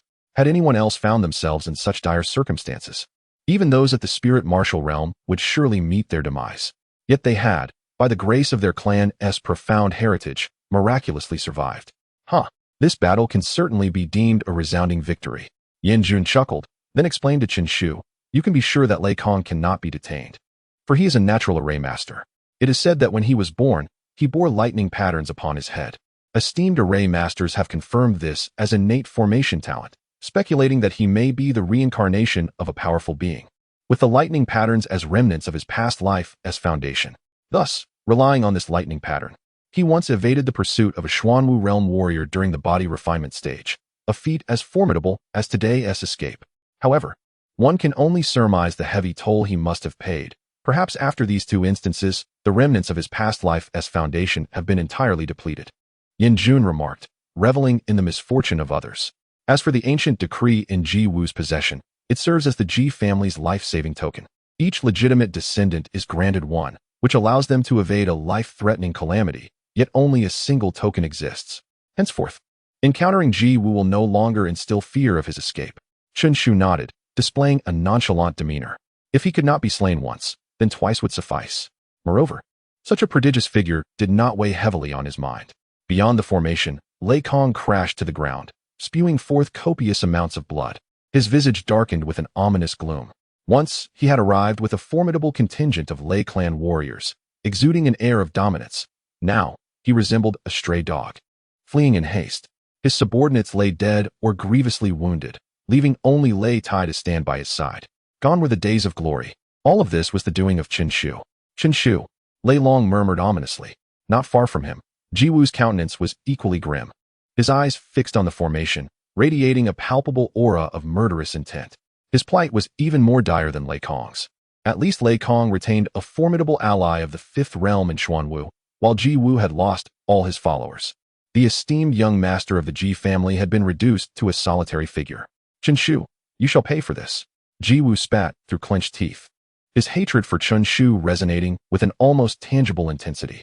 At that moment, a soft voice echoed through the air. Ji Wu, Lei Kong, what brings you here? Chapter 119. The killing intent of Yan Wuchen. Lei Kong whispered, his gaze fixed on the approaching figure. The individual was none other than the prodigy from the Fengyun ranking, Yan Wuchen of the Yan family. What brings you here? Ji Wu asked, his body tensing with a sense of vigilance. Yan Wuchen, however, appeared unfazed. He cast a casual glance at Ji Wu and remarked, it seems you did not fare well in that secret domain. Instead, you have paid a heavy price. That is none of your concern. Ji Wu retorted with a cold snort. I find myself rather curious, Yan Wuchen continued, his hands clasped behind his back, with your strength. You should have been able to dominate within that secret domain. Yet, judging by the current scene, it appears you have been forced out by someone? Ji Wu's expression darkened. Yet he refrained from retorting, an unusual occurrence for him. Yan Wuchen had already proven his might by defeating Ji Wu outside the Lingyue Grand Vault, making his claim of being able to easily vanquish them not entirely unfounded. As for Chen Shu, he was indeed a prodigy, already exuding an aura of invincibility. Even though Ji Wu held a grudge against him, he could not deny that Chen Shu possessed the strength to be ranked among the elite. A flicker of realization crossed Lei Kong's eyes as he suddenly interjected, indeed, aside from you, there exists another who could sweep us aside. Not only us, but even you. Yin Wuchen may not stand as his equal. Oh, please enlighten me. As far as I know, I am the only prodigy to have appeared on the Fengyun ranking. Yin Wuchen chuckled lightly, seemingly indifferent. Lei Kong, grinning, responded, this individual does not hold a place on the Fengyun ranking. Yet his power is undoubtedly on par with its luminaries. You know him, and I believe there is some animosity between you two? Who is it? Yin Wuchen inquired. Chen Shu. Yin Wuchen's eyes narrowed. Him? He could sweep you all? That is indeed surprising. He was well aware of Chen Shu, a figure who had previously slain his own talented subordinates and was marked for elimination. Nonetheless, even after all his attempts to encircle and eliminate Chen Shu had failed, he had remained largely unconcerned, believing that a single strike from him would suffice to obliterate him. Yet, it appeared he had underestimated Chen Shu. This individual's strength must surely surpass the second level of the Xuanwu realm. Not only is it surprising, but his martial prowess is at least at the fifth level of the Xuanwu realm. Moreover, he is proficient in both martial arts and formation techniques. Having reached the pinnacle of formation mastery, relying solely on his formation skills, he has already swept through our Lei and Ji families. To be candid, aside from the three of us, everyone else has fallen to him. Perhaps by the time he emerges from the secret domain, he will be a Grand Formation Master. Grand Formation Master. For the first time, Yin Wuchen's gaze shifted, his entire being trembling slightly. A Grand Formation Master represents a presence that stands shoulder to shoulder with the powerful in the Lingwu realm. Even he, when faced with the Grand Array Master, could not mount a defense and could only treat him with utmost respect. How intriguing. Moments later, Yin Wuchen smiled lightly. Yet a murderous intent had already begun to coalesce in his gaze. He had become sworn enemies with Chen Shu. Should Chen Shu rise, it would not bode well for him. If the opportunity arose, it would be best to eliminate him. The intrigue deepens. Lei Kong rubbed his gleaming bald head and grinned, saying, you may not believe this, but your brother Yin Jun is currently by his side. What? Upon hearing this, Yin Wuchen's expression changed dramatically, his cold eyes flashing like lightning as they pierced through Lei Kong. Are you speaking the truth? Certainly. I witnessed it with my own eyes. How could it be false? Lei Kong replied without fear, remaining composed. Yin Jun has actually aligned himself with him? Yin Wuchen murmured softly.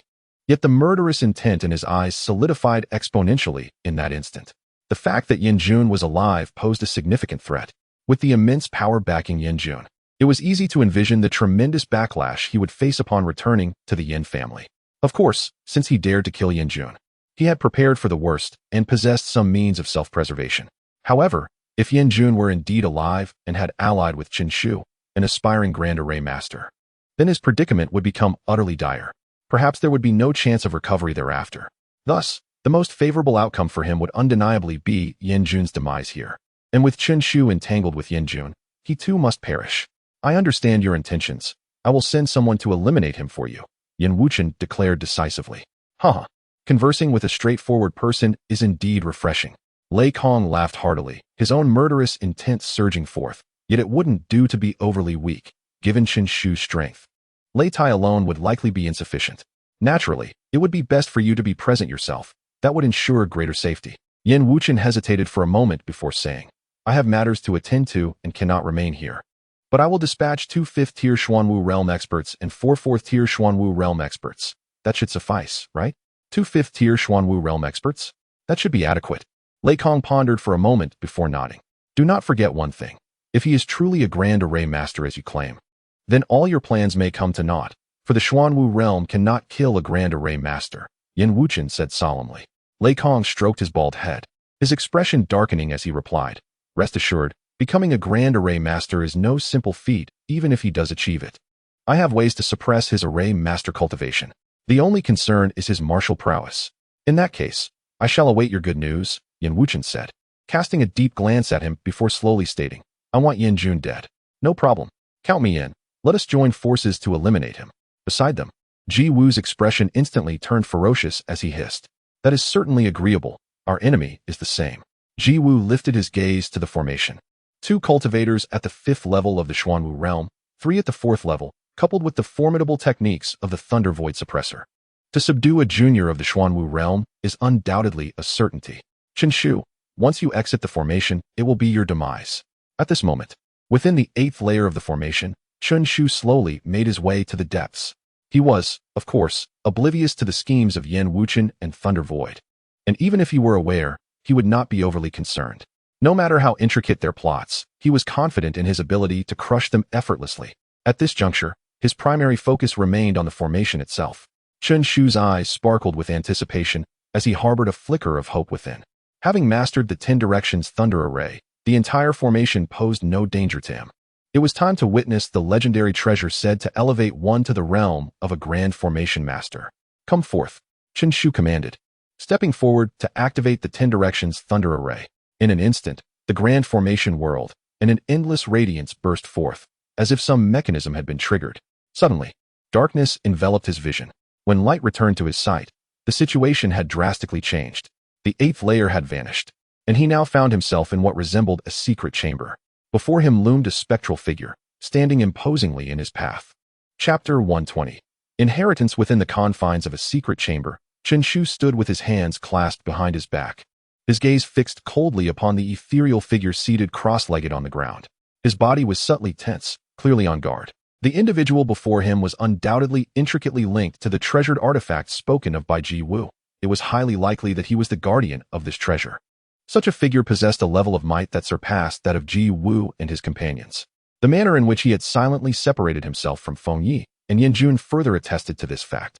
Chen Shu from Baiyun City has come to pay his respects to the esteemed elder, he said, slightly bowing as he spoke with a solemn tone. As his words resonated in the chamber, the spectral figure trembled slightly, and a raspy voice echoed within the confines of the room. A fated person. The 10 Directions Xian Lei Great Formation has been established for a century. Has someone finally breached it? The phantom murmured, his voice imbued with an ancient weariness that evoked a sense of impending twilight. The one who breaks the formation is worthy of my inheritance. Upon uttering this, a crystalline white light suddenly manifested above his head. He extended a finger, as thin and frail as a withered branch, towards Chen Shu. In the next moment, the white light surged directly into Chen Shu's mind. Whoosh! The speed of the white light was astonishing. Even though Chen Shu was on high alert, he was caught completely off guard. This is bad, thought Chen Shu, a chill running through him. Yet, just as this thought crossed his mind, the white light within his consciousness erupted, transforming into gentle streams of information. What is this? Chen Shu was momentarily taken aback, only to feel the information stream being absorbed by his brain. An endless expanse of knowledge regarding formations began to unfold in his mind. This knowledge was vast and all-encompassing. Even though Chen Shu had reached the pinnacle of formation mastery, the sheer volume of information overwhelmed him, leaving him slightly dizzy. Such profound knowledge of formations. This is the legacy of a grand formation master. A fleeting thought crossed Chen Shu's mind, and a smile soon emerged on his face. The complete legacy of a grand formation master. No wonder Ji Wu mentioned that acquiring the treasure within the formation would allow one to directly ascend to the realm of a grand formation master. In Chen Shu's mind, various techniques for inscribing formation patterns and the construction and casting of grand formations continuously flowed in. This knowledge encapsulated a lifetime of learning and experience from a grand formation master. Time seemed to stretch indefinitely. Chen Shu rubbed his throbbing head, unable to suppress a smile. At this moment, he had successfully received the inheritance of the grand formation master. Given sufficient time to digest and absorb this knowledge, he was destined to enter the realm of the grand formation master. This was the terrifying power of the grand formation master's legacy. Thank you, esteemed elder. This great kindness will be engraved in my heart, Chen Shu said respectfully, clasping his hands in gratitude. At this point, he was no longer a novice in the realm of formations, fully aware of the extraordinary nature of this opportunity. It could be said that finding a second such legacy within the entire Fengyang prefecture would be exceedingly difficult. Oh, have you truly received my legacy in such a brief span of time? The ethereal figure seemed somewhat astonished and spoke with a hint of confusion. It then straightened its form and suddenly opened its eyes, casting a penetrating gaze upon Chen Shu, as if seeing through the illusions of reality. In a hoarse voice, it remarked, with a mere first-tier cultivation talent, yet you have ascended to the Xuanwu realm. There must be extraordinary opportunities and secrets entwined with your existence. Indeed, indeed. Chen Shu was taken aback and raised his head in surprise. This apparition was the first to discern some of his hidden depths. Do not feel apprehensive. I am but a deceased entity. What monumental secret could concern me? The figure tugged at its lips, as if to smile, and then spoke slowly, fated one. Since you have accepted my legacy, you owe me a favor. If you have any requests, senior, please do not hesitate to voice them.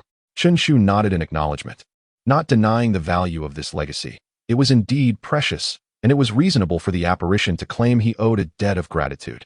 The figure regarded Chen Shu with admiration, as if making a request.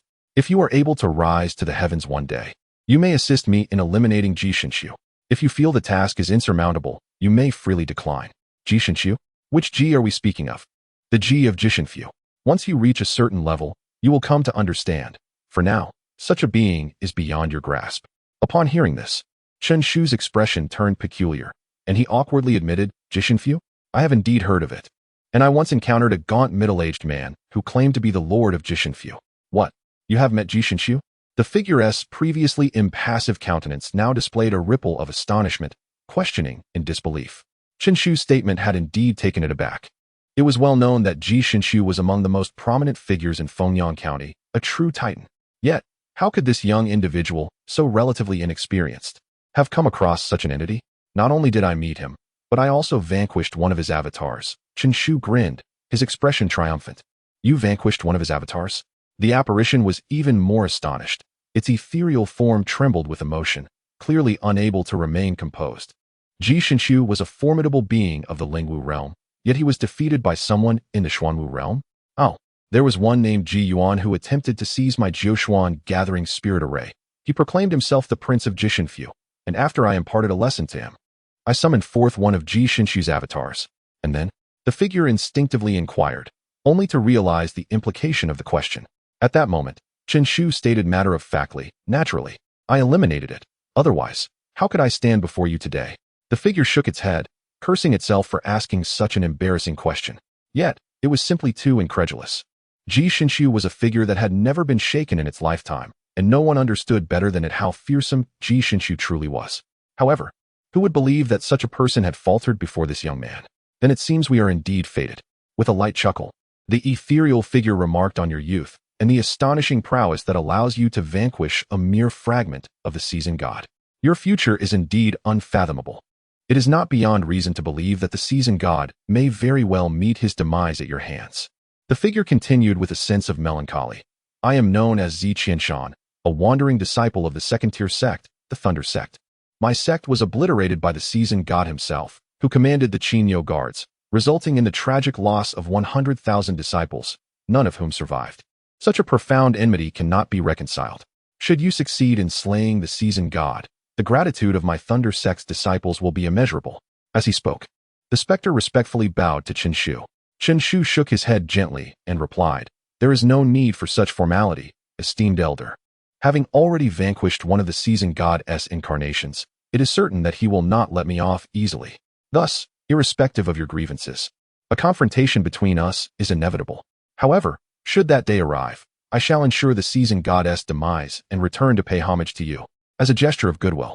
Ah, then I shall await your promising news. The figure responded with a hearty laugh, clearly elated by the prospect. He seemed to believe that Chen Shu might indeed possess a glimmer of hope to fulfill such grand proclamations. I shall also present you with this half of a sheepskin scroll, said to contain astonishing creations. It was precisely this artifact that incited the seasoned god's murderous intent, leading to the annihilation of my Thunder Sect. The figure shook his head, returning the palm-sized scroll to Chen Shu. Chapter 121. The Encirclement of Chen Shuo. Chen Shu cast a curious glance at the parchment in his hand. Could this be the very object that led to the annihilation of the second-tier sect? The parchment appeared ancient, adorned with a labyrinthine design, and at its very center flickered a diminutive flame. However, the edges of the parchment bore the marks of sharp instruments, indicating its incompleteness. It is said that this parchment seals a remarkable entity of heaven and earth, though its precise nature remains unknown to me. The ethereal figure gazed deeply at the parchment and spoke slowly. When my divine Thunder Sect acquired this parchment, it was already incomplete, possessing only about half of its entirety. Subsequently, a portion was seized by Ji Shu, leaving us with merely this fragment. Of course, should the day arise, you might inquire with Ji Shu himself. He, having obliterated my divine Thunder Sect for this parchment, should possess ample knowledge of its origins. Chen Shu nodded, carefully stowing it away. The ethereal figure waved his hand and smiled, saying, You may depart now. My legacy has already been bestowed upon you, and this array is destined to dissipate. Chen Shu clasped his hands in gratitude, turning to leave. The array, for him, had become entirely unimpeded. In an instant, he found himself back on the 8th level. Chen Shu, you have returned? Yen Jun and Feng Yi, vigilant as ever, turned to him with expressions of surprise. Did you obtain the treasure within the array? Yin Jun inquired softly. Indeed, Chen Shu nodded and added, let us go. This array is on the verge of vanishing. Very well. Yin Jun and Feng Yi had no objections, following closely behind Chen Shu as they descended from the 8th level to the 7th, and then to the 6th level. Before long, they arrived at the entrance of the array. With a swift gesture, a brilliant light erupted, revealing the opening before them, through which the outside world could be faintly discerned. Without hesitation, they stepped out of the array. As the three emerged, the entire array began to slowly fade behind them.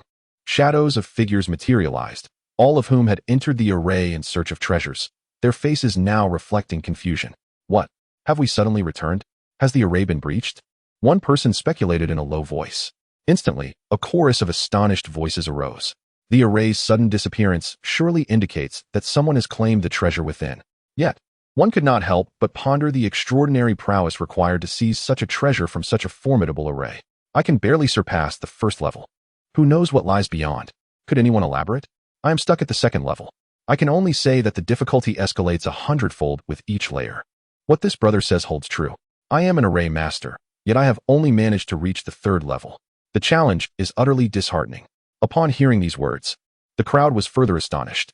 Even an array master could only progress to the 3rd level? Among so many individuals, including numerous talented figures, the farthest any had advanced was to the 3rd level, as recounted by the array master. In an instant, they gained a profound understanding of the formidable challenges posed by the array. Consequently, curiosity mounted regarding who might successfully navigate the numerous obstacles to obtain the ultimate treasure. Perhaps it would be Lei Xiao. Indeed, with his extraordinary talent, there was a glimmer of hope. Yet, one must not forget Ji Wu, who was equally formidable. A genius on par with Lei Xiao. Ultimately, it was certain that the treasure would fall into the hands of one of these two. No one else possessed the qualifications. Some speculated, unaware that the true possessor of the treasure had just walked past them. Chen Shu, you have finally made your appearance. Suddenly, a deep, eerie voice resonated. Boom. In the blink of an eye, overwhelming presences converged from all directions, encircling Chen Shu. The leader, stroking his bald head with a sinister grin, was none other than Lei Kong. Lei Kong, how dare you show your face? Chen Shu remarked, astonished. To be honest, he admired Lei Kong's audacity. After suffering a crushing defeat within the array, nearly facing annihilation, Lei Kong dared to confront him once more. Humph, within the array. You had the advantage of the formation to assist you, which allowed you to triumph over me. But outside it, the situation is quite different. Lei Kong snorted disdainfully. His face twisted with hatred as he declared, Today, you shall die. Oh, I am eager to see how you intend to accomplish that. Chen Shu scoffed. Standing calmly with his hands clasped behind his back, casting a dismissive glance at the throng surrounding him. 3 at the 5th level of the Xuanwu realm, and several at the 4th level. With such a lineup, they dared to claim they would kill him? It was utterly ludicrous. However, Lei Kong held a different perspective, sneering, huh? Even at the brink of death, you remain so arrogant? I am aware that you have acquired the treasure from within the array, and you are destined to become a grand formation master. Perhaps even on the verge of stepping into that realm. Yet, you are not a grand formation master. Your array puppets have been destroyed. Who can save you now? These two by your side. Chen Shu merely laughed, disinterested in replying. The trifling 5th-level Xuanwu realm warriors were hardly worthy of his plea for assistance. Nonetheless, the standoff between him and Lei Kong quickly drew a multitude of gazes, capturing the attention of many. Upon hearing their exchange, countless individuals were taken aback, their expressions reflecting disbelief as they focused intently on Chen Shu. From Lei Xiao's words, it seemed the treasure within the array had fallen into Chen Shu's hands. This young man, how old could he possibly be, and how far could his cultivation have progressed? It was initially due to Lei Xiao that he had gained entry into the array, yet he had emerged as the principal beneficiary. What merit did he possess to be granted such a precious treasure? Many felt their eyes redden, gazing at Chen Shu as if he were a prime target.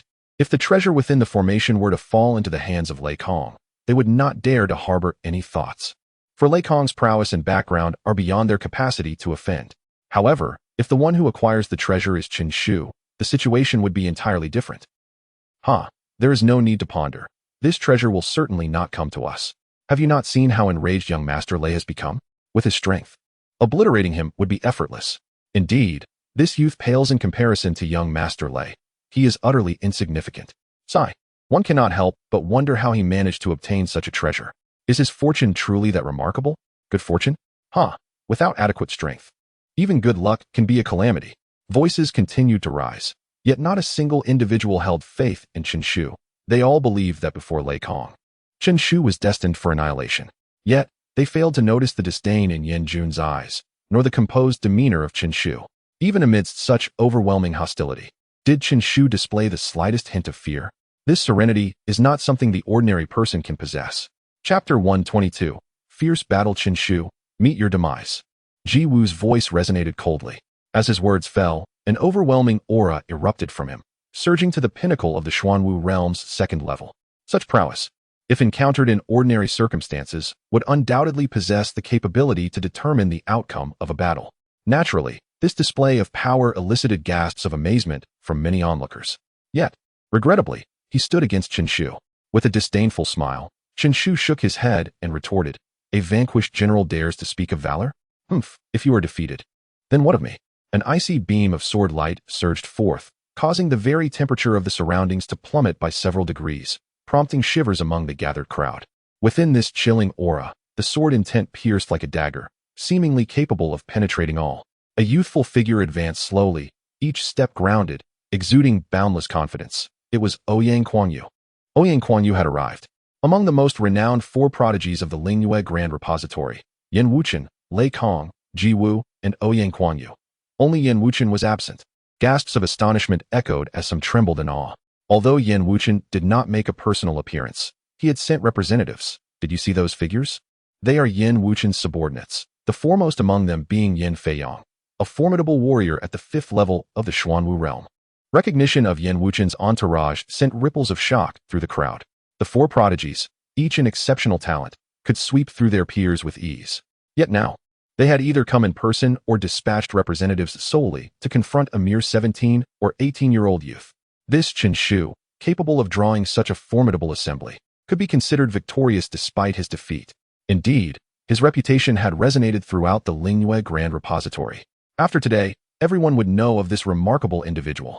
As the murmurs of the crowd swelled, Ouyang Kuangyu's gaze locked onto Chen Shu. His sharp eyes, akin to blades, pierced through the air. "Let us duel. I seek to sever your path to enlightenment." With that declaration, he unfurled his form, and the sword light flared brilliantly. A streak of chilling white sliced through the atmosphere. Clang! The sound of the sword echoed thunderously through the heavens. "Sever my path to enlightenment? You think you are worthy?" Chen Shu scoffed. And with a flicker of his form, he charged directly at Ouyang Kuangyu. Then, with a swift pivot, he unleashed a colossal palm strike. Crack! Beneath that handprint, the resplendent sword light shattered like glass, simply incapable of withstanding a single blow. "Begone!" Chen Shu commanded coldly, sweeping his sleeve. In an instant, Ouyang Kuangyu felt an irresistible, vast force rushing toward him like a tidal wave. His expression shifted dramatically as he gritted his teeth and struck out with another sword, attempting to resist desperately. Yet, before that overwhelming power, all his struggles proved futile. With a dull thud, Ouyang Kuangyu was sent flying, drenched in blood. This scene once more struck a profound chord in the hearts of the spectators. With but a single strike, Ouyang Kuangyu fell. This paragon, akin to a celestial being, was rendered utterly defenseless before Chen Shu. Is Chen Shu truly this formidable? I have long forewarned you. His prowess surpasses our own. If we do not eliminate him while he remains unascended, we shall inevitably find ourselves beneath his shadow in the future. Surely, none among you desires a genius to emerge, overshadowing us atop the leaderboard, Ji Wu remarked coolly. Lei Kong nodded in agreement. Let us unite to vanquish him. Ouyang Kuangyu, rising from the ground, his gaze shifting, slowly retreated to the sidelines. His intent to slay Chen Shu was rooted in validating his swordsmanship. Yet now, having been bested by Chen Shu's skill, he resolved to hone his abilities and return stronger, refusing to stoop to seeking assistance. To do so would tarnish his warrior's heart. Lei Kong shot a furious glare at Ouyang Kuangyu, but he had no time to dwell on him. He roared, "Attack!" Behind him, Lei Tai surged forward, a tempest in motion, his aura vibrating with power as he locked onto Chen Shu. "Chen Shu, come forth and face me," Lei Tai bellowed, his presence commanding, causing the very elements to quiver. Kill, kill, kill. Two more formidable warriors of the 5th realm of the Xuanwu stage ascended beside Lei Tai, yet one among them cast a glance towards Yan Jun. Yan Jun's expression twisted with fury, his gaze fixated on Yan Feiyang. "Traitor, how dare you show your face before me? A wise man recognizes the times. Compared to our lord, Yin Xiao is far more suited to steer the Yin family. Yin Feiyang replied with a calm smile, his words dripping with confidence. Therefore, you shall obediently meet your demise today. As the words fell, the two fifth realm Xuanwu warriors unleashed their might, stirring the very essence of the heavens. A terrifying tempest of energy erupting instantaneously, shaking the earth to its core. The gale uprooted countless ancient trees, while the residual force of their unleashed power carved deep, unfathomable chasms into the ground. None shall save you today? Lei Kong sneered, his palm descending fiercely towards Qin Shu. Kill, kill, kill. Numerous fourth realm Xuanwu warriors trailed behind, exuding an overwhelming aura as they advanced with ferocity. Do you wish to kill me? You are woefully inadequate. Qin Shu smiled nonchalantly, his eyes brimming with disdain, utterly dismissing these foes. Ouyang Kuan-yu, observe closely, this is the true essence of the sword. As the words left his lips, Qin Shu brought his fingers together, and in an instant, an awe-inspiring sword intent coalesced at his fingertips. The next moment, he pointed forward. Sword light surged, manifesting into a multitude of lethal blades. Even while suspended in midair, they evolved into various offensive maneuvers. Shu. As this sword struck forth, the fifth realm Xuanwu warriors encircling Qin Shu, Lei Tai, and Yin Feiyang felt an overwhelming chill, their hairs standing on end. Instinctively, they summoned their most potent techniques to counter the impending threat. Yet, could they truly withstand the strike? The first sword descended with a force that left the onlookers' palms tingling, blood trickling from their grips. Yet, before they could comprehend the gravity of the situation, a second sword struck down with an unstoppable momentum, as if it bore the weight of 1,000 pounds. Crack! Every offensive maneuver shattered before this blade, prompting the members of the Lei Tai to retreat several paces, their eyes reflecting sheer astonishment. How could Qin Shu, merely wielding his swordsmanship, suppress those at the fifth level of the Xuanwu realm? This young man, how could he possess such formidable strength? Unfortunately, before they could fully grasp this realization, a third sword came crashing down. Boom! The unimpeded, heavy force sent them flying.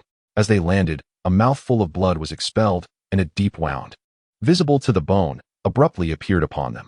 Remarkably, throughout this entire ordeal, Qin Shu had unleashed merely 3 sword energies, never once shifting his stance.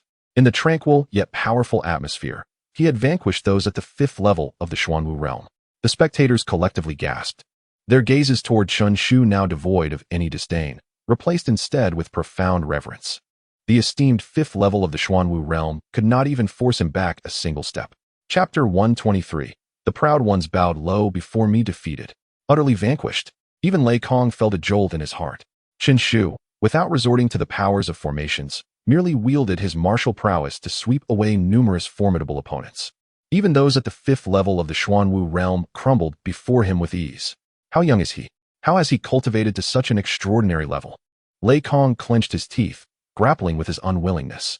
The strength displayed by Qin Shu is seldom matched even by the geniuses on the wind and cloud rankings. Is it not? In that moment, a flicker of regret washed over him. How splendid it would have been if he had not offended Qin Shu in the first place. Yet, this thought was swiftly suppressed. He and Qin Shu were now mortal enemies, and reconciliation was out of the question. No matter what, he must kill Qin Shu. Beside him, Ouyang Kuan-yu stood in a daze, gazing at that single sword for an extended period, rendered speechless, like a statue stripped of its spirit. After a considerable time, he regained his senses and murmured vacantly, "So, this is what a sword truly is. One sword, transforming into 100 weapons, absorbing the strengths of myriad schools, and achieving a synthesis of mastery. This realm, I could never attain in this lifetime. Before him, I am unworthy to wield a sword." Ouyang Kuan-yu lowered his head, his words laced with bitterness. The fierce aura he had possessed upon entering had vanished entirely. That single sword had laid bare the chasm between him and Qin Shu. Before Qin Shu, his once proud sword intent seemed utterly trivial. Now, what means do you possess to slay me? Feel free to display them. Qin Shu remained standing with his hands clasped behind his back, his momentum swelling even further after defeating the Xuanwu realm. It surged towards the heavens. The crowd beheld him as if gazing upon an invincible deity. In that moment, Qin Shu radiated brilliance, unmatched by any. With blood-red eyes, Lei Kong snarled, "I can only resort to this move. Qin Shu, take heed, for this formation shall be your demise." As he bellowed, radiant beams erupted across the land, intricate patterns slowly materializing. A grand formation. Lei Kong intended to employ the means of formations to subdue Qin Shu. Above Lei Kong's head, lightning blazed. and patterns of thunder flowed with an enigmatic grace. This formation is the culmination of our utmost efforts. To perish beneath it is indeed your honor. Ji-woo stepped forward, his voice heavy with foreboding. With a flick of his wrist, array patterns shot forth from him, merging into the resplendent glow upon the earth. In an instant, the radiance intensified, as if a second sun had been birthed upon the ground. The scorching heat surged forth. Using formations? Huh, have you lost your mind? Yin Jun scoffed disdainfully, offering no mercy in his ridicule. Chun Shu had inherited the legacy of a grand formation master. In terms of formation techniques, none present could rival him. Now, Lei Kong dared to lay down a formation before him? Did he seek to invite his own suffering? Huh, what does it matter if one has the legacy of a grand formation master?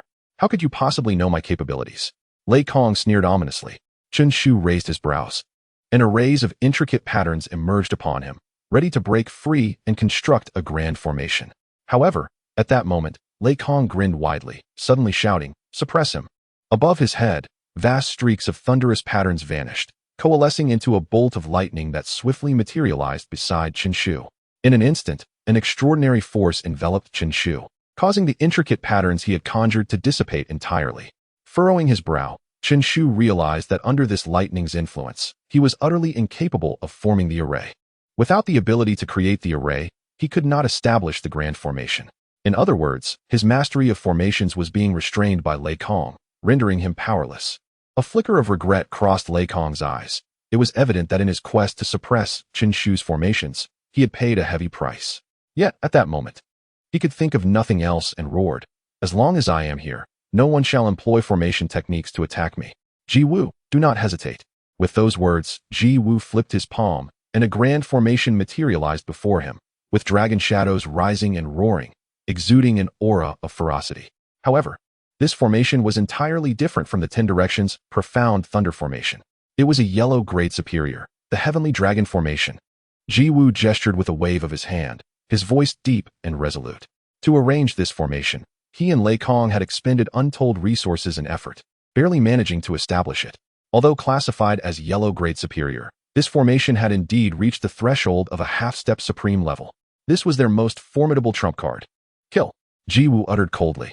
In the next moment, 9 heavenly dragons surged forth from the formation, unleashing a tremendous roar that reverberated through the skies, embodying an indomitable might that sent shivers through all present. The 9 dragons united. The 9 dragon shadows roared incessantly, looming in the air, showcasing their unparalleled ferocity as they descended upon Chun Shu. Boom! Each dragon shadow that struck the ground unleashed a vast storm, accompanied by the deafening sound of explosions. The 9 dragon shadows simultaneously detonated, unleashing a terrifying force that caused the ground within a radius of hundreds of meters to collapse, transforming it into a wasteland. In the blink of an eye, the multitude of dragon shadows enveloped Chun Shu, encircling him completely. Did we hit him? Ji-woo felt a wave of relief wash over him, tinged with excitement, yet deep down, a flicker of uncertainty lingered. The 9 dragon shadows had indeed encased Chun Shu. Under such a barrage, even those at the 7th or 8th level of the Xuanwu realm would struggle to survive. But was Chun Shu truly so easily vanquished? Lei Kong, you have exerted great effort to restrict my formations, yet is this the extent of the grand formation you have arranged? From the swirling clouds of dust, Chun Shu's figure gradually emerged. Despite having been struck by the 9 dragons, he appeared unscathed, not a trace of damage on him. Even his white garments remained pristine and untouched, as if he had not just been caught in the throes of annihilation. How did you evade it? In the depths of Ji-woo's heart, a surge of agitation arose as he inquired in a grave tone, "Evade?" Chun Shu scoffed. "Do you truly believe such a feeble attack warrants evasion?" Stunned, Ji-woo felt a surge of fury as he pointed once more, again. With a thunderous roar, the 9 dragons materialized once again. Yet this time, Chun Shu did not afford him the luxury of continuing his incantation. "The formation is commendable, but you, my friend, are woefully inadequate." With those words, Chun Shu's figure darted like a specter directly to the heart of the array, and with a single, decisive step, he shattered the entire formation with a resounding crack. In the next instant, as lightning illuminated the skies, Ji-woo found himself spitting blood. Both he and his companions sent sprawling. Even with the invocation of a formation nearing the pinnacle of excellence, they remained utterly powerless before Chun Shu. Chapter 124, Constructing Space Boom. The sound of Lei Kong and Ji-woo crashing to the ground reverberated through the onlookers. In that moment, they were rendered speechless, their expressions awash with awe towards Chen Shu. In Lingua de Zhang, among the four great prodigies, only Yan Wuchen was absent. The other three had all suffered defeat at the hands of Chen Shu, and their losses were nothing short of devastating. From beginning to end, none could withstand a single strike from Chen Shu. How could he possibly be so formidable? It was truly terrifying. Even a formidable warrior at the 5th level of the Xuanwu realm was vanquished in an instant. It seemed that even if Yan Wuchen were to arrive in person, he would be doomed to defeat as well. Unbeknownst to them, Chen Shu had undeniably ascended to the throne as the rightful king of Lingua de Zhang. The crowd was filled with gasps of astonishment, their voices laced with deep emotion. Who could have imagined that this 17 or 18-year-old youth could attain such immense power? When they first encountered Chen Shu, he was but an obscure figure, hardly worth mention.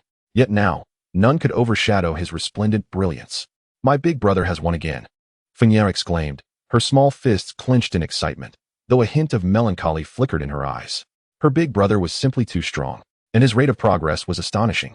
She acutely felt the widening chasm between them, realizing that as this gap grew, she might not be able to remain by his side. Haha, I knew it. My foresight is unmatched. Yan Jun shouted joyfully. The stronger Chen Shu became, the greater his chances of seizing the Lingxin. Observing Chen Shu's current momentum, it was evident that Yan Wuchen would not pose a challenge to him. Now, it is your turn to pay the price. Chen Shu spoke coolly, his white garments billowing, exuding an indescribable aura of intimidation. This was the iron-blooded spirit forged through numerous battles. As his words fell, he swept his hand, unleashing another sword strike. A deluge of sword rain suddenly descended. Each beam of sword light was radiant yet lethal. With piercing sounds echoing, the Xuanwu realm warrior found himself utterly defenseless against this overwhelming onslaught of sword energy, helplessly allowing it to pierce through his flesh, leaving behind fatal wounds. Blood flowed freely. The Xuanwu realm warriors were all annihilated. No, Ji Wu trembled, his body quaking, and his hair stood on end. He was enveloped by a profound terror. He sensed a lethal threat emanating from Chen Shu. Chen Shu intended to kill him. I cannot die. I am a direct descendant of the Ji family, destined to make a name for myself in the county. Ji Wu seethed quietly, his aura condensing fiercely as he turned to flee without a second glance. This place was far too perilous. If he remained, he would surely perish. A grimace twisted Ji Wu's face, his heart brimming with murderous intent. He had never imagined that he would one day be reduced to such a state, fleeing like a lost dog.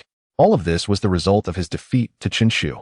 Once I return to the Ji family, I will dispatch powerful warriors to hunt you down. Chen Shu, just wait. Ji Wu vowed with malice. Now you wish to escape?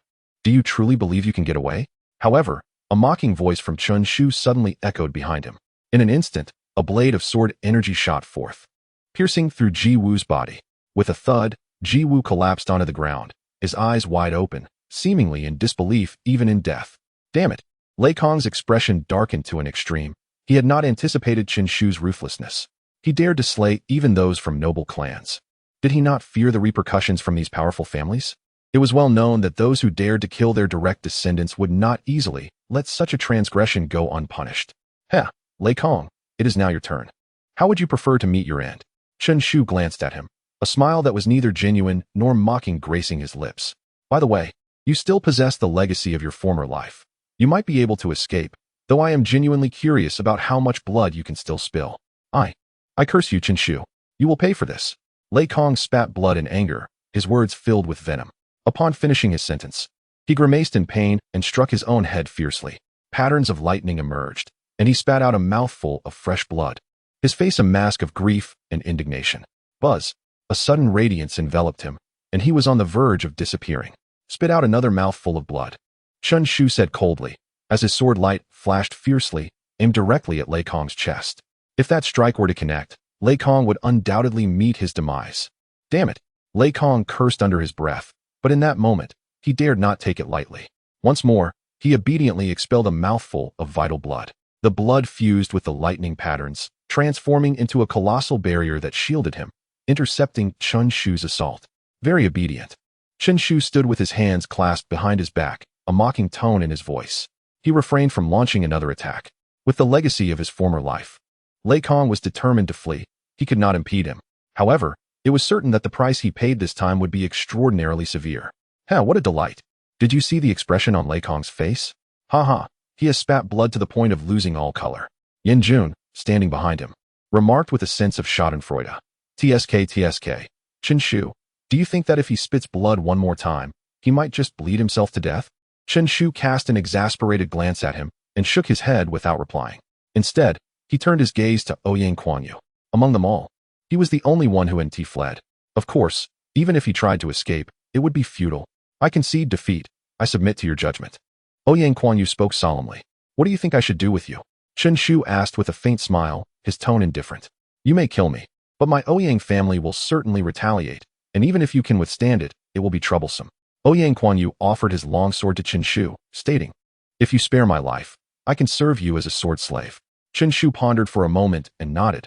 I do not require a sword slave. However, you must serve me for 3 years.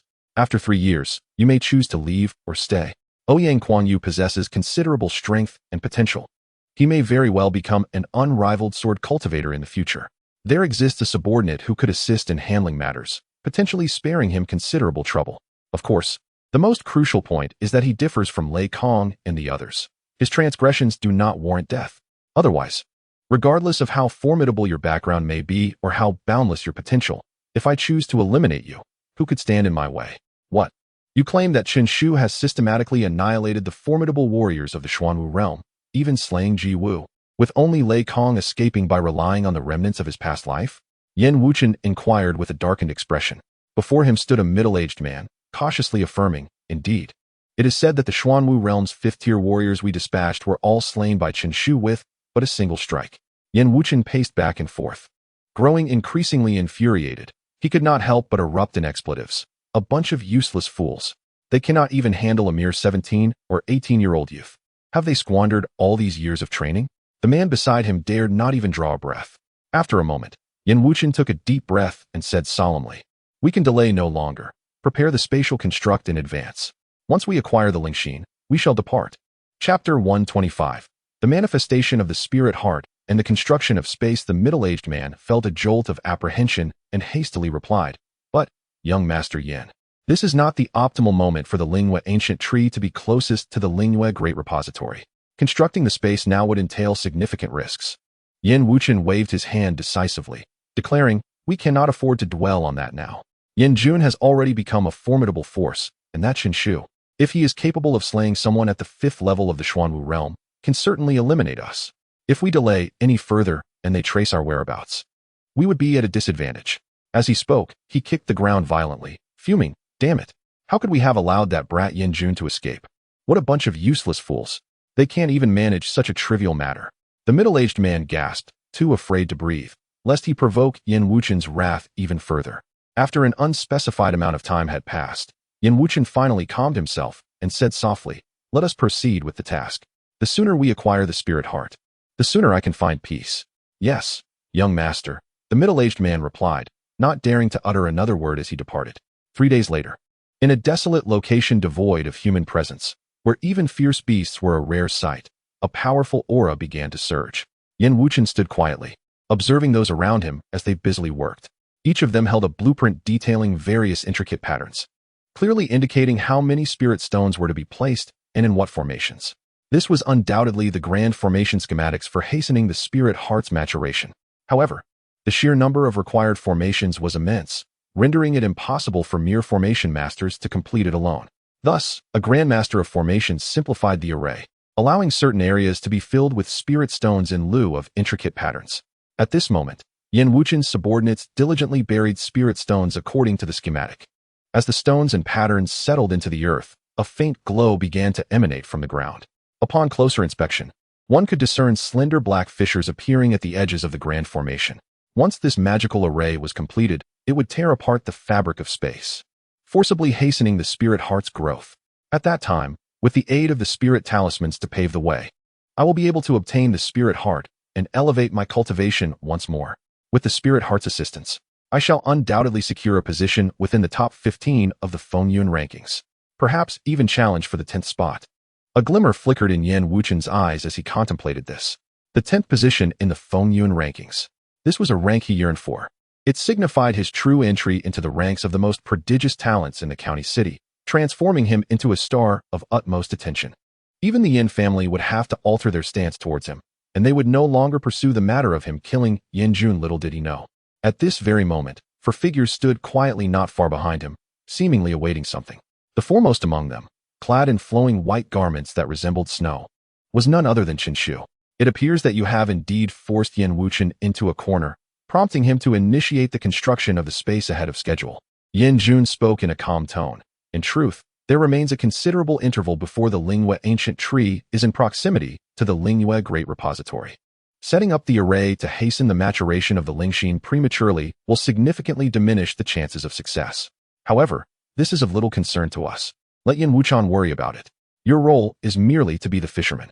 I must caution you, upon entering the space, you are likely to encounter the trials of the Lingyue ancient tree. After all, the Lingxin is a precious treasure, not easily bestowed. The trials will likely pertain to matters of the heart and the path.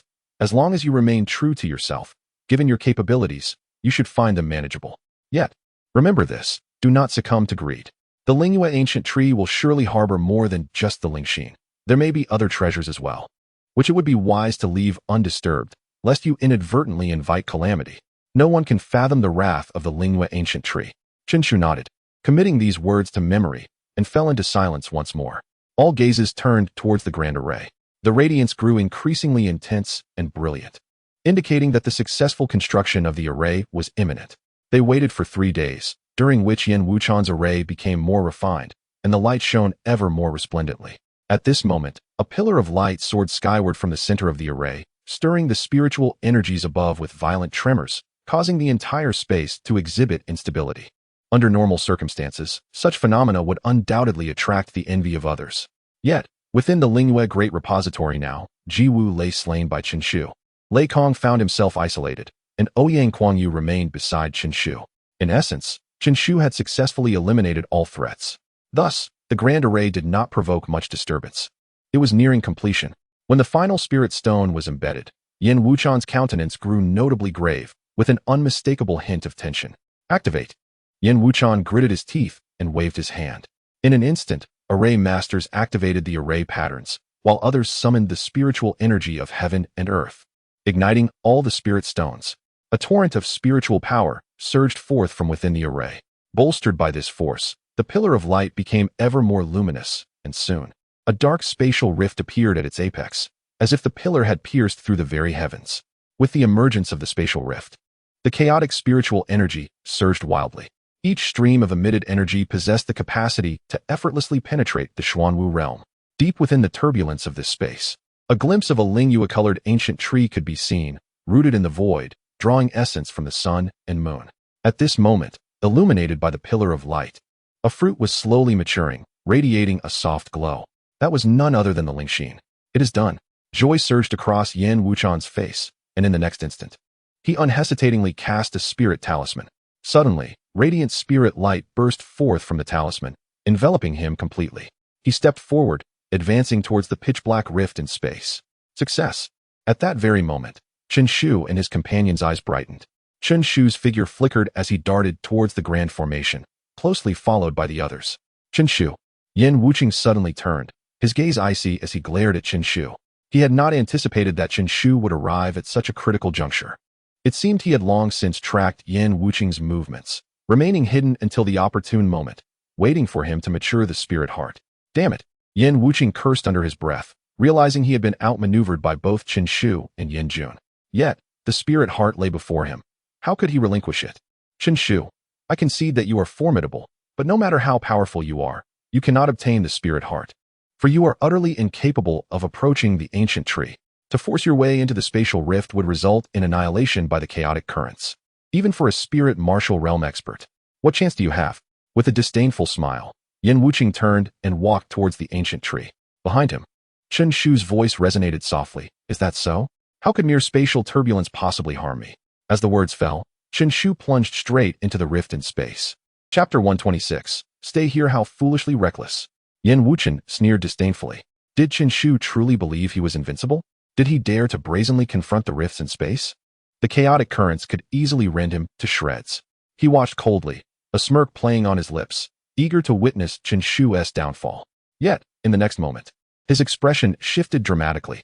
Within the tumult of the spatial turbulence, an overwhelming radiance of destruction surged towards Chen Shu, intent on obliterating him. However, At that very instant, a faint silver glow emanated from Chen Shu's body. This light, gentle yet potent, effortlessly shielded him from the raging forces. Subsequently, a luminescent aura, identical to Yin Wuchen's, enveloped Chen Shu. What? This is a spiritual talisman. Yin Wuchen's eyes widened in disbelief as he exclaimed. This artifact was supposed to be unique to him. How could Chen Shu possibly possess a spiritual talisman? Did he think he was the only one capable of entering the rift? Such delusions. Chen Shu smiled faintly, a hint of mockery in his demeanor. It must be Yin Jun. That treacherous Yin Jun. How dare he possess a spiritual talisman? In an instant, Yin Wuchen grasped the situation, his countenance darkening as he spoke in a low tone. He had not anticipated that Yin Jun had concealed his abilities so deeply, quietly acquiring a spiritual talisman. This traitor, this scoundrel. How foolish of me to have once placed my trust in him. He actually dared to keep secrets from me. Truly despicable, deserving of death. I had previously felt a twinge of guilt about killing him, but now I realize how misplaced that sentiment was. This scoundrel deserves to perish. Yin Wuchen's chilling words were laced with a profound sense of betrayal, enveloping him in a shroud of darkness. His gaze, sharp as a blade, was fixed upon Yin Jun, filled with a murderous intent.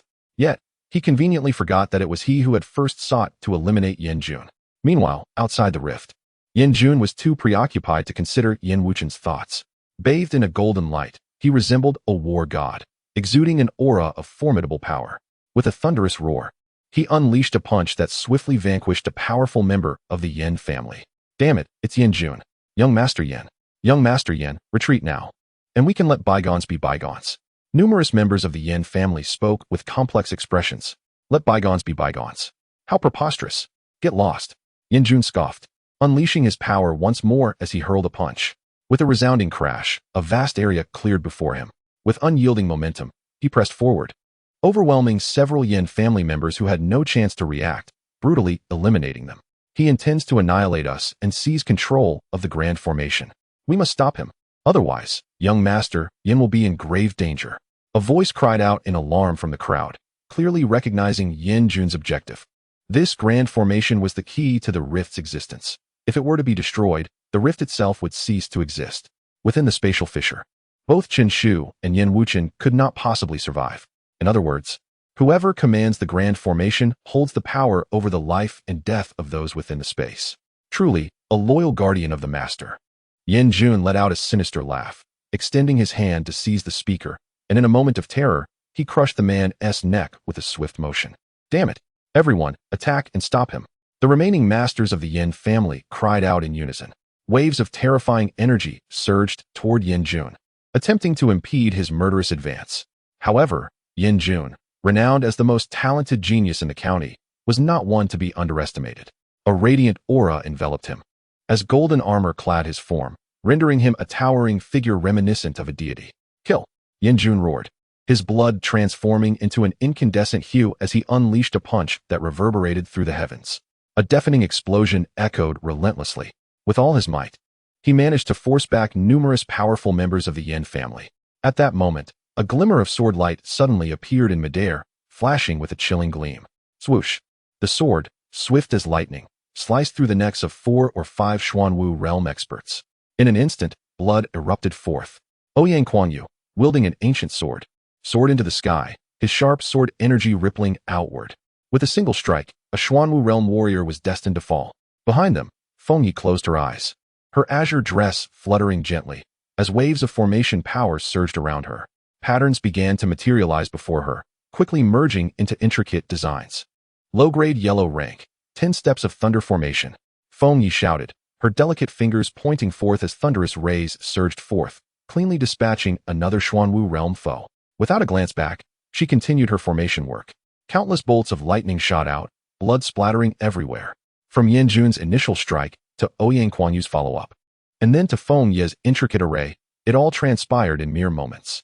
Yet within that fleeting instant, the Yin family's elite were nearly annihilated. This was largely due to the exceptional talent of the trio, each capable of slaughtering Xuanwu realm warriors.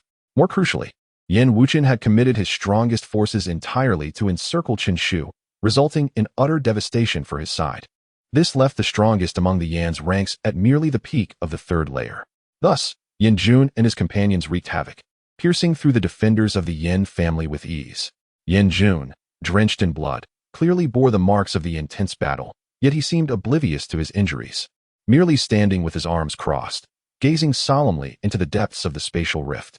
Chen Shu, I have seized control of the Grand Formation, regardless of the outcome. With me here, you can retreat safely. Behind him lay a sea of corpses. Meanwhile, within the spatial fissure, Chen Shu regarded Yan Wuchen with disdain. You dare to call Yan Jun a traitor? Chen Shu scoffed disdainfully and remarked, I truly cannot fathom how you possess the audacity to utter such words. It was Yan Wuchen who sought to slay Yan Jun, and he nearly succeeded. Yet, instead of recognizing his egregious error, Yan Wuchen perceives Yan Jun as a traitor? Must Yan Jun await his demise at the hands of such a coward? Chen Shu shook his head, speaking with an air of indifference. I have long heard of your name, and I initially believed you to be a person of significance. However, I now realize that meeting you in person is far less impressive than your reputation.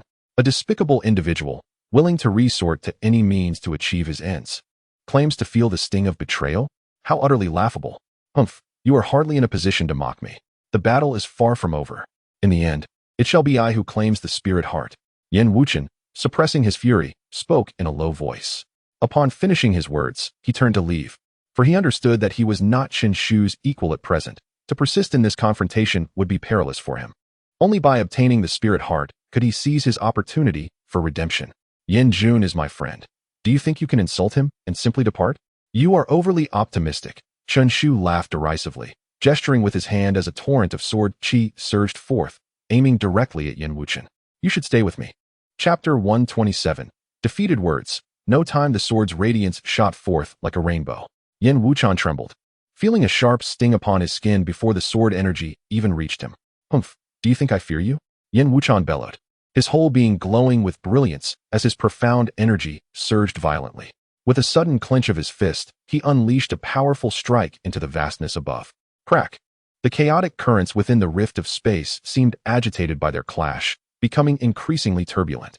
A wave of terrifying destructive force bore down upon Yan Wuchen, and even with the protection of spiritual talismans, he could not shake the sense of impending dread. This was not a battleground. If he continued to be entangled, he feared the talismans would perish before he could reach the Lingua ancient tree. That would spell great trouble. He must swiftly rid himself of Chen Shu and not linger any longer. In a state of urgency, Yan Wuchen raised his hand, conjuring a massive palm imprint that surged forth to suppress the sword energy. In a heartbeat, he executed two formidable martial techniques, striving to shatter the sword's essence. Yet, this blade was forged from the sword of God. How could it be so easily resolved? The sword energy roared forth, piercing through both his fist and palm imprints, relentlessly aimed at Yan Wuchen. Chen Shu, you seek death. Yan Wuchen's hair stood on end as he roared. At that moment, Chen Shu's figure lunged toward him, delivering a fierce punch aimed at his chest. Yan Wuchen's pupils constricted. If that blow landed, it would surely obliterate his spiritual talismans. Without hesitation, he extended his hand to intercept, unleashing all his power in a desperate attempt to block Chen Shu's fist. Just as he managed to halt Chen Shu's blow, a swift blade of light sliced through the air, aiming for his neck, intent on annihilation. Buzz! The sword energy struck against Yan Wuchen's neck, producing a crisp sound akin to clashing metal. In an instant, a golden light burst forth, extinguishing the sword energy. Some skill, yet you shall still perish today. Chen Shu scoffed, his tone indifferent. If it were an ordinary person, they would undoubtedly meet their end beneath that sword. However, Yan Wuchen was a scion of a prominent clan, possessing means of survival. It was hardly surprising that he had not been slain in one blow.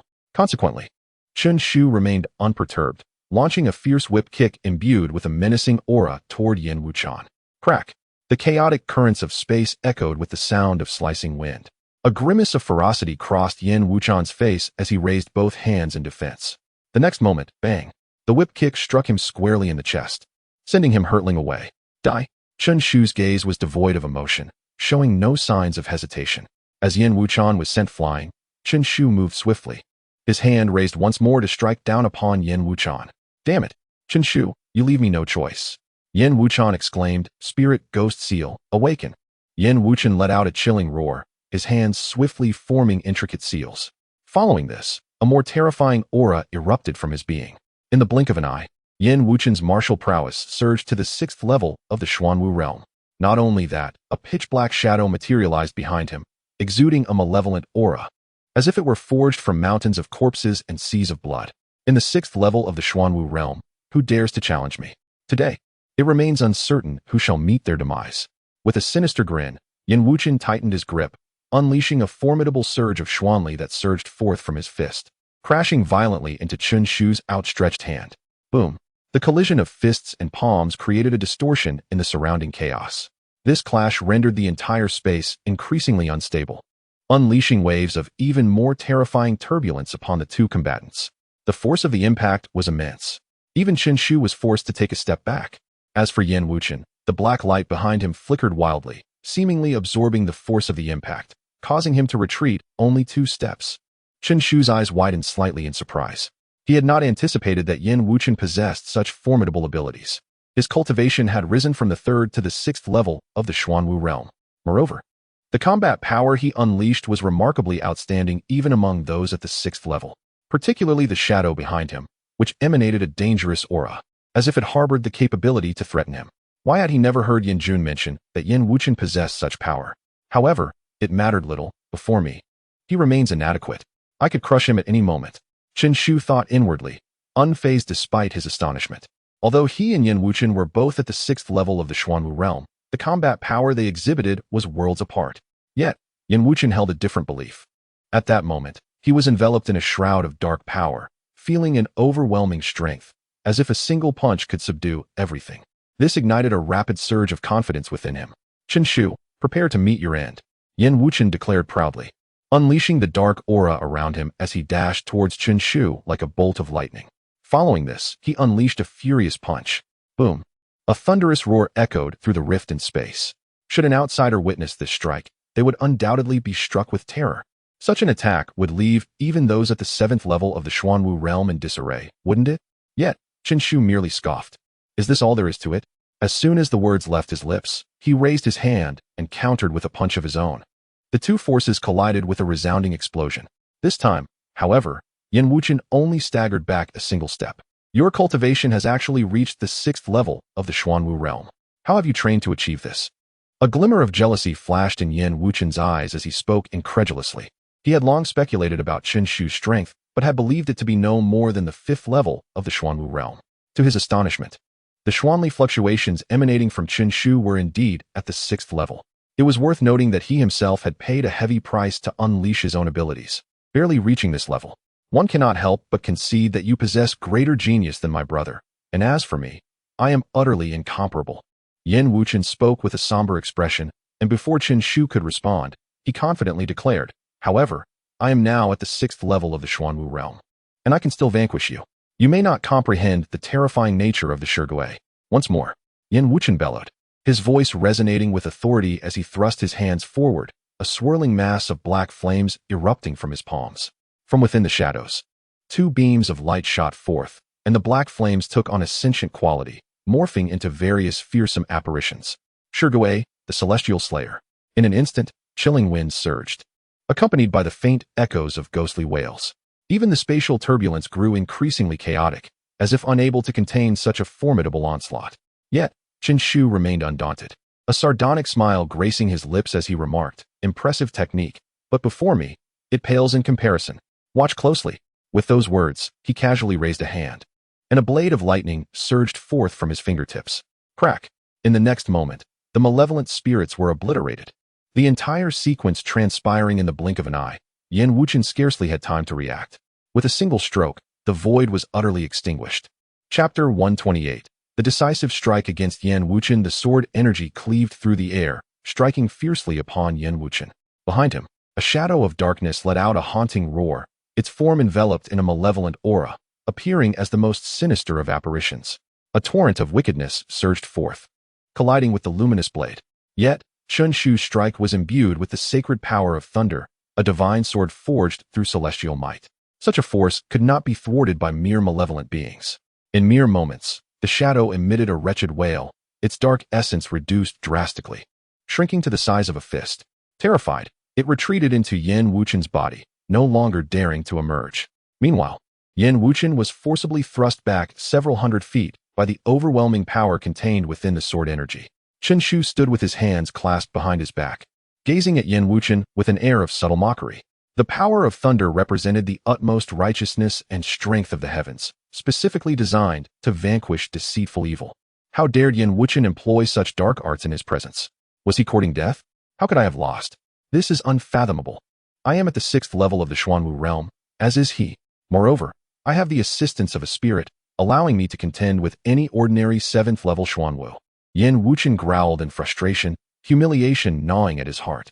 He had sacrificed his soul to summon this spirit, yet even so, he found himself outmatched by Chen Shu. How could anyone possess such overwhelming strength? Are you even human? You must be a demon. You have undoubtedly sacrificed your soul to gain your power, haven to you. Your offering must be far more complete than mine, thus granting you superiority. Yin Wuchen exclaimed vehemently. Chen Shu furrowed his brow and replied coolly, "Do not compare yourself to me. No one has the right to compel me to sacrifice my soul, not even the deities you speak of. However, that is of little consequence now. Prepare to die." With a soft command, Chen Shu unleashed the full force of his lethal intent, enveloping Yin Wuchen in a deadly aura. "Humph, you think you can kill me so easily?" The impending threat jolted Yin Wuchen back to reality.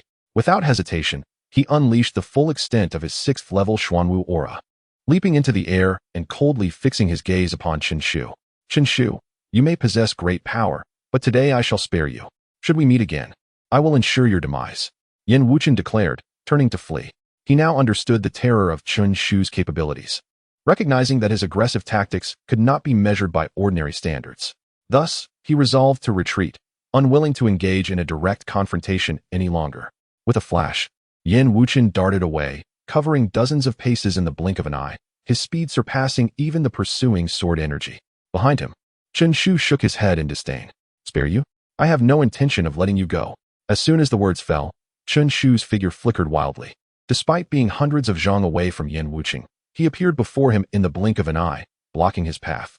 Yin Wuchen's pupils constricted, cold sweat trickling down his back. His speed was impressive, yet Chen Shu's was even greater. "I have declared it. You shall not escape today. Not even the gods can impede me," Chen Shu asserted, his back turned to Yin Wuchen, his tone leaving no room for doubt. As if what he spoke was an undeniable truth. Yin Wuchen's heart tightened, and he fought to suppress the terror surging within him, replying with a cold laugh. "Though I may lack your strength, my resolve to leave is unwavering, and you will never hold me back." As a scion of a prominent clan, he possessed numerous treasures for protection, and he had dealings with deities, ensuring his survival through myriad means. To think Chen Shu could kill him here was sheer folly. "Watch closely, for we shall meet again," Yin Wuchen declared confidently. With that, he invoked a secret technique, transforming into a wisp of blue smoke that gradually dispersed. The smoke was elusive. In an instant, the space warped, and Yin Wuchen reappeared hundreds of zhang away, as though he had traversed that distance in a single step. "You wish to pursue me? Huh. My agility surpasses that of nearly anyone in this county." This technique, aptly named Blue Smoke Without Trace, was a gift from his dealings with the deities. When invoked, his form became indistinguishable, allowing him to instantaneously reappear anywhere within hundreds of zhang. This was his greatest reliance. In a fleeting moment, he had traversed 700 zhang. "Chen Shu, even with your speed, what can you do? You can only trail behind, eating my dust." Yin Wuchen chuckled with a hint of pride. But just then, the fabric of space distorted, erupting violently, and in the next moment, a figure pursued him, delivering a resounding slap to Yin Wuchen's face. "Let you run." The sharp crack echoed clearly even within the rifts of space. A vivid crimson handprint blossomed on Yin Wuchen's face, and he was sent spinning by the overwhelming force of the blow. "How is this possible?" Yin Wuchen stared in disbelief, touching the searing imprint on his face, and with great difficulty, he turned to gaze at the youth towering above him, an uncontainable dread surging within him. "You, how could you have caught up to me here?" Yin Wuchen cried incredulously. They had been separated by hundreds of zhang moments ago. How could Chen Shu have closed the distance so swiftly and struck him? The speed of his pursuit and reaction was astonishing. "Why can you run here, yet I cannot follow?" Chen Shu mocked. "Do you truly believe that with your meager skills, you could evade my pursuit?" Meager skills? A torrent of fury surged within Yin Wuchen. Those words were undoubtedly the gravest insult he could receive. He had sacrificed his very soul only to be met with such a belittling assessment. "Chen Shu, do not let your arrogance blind you. If you wish to kill me, you shall pay the price." The greatest reliance of Yin Wuchen was shattered by Chen Shu.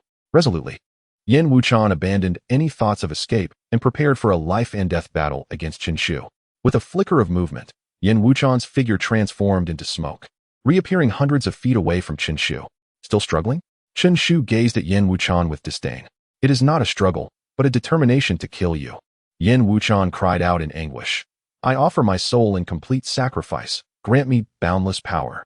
In response to his furious declaration, the dark shadow that had merged with his being re-emerged. This time, its black radiance surged forth, magnified beyond measure. Clearly, Yin Wuchan's total soul sacrifice had exponentially increased the shadow's power. In an instant, the force of vengeful spirits surged forth, locking onto Chen Shu. Ghostly funeral of the style. Yin Wuchan roared, as the shadow writhed incessantly, unleashing countless vengeful spirits that lunged towards Chen Shu, intent on devouring him. Is this your confidence in being able to kill me? Too weak. Chen Shu scoffed, shaking his head dismissively. He then casually waved his finger, drawing an arc through the air. Annihilate. The cold command escaped Chen Shu's lips. Boom. The space trembled as boundless chaos swirled away from Chen Shu, as if even the turbulence could not withstand his gesture. Hiss. A flash of thunderous light erupted, scattering the vengeful spirits, and in an instant, it pierced through the dark shadow, subsequently piercing Yin Wuchan's body. How is this possible? Yin Wuchan lowered his head, staring in shock at the gaping wound in his chest, unable to comprehend. As a fellow 6th level of the Xuanwu realm, he could not even withstand a single finger from Chen Shu. The gulf between them was indeed vast. What kind of technique is this? Yin Wuchan forced a bitter smile, unwilling to accept his fate. What use is knowing so much to a dying man? Chen Shu chuckled derisively, speaking indifferently. Enraged by Chen Shu's words, Yin Wuchan glared at him, wishing he could consume him whole. I have traversed my life undefeated. Today, I am to perish here? How I loathe it. Yin Wuchan howled to the heavens, as if he sought to release all his pent-up resentment before his life came to an end. Chen Shu's finger had shattered his meridians. He was left with no means to survive. Yet, it was evident that Chen Shu would not spare him. As the sensation of death approached, Yin Wuchan's expression morphed into one of terror, unable to restrain himself as he reached out towards Chen Shu, pleading, Save me. Save me. I know you can save me, can't you? If you spare my life, I shall acknowledge you as my master, never to betray you. What use is someone who would sell even their soul? Chen Shu shook his head indifferently, unwavering. With a snap of his fingers, he summoned a blade that struck Yin Wuchan's neck. Hiss! A faint line appeared, and then blood gushed forth. Chapter 129. The test. The once great talent, Yin Wuchan, has met his demise. This conclusion took many by surprise. Perhaps even he himself could not have foreseen such an end.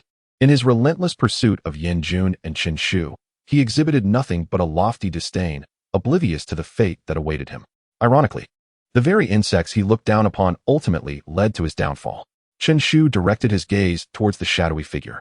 Yin Wuchan may have perished, but the shadow remained, exuding a potent aura of malevolence as it endeavored to mend the wounds inflicted by Chen Shu's strike. Alas, this blow, imbued with the might of thunder, was beyond repair, and the injury not only failed to shrink but, with the passage of time, continued to fester. As Chen Shu's eyes fell upon it, the shadow trembled violently, its dark light flickering ominously. After a prolonged silence, a hoarse voice emerged. Save me, and I shall grant you eternal life and invincible power. Chen Shu scoffed, his disdain unmistakable. And with your current state, you dare promise me eternal life? If one could truly attain eternity and invincibility, how could this shadow find itself in such a predicament? You insolent youth, how dare you underestimate my greatness? The shadow, incensed by Chen Shu's mockery, quaked with rage. My power is but a fraction of what it once was. Otherwise, do you think a mere insect like you could ever wound me? In my prime, the dragon continent lay prostrate at my feet. 1/1,000,000th of your former self. The dragon continent at your beck and call. Such bravado. You must be eliminated. Chen Shu declared, shaking his head in disbelief as he prepared to strike once more. You wretched youngling, you seek death. The shadow roared, coiling and launching itself towards Chen Shu, a tempest of vile energy surging forth. Give me your soul. Offer it as a sacrifice, and I shall bestow upon you boundless strength. The shadow cackled with a sinister allure, its tone imbued with a beguiling power that could sway the weak-willed into submission.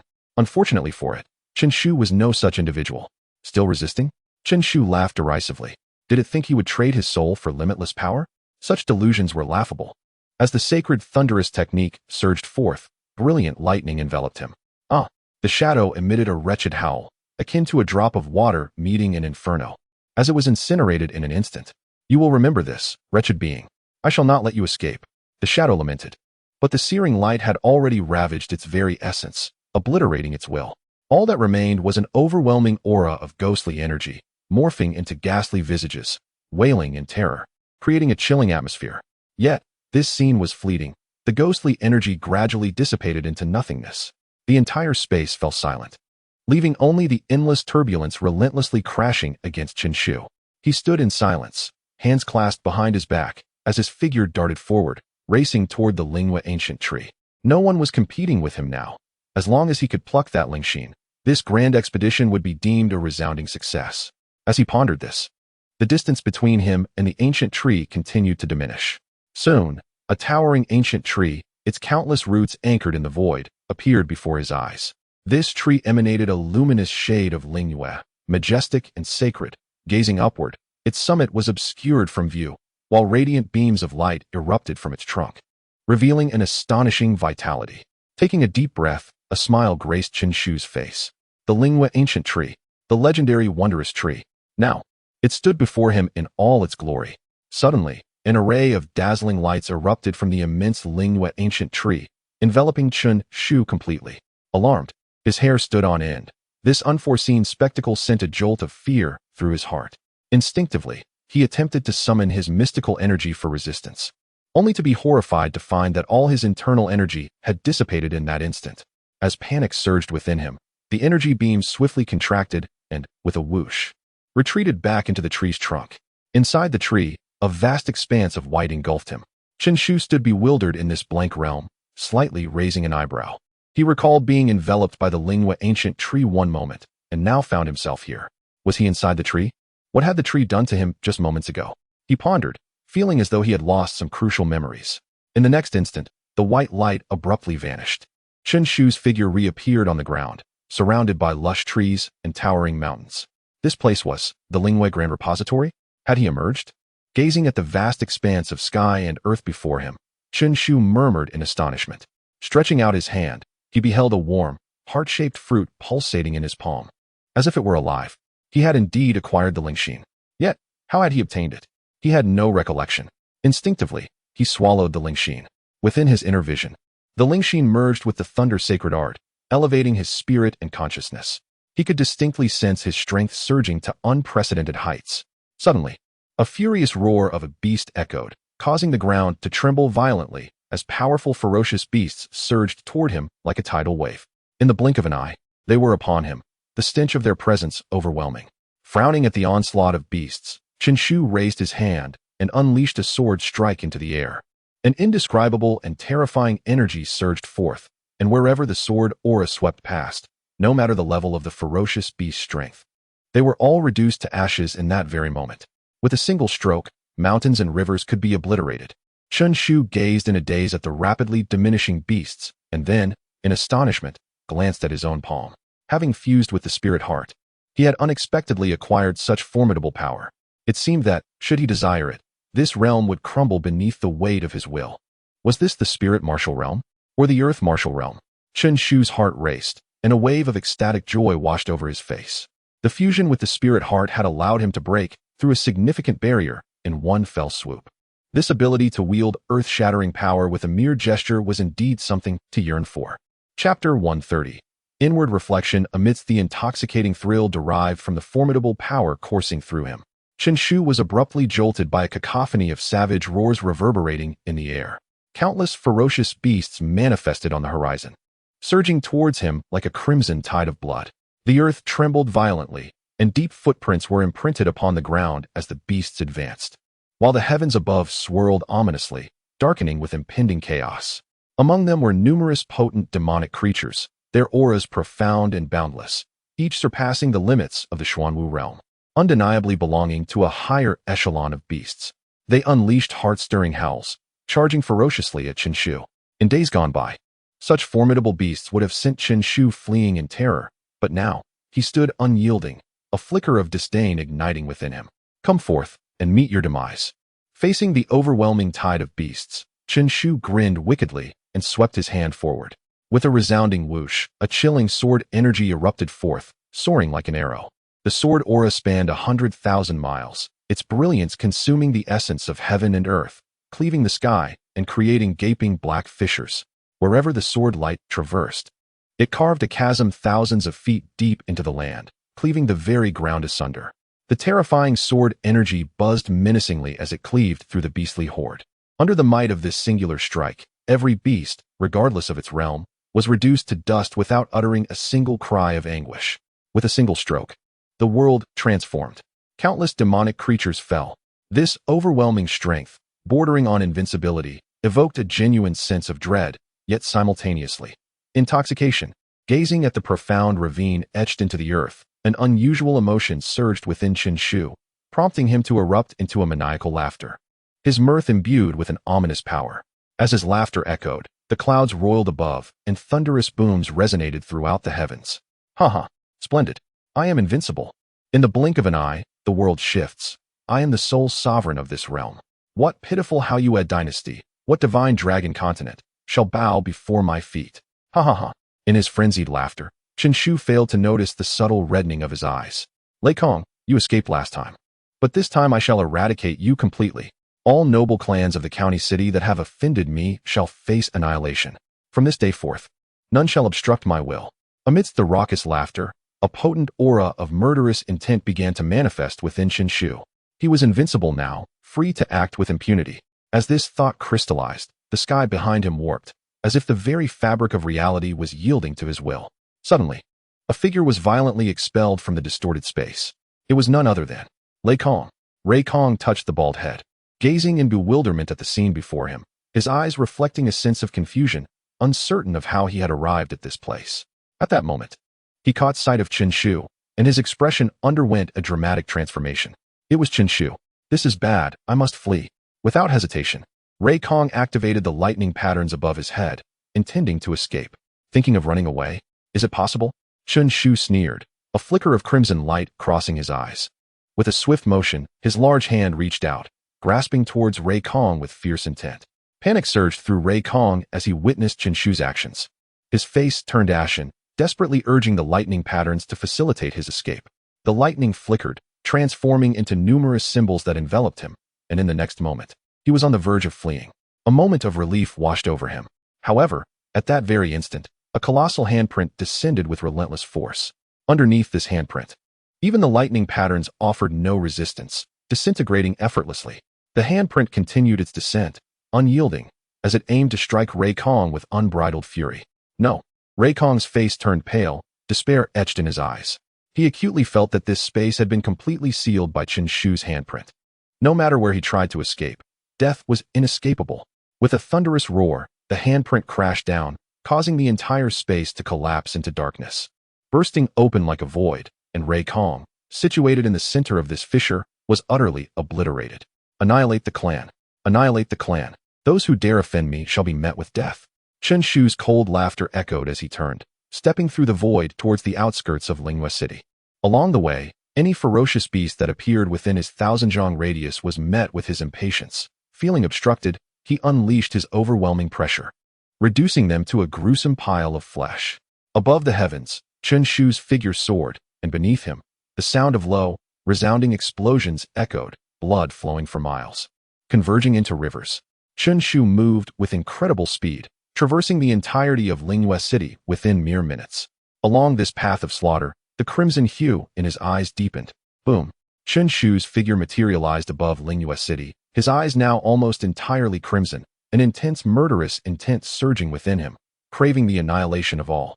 He gazed down at Linghua City, raising his hand, poised to bring about its destruction. Yet, at that moment, a flicker of confusion crossed his cruel visage. Suddenly, he thought of Lin Xiaoya.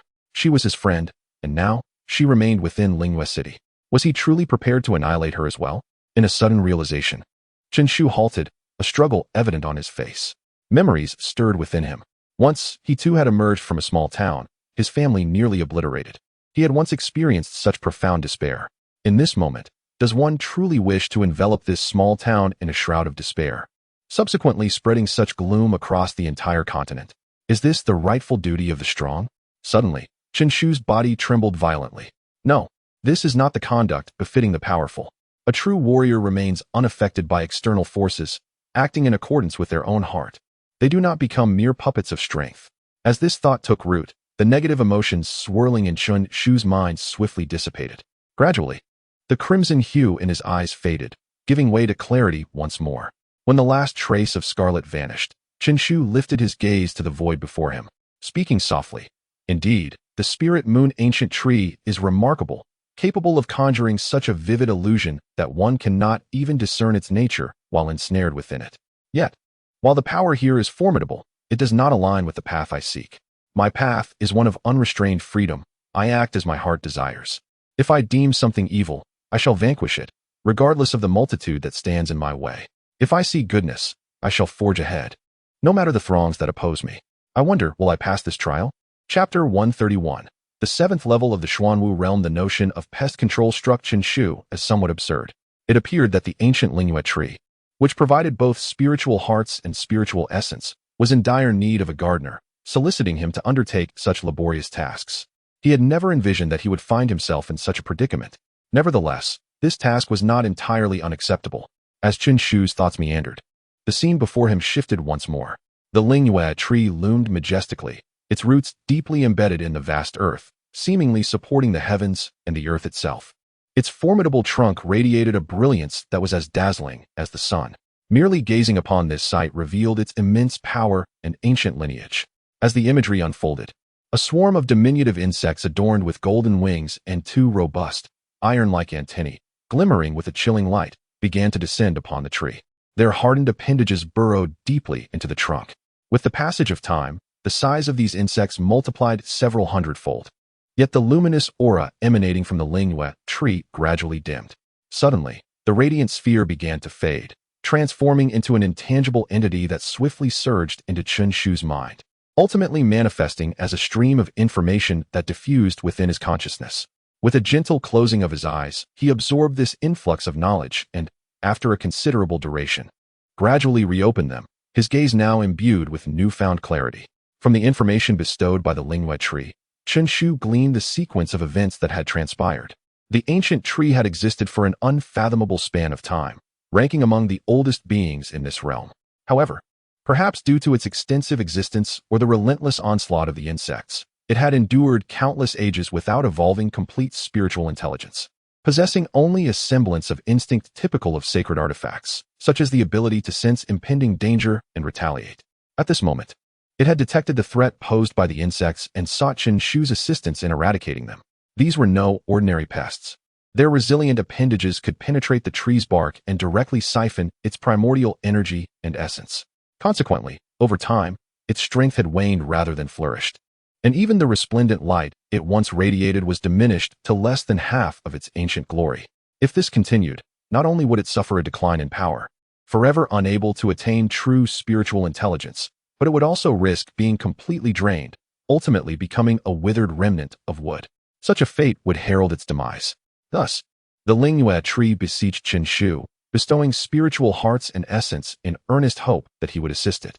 Chun Shu, having demonstrated his prowess with the god-slaying sword within the illusion, was deemed a beacon of hope against the threats posed by the insects known as void moths, which resided in the void and were impervious to conventional attacks, easily redirecting them into the abyss. Even if one managed to strike, it would prove futile against their formidable defenses. Only the divine slaying sword possesses such an extraordinary technique, imbued with divinity. It embodies the pinnacle of power within this continent. Furthermore, to vanquish a deity directly at its source requires such prowess. Are you certain you wish for me to wield the divine slaying sword against you? Chun Shu mused lightly, his gaze drifting towards the diminutive tree before him, and he inquired aloud. Russell. Upon hearing Chun Shu's words, the small tree began to sway vigorously, as if nodding in affirmation.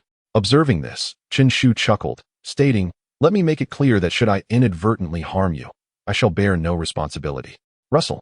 The ancient spirit moon tree swayed once more, seemingly shaking its head while urging Chun Shu onward. Subsequently, its verdant luminescence dissipated, revealing numerous black spots affixed to its surface, reminiscent of ghastly scars, truly a sight to behold. Chun Shu recognized these as the elusive void moth larvae.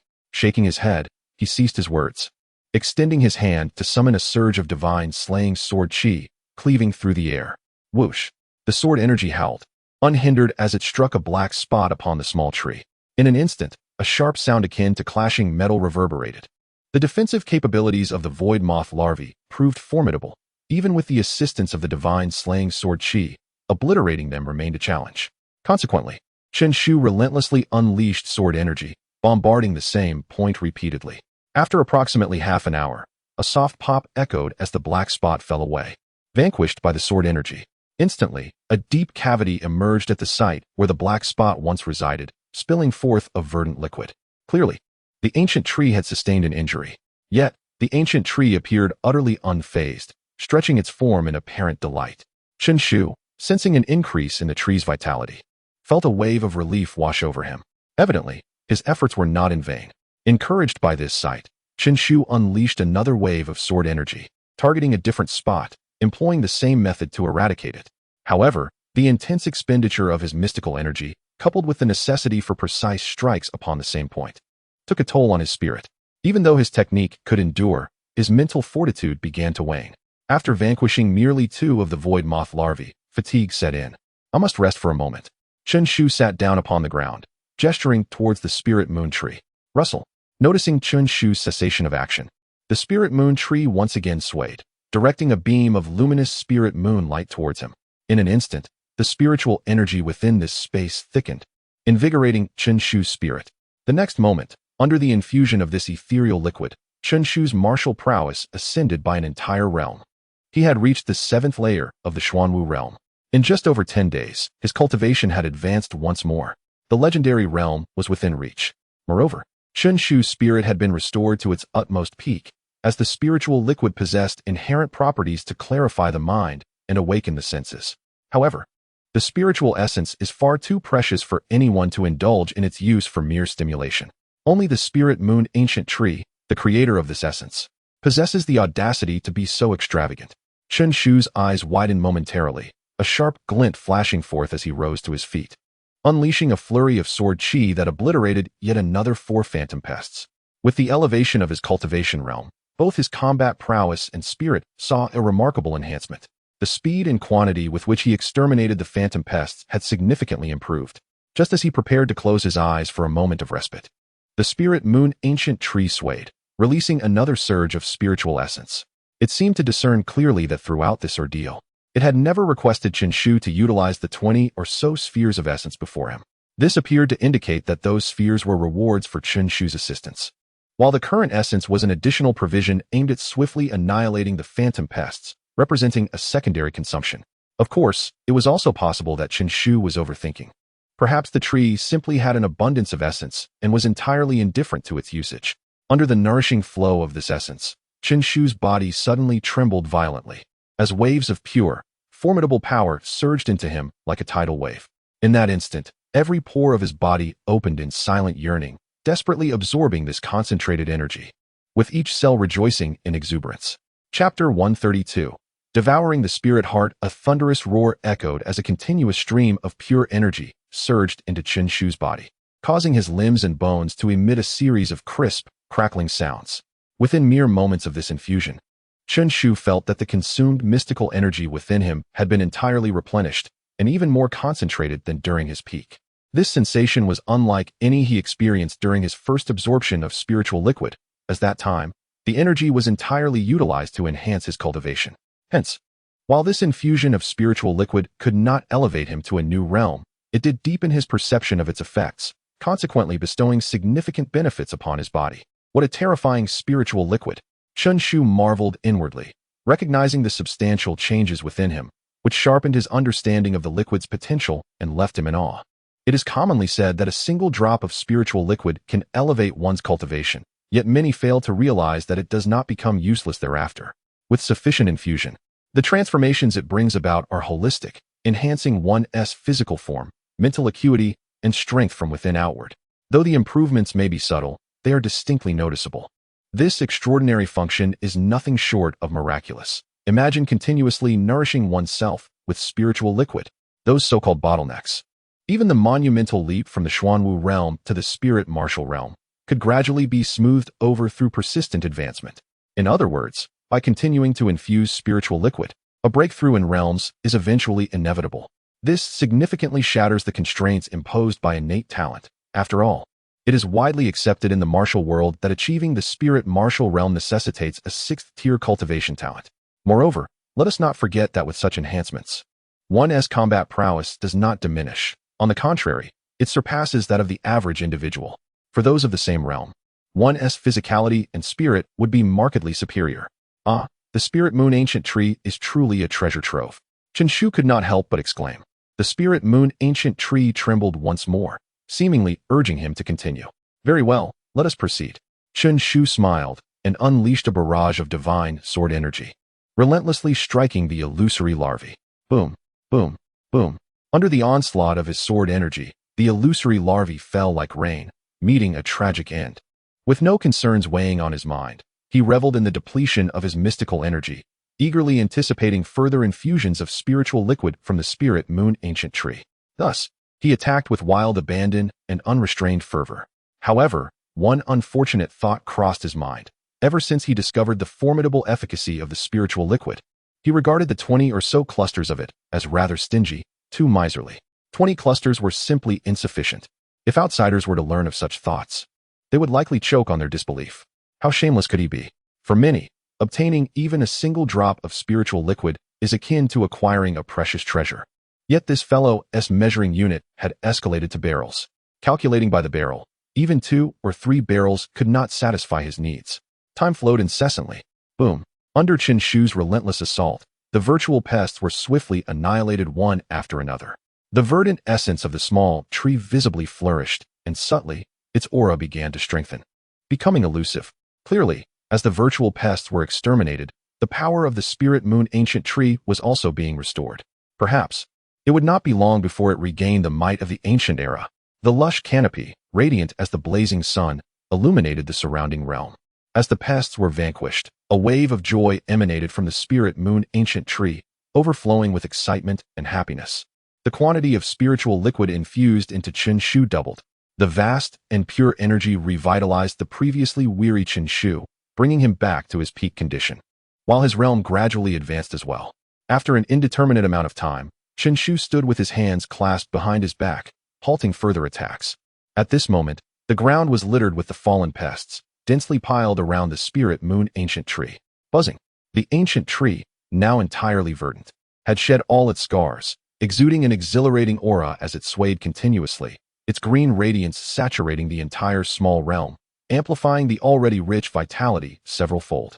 Had it finally been cleared? Qinshu gazed at the Spirit Moon Ancient Tree, contemplating silently. The ancient tree continued to sway, seemingly nodding in delight. It was indeed a relief to have eradicated them. Qinshu smiled, yet was suddenly overwhelmed by an unprecedented fatigue. Despite the invigorating effects of the spiritual liquid that had kept his spirits high and his energy abundant, the continuous high-intensity labor had drained him mentally, a fatigue that could not be compensated. I shall rest for a while. Qinshu waved his hand and succumbed to sleep. Buzzing. The Spirit Moon Ancient Tree trembled gently, radiating a soft glow that rippled like water, slowly enveloping Qinshu. This light was gentle, nurturing quietly and imperceptibly, and before long, it began to nourish Qinshu's physical body, allowing him to relax entirely.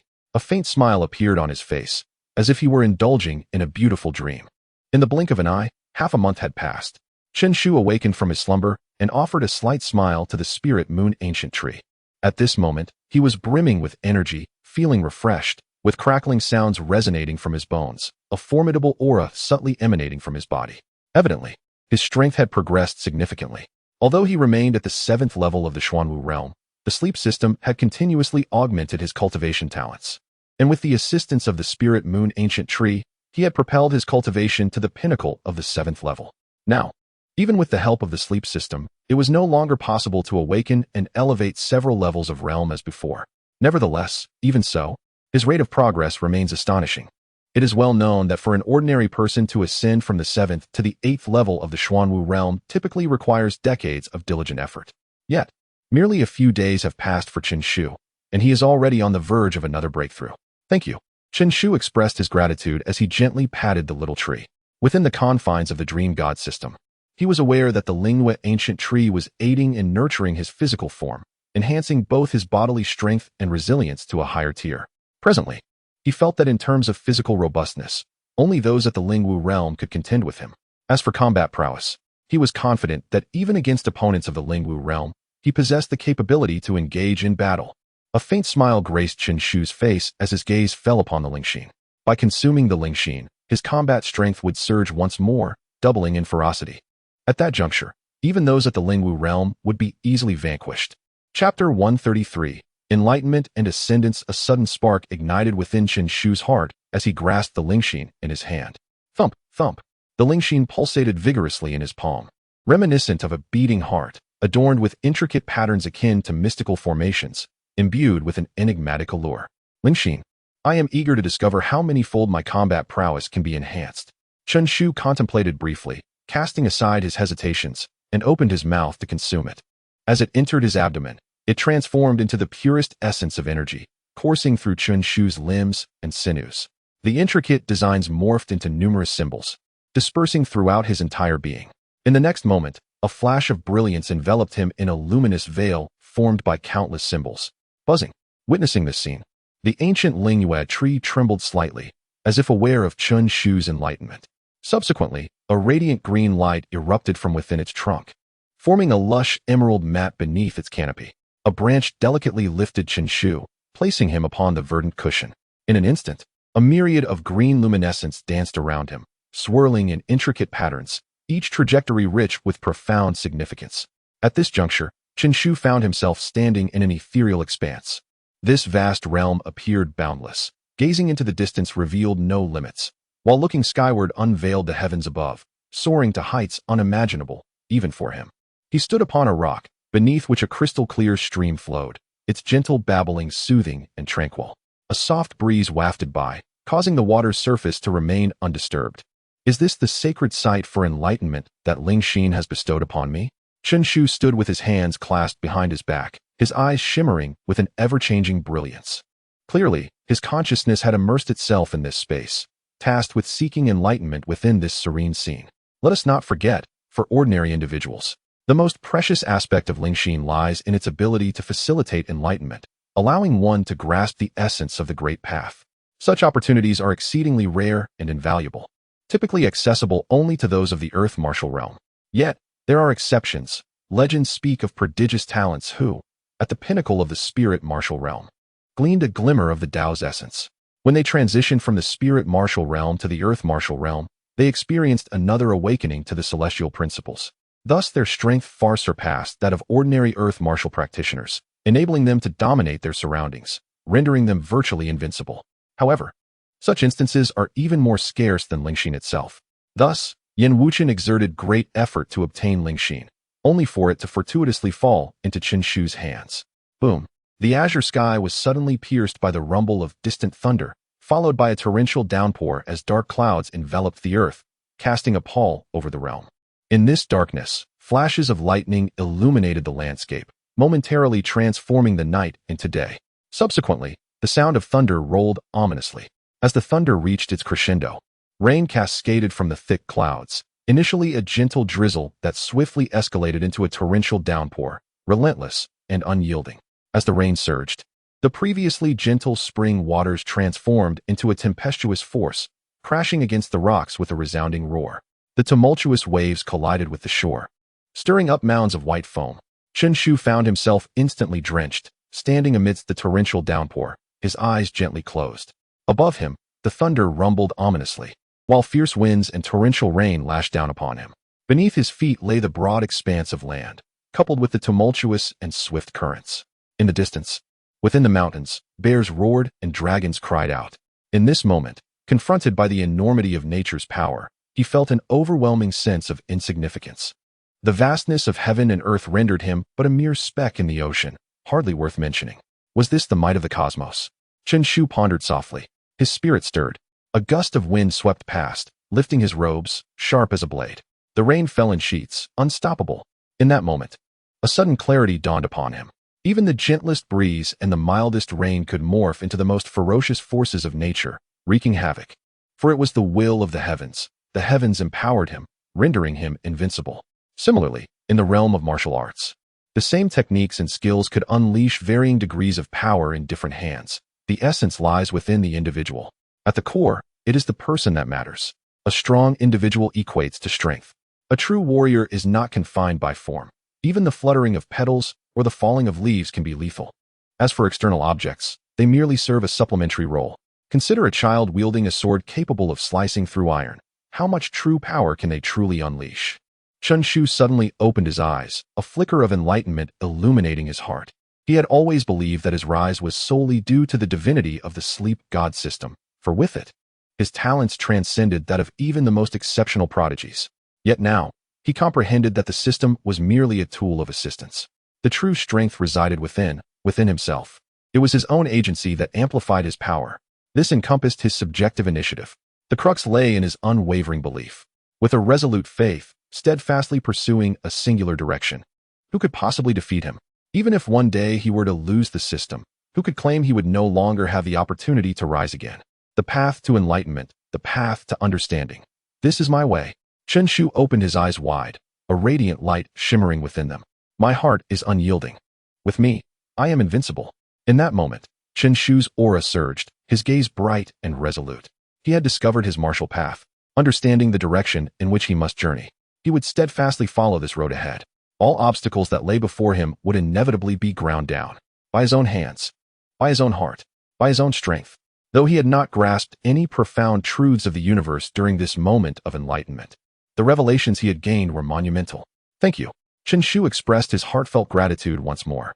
His arrival at the Lingyue Grand Treasury was indeed a fortuitous opportunity, particularly the ancient Lingyue tree, which had instigated profound changes within him.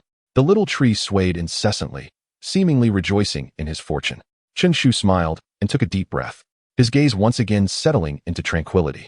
The enlightening effect brought forth by the Lingxin had come to an end. Now, it was time to wholly devour it with the Thunder's Sacred Method to augment his power. Within him, the Thunder's Sacred Method surged with a thunderous force, unleashing a terrifying attraction. The pure energy transformed from the Lingxin, which had lain dormant within Chen Shu's limbs and bones, would eventually dissipate with the passage of time.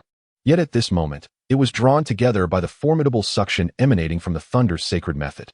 A heart-shaped mass of energy was assembled, though it no longer pulsated, having lost its vitality. With a resounding roar, the Thunder's Sacred Method, akin to a colossal beast, opened its maw and swallowed it whole. As the Lingxin was consumed, the speed of the Thunder's Sacred Method accelerated, resonating with the faint sound of wind and thunder.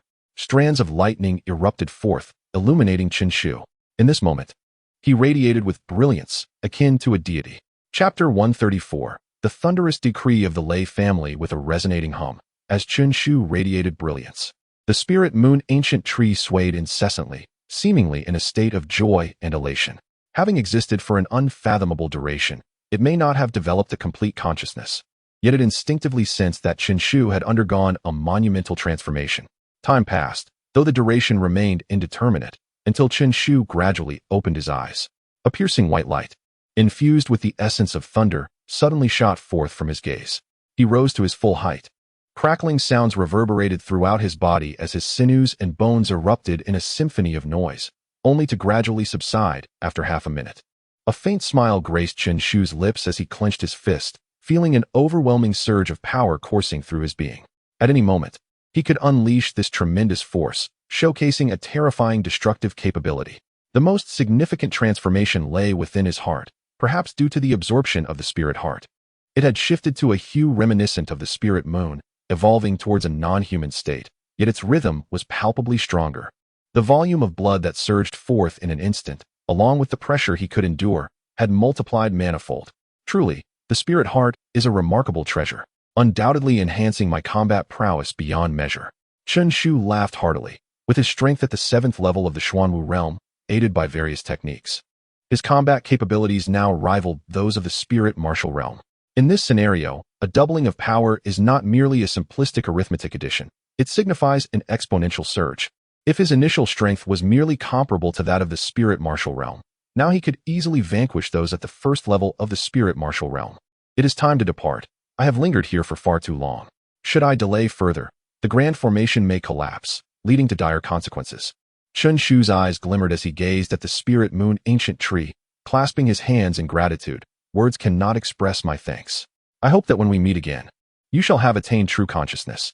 Ancient tree, may our paths cross once more. With a smile, Chen Shu turned to gather the spiritual liquid and fruits before making his way toward the exit. Behind him, the ancient tree swayed gently. Beyond the spatial rift, Yin Jun stood with his arms crossed, fixated on the fissure, eagerly awaiting Chen Shu's emergence. However, as time wore on, impatience began to seep into his demeanor. The rift was gradually diminishing. Damn it. This grand formation cannot hold much longer. The spatial rift may soon close, making it difficult for Chen Shu to escape. Yin Jun exclaimed with rising agitation. Feng Yi nodded in concern, her eyes clouded with worry. Indeed, it has been over a month since my elder brother departed. I wonder how he is faring. With Chen Shu's strength, he is unlikely to meet his demise. Perhaps he is simply overwhelmed by the fortune he has acquired. Ouyang Kuan-yu remarked softly, having grown increasingly familiar with Yin Jun and Feng Yi over the past month. Let us hope that is the case. I pray he has not fallen victim to Yin Wuqing, Yin Jun retorted coolly. No sooner had the words left his lips than a resounding slap landed on his head. Bang! As a dull thud echoed, Yin Jun found himself forcibly embedded 3 inches into the ground. I thought I was merely sneezing, but it seems you have been cursing me all along. Rest assured, even in your demise, I shall not follow suit. With these words, a radiant beam shot forth. And then Chen Shu materialized before them, gazing down at Yin Jun with a sardonic smile. You scoundrel! Yin Jun seethed, his fury so intense it threatened to spill forth as blood. How dare he, in front of Xiao Yezi, reduce him to such a state? The humiliation was profound. How could he maintain the image of a big brother before Ouyang Kuan-yu now? If I were you, I would retract those words. Chen Shu chuckled lightly, his tone casual. Yin Wuqing is dead. Taken aback by this revelation, Yin Jun froze. Dead. The brother who had accompanied him for over a decade. The one who had stabbed him with the deepest betrayal was truly gone, despite his firm resolve to kill him. Hearing of Yin Wuqing's death stirred an unexpected sensation within him. Yet, this emotion was swiftly masked, replaced by a sycophantic demeanor as he grinned. Big brother, you are the master. I shall henceforth follow your lead. Chen Shu regarded Yin Jun with a shake of his head, a soft sigh escaping him. Each of them, were they not all donning masks in this performance? In Fengyang County, at the Lei family estate, the grand hall was filled to capacity.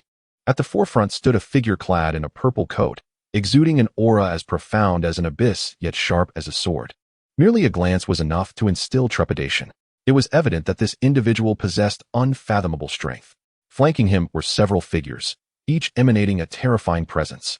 Their collective might suffuse the hall with an oppressive pressure, rendering any ordinary person breathless within moments. At this juncture, Lei Kong stood in the center of the hall, recounting the events surrounding the Lingyue Great Vault with a dark expression. Above him, the lei-colored patterns had diminished to less than 1/10 of their former glory, a depletion of his past's foundation that he had never anticipated. This signified the difficulty he would face in reaching the levels he attained in his previous life. Even the memories of that life would be challenging to awaken. In essence, he would find himself on par with other prodigies, with no significant advantage. I implore all esteemed uncles to take action and eliminate Chen Shu. The progeny of the Lei family cannot perish in vain, Lei Kong declared solemnly. As his words resonated, an overwhelming aura surged forth, scattering the clouds in the sky. A robust man rose, proclaiming, Head of the family, Lei Kong speaks truth. This matter cannot be left unresolved. The descendants of the Lei family hold a noble status. How could we allow a mere lowly ant to take our lives? If he dares to act recklessly, he must bear the consequences. Historically, it has only been the Lei family that exacts vengeance. Never have we heard of anyone daring to slay a member of our house. Indeed, he must be severely punished. Otherwise, the outside world might perceive my family as easy to bully. With so many descendants, it is intolerable to witness their slaughter. I cannot swallow this indignation. I will not rest until the entire clan of Chen Shu has been eradicated. Indeed, how dare such a minuscule, contemptible being defy the heavens and slay the noble signs of the county? Such insolence is a mark of ignorance towards their own mortality. This matter, regardless of where it is placed, is undeniably justified on our part. At the head of the table, a sudden gesture silenced all discordant sounds, creating an atmosphere of hushed anticipation as we awaited the patriarch's decree. Convey my command. Summon the Lord of Tianyang Prefecture to bring forth the head of Chen Shu for an audience.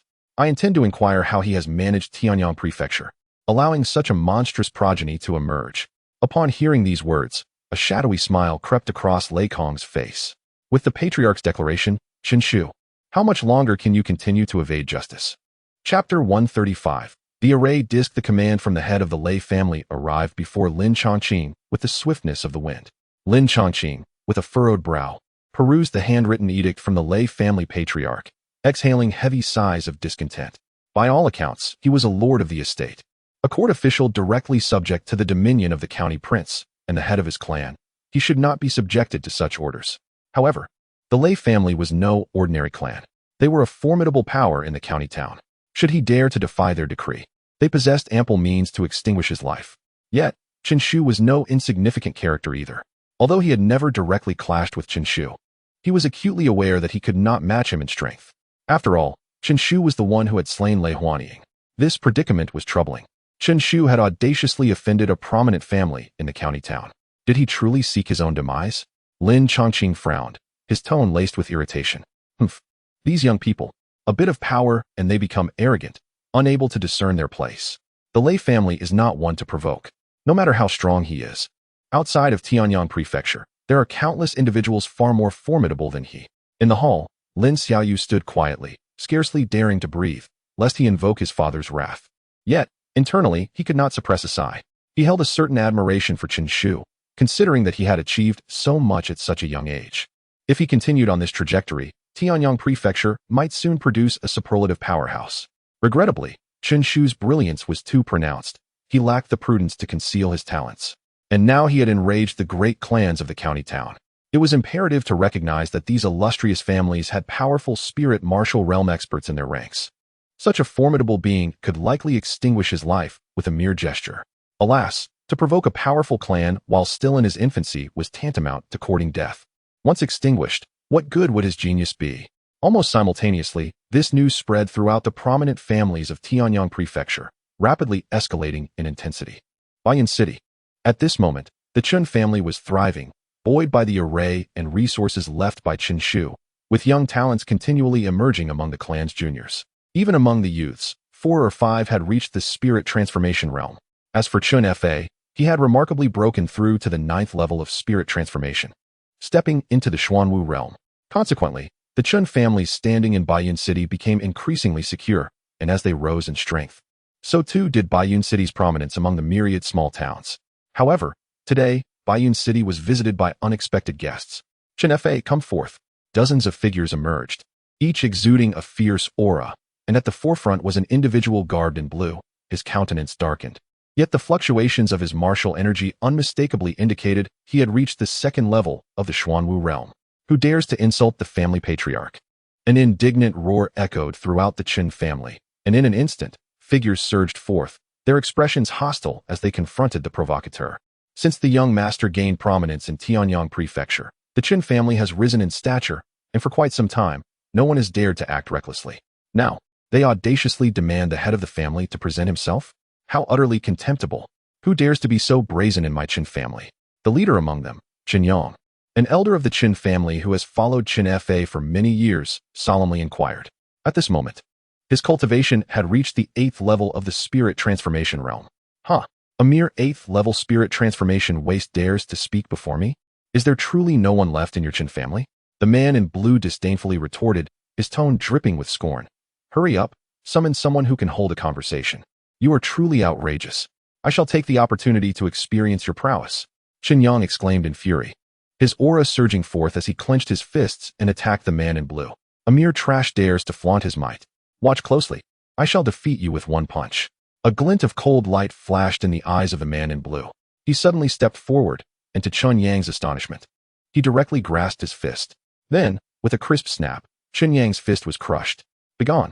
The man in blue sneered, and with a flick of his hand, Qin Yang was sent crashing to the ground with a thud. From the moment Qin Yang struck to when he coughed up blood and fell, the entire process transpired in the blink of an eye. Yet, in that brief moment, Qin Yang faced utter defeat. What? How is he so powerful? Some members of the Chun family gasped in horror. Qin Yang, with his 8th level spirit transformation cultivation, was already considered formidable within the Qin family in Baiyun City. He could walk with confidence. Yet before this man in blue, he had not even the qualifications to withstand a single blow. You are a formidable figure of the Xuanwu realm. Qin Yang spat out blood, shouting in terror. Humph, your perception is not lacking. The man in blue replied haughtily, not even glancing at Qin Yang. But upon receiving the affirmative response, Qin Yang's heart sank, and he coldly retorted, do you know who the young master of the Qin family is? Do you not fear the trouble he will bring for your insolence here? Are you referring to Chen Shu? The man in blue smirked lightly, seemingly dismissive. He, after all, was already a clay bodhisattva crossing a river, unable to save himself, let alone seek trouble with me. It would be fortunate if I did not pursue him. What? You claim my son is a clay bodhisattva crossing a river, unable to save himself? At that moment, Chun Fa strode forward with an imposing presence and inquired solemnly. Oh, finally, a figure of some substance has arrived. The man in blue scoffed, saying, Haha, it seems you are still unaware of your son's misdeeds. Were it in the past, I would truly hesitate to approach him. But alas, he sought his own demise by killing a prominent figure in the county city. Now, the aristocracy of the county city is enraged and has issued a kill order. Tell me, how is he not a clay bodhisattva crossing a river? Killed a prominent figure in the county city? Chen Fa's heart sank. Chen Shu, has he been marked for death by the aristocracy of the county city? He is well aware that in the county town, those who can be referred to as aristocratic families are invariably guarded by formidable warriors of the spirit martial realm. Such forces possess the power to obliterate the Chen family with but a mere thought. How could Chen Shu be so reckless? Now, he finds himself in a predicament. Chun Fa felt a pang of urgency. It was not out of concern for his own life, but rather for Chen Shu, fearing that he might meet his downfall. After all, he is his only son. Ah, it appears you are quite anxious, the man in blue remarked with a glint in his eye, chuckling. If I had such a troublesome son, I would certainly be driven to despair as well. TSK. It is indeed my first encounter with someone so utterly unaware of their limitations. There's no need for you to meddle further. Your visit to the Chun family is surely not merely to deliver a message, is it? Chun Fa waved his sleeve and inquired solemnly. The head of the Chin family is forthright. I shall speak plainly, the man in blue replied, his smile unwavering, yet his tone remained imbued with an air of superiority. I have come with a request for assistance from the Chin family. I have heard that you possess a formation plate. I wish to borrow it for research purposes. Chapter 136 Li Chunfeng sought to borrow the array plate from the Chin family for his own research. Chun Fa's expression darkened, while the words were pleasant. He suspected they would be borrowed without the intention of return. It was indeed the first time he had witnessed someone present such blatant thievery, cloaked in hypocrisy. The others from the Chin family, upon hearing this, were equally incensed, glaring at the man in blue, wishing they could devour him whole. Internally, they felt an overwhelming sense of indignation. This individual clearly intended to take advantage of the young master's plight, seizing the opportunity to snatch the Chun family's treasures. It was widely understood that the Chun family, without the 9 Xian Gathering Spirit Array, was a mere shadow of its former self. This was an attempt to drive the Chun family to its demise. Please take your leave. The array plate is the foundation of the Chun family and cannot be easily lent out, Chun Fa said with a cold huff, his face grim. Why refuse so hastily? Chin family head. Li Chinfeng responded, unfazed by the outcome, still wearing a calm smile. Oh, I forgot to introduce myself. My name is Li Chinfeng, a member of the Li family from Tianyang Prefecture. The mention of the Li family sent a jolt through Chun Fa's heart. They were one of the 6 prominent families of Tianyang Prefecture. A wave of despair washed over him. He never anticipated that even Tianyang Prefecture would turn against the Chin family. How ironic, considering Chen Shu had once led them to repel the Tianlai sect and shared resources with them. In the end, it all amounted to nothing. You are well aware of the Li family's reputation. Without Chen Shu, your Chin family cannot hope to contend with us. Annihilating you would be but a mere flick of my fingers, Li Chinfeng stated blandly, yet his words were laced with menace. And as for me, you cannot afford to offend. I am a disciple of the 3rd-tier sect, Tianyuanzong. I shall not hide the truth. It is the esteemed figures within the sect who are truly interested in your array plate. Huh, the Tianyuanzong has set its sights on my Chun family's array plate? How absurd. Do you think outsiders are unaware of how your 3rd-tier sect came to be?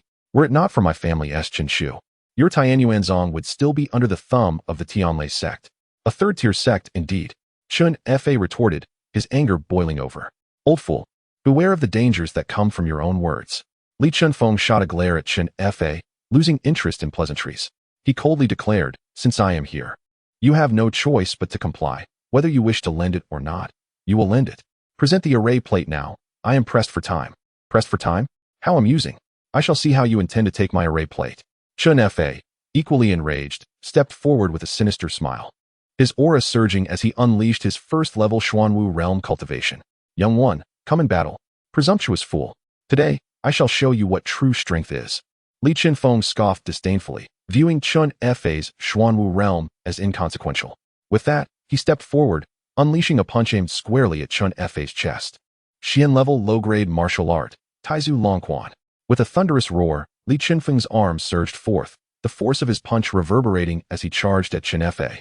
The aura he exuded had reached the second tier of the Xuanwu realm. Such a young practitioner at the second tier of the Xuanwu realm. Chun Fei was taken aback, astonished that this young man surpassed him in prowess. This was the first time he had encountered a junior of the Xuanwu realm, aside from Qin Shu. However, this was not the moment for astonishment. Dragon Slayer's sword. Chun Fei inhaled deeply, letting out a furious roar. The long sword was drawn with a sharp clang, emitting a cold, piercing light that shot forth. A subtle dragon's roar echoed in the air. Li Qinfeng's eyes brightened at this strike, unable to suppress a flicker of greed. This sword technique. It was likely no less impressive than the 9 Xian Gathering Spirit Array. This swordsmanship is remarkable. I shall claim it for myself. Old fool, obediently present it to me. Li Qinfeng laughed heartily, expressing his delight. His keen perception allowed him to discern that acquiring this sword technique would significantly enhance his combat capabilities. At that point, no one in the Tianyuan sect would rival him for the position of junior sect master. Do you desire my sword technique? How audacious! Taste my blade. Chun Fei bellowed, his anger surging, his strength intensifying as his innate energy surged forth. The sword light danced and swirled as if a dragon were soaring, breathtaking yet concealing a deadly intent. In mere moments, it descended upon Li Qinfeng. Ha! The technique is indeed commendable, but alas, you are too weak. If I am not mistaken, you have only just entered the Xuanwu realm, whereas I stand at the pinnacle of the second tier. The chasm between us is akin to the depths of the abyss. Li Qinfeng maintained an air of calmness, even finding the leisure to converse, clearly dismissive of Chun Fei's assault. As his words fell, he suddenly struck, deftly deflecting the long sword with a swift motion, then unleashed the Taizu long fist, delivering a powerful blow to the sword's body. Boom! A torrent of force surged through the sword and into Chun Fei's body. Chun Fei's expression changed dramatically, feeling as if his very insides had been violently struck. He hurriedly retreated, but before he could take 2 steps back, he coughed up a stream of dark purple blood. Li Qinfeng gazed coldly at Chun Fei, proudly declaring, "Now, do you comprehend the disparity between us? If I wished to end your life, it would be as simple as slaying a chicken." No sooner had his words left his lips than he sensed a wave of overwhelming killing intent enveloping him, causing him to shiver involuntarily. "Who goes there?" Li Qinfeng demanded, his voice low. "I, of the Tianyuan sect, request that all unrelated individuals depart swiftly." Boom. As soon as he spoke, his body was violently hurled backward, crashing to the ground with a resounding thud. He spat out a mouthful of fresh blood, panic flashing in his eyes. The arrogance and disdain he had shown toward the Qin family now vanished. One blow had sent him flying, and throughout the encounter, he had not even glimpsed the assailant. How powerful must the one who attacked him be? "Senior, I am a direct disciple of the Tianyuan sect." Li Qinfeng hastily invoked the name of the Tianyuan sect, calling out loudly. In his mind, no matter how formidable this individual might be, they would surely afford the Tianyuan sect some measure of respect, for it was indeed a third-tier sect. "It is indeed your disciples of the Tianyuan sect that I seek to slay." The cold proclamation reverberated like thunder. In an instant, his pupils constricted, overwhelmed by shock. There, on the horizon, a figure soared with wild abandon, clad in flowing white garments, exuding an aura of murderous intent that felt almost tangible. Who else could it be but Qin Shu? With a resounding thud, Qin Shu descended, landing forcefully upon Li Qinfeng's chest. A crack echoed as Li Qinfeng's entire ribcage caved in beneath the brutal impact, the number of fractured ribs unknown. A howl of agony escaped Li Qinfeng's lips, his eyes widening to the point of near rupture. Qin Shu, without a hint of restraint, remained seething with fury, bending down to seize Li Qinfeng, gripping his throat tightly, and sneering, "Should I choose to end your life, it would be as effortless as slaughtering a chicken." Chapter 137, Annihilation of the Tianyuan Zong, Part 1. Li Qinfeng's face turned a deep shade of crimson, as if he were on the verge of suffocation. He clutched desperately at Qin Shu's hand, striving to break free, but Qin Shu's grip was as unyielding as iron, firmly constricting his throat. No matter how hard he struggled, he could not budge an inch. "Let me go?" Li Qinfeng managed to utter, his voice strained and intermittent. "Let you go?" Qin Shu's visage contorted with malice, his eyes rimmed with red. Even the formidable Lei Kong had failed to incite such intense murderous intent within him. Yet, this mere second-tier Xuanwu realm individual had succeeded in igniting his boundless fury. He could scarcely fathom the humiliation and torment his father would have suffered had he arrived, even a moment later. The most ludicrous aspect was that this instigator dared to plead for mercy, to assault my family, kill. Chen Shu was enveloped in a fierce rage, his expression akin to that of a wounded wolf. He exerted pressure with his hand, not directly crushing Li Qinfeng's throat, but rather depriving him of oxygen, intending to let him perish in the throes of suffocation. Gasp!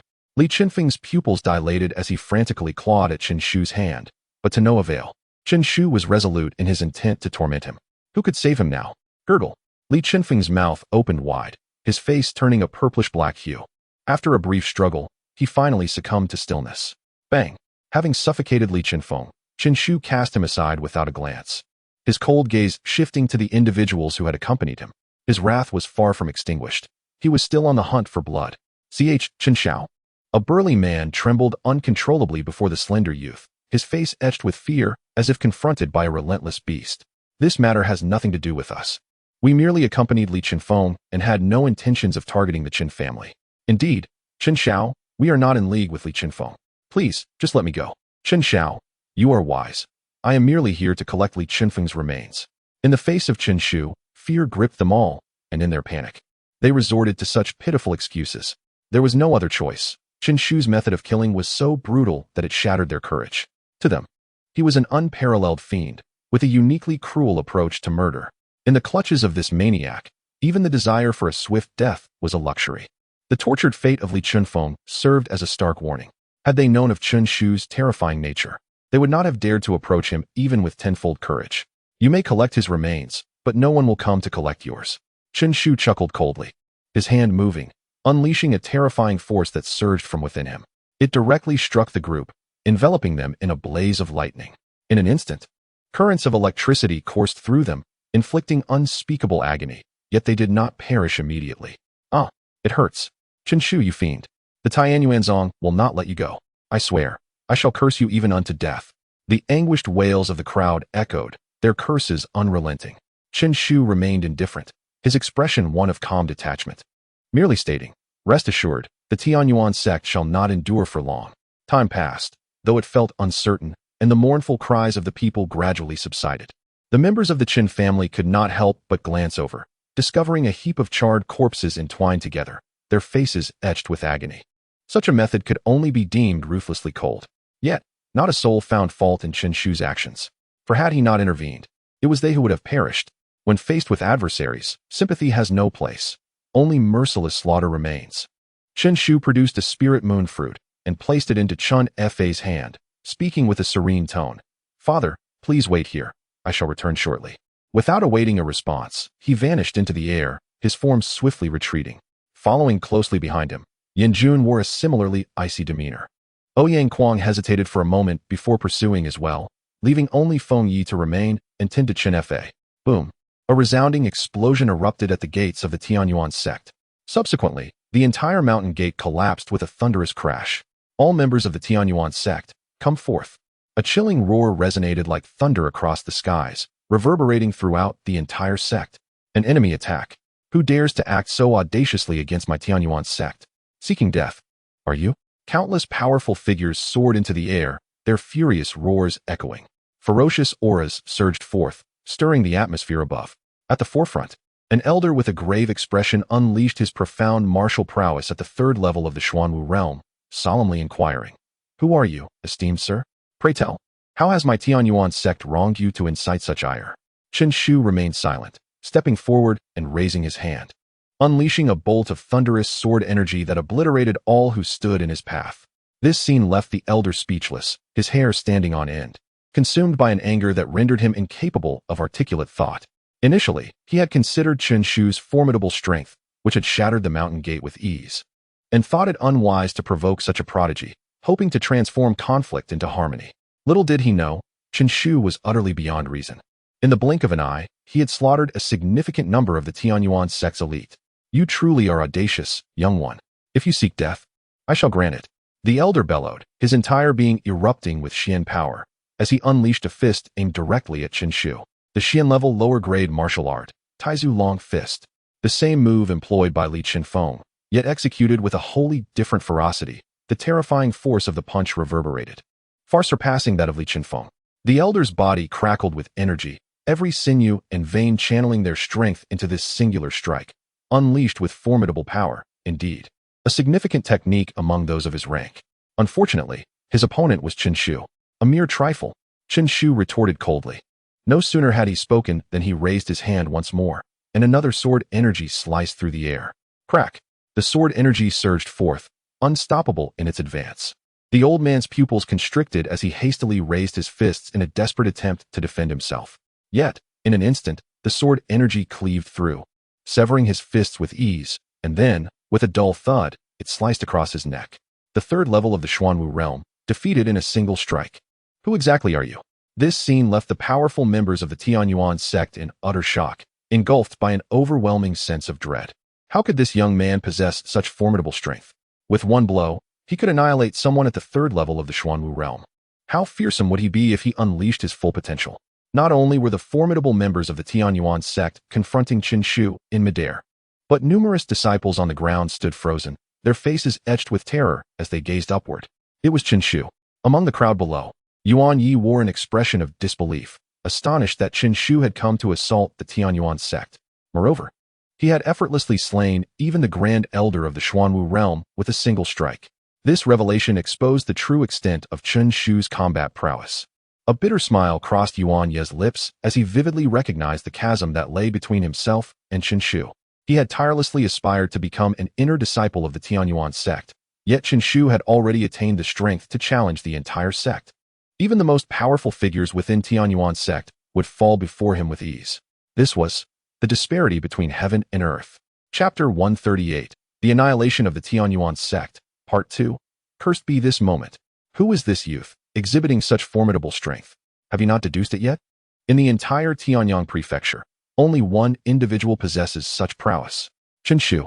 Upon hearing this name, all present felt their hearts constrict, unable to suppress a flicker of terror. The name of a person carries the weight of their shadow.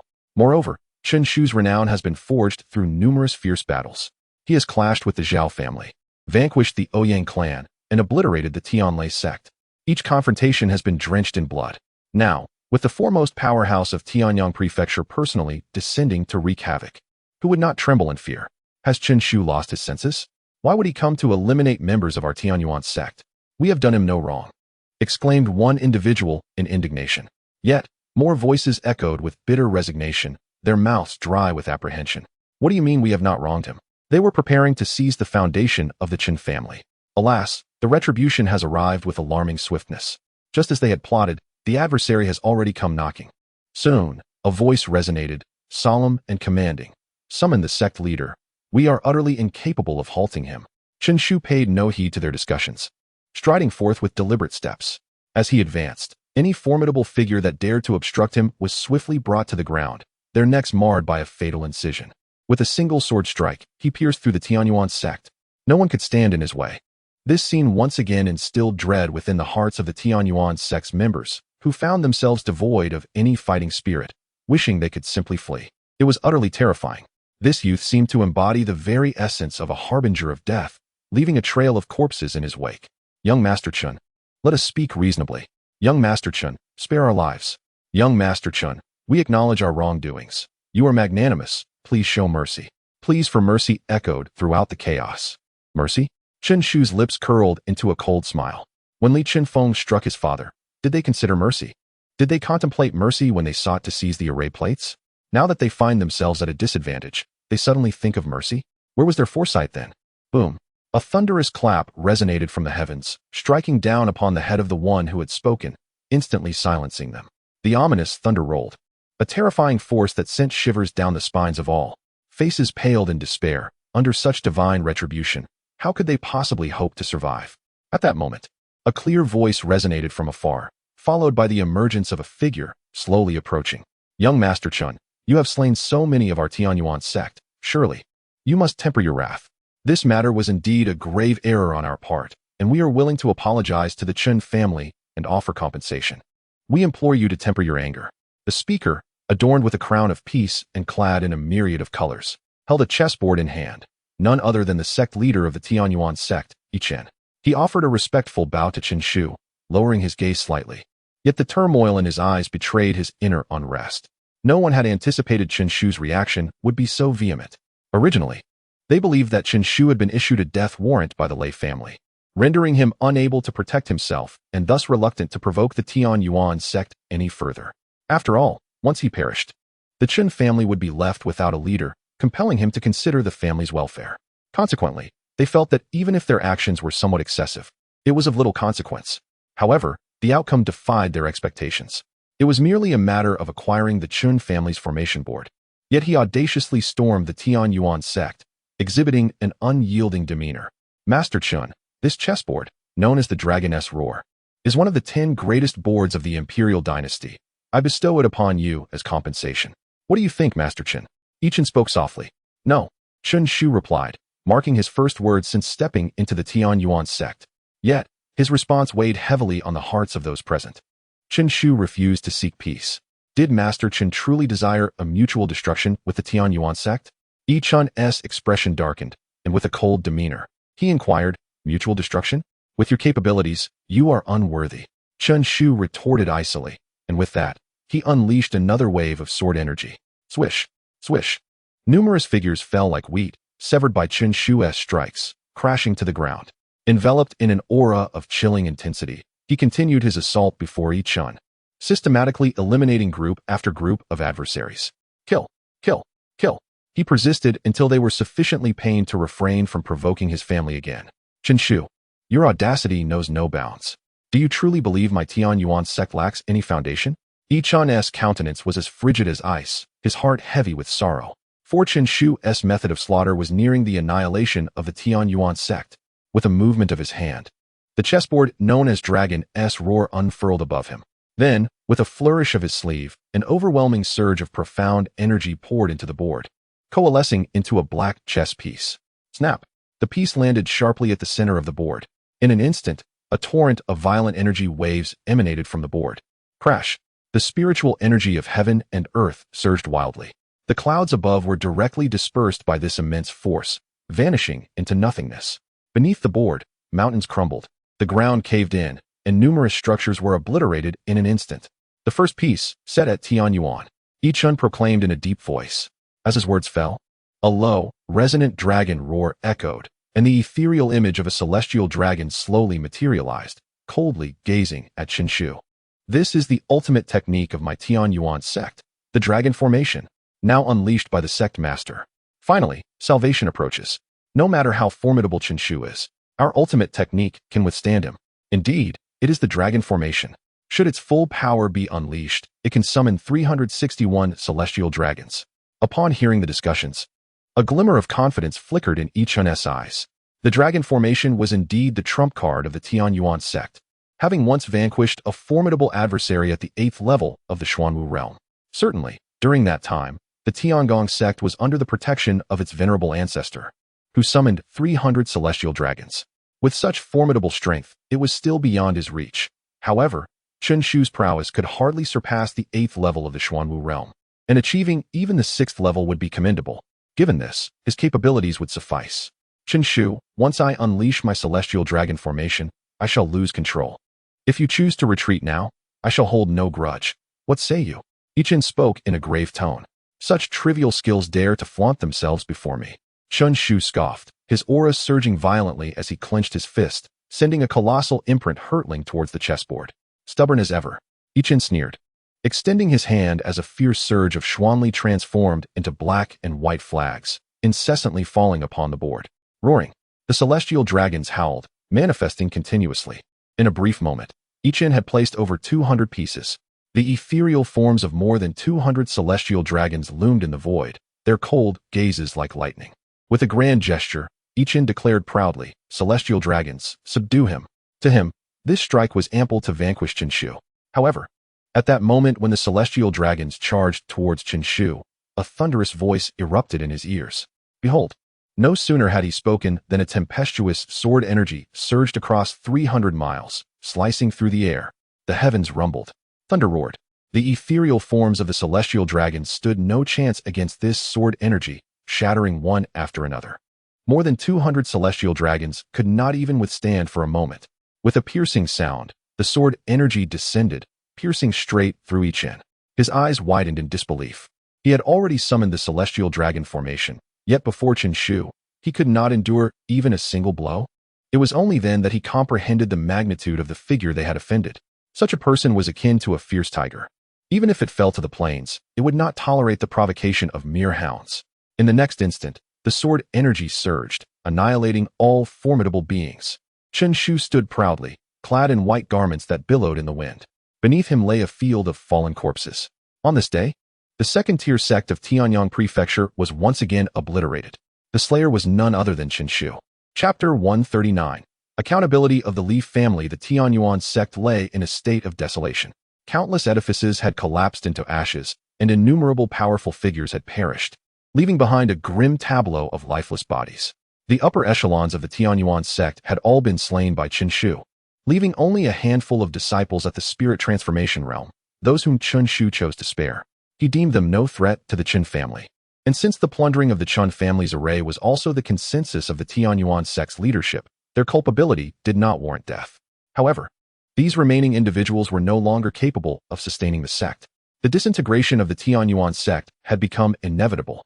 Such matters were of little concern to Chen Shu. He stowed away the Tianlong Yin chessboard and thoroughly scavenged the resources of the Tianyuan sect. After exchanging pleasantries with Ouyang Kuanyu and Yin Jun, the three returned to the Chen family. During their journey, Ouyang Kuanyu kept his eyes closed, seemingly lost in contemplation. In the recent massacre, he had also participated, dispatching several practitioners of the Xuanwu realm. It appeared that this bloodshed had granted him some profound insights. As for Yin Jun, he maintained his usual playful demeanor. Yet Chen Shu had witnessed him single-handedly vanquish over 10 formidable Xuanwu realm experts, his unparalleled imperial physique growing ever more formidable. Upon his arrival at the Chen residence, Chen Shu immediately drew a multitude of gazes. "Chen Shu, you have returned?" At the sight of Chen Shu, Chen Fa's expression turned grave, and he forced a smile, asking, "How did it go? Was everything smooth?" "Smooth," Chen Shu affirmed with a nod, unreservedly stating, "I have annihilated the Tianyuan sect. This serves as a warning to others. Should anyone dare to covet the Chen family again, I shall slay them." Chen Fa nodded in agreement with Chen Shu's actions. The current Chen family was no longer what it once was. They were no longer innocuous, but rather held valuable assets that drew envious eyes. It was essential to display a formidable front to instill dread and deter reckless actions.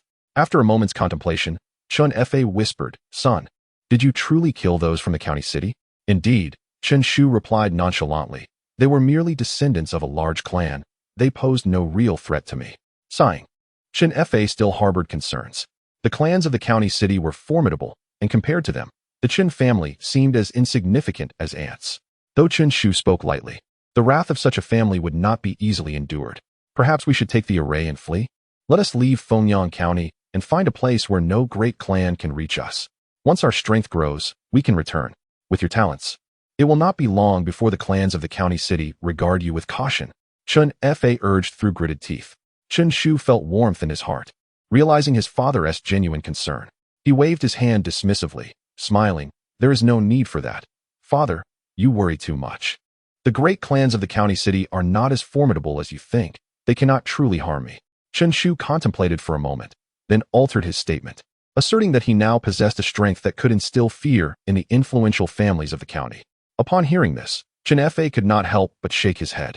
He was uncertain whether Chen Shu's strength had indeed grown during his time away, but it was evident that his audacity had thickened considerably, daring to claim he had the power to intimidate established clans. These families were ancient lineages, having existed for centuries, if not millennia, with profound foundations that a fledgling youth like him could not hope to rival. It could only be described as the bravado of a newborn calf unafraid of tigers. Nevertheless, Chen Fa understood that Chen Shu would not simply depart from Fengyang County. He could only helplessly remark, "Fine, if you choose not to leave, then so be it. There is no need to use such a feeble excuse to placate me. Just remember to exercise caution. Your life is worth more than anything else." "I understand," Chen Shu responded with a slight smile, nodding. In the following 2 days, he remained at the Chen residence, dedicating his time to reinforcing the 9 Xian gathering spirit array. Initially, he had been entirely ignorant of the intricacies of array techniques and found the yellow grade superior formation to be exceedingly obscure. He could only rely on the array plate to barely set it up. However, he had since advanced to a half-step grand array master. capable of arranging formations of this level with ease. His understanding of array techniques had vastly improved, allowing him to discern the numerous flaws and errors in the formation he had previously established. Thus, over the past few days, he meticulously reconfigured the array and fortified the array plate, elevating it to the status of a half-step yellow-grade supreme formation. As a result, both the speed at which it absorbed spiritual energy to convert into thunderous power and its defensive capabilities had increased 3 to 4-fold. Should a formidable foe at the Xuanwu realm attempt to invade, those within the third layer of the Xuanwu realm could be easily vanquished. Upon completing this task, Chen Shu departed Baiyun City with Feng Ye and the others, heading towards Tianyang Prefecture. He had not forgotten that Li Qinfeng was a member of the Li family. The Li family, one of the 6 great clans of Tianyang Prefecture, occupied the southwestern corner of the region, boasting a land area that surpassed even the Zhao family. Naturally, the Li family's power was not to be underestimated, consistently ranking among the top 3 of the 6 great clans. Suddenly, as Chen Shu appeared, his presence commanded the attention of the Li family, and a wave of formidable auras surged forth. The doors swung open, revealing an elderly man clad in a crane feather cloak, who approached slowly and greeted Chen Shu with a smile. "Young Master Chen, it's good to see you." He was Li Shuquan, the patriarch of the Li family, a figure who could converse on equal terms with Zhao Fenglai. Chen Shu regarded the elder coldly. He recalled that during the annihilation of the Thunder Gate, this elder had participated and even aided in slaying several Xuanwu realm experts, thus earning considerable merit. Yet now, he stood on the opposing side. "I have killed Li Qinfeng," Chen Shu stated flatly. Those few words darkened Li Shuquan's countenance significantly. Li Qinfeng was his grandson, the most outstanding genius of the Li family. Should he remain unscathed, he would undoubtedly be qualified to lead the Celestial Origin sect, and at that time, the Li family would rise alongside him. Yet now, he has been ruthlessly slain by Chen Shu. Years ago, he was sent to the Celestial Origin sect for training and has since attained the 2nd level of the Xuanwu realm. You must surely understand the reasons behind my decision to eliminate him. I refuse to believe this matter bears no relation to the Li family, thus I demand an explanation. Chen Shu stood with his hands clasped behind his back, refraining from immediate violence, for the Li family had once been his comrades in arms. Should he receive a satisfactory response, he might spare them this time. However, upon hearing these words, Li Shuquan was incensed to the point of laughter, declaring in a low voice, "An explanation? How utterly absurd. You have slain the prodigal son of the Li family, and yet you dare to demand an account from us? What explanation could suffice? Shall I present you with a severed head as an offering?" Chapter 140. The ominous words of Li Shuquan reverberated in the air above the Li residence. The members of the Li family bore expressions of suppressed indignation, glaring fiercely at Chen Shu. "Chen Shu, you are truly overstepping your bounds. You have already slain Qinfeng, yet you still seek to provoke further. Do you believe that your formidable strength grants you the liberty to act with impunity? Surely, you do not think that no one can hold you accountable? Indeed, such audacity is intolerable. How can there be such unreasonable individuals?" Chen Shu regarded them with a cold smile. Was he the one being unreasonable? When Li Qinfeng had wounded his father, boasting of his prowess in the 2nd realm of the Xuanwu, where were the voices of reason then? Why was no one condemning Li Qinfeng for his tyranny? The true villain was Li Qinfeng, and yet he had become the target of their ire. Shaking his head, Chen Shu spoke nonchalantly, "Perhaps I have overthought the matter. Today, I shall indeed wield my power to intimidate you, and what can you do about it?" As his words fell, he forcefully stepped forward, causing the ground to tremble violently and the structures of the Li family to sway precariously. "Damn it!" Li Shuquan roared. "How dare you, Chen Shu? Since you have chosen to disregard past ties, do not blame me." With a thunderous crash, powerful auras surged skyward in response to his declaration. The commotion at the Li residence drew the attention of other families, and figures began to dart toward the scene. The Zhao family, led by Zhao Fenglai, and the Feng family, led by Feng Chun, among others, appeared in rapid succession. As many familiar faces emerged, a change swept over the countenance of several individuals upon seeing Chen Shu. Zhao Fenglai hesitated momentarily before taking a couple of steps forward and clasping his hands in greeting. "Young Master Chen, you have returned." He quickly added, "May I inquire how the Li family has offended you? If it is a minor transgression, perhaps you could grant them clemency. The Lei family has already issued orders against you. It may not be wise to create more enemies at this juncture." His intentions were undoubtedly for Chen Shu's benefit. With the Lei family enraged, Chen Shu's demise seemed inevitable, a fate that could not be altered. Offending the Li family at this time would likely result in relentless persecution of the Chun family in the future. Chen Shu shook his head in refusal, stating, "This matter does not concern you. It is a private vendetta between myself and the Li family, and I require no intervention from you. Zhao Fenglai's expression shifted slightly. Recognizing Chen Shu's murderous intent, he sighed inwardly and chose to say no more. Humph, we shall see who ultimately meets their end. Li Shuquan scoffed, waving his hand. Instantly, a formidable aura surged forth, enveloping Chen Shu from all directions, effectively sealing off his escape routes. Zhao Fenglai and the others were taken aback, glancing at the approaching figures in astonishment. Xuanwu realm. Those assembled were all formidable warriors above the second realm of the Xuanwu. Exchanging glances, Zhao Fenglai and his companions shared a mutual look of bewilderment. When had the Li family become so powerful? Subdue him. And the Lei family has promised that as long as we capture Chen Shu, they shall protect us. We would then hold significant sway in the county city. Li Shuquan smirked coldly, pointing a finger. Do you truly think these individuals can capture me? I fear it may not suffice. Chen Shu stood with his hands behind his back, disdain evident in his tone. However, as soon as his words fell, a deep voice reverberated. Chen Shu, you might as well surrender. Do not jeopardize the bond we share.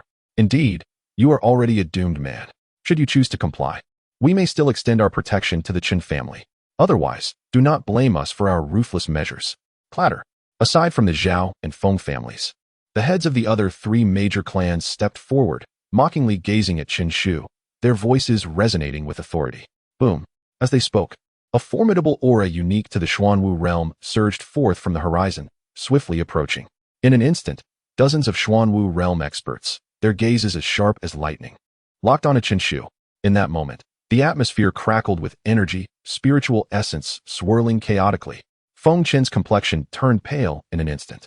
The prominent families had stood in Tianyang City for centuries, their foundational strength profound and their branches extensive.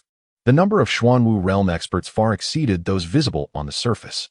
Some trained in various sects, others guarded the family's territories, and some even held positions in the county. In essence, these individuals, though dispersed, were all under the family's dominion. Once summoned, they would return. Currently, it was evident that the four major clans had called all their powerful members back. The mere act of mobilization would consume considerable time. Feng Chen's voice was frigid, laced with deep concern. This was a conspiracy against Chen Shu. Zhao Fenglai's hand trembled violently. They had lost their minds.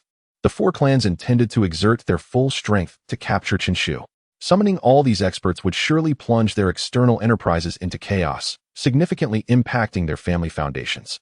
It was indeed a desperate gamble. Damn it. Zhao Fenglai's expression darkened to an extreme, unable to refrain from glancing at Chen Shu. These individuals had witnessed Chen Shu slay the Thunder Phantom, and thus their amassed power was undoubtedly sufficient to subdue even those of the 5th or 6th levels of the Xuanwu realm. Would Chen Shu meet his end here? Just these people? Chen Shu surveyed the crowd, his tone indifferent. These individuals are more than capable of killing you. Li Shuquan replied coldly, his aura revealing him to be at the 4th level of the Xuanwu realm. Beside him was an even more imposing presence, reaching the 5th level of the Xuanwu realm. Immediately, a torrent of terrifying assaults surged toward Chen Shu. As he made his move, other experts from the three major clans, also at the 4th and 5th levels of the Xuanwu realm, stepped forth without hesitation, unleashing lethal strikes. More than 10 Xuanwu realm experts of the 4th and 5th levels joined forces to encircle and eliminate Chen Shu. Surrounding them were throngs of Xuanwu realm experts relentlessly bombarding Chen Shu with a myriad of powerful attacks. At that moment, the sky darkened, and formidable Xian power erupted.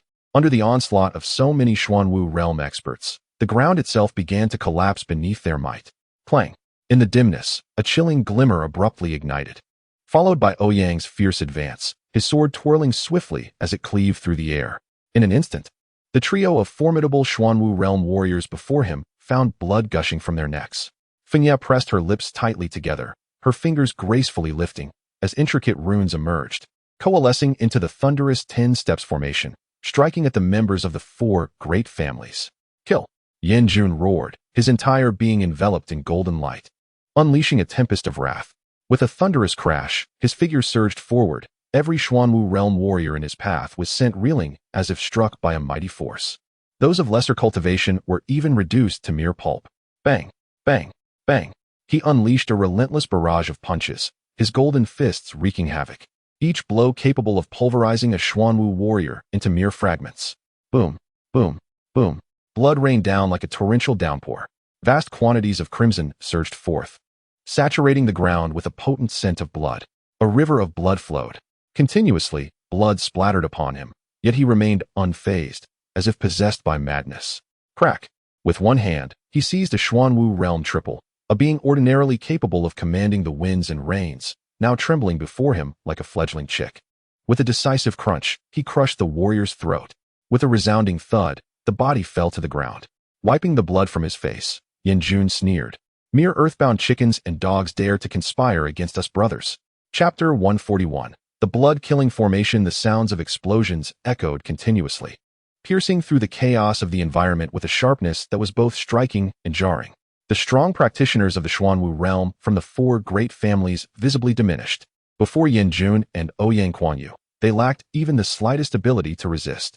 In truth, both Yanjun and Ouyang Kuanyu were not particularly advanced in level, remaining at the second stage of the Xuanwu realm. However, they were prodigies of the county city, both vying for a spot on the illustrious rankings. Their mastery of martial arts, innate talents, and grasp of power far surpassed that of their opponents. Thus, even those at the third stage of the Xuanwu realm appeared as fragile as paper before them. Zhao Fenglai stared in astonishment at Yanjun and Ouyang Kuanyu, pondering where Chen Shu had discovered these two young individuals, so ferocious in their capabilities. They could effortlessly annihilate those at the third stage of the Xuanwu realm.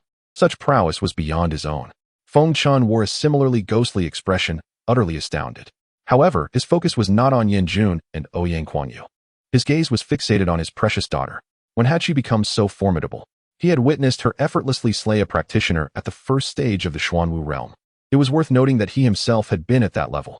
He had no idea how much effort he had expended and how many years he had struggled to reach the Xuanwu realm. Yet, his daughter had merely accompanied Chen Shu on a brief excursion and returned with such terrifying power? Could it be that his daughter had surpassed him? He was now no match for her. Feng Chen pinched himself hard, whispering in disbelief. Miss, she has become a formation master. That is a profession even more esteemed than the Xuanwu realm.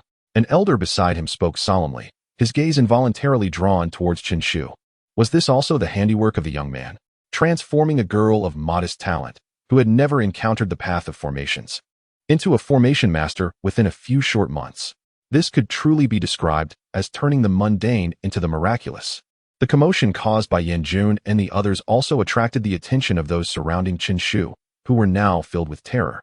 They had not anticipated that. Aside from Chen Shu, these two seemingly inconspicuous youths were equally formidable. The Xuanwu realm practitioners cultivated by their four great families over centuries were on the brink of extinction. Damn it! What kind of monsters are these? Li Shukuan cursed vehemently, trembling with rage. Each practitioner of the Xuanwu realm was invaluable, capable of safeguarding a territory for their family. Thus, the loss of even one was deeply painful for them. The actions of Yanjun and her companions had severely shaken their foundations. If they failed to capture Chen Shu and secure the support of the Lei family, they would sink to the status of a second-tier family, losing their eligibility to stand alongside the Feng and Zhao families. Chen Shu's aura surged, a terrifying presence enveloping the air, and with the deaths of the peripheral Xuanwu realm practitioners, the pressure upon him eased significantly. Of course, he did not concern himself much with this. No matter how many more individuals came, the outcome would remain unchanged. Divide into two groups of 4 from the Xuanwu realm and suppress those 2. Li Shukuan spoke in a low voice. As the two moved, Chen Shu raised his palm and laughed heartily. Dare to be distracted in my presence? Seeking death. With that declaration, a brilliant sword aura suddenly shot forth. Buzz. The sword energy buzzed and instantly surged before the two. Then, amid their terrified gazes, it roared past. Sizzle. 2 heads flew off, blood splattering in the air. The 2 Xuanwu realm 4s were obliterated in an instant. Witnessing this scene, Li Shukuan's expression darkened further as he coldly proclaimed, "We can no longer afford to delay. We must call upon Master Wang. We cannot hold on much longer. If this continues, we will surely be annihilated." Hearing Li Shukuan's stern shout, the others were jolted into alertness and quickly nodded in agreement. At this point, they had no choice but to request Master Wang's intervention. Although the cost might be considerable, eliminating Chen Shu would make it all worthwhile. The head of the Wang family among the 4 great clans spoke ominously. He then solemnly addressed, "Master Wang, please take action and eliminate this youth for us." Is there more to come? Chen Shu's figure hesitated for a moment as he observed this scene with keen interest. He had anticipated that these individuals, daring to conspire against him, must possess some strategies. However, the combat prowess they exhibited thus far was merely adequate. at best barely capable of matching the level of Lei Huanying. It seemed that the true trump cards lay hidden for now. He was eager to see their concealed capabilities. Huh, I told you to let me take action directly. In mere moments, I could have resolved this battle. Yet you chose to experiment. And now see the heavy toll you have paid, a bunch of fools. Heh, so many from the Xuanwu realm have perished, it pains my heart to witness. Suddenly, a middle-aged man clad in a bright red robe burst forth from the Li family, his voice dripping with sarcasm. His face bore numerous scars, and his aura was weak, exhibiting only the strength of the first level of the Xuanwu realm. Nevertheless, the heads of the 4 great clans treated him with great respect. Swallowing their anger at his mockery and responding respectfully, "We were in the wrong. We implore you, Mr. Wang, to assist us. Rest assured, the rewards will be substantial." Very well. Mr. Wang nodded in satisfaction before directing his gaze towards Chen Shu, an air of arrogance surrounding him, as if Chen Shu were insignificant in his eyes. "Boy, how would you like to die? I can accommodate your request. Not a martial arts expert. It seems he is merely a formation master?" Chen Shu regarded him coldly, murmuring to himself.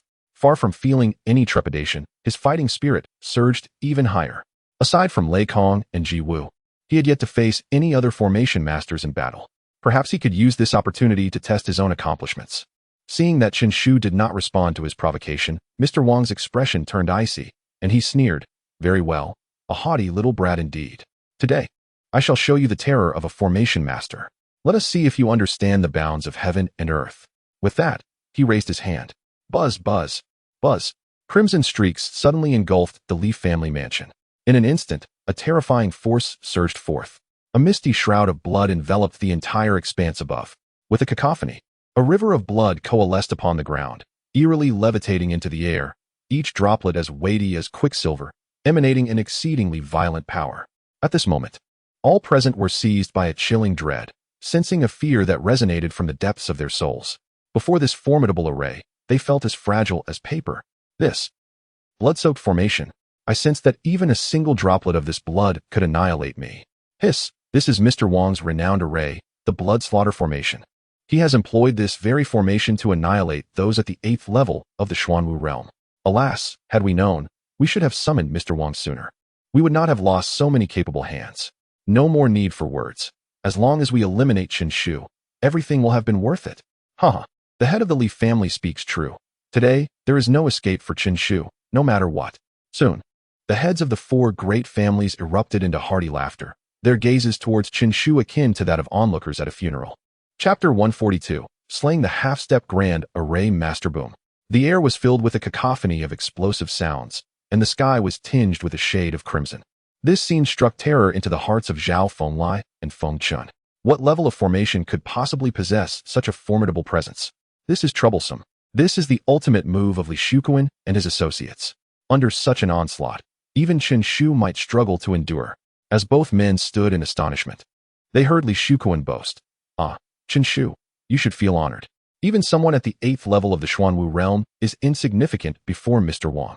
He is a half-step grand array master." What? A half-step grand array master? Zhao Fenglai's expression shifted dramatically, filled with dread as he gazed upon Mr. Wang.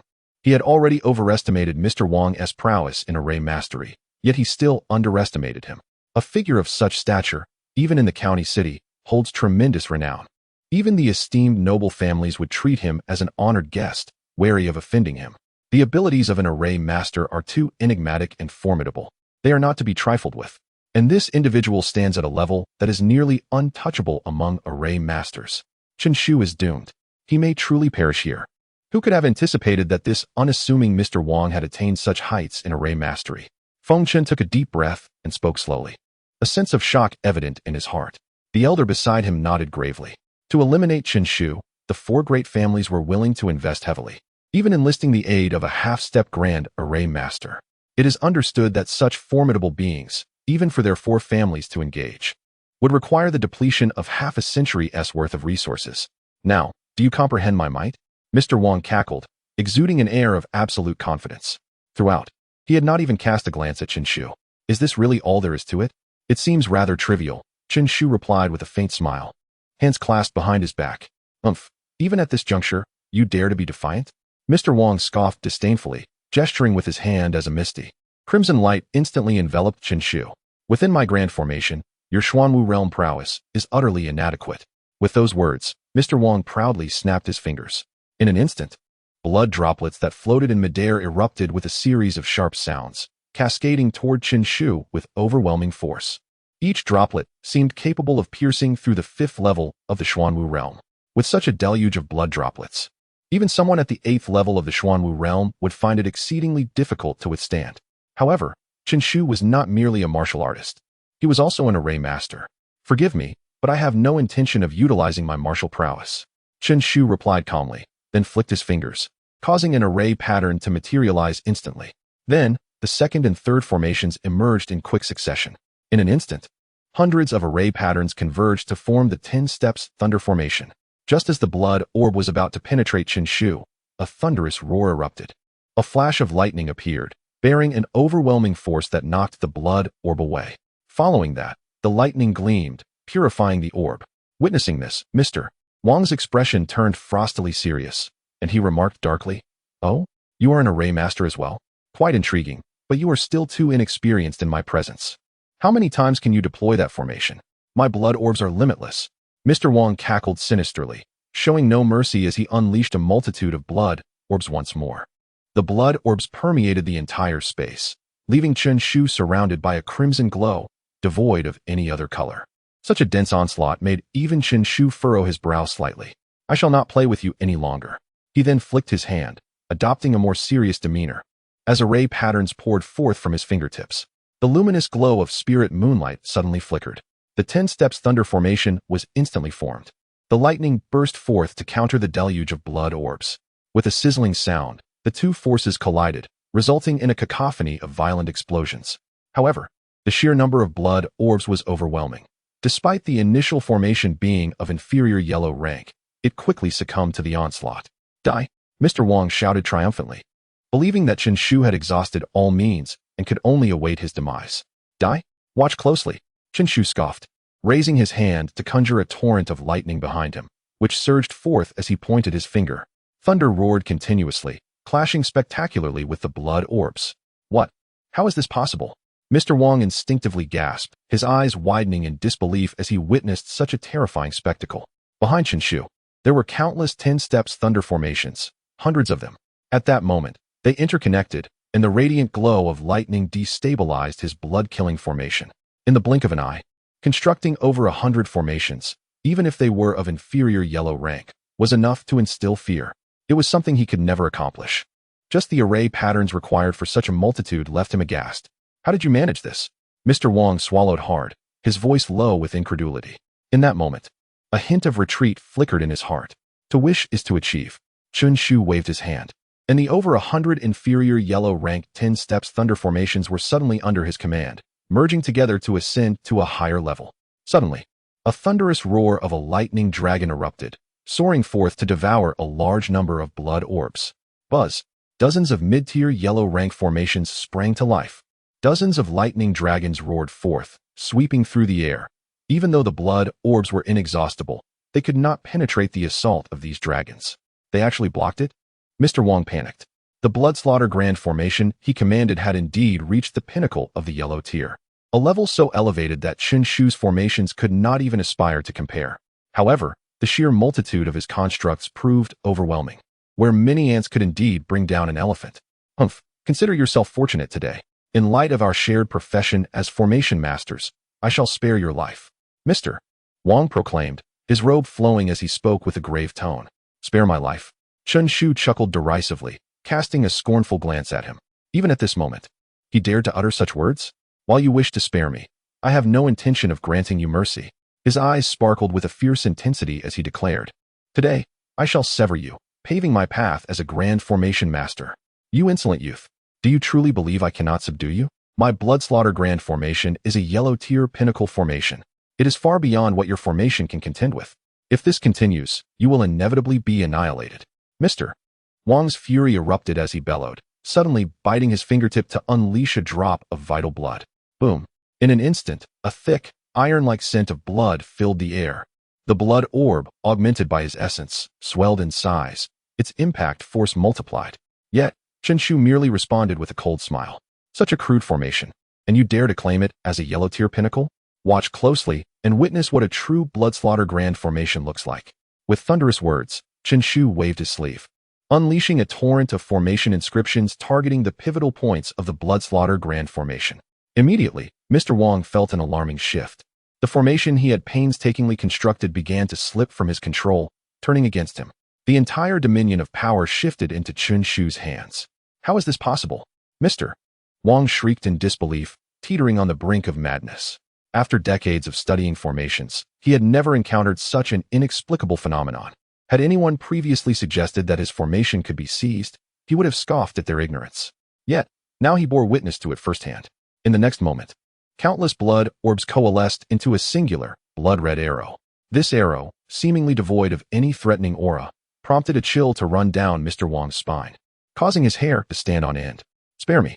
I am willing to acknowledge you as my master," he implored, sensing that this arrow, stripped of its grandiose spectacle, had concentrated all its scattered might into a singular force.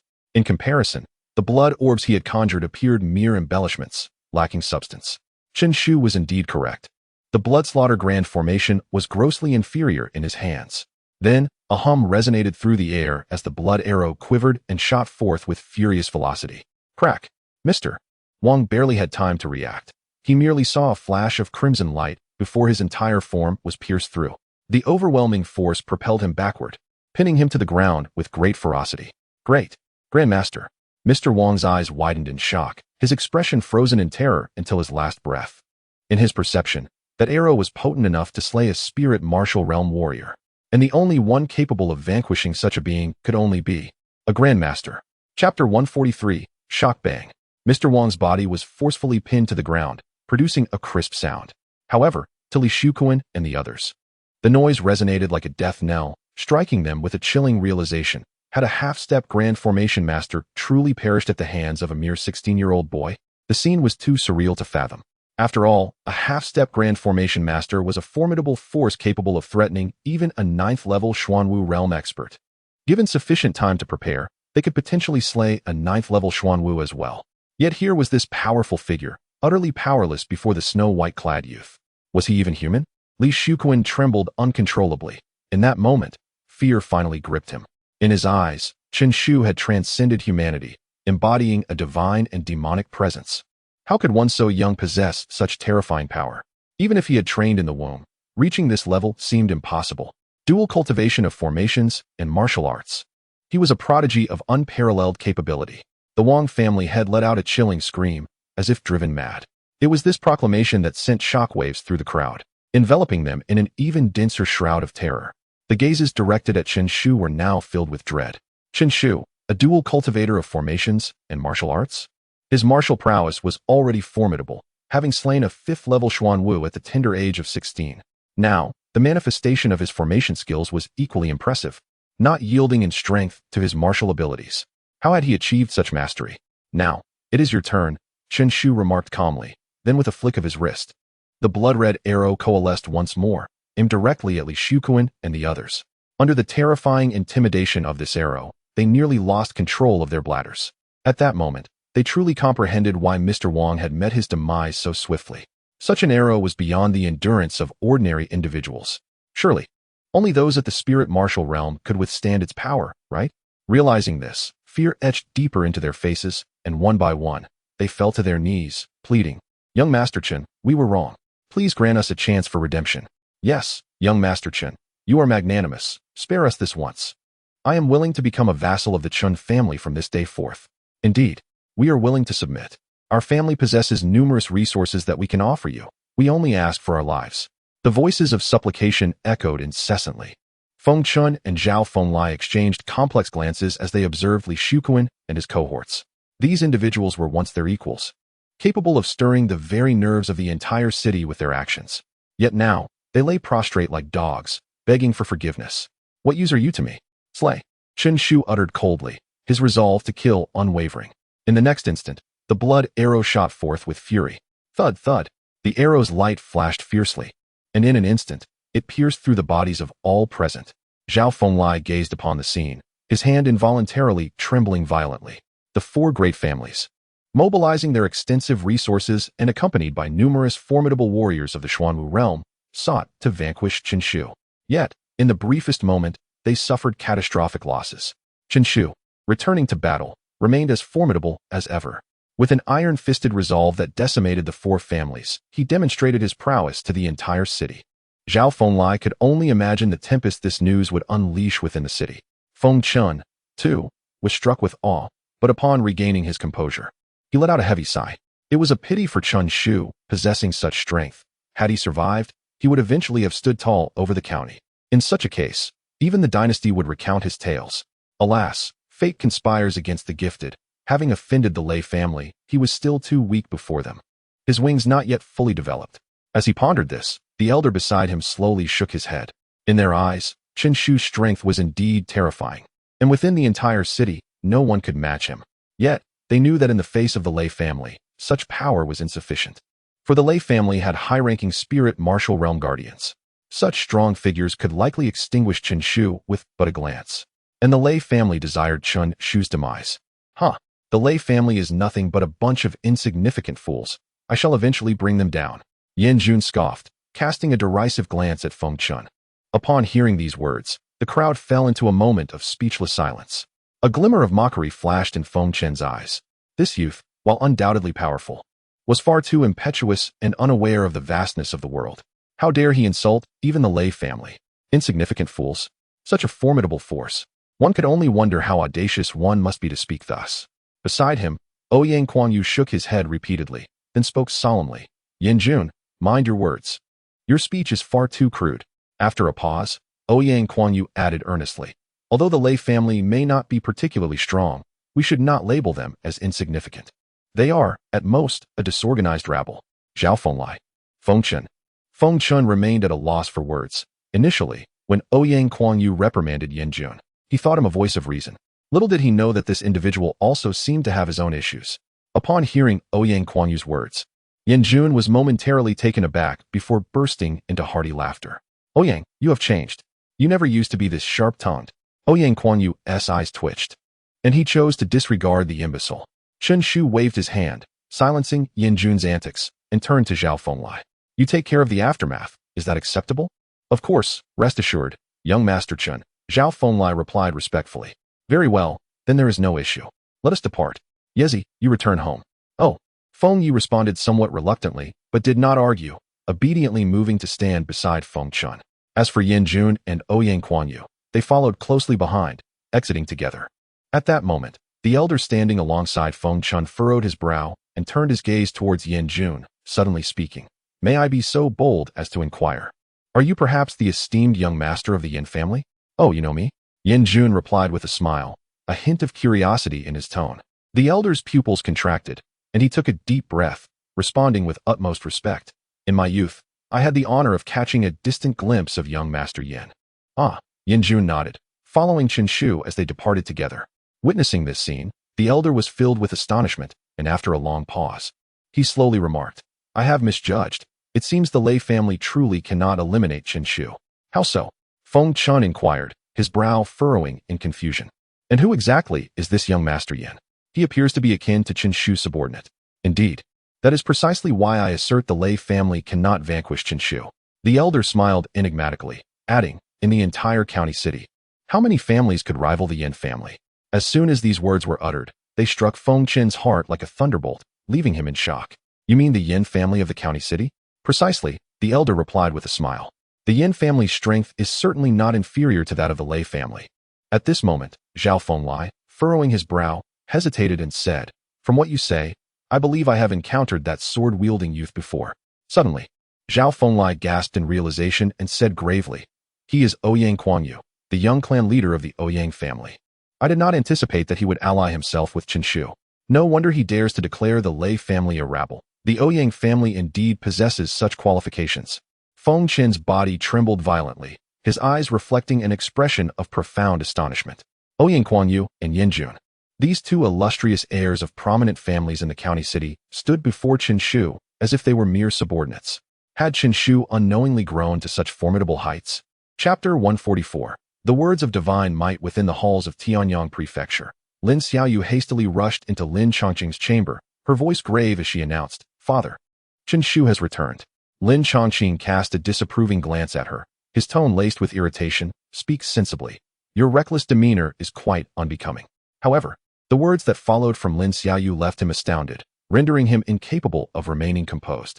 Father, Chen Shu has annihilated the 4 great families, including the Li family. What?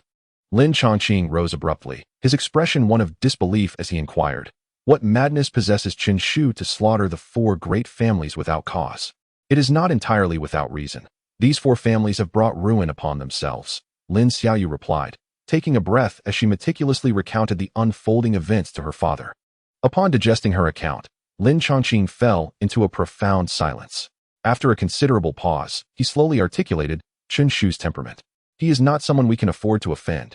With a determined grit, Lin Chongqing clenched his teeth and commanded, Go, relay a message to the Lei family, stating that I am unwell and unable to report to the county city.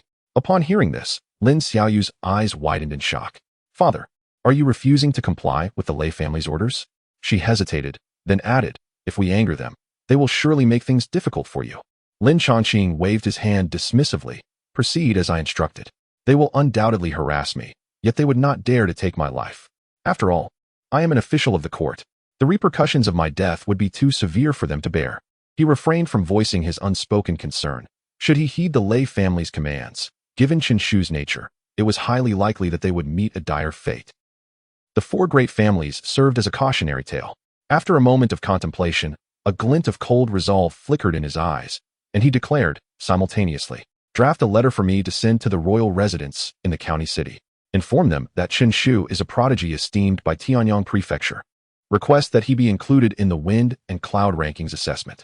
Lin Xiaoyu's complexion turned ashen, and she urged, Father, if you proceed with this, we will have grievously offended the Lei family. Should they learn that you not only defied their orders, but also intend to protect Chen Shu, they may very well turn against you. Lin Chongqing shook his head, his resolve unwavering. He was a man who understood the stakes. Having made a decision, he would not waver or second-guess himself. Regardless, the Lei family will not kill me. But if Chen Shu survives, he will owe us an immense debt of gratitude. The potential rewards are unimaginable. This is an investment. Fortune favors the bold. At the Lei family estate. Damn it, what a farce. Lin Chongqing claims to be unwell. Does he wish to abandon his position? The head of the Lei family hurled a letter to the ground, his face contorted with fury. Beside him stood several formidable middle-aged men, their expressions dark and menacing. The Lei family had issued a death warrant against Lin Chongqing. Yet he had the audacity to refuse? Master, I shall personally pay a visit and return with Chen Shu's head. Additionally, I will teach Lin Chongqing a lesson, so he understands who it is he cannot offend. A man clad in purple robes clasped his fists and spoke with a hint of menace. An overwhelming aura emanated from him, revealing his formidable presence. He was indeed at the first level of the spirit martial realm. Very well, Lei Mu, you shall take on this task personally. The head of the Lei family pondered for a moment before nodding in agreement. With Lei Mu's prowess, eliminating Chen Shu would be a mere formality. To say it was a formality was an understatement. It was akin to using a sledgehammer to crack a nut. If it weren't for the need to discipline Lin Chongqing, there would be no necessity for Lei Mu's intervention. Nonetheless, regardless of the circumstances, Chen Shu's demise was assured. Lei Mu is a notorious killer. Chen Shu will undoubtedly meet a grim fate in his hands. The onlookers observed this scene with keen interest, some even displaying cold smirks upon their faces. However, at that moment, an extraordinary and formidable aura, transcending the Xuanwu realm, suddenly surged toward the Lei family. This immense energy enveloped the entire Lei family estate, causing many weaker cultivators to feel as though they could scarcely breathe, as if the very air had been siphoned away. Even those strong in the Xuanwu realm felt the hairs on their bodies stand on end, sensing a lethal threat approaching. The newcomer was unmistakably a powerful figure of the spirit martial realm. The winds howled fiercely, and the sky darkened ominously. Amidst the tumultuous tide, a figure materialized above the Lei family estate. The head of the Lei family rose abruptly, soaring into the sky to confront this apparition, his expression grave. Yin Shenwu, why are you not content to remain within your own Yin family, and instead come to my Lei family? If it were not for an important matter, do you think I would willingly visit your Lei family? The man referred to as Yin Shenwu chuckled lightly. Then his expression turned serene. I come to inform you that I shall protect Chen Shu. Kindly retract that death warrant. Should you dare to pursue his life, you will find yourself at odds with me. You wish to protect Chen Shu? The head of the Lei family's countenance darkened instantly, his gaze icy as he regarded Yin Shinwu. Who we wish to eliminate is none of your concern. Yin Shinwu narrowed his eyes, and in the next moment, a colossal handprint appeared behind him, descending upon the head of the Lei family with crushing force. The heavens dimmed. As this handprint emerged, the entire world seemed to lose its luster. The head of the Lei family's pupils contracted. He had not anticipated Yin Shinwu's overwhelming aggression, and with a fierce expression, he retaliated by launching a powerful punch toward the descending handprint. Bang! The clash between these two formidable beings reverberated through the air, causing the very ground to tremble. A terrifying surge of force radiated outward, shattering numerous structures as though they were mere paper.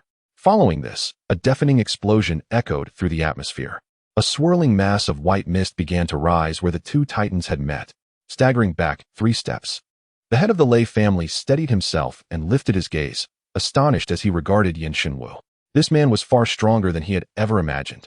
Yin Shinwu stood calmly and stated, "This is not meddling in others' affairs. Should you dare to act recklessly, I shall take your life. If necessary, our families shall go to war. That is my position." "Humph, do you think I fear you?" The head of the Lei family snorted coldly, suddenly waving his sleeve, and replied icily, "Very well, since you, Yin Shinwu, have taken matters into your own hands, I shall grant you this courtesy. Those of the Lei family who possess strength above the spirit martial realm shall no longer target him. As for how long he can survive, that depends on his fortune. After all, the battle of the 100 prefectures is about to commence." Yin Shinwu gazed deeply at him, offered a serene smile, and thought, "This is sufficient." With that, his figure flickered wildly and soon vanished into the horizon. Chapter 145. Sword cultivator of Tianyang Mansion Qin Shu led Yin Jun and another individual to a tranquil courtyard. This residence had been acquired by the Qin family. As their status had significantly improved, it would be rather disheartening for them to lack a stronghold in the capital. Within the courtyard, scarcely had the three settled when Qin Shu furrowed his brow. The next moment, a sharp sound pierced the air, echoing from the horizon. Subsequently, a surge of sword energy soared forth, barreling towards the courtyard. Qin Shu rose, gazing with astonishment at the approaching figure. It was a sword cultivator. Sword cultivators belong to the realm of martial prowess, representing a niche vocation within the martial arts world, yet their combat strength typically surpasses that of their contemporaries. When it comes to lethality, they rank foremost in martial arts. An example of such a cultivator is Ouyang Kuan-yu, who dedicates himself solely to swordsmanship. For the sword embodies his supreme path. However, such formidable beings are not commonplace in the capital. "It appears your family has sent someone," Qin Shu remarked casually, his hands clasped behind his back. "This must pertain to me," Ouyang Kuan-yu replied, his brow knitted thoughtfully. Upon the sword cultivator's arrival, he directed his gaze towards Qin Shu and stated, "The visitor is a relative of mine. He is a 7th-level sword cultivator of the Xuanwu realm, having once battled a formidable 8th-level opponent without yielding." "Ah, it is Mr. Feng Hanming," Yanjun noted upon seeing the man, adding, "Although Mr. Feng's cultivation is average, his comprehension of the sword is profound, and he has the potential to become a great sword cultivator. Thus, his standing within the Ouyang family is not insignificant." As they spoke, Feng Hanming appeared on the horizon, standing upon the air. With an air of slight arrogance, he surveyed the three below and declared, "Kuan Yu, the family has instructed me to bring you home." Home. Ouyang Kuan Yu instinctively glanced at Qin Shu. After all, he had previously pledged to Qin Shu to serve as his sword servant. Although Qin Shu had declined, he had requested Kuan Yu to follow him for 3 years. If he left now, it would constitute a breach of that agreement. Consequently, he shook his head and said, "Mr. Feng, you may return. I am here to cultivate. Please convey to the family that I will return when I deem it necessary." Not leaving?" Feng Hanming frowned, a hint of disdain in his voice as he replied, "Kuan Yu, do not deceive yourself. In such a remote place, you will merely squander your time and hinder your cultivation. You must understand that you are still quite young and in a crucial phase of your sword path. Wasting time now will lead to regret later." Ouyang Kuan Yu shook his head resolutely, insisting, "Mr. Feng, my decision is final. Please do not press the matter further. My gains here will not be lesser than those at the family." "How can that be? Kuan Yu, do not jest. Within the family, you have elders to guide you, resources for cultivation, and secret realms to explore. Only there can your martial prowess rapidly ascend. What does this desolate place offer?" Feng Hanming let out a derisive laugh. Casting a disdainful glance at Yin Jun and Qin Shu, he remarked, "In this place, you lack even a worthy opponent. How can you expect to progress? Surely, you are not staying here for these two." If that is the case, I must say you are exceedingly foolish. You ought to realize that you are a celestial dragon. While they are, at best, mere insects on the ground, the chasm between you is vast. Perhaps your camaraderie thrives now, yet inevitably, you will become strangers. For no matter how strong a bond may seem, it will diminish with the passage of time and the elevation of realms. In this world, only martial prowess holds sway. Ouyang Kuan-yu, do not be foolish. Feng Hanming's tone turned resolute, his face now etched with a fierce intensity. However, upon hearing these words, Yan Jun's expression darkened in an instant. He was acutely aware that Mr. Feng did not know him. Otherwise, such remarks would not have been uttered. Yet, being looked down upon was undeniably irksome. Yan Jun retorted with a cold smile, "What a fine Mr. Feng we have here. If we are but insects, then what are you? A mere ant? Impudent junior, you overstep." Feng Hanming's gaze snapped to Yan Jun, his eyes gleaming like blades, radiating a chilling light. "What gives you the audacity to speak before me?" Chen Shu's expression also turned icy. Had Mr. Feng been somewhat more courteous, he would not have minded Ouyang Kuan-yu departing with him, but under the current circumstances, "Please leave, you are not welcome here." "Not welcome? Do you think I desire to be in such a place? This desolate backwater reeks of foul air," Feng Hanming retorted with a scowl, his face betraying his disdain. It seemed that Tianyang Mansion appeared utterly unworthy in his eyes, as if even a moment's stay would make him sick. Ouyang Kuan-yu raised an eyebrow, feeling somewhat displeased. Feng Hanming's lofty demeanor was indeed discomforting. He turned to Chen Shu and offered an apology. "My elder has a noble temperament. I apologize on his behalf." Chen Shu, still with his hands clasped behind his back, scoffed. "Noble temperament? Ouyang Kuan-yu, do you perhaps misinterpret that phrase?" After speaking, he turned his gaze back to Feng Hanming. "I have heard you are a renowned swordsman, yet with your disposition, it seems you are destined to achieve little more than this." "Humph, impudent junior. Who do you think you are to discuss the sword path in my presence? You truly invite ridicule," Feng Hanming sneered. With a flick of his sleeve, a fierce sword aura erupted, instantly resonating through the air. In an instant, the atmosphere vibrated with the sound of the sword, tearing through the air, and a stone table 10 meters away was reduced to ashes, while the surroundings remained untouched. With this single display, Feng Hanming showcased his absolute mastery over power. The sword aura was drawn but not unleashed. Once it was, it would be as mighty as thunder. This is the essence of a swordsman. It is precisely for this reason that swordsmen are lauded as the foremost in martial arts. "A swordsman? How could you ever comprehend?" Feng Hanming declared with pride. As the words fell, a faint smile appeared on Chen Shu's face, seemingly a blend of mockery and disdain, which ignited a surge of anger within Feng Hanming, who darkly inquired, "What? Do you, a mere junior, believe my words to be incorrect?" Chen Shu shook his head, replying, "I know nothing of swords." "Oh, at least you possess a modicum of self-awareness. Yet why do you dare display such an expression before me?" Feng Hanming retorted, "Though I may not be a swordsman, I am aware that your techniques hardly merit any admiration. I truly fail to comprehend the source of your overwhelming sense of superiority." Upon hearing this, Feng Hanming's expression darkened to an extreme, fury radiating from every inch of him. "Not worthy of admiration? You, the ignorant novice, are utterly unaware of the world's vastness. What courage fuels your audacity to speak so recklessly in the presence of a sword cultivator?" Chen Shu shook his head, weary of further debate, and calmly stated, "I may not understand swords, yet I possess one and would like to seek your guidance, esteemed swordsman." With these words, he extended his hand and drew a line through the air. A stream of sword energy surged forth, instantly traversing several dozen yards and materializing beside Feng Hanming. Hiss! The sword light flickered, its glow uncertain, yet it was already slicing towards Feng Hanming's chest. "Impossible!" Feng Hanming gasped in shock, never anticipating Chen Shu's swordplay to be so swift. Even he, as a sword cultivator, was caught off guard, unable to react in time. "Just a trivial skill. Watch me shatter it," Feng Hanming bellowed, seizing his sword with fervor. Clang! The long sword was unsheathed, and waves of sword light poured forth like a rushing stream. "This strike of mine is invincible. Draw the blade, sever the water, and let it not flow. No one has ever managed to break it," Feng Hanming proclaimed with arrogant confidence, for this strike had garnered praise even from those of the spirit martial realm.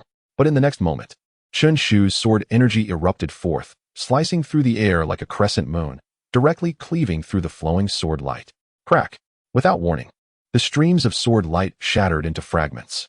This technique, once lauded by the spirit martial realm, was rendered as fragile as paper before Chen Shu's strike, offering no resistance whatsoever. Chapter 146. The Battle of the 100 Houses, a crisp cracking sound suddenly reverberated. In the midst of Feng Hanming's grim gaze, the shimmering sword light dissipated, and then Chen Shu's sword energy, like a raging force, relentlessly continued its assault towards him. Even before the sword energy drew near, he felt a piercing aura that stung his cheeks and severed a few strands of hair from his forehead. How could this be possible? Feng Hanming could hardly believe that his defensive sword technique was so feeble, shattered by a single strike from someone who was merely a youth of 16 or 17. The stark contrast was utterly unacceptable to him. Again, yellow ranked superior sword technique, flickering light. Feng Hanming roared, his wrist flicking, as his sword danced through the air. Clang! The sword surged like a dragon, sweeping through the atmosphere, and then beams of sword light flickered into existence, slicing towards Chen Shu's sword energy from various angles. Each brilliant sword beam emanated a sharp aura, and merely the energy it exuded caused the ground beneath to crack, resembling a web of fissures. Flash! Chen Shu coldly huffed, uttering a low command. As soon as the words left his lips, the sword energy surged forth, resonating with a dragon's roar, trembling and shattering the elusive sword lights. Seizing the moment when Feng Hanming's guard was lowered, he struck, sending him sprawling backward. Boom! Feng Hanming fell to the ground, spitting out a mouthful of blood, incredulously exclaiming, "How could you possibly defeat me?" His injuries were not severe at the last moment. Chen Shu had altered the trajectory of his sword energy from a slash to a thrust. Thus, Feng Hanming only felt as though he had been struck by an immense force, propelling him away, leaving only a shallow wound upon him.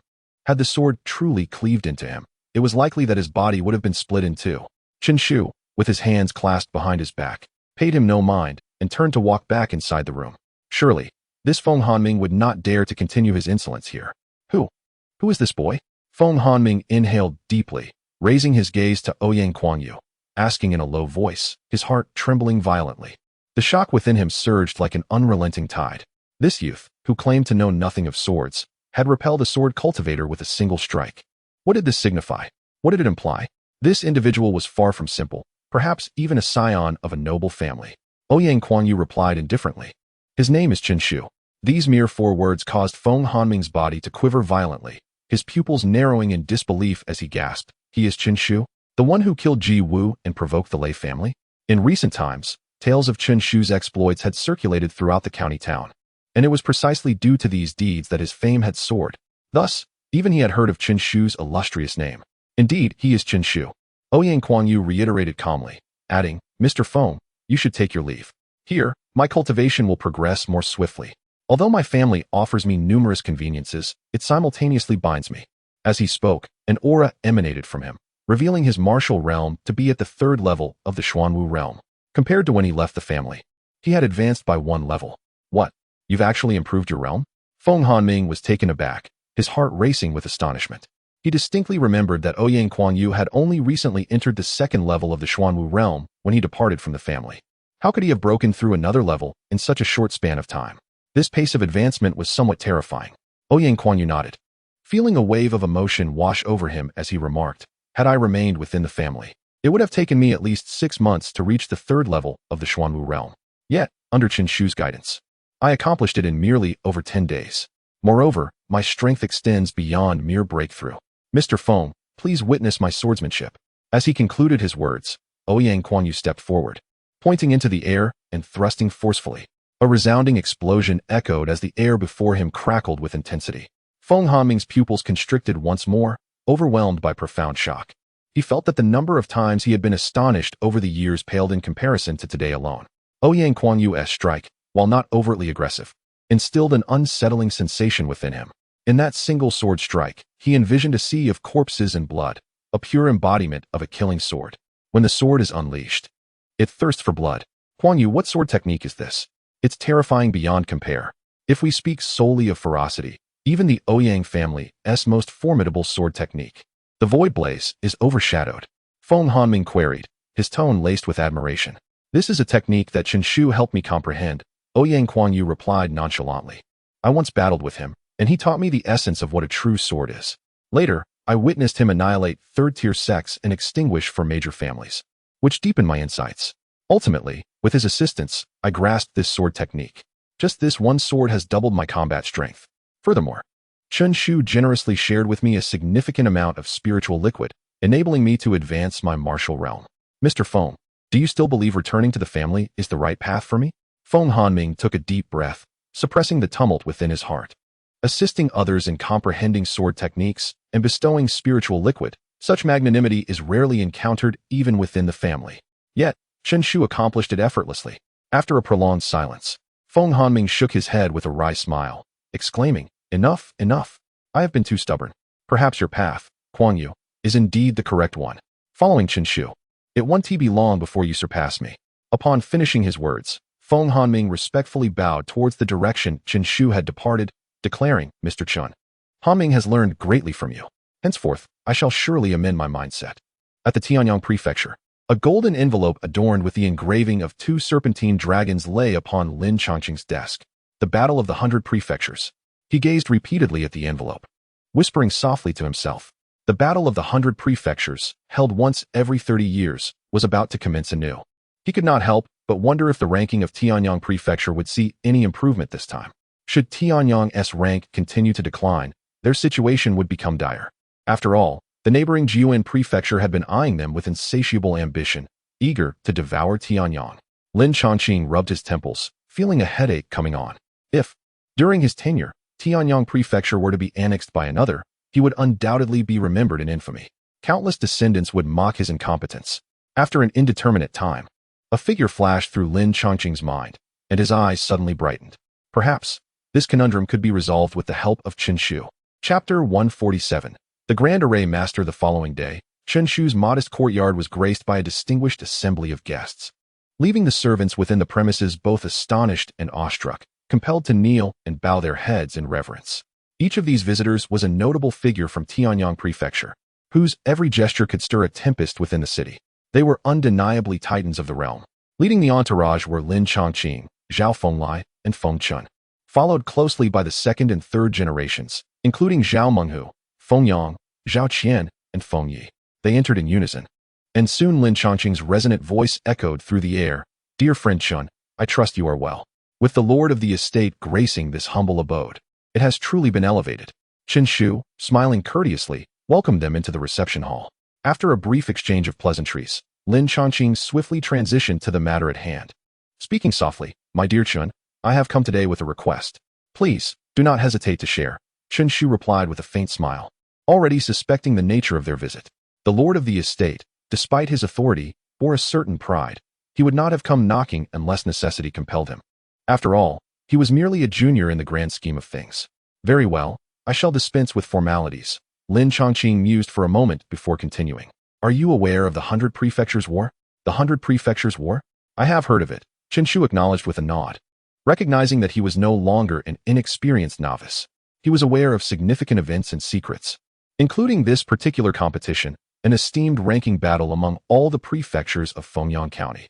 It was said to have been decreed by the first Fengyang monarch, aimed at fostering competition among the major prefectures to sustain vitality and continually nurture formidable warriors for the county. Those who ranked higher would receive greater resources and support, while the weaker would find their assistance diminished. This system inevitably led to a scenario where the strong grew ever stronger, while the weak sank further into obscurity. Indeed, some of the higher-ranked prefectures boasted cities that surpassed those of their lower-ranked counterparts. Tianyang Prefecture, however, found itself in the lower mid-tier, lacking significant strength. This was precisely why the heir of Qitian Prefecture had disdainfully remarked that Tianyang was merely a larger small city. "Well, since you are aware, I need not elaborate further," Lin Chongqing remarked gravely. "The 100 Prefectures War is set to commence in 3 months, and it will be a fierce contest. I hope to enlist your aid in leading Tianyang Prefecture to a commendable standing in this conflict, at the very least, to improve our rank by 5 or 6 places. Our prefecture cannot afford another defeat." Lin Chongqing sighed deeply. "You may not fully grasp the dire straits we find ourselves in.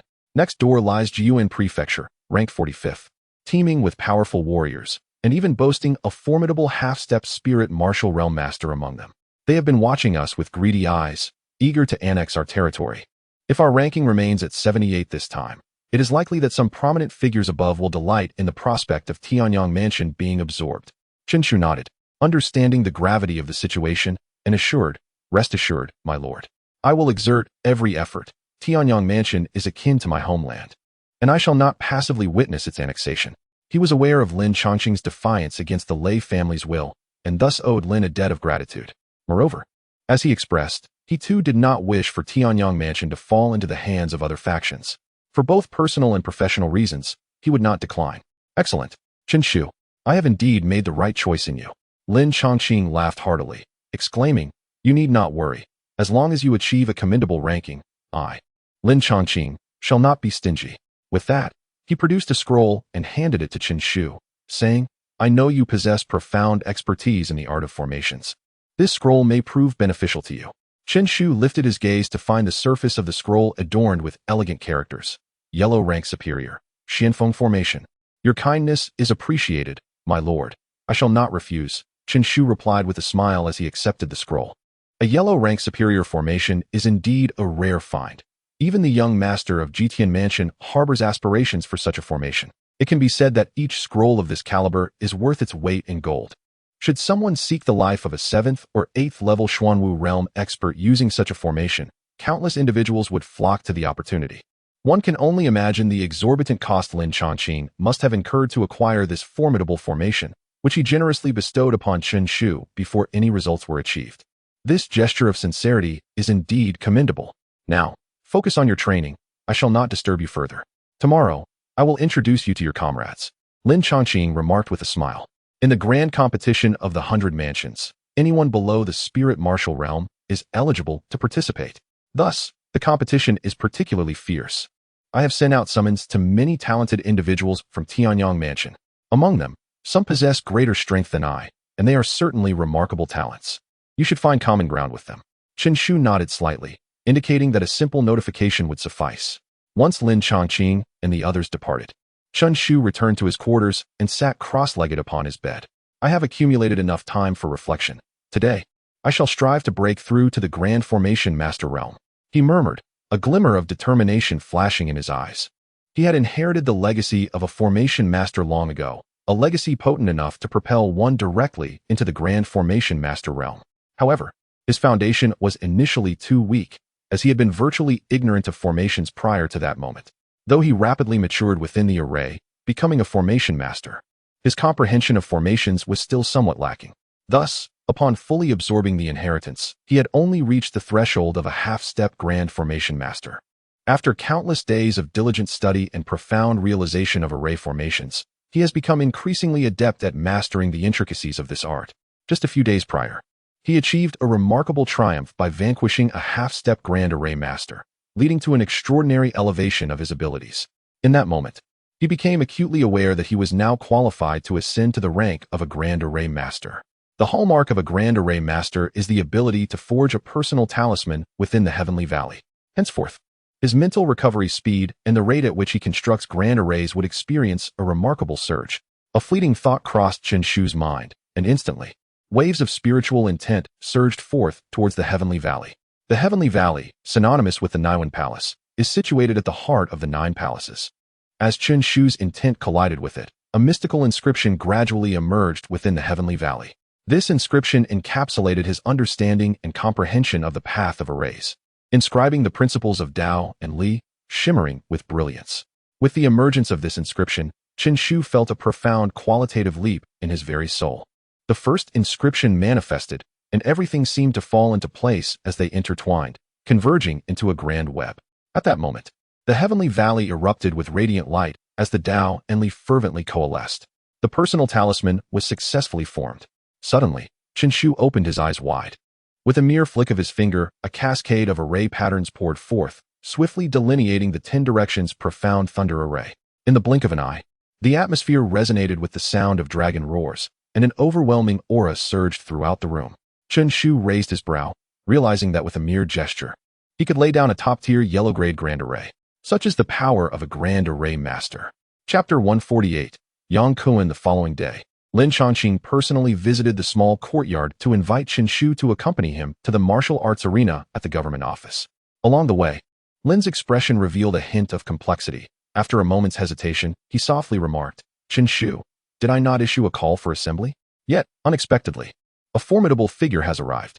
Although I extended the invitation, I never anticipated he would truly come.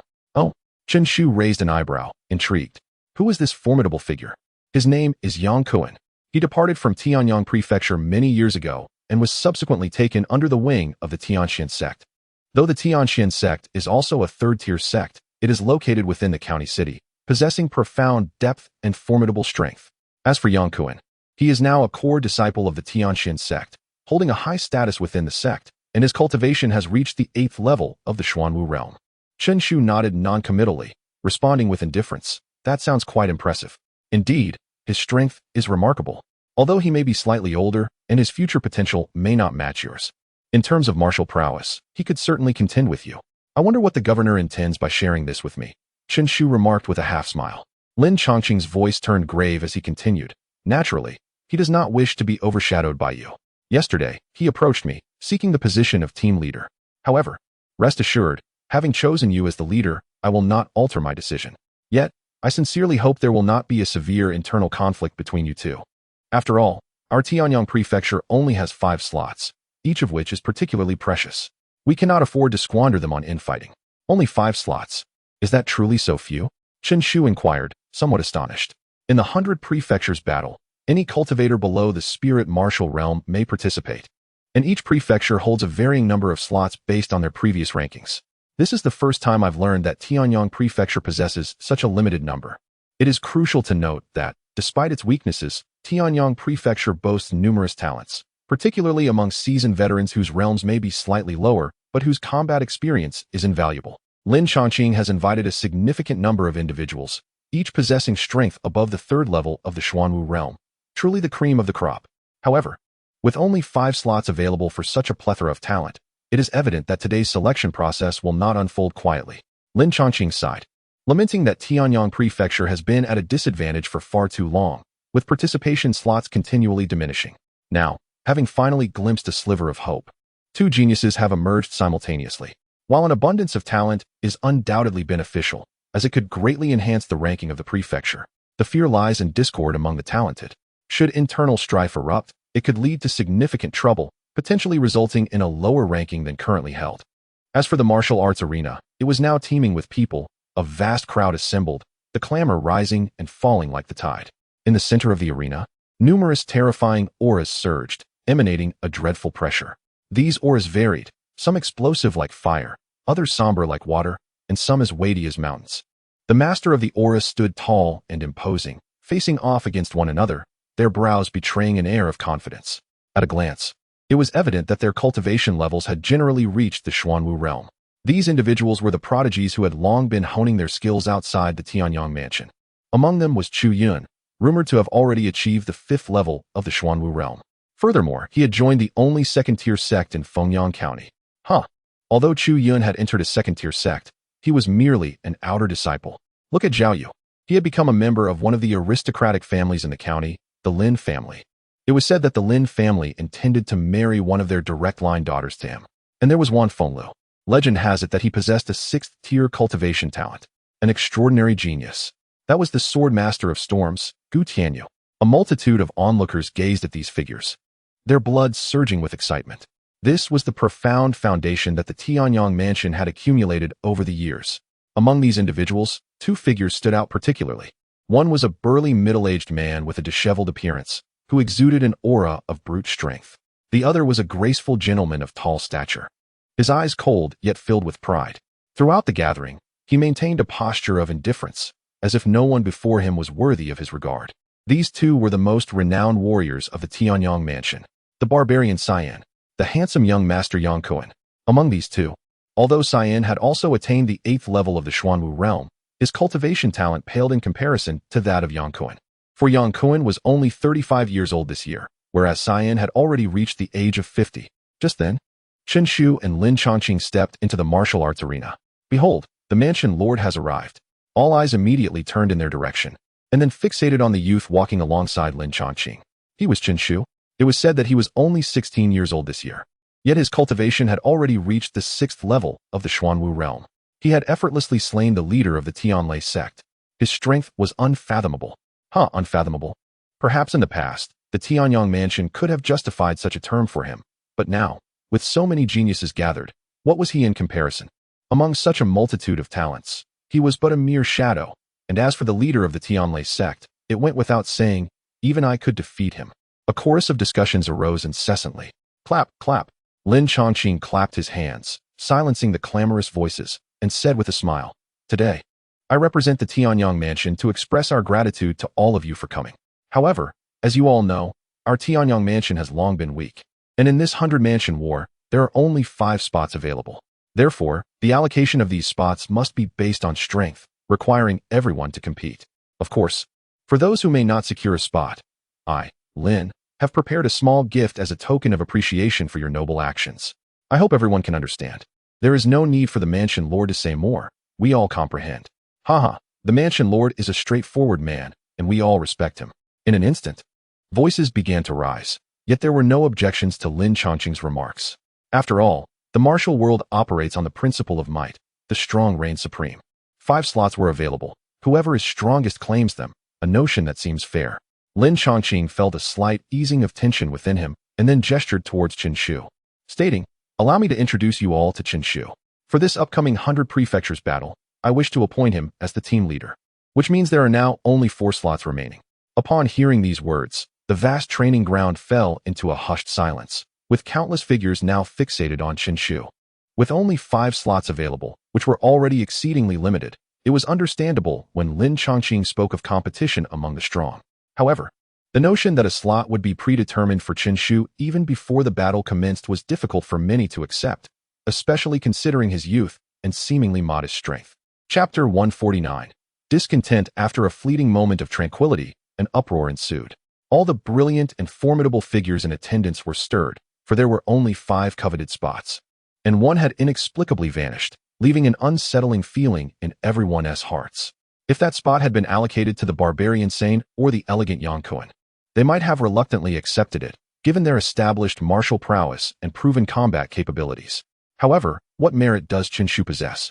His most renowned feat thus far was the annihilation of the Thunder Gate's leader, yet many present could easily accomplish such a feat. "Master Lin, I find this utterly unjust." A towering figure with bronze-hued skin stepped forward, his deep voice resonating with authority. He pointed an accusing finger and disdainfully remarked, "What gives this lad the right to be so aloof? He receives a spot without contest, and is even appointed as the leader? Does that imply that even if we secure a position, we must submit to his command? I refuse to accept this." As he spoke, an explosive aura emanated from him, his fierce eyes ablaze with seething anger. It was he. It was Luo Tian, a formidable warrior at the 7th level of the Xuanwu realm, endowed with a 5th-tier cultivation aptitude and unmatched brute strength. He was a core disciple of the Iron Fist sect, a 3rd-tier sect. Many recognized his identity and murmured in hushed tones. Immediately, curious glances fell upon Qin Shu. Even the previously haughty Yang Kuan turned to regard him with a derisive smile. Just last night, he had approached Lin Chongqing, seeking the leadership position for the upcoming 100 Houses battle. Lin Chongqing had offered a substantial reward. Securing a competition spot would yield considerable resources, and the leader would receive even more. However, Yang Kuan's primary motivation lay in Lin Chongqing's promise that should they advance 10 ranks, he would recommend the leader for entry into the Hall of Talents. This was a tantalizing incentive. In his eyes, with his strength and status, Lin Chongqing could not possibly refuse his request. Yet, Lin Chongqing had clearly stated that he had already chosen a leader, and that individual was none other than Qin Shu, this inexperienced youth.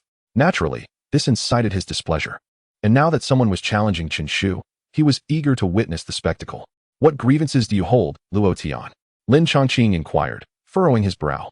"I find the master's dealings to be profoundly unjust," Luo Tian retorted. "If, as you claim, strength is paramount, then the 5 spots should be awarded based solely on merit, and I would have no objections. But now, you have predetermined a spot for him without a contest. I cannot comprehend this. I truly do not understand what value you see in him." Luo Tian's commanding voice echoed throughout the training grounds as he continued with a cold smirk. "This Qin Shu, at most, has just turned 16, hasn't he? How much capability can such a youthful lad possess? Now you bestow upon him a quota, yet his departure merely serves to attract attention, inciting ridicule from outsiders." Lin Chongqing narrowed his eyes and spoke with a hint of indifference. "What, in your view, should be done?" "Quite simple," came the reply. "Let him engage me in a duel, and do not accuse me of bullying him. If he can withstand just 3 of my strikes, I shall concede him victory. How does that sound?" Upon hearing this, the crowd erupted in astonishment. Luo Tian has proclaimed that if Chun Shu can endure 3 of his strikes, he shall be deemed the victor? Is he truly that confident in his own prowess? Indeed, Luo Tian appears to hold Chun Shu in contempt. If I possessed his level of strength, I too would look down upon Chun Shu. Precisely, Chun Shu's abilities might not even surpass mine. It is baffling to consider why the Lord of the Lin House would grant him a quota. Perhaps he has influential connections? But regardless, the crux lies in personal strength. Following this duel, he may very well find himself too ashamed to retain this quota. As the murmurs of the crowd reached his ears, Luo Tian cast a disdainful glance at Chun Shu and scoffed. Chun Shu, you wouldn't dare accept such terms, would you? If that is the case, I have nothing further to say. Chun Shu met his gaze with calm composure, stepping forward and stating, make your move. 1 strike is all I need to defeat you. Such straightforward words ignited a fervor among the onlookers. Their eyes turned to Chun Shu, astonished by his audacity. Luo Tian had merely suggested that enduring 3 strikes would grant victory, yet here was Chun Shu claiming he could vanquish Luo Tian with a single blow. This audacious challenge led many to shake their heads. Strength must underpin such bravado. Did Chun Shu possess the requisite power to make such claims? Luo Tian's face reddened with fury at Chun Shu's words. What an arrogant youth. Let me see what qualifies you to be so insolent. With a cold sneer, Luo Tian said no more, revealing his cultivation at the 7th level of the Xuanwu realm, before swiftly unsheathing the long knife strapped to his back. Xian level. Lower grade martial arts. Mountain-splitting divine blade. He bellowed, lifting the long knife high above his head and bringing it down with tremendous force. The strike seemed capable of cleaving mountains, exuding an overwhelming might. A sharp blade light suddenly flashed, blindingly brilliant. Many instinctively shut their eyes before it, unable to suppress their admiration. As expected of Luo Tian, he wields Xian-level martial arts with such prowess. Truly impressive. This single strike, it was said, could be withstood by no more than 3 individuals present. Chun Shu was undoubtedly destined for defeat. Yet, amidst the ongoing discussions, Chun Shu narrowed his eyes and stepped forward once more. With this single step, his aura transformed dramatically. Prior to this, he had appeared modest and gentle, almost devoid of aggression. But following this step, an indomitable, unparalleled majesty emerged. 1 strike. The declaration hung in the air. With a swift motion of his palm, Chun Shu transformed his hand into a blade, slicing downward at an angle. A resonant hum filled the air as the sword aura surged forth. Suddenly, a thunderous roar reminiscent of a dragon echoed. The sword energy howled as it collided violently with Luo Tian's blade radiance. In the next moment, a crisp crack resounded. The crowd was left in awe as they witnessed Luo Tian's utmost effort to strike, his blade's brilliance shattering inch by inch. The sword light surged forth like a relentless tide, continuing its assault on Luo Tian. With a resounding thud, Luo Tian's figure crashed to the ground, causing the earth to tremble violently. Meanwhile, Chun Shu remained tranquil, standing with an air of calmness, his expression as serene as ever, as if he had merely performed a trivial task. Chapter 150. Defeating Yang Kuan. Luo Tian was seized with horror as he noticed a faint scar on his neck. Had it been a mere inch lower, it would have meant his demise. What did this signify? Chun Shu not only had the capability to vanquish him in a single strike, but also to take his life. How could he possess such strength? Before him, Luo Tian felt utterly powerless. Astonishment washed over him as he gazed at Chun Shu, his emotions a tumultuous sea. Having roamed the county city for many years, he fancied himself well-versed in grand spectacles. Thus, he understood deeply how feeble the Tianyang prefecture truly was. If the county city were an ocean, the Tianyang prefecture would scarcely be a small lotus pond. Consequently, he held little respect for it, returning only to seize upon the conditions proposed by Lin Chongqing. Yet, to his utter surprise, a youth of such formidable prowess had emerged from Tianyang prefecture. At merely 16 or 17 years of age, he was capable of effortlessly defeating him. This prodigious talent and strength were nothing short of astonishing. Not only he, but all those around, including Yang Kuan, were rendered speechless. Defeated, Luo Tian had provocatively challenged Chun Shu, asserting that enduring 3 strikes would suffice for Chun Shu's victory. Yet, Chun Shu had triumphed with a single blow. The disparity was staggering. It is worth noting that Luo Tian was a formidable warrior at the 7th level of the Xuanwu realm, among the assembled crowd. No more than 3 could confidently claim superiority over him. Yet, before Chun Shu, he was utterly defenseless. This youth was extraordinary indeed, far beyond his expectations. The silence of the crowd was soon broken by expressions of astonishment. No wonder Lin, the prefect, valued Chun Shu so highly. It was clear he had long been aware of Chun Shu's terrifying capabilities. Consequently, many felt that securing a position for him was entirely justified. In the martial arts world, strength reigned supreme. The weak possessed no rights to respect. How naive I was to underestimate you. Defeating a 7th-level Xuanwu warrior in a single strike speaks volumes of your prowess. However, such ability is still insufficient for the role of leader, far from it. Yang Kuen's eyes flickered as he muttered quietly to himself. At this moment, on the training ground, Chen Shu stood with his hands clasped behind his back, his gaze as calm as ever. He slowly turned to face Luo Tian and asked with an air of indifference, "Are you convinced now?" A tremor coursed through Luo Tian's heart. Convinced? How could he dare to refute? With merely one strike, Chen Shu had bested him. Should he voice any dissent, it was likely that Chen Shu would end his life on the spot.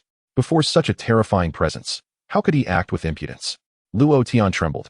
His face flushed with humiliation. Just moments ago, he had brimmed with confidence, only to be cruelly slapped in the face in an instant. "I concede," he muttered. Lowering his head, Chen Shu no longer regarded him, instead surveying the surroundings. Under his gaze, many instinctively lowered their heads, unwilling to meet his eyes. "I prefer to avoid trouble. If anyone still harbors discontent, feel free to challenge me." Chen Shu spoke coolly. In that instant, the training ground fell into a profound silence. Many dared not even breathe, fearful of attracting Chen Shu's attention. Such is the nature of this world, where strength commands respect. Previously, Chen Shu had failed to achieve remarkable accomplishments, leading many to doubt his worthiness for a designated spot. However, having defeated Luo Tian with a single move, he now demonstrated formidable prowess, silencing any dissenters. A group of inept individuals, fearful even of a mere child, brought shame upon themselves. After years of training, have you truly become as feeble as dogs? At that moment, an incongruous voice suddenly pierced through the air. The crowd, upon hearing the words, seethed with anger, for the statement encompassed them all in reproach. Instinctively, they sought the source of the voice. Upon discerning the figure, they recoiled, hastily silencing themselves. For the speaker was none other than Yang Kuen, the jade-faced young master, a formidable being of the 8th realm of the Xuanwu stage, and a core disciple of the Tianxian sect. He was shrouded in a myriad of legendary tales. Fear him? I do not. While you may have triumphed over Luo Tian, it was merely due to your superior cultivation level. Indeed, you are a prodigy, having reached the 8th realm of the Xuanwu stage at such a tender age. Yang Kuen stepped forward, gazing at Chen Shu with a condescending tone. However, your foundation is unstable, and your aura is too erratic. If you were to encounter an opponent of equal standing, a single strike could very well lead to your downfall. Therefore, do not be overly proud. Your strength is not as remarkable as you believe. In my eyes, you are no different from Luo Tian. Chen Shu furrowed his brow and cast a derisive glance at him. Did he truly believe that defeating Luo Tian was solely a matter of cultivation? Was he to exert his utmost against such a feeble adversary? Moreover, even if he harbored significant flaws, what did it matter? An enemy could be vanquished with a single strike. Who could possibly breach his defenses? To merely observe superficial traits and speak with such arrogance, believing oneself to be correct? I shall defeat you with a single sword strike, Chen Shu declared nonchalantly, his disdain evident. What an audacious fellow! I am eager to witness how you intend to best me, Yang Kuen retorted, incensed by Chen Shu's demeanor. Did Chen Shu truly regard him as a mere reflection of Luo Tian? Yet, he could also dispatch Luo Tian with a single blow. In fact, he was confident that he could accomplish this with greater ease than Chen Shu. Watch closely. I shall attack your foundation. Within 10 moves, I will disrupt your stance. Yang Kuen coldly proclaimed before his figure darted forward, closing the distance to Chen Shu in an instant. He then unleashed a powerful kick aimed at Chen Shu's lower body. The air crackled with the sound of piercing winds, a sharp and overwhelming force emanating forth. The heavens trembled as spiritual energy surged violently into his leg, rendering him an imposing figure. This is the first move, Yang Kuen boasted, as if envisioning Chen Shu in a state of utter disarray. After all, his whip-like leg was indeed potent, with few able to withstand its assault even among those of equal cultivation. Yet, before his leg could truly strike Chen Shu's foundation, Chen Shu made his move. In an instant, he reached out with a hand that moved like lightning, catching Yang Kuen off guard as his entire leg fell into Chen Shu's grasp. What? Yang Kuen's face paled. Disbelief etched across his features as he beheld the scene. How had Chen Shu accomplished this? With but a single hand, he had thwarted Yang Kuen's attack and left him at a disadvantage. You claim that within 10 moves you can disrupt my formation? Yet you fail to realize that I require merely one move to defeat you. As the words left his lips, Chen Shu exerted a sudden force, effortlessly twisting Yang Kuen's leg and spinning him 180 degrees before flinging him away with a resounding thud. Thud! Yang Kuen crashed to the ground, feeling as if all his pride had been shattered. In his ears, he could hear Chen Shu's calm voice. Do not judge me with your superficial experience. You are not worthy. Chapter 151. The allocation of quotas with a single strike. Once again, a singular blow. The formidable Yang Kuen, a powerful entity in the 8th layer of the Xuanwu realm, was utterly defeated in an instant. This time, no one dared to underestimate Chen Shu. The spectators' eyes were filled with astonishment and reverence. He was overwhelmingly powerful. Such a figure was not to be trifled with. Chen Shu sought a quota, and now, in their eyes, it was only fitting. Who could contest this? Who would dare to challenge him? Now do you submit? Chen Shu inquired nonchalantly, his hands still clasped behind him as he gazed down at Yang Kuen. Yang Kuen's complexion was the epitome of despair, his expression fraught with unwillingness. Defeated, he had succumbed in the Tianyang prefecture. Moreover, he was vanquished by a mere youth. This was utterly incomprehensible, a reality he found difficult to accept. Yet, he had just experienced the overwhelming strength of Chen Shu firsthand. The power he unleashed far surpassed that of the 8th layer of the Xuanwu realm, far beyond what he could contend with. Unbeknownst to him, at that moment, Chen Shu's martial realm was merely at the 7th layer of the Xuanwu realm. I concede. After a moment of silence, Yang Kuen finally spoke, his tone dark and subdued. Chen Shu glanced at him, choosing not to elaborate further, and directed his gaze across the assembly, declaring in a deep voice, "Who else dares to contest? Come forth, you may all challenge me together. I am invincible, and you are free to try." Upon hearing this, countless individuals could not suppress their bitter laughter. This youth was as audacious as ever. However, this time, no one dared to mock or deride him. After all, Chen Shu possessed the credentials to be arrogant. With a single blow, he had defeated an 8th layer Xuanwu realm warrior. Such strength was beyond the capabilities of anyone present. The unremarkable-looking youth was indeed the strongest in the vicinity. Silence enveloped the crowd, as most individuals lowered their heads, unwilling to meet Chen Shu's gaze. Even the savage warrior, Sane, who also stood at the 8th layer of the Xuanwu realm, merely scoffed and shook his head, remarking, "Who among us would be foolish enough to challenge you? That would be inviting a beating." Observing this, Chen Shu slowly stepped aside, closing his eyes in contemplation. He felt no need to concern himself with the matters ahead, trusting that Lin Chongqing would handle everything efficiently. Well, since no one questioned Chen Shu's strength any longer, the matter was settled. Lin Chongqing let out a sigh of relief, speaking solemnly. To be honest, Chen Shu's sudden display of power had taken him by surprise. Initially, he believed that Chen Shu, no matter how formidable, would at best be evenly matched with Yang Kuen in martial prowess. Yet, to his astonishment, Yang Kuen could not withstand even a single strike. Now, as he regarded Chen Shu, he began to grasp the depths of his inscrutable strength. Since Chen Shu's debut, few opponents had managed to compel him to unleash even 2 strikes. The magnitude of this power, upon reflection, was truly terrifying. However, with this outcome, his initial concerns faded away. Yang Kuen was no fool. Had Chen Shu's strength been merely comparable to his own, or only slightly superior, it was likely that Yang Kuen would harbor resentment, attempting to instigate conflict, perhaps even inciting discord among the 5 competitors. Yet now, Chen Shu's prowess evidently overshadowed him, far surpassing his own strength to a degree that left him in awe. Continuing to resort to petty schemes would be futile. It would be far more beneficial to join forces with Chen Shu and strive for a commendable ranking in the forthcoming 100 Prefectures War. After all, who among them is troubled by financial woes? If they could secure a favorable position this time, the rewards bestowed by the local government on the participants would indeed be generous, not to mention the opportunity to garner some prestige. Why not seize such an opportunity? With 4 slots remaining, it was now a matter of skill among the competitors. Lin Chongqing smiled slightly and yielded the arena to the multitude of talented individuals. In an instant, formidable energies surged forth. "Brother Chen Lang, I am eager to experience your remarkable techniques," declared a middle-aged man clad in blue, his entire being ablaze with vitality as he charged at one of the contenders. Thus, the battle erupted with fervor. 3 hours later, the 4 positions were finally determined. Among them, the barbarian Sane and the refined scholar Yang Kuen each secured a slot with their formidable 8th level of the Xuanwu realm, a scenario anticipated by many. After all, their levels were evident.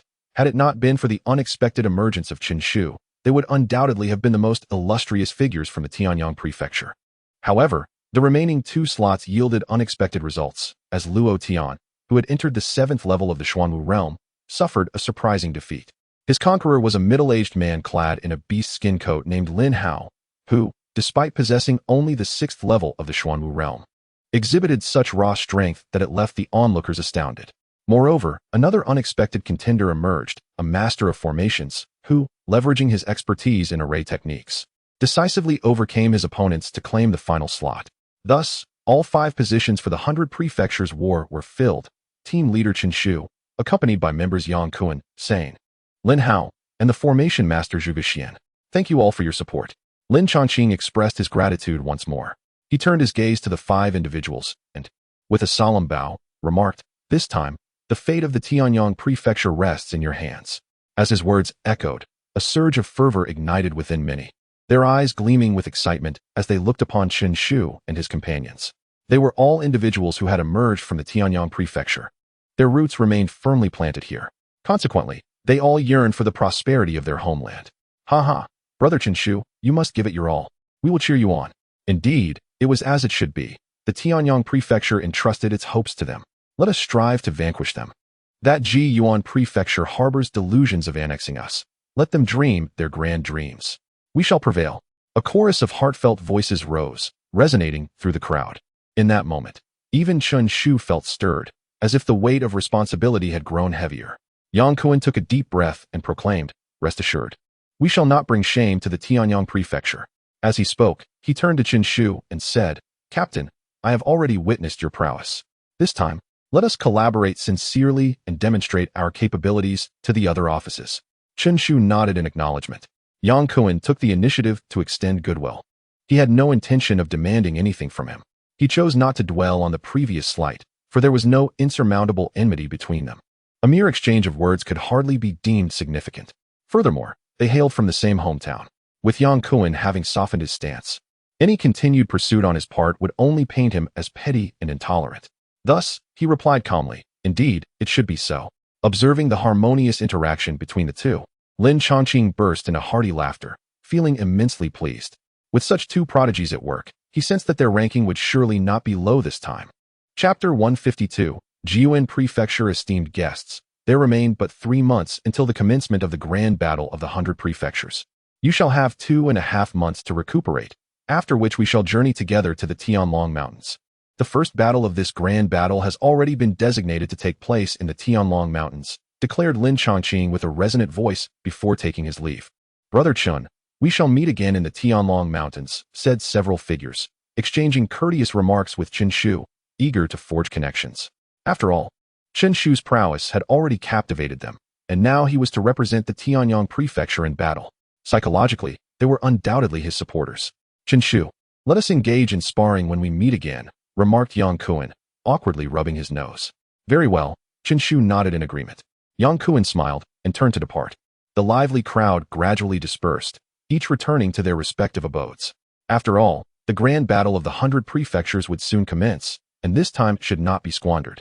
Every slight enhancement in strength could mean a better standing in the impending conflict. Chen Shu returned to his residence, exchanged words with Yan Jun and others, and then began to sleep.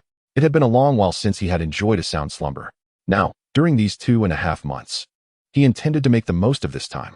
In the realm of dreams, Chen Shu's innate talent for cultivation steadily ascended, reaching an astonishing level with remarkable swiftness. In this state, his thoughts flowed freely, and questions that had previously eluded him suddenly became clear, while a myriad of ingenious ideas emerged. This is the advantage of possessing a high cultivation aptitude. Efforts yield extraordinary results. After an indeterminate passage of time, a flash of inspiration struck Chen Shu in his dreams, and a scroll unfurled within his mind. Now let me practice the Xianfeng Array. The Xianfeng Array was the exceptional yellow-grade formation bestowed upon him by Lin Chongqing. Presently, he possessed only one formation of this caliber, the Shifeng Xianlei Array. Upon reaching the level of a Grand Array Master, ordinary formations, such as the inferior yellow-grade Shibu Jinglei Array, had begun to constrain his capabilities. Only an exceptional yellow-grade formation could unleash his full potential, even capable of vanquishing those at the spirit martial realm. Information surged through his mind like a tide, and in an instant, all crucial aspects of the formation were grasped by him. The Xianfeng Array, once successfully deployed, would enable all forces within its confines to transform into wind blades. capable of slaying foes. Moreover, each wind blade would possess combat prowess comparable to that of a 7th or 8th level spirit martial expert. This aspect bore resemblance to Mr. Wang's blood slaughter array, both relying on overwhelming numbers for victory. However, the Xianfeng array also possessed an attribute known as swift as the wind, which would triple his speed within the formation. Thus, his martial prowess would effectively receive a significant enhancement. It can be said that this formation is exceptionally suited for those who cultivate both arrays and martial arts, demonstrating that Lin Chongqing had invested considerable effort in its search. Indeed, splendid. Chen Shu smiled broadly, feeling quite satisfied with the formation. Through his comprehension, he had thoroughly mastered it and could now execute it flawlessly. 2.5 months swiftly passed. On this day, Chen Shu suddenly opened his eyes, surveyed himself, and nodded in contentment. Although his martial arts realm had not advanced during this period, his understanding of martial arts and insights into the knowledge of formations had reached an exceptionally high level. When Chen Shu, accompanied by Yan Jun and Ouyang Kuangyu, arrived at the government office, a multitude of figures had already gathered there. Almost all the formidable experts and renowned figures within Tianyang Prefecture had come to see them off. Upon seeing Chen Shu's arrival, Lin Chongqing waved his sleeve and said with a smile, "Excellent. We are all here, let us depart." After speaking, they boarded a flying vessel. This vessel was inscribed with formations crafted by a master of formations, and with the aid of spirit stones, it could soar swiftly through the skies at remarkable speed. However, it was extraordinarily expensive. In the entirety of Tianyang Prefecture, there was but a single vessel of its kind. At this moment, Chen Shu and his companions were setting out for battle on behalf of the prefecture, and Lin Chongqing was not one to hold back. Although the consumption of spirit stones was indeed quite alarming, their need for the vessel was pressing. Tianyang Prefecture was situated in a rather remote area, a staggering distance of over 100,000 miles from the county city. Even when traveling by flying vessel, the journey would take nearly half a month. On board the vessel, Lin Chongqing explained to Chen Shu, Fengyang County's largest city, naturally, is the county city itself. It lies at the heart of the entire Fengyang County, sprawling over a vast area. It is said that even a powerful spirit transformation expert, running their utmost, would struggle to traverse its entirety. Within the county city, strong individuals converge and prodigies abound. It is commonplace to encounter spirit martial realm experts, and even those who transcend the spirit martial realm exist. It could be said that this was the grandest stage in all of Fengyang County. The venue for the first battle of the 100 Prefectures War was set in the Tianlong mountain range, located just outside the county city. After 10 days of travel, they finally arrived. At this moment, the periphery of the mountain range was filled with throngs of people, engaging in lively exchanges, creating a bustling atmosphere. These individuals had gathered from various prefectures, exuding an aura of formidable strength. Observing the scene, it was evident that none possessed a strength lower than the Xuanwu realm. The arrival of Chen Shu and his companions drew some attention. However, upon seeing the emblem of Tianyang Prefecture on the flying vessel, many shook their heads and chose to disregard them. In the hierarchy of over 100 prefectures governed by Fengyang County, Tianyang Prefecture was not regarded as a stronghold. Lin Chongqing let out a wry smile, having experienced such moments countless times. In such places, the principle of respecting the strong was vividly illustrated. The weak had no voice and received little regard. Even as a fellow lord of a prefecture, he lacked the qualification to engage in conversation with others, let alone to converse as equals. Boom.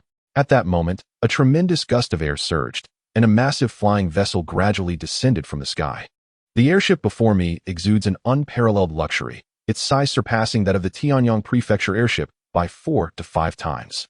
The surface of the vessel is intricately adorned with countless array patterns, each adorned with dark, ominous openings that encircle the ship, emanating an aura of formidable intimidation.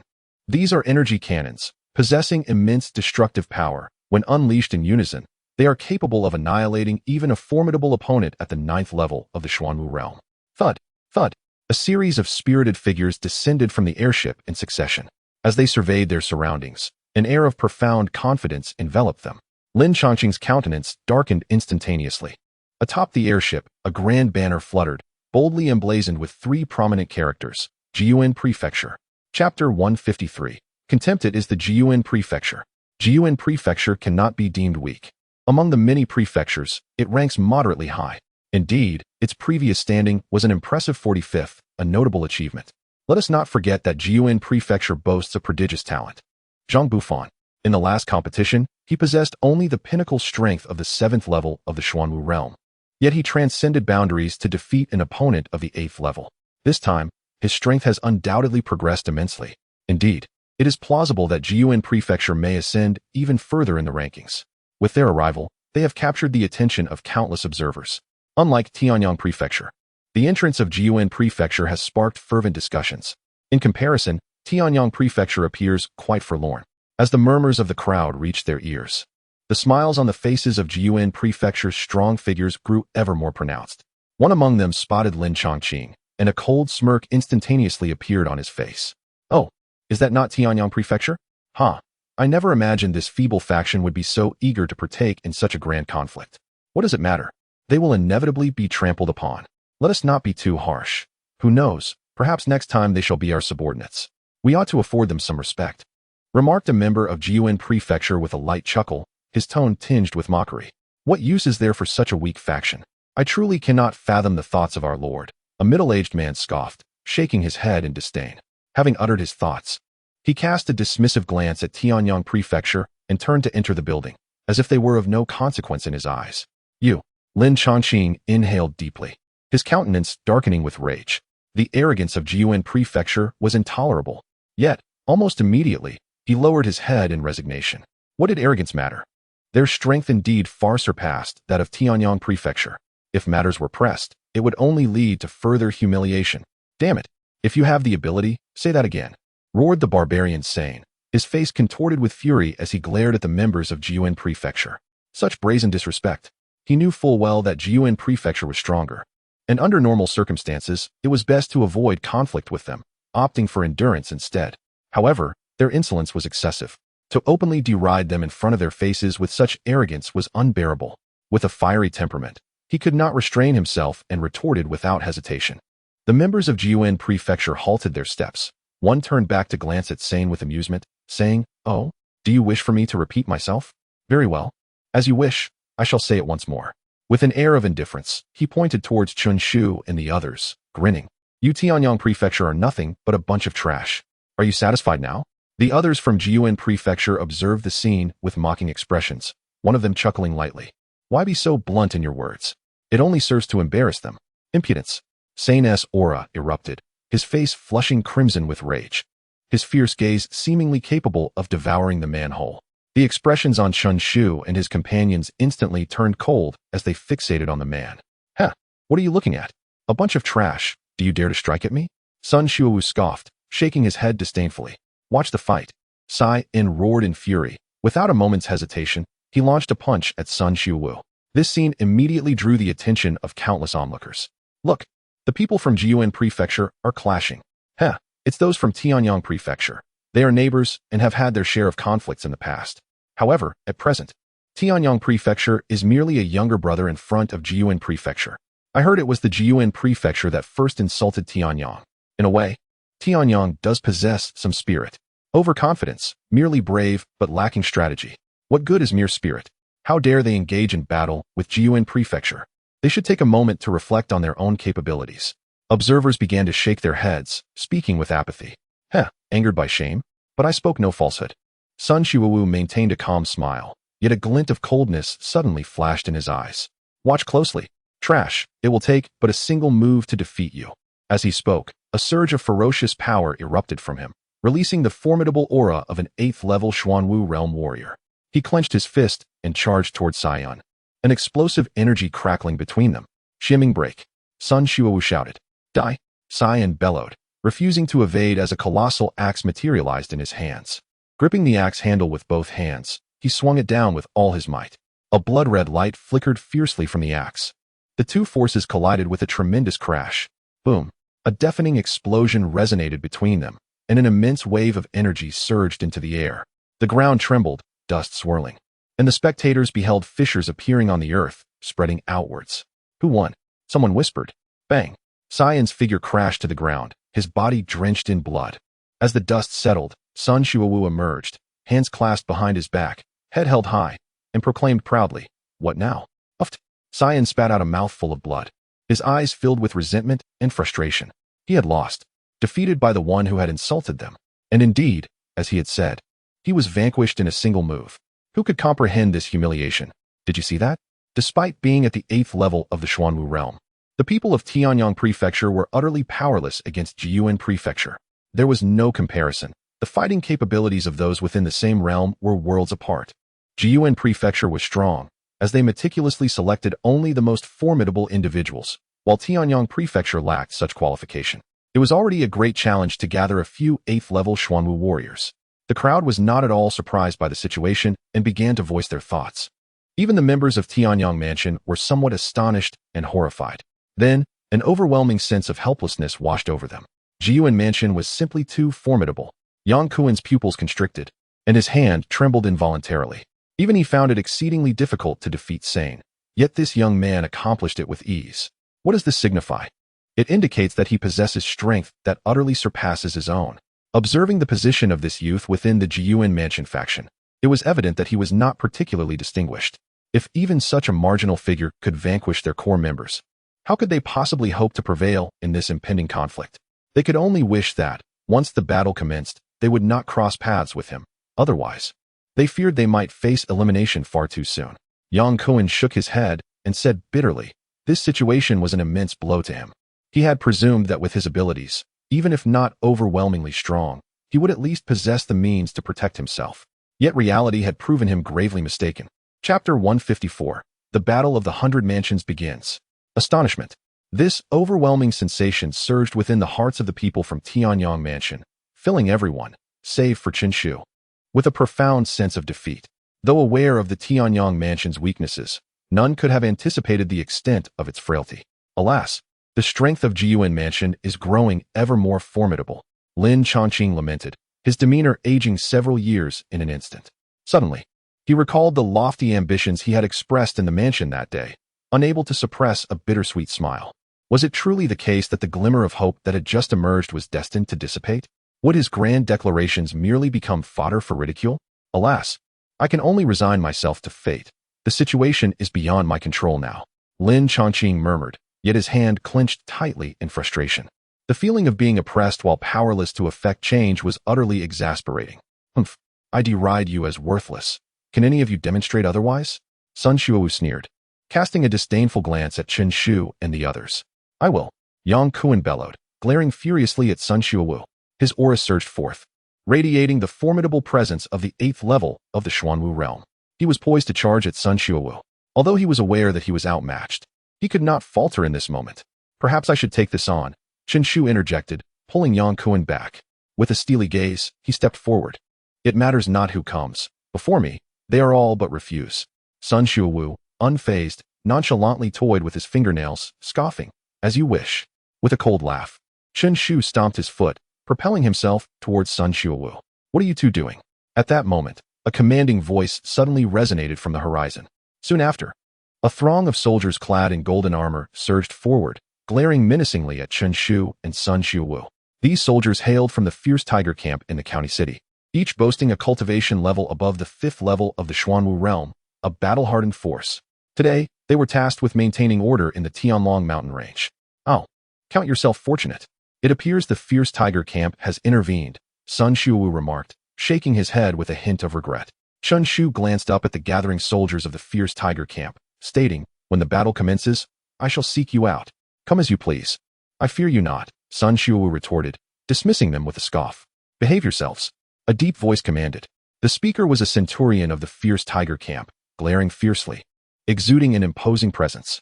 His aura was that of the 8th level of the Xuanwu realm. Sun Shuowu's pupils constricted. This centurion had undoubtedly survived countless life and death battles, having traversed mountains of corpses and seas of blood. In a true confrontation, he would not stand a chance. Moreover, he did not dare to strike against him, for the fierce tiger camp was directly under the jurisdiction of the county king, serving as his personal guard. If the two of you harbor any grievances, they may be resolved in the forthcoming battle of the 100 prefectures. For now, I implore you to cease hostilities and await in silence. The prince is soon to arrive. Should you dare to offend his presence, do not blame me for the ruthless nature of the tiger camp. The soldiers of the tiger camp, with expressions as stern as their demeanor, glared at Chen Shu and his companion, embodying a fearsome aura. Humph! Sun Shuowu let out a soft snort, but dared not retaliate.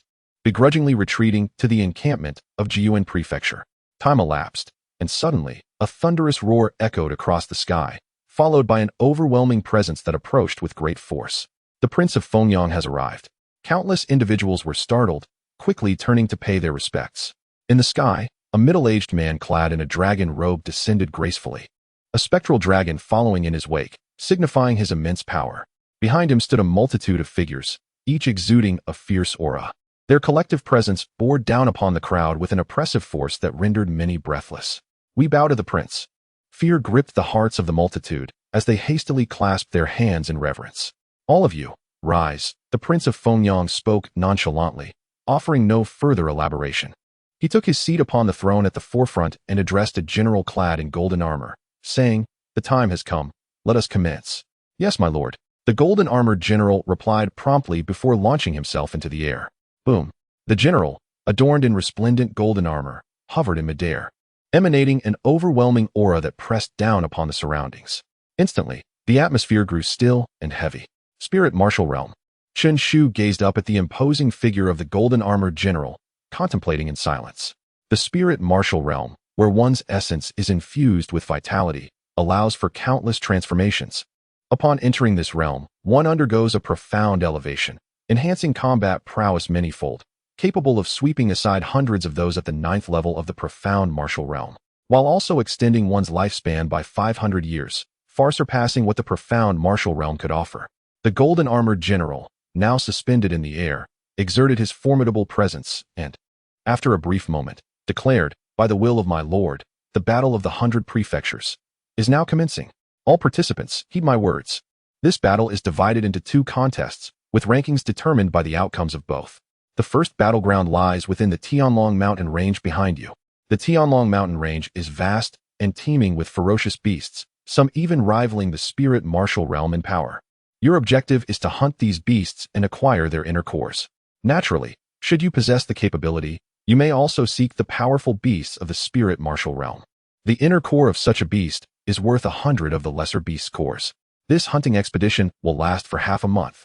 After this period, rankings will be established based on the number of inner cores collected. The resounding voice of the golden-armored general echoed throughout the realm, reverberating like thunder. As his words fell, many pairs of eyes brightened, a fierce and sharp aura permeating the air. To slay ferocious beasts and obtain their inner cores. Chen Shu's gaze momentarily sharpened. The strength of these beasts generally hovered around the Xuanwu realm, and in truth, they were not exceedingly difficult to hunt. After all, most of the participants were martial artists of the 6th level of the Xuanwu realm or higher. However, the true danger lay with humanity. In the span of this half-month, it was inevitable that some would seek shortcuts, desiring to reap rewards without effort, thus turning to hunt their fellow competitors. Why hunt beasts when the harvest from slaying one's own kind could be so much greater? Furthermore, rivalries among factions would undoubtedly ignite friction during this fortnight, as exemplified by the Tianyang and Jiuan factions. Despite the vastness of the Tianlong mountain range, given their speed and intent to search, it was certain they would encounter one another within this time frame, leading to inevitable bloodshed. This grand contest among the 100 factions seems to harbor an inherent design for us to turn upon each other, fostering strength through slaughter. A faint smile tugged at the corners of Chen Shu's mouth. Subsequently, the words of the golden-armored general further substantiated his conjecture. During this half-month, unless one chose to forfeit their ranking in the contest, no one was permitted to leave the confines of the Tianlong mountain range. Moreover, within this period, life and death were disregarded.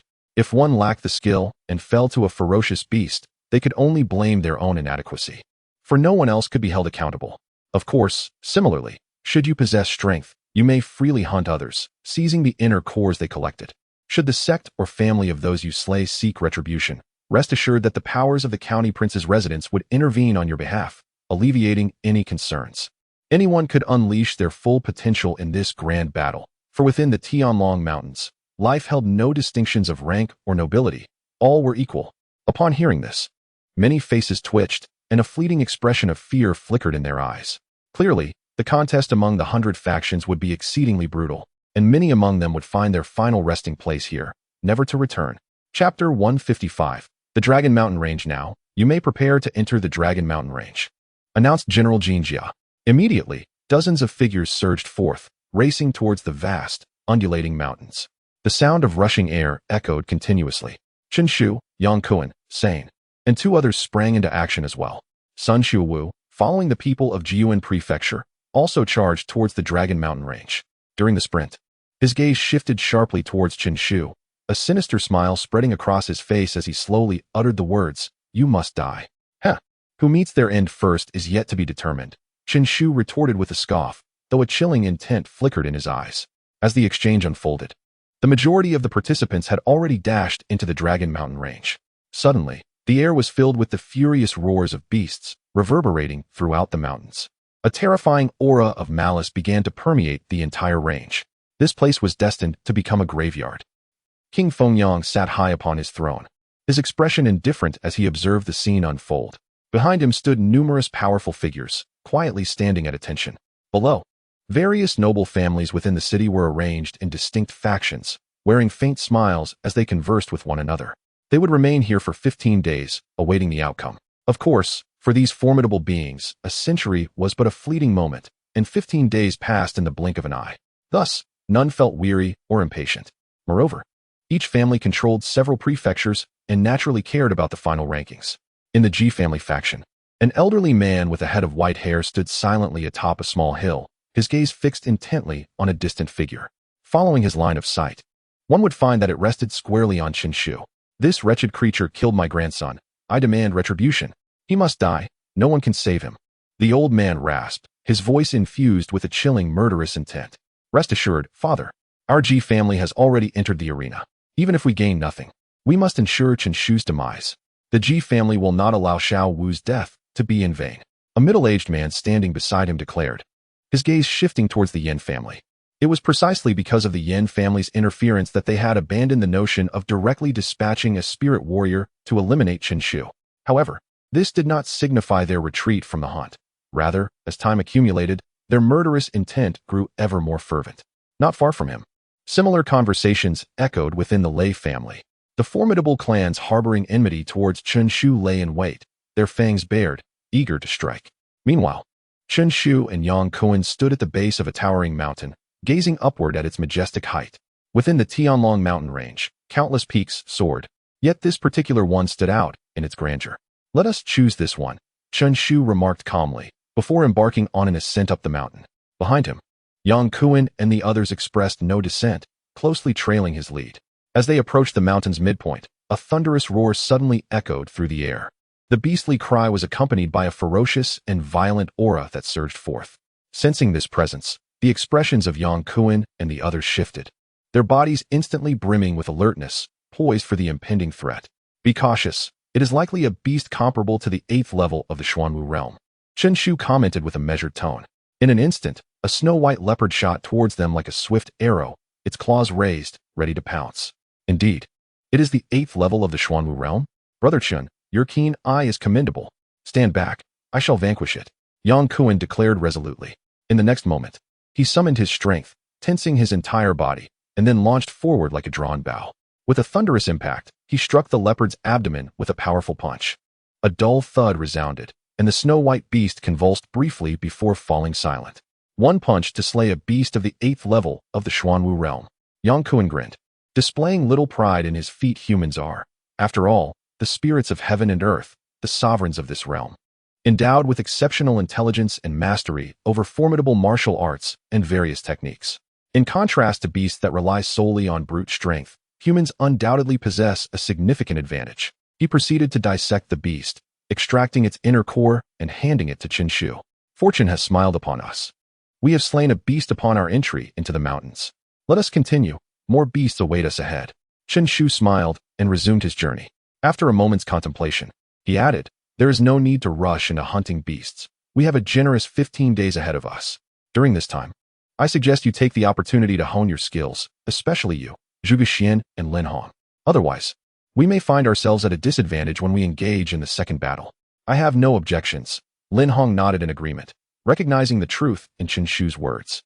His own strength, standing at the 6th level of the Xuanwu realm, rendered him among the weakest in their group. If they were to exit without improvement, he feared becoming a burden to others. Thus, it would be most beneficial to use this time to advance his capabilities. "Very well," Chen Shu continued, "from this moment forth, You and Zhuge Xian shall be responsible for hunting beasts below the 8th level of the Xuanwu realm, while Yang Kuan and Sane shall handle those at the 8th and 9th levels. Chen Shu spoke softly, delineating a simple division of labor. The 5 individuals soared upward continuously, encountering ferocious beasts at intervals. Naturally, depending on the rank of the beasts, Chen Shu designated different members to engage, rather than relying solely on one person's prowess for the hunt. Furthermore, during the process of hunting, Chen Shu offered guidance, pointing out their shortcomings and imparting subtle techniques for exerting force.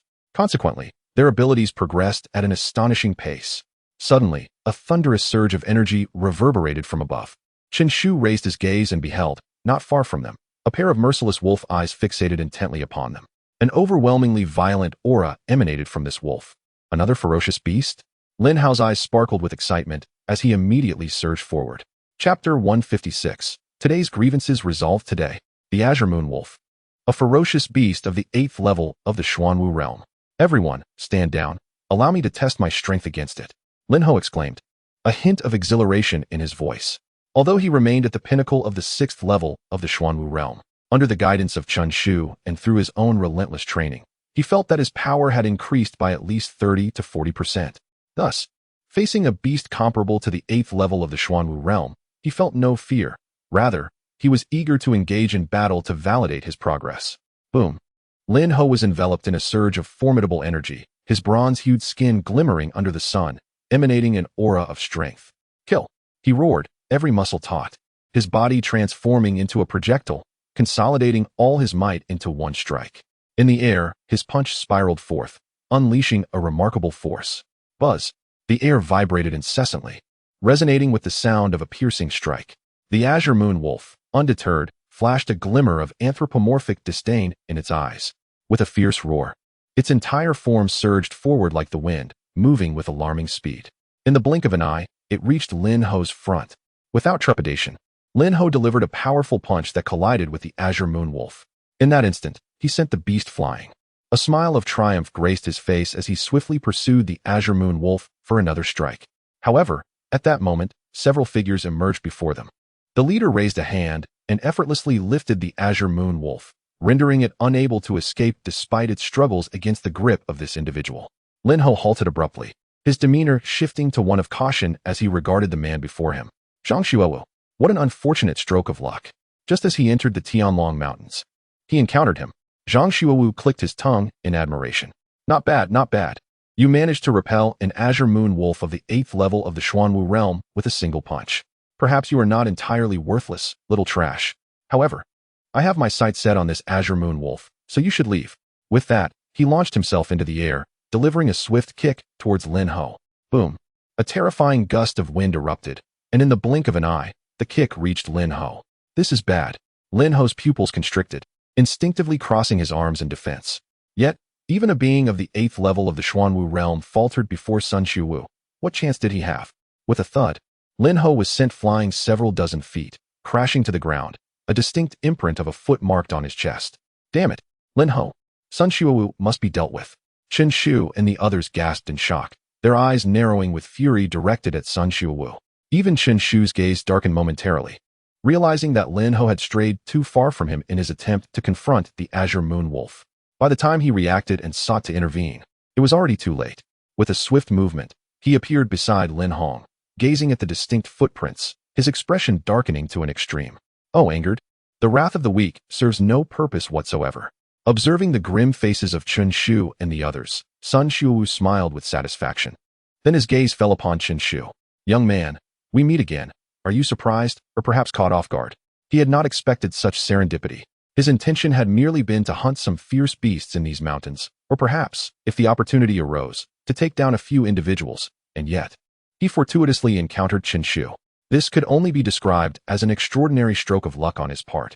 Chen Shu remained silent, and in an instant, his figure surged forward. Boom! A resounding explosion echoed behind him as he drew perilously close to Sun Xiuwu. Dare to strike at me? Sun Xiuwu was taken aback, astonished by Chen Shu's strength, yet he remained confident. In his estimation, Chen Shu's prowess was merely average. There was no way he could pose a threat to him. After all, the Tianyang mansion had been defeated for far too long and had long lost its capable fighters. The previous generation had been no different. Any random individual from the Jiyuan mansion could easily overpower the Tianyang mansion. This time would be no exception. Yet, in the next moment, slap. A crisp sound rang out as a resounding slap landed on his face, instantly reddening his delicate cheeks. A vivid handprint was starkly imprinted on his face. Sun Xuewu was momentarily stunned, struggling to comprehend. Had Qin Shu truly struck him? How could this be possible? He was a formidable 8th-level warrior of the Xuanwu realm, capable of effortlessly slaughtering opponents. How could he possibly lose to someone from the waning Tianyang mansion? In the next instant, his expression twisted into a snarl. How dare this wretched fool strike me? Before he could finish his thought, another slap landed on his face. Slap, slap, slap. With an indifferent expression, Qin Shu seized his clothing, and with the other hand, relentlessly delivered blows to his face. After dozens of slaps, his visage was swollen and grotesque, resembling that of a pig. Even his own mother would struggle to recognize him now. Qin Shu held him firmly, gazing into his eyes with a dispassionate tone. We meet again, are you surprised? Caught off guard? You. Sun Xuewu spat out a garbled word through gritted teeth. His eyes, now barely open, burned with uncontainable fury. He had been slapped by the trash of the Tianyang mansion. Yet, simultaneously, an overwhelming sense of dread surged within him. This Qin Shu was far too powerful. Had he known, he would never have provoked him. He suddenly recalled the words he had spoken to Qin Shu upon entering the Tianlong mountain range.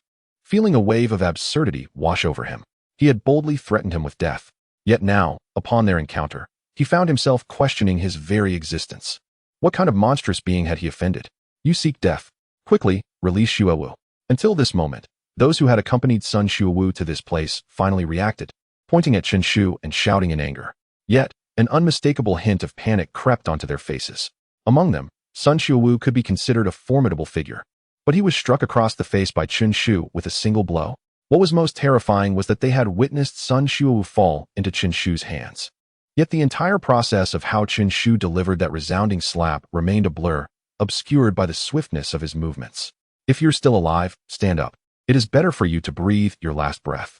With a thud, Qin Shu forcefully slammed Sun Xuewu to the ground. Under the weight of such terrifying power, countless ribs shattered upon impact. You dared to bully me. Lin Hu rose, letting out a roar akin to a wolf, and charged forward, delivering a kick that sent Sun Xuewu flying.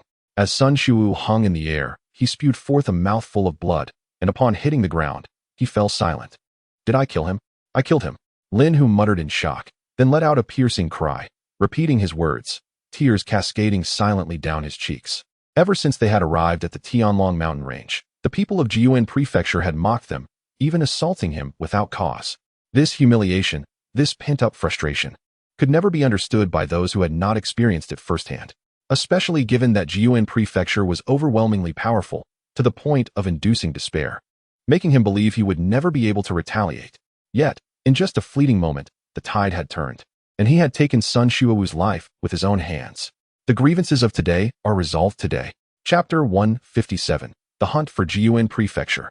What? Sun Xuewu is dead? How dare you kill the genius of our Jiyuan Prefecture? You are courting death. Immediately bow and apologize, and perhaps there will be a chance for survival. Otherwise, when our powerful warriors from Jiyuan Prefecture arrive, you shall undoubtedly meet your demise. The others from Jiyuan Prefecture roared in unison, their eyes ablaze with intense fury and pent-up frustration. For so long, they had been the tyrants over Tianyang Prefecture, never allowing the people from Tianyang to raise their heads in their presence. Yet today, one of their own had been kicked to death right before so many witnesses. Qin Shu stood with his hands clasped behind his back, remaining indifferent, as if he had merely accomplished a trivial task. He paid no heed to the threats from Jiyuan Prefecture, dismissing them entirely. Not even the prefect of Jiyuan, a half-step spirit martial realm master, would dare to utter such words in his presence. Qin Shu, thank you. I owe you a favor. I would not hesitate to fight for you. Lin Huan sincerely clasped his hands in gratitude toward Qin Shu. Qin Shu shook his head, responding nonchalantly, favors are of little consequence. But tell me, does today as humiliation sit well with you? You would not wish to endure such disgrace for a lifetime. Qin Shu nodded, then turned to Sane and Yang Kuan, stating, although our backgrounds in martial arts differ and our circumstances are not the same, we share a commonality. We are all from Tianyang Prefecture. Yet, as you can see, Jiyuan Prefecture's attitude is clear. They wish to eradicate us.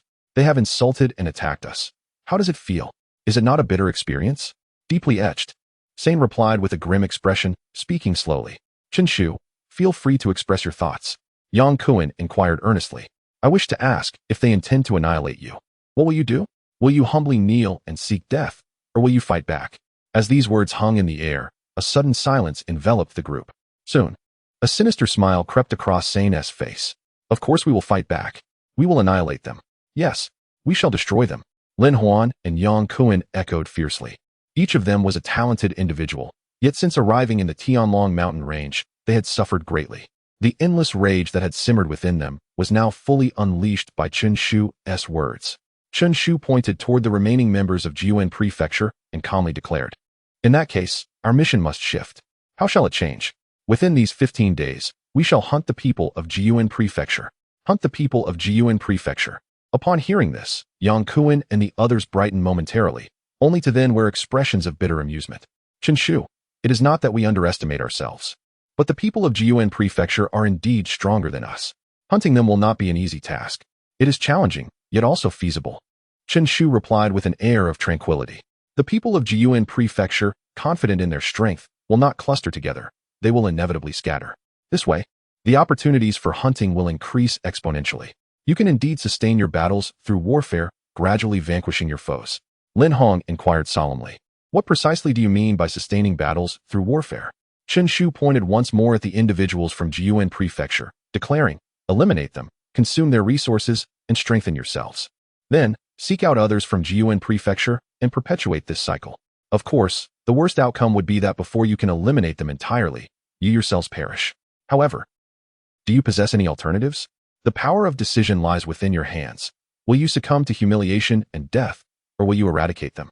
The choice rests solely upon your resolve. Slogans can be uttered by anyone, yet the crucial matter is whether you dare to act. Lin Hong fell silent for a moment. Then, with a sudden burst of energy, surged toward the individuals from Jiuan Prefecture. Beside him, Cyan and Yang Kuan wore expressions of fierce determination. Even while midair, an array of formidable martial techniques erupted forth. Witnessing this scene, the people of Jiuan Prefecture were momentarily taken aback, some feigned calmness, exclaiming, what do you intend to do? Do not act recklessly. Yet, their eyes betrayed an overwhelming terror. Had these wretched individuals from Tianyang Prefecture truly decided to confront them?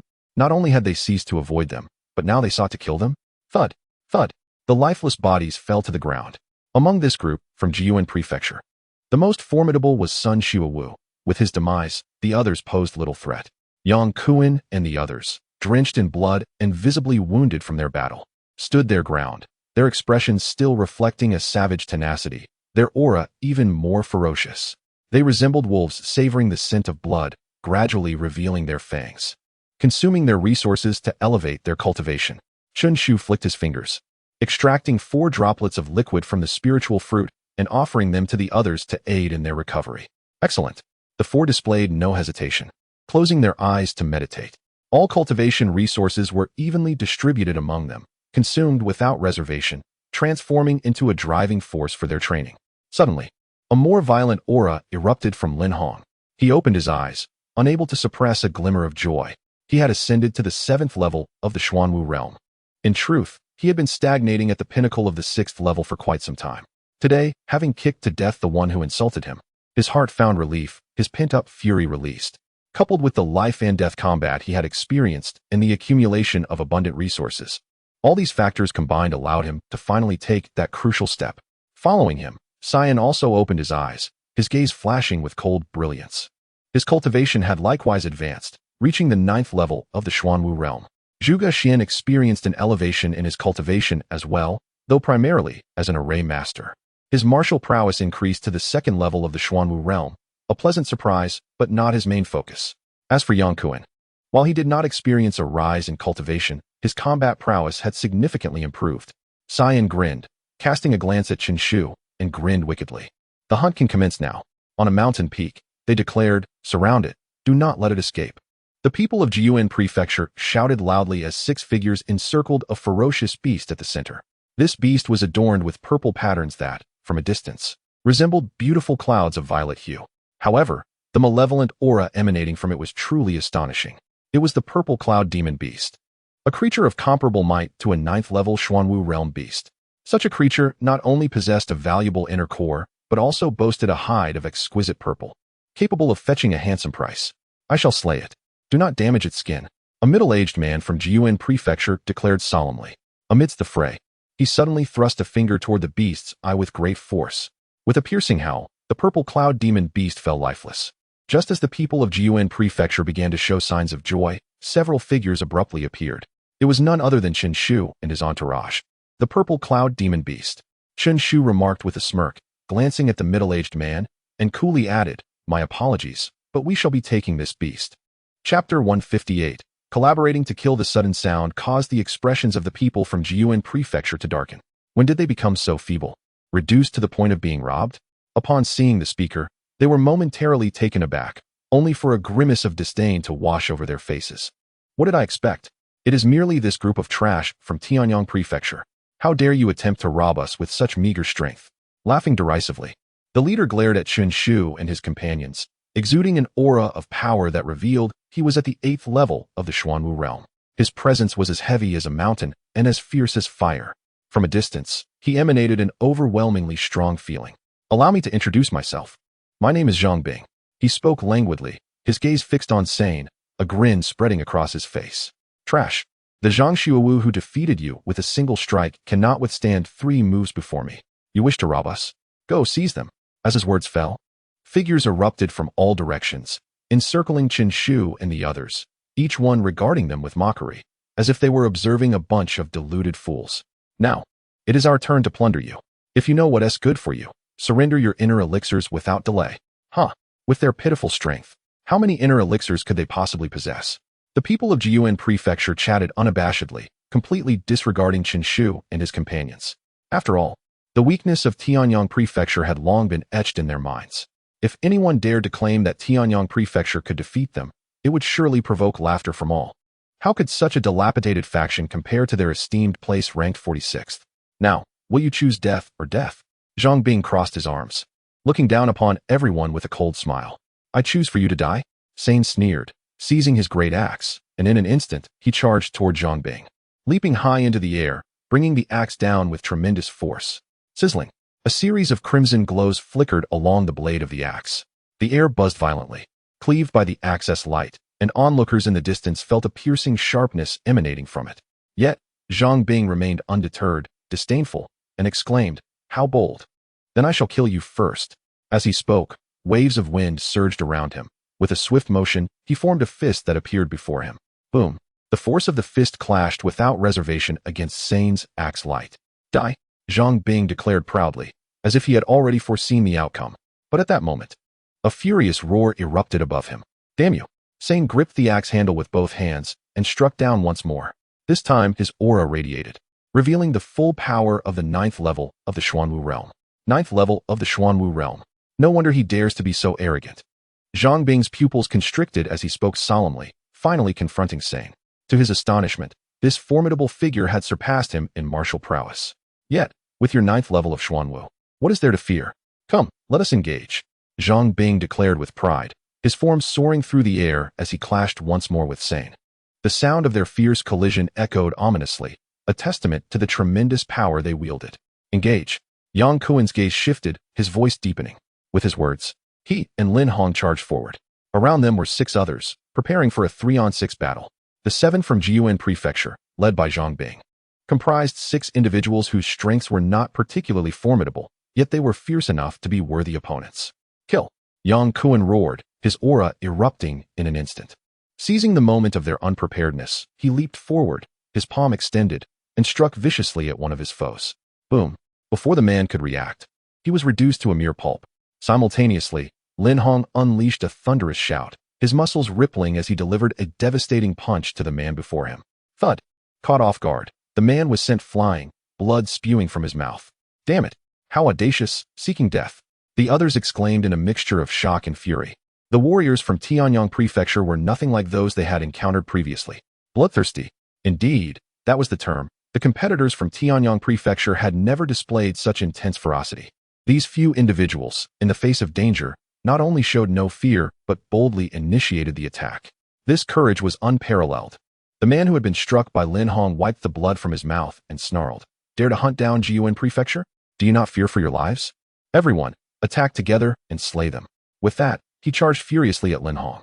Mid-air, a radiant mark emanating Xian light appeared, growing ever larger until it resembled a small sun, hovering ominously above, ready to suppress its foes. Xuanwu mark. Kill. Lin Hong's expression hardened as he released his own Xuanwu mark, colliding with his adversary.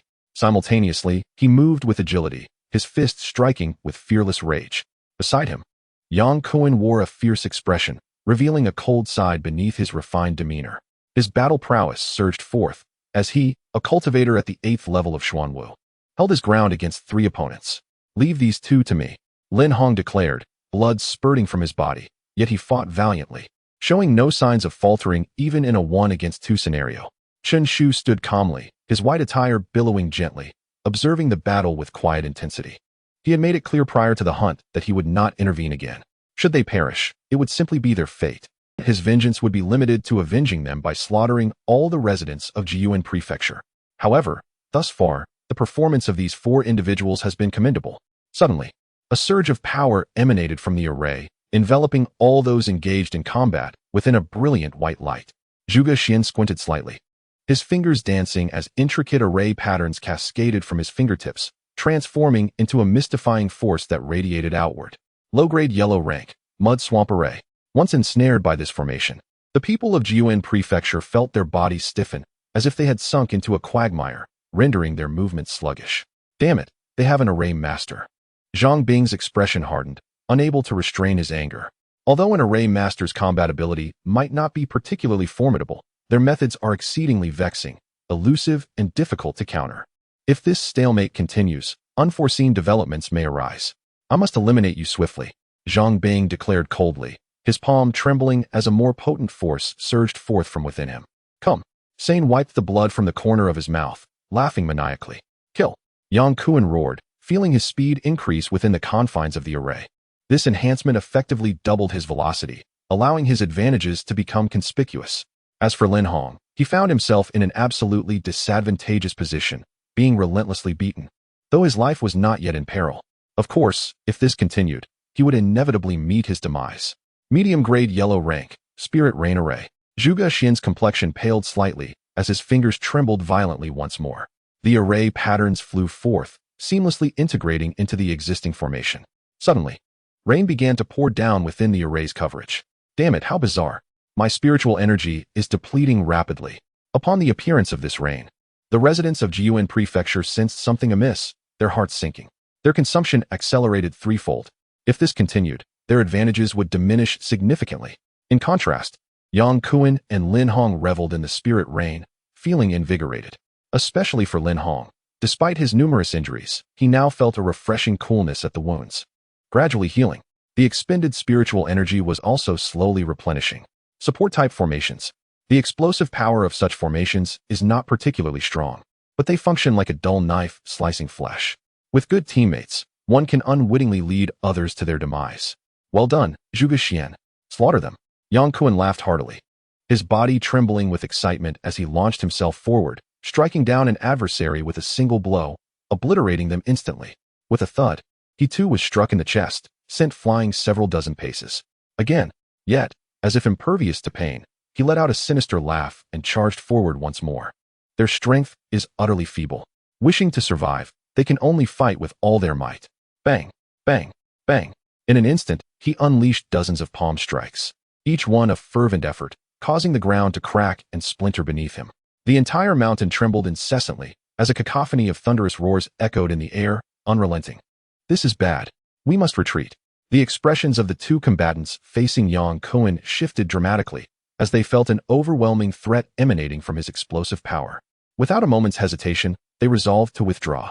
Yet, just as this thought flickered in their minds, a smirk curled at the corner of Zhuge Xian's lips, revealing a chilling smile. Thinking of escaping? Impossible. Mid-level yellow rank. Ice prison. Drip, drip, drop.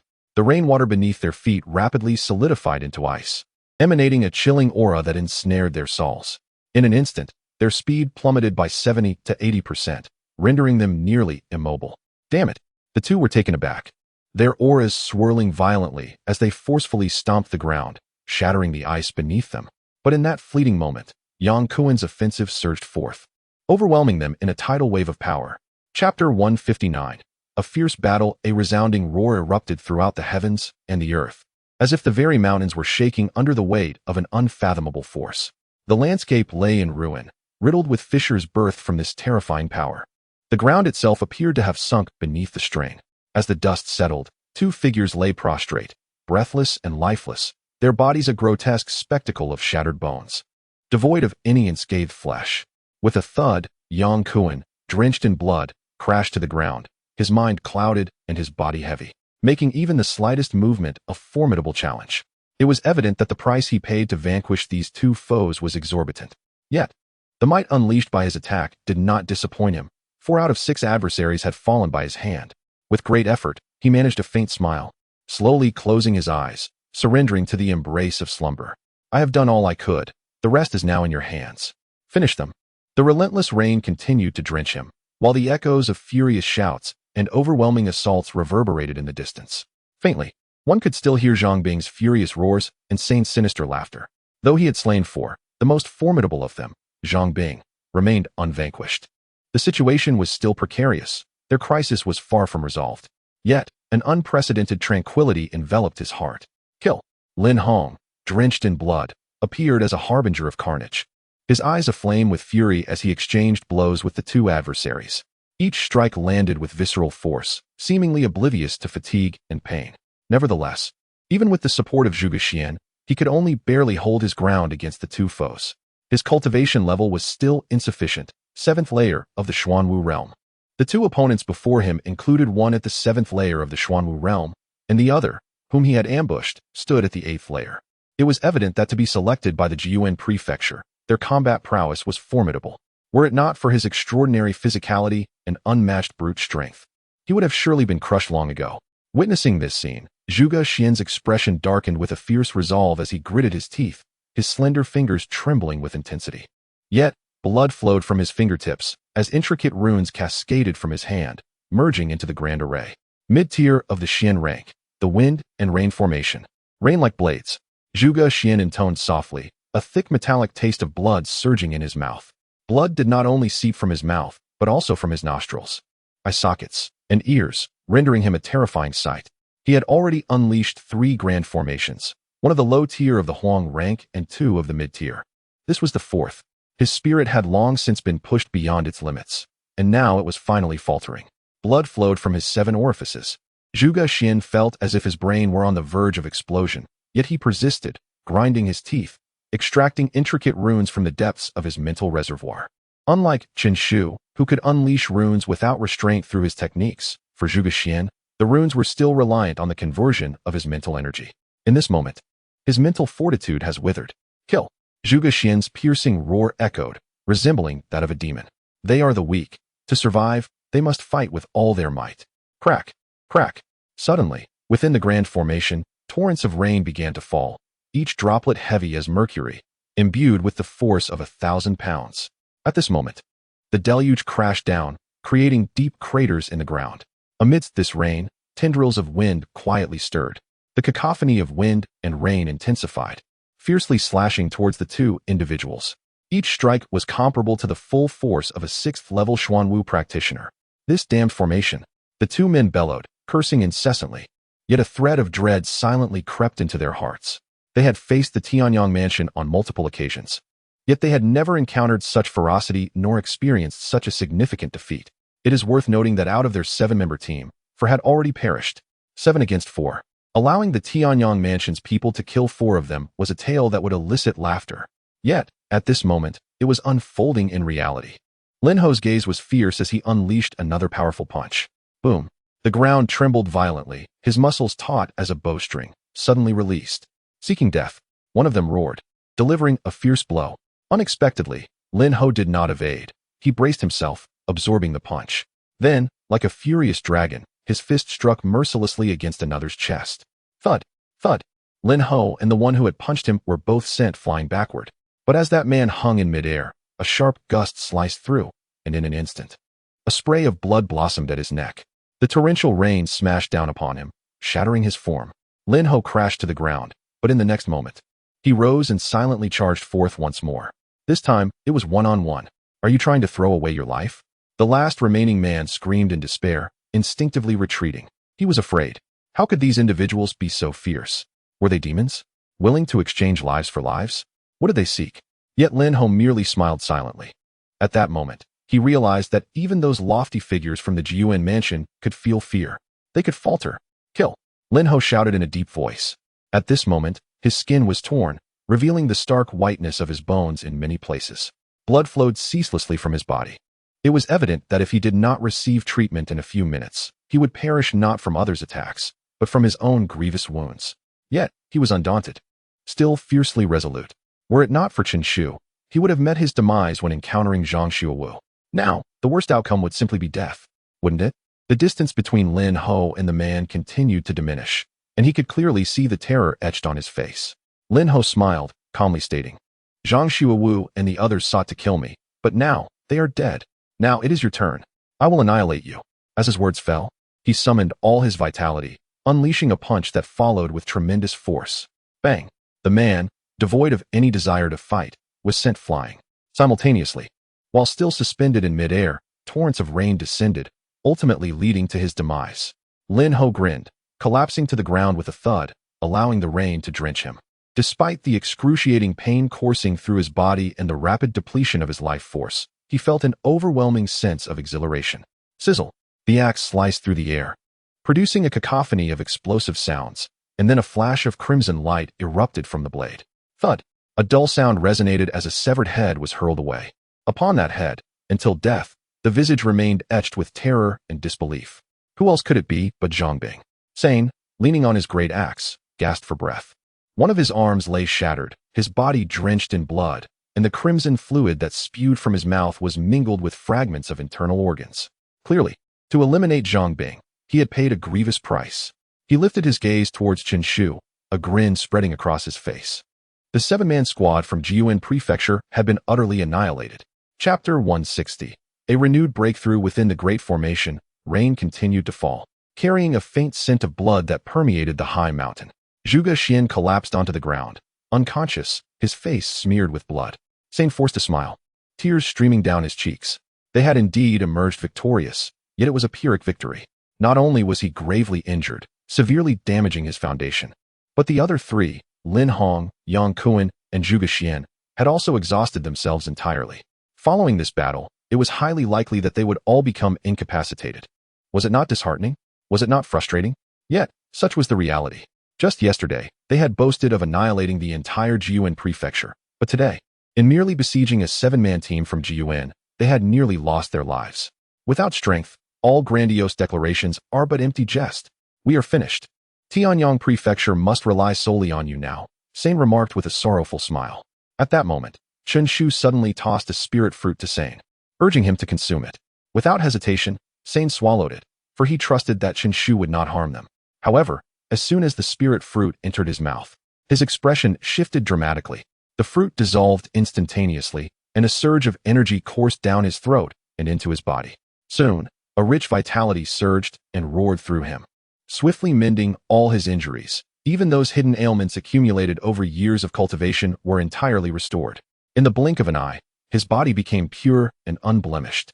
Even the arm that had been broken was miraculously healed under this overwhelming vitality.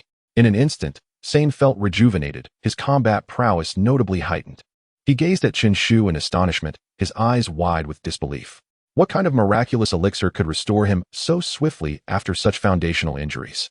Chen Shu, this elixir is far too precious, he exclaimed. Chen Shu casually tossed out 3 more spirit fruits, which Sane administered to Yang Kuan and the others.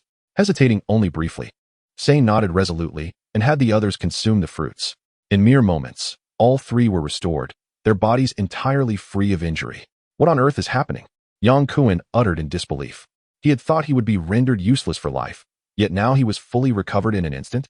Chen Shu, how do you possess such miraculous elixirs? Lin Hong asked, his face reflecting shock as he examined his own body. His previously shattered form had returned to its original state, and he alone could sense that his physical strength had increased by more than 20%. It could truly be said that he had turned misfortune into fortune. Zhuge Xian remained silent, yet he was, in truth, the most profoundly affected. His injuries were of a mental nature. After all, he had risked everything to channel his mental energy into formation patterns, only to injure his spirit. In his understanding, only a few types of spiritual elixirs could mend such injuries, and even then, the healing process would be gradual, taking 3 to 4 years. However, the miraculous medicine concocted by Chen Shu restored his mental state in the blink of an eye. Moreover, both the resilience and quantity of his spiritual energy had notably increased. Had he faced another battle akin to the previous one, he would undoubtedly have fared much better. What kind of divine medicine is this? The three of them exchanged glances, each perceiving an inexplicable astonishment in the other's eyes. Meanwhile, Sane was also smiling wryly. Having just witnessed the effects of this elixir, he too was taken aback. Chen Shu, your kindness is beyond words. I shall remember this favor, Yang Kuan declared, taking a deep breath. Lin Huan also cupped his hands and solemnly stated, I owe you my life.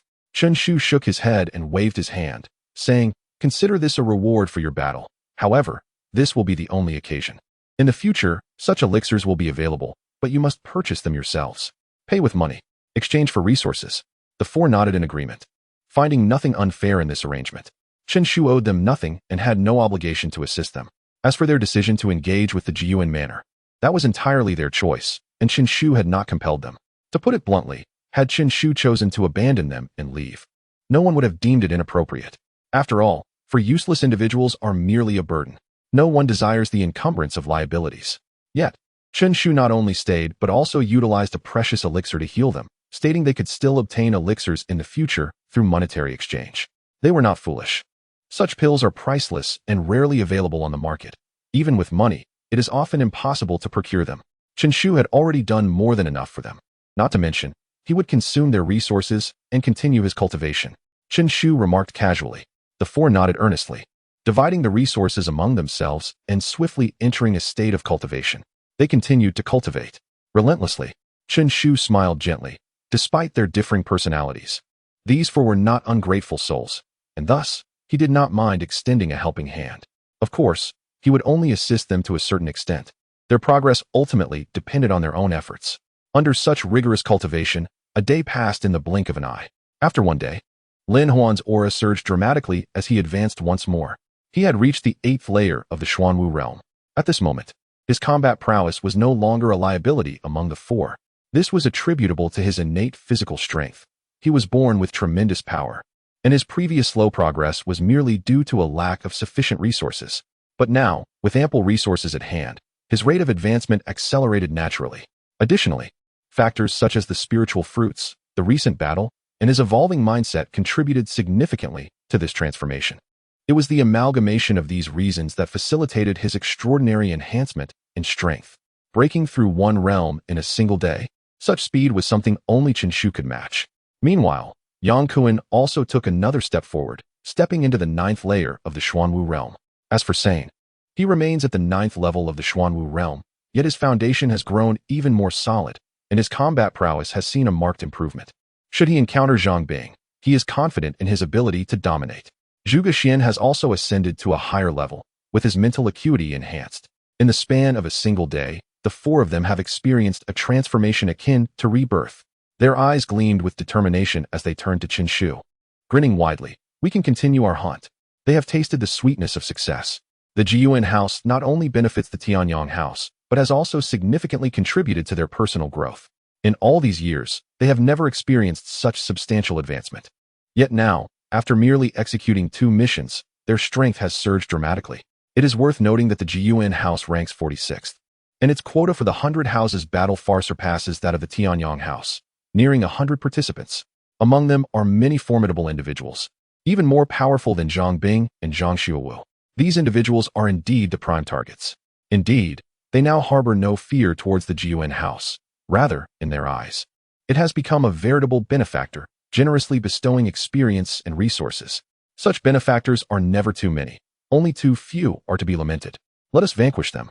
The four of them grinned wickedly, brimming with a restless anticipation. Chapter 161. The Murderer, Tianyang Mansion. Under the gaze of eager anticipation, Chen Shu nodded affirmatively, signaling to proceed. In an instant, the silhouettes of the four vanished into the towering mountains, leaving behind 7 lifeless bodies. In a dense thicket, a sudden flurry of sound pierced the air. The four, Yang Kuan and his companions, erupted with formidable martial prowess, unleashing a cacophony of power. The atmosphere crackled with an ominous intensity. Who dares to lay a hand on the affairs of Jiyuan Mansion? You shall pay dearly for your audacity, roared a group of Jiyuan Mansion warriors in furious indignation. At their helm stood a figure of formidable strength, a cultivator at the 8th level of the Xuanwu realm, flanked by 3 others of equal might and 5 at the 7th level. Such a force was notable amidst the scattered mountains. Which mansion do you represent? Do you not recognize the esteemed name of Jiyuan Mansion? Do you seek a fight to the bitter end? The leader, Zhang Jian, inquired, his voice laced with fury yet tinged with an undercurrent of dread. These individuals seemed eerily familiar, reminiscent of those from Tianyang Mansion. Yet, how could they dare to confront Jiyuan Mansion, lacking the strength to do so? A fight to the bitter end? That has long been our reality. The sinister grin of Cyan emerged as he unsheathed his great axe, cleaving it menacingly toward Zhang Jian. A thunderous roar echoed as the air screeched violently, friction igniting sparks in a dazzling display. With narrowed pupils, Zhang Jian understood the gravity of the situation. He unleashed his full aura, drawing upon the 8th level of the Xuanwu realm, a tidal wave of power surging forth. Shimming break, he bellowed, channeling his energy to his fingertips before vehemently thrusting it towards Cyan's axe. The air crackled ominously as a streak of dark, chilling light shot forth, reaching Cyan in the blink of an eye. A ruthless glint flickered in Zhang Jian's eyes. Did they truly believe they could hunt Jiyuan Mansion like mere prey? Perish, he shouted, the energy radiating from his fingertip emanating a terrifying sharpness that sent shivers down the spine of onlookers.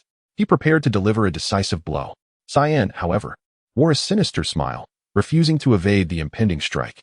His axe descended relentlessly toward Zhang Jian's head. An exchange of lives? Zhang Jian hesitated, a flicker of doubt crossing his mind. To die here was not his desire. Yet, in this moment, it was a matter of survival, his life or theirs. With a surge of murderous intent, he thrust his finger forward once more. But that moment of hesitation would cost him dearly. A volley of concentrated energy arrows surged toward him, and the ground beneath his feet transformed into a treacherous mire, severely impeding his movements. His movements suddenly froze. Damn it! There is a formation master among them. Zhang Jian was struck with horror, his heart plummeting to the depths of despair. Just as he was about to resist with all his might, Xiao's axe came crashing down. With a sickening thud, a head was sent soaring into the air. Though it may seem lengthy to recount, from the moment Xiao struck to Zhang Jian's demise, it transpired in the blink of an eye. Xiao flashed a grin at Zhuge Xian and gave a thumbs up. Zhang Jian's strength was comparable to that of Zhang Bing. Yet his prowess had already surpassed the level at which he had slain Zhang Bing, compounded by Zhuge Xian's enigmatic formation. It was all too simple to annihilate Zhang Jian. What? Zhang Jian has been killed? How can this be? Damn it, you dared to truly strike with lethal intent. The others shouted in shock, utterly unprepared for Zhang Jian's utter helplessness. Hesitate to kill? It is you, the people of Jiyuan Prefecture, who are being hunted now. Yang Kuan smirked nonchalantly, stamping his foot into the earth, his body shooting forth like an arrow, plunging directly into the throng. With the release of his 9th level of the Xuanwu realm, an array of formidable martial techniques erupted forth. Almost simultaneously, Lin Ho roared with fury, his muscles bulging like a small mountain. In a swift step, he lunged before a practitioner of the 8th level of the Xuanwu realm, seizing him in the midst of the man's astonished gaze. With a sickening tear, blood rained down. Lin Ho exerted his strength, brutally ripping the man apart. In the distance, Zhuge Xian smiled faintly and calmly declared, mid-tier yellow rank. Ice binding. Mid-tier yellow rank. Storm formation. Mid-tier yellow rank. Spirit rain array. Buzz. In a mere moment, the 3 grand formations took shape. The next instant, the storm raged like blades, sweeping through the air, forcing them to constantly expend their Xian energy to fend off the onslaught. The spirit rain fell, hastening the depletion of their Xian energy. Ice binding slowed them down. How is it possible? How can this formation master be so powerful, instantly forming 3 grand arrays? The people of Jiyuan Prefecture were engulfed in terror, waves of shock crashing over them. They had initially believed that Yang Kuan and his companions were formidable enough, only to discover that this formation master was no easy foe. Zhuge Xian smiled faintly. He certainly could not have formed them instantaneously. In truth, he had begun to set up these 3 grand arrays long before their arrival, having spent an unknown amount of time preparing.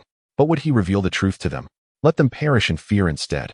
Yang Kuan, Xiao, and Lin Ho, bathed in spirit rain, radiated brilliance as they relentlessly slaughtered the people of Jiyuan Prefecture. At this moment, those individuals were no longer worthy adversaries in their eyes. 15 minutes later, corpses lay scattered across the ground. Lin Ho, bare-chested, burst into laughter, exhilarated. Xian bellowed in madness, pounding his chest, joyous. What a thrill! Never had they felt such ecstasy. The Jiyuan prefecture, which had oppressed them for countless years, was utterly vanquished at their hands. The once haughty figures, who had never deigned to glance at them, were now pleading for mercy. What could be more exhilarating than this? Come, let us divide the spoils. Yang Kuan remarked with a faint smile. Here they come. Sane scampered over eagerly. If there were anything more thrilling than slaying the denizens of Jiyuan prefecture, it was the act of sharing the loot. Not only had they vanquished their foes, but they would also harness their resources to grow stronger, only to continue the cycle of slaughter, to consume their goods and eliminate their kind.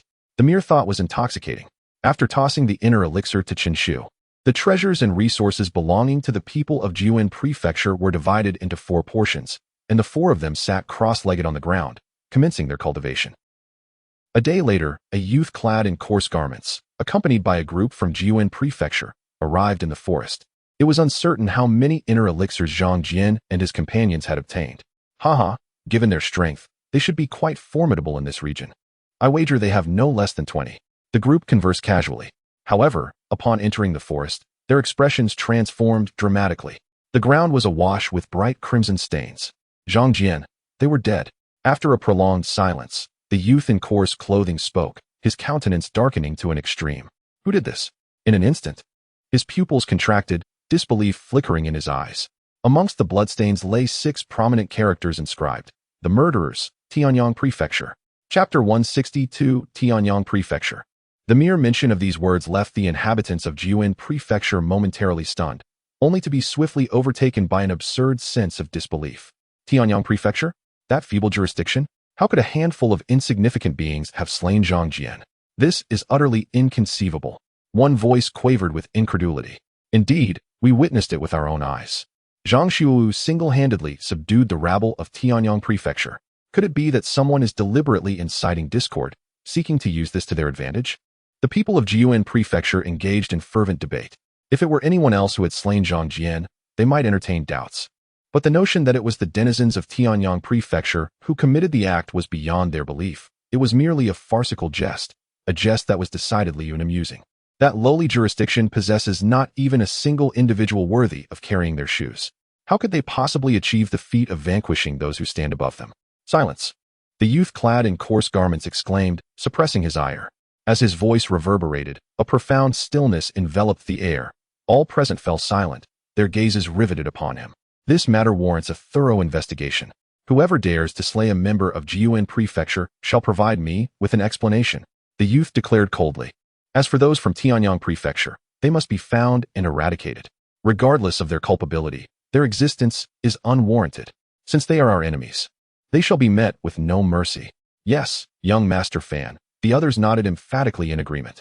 Let us seek out Zhang Yuan. We must ascertain how many inner elixirs they have gathered. With a wave of his sleeve, the youth uttered his command, and in an instant, his figure vanished from sight. Within a certain mountain range, Chen Shu and his companions stood amidst a sea of corpses. Blood stained the bodies of Sane and his fellows, their forms marred by ghastly wounds. Yet, instead of howling in pain, their faces radiated excitement. This time, they had opted not to confront their adversaries head-on, but had lured the inhabitants of Jiyuan Prefecture into a prearranged grand formation. Multiple formations activated simultaneously, and with the foes caught off guard, the strongest among them was swiftly dispatched by the combined efforts of Yang Kuan and Sane working in concert with Zhuge Xian. Thus, the battle was short-lived, concluding with remarkable rapidity. Splendid. We have eliminated 13 foes this time. A tremendous gain, Yang Kuan exclaimed, rummaging through their spoils and unable to suppress a grin. This time, they had struck a significant blow. The rewards far exceeded their expectations. Over 1,000 spirit stones, 5 low-grade profound artifacts, and more than 30 elixirs. If converted to gold coins, the total would amount to over 1 million. In Tianyang Prefecture, the net annual income of the once mighty 7 families barely reached this sum. Let us adhere to our customary practice. We shall cultivate on the spot and enhance our combat prowess, Chen Shu stated nonchalantly. Upon hearing his words, the other 4 fell silent, refraining from further discussion as they settled into a meditative posture, beginning to absorb the spirit stones to elevate their cultivation. 1 spirit stone equated to 10 days of arduous training. Under normal circumstances, 1,000 spirit stones would suffice for over a year of their endeavors. Due to the abundance of spiritual stones, consuming them all at once would lead to significant waste, as the body would be unable to absorb such a vast quantity. However, at this moment, Yang Kuan and his companions were unconcerned with such matters. Their sole focus was on rapidly enhancing their cultivation, and if waste occurred, so be it. After all, the stones did not belong to them, and they felt no remorse in discarding them. Boom. A day later, over 1,000 spiritual stones had been entirely devoured. A radiant glow enveloped them, and their bodies were suffused with scattered spiritual energy. Their auras surged once more. "Let us depart," Chen Shu remarked, glancing back at the void. A faint smile gracing his lips. The group erupted into hearty laughter as they departed. Shortly after their exit, the sound of slicing air reverberated through the atmosphere. At the forefront stood the youth clad in coarse garments. Yet upon witnessing the scene before him, his expression darkened, as if he could weep from his fury. "Zhang Yuan. He too has perished." The chilling voice of the youth echoed ominously, each word enunciated with a deliberate pause. With that utterance, the pent-up rage within him could no longer be contained. Boom! A terrifying aura suddenly erupted. The others' faces paled, terror etched in their eyes, and they dared not even breathe, fearing to invoke the wrath of the youth in coarse garments. They all understood that Fan Shao was genuinely enraged. After a prolonged silence, the youth's aura finally subdued, and he spoke in a grave tone. "This cannot continue. We have only entered the Tianlong mountain range for 4 days, yet we have already lost over 20 members. Zhang Xuewu is dead, Zhang Jian is dead, and now Zhang Yuan has also fallen. Who will be next? If this persists, from nearly 100 of us, how many will survive to exit the Tianlong mountain range?" Taking a deep breath, an overwhelming intent to kill coalesced in his eyes. He issued a summons, gathering everyone together. For it was evident that someone was targeting the Jiuan prefecture. "If we continue to scatter, you will all perish. Everyone, converge at Baiyu Mountain and await my command." With that, the figure of the youth in coarse garments soared into the sky. "Fan Shao, where are you going?" The others gasped in alarm, hastily inquiring. "To kill." His voice resonated through the heavens before fading into silence. Tiantai Mountain. The peak towered 18,000 feet, piercing the clouds. At this moment, at the foot of Tiantai Mountain, Sane and his companions were encircling a small team from the Jiuan prefecture. With a swift motion, a gleaming axe, radiating crimson light, cleaved through the air, sending a severed head flying. Zhang Yuan had met his demise. How could Yuan, who was at the 9th level of the Xuanwu realm, be unable to withstand a single strike? Were they not from the Tianyang prefecture? How have they become so formidable? Cursed be this wretch. He could not even defeat Zhang Xuewu in the past. The Jiuan prefecture members roared in defiance and fear. "Zhang Xuewu? He has long since succumbed to our hands." Sane sneered, his feet moving relentlessly as he charged toward another 9th-level Xuanwu opponent, ready to strike with fury.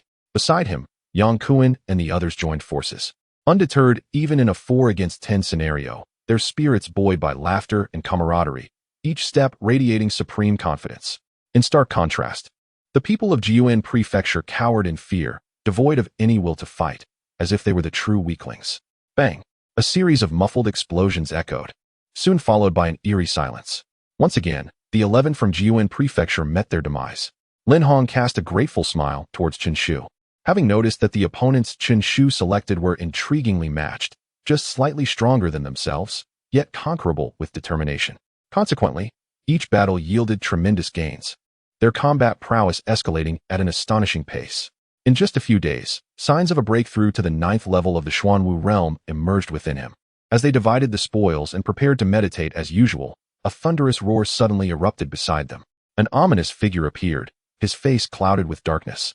And with a swift motion of his palm, he sought to suppress the four. The sheer force of his hand obscured the heavens and earth, as if the very air around them had been siphoned away, enveloping Yang Kuan and his companions in overwhelming terror. In the face of such might, they felt utterly powerless. Their expressions twisted with shock. Who was this person? How could he possess such strength? Was it not decreed that no one beyond the Xuanwu realm could appear in the Tianlong Mountains? Yet, could such power truly belong to one of the Xuanwu realm? Roaring with fury, Sane unleashed his 9th-level Xuanwu power, gritting his teeth as he swung his axe in defiance. Crack! Alas, the axe shattered before it could even approach. And the terrifying force rebounded, nearly shattering Sane's entire being. It was too powerful, an overwhelming strength that instilled despair. Even though Yang Kuan and Sane were also at the 9th level of the Xuanwu realm, they were as fragile as paper before the boy in the cloak. "So it is you who dare hunt the people of Jiuan Prefecture?" A bunch of trash, truly seeking death. The cloaked boy declared, his expression dark. Trash? Sooner or later. This group you deem as trash will slay you. Chen Shu interjected coolly. The boy in the cloak abruptly raised his head, a sinister grin spreading across his face. Do you think they are worthy? Boom. His figure surged towards Chen Shu like a tempest, a terrifying wave of energy crashing behind him.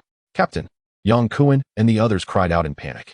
This individual was so powerful that he seemed to stand at the pinnacle of the Xuanwu realm. Could Chen Shu withstand such a force?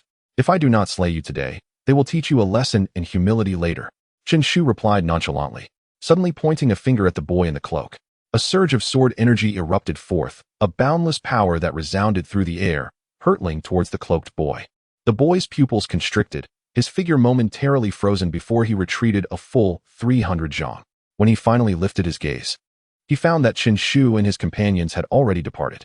Only 5 small dots remained, gradually vanishing on the horizon. Boom. A tremendous surge of energy erupted from the young man in the coarse linen robe, akin to a volcano erupting with a thunderous roar. He raised his head and bellowed. I am Zhang Bufan. No matter who you are, I shall slay you all. His resounding voice echoed throughout the mountains, reverberating endlessly in the vast expanse. Chapter 163. Douging the faint sound that permeated the air rendered Yang Kuan and his companions ghostly pale. They had not anticipated that this young man clad in a coarse garment was none other than Zhang Bufan, the renowned figure from Jiyuan Prefecture. In the previous 100 prefectures battle, he had led Jiyuan to an impressive 46th place, wielding his prowess at the pinnacle of the 7th realm of the Xuanwu. Ultimately, he succumbed to a genius of the 9th realm. Now, after a decade of honing his skills, he had returned, not as a 7th realm warrior, but as one of the 9th. The sheer strength he exuded was something Yang Kuan and his companions had already come to grasp. Although they too were at the 9th realm of Xuanwu, before him, they could hardly withstand even a single strike. Zhang Bufan's formidable might was indeed terrifying. For a moment, Yang Kuan felt as though death was imminent. He spoke in a low tone, his gaze clouded with shadows. As he ascended to the 9th realm and successfully hunted several from Jiyuan, he believed himself to be formidable, considering Jiyuan no longer a threat. Yet, at this moment, he realized how naive he had been, underestimating those legendary prodigies.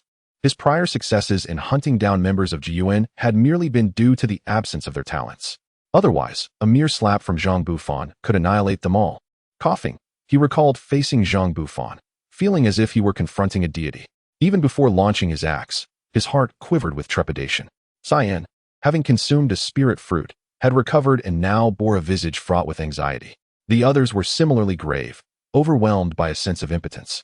Such overwhelming strength extinguished any notion of resistance. There is no need for despair. As long as you survive, I assure you that our next encounter will not be so passive. We might even vanquish him, Chen Shu said calmly, his hands clasped behind his back. Is what you say true, Captain? If we can truly defeat him, you may discipline us as you wish. One of them exclaimed. After all, you are the one who forced Zhang Bufan back 300 zhang with a single sword strike. Indeed, why should we panic when we have someone even more monstrous than Zhang Bufan right beside us? The 4 exchanged glances, their eyes filled with newfound respect for Chen Shu. Moments ago, they had been intimidated by the aura exuded by Zhang Bufan, but upon reflection, it dawned on them that the true terror lay with Chen Shu. Zhang Bufan, heralded as a once-in-a-millennium genius of Jiyuan, had now ascended to the pinnacle of the Xuanwu realm, yet he still fell short before Chen Shu. Captain, you truly are unfathomable, Yang Kuan exclaimed, waving his hand in admiration. He felt increasingly captivated and exhilarated by Chen Shu's prophecies of the future. The captain had promised that their next encounter would not leave them so defenseless, perhaps even leading to Zhang Bufan's demise. Suddenly, he felt a surge of gratitude for participating in the 100 prefectures battle, for this choice had the power to alter his destiny. At that moment, a cacophony of chaotic sounds pierced the air. Suddenly, several men clad in azure garments appeared, their bodies drenched in blood and their movements unsteady. Chen Shu and the others paused, casting wary glances at these figures. Yang Kuan and his companions displayed evident apprehension. The Tianlong mountain range was currently a gathering place for nearly all the formidable experts of the Xuanwu realm from Fengyang County. Here, every individual was a force to be reckoned with, and no one could predict what might transpire next. Despite their injuries, it was uncertain who among them was truly harmed. They had previously heard tales of the great battle of the 100 houses, where some powerful figures from various factions would disguise themselves as wounded to approach others. only to reveal their true intentions in a moment of vulnerability, striking to kill and seize inner elixirs. In the outside world, one could encounter all manner of people and nefarious acts. Who are you? The leader of the azure-clad men inquired with a tone betraying his caution upon seeing Chen Shu and the others. With a thunderous aura emanating from him, he revealed himself to be at the 9th level of the Xuanwu realm. The countenance of Yang Kuan and his companions stiffened at this revelation before they stepped forward, each exhibiting their own 9th level Xuanwu prowess to counter him. Why have you come upon us so suddenly? What is your identity? The azure-clad man appeared slightly taken aback. He had not anticipated encountering another group of 9th level Xuanwu experts. Although their own team consisted of 4 such individuals, they had just emerged from a fierce battle, all bearing wounds and fatigue. Despite their numerical advantage, victory was far from guaranteed should a conflict arise. We must refrain from violence, he thought momentarily before addressing them gravely. I am Su Yuchuan, from Feiyun Prefecture. Might we become friends? The 4 turned to Chen Shu, who nodded nonchalantly. If they were not foes, there was no need for conflict. He had no intention of indiscriminately slaying the innocent over a few inner elixirs, nor would he willingly incite trouble. The others closely followed his lead as they continued onward. However, just a few steps later, Su Yuchuan called out, Friends, are you not curious about how we came to be injured? Your injuries are of no concern to us. Chen Shu replied calmly without turning his head. Seeing this, Su Yuchuan hesitated before swiftly adding, We have discovered a Dao well. At this revelation, the footsteps of Chen Shu and his companions came to an abrupt halt. Su Yuchuan smiled slightly, as if anticipating their reaction, and continued, Surely you are aware of the benefits of a Dao well? A Dao well? Yang Kuan nodded, a fiery gleam igniting in his eyes as he turned to Chen Shu, whispering, This well is a treasure. It can spout forth various precious items. Occasionally, it even releases advanced martial arts and insights into the martial path. Even a small Dao well could elevate our strength significantly. They would not so readily divulge information about such a well unless it harbored some hidden peril. Otherwise, they would have claimed it for themselves long ago. Chen Shu observed with a knowing smile, discerning the underlying truth. His words served as an awakening to those lost in ignorance. Yang Kuan and the others were taken aback, their expressions turning stern as they cast a disapproving glance at Su Yuchuan. Chen Shu's words rang true. If there were no issues with the Dao well, what reason would he have to inform them? They had been lured by the Dao well's allure and nearly fell into its trap. Indeed, I shall not conceal the truth from you, Su Yuchuan continued. There is indeed a Dao well on the verge of eruption. However, shortly after our discovery, the people from Zilwan Mansion also became aware of it. Consequently, we found ourselves outmatched and were expelled. With a wry smile, Su Yuchuan fixed a penetrating gaze upon Chen Shu. To maintain one's composure in the face of the Dao well's temptation is a testament to remarkable fortitude. He decided to dispense with any further preamble and stated directly, I propose that we join forces to confront Zilwan Mansion. As for the treasures of the Dao well, let the fortunate ones claim them. What say you? Chapter 164. The Zilwan Mansion. The Zilwan Mansion? That is a jurisdiction ranked even above the Jiyuan Mansion. Yang Kuan furrowed his brow and spoke hesitantly. The Jiyuan Mansion is already quite formidable. However, the Zilwan Mansion held the 43rd position in the last Great Mansion War, even surpassing the Jiyuan Mansion. To contend against such a powerful mansion with just the few of them seems rather implausible. As for the Feiyun Mansion, where Su Yuchuan resides, its strength is merely average, ranking only a few places higher than the Tianyang Mansion, where Chen Shu and his companions are. 2 such weak mansions joining forces to rob a strong one. How could he dare to entertain such a thought? Fear not, my brother. I am aware of your concerns. If all members of the Zilwan Mansion were present, I would turn around without a second thought, naturally deterred from harboring any ulterior motives. Su Yuchuan said with a slight smile, his voice steady. However, the team occupying the Dao well consists only of a small contingent from the Zilwan Mansion. Their strength not particularly remarkable, comprising merely 5 formidable practitioners at the 9th level of the Xuanwu realm. United, we possess sufficient power to vanquish them. You know well that these large mansions have numerous participants, and in order to hunt for inner elixirs, they are dispersed across various locations in the early stages, generally avoiding contact with one another. After all, each harbors selfish intentions. A small Dao well can only yield a limited amount of treasures, and they would not wish to let others share in their spoils. 5 practitioners at the 9th level of the Xuanwu realm? Upon hearing this, Yang Kuan's expression softened slightly. If the Zilwan Mansion had so few individuals, then indeed, they could contemplate seizing the Dao well. Noticing Yang Kuan's interest, a glint of cold light flickered in Su Yuchuan's eyes as he casually remarked, Once we have claimed the treasures from the Dao well, who would know who had dispatched them in the vast expanse of the Tianlong mountain range? Yang Kuan and the others shivered slightly at his words, their gazes ultimately resting on Chen Shu. The final decision lay in his hands. If he consented to go, they would follow. If he declined, they would abide by his wishes. After a moment of contemplation, Chen Shu replied calmly, we may go and take a look. Let us proceed. My brother is a man of decisiveness. Splendid. Rest assured, I, Su Yuchuan, am not one to betray my word. This time, we shall share our fortunes. Su Yuchuan praised Chen Shu with a thumbs up and a smile. He then led Chen Shu and the others onward at great speed. Along the way, while Su Yuchuan and the others consumed spirit herbs to recover from their injuries, they inquired, may I ask from which mansion Brother Chen hails? Tianyang Mansion. Tianyang Mansion?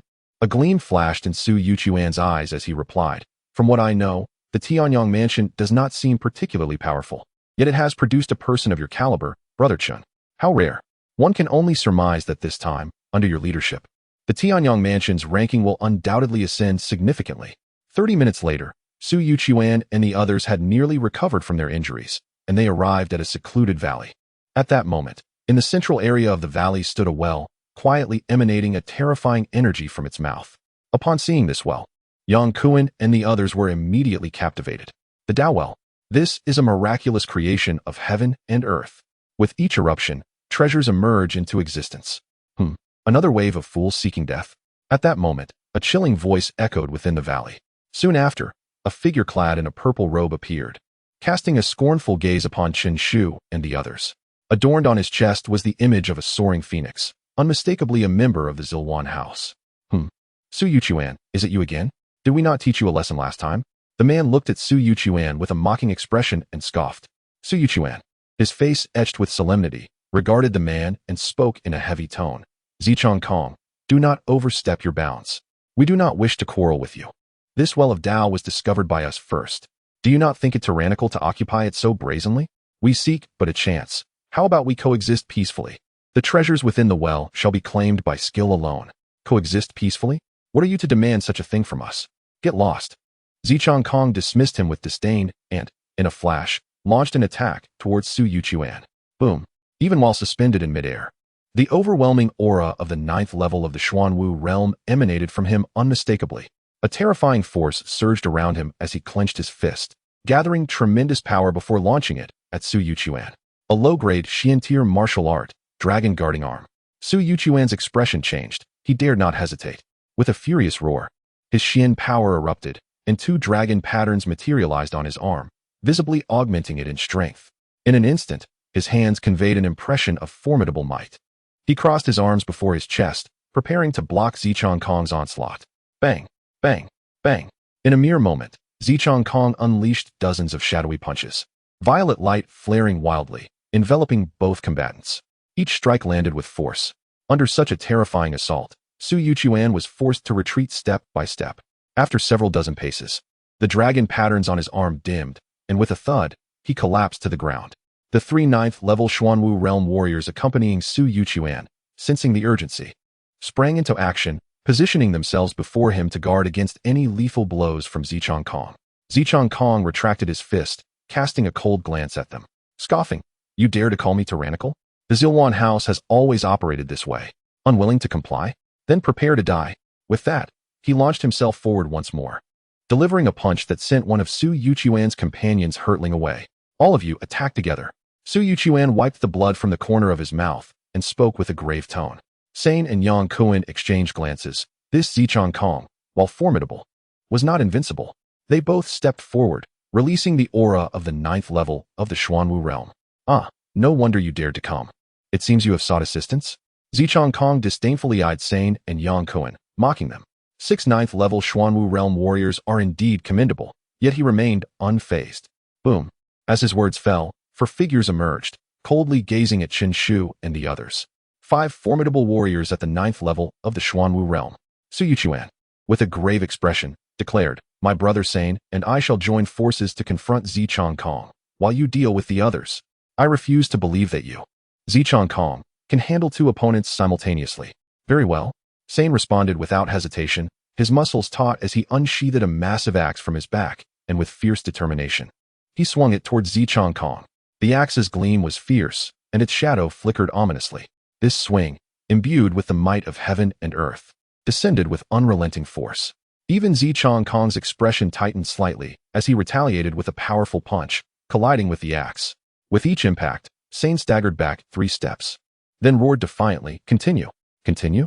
Zichong Kong furrowed his brow, then replied mockingly, "Foolish giant, today I shall impart a lesson upon you, so you may witness the true abilities of those you support and comprehend just how foolish you truly are."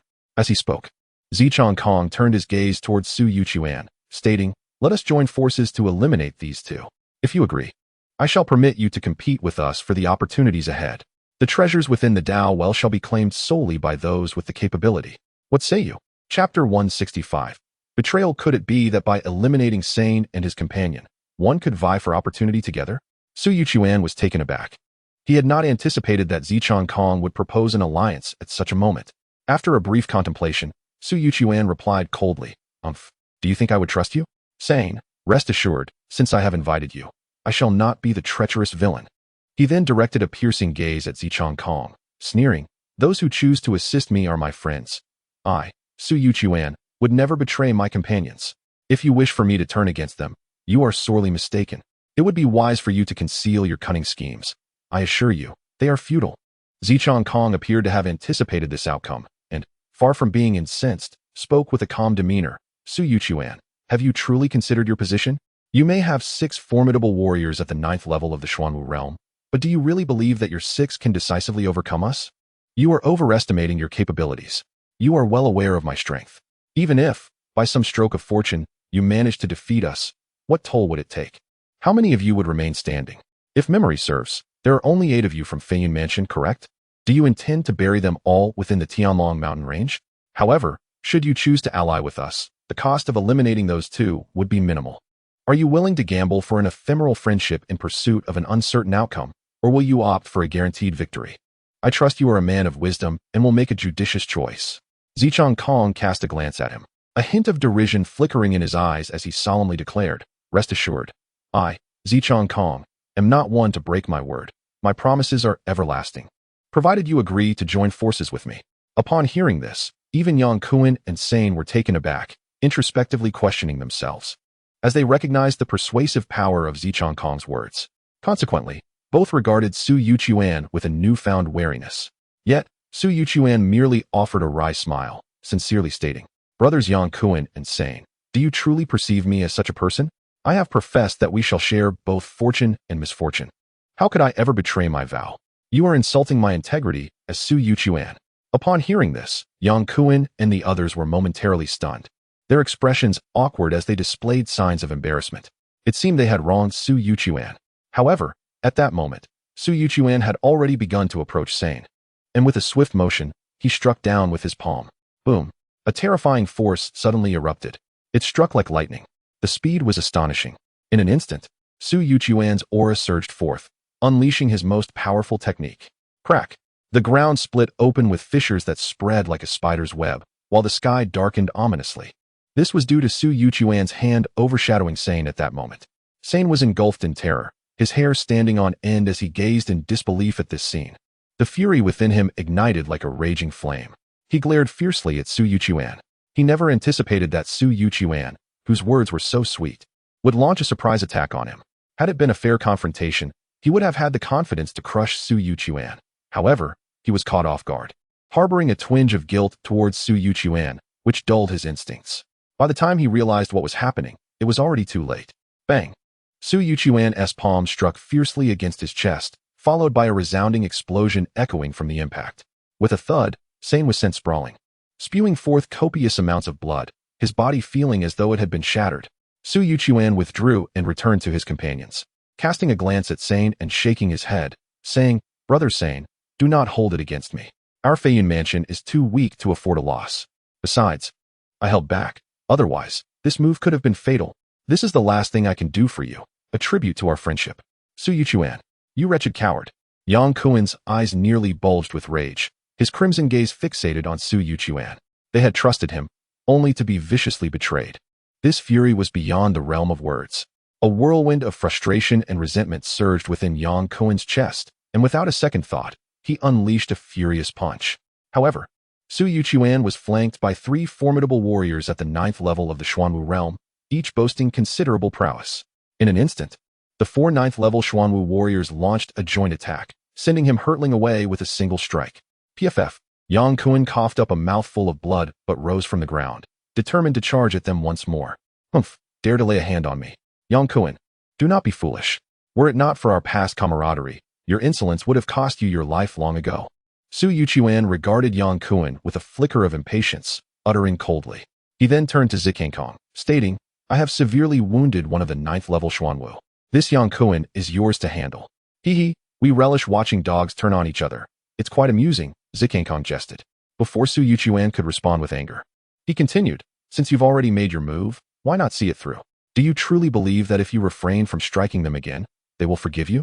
Having committed the act, do not play both sides. Quickly deal with them so we can await the eruption of treasures from the Dao well. Su Yuchuan's expression darkened. A pang of regret washed over him. Yet, Zikankong had a point. At this juncture, there was no turning back. Fixing his gaze on Yang Kuan, a glimmer of murderous intent flickered in his eyes as he commanded, kill him. Upon his command, the 3 9th level Xuanwu warriors launched a concerted assault on Yang Kuan. Damn it! Yang Kuan roared, his pale visage contorted with rage, appearing particularly terrifying. Without hesitation, he rose and charged at the 3 9th level Xuanwu warriors. Resolved that if he was to perish, he would take at least one down with him. Leave one to me. Beside him, Lin Hong bellowed, his muscles taut with fury, as he unleashed a powerful punch towards a formidable opponent at the 9th level of the Xuanwu realm. Kill! Zhuge Xian echoed softly, his eyes instantly suffused with a crimson hue. The spirit rain array took shape almost instantaneously. His fingers quivered incessantly. And soon the wind and cloud array was also swiftly constructed. Take down one, and another will follow. Lin Hong radiated brilliance, his fierce roar echoing through the air. Meanwhile, Su Yuchuan approached Chen Shu, subtly sealing off his escape. Among Yang Kuan and the others, it was only this youth whom he found inscrutable.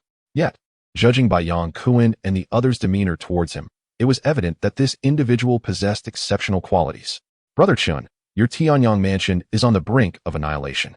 I, who value talent, do not wish to take your life. Why not join us instead? Su Yuchuan proposed with a smile. Rest assured, I will speak to Zichangkong, and you too shall have a chance to contend for the treasures of Daojing. You are a capable individual. Acquiring a treasure should pose no significant challenge. Chapter 166. The demise of Su Yuchuan inviting him? Chen Shu cast a bemused glance at the man, finding the notion rather amusing. Su Yuchuan, having led Yang Kuan and his companions into such dire straits, dared to extend an invitation? Did he truly consider Chen Shu a fool? The thought of becoming a pawn to be sacrificed at his whim was indeed a lamentable prospect. Chen Shu shook his head, his voice calm as he addressed Su Yuchuan's associates, stating with a hint of disdain, you should exercise caution. You never know when you might find yourself sold out by him. Oh, there's no need to wait for another day. Today, you have already been betrayed. Su Yuchuan's expression darkened in an instant, his voice laced with menace as he retorted, Chen Shu, do not overstep your bounds. I am left with no choice. If my Feiyan manor were as formidable as your Xylan manor, would I be in such a predicament? Is that truly your justification for betraying your comrades? How refreshingly naive. Chen Shu merely shook his head, choosing not to engage further, and strode directly towards Sane. At that moment, Sane was drenched in blood, his body nearly shattered. Were it not for the recent surge in his cultivation and the subsequent enhancement of his physical resilience, this blow would have been sufficient to end him. Su Yuchuan's words may have sounded noble, but had he truly held back? Sane gasped for breath, clinging to the last vestiges of life. Upon seeing Chen Shu's gaze upon him, his eyes brimmed with tears of desperation. Leader, he managed to utter with great difficulty, the 2 words laden with frustration. Chen Shu looked down upon him, his expression devoid of sympathy, and inquired coolly, do you now realize where your error lies? That purple Chong Kong was right to call you a foolish giant, trusting a stranger within such a precarious environment? Who, if not you, should perish? I am genuinely intrigued that you have survived until today, only to encounter me. Su Yuchuan had been fixated on Chen Shu, his unease growing as Chen Shu's demeanor remained unsettlingly composed. Yet, he could not fathom what hidden cards Chen Shu might still possess.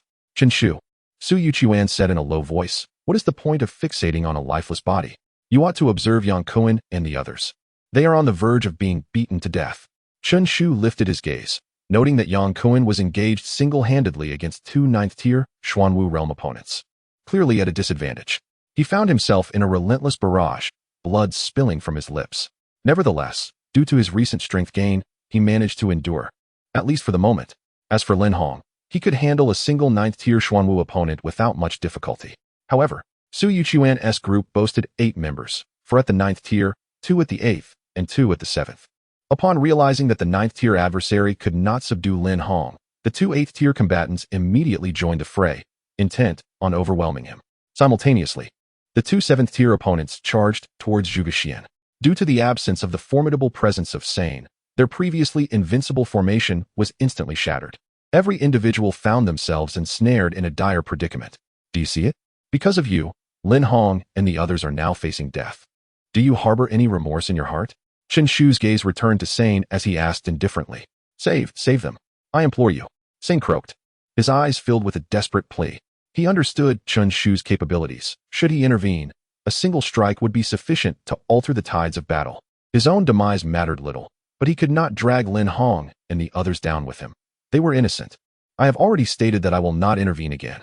If you are killed, it is merely the result of your own recklessness, Chen Shu replied coldly.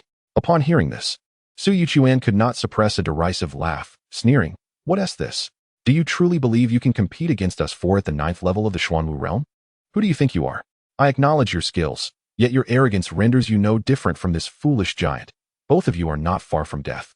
Chen Shu's eyes turned icy as he tossed a spirit fruit into Sane's mouth, stating calmly, I shall not act. You must seek your own vengeance.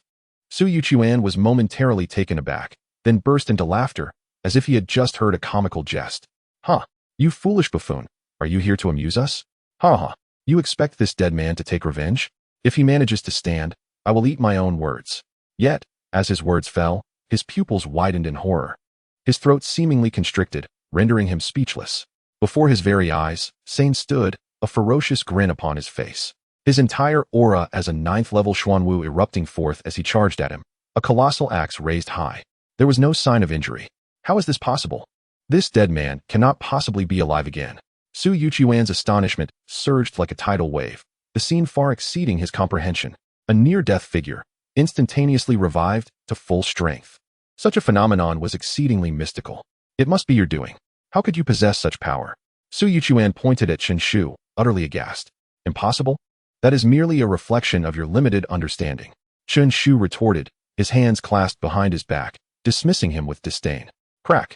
In the next moment, Sane's axe descended with deadly force. Crack, crack! A searing crimson glow ignited upon the axe's blade, followed by a terrifying sharpness that permeated the air, sending chills down one's spine. The atmosphere itself shrieked beneath the weight of that strike, akin to the roar of death itself. Damn it! A low-grade Xian-tier, Dragon Guard arm. Su Yuchuan's pupils constricted as he shouted in panic, instinctively extending his arms to block the blow. Dragon patterns emerged. Hiss! Before his arms could swell with power, the axe's light cleaved through, severing both limbs with a resounding crack. Su Yuchuan's anguished wail echoed, and in that moment, the fear within him magnified, consuming his very soul like a relentless magnifying glass. Uncontrollably, he cast a pleading gaze towards Zichong Kong and the others, exclaiming fiercely, Save me. Yet, the response he received was merely a gaze of indifference. Witnessing this scene, regret washed over him, and with a thud, he collapsed to the ground, beseeching, Brother Sane, I was wrong. I implore you, do not kill me. Die. Before he could finish his plea, Sane bellowed with fury, his axe slicing through the air. With a sickening splatter, blood erupted forth. A once proud head was sent soaring into the abyss. In his final moments, terror was etched upon Su Yuchuan's face. With a roar, Sane, drenched in Su Yuchuan's blood, appeared particularly ghastly. Without pause, he surged forward, having slain Su Yuchuan, and with a powerful stomp upon the ground, he charged towards the 9th level of the Xuanwu realm to confront Lin Hong. Crack! The axe's brilliance flashed, and a head was severed cleanly. Chapter 167 Dowell. We have slain 2 formidable warriors of the 9th level of the Xuanwu realm. With a furious roar, Sane charged towards Yang Kuan, axe in hand. As he soared through the air, he pivoted his axe, unleashing a fierce arc of light that descended mercilessly. Damn it! Su Yuchuan has fallen. How could this happen? The remaining 2 warriors of the 9th level of the Xuanwu realm were paralyzed with horror, their hearts consumed by despair. It is over. All is lost. With Su Yuchuan dead, the other 9th-level warrior also perished. They lacked the confidence to confront the combined might of Yang Kuan and Sane. Brother Sane, quell your fury. This matter is entirely the doing of Su Yuchuan and has nothing to do with us, one of the Xuanwu warriors hastily proclaimed. Die, Sane sneered, his lips curling into a sinister grin as he brought his axe crashing down without mercy. The man, stricken with terror, hurriedly attempted to evade Sane's lethal strike. Kill. Almost simultaneously, Yang Kuan, who had been under relentless pressure, felt a surge of cold determination in his eyes. He unleashed his power, delivering a scorching punch that struck with ferocity. At that moment, the man was off balance, his energy waning. Boom! The sound of the punch echoed like thunder, and in the wake of the shock, it connected with the man without obstruction. Puff! The man spewed forth a mouthful of blood, his body hurled through the air, lifeless. Together, they eliminated a foe. Sane and Yang Kuan immediately launched a frenzied assault from different angles upon the remaining adversary. Powerful techniques rained down upon him, the air filled with terrifying sounds of impact. Outnumbered 2-1, the man, filled with despair, let out a furious roar before Yang Kuan obliterated him with a single punch. All 4 warriors of the 9th level of the Xuanwu realm had perished. At this moment, Lin Ho and Zhuge Xian had also eliminated the remaining members of the Feiyun residence. Thus, Su Yuchuan's faction had been completely annihilated. Clap, clap, clap. Zi Chongkong approached, applauding with admiration. Impressive, impressive. Which residence do you hail from? You possess remarkable skills. Lin Ho and the others stiffened, muscles taut, their expressions darkening as they glared at him, filled with wariness. The battle was far from over. Unless they were willing to relinquish the Dao Well, they would have to endure another fierce fight.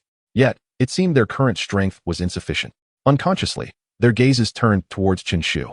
If their leader were to take action, defeating Zi Chongkong and his companions would be a trivial task.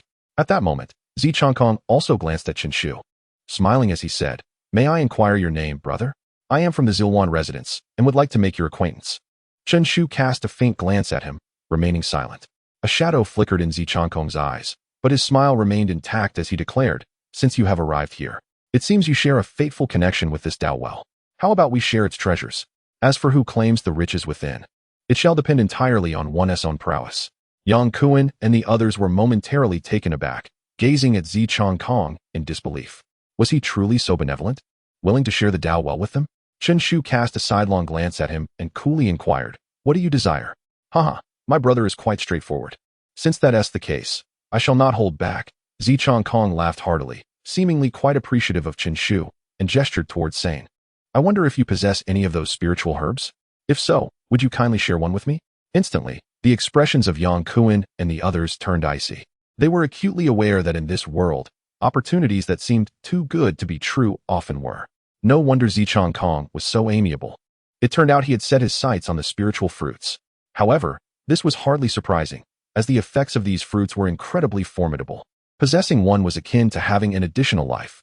Who wouldn't covet such a treasure? What do you think, brother? Surely, you wouldn't wish for them to engage in battle again, would you? Their injuries are already severe, and if they were to face us, their chances of victory would be slim, Zi Chongkong remarked, his tone laced with a subtle threat as he regarded Qin Shu.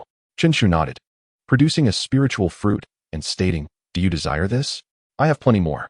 However, I shall not give it to you." With that, he promptly withdrew the fruit.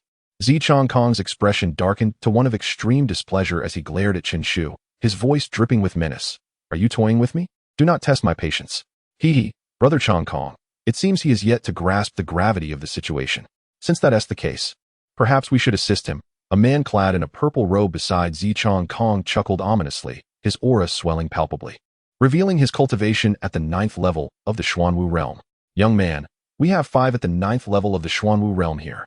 Those at your side cannot hope to withstand us. Should we choose, with but a thought, we could annihilate you all." The man fixed his gaze on Qin Shu, his voice a menacing growl. "Thus, this spiritual herb must be given, whether you wish to or not." In an instant, 3 more presences at the 9th level of the Xuanwu realm surged forth, their expressions grim as they eyed Qin Shu, greed flickering in their eyes. Yang Kuan and the others' countenances shifted. 5 9th level Xuanwu realm warriors. Were they truly preparing to strike together? Without a second thought, they stepped forward to shield Qin Shu. Zi Chongkong disdainfully glanced at them and pointed at Sane and Yang Kuan. "The most inferior of the 9th level of the Xuanwu realm dares to impede our path? With such wretches, I alone could vanquish the two of you. Do you not understand that not all 9th level Xuanwu practitioners are created equal? As he spoke, Zichang Kong surged forward, unleashing a palm strike aimed at Sane. Sane roared, gripping his axe tightly, and with a fierce swing, a blinding arc of axe light cleaved through the air. The howling wind surged. Under the might of this strike, a terrifying sharpness gleamed. Even the sturdiest steel would inevitably shatter beneath its force. Kill. Ultimate fierce tiger fist. Yang Kuan roared with fervor, his aura of the 9th level of the Xuanwu realm fully manifesting, channeling all his strength into a single punch. As he struck, the mightiest martial arts surged forth. Beneath the force of his fist, a vivid crimson energy suddenly erupted, echoing with the ferocity of a roaring tiger. Yet, in the face of their assault, Zichang Kong merely smiled disdainfully, unaware of his own limitations. In the next moment, he flipped his palm, unleashing a colossal handprint that descended to suppress the two warriors' attack.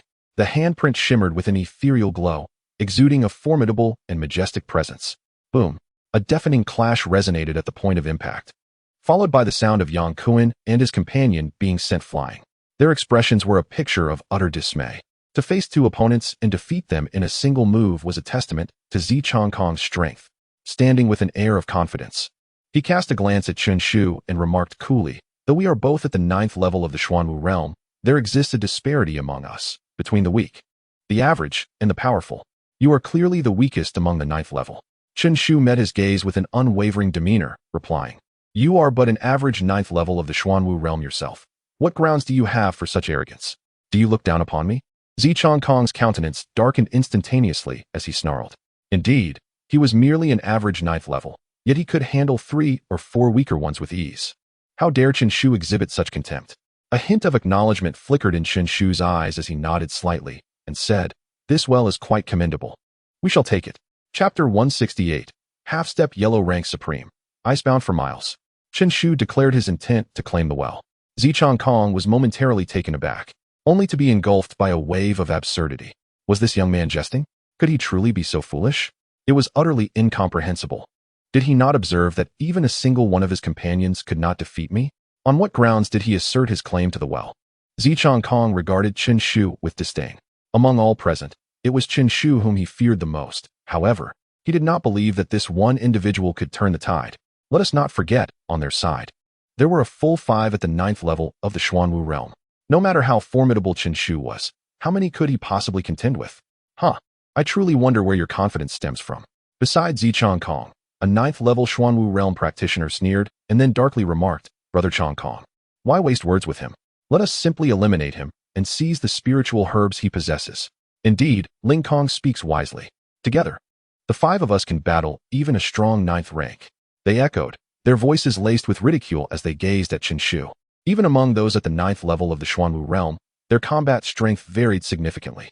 Some, like Yang Kuan and his companions, had only just entered this realm and were among the weakest, barely capable of one-on-one confrontations. Of course, Sane was somewhat stronger, having surged in power alongside the hunt for the people of Jiuan Prefecture, nearing the level of an average 9th level Xuanwu. Typically, an average 9th level Xuanwu could take on 4 or 5 others of the same rank. Beyond this tier were the true powerhouses of the 9th level, individuals capable of contending for entry into the spiritual martial realm. Within this realm, few could rival them. They could even somewhat stand against the spiritual martial realm's might. Zhang Bufan from Jiuan Prefecture belonged to this echelon. Thus, he could instill despair in Yang Kuan and the others with just a single strike. This young man has been putting on a facade, but I do not believe he is truly at the 9th level. Kill. A cold glint flashed in Zichang Kong's eyes as he spoke in a grave tone. In unison, the 5 exchanged glances and launched their assault on Chun Shu. The combined force of 5 9th level Xuanwu practitioners. Yang Kuan and the others instinctively felt their hearts tighten, hastily warning, "Be careful, leader." Why are you so anxious? The ones who should be worried are them. Do they truly think they can defeat our leader? Watch closely. Our leader should be able to crush them effortlessly. Lin Huan remarked, arms crossed, his voice soft yet confident. Beside him, Zhuge Xian nodded slightly, clearly exuding unwavering faith in Chun Shu. After all, even Zhang Bufan might not be a match for their leader. These few were nothing to be concerned about. Yang Kuan, regaining his composure, felt a surge of excitement wash over his face. Just as they were conversing, the 5 of Zichang Kong had reached directly above Chun Shu. Their formidable presence reverberated through the void, scattering the thick clouds around them. "Embrace your demise," Zichong Kong bellowed, flipping his palm to reveal a massive handprint that materialized in midair, descending ominously towards Chunshu below. Boom! The palm print loomed like a mountain, appearing overwhelmingly heavy. And at this moment, it descended with ferocity, stirring a howling gale. Even the air crackled with a sound, seemingly unable to bear the burden. The spectacle was terrifyingly extreme. Simultaneously, the low-grade martial techniques, Fiery Fist, and unfolded above Chunshu's head, manifesting fearsome offensive strikes that rushed down upon him with a speed that could scarcely be imagined. The air surged with spiritual energy, boiling like water, erupting uncontrollably. In the entirety of that space, a resonant hum persisted incessantly. The ground where Chunshu stood shattered under the onslaught of the five, crumbling into fine powder. Yet, Chunshu stood proudly, his expression remaining calm, as though he had not perceived their attacks at all. "Heh, even with the combined might of us five, you dare to be so arrogant? Truly courting death. Since you seek demise, we shall oblige." Upon witnessing Chunshu's indifference, the five exchanged cold smirks, perceiving his demeanor not merely as arrogance, but as a reckless pursuit of death. Just then, sinister laughter echoed around them. However, at the very moment their formidable assault reached above Chunshu's head, he finally made a move. With a mere wave of his hand, a gust of wind swept through, and the array of attacks, before they could even approach him, dissipated into nothingness. What? Zichong Kong's pupils constricted, unable to believe his eyes. Their five's terrifying offensive was obliterated without even grazing Chunshu. What on earth was happening? Even a formidable ninth-tier warrior could not remain so nonchalant, could they? The bewilderment spread among the others, who gazed in disbelief at the unfolding scene, unable to suppress their astonishment. How did he break our assault? What transpired? Lin Huan and the others were equally taken aback. They had anticipated that Chunshu would easily dominate them, yet they never expected it to be so effortless and uncanny. A simple wave of the hand had rendered all their attacks null. Is our leader a demon? Suddenly, Zhuge Xian's pupils narrowed, and he looked up at Chunshu in shock, exclaiming, "Leader, he is also an array master." "What? The leader is an array master as well?" Yang Kuan and the others gasped. Chunshu's martial prowess was already formidable. They speculated that he might belong to the ranks of the ninth tier. Yet, this was not all his strength.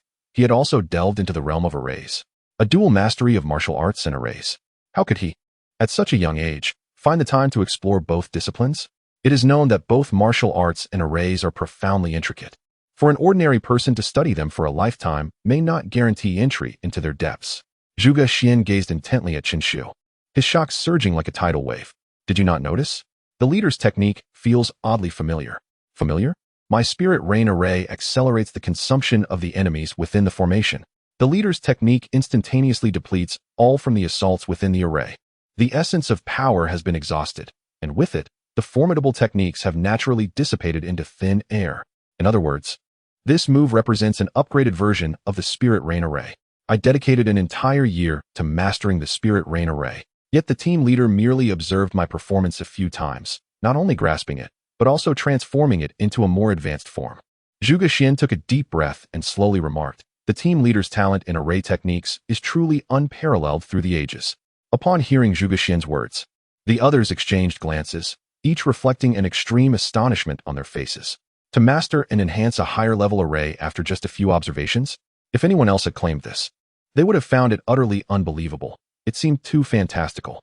However, at this moment, the evidence lay before them, leaving no room for doubt. Subsequently, they shook their heads in disbelief. Is this team leader even human? This is simply too incredible. Truly a prodigy.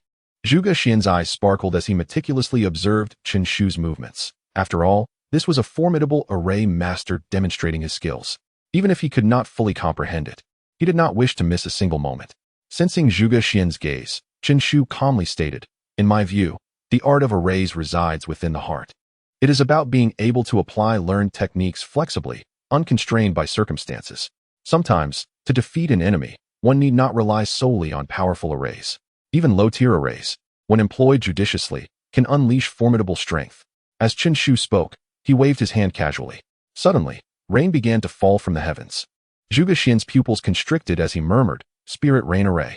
In stark contrast, the expressions of Zichong Kong and his companions turned grim in an instant. At this moment, they fully realized they were facing a formidable opponent. Damn it, he is an array master. Such individuals are more troublesome than typical 9th-level Xuanwu practitioners. Zichang Kong and the others spoke in hushed tones, their gazes toward Chen Shu now laced with apprehension. The ability to effortlessly negate their combined attack signifies that this young man's mastery of array techniques is undoubtedly exceptional. He might very well be a half-step grand array master. Disperse and attack him from all directions. We must keep him on the defensive. Do not allow him to construct a grand array. The urgent commands rang out, and soon, Zichang Kong and the others spread out, positioning themselves at different angles around Chen Shu. Then, a series of powerful strikes surged toward Chen Shu once more. Chen Shu remained unhurried, raising his hand with a gesture. Instantly, the descending spirit rain intensified. If the previous rainfall was a gentle drizzle, at this moment, it transformed into a torrential downpour. The sound of the rain was deafening. Each drop of rain seemed to possess the force of 1,000 pounds. Crashing onto the ground with a resounding thud. In a brief moment, the area enveloped by the array was left in disarray, the ground pockmarked with deep craters. Simultaneously, a fierce gale erupted, howling through the air. A yellow-grade intermediate skill, wind and rain as sharp as blades. Zhuge Xian remained fixated on Chen Shu's movements, continuing to speak softly. This marked the second formation that Chen Shu had unleashed, showcasing his mastery of the intricate arrays. Undoubtedly, in Chen Shu's adept hands, the wind and rain blade formation exhibited a potency exponentially greater than what Zhuge Xian could muster. Crack!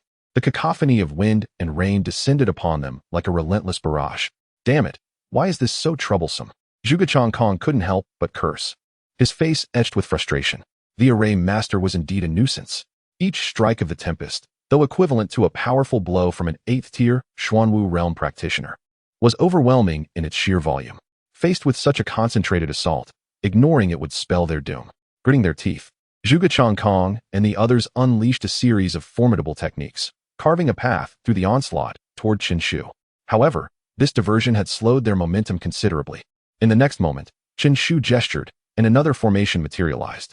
As this array manifested, the temperature within the grand formation plummeted, as if they had suddenly plunged into the depths of winter. Yellow rank, medium grade, ice prison, Zhuge Xian exclaimed once more. The movement speed of Zhuge Kong and the others was visibly diminished. A closer inspection would reveal icy debris clinging to their feet, while the ground they traversed began to freeze over gradually. Wait, this is not merely an ice prison. Zhuge Xian's pupils constricted in astonishment. The ice prison serves only to decelerate, yet it does not alter the environment. But now, what fell from the sky was no longer rain, but snowflakes. As if sensing his confusion, Chen Shu slowly spoke, his tone calm. Is the ice prison meant solely for confinement? Why can it not be integrated with other formations? What I mean by integration is not a mere combination where each performs its own role in isolation, but rather a synthesis, a mutual enhancement. The spiritual rain can transform into snowflakes and ice flowers within the frigid environment provided by the ice prison. Similarly, wind is formless. Yet when a multitude of winds converges with a sky full of snowflakes, what will emerge? As Chen Shu's words echoed within the formation, a portion of the area was swept by a tempest that whipped the snowflakes into a frenzy. Those snowflakes coalesced into towering ice spears, propelled by the force of the wind, hurtling toward Zhuge Kong and the others. Each strike bore the might of a 9th-tier practitioner. In a mere flurry of assaults, they were all left wounded and trembling. A look of terror spread across Zhuge Kong's face. This youth was utterly formidable. They had not even grazed him thus far. Yet now they were on the brink of annihilation. Brother, spare us. We are willing to withdraw. Zhuge Kong shouted in desperation. However, as he opened his mouth, a storm of snowflakes was whipped into his mouth. Chen Shu stood with his hands clasped behind his back, stating coolly, the rational combination, application, and innovation of formations. This is the essence of array mastery. This formation, a fusion of the spirit rain array, the blade of wind and rain array, and the ice prison great array, has, under my orchestration, evolved into a new grand formation, which I have aptly named Frozen Miles. As his words resonated through the air, the entire array was instantaneously enveloped in a freezing chill, an extreme cold surging skyward. Zichang Kong and the others were stricken with terror and despair, as snowflakes began to accumulate upon them, gradually encasing them in ice and rendering them immobile, transformed into exquisite ice sculptures. In the next moment, ice spears sliced through the air with a sharp crack. The 5 ice sculptures erupted violently, vanishing into the horizon as if they had never existed. Chapter 169. Songjiang Prefecture. In the blink of an eye, 5 individuals at the 9th level of the Xuanwu realm were reduced to ashes. Hiss! A chorus of gasps escaped from the lips of Yang Kuan, Sane, and others, their faces etched with astonishment, their bodies trembling ever so slightly. The dual mastery of formations and martial arts. Not only did they possess the capability to annihilate those at the 9th level of the Xuanwu realm, but their power was also unfathomably formidable. They had initially believed that forcing Zhang Bufan to retreat with a single strike was the pinnacle of Qin Shu's abilities. Yet they were utterly taken aback to discover that this was merely a fraction of his true strength. They could scarcely fathom the terrifying might that would be unleashed when Qin Shu simultaneously invoked the powers of both formations and martial arts. After a considerable duration, Yang Kuan inhaled deeply and remarked slowly, "Fortunately, the leader is one of our own. Otherwise, it would be too terrifying." At that moment, he recalled the time when he had condescendingly instructed Qin Shu at the Tianyang Prefecture government office, and his face flushed with embarrassment. What a monumental loss of face. How laughable it was that he had once been so self-satisfied, believing he could easily best Qin Shu, completely unaware that a powerhouse of Qin Shu's caliber was far beyond his capacity to mentor. It was a stroke of good fortune that Qin Shu harbored no malice towards him. Otherwise, his fate would not have been much better than that of the 5 who had just perished. "Thank you, leader," Zhuge Xin exclaimed, his face alight with excitement as he clasped his hands in a gesture of respect towards Qin Shu. He understood that Qin Shu's words were directed at him, guiding him forward. Qin Shu shook his head, responding nonchalantly, "Your ability to comprehend is solely dependent on your own skills. It has nothing to do with me.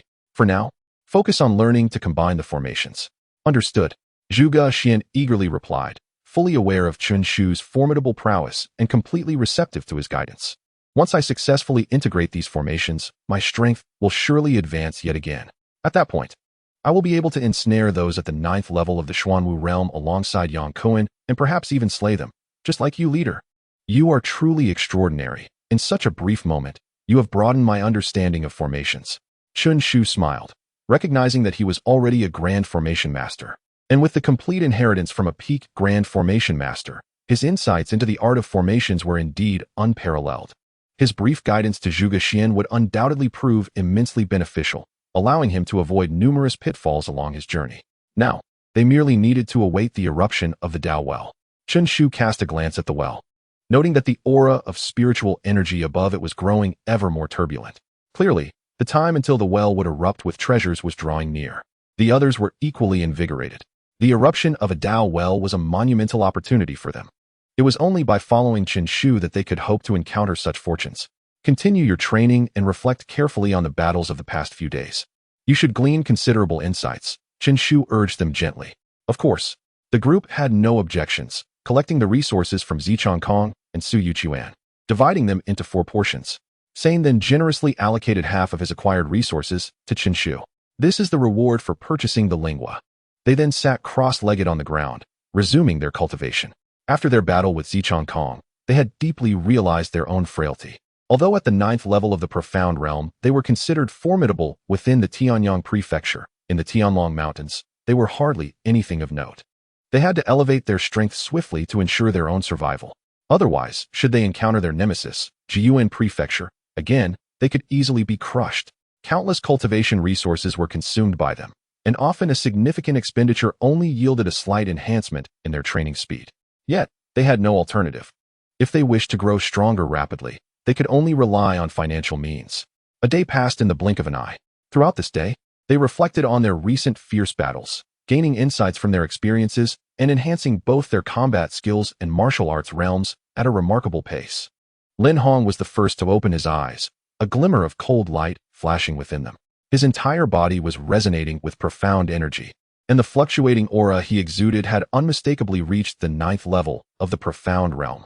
At that moment, a group of figures suddenly broke through the air, striding boldly into the secluded valley. Upon sensing the aura of the Dao well, their eyes widened in astonishment, revealing expressions of sheer ecstasy. It was the Dao well. "Haha, our luck is extraordinary. We ventured out only to stumble upon a Dao well on the verge of eruption. Truly, heaven is aiding us." The treasures erupting from the Dao well were all invaluable. Acquiring them would significantly bolster their strength. This group was clad in white garments, each bearing a large sword on their backs, exuding an air of formidable prowess. On the left side of their chests, a small character was inscribed, G. As they strode in, upon seeing Yang Kuan and the others, their expressions turned cold. They had not anticipated that someone else had discovered the Tao well before them. Fortunately, there was still a bit of time before the Tao well erupted, or else they would likely return empty-handed. Their greedy gazes swept over the Tao well, and soon one among them stepped forward, addressing Yang Kuan with a chilling tone. "Who are you?" "We are from Songjiang Prefecture. We have claimed this place, and any unrelated individuals should leave immediately." With his words, he revealed his own cultivation at the 9th level of the Profound Realm. Songjiang Prefecture. Yang Kuan and his companions opened their eyes in instinctive alarm. That was a genuinely powerful prefecture. In comparison, Jiuan Prefecture was merely mediocre. Behind this prefecture stood a major clan in the county city, the Ji family. But how could a Songjiang Prefecture, rank 35th, pose such a threat? Yang Kuan asked solemnly. "Consider yourself somewhat knowledgeable for recognizing my Songjiang Prefecture. Now be gone." The leader replied arrogantly, casting a disdainful glance at Yang Kuan and the others. Yang Kuan took a deep breath, a shadow flickering in his gaze, and slowly clenched his fists. The Tao well was on the verge of eruption. This was undoubtedly a rare opportunity for them. To relinquish it so easily would be utterly disheartening. Beside him, Sane and the others also rose, their expressions rife with vigilance as they scrutinized the individuals from Songjiang Prefecture. Clearly, they had no intention of retreating so easily. While Songjiang Prefecture was formidable, it was evident that the current group before them possessed considerable combat prowess. Observing the movements of Yang Kuan and his companions, the leader let out a cold laugh, disdain dripping from his words. "What? Do you still wish to engage? No matter how splendid the opportunity may be, it requires a life to enjoy it. Such fortunes are beyond your grasp." As he spoke, his aura surged dramatically, preparing to strike at Yang Kuan and the others. Yet, at that moment, Chen Shu, who had been standing with his arms crossed, suddenly turned his head and remarked indifferently, "Songjiang Prefecture? Is it not governed by the Ji family?" Upon recognizing Chen Shu's visage, the pupils of the Songjiang Prefecture individuals constricted, and then their faces lit up with uncontainable elation. "It's you, Chen Shu." Chapter 170. The eruption of the Tao well. Upon hearing the words of the individuals from Songjiang Prefecture, Yang Kuan and the others were momentarily taken aback, swiftly turning their gazes toward Chen Shu. "Leader, do you know them?" they inquired, their animosity towards the Songjiang Prefecture figures diminishing slightly. If they were friends of the leader, a conflict would certainly be out of the question. Both parties could share the Tao well, and as for the treasures that erupted forth, that would depend solely on individual fortune. However, Chen Shu shook his head and replied indifferently, "I do not know them." "What? You do not recognize us?" Yang Kuan and the others were stunned. How could the leader not be familiar with them when they had recognized him at a glance? "Do you not know us? Has the once audacious slayer of the Ji family's prodigy become meek?" The leader among the group scoffed, casting a disdainful glance at Chen Shu.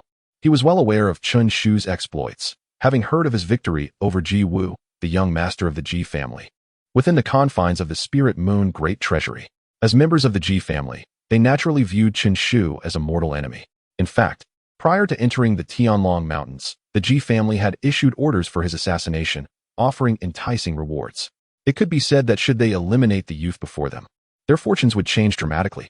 Behind him, the others erupted in raucous laughter, clearly sharing in this revelation, and their eyes gleamed with excitement as they fixated on Chen Shu. Who would have thought to find Chen Shu here? It appears fortune favors us, as our efforts have borne fruit. With his demise, we shall rise to prominence. Indeed, the heavens are on our side. Not only have we encountered the Tao well, but we've also found Chen Shu. Once we slay him, we will attract the attention of the Ji family, and our status will be transformed. With that thought, the leader unsheathed the long sword at his back with a sharp sound, its tip aimed directly at Chen Shu. "Chen Shu, prepare to meet your end." Witnessing this scene, Yang Kuan and the others' expressions hardened, their glances towards the individuals from Songjiang Prefecture now filled with murderous intent. So, they were foes of the leader. The enemies of our leader are our enemies. Kill. Without further ado, Yang Kuan clenched his fist, his prowess at the 9th level of the Xuanwu realm manifesting instantaneously, as he fiercely struck towards the leader. Boom. The ground trembled, and a cacophony of reverberations ensued. At this moment, Yang Kuan's strength had grown considerably since entering the Tianlong Mountains, and thus his punch carried immense force. Yet the man merely snorted dismissively, regarding Yang Kuan's attack with condescension, as if it were of no consequence. "Presumptuous trash from Tianyang Prefecture dares to challenge us. You all restrain him. I shall deal with Chen Shu." With that, he strode forward, his long sword humming ominously as he lunged at Qin Shu with a furious thrust. "Qin Shu, I am Qin Xiufeng, of the same lineage as you. Today, your life shall be surrendered to me, lest you bring shame to our family." With a sinister grin, Qin Xiufeng declared arrogantly, as if under his blade, Qin Shu had nowhere to flee, destined to meet his demise. To dare strike at the leader, you seek death. At that moment, Sane's furious roar suddenly erupted, followed by a ferocious axe shadow that descended upon him with great force. Qin Xiufeng's expression changed dramatically. Should he be struck by that axe, his demise would be inevitable. Without a moment's hesitation, he unfurled his long sword, its blade undulating like autumn waters. Abandoning his pursuit of Qin Shu and pivoting to intercept Sane's axe. Bang, bang, bang. A brief silence was shattered by the sharp clash of metal as their weapons met. Instantly, a flurry of sparks erupted. Dare to impede me? Then I shall eliminate you first. A flash of murderous intent crossed Qin Xiufeng's face as he growled, his long sword darting forward with the ferocity of a serpent, aimed at Sane. Die! Sane, wearing a sinister grin, displayed no fear as he raised his axe, relentlessly swinging it towards Qin Xiufeng. Bang, bang, bang. The violent explosions of their clashes echoed between them. The two figures danced and shifted, engaging in a fierce battle for 30 exchanges in the blink of an eye.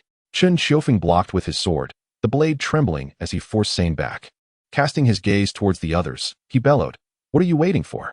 Join the fray. Annihilate them." Understood. The others responded without a hint of hesitation, gripping their swords tightly. In an instant, a fierce aura of martial prowess emanated from them. 2 at the 9th level of the Xuanwu realm. 4 at the 8th level. Yang Kuan, having repelled his adversary, cast a cold stare at them. 8 individuals. Moreover, all were sword practitioners.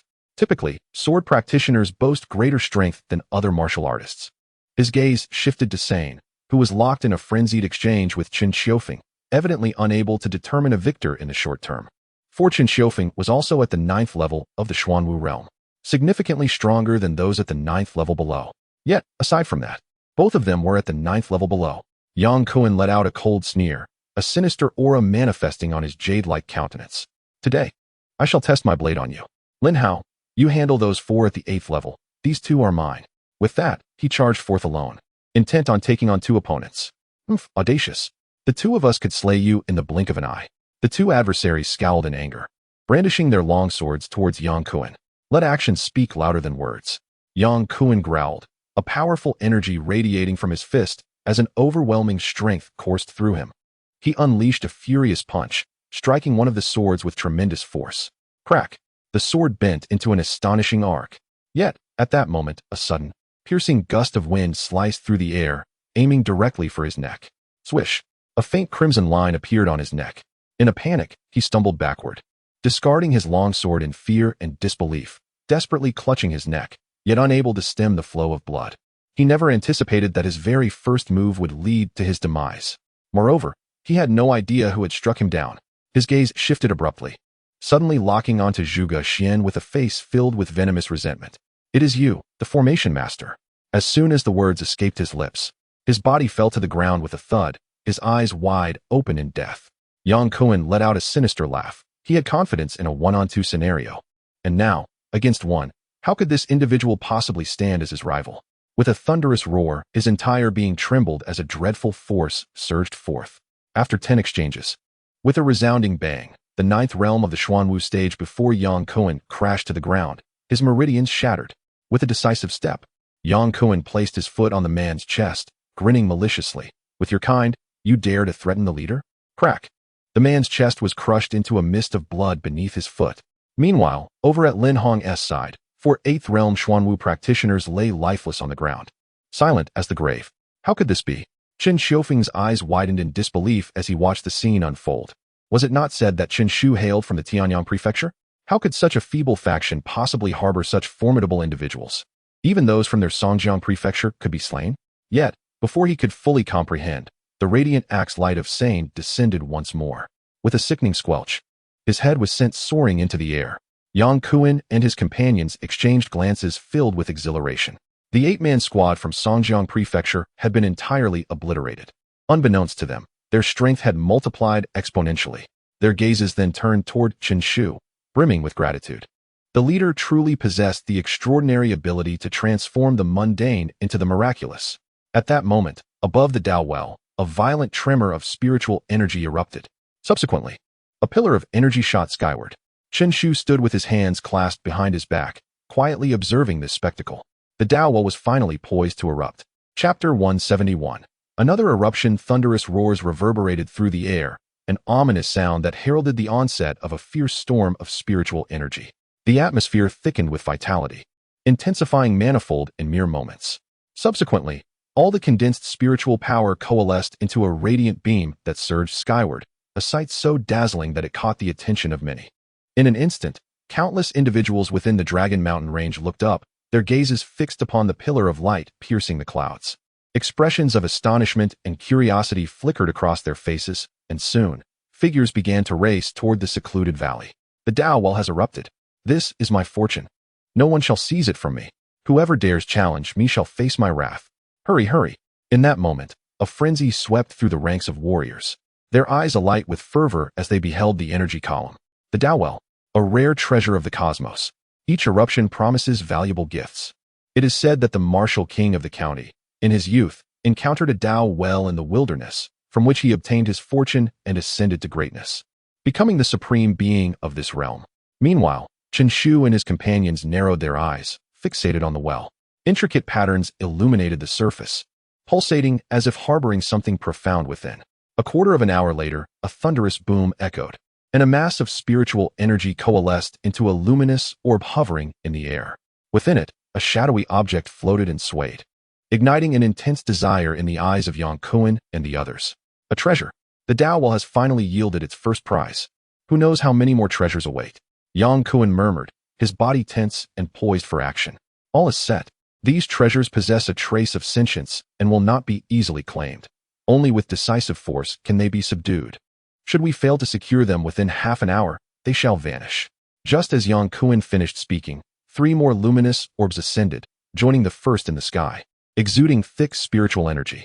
Now, Yang Kuan roared, his silhouette slicing through the air as he reached for one of the treasures. Behind him, the other 3 did not hesitate, each employing their unique abilities to grasp different artifacts. Chen Shu, however, remained still in the air, his attention fixed not on the 4 treasures but on the patterns adorning the Dao Well.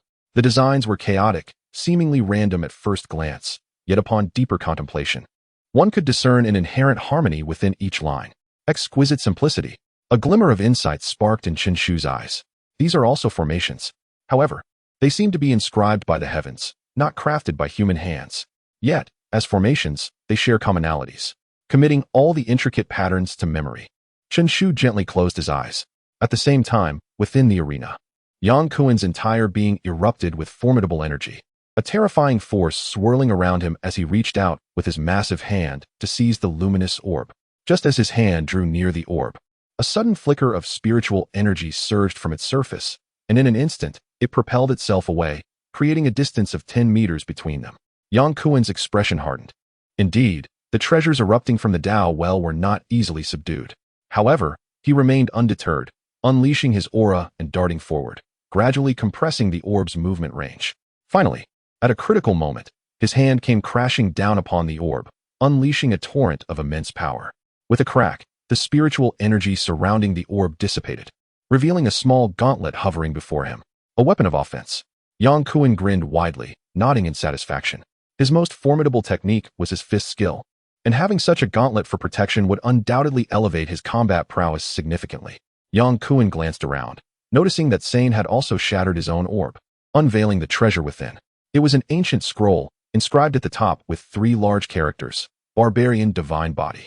Sane remarked, it's a body refining technique. Once mastered, one's physical form could rival that of top-tier demonic beasts. There's even a slim chance of awakening the barbarian bloodline. This is a remarkable item. Lin Hong can cultivate with it. His physique is already formidable, and if he succeeds, he will be extraordinarily powerful. Sane grinned, saying, this one's for you, big guy. At that moment, Lin Hong's voice resonated, and he tossed an exaggeratedly large axe to Sane, an upper-grade weapon of the Xian tier. Sane's eyes lit up as he hurried to catch it, but upon grasping it, he felt its weight pull him downwards. It was incredibly heavy, likely weighing 10,000 genes. Yet rather than being alarmed, Sane felt elated. With such an axe in hand, he was confident he could fell any adversary at the 9th level of the Xuanwu realm within 3 strikes. Zhuge Xian closed his eyes slightly, flicking his fingers to release a series of array patterns, which enveloped the final orb, gradually extinguishing it. Just as the spiritual energy of the orb was depleted, revealing the treasure inside, a sharp sword cry suddenly erupted. Subsequently, a torrent of razor-sharp sword energy surged forth, directly striking Zhuge Xian's array. With a crack, the formation shattered. Zhuge Xian's gaze turned icy as he looked back, observing several spirited figures striding towards them, exuding utmost confidence, as if nothing was beyond their reach. The leader, wielding a short sword, spoke in a deep voice. "This is the territory of my Tianxian mansion. Who are you to dare seize our treasures?" He then cast a cold glance at Yang Kuan and the others, commanding, "The treasures from the Dao well are beyond your reach. Hand them over." Yang Kuan and the others' expressions grew equally frigid, with Sane retorting furiously, "Your territory? This land has always been a realm devoid of masters. By what right do you claim it as your territory?" The man cast a disdainful glance at Sane and declared with resolute finality, "From this moment forth, it is indeed mine. I assert ownership over him, and thus he is under my command. Now, relinquish the treasures, and perhaps I shall spare your lives, otherwise." As he spoke, a chilling glint flickered in his eyes. He swung his long sword, unleashing a fierce arc of light aimed at Zhuge Xian. With a start, Zhuge Xian recoiled, retreating several dozen paces. A crimson line gradually emerged upon the back of his hand, a mere admonition from that strike. "Should you remain obstinate, do not blame me for my mercilessness." The man scoffed arrogantly. Yet at that moment, a discordant voice interrupted the tense atmosphere. "You have unleashed 4 treasures, but I am short one. Produce another, and it must pique my interest. Otherwise, I shall bring ruin upon you," Chen Shu remarked, gazing toward the well with an air of indifference. Upon hearing these words, the man was momentarily taken aback. Then he laughed derisively at Chen Shu as if addressing a fool. "You must be out of your mind, boy. Do you truly believe you can demand treasures from the well? Do you know who you are speaking to?" Before he could finish his retort, his pupils dilated in shock, and it felt as though his throat were constricted, rendering him incapable of uttering another syllable. For in his line of sight, the well fell silent for a fleeting moment before erupting with spiritual energy, and a luminous orb soared into Chen Shu's outstretched hand. The radiance of the well rapidly dimmed, as if fearing Chen Shu's dissatisfaction and was eager to comply further. This spectacle left Yang Kuan and the others with the impression of a hasty retreat. Chen Shu weighed the orb in his hand and turned his gaze toward the speaker, calmly inquiring, "Were you addressing me just now?" Chapter 172. Defeated by a single move, how did you accomplish this? Luo Tianqing swallowed hard, his gaze fixed intently on Chen Shu as he spoke in a low, serious tone. The scene was truly extraordinary and peculiar. The well, which seemed on the verge of closing, had unexpectedly heeded Chen Shu's command, erupting once more to present him with a treasure. Such an occurrence was nothing short of miraculous and bizarre. "How did I achieve it? If one wishes to do something, they shall naturally succeed," Chen Shu replied, gently caressing the scroll, his tone nonchalant. "What an arrogant young man." Luo Tianqing snorted coldly, his voice heavy with authority. "Very well. Regardless of the means by which you obtained this treasure, it now belongs to me. Hand it over." With that, he stepped forward, a fierce aura emanating from him as he fixed a cold glare upon Chen Shu. "Hand it over? Just based on your stature?" Chen Shu glanced at him, a derisive smile forming on his lips. He then shook his head slowly. "I have no desire to take a life today. Depart." Upon hearing this, Luo Tianqing's expression darkened ominously, his voice dripping with menace. "Do you know who I am to speak so brazenly before me? Even your elders would not dare to be so audacious in my presence." He then produced a token, which gleamed a dark golden hue, the characters inscribed upon it swirling elegantly, Tianxian. Casting a haughty glance at Chen Shu, he proclaimed, "I am Luo Tianqing, hailing from the Tianxian Mansion." "Tianxian Mansion? Is it truly formidable? I have never heard of it." Chen Shu responded indifferently. He was, in fact, telling the truth. He genuinely did not recognize the Tianxian Mansion. Yang Kuan's expression twitched as he exchanged a helpless glance with Chen Shu.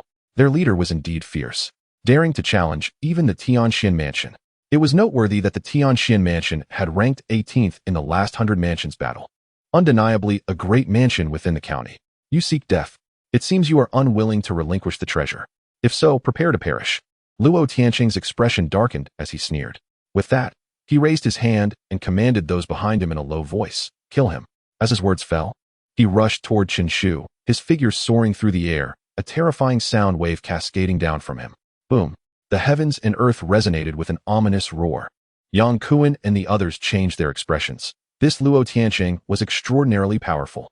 His strength had likely reached the apex of the 9th level of the Xuanwu realm. I could only match him at best. Sane also bore a look of concern, his voice filled with trepidation.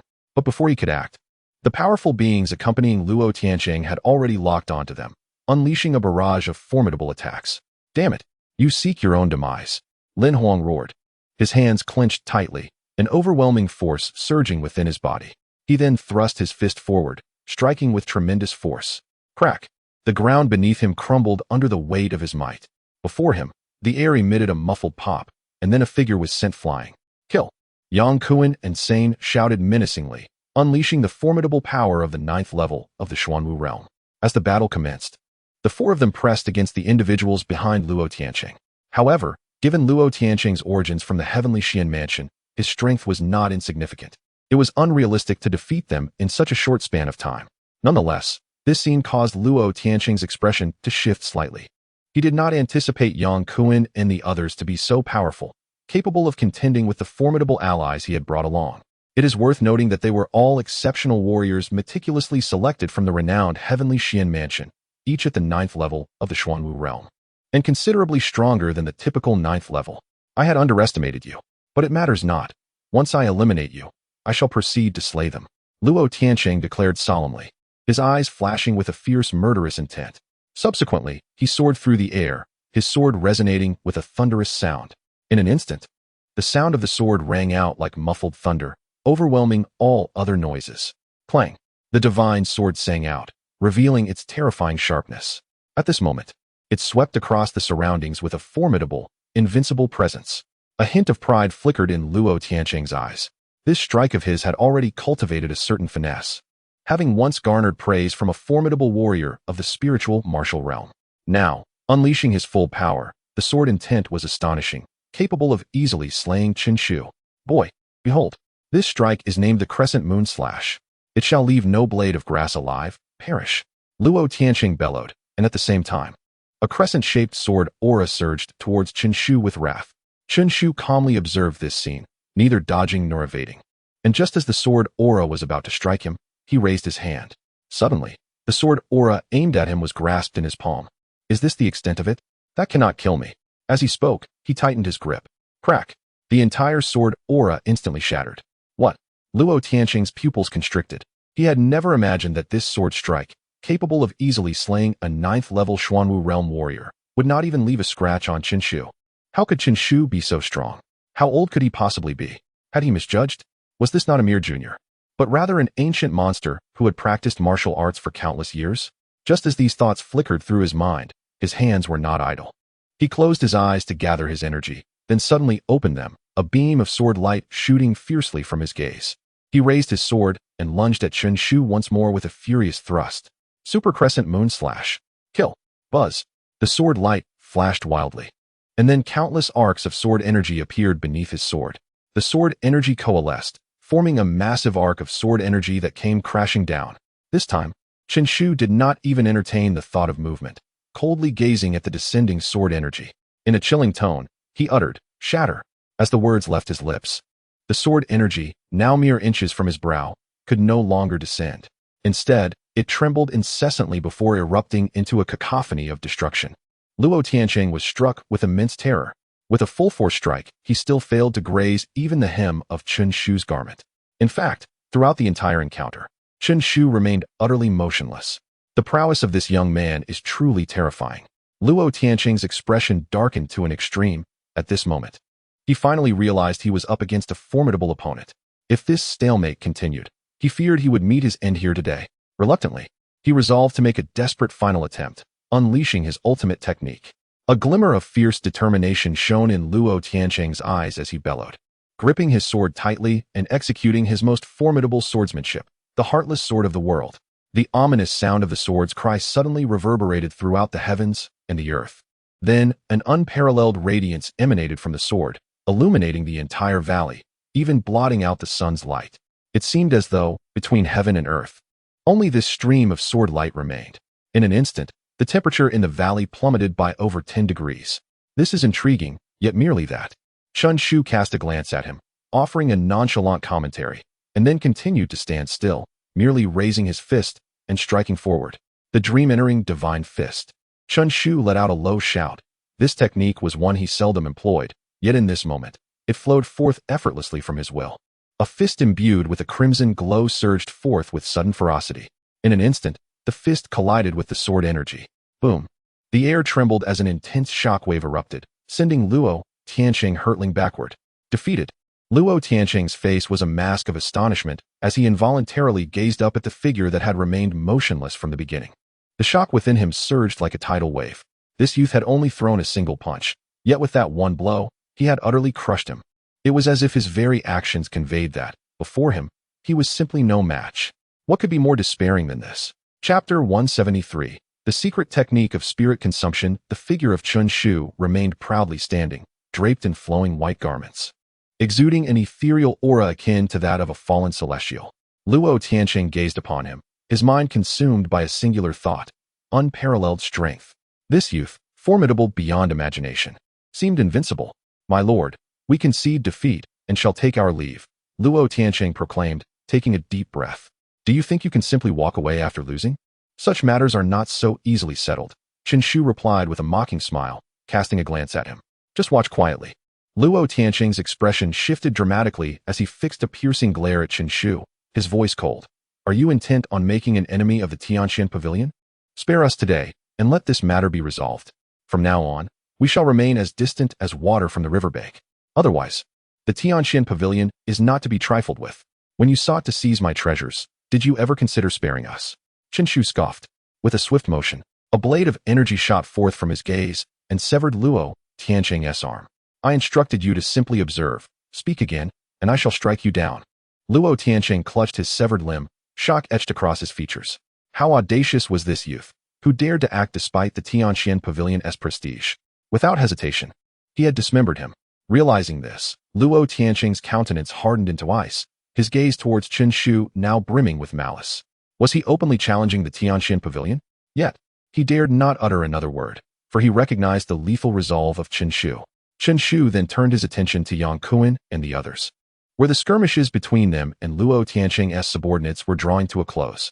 4 warriors at the 9th level of the Xuanwu realm and 3 at the 8th level had been vanquished, now lying on the ground, moaning in agony. However, perhaps out of respect for the strength of the Tianqian Pavilion, Yang Kuan and his companions did not deliver the final blow, but merely incapacitated them. Chun Shu shook his head, realizing that Yang Kuan and the others still failed to comprehend that even if they spared their foes for the sake of the Tianqian Pavilion's reputation, no gratitude would be forthcoming. Instead, they would harbor resentment towards Yang Kuan for their defeat. Should an opportunity arise in the future, they would show no mercy. Nevertheless, Chun Shu refrained from further comment. Each individual possesses their own path of survival and choices to make. He was not responsible for their affairs and need not concern himself with their minutiae. "What shall we do with them?" Yang Kuan approached, inquiring softly. "Let it be as it is," Chun Shu responded with a glance, his eyes soon falling upon the luminous sphere in his hand. It was the treasure bestowed upon him by the final eruption of the Tao well. The front of the scroll bore 2 golden characters: spirit consumption. Chun Shu swiftly perused its contents, a glimmer of satisfaction appearing in his eyes. This was a secret technique. Moreover, it was a domineering and extraordinary one. The secret technique of spirit consumption comprises 2 volumes, the first for consuming the spirits of others, and the second for consuming the spirits of heaven and earth. Once the upper scroll is unleashed, any attack from those weaker than me will be devoured by my power. Moreover, the essence and mental energy of those I slay will be plundered, serving as nourishment to bolster my martial prowess and array mastery. As for the lower scroll, aptly named Devouring the Spirits of Heaven and Earth, it allows the siphoning of the world's spiritual energy, elevating one's martial cultivation in an instant. This secret technique, theoretically limitless, can enhance one's cultivation indefinitely. However, the greater the elevation, the more formidable the backlash. At this moment, should I invoke it, my ascension would be capped at the spirit martial realm. Any further enhancement would overwhelm my physical form, leading to imminent collapse.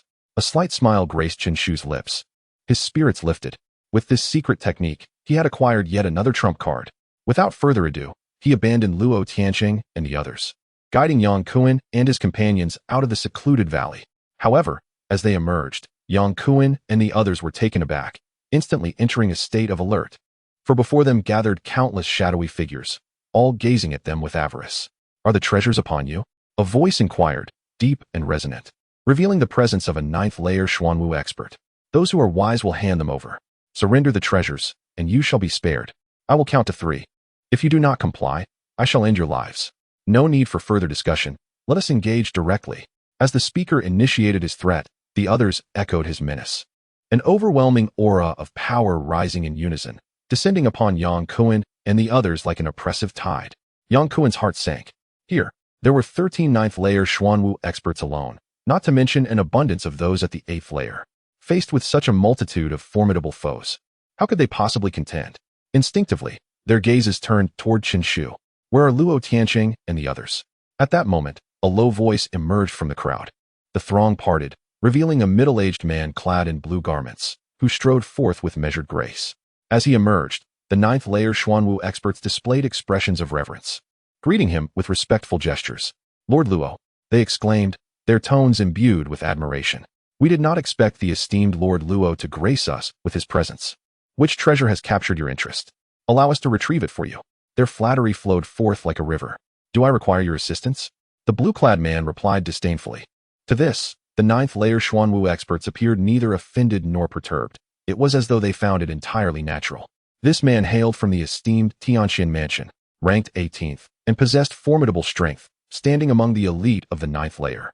Even within the Tianlong mountain range, he was regarded as one of the most extraordinary talents. Someone hastily chimed in with a sycophantic smile. Indeed, with Lord Luo's prowess, seizing treasures is but a trivial matter. Countless gazes turned toward that figure, all reflecting a sense of awe. Luo Tianming, Lord Luo, a 9th-layer powerhouse. His reputation, even amidst the myriad of prodigies in the heavenly Xian mansion, resonates with remarkable clarity. At the mere threshold of the 9th layer of the Xuanwu realm, he has already slain 2 well-established figures of the same realm. His combat prowess is unparalleled. Furthermore, Lord Luo hails from the esteemed heavenly Xian mansion. With such an illustrious institution backing him, he undoubtedly possesses a formidable lineage. Within the Tianlong mountain range, few dare to provoke him. Ha. At this moment, even Lord Luo has set his sights on those 5 individuals. Their demise is imminent. Not only will their treasures be seized, but their very lives may also be forfeit. Alas, who could blame them? They bear precious artifacts while their own strengths remain woefully inadequate. Countless gazes are cast upon Qinshu and his companions, rife with mockery. Meanwhile, Luo Tianming furrows his brow, observing Qinshu and his group, and once more inquires, I am asking you, where are Luo Tianqing and the others? Chapter 174. The mighty Luo Tianming. As Yang Kuan was about to speak, the figures of Luo Tianqing and others appeared. Upon seeing Luo Tianming, they exclaimed with immense joy, Brother Tianming, you have come too. What happened, Tianqing? Who did this? Luo Tianming inquired, his gaze fixed on Luo Tianqing's severed arm, a chilling intensity gathering in his eyes. How audacious for someone to sever a limb from Luo Tianqing. Was this not a blatant affront to the Tianxin manor? Luo Tianqing's expression darkened as he pointed at Qinshu, grimly stating, it was he who did this. Brother Tianming, avenge me. His eyes turned towards Qinshu, now tinged with a hint of satisfaction as he coolly declared, Kid, I may not be your match, but my Tianxin manor has plenty of people who can deal with you. Once Brother Tianming strikes, your demise is inevitable. Luo Tianming's gaze transformed into a blade as it fell upon Qinshu's face. You dare to harm a disciple of Tianxin manor? Do you seek death? With that, he stepped forward, unleashing an overwhelming aura that bore down upon Qinshu. Come and meet your end. With those words, his profound energy erupted, a terrifying force soaring skyward like a volcano, instilling dread in all who witnessed it. Be careful, Brother Tianming. This fellow's strength is not to be underestimated. He defeated me with a single move. Luo Tianqing cautioned, his voice low. Fear not. Before me, he is but an insect. Luo Tianming's hair billowed as he looked down upon Qinshu with an air of disdain. In his eyes, no matter how formidable Qinshu appeared, he was merely an ordinary practitioner of the 9th level of the Xuanwu realm. Yet, Luo Tianming was a formidable practitioner of the 9th level himself. If he so wished, he could easily crush Luo Tianqing, even surpassing the ease with which Qinshu had done so. Lord Luo, please help us avenge our grievances. They nearly took our lives. They completely disregard Tianxin manor. The companions of Luo Tianqing urged vehemently, their eyes filled with malice as they gazed at Yang Kuan and the others, wishing nothing more than to eliminate them. They had entirely forgotten that just moments ago, Yang Kuan had spared their lives. Yang Kuan and his companions exchanged glances, their expressions shifting as they realized that their forbearance had led to such a treacherous outcome. These ingrates. Had I known, I would have dealt with them mercilessly. Lin Hao exclaimed, his face darkening with anger. These despicable wretches. Zhuge Xian cursed vehemently, recalling how they had once pleaded for mercy, only to find themselves now eager to exact vengeance as soon as their lives had been spared. Truly infuriating. Rest assured, I shall not spare anyone who dares to harm the people of Tianxian Manor. With those words, he charged directly at Chen Shu. His palm raised high as a massive handprint materialized in the air, descending upon Chen Shu to suppress him. To offend Lord Luo. This fool truly is out of his mind. There is no denying that this world is rife with fools who fail to perceive the gravity of the situation. From the moment he severed Luo Tianqing's arm, this scene was destined to unfold. How dare one offend the heavenly Xian Pavilion? How dare one provoke Lord Luo? Truly, one must be out of their mind. A simpleton, indeed. If he does not perish, who will? To affront Lord Luo is to invite certain death. Amidst the crowd, disdainful murmurs arose, their gazes toward Chen Shu akin to that of onlookers witnessing a funeral. Let me confront him. At that moment, Sane roared, brandishing his massive axe and launching a fierce strike at Luo Tianming. With a crack, the crimson light of the axe sliced through the air, producing a sound that resembled a violent rupture. Do you believe yourself worthy to contend with me? Luo Tianming scoffed, effortlessly evading Sane's assault with a swift movement. I shall determine my worth through combat. Sane bellowed, his muscles bulging like small mountains as he gripped the superior-grade axe tightly, charging once more at Luo Tianming. Since you seek your demise, I shall oblige. Observing Sane's relentless pursuit, a glint of cold light flickered in Luo Tianming's eyes as he stepped forward with sudden intensity. His azure garments billowed without wind, and an aura of profound power enveloped him, radiating an overwhelming presence that instilled fear in those who beheld it. He unleashed a powerful punch, colliding fiercely with Sane's axe. A thunderous boom echoed as the force of the blow resonated against the axe's edge, causing both combatants to stagger back a step. Oh, you managed to force me back a step? Not bad, Luo Tianming remarked, somewhat astonished. Although Sane had the advantage with his elevated position and the momentum of his dive, the mere fact that he could induce Luo Tianming's retreat signified the efficacy of his strike. It is worth noting that Luo Tianming was a formidable 9th-tier warrior. Sane had indeed made progress, but Luo Tianming was undeniably powerful. Yang Kuan and his companions had been closely monitoring the battle, and upon witnessing this exchange, they shared thoughts akin to Luo Tianming's, their hearts filled with anxiety for Sane. Leader, do you think Sane can prevail? Yang Kuan inquired, turning to Chen Shu. Chen Shu shook his head, responding nonchalantly. Luo Tianming has already reached the ranks of the 9th-tier warriors, while Sane still lags behind in that regard. However, in a life-and-death battle, nothing is absolute. It all depends on the performance in the moment. Once more, at this juncture, Luo Tianming intoned gravely. With a stamp of his foot, his figure surged forward, launching the first offensive against Sane. The ground beneath him crumbled, causing the entire valley to tremble as if on the brink of collapse. In the next instant, Luo Tianming lunged at Sane like a ferocious tiger, his fist imbued with immense power, ready to strike down. Come and fight. Sane roared, undeterred, his body aglow with crimson light as he lifted his axe, unleashing a torrent of might that surged forth to counterattack. The force of the punch and the brilliance of the axe collided once more with tremendous intensity. With a resounding crash, in but a fleeting moment, Sane's axe shadow revealed signs of disintegration.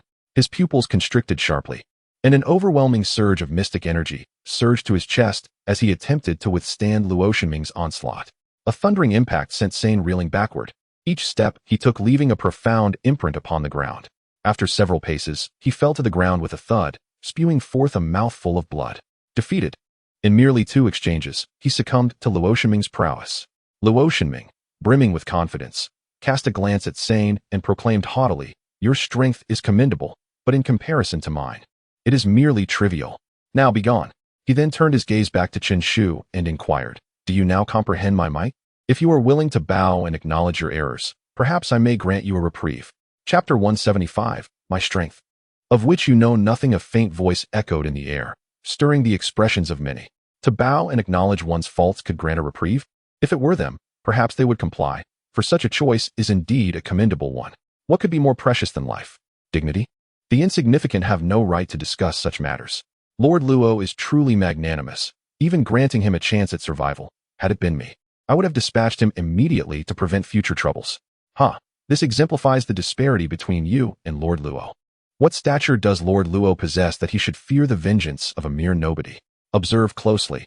That young man is about to kneel, the crowd remarked with laughter. Their eyes filled with mockery as they turned towards Qinshu. This lad, having witnessed Lord Luo's might, must have begun to feel a sense of submission, no? Tianming. You Luo Tianxing, anxious, quickly interjected, you cannot spare him. Kill him. Luo Tianming waved his hand dismissively, responding nonchalantly, he managed to defeat you in a single move. He is indeed a talent. If he is willing to bow and apologize, why not give him a chance? With that, he fixed his confident gaze upon Qinshu, declaring, have you made up your mind? Kneel before me. Kneel to you? Qinshu cast a glance at him, scoffing, do you truly believe you are worthy of my submission? At Qinshu's words, Luo Tianming's expression darkened instantly. How dare this young man defy his command? Not only was Luo Tianming surprised, but the vast majority present were also taken aback, never expecting Qinshu to refuse. It was well known that should Luo Tianming act, death would be inevitable for him. In such circumstances, to be offered the chance to bow and apologize, a golden opportunity, was he truly so foolish as to let it slip away? Ha, you are courting death. Tianming offers you a chance, yet you spurn it. You are digging your own grave. No one can save you now. The most delighted among them was undoubtedly Luo Tianxing. Initially enraged by Luo Tianming's inclination to spare Qinshu, he recognized that he could not afford to offend Luo Tianming. His will was beyond his capacity to alter. Yet, he never anticipated that Qinshu would forsake such a splendid opportunity. I extend to you a chance at life, and you fail to appreciate it? Luo Tianming spoke ominously, his gaze piercing like lightning, fixing on Qinshu. A terrifying energy surged around him, distorting the air in his vicinity. A resonant hum began to resonate throughout the heavens and earth. Since you seek death, allow me to fulfill your wish. Upon concluding his words, Luo Tianming bellowed and brazenly launched his attack against Qinshu. As he did so, a somber cloud enveloped the atmosphere.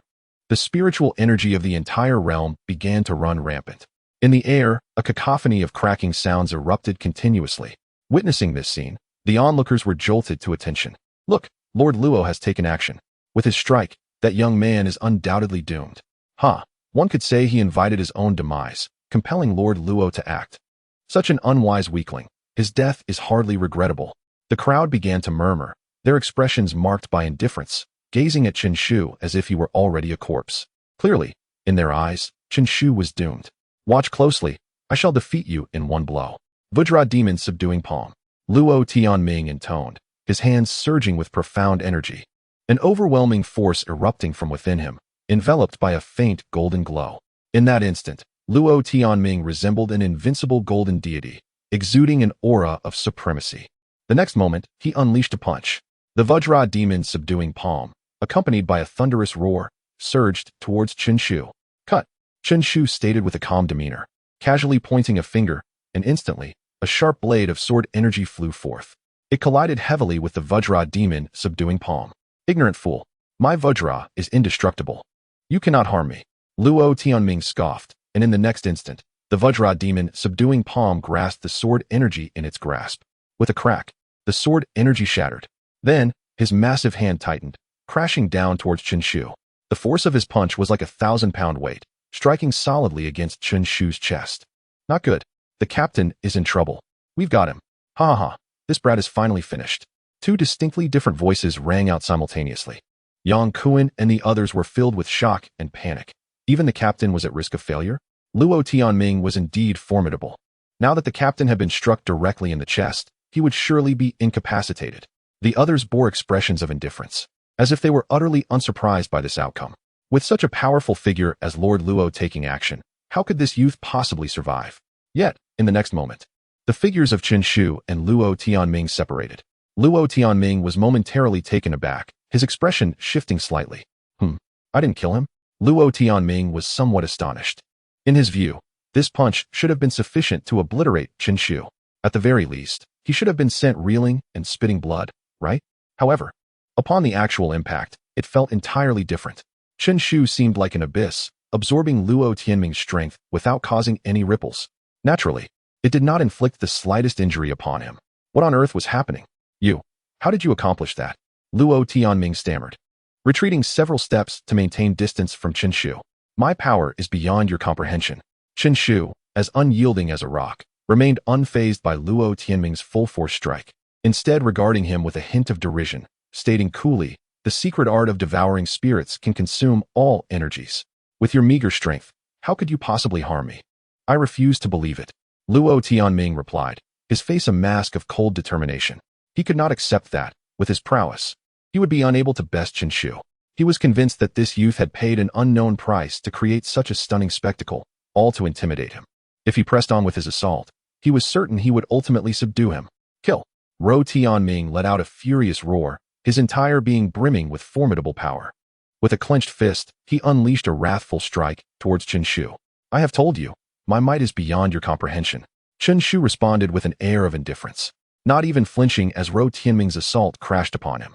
In an instant, the secret technique of spirit devouring activated, transforming Ro Tianming's relentless onslaught into pure, refined energy, which Chen Shu absorbed effortlessly. Not only did the attack fail to harm him, but it also served to nourish him. Damn it! Ro Tianming was nearly driven to madness. He had never encountered such a bizarre circumstance before. He could not fathom how Chen Shu had achieved this. It was well known that his strikes, even against others of the same formidable ninth level, could not be so easily disregarded. Yet this seemingly youthful lad, Chen Shu, had accomplished just that. Damn it, damn it. Kill him. Ro Tianming unleashed a barrage of over 10 strikes, the sheer magnitude of his terrifying power shattering the hardened ground of the valley like a spider's web, spreading outward in all directions. The valley trembled with the force of the onslaught, causing even the lowly mountains to collapse. Countless onlookers turned pale, holding their breath in reverence as they beheld Ro Tianming's full display of power. Such overwhelming force was capable of annihilating them all. This was the true embodiment of a one-man army, a single individual capable of turning the tide of battle. Yet, as they glanced back at Chen Shu, all thoughts dissipated, leaving only shock in their eyes. Many trembled uncontrollably, as if they had beheld a specter, for they witnessed an extraordinary sight at the moment the attacks approached. Chen Shu suddenly opened his mouth wide and, astonishingly, swallowed the entirety of Ro Tianming's assault into his very being. Chapter 176. A resounding slap in an instant. The world fell silent. Countless gazes were fixed in astonishment upon Chen Shu, utterly unprepared for the revelation that he had triumphed through such a remarkable feat. Heavens! What have I just witnessed? Did he truly absorb Lord Luo's ferocious assault? How can such a being exist in this world? Surely my eyes deceive me. Some among the crowd rubbed their eyes vigorously, unable to fathom the spectacle before them. The sheer astonishment was overwhelming, and the incomprehensibility of it all was beyond measure. Each individual had felt the terrifying nature of Luo Tianming's onslaught deeply. It could be stated without reservation that even a 9th-level warrior of the Xuanwu realm would meet their demise if struck. Yet, this formidable attack was consumed by Chen Shu as though it were a delectable dish. What manner of sorcery is this? How have I never encountered such a technique before?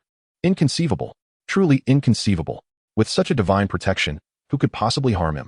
Many trembled, their lips quivering as they expressed their shock.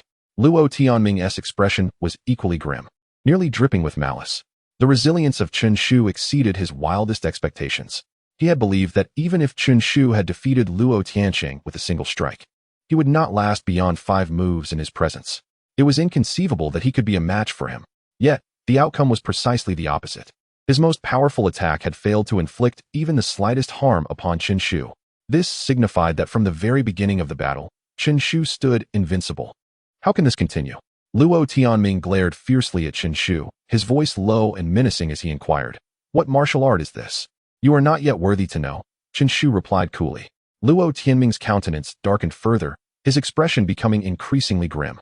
Chen Shu's demeanor indicated a blatant disregard for him. He had thought that even if he were not Chen Shu's equal, as a strong contender, he should command a measure of respect. Yet, it was evident that Chen Shu held no such regard. This arrogant youth, relying on a modicum of strength, has become utterly insufferable. How infuriating! You have forced my hand, Luo Tianming declared with a venomous glare flashing in his eyes. I had no intention of employing this technique against you, but you have successfully provoked me. With those words, Luo Tianming formed seals with his hands, and a deep, resonant sound echoed within him. Then, with a thunderous clash, an unparalleled divine blade materialized in his grasp. The blade radiated an ominous black glow, absorbing all light that approached it, dissipating it into nothingness.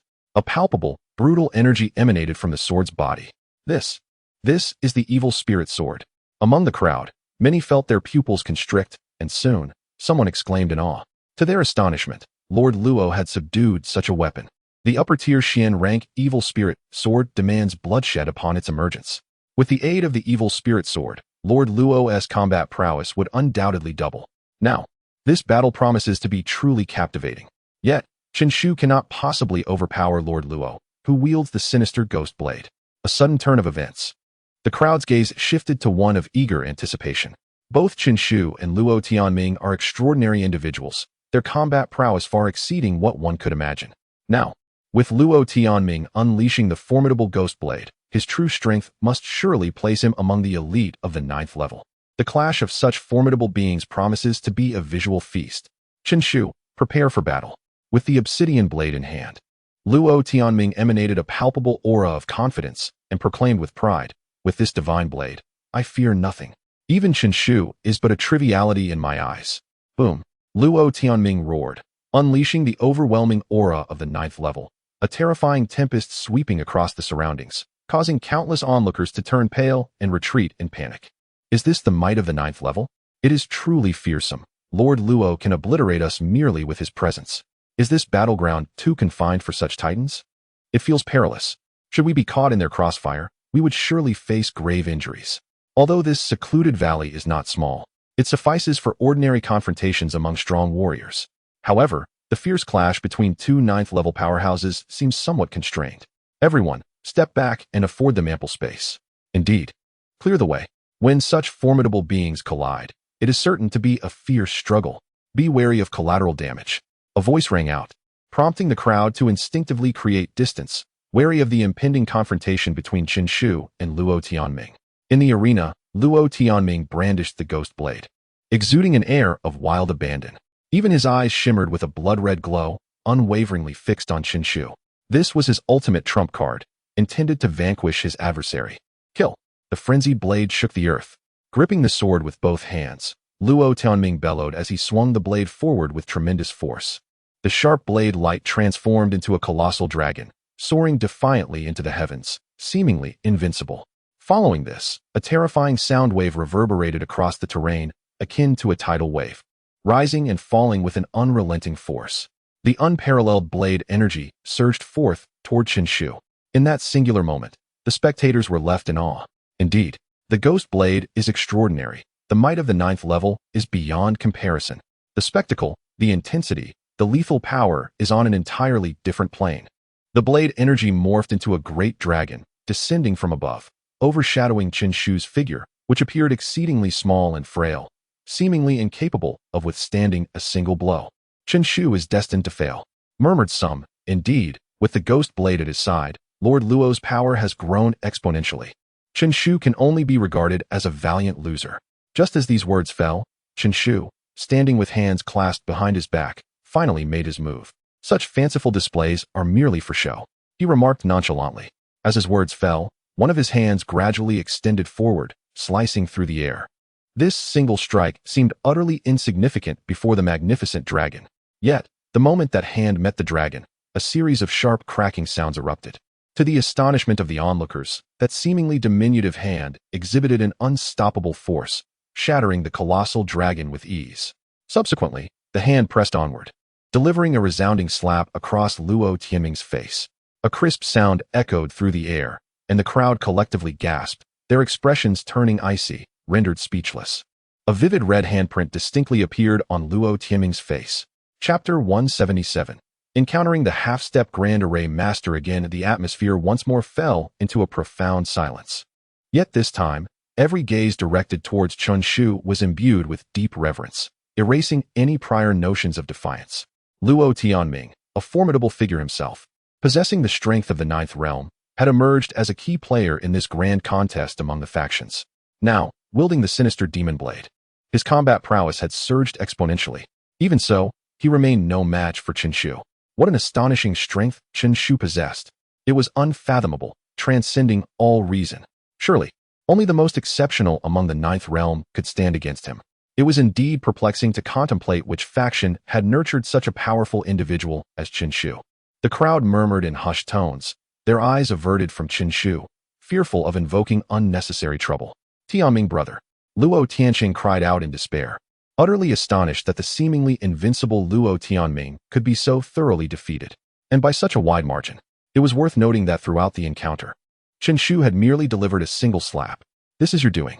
Luo Tianming spat, shoving Luo Tianqing aside, his glare icy. Had it not been for Luo Tianqing, he would never have faced Chen Shu and thus would not have suffered this humiliating defeat. Luo Tianqing wore a bitter expression, remorse flooding his heart. Had he known of Chen Shu's incredible strength, he would never have dared provoke him, even with the courage of a lion. Alas, it was too late for regrets. Chen Shu, I concede your strength. Were I given another chance, I would not choose to be your foe. However, matters have reached this juncture, and you must perish. Luo Tianming declared darkly, his countenance grim, the malice in his eyes palpable. If I do not slay you, what becomes of the dignity of the Tianqian house? You wish to kill me? How do you intend to accomplish that? Chen Shu scoffed, amusement flickering in his gaze as he regarded Luo Tianming. What hidden cards did he possess to utter such bold claims? Indeed, Lord Luo, how do you propose to vanquish Chen Shu? He appears far too formidable for you to contend with, murmured the onlookers, perplexed. What gave Luo Tianming such confidence? The Tianqian house, though powerful, would require the direct intervention of their leader to ensure victory over Chen Shu, for none among them could confidently claim to best him. The crowd continued to speculate, their confusion palpable.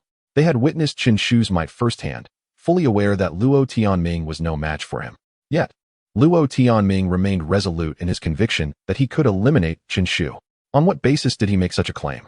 By virtue of my own strength. At that moment, a somewhat slender figure emerged from the throng, speaking with a calm demeanor. Junior brother, I must implore you to take action. As you can see, this young man is indeed formidable. Luo Tianming spoke earnestly, exuding confidence in his junior brother, as if he believed that with his intervention, victory over Chen Shu was assured. As the crowd turned their gaze, they beheld a figure clad in a Taoist robe, possessing a strikingly handsome visage, adorned with a smile that seemed to hover between reality and illusion. However, the most captivating aspect was his eyes, resembling a profound well, unfathomable in depth. Who could he be? It appeared that Luo Tianming's reliance lay upon him, having witnessed Chen Shu's formidable prowess. His audacity to step forward indicated that he must possess considerable skill. Could he be Luo Tianqian, the leader of the Tianqian prefecture? No. I had caught a distant glimpse of Luo Tianqian once, and this man was not he. The crowd murmured softly, yet their expressions were tinged with a subtle thrill. Another spectacle awaited. Today's battle was indeed a roller coaster, satisfying their visual appetites. First, Luo Tianqing's defeat led to the emergence of the more powerful Luo Tianming. Now, with Luo Tianming's fall, an even mightier figure had appeared. Who are you? Chen Shu cast a fleeting glance at him, his hands clasped behind his back as he inquired. What right do you have to question my junior's name? He is not someone you can afford to offend.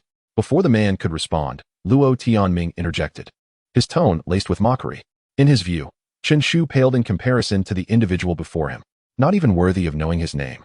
Chen Shu, unperturbed, replied coolly, does a defeated foe dare to bark? Have I addressed you? Stay put, or I shall deal with you first. Luo Tianming was momentarily taken aback. Then a sinister grin spread across his face. Very well. I shall see how long you can maintain your arrogance. Junior, take action. Otherwise, he may truly believe we, the Tianqian prefecture, are easy prey. The man nodded slightly, his gaze fixed upon Chen Shu, calmly stating, your strength is commendable, yet before me, it is but trivial. We are not on the same level. Just moments ago, Luo Tianming had exuded similar confidence, only to find himself unable to withstand a mere slap from me. Do you see the mark of my hand upon his face? That was my doing. Chen Shu chuckled lightly, unreservedly retaliating. Before me, trivial?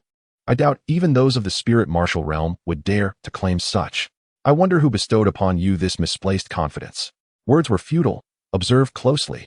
The man shook his head, seemingly disinterested in further discourse with Chen Shu. As his words fell, he raised his palm.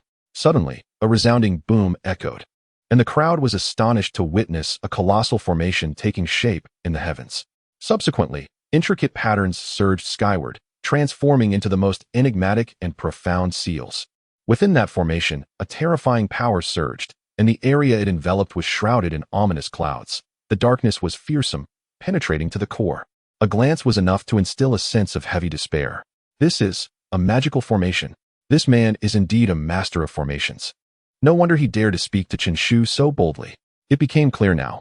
In the same realm, A formation master is the most formidable of adversaries, and Chen Shu may not emerge victorious against him.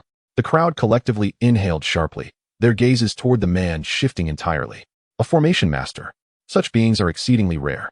Moreover, possessing the confidence to vanquish a formidable ninth-level opponent, it stands to reason that his master of formations must be at least that of a half-step grandmaster. What an astonishing prospect! A half-step grandmaster at such a tender age. His talent in the art of formations must be truly exceptional. How remarkable it is that Tianxian Prefecture conceals such a figure. A half-step grandmaster, if wielded adeptly, could effortlessly defeat multiple formidable ninth-level adversaries. Upon hearing the exclamations of those around, a proud smirk emerged on his face as he gazed down at Chen Shu, declaring, "Now, do you comprehend the chasm that lies between us? With my prowess, extinguishing your life would be as simple as plucking a flower." However, Chen Shu's expression morphed into one of peculiar intrigue. Once again, he had encountered a half-step grandmaster, and much like the previous one, this individual exuded arrogance and unwavering confidence in his ability to dispatch him. Yet, he was indeed a grandmaster. Chapter 178. Instant kill now. Do you comprehend the disparity that exists between us? Before me, you are utterly insignificant. The man stood proudly, gazing disdainfully at Chen Shu, his words dripping with contempt. A half-step grand array master. His cultivation may not rival that of these martial artists, yet his mastery of formation surpasses theirs by a wide margin. It is universally acknowledged that within the same realm, an array master holds a significant advantage over martial practitioners. Enter my formation and await your demise. He uttered a low command, raising his palm once more, and in an instant, the formation ensnared Chen Shu, drawing him within its confines. Inside the formation, a pall of despair loomed, as dark and foreboding as the arrival of an apocalyptic event. It is over. Once ensnared in the array master's grand design, one becomes akin to a fish on a chopping block. Chen Shu is in dire straits. This is the prowess of an array master, far beyond the capabilities of an ordinary martial artist. Yet, it cannot be said that all hope is lost, should a martial artist unleash a sudden explosion of power, shattering the formation in an instant. It could very well be the array master who faces death. Alas, the number of individuals capable of such a feat is exceedingly rare. This array master has concealed himself among the crowd, having meticulously arranged this for an unknown duration. Are you not aware of the terrifying combat prowess of a prepared array master? The crowd collectively shook their heads, expressing their sentiments. They held a modicum of respect for Chen Shu, for he had never bowed in submission, daring to confront the formidable Luo Tianming of the Tianxian mansion, and even emerging victorious in their clash. Such skill and spirit are attributes not easily found in ordinary individuals. Yet, regrettably, his opponent is overwhelmingly powerful. Does Chen Shu have any chance of turning the tide? In previous encounters, we believed he was destined to lose, yet he triumphed each time. Some harbored hope for Chen Shu, expressing their aspirations. But upon hearing this, Luo Tianming scoffed derisively, retorting, "No matter how formidable he is, he remains at the 9th level. My junior brother, on the other hand, is a half-step grand array master. Should he take even a half-step forward, he could slay those at the spirit martial realm. Oh, and by the way, he once clashed with a spirit martial expert, narrowly losing due to a single misstep. Do you truly believe that in the presence of such a powerhouse, Chen Shu has a chance to turn the tables? Given his background, he has likely never encountered an array master of this caliber before. Spirit martial realm." The utterance of these 3 words silenced the crowd. Such formidable beings are exceedingly rare and immensely powerful. A mere thought from them could crush them all. Within the city, the spirit martial realm represents the pinnacle, the ultimate strength. Even in the county city, those at the spirit martial realm do not grow on trees. They hold an exceptionally high status. Though many have reached the 9th level of the Xuanwu realm, those capable of advancing a step further into the spirit martial realm are few and far between, less than 1%. Yet, this individual before us has only been defeated by a spirit martial expert in a single exchange. What overwhelming power and terror! Observing the expressions of the crowd, a deeper satisfaction glimmered in Luo Tianming's eyes as he declared resolutely, "Chen Shu is undoubtedly doomed today." Team leader, even those like Sane, who had maintained unwavering confidence in Chen Shu, could not suppress their growing concern. Within the 9th level, distinctions of strength and weakness exist. The general 9th tier of strength can easily overpower a typical 9th tier of the Xuanwu realm, exemplified by figures like Luo Tianming, who resides within this category. However, the truly formidable 9th tier can contend with practitioners of the spirit martial realm, often remaining undefeated. It is said that the most extraordinary ninth tier has even achieved victories against spirit martial beings. Yet such entities are elusive, found only within the top 5 prestigious houses. Akin to a dragon whose head is seen, but whose tail remains hidden. The individual before us evidently belongs to the second tier, possessing the qualifications to engage in battle with spirit martial experts. Such figures undoubtedly pose a significant threat to Qinshu. As the crowd is enveloped in trepidation, anxiously sweating for Qinshu, he remains composed within the formation. His gaze scrutinizes the array crafted by the half-step Grand Array Master, subtly shaking his head. This slight gesture, however, does not escape the keen eyes of the half-step Grand Array Master, who cannot help but inquire, Why do you shake your head? Shaking my head. It is merely because your formation is feeble and riddled with flaws, Qinshu replies nonchalantly. Arrogance. A flicker of light ignites in the half-step Grand Array Master's eyes as he responds gravely. Very well, since you assert that my formation is weak, I shall witness how you intend to breach it. As his words linger, the already somber atmosphere within the Grand Array grows increasingly oppressive and dark. Moments later, it plunges into utter blackness. The entirety of the formation becomes a void, where one cannot discern their own hand before their face. I will sever your spiritual awareness. Within my formation, all shall be blind, the confident individual declares. With another wave of his hand, countless tendrils quietly slither toward Qinshu from the ground. The hearts of those outside tighten. Although the interior remains shrouded in darkness, the external observers are unfazed, perceiving the scene as usual. They can clearly see the tendrils slithering like serpents, their blood-red tongues poised to strike, sharper than the keenest blade. Covered in thorns, they glimmer ominously, suggesting that being ensnared by such tendrils would surely result in grievous harm. Yet, as these tendrils draw perilously close to Qinshu, he remains unperturbed, seemingly oblivious to their approach, as if the Grand Array has truly severed his spiritual awareness, rendering him blind. Dare to claim my Grand Array is rife with flaws. Prepare to perish. The half-step Grand Array Master scoffs. Just as his words fade, the tendrils surge forth from all directions, enveloping Qinshu in a sweeping assault, nearly obscuring his form entirely. Is this all? Qinshu's calm voice resonates within the array. In the next instant, the onlookers are astounded to witness Qinshu merely step lightly upon the ground, causing the tendrils that surrounded him to shatter into dust, leaving no trace upon his being. What? How is this possible? The crowd is not only struck with disbelief, but even the half-step Grand Array Master stands astonished, unable to comprehend the scene unfolding before him. This was a scenario he had never encountered before. In the past, he had used this formation against his foes. When the sky darkened, all would become blind, succumbing to a state of frantic anxiety, ultimately strangled by the creeping vines. Without exception. But today, what was amiss? Logically, within the confines of the formation, Qinshu's spiritual awareness should have been severed. How could he possibly sense the encroaching vines? Why? Because I have stated, your formation is riddled with flaws. I truly cannot fathom how someone of your caliber could suffer defeat against a practitioner of the spirit martial realm. Qinshu spoke with a calm demeanor, and in the next moment, he once more pressed his foot against the ground. Instantly, countless formation patterns, unable to bear the strain, began to tremble violently. At the edge of the formation, some patterns even shattered with a resounding crash. How could this be possible? Bloodthirsty vines, unleash your assault. Panic surged within the heart of the half-step formation master, a rare display of urgency. Qinshu was too exceptional, far beyond his expectations. Assault? With what means? Qinshu cast a disdainful glance at the frenzied vines rushing toward him. Each of those vines possessed strength on par with the 8th level of the Xuanwu realm, and their resilience was such that only a full-force strike from a 9th-level Xuanwu practitioner could shatter them. Now, countless vines intertwined, resembling a colossal dragon, emanating a fierce, chilling light. Their sharpness instilled terror in the hearts of onlookers, extinguishing any thought of resistance. Under such a vine assault, even a formidable 9th-level practitioner would likely meet their demise. Just as this thought crossed the minds of the crowd, Qinshu once again stomped his foot on the ground, extending his hand to grasp the dragon's tail. In an instant, the vine dragon quivered, altering its course directly towards the half-step formation master. The next moment, all the formation patterns shattered. The vine dragon surged forth, pressing directly against the throat of the half-step formation master. The master froze, paralyzed with fear, unable to move. Qinshu spoke coolly. Now, do you understand the disparity between us? How dare you presume to compare yourself to me? Chapter 179, The Barbaric Temple. How did you accomplish that? The half-step Grand Formation Master stood rigid, his body bristling with fear as he confronted the overwhelming terror of death, his voice tinged with bitterness.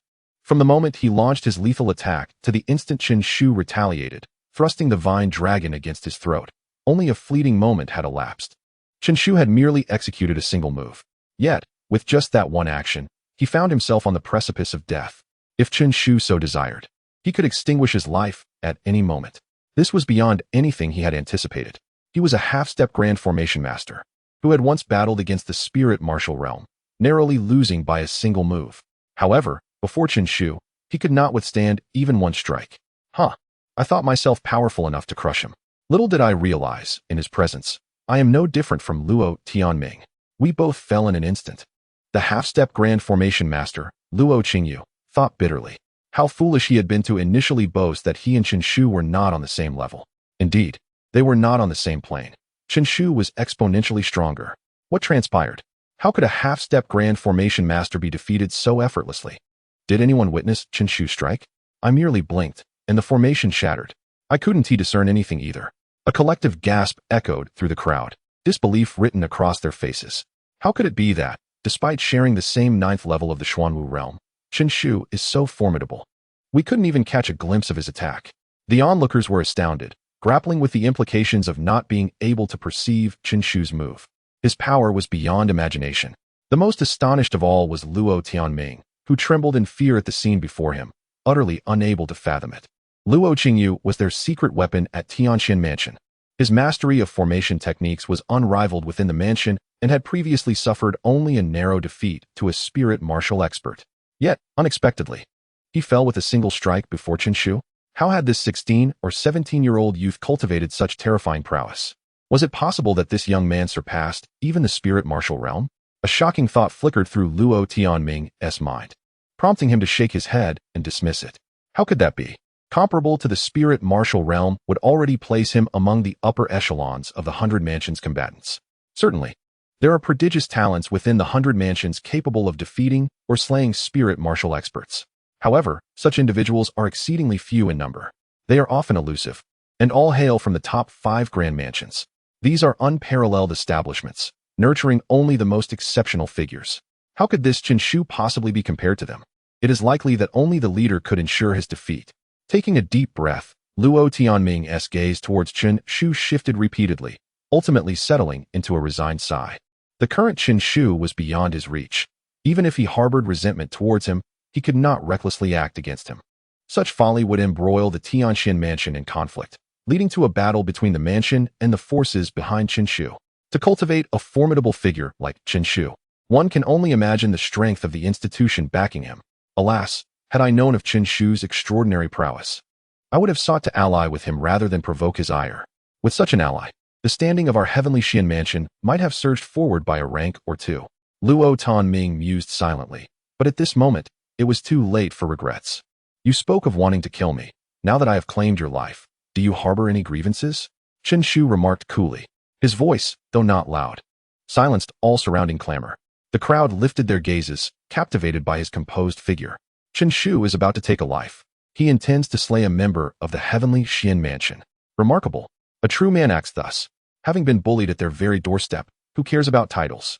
A kill is a kill, someone shouted, feeling their blood surge with exhilaration. Chen Shu, you are indeed impressive, and so satisfying to behold. The heavenly Xian mansion has long been synonymous with power, none daring to provoke it. Yet today, Chen Shu shattered this long-standing fear. I bear no grievances. Luo Qingyu replied with a bitter smile. Initially brimming with confidence, he had sought to challenge Chen Shu, intending to slay him. Now, faced with overwhelming strength, it was only natural for Chen Shu to seek his demise. Well, you are an honorable man. I shall grant you a swift end. Chen Shu nodded. He had anticipated that this half-step great array master would invoke the name of the heavenly Xian mansion to intimidate him or plead for mercy. To his surprise, the straightforwardness was unexpected. Nevertheless, a life must still be taken. Wait, Luo Qingyu exclaimed in haste, waving his hands. I wish to purchase my life. Is that possible? Chen Shu paused, inquiring coolly. What do you propose to offer in exchange for your life? A piece of information. Luo Qingyu dared not delay, hastily responding. No one wishes for death, especially not someone of his caliber, who had painstakingly achieved the rank of a half-step great array master, with a bright future ahead. Chen Shu hesitated for a moment. What information? If it holds sufficient value, sparing your life could indeed be considered. It is undoubtedly valuable, Luo Qingyu hastened to say, a glimmer of hope illuminating his face.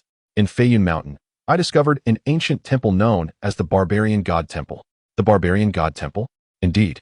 This temple was once the abode of a powerful beast emperor. Although the beast emperor has since vanished, his bloodline progeny remains within the temple. It is said that this progeny is on the verge of birth. Once it manifests, its combat prowess will rival that of the Xuanwu realm, and potentially ascend even beyond the spirit martial realm in the future. Should we manage to secure this beast emperor's progeny as a pet, it would undeniably bolster our strength, ensuring our family's legacy for millennia. Of course, the Barbarian God Temple is a site once graced by a beast emperor. Aside from the progeny, it harbors countless treasures. Hence, numerous powerful figures have already congregated at the Barbarian God Temple, eager to contest for the beast emperor's offspring. The offspring of a beast emperor? The yet-to-be-born kind? Moreover, was it not intriguing that one born could rival the prowess of the Xuanwu realm? Upon hearing Luo Qingyu's words, a glimmer of fascination flickered in Chen Shu's eyes. It is widely acknowledged that the loyalty of demon beasts far surpasses that of humans. Once they acknowledge a master, betrayal is a rarity. Thus, should he succeed in acquiring such a creature to serve as a guardian spirit for his family, the safety of the Qin clan would be assured without further concern on his part. As for the others, upon receiving this news, they erupted in fervor, their eyes ablaze with excitement. Should they manage to have the Beast Emperor's offspring recognize them as their master, they could potentially save centuries of toil. Yet, in response to their enthusiasm, Luo Qingyu merely offered a derisive smile, steeped in disdain. Indeed, the Beast Emperor's progeny is a remarkable prize, but the struggle for it necessitates an understanding of one's own worthiness. A lack of clear self-awareness can lead to dire consequences. At the Barbarian God Temple, the gathering of prodigies is formidable. For the average individual, simply stepping forth could result in disaster, should they draw the ire of the wrong entity. Might I inquire if you harbor any interest? Could this news potentially barter for my life? Luo Qingyu posed softly. It is undoubtedly a most intriguing proposition. With a flick of his hand, Chen Shu summoned the tendrils of the great vine, which promptly dissipated into the ether. Surrender the inner cores of the demon beasts you have hunted, and you may depart. Luo Qingyu hesitated not, casting forth all the inner cores from his possession to Chen Shu, then added with a light chuckle, since you exhibit interest, might we consider an alliance for this endeavor? Chapter 180, The Gathering of Talents and the Alliance? Chen Shu cast a glance at him and replied nonchalantly, what kind of alliance do you propose? With a chuckle, Luo Qingyu confidently asserted, the Barbarian Divine Palace is vast, brimming with treasures. If we collaborate, we are bound to reap considerable rewards, perhaps even contend for the Beast Emperor's progeny. The overall strength of the Tianxian mansion is formidable. If they are resolute and willing to pay any price to seize the Beast Emperor's offspring, there may indeed be an opportunity. And then what? Even if we succeed, how shall we divide it? Chen Shu remarked with a hint of amusement. How about this? I shall take the lead, and we shall split it 70-30. Luo Qingyu suggested after a moment's contemplation. He continued, our share is not meant to be a slight against you. Many of our strong practitioners will be present, and they will undoubtedly exert their full strength. Of course, should we truly acquire the Beast Emperor's progeny, we cannot simply hand it over to you. We shall offer you a greater share of the treasures instead. What say you? 70-30. One must admit, this proposition was indeed enticing. Were it a common individual, they might have readily accepted it. After all, the Tianxian mansion is a prestigious establishment, and collaborating with such a force inherently signifies that this venture promises gains. Moreover, fostering a good rapport with such a powerful faction could yield substantial benefits in the future. However, Chen Shu's goal was solely the Beast Emperor's progeny. He would never concede it to them. Furthermore, despite the Tianxian mansion's formidable reputation in the eyes of outsiders, he held it in disdain. 70-30? A more reasonable consideration would be 90-10, with him receiving the larger share. Thank you for your kind offer, but we prefer to operate independently. Chen Shu gently refused, shaking his head. He then led Sane and the others toward the outskirts of the abyssal valley. This time, no one dared to obstruct their passage, even though it was evident that the treasures from the erupting Dao well lay within their grasp. What a pity, Luo Qingyu shrugged, not pressing the matter further. As he watched Chen Shu and his companions depart, the other onlookers, their eyes ablaze with fervor, hastily followed suit, racing toward Feiyun Mountain. This was an extraordinary opportunity, and even knowing the inherent dangers, it was sufficient to compel them to take the risk and fight with all their might. Witnessing their actions, Luo Qingyu disdainfully shook his head and scoffed, "A bunch of fools." Before long, only the members of the Tianxian mansion remained in the abyssal valley. Luo Tianming, his expression grave, remarked, "Qingyu, why did you divulge such valuable information to him? We know of many perilous locations. Sharing even one could lead to his demise. And what if it does not?" Luo Qingyu replied pensively. "In that case, his temperament will surely drive him to seek vengeance against us. While we in the Tianxian mansion do not fear him, the cost of eliminating him would be considerable. By revealing the existence of the barbarian divine palace, we no longer bear that concern. With his capabilities, do you truly believe he would refrain from involving himself upon learning of the Beast Emperor's progeny? If he meets his end, it will be his own doing, and we shall bear no responsibility. Let us not forget that our elite forces are all gathered there. If one truly intends to eliminate him, that would indeed be the most opportune location." Luo Tianming nodded, a glimmer of murderous intent flashing in his eyes. "Indeed, within our Tianxian mansion, only the captain possesses the capability to decisively take his life, as the captain is among the elite of the 9th tier." Luo Tiansheng and the others also nodded in agreement. Captain Luo Tianxian has been hailed by the mansion master as the strongest prodigy in the history of Tianxian Mansion. They were all too aware of his formidable strength. Although Chen Shu is undeniably powerful, he still pales in comparison to Luo Tianxian in their eyes. Should the two ever cross paths, Chen Shu would undoubtedly meet his demise. In truth, I had hoped to collaborate with him, to leverage his formidable abilities. Alas, he remains entirely unmoved, lamented Luo Qingyu. She then slowly closed her eyes, murmuring, "Whether or not we require Luo Tianxian to dispatch him will depend on the circumstances when the time comes." Beyond the valley, the 5 of them gradually came to a halt. Lin Ho and the others turned their gazes toward Chen Shu, their eyes glimmering with anticipation. "Captain, shall we contest for it? That is the progeny of the Beast Emperor. Should we obtain it? Oh my." Lin Ho thought with glee. Beside him, Zhuge Xian coldly interjected, "What foolish daydreams are you indulging in during broad daylight? Did you not hear the people from Tianxian Mansion say that many formidable warriors have gathered there? Are you not aware of your own strength? In the Tianlong mountain range, we are but fodder. Were it not for the captain's assistance, we would have perished countless times already." Lin Ho's expression faltered, and he scratched his head awkwardly. It's not like we don't have a captain with us. If it were just the few of you, I wouldn't even consider it.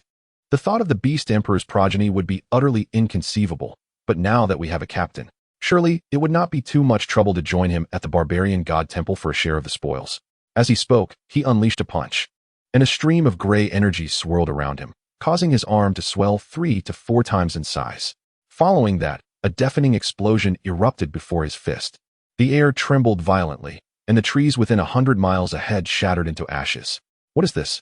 "The 9th tier of the Xuanwu realm. Lin Ho, have you broken through again?"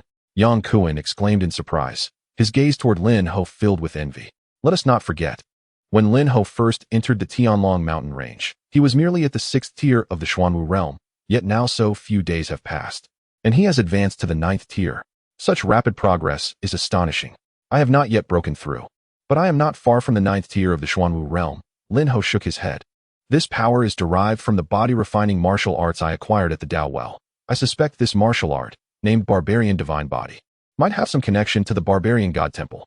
If my conjecture is correct, perhaps we can gain an advantage." Lin Ho's eyes gleamed brightly as he spoke to Chen Shu. After pondering for a moment, Chen Shu nodded. There is indeed such a possibility. Whether it holds true or not will be revealed upon investigation. Let us proceed to Feiyun Mountain. Having made up his mind, Chen Shu did not hesitate and promptly led the group towards Feiyun Mountain. The 4 members of Sane felt a surge of excitement, sensing that following Chen Shu on this journey to the Barbarian God Temple might elevate their cultivation to new heights. Feiyun Mountain. The towering peaks pierced the heavens, with fluffy clouds drifting at mid-mountain. On the ground, ancient trees soared skyward, casting a lush shade. Mighty beasts lay in wait, their terrifying roars echoing through the air. Swish, swish, swish. Upon their arrival, Chen Shu and his companions were greeted by a cacophony of piercing sounds resonating in waves. Subsequently, an array of formidable auras fluctuated through the atmosphere, sending shivers down their spines. Indeed, this place was a gathering of prodigies. I feel so insignificant. Lin Ho and the others remarked in hushed tones, their faces slightly pale. Their cultivation had reached the 9th level of the Xuanwu realm, or was close to it, which was not particularly weak. Yet, upon encountering these legendary geniuses, they realized how utterly powerless they truly were, finding no spark of fighting spirit within themselves.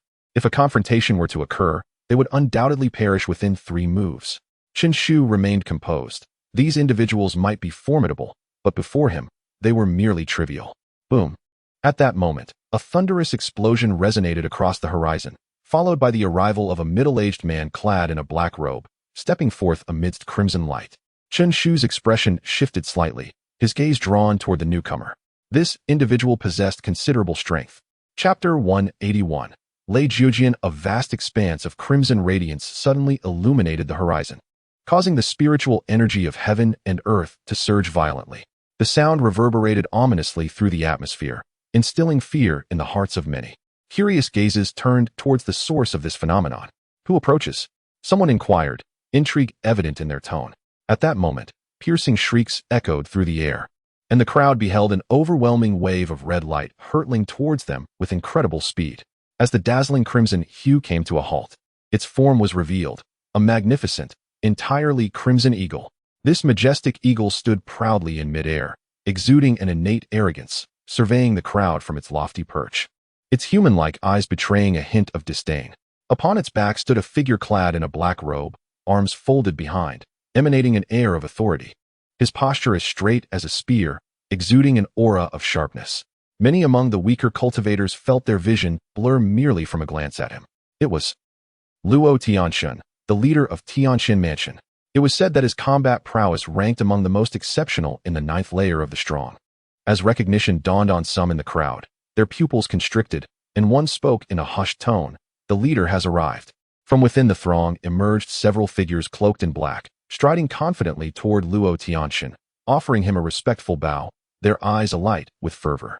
It seemed that his mere presence instilled in them the courage to confront any formidable adversary. Is this truly Luo Tianxin? Yang Kuan and the others fixated their gaze upon him, whispering in awe. So this is the foremost figure of Tianxin Mansion? Just his arrival has captivated everyone's attention, establishing him as the focal point of this realm. Such influence alone speaks volumes of his extraordinary nature. Yet, Yang Kuan's attention shifted to the crimson giant eagle beneath him. A sense of unease creeping in. Why do I feel as though it is not a living creature? That is his Xuanwu mark, Chen Shu replied calmly. However, to cultivate the Xuanwu mark to such a dynamic extent is indeed a remarkable feat. Sane and the others exchanged glances, bewildered. The Xuanwu mark can also facilitate flight? I've never heard of such a thing. We must exercise utmost caution when facing Tianxin Mansion. We cannot afford to underestimate them in the slightest. Yang Kuan declared solemnly. Luo Tianxin's display of power made it evident that these top-ranking mansions possessed depths and strengths far beyond mere appearances. If they were careless, their lives could very well be at stake. At that moment, a series of thunderous roars erupted in the sky, followed by an overwhelming aura descending upon them. Another formidable presence had arrived. Yang Kuan and his companions stiffened, their gazes lifting to behold a cadre of middle-aged men clad in silvery garments, approaching in unison. Their movements were accompanied by a faint rumble of thunder, as if they wielded dominion over the celestial tempests. The sight exuded an aura of extraordinary mystique and formidable strength. They were none other than the people of the Thunder House. Ranked 47th, the Thunder House was backed by the powerful Lei family, serving as their jurisdiction. Instantly, the expressions of Yang Kuan and his companions turned solemn. They were well aware of the Lei family's contentious relationship with their leader, having even issued a death warrant against him. Almost simultaneously, the members of the Thunder House noticed Chen Shu and his companions, casting their piercing glares upon them. You are Chen Shu? What a fortuitous encounter. Who would have thought we would find your trail so effortlessly? The Thunder House gazed down upon Chen Shu and his companions, their eyes sharp and laced with mockery, as if regarding a group destined for demise. Do you realize the enticing conditions the Lei family has offered to eliminate you? If you kneel and bow in submission, I might allow you the dignity of an intact corpse. A grandiose and haughty voice echoed among the members of the Thunder House, followed by an overwhelming aura that sealed off all avenues of retreat for Chen Shu and his companions.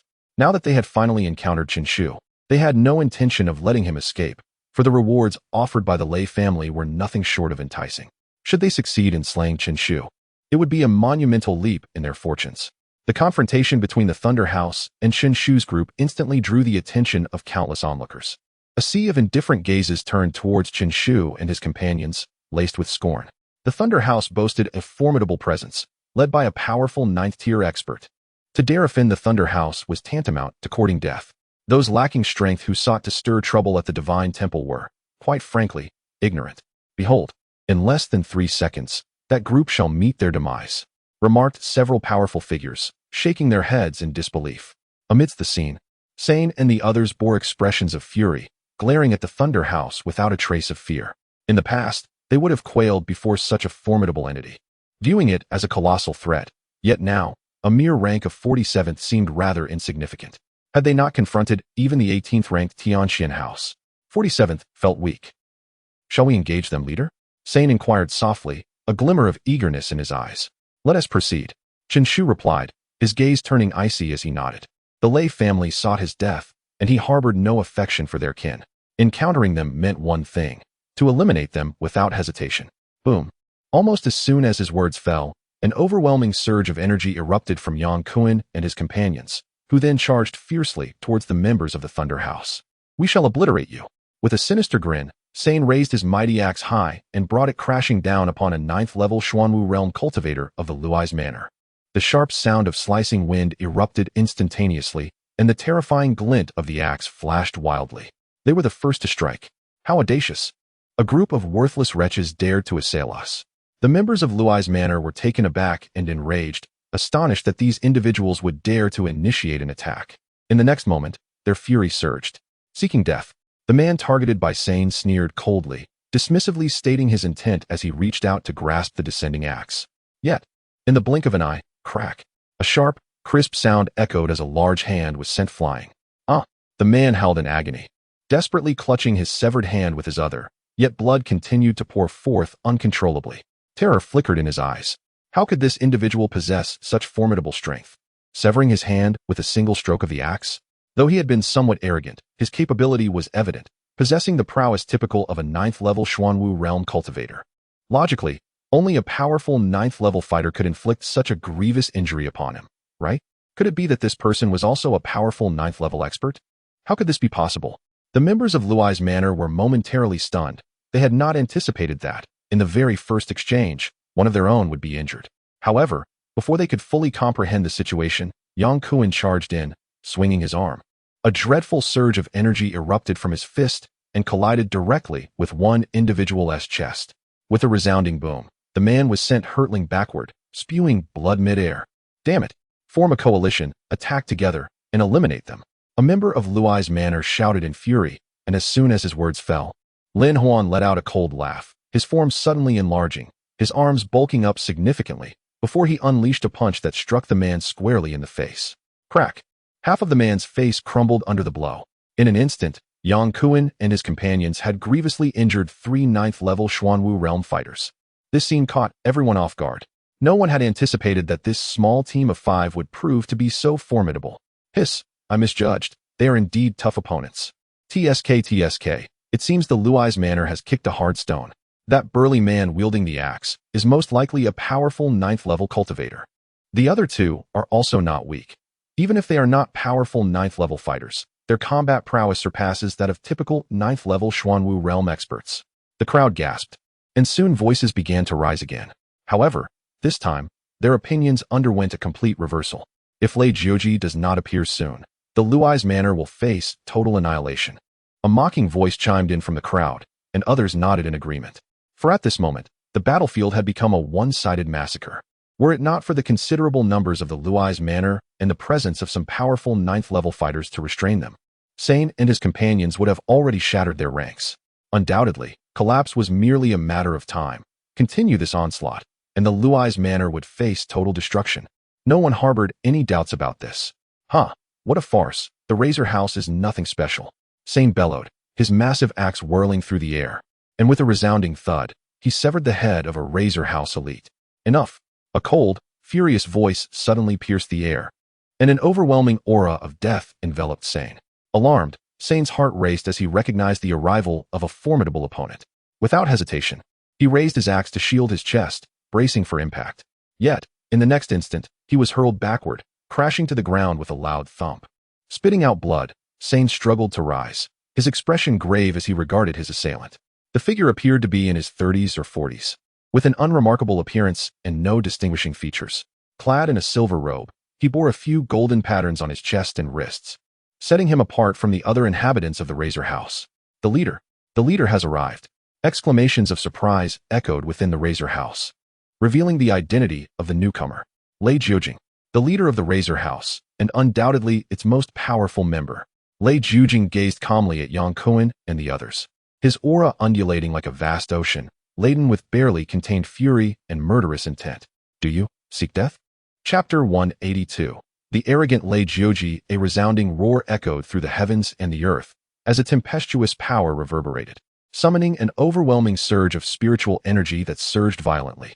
In that moment, even the clouds above were thick with ominous darkness. Lei Jiuji stood proudly in midair, casting a superior glance down upon Sane and his companions. So, this is the leader of the Lei House. Truly formidable. Yang Kuan felt a twinge of trepidation and exchanged a knowing glance with Lin Hong. The three quickly formed a protective stance, brimming with vigilance in anticipation of Lei Jiuji's deadly strike. Dare to covet the interests of Lei House. No one shall save you, Lei Jiuji declared calmly. And in an instant, his figure vanished from sight. The next moment, Lei Jiuji reappeared directly before Yang Kuan and the others. This is bad. Yang Kuan's pupils contracted, and the hair on their bodies stood on end as they sensed an immense threat. Without a moment's hesitation, the trio unleashed their most potent energies, launching a fierce assault forward.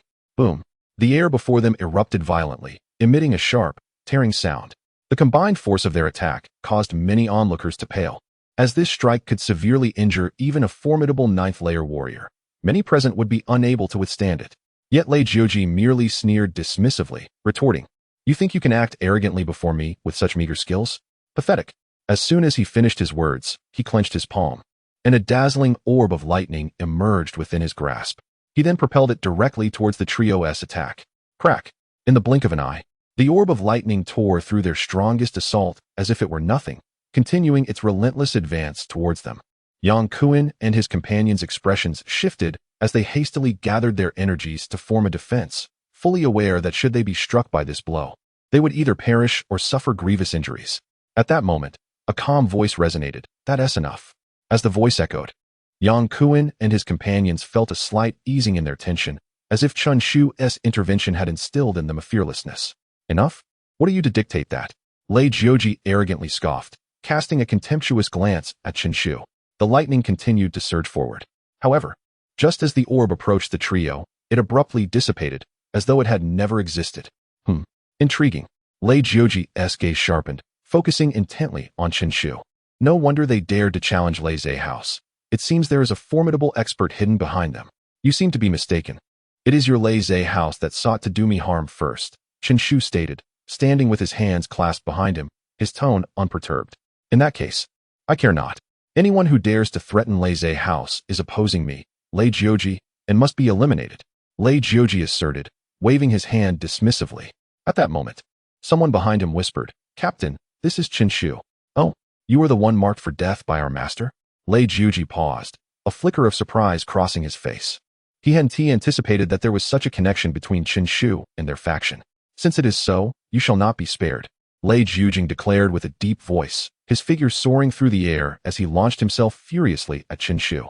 Behind him, a colossal aura of profound energy manifested into a Buddha-like figure, radiating a fierce and wrathful expression, descending upon Chen Shu with the intent to suppress him. This was the mid-grade martial art of the Xian rank, the immovable King Fist. The terrifying momentum left all present in awe. Such formidable power. Could this truly be the extent of Lei Jiujing's combat prowess? It seemed improbable that even a typical 9th-level expert could withstand a single blow from him. That is hardly a revelation. There are disparities even among the 9th level. Yet, while Lei Jiujing was undeniably powerful, the young man before him was no weakling either. I had barely glimpsed how he had dismantled Lei Jiujing's assault moments ago. Can anyone truly rival Lei Jiujing? Let us not forget, he was holding back earlier. Now, he is unleashing his full might. Indeed, a spectacle was about to unfold. As the crowd marveled, a cold glint flashed in Chen Shu's eyes. "Dragon-slaying sword," he intoned sharply, his fingers forming a sword shape as he thrust forward. With a resounding roar akin to a dragon, the sound reverberated through the air, and then, like a dragon unleashed, the sword energy surged forth. The chilling brilliance of the sword, sharp and fearsome, cleaved through the ground, etching deep gashes along its path. Presumptuous fool! How dare you challenge me? Lei Jiujing bellowed, his hair and beard billowing as he exuded an overwhelming arrogance. He then thrust his palm forward, striking at the radiant sword light. Behind him, the Buddha figure, brandishing a vajra, mirrored his fury and descended heavily upon Chen Shu. As Lei Jiujing executed his attack, gasps of astonishment filled the air. Many turned their gaze to Chen Shu, eyes filled with pity. It is over. That young man is doomed. The wrath of the Vajra is not something an ordinary person can endure. What a pity. This youth is truly a genius. Should he continue to grow, he would undoubtedly achieve greatness in the future. Alas, he will have no chance. Yet, at the very moment of collision with the sword light, a low, resonant shattering sound echoed. In an instant, the onlookers were astonished to witness the furious Buddha figure disintegrate. The sword light surged forth, relentless as a torrent, continuing its lethal advance towards Lei Jiujing. A flicker of astonishment crossed Lei Jiujing's eyes. He had not anticipated that Chen Shu's sword would be so swift and lethal, capable of shattering even his Buddha manifestation. But this is where it ends. In full combat, I shall surely slay you. In a mere heartbeat, Lei Jiujing regained his composure, confidence radiating from him as he declared, while the profound energy within him surged violently. He struck down upon the sword light with a formidable fist, extinguishing its brilliance. Chen Shu remained composed, gazing calmly at the exuberant and supremely arrogant Lei Jiujing, and remarked with a hint of admiration, "Impressive. You have managed to withstand a strike from me. You are the first." He spoke truthfully. Throughout history, few had succeeded in compelling him to unleash 2 strikes. Even a formidable opponent, 1 or 2 tiers above him, could be vanquished with a single strike. Of course, this was also related to the fact that he had not yet unleashed his divine slashing sword from the very beginning. Nonetheless, it must be acknowledged that Lei Jiujing possessed a level of strength that was far beyond the typical 9th layer of the Xuanwu realm. However, this statement fell upon Lei Jiujing's ears like a sharp rebuke, provoking a deep sense of ridicule within him. How utterly arrogant. Do you truly believe this constitutes my full power? That can only suggest you are exceedingly foolish. With a disdainful snort, Lei Jiujing expanded his aura. Boom. A terrifying energy surged skyward, stirring the clouds, while the crowd recoiled in shock, feeling as if they were being scrutinized by an unparalleled beast. Their very breaths caught in their throats. Since you are so brazen, I shall demonstrate just how fearsome I can be when I am serious. Do you really think yourself impressive? I have yet to unleash even a fraction of my strength. Lei Jiujing spoke with haughty confidence, casting a disdainful glance at Chen Shu. The members of the Lei Manor were equally exhilarated, exclaiming with fervor, "Good. Captain, eliminate him." "Huh. To dare oppose us. A single member of our captain could annihilate all of you. Indeed, before our captain, you are nothing more than a rabble." Hearing the clamorous voices around him, a smug smile crept across Lei Jiujing's face as he prepared to unleash his full might and utterly crush Chen Shu. To perish at my hands is indeed a privilege. Now perish. Yet, at that moment, a deep resonant sound suddenly emanated from within Feiyun Mountain. Buzz. The sound, akin to the tolling of a bell, echoed far and wide, persisting without end. Upon hearing this sound, Lei Jiujing felt his energy momentarily falter, uncertainty flickering in his expression as he murmured, "The barbarian divine hall is about to open?" His thoughts racing, he cast another glance at Chen Shu, begrudgingly stating, "Humph, you are fortunate. I shall spare your life for the time being." Chapter 183. The Purple Abyss. Chen Shu, you shall wait for me with your pale neck exposed. The moment I emerge from the barbarian temple, your demise shall be at hand. Lei Jiujing's aura was tightly reined in, his voice dripping with haughty disdain, laced with palpable bitterness. In his eyes, Chen Shu's fortune was nothing short of extraordinary. He was on the verge of slaying him, yet the barbarian temple was set to open. Should he squander excessive energy in pursuit of Chen Shu, it could jeopardize his prospects in the ensuing competition.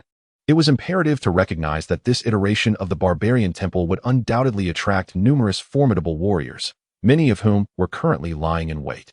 With those words spoken, he led the members of the Lei house, hastening towards the direction of the barbarian temple. You wish to kill me? One must truly question whose luck is truly favorable. Chen Shu scoffed, shaking his head slowly, the essence of his god-slaying sword quietly dissipating.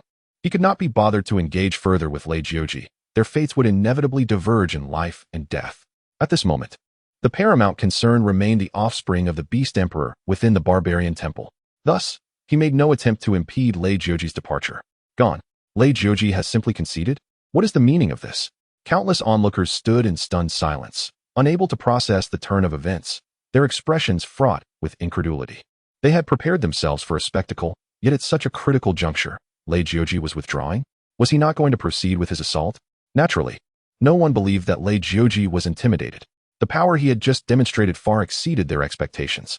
They were convinced that under such strength, even a formidable 9th-level warrior would fall in an instant.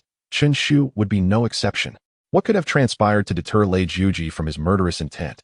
At this moment, the only force capable of compelling Lei Jioji to retreat could only be the Barbarian Temple.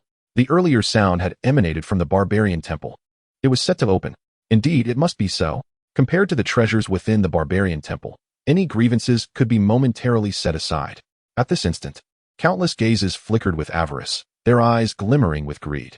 They now understood the reason behind Lei Jioji's decision to forego slaying Chen Shu. Let us go. Follow Lei Jioji.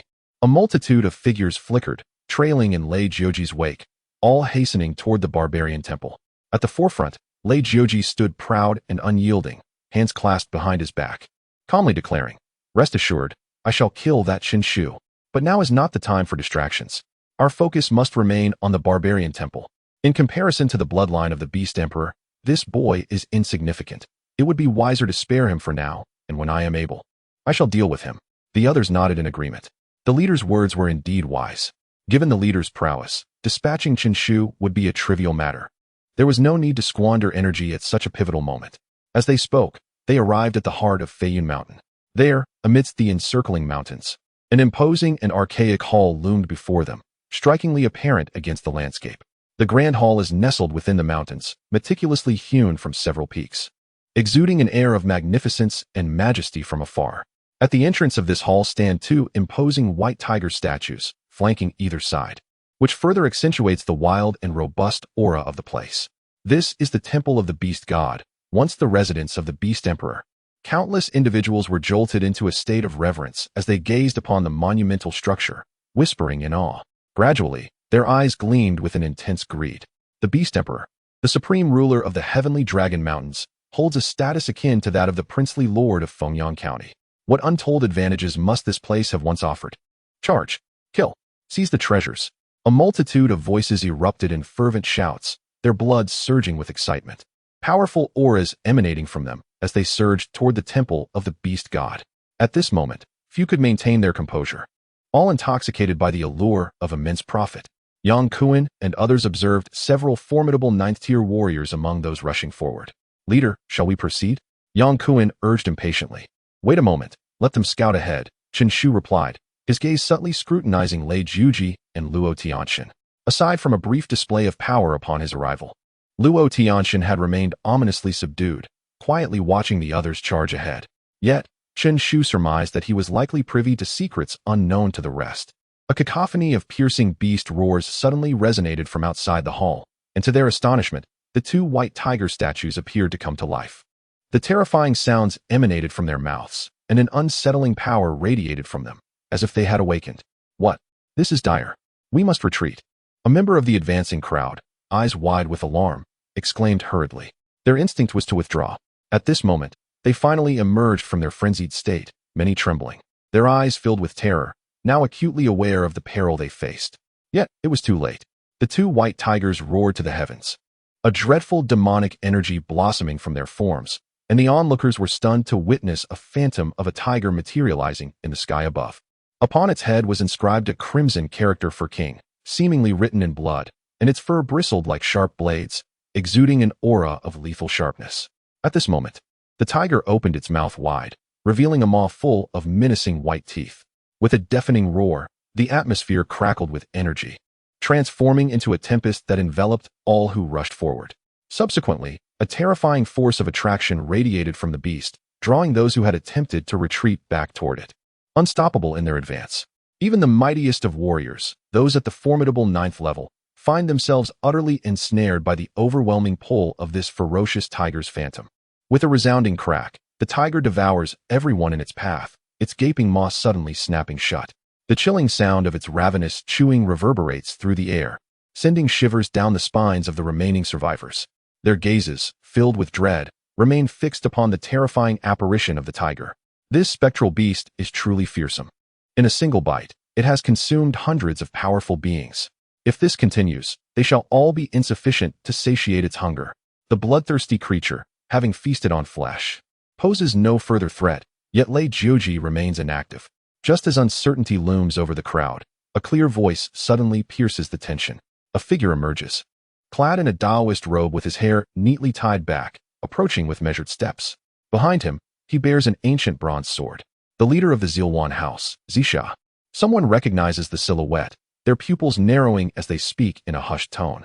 Chapter 184. The Barbarian Shrine. So this was their scheme. Zisha and the others had long been aware of the dangers that lurked within the Barbarian Shrine. How despicable. They are leading us to our demise under the guise of exploration. Upon hearing Zisha's words, the others quickly realized they had been exploited by him and his companions.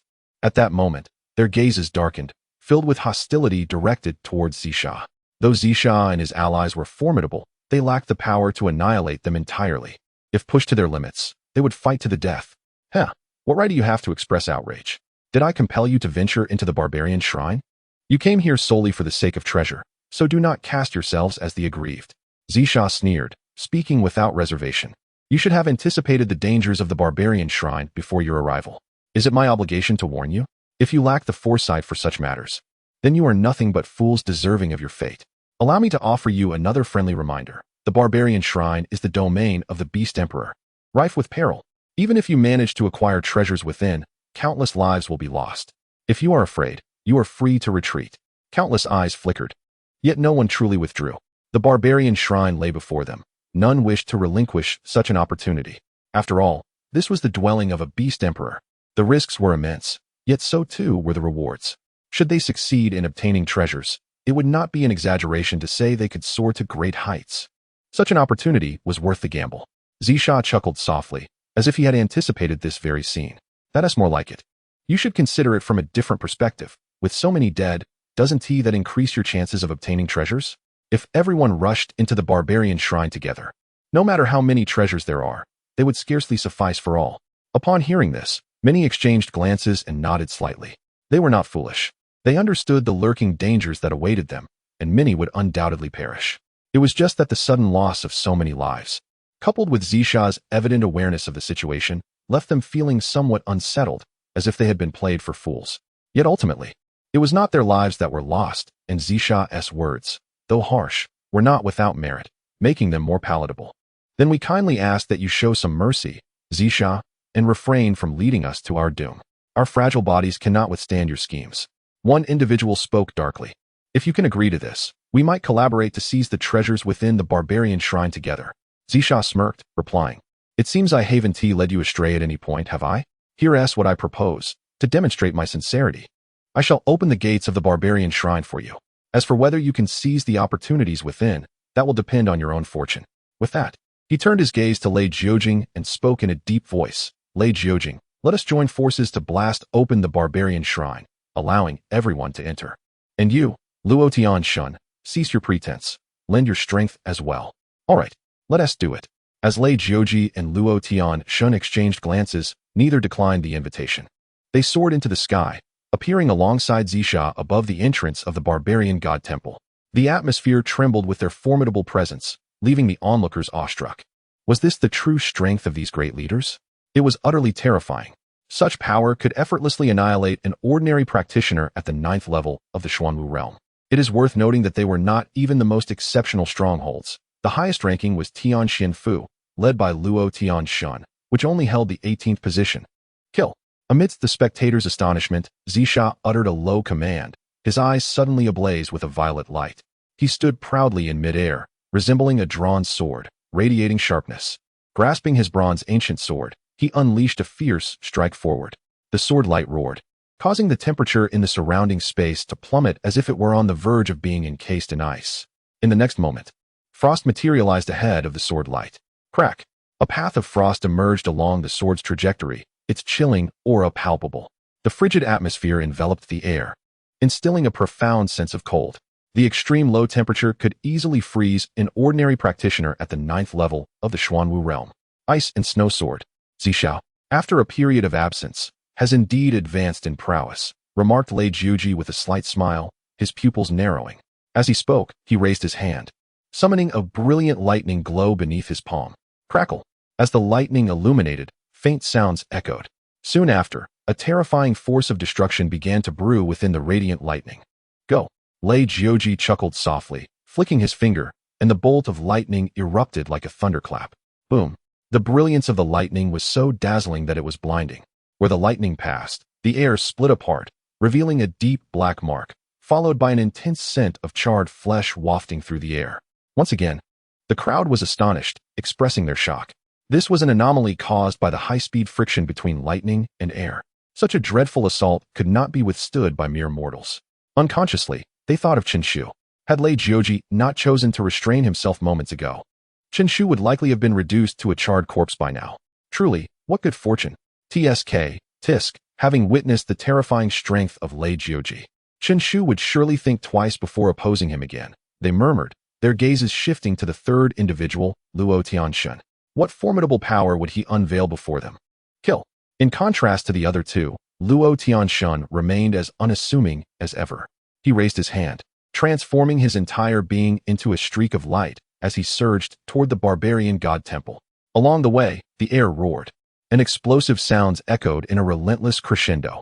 Before him, a sword aura and a surge of thunder struck the ancient and colossal bronze doors of the barbarian god temple in succession. The resounding echoes of the doors reverberated throughout the air. Then, with a soft crack, a subtle sound emerged, and the entire door seemed as though it had been pushed open, revealing slender fissures. Beyond the grand entrance, a radiant light shone forth. The door was about to open. Witnessing this spectacle, countless individuals felt a surge of exhilaration. At that moment, the divine Lord Luo Tian surged forward, his aura erupting to its zenith. His palm, as massive as a small mountain, appeared capable of obscuring the heavens, and it struck the temple doors with tremendous force. Open for me, roared the divine Lord Luo Tian. As he exerted all his strength, the great door emitted a piercing sound of friction. Subsequently, to the astonishment of onlookers, the long-sealed bronze doors were indeed pushed open. In the next instant, the figure of the divine Lord Luo Tian flickered and entered within. Damn it, divine Lord Luo Tian, you deceived us. Behind him, Lei Jioji and Zisha wore grim expressions, having not anticipated that the silent divine Lord Luo Tian would outmaneuver them and seize the opportunity. We must also proceed. Lei Jioji and Zisha exchanged glances, their forms flashing as they darted toward the interior of the temple. Behind them, all present were jolted into action, stirred by the unfolding events. Let us go. With a thunderous roar, powerful auras surged forth like a torrential tide. Shall we lead the way? Yang Kuan inquired softly. Indeed.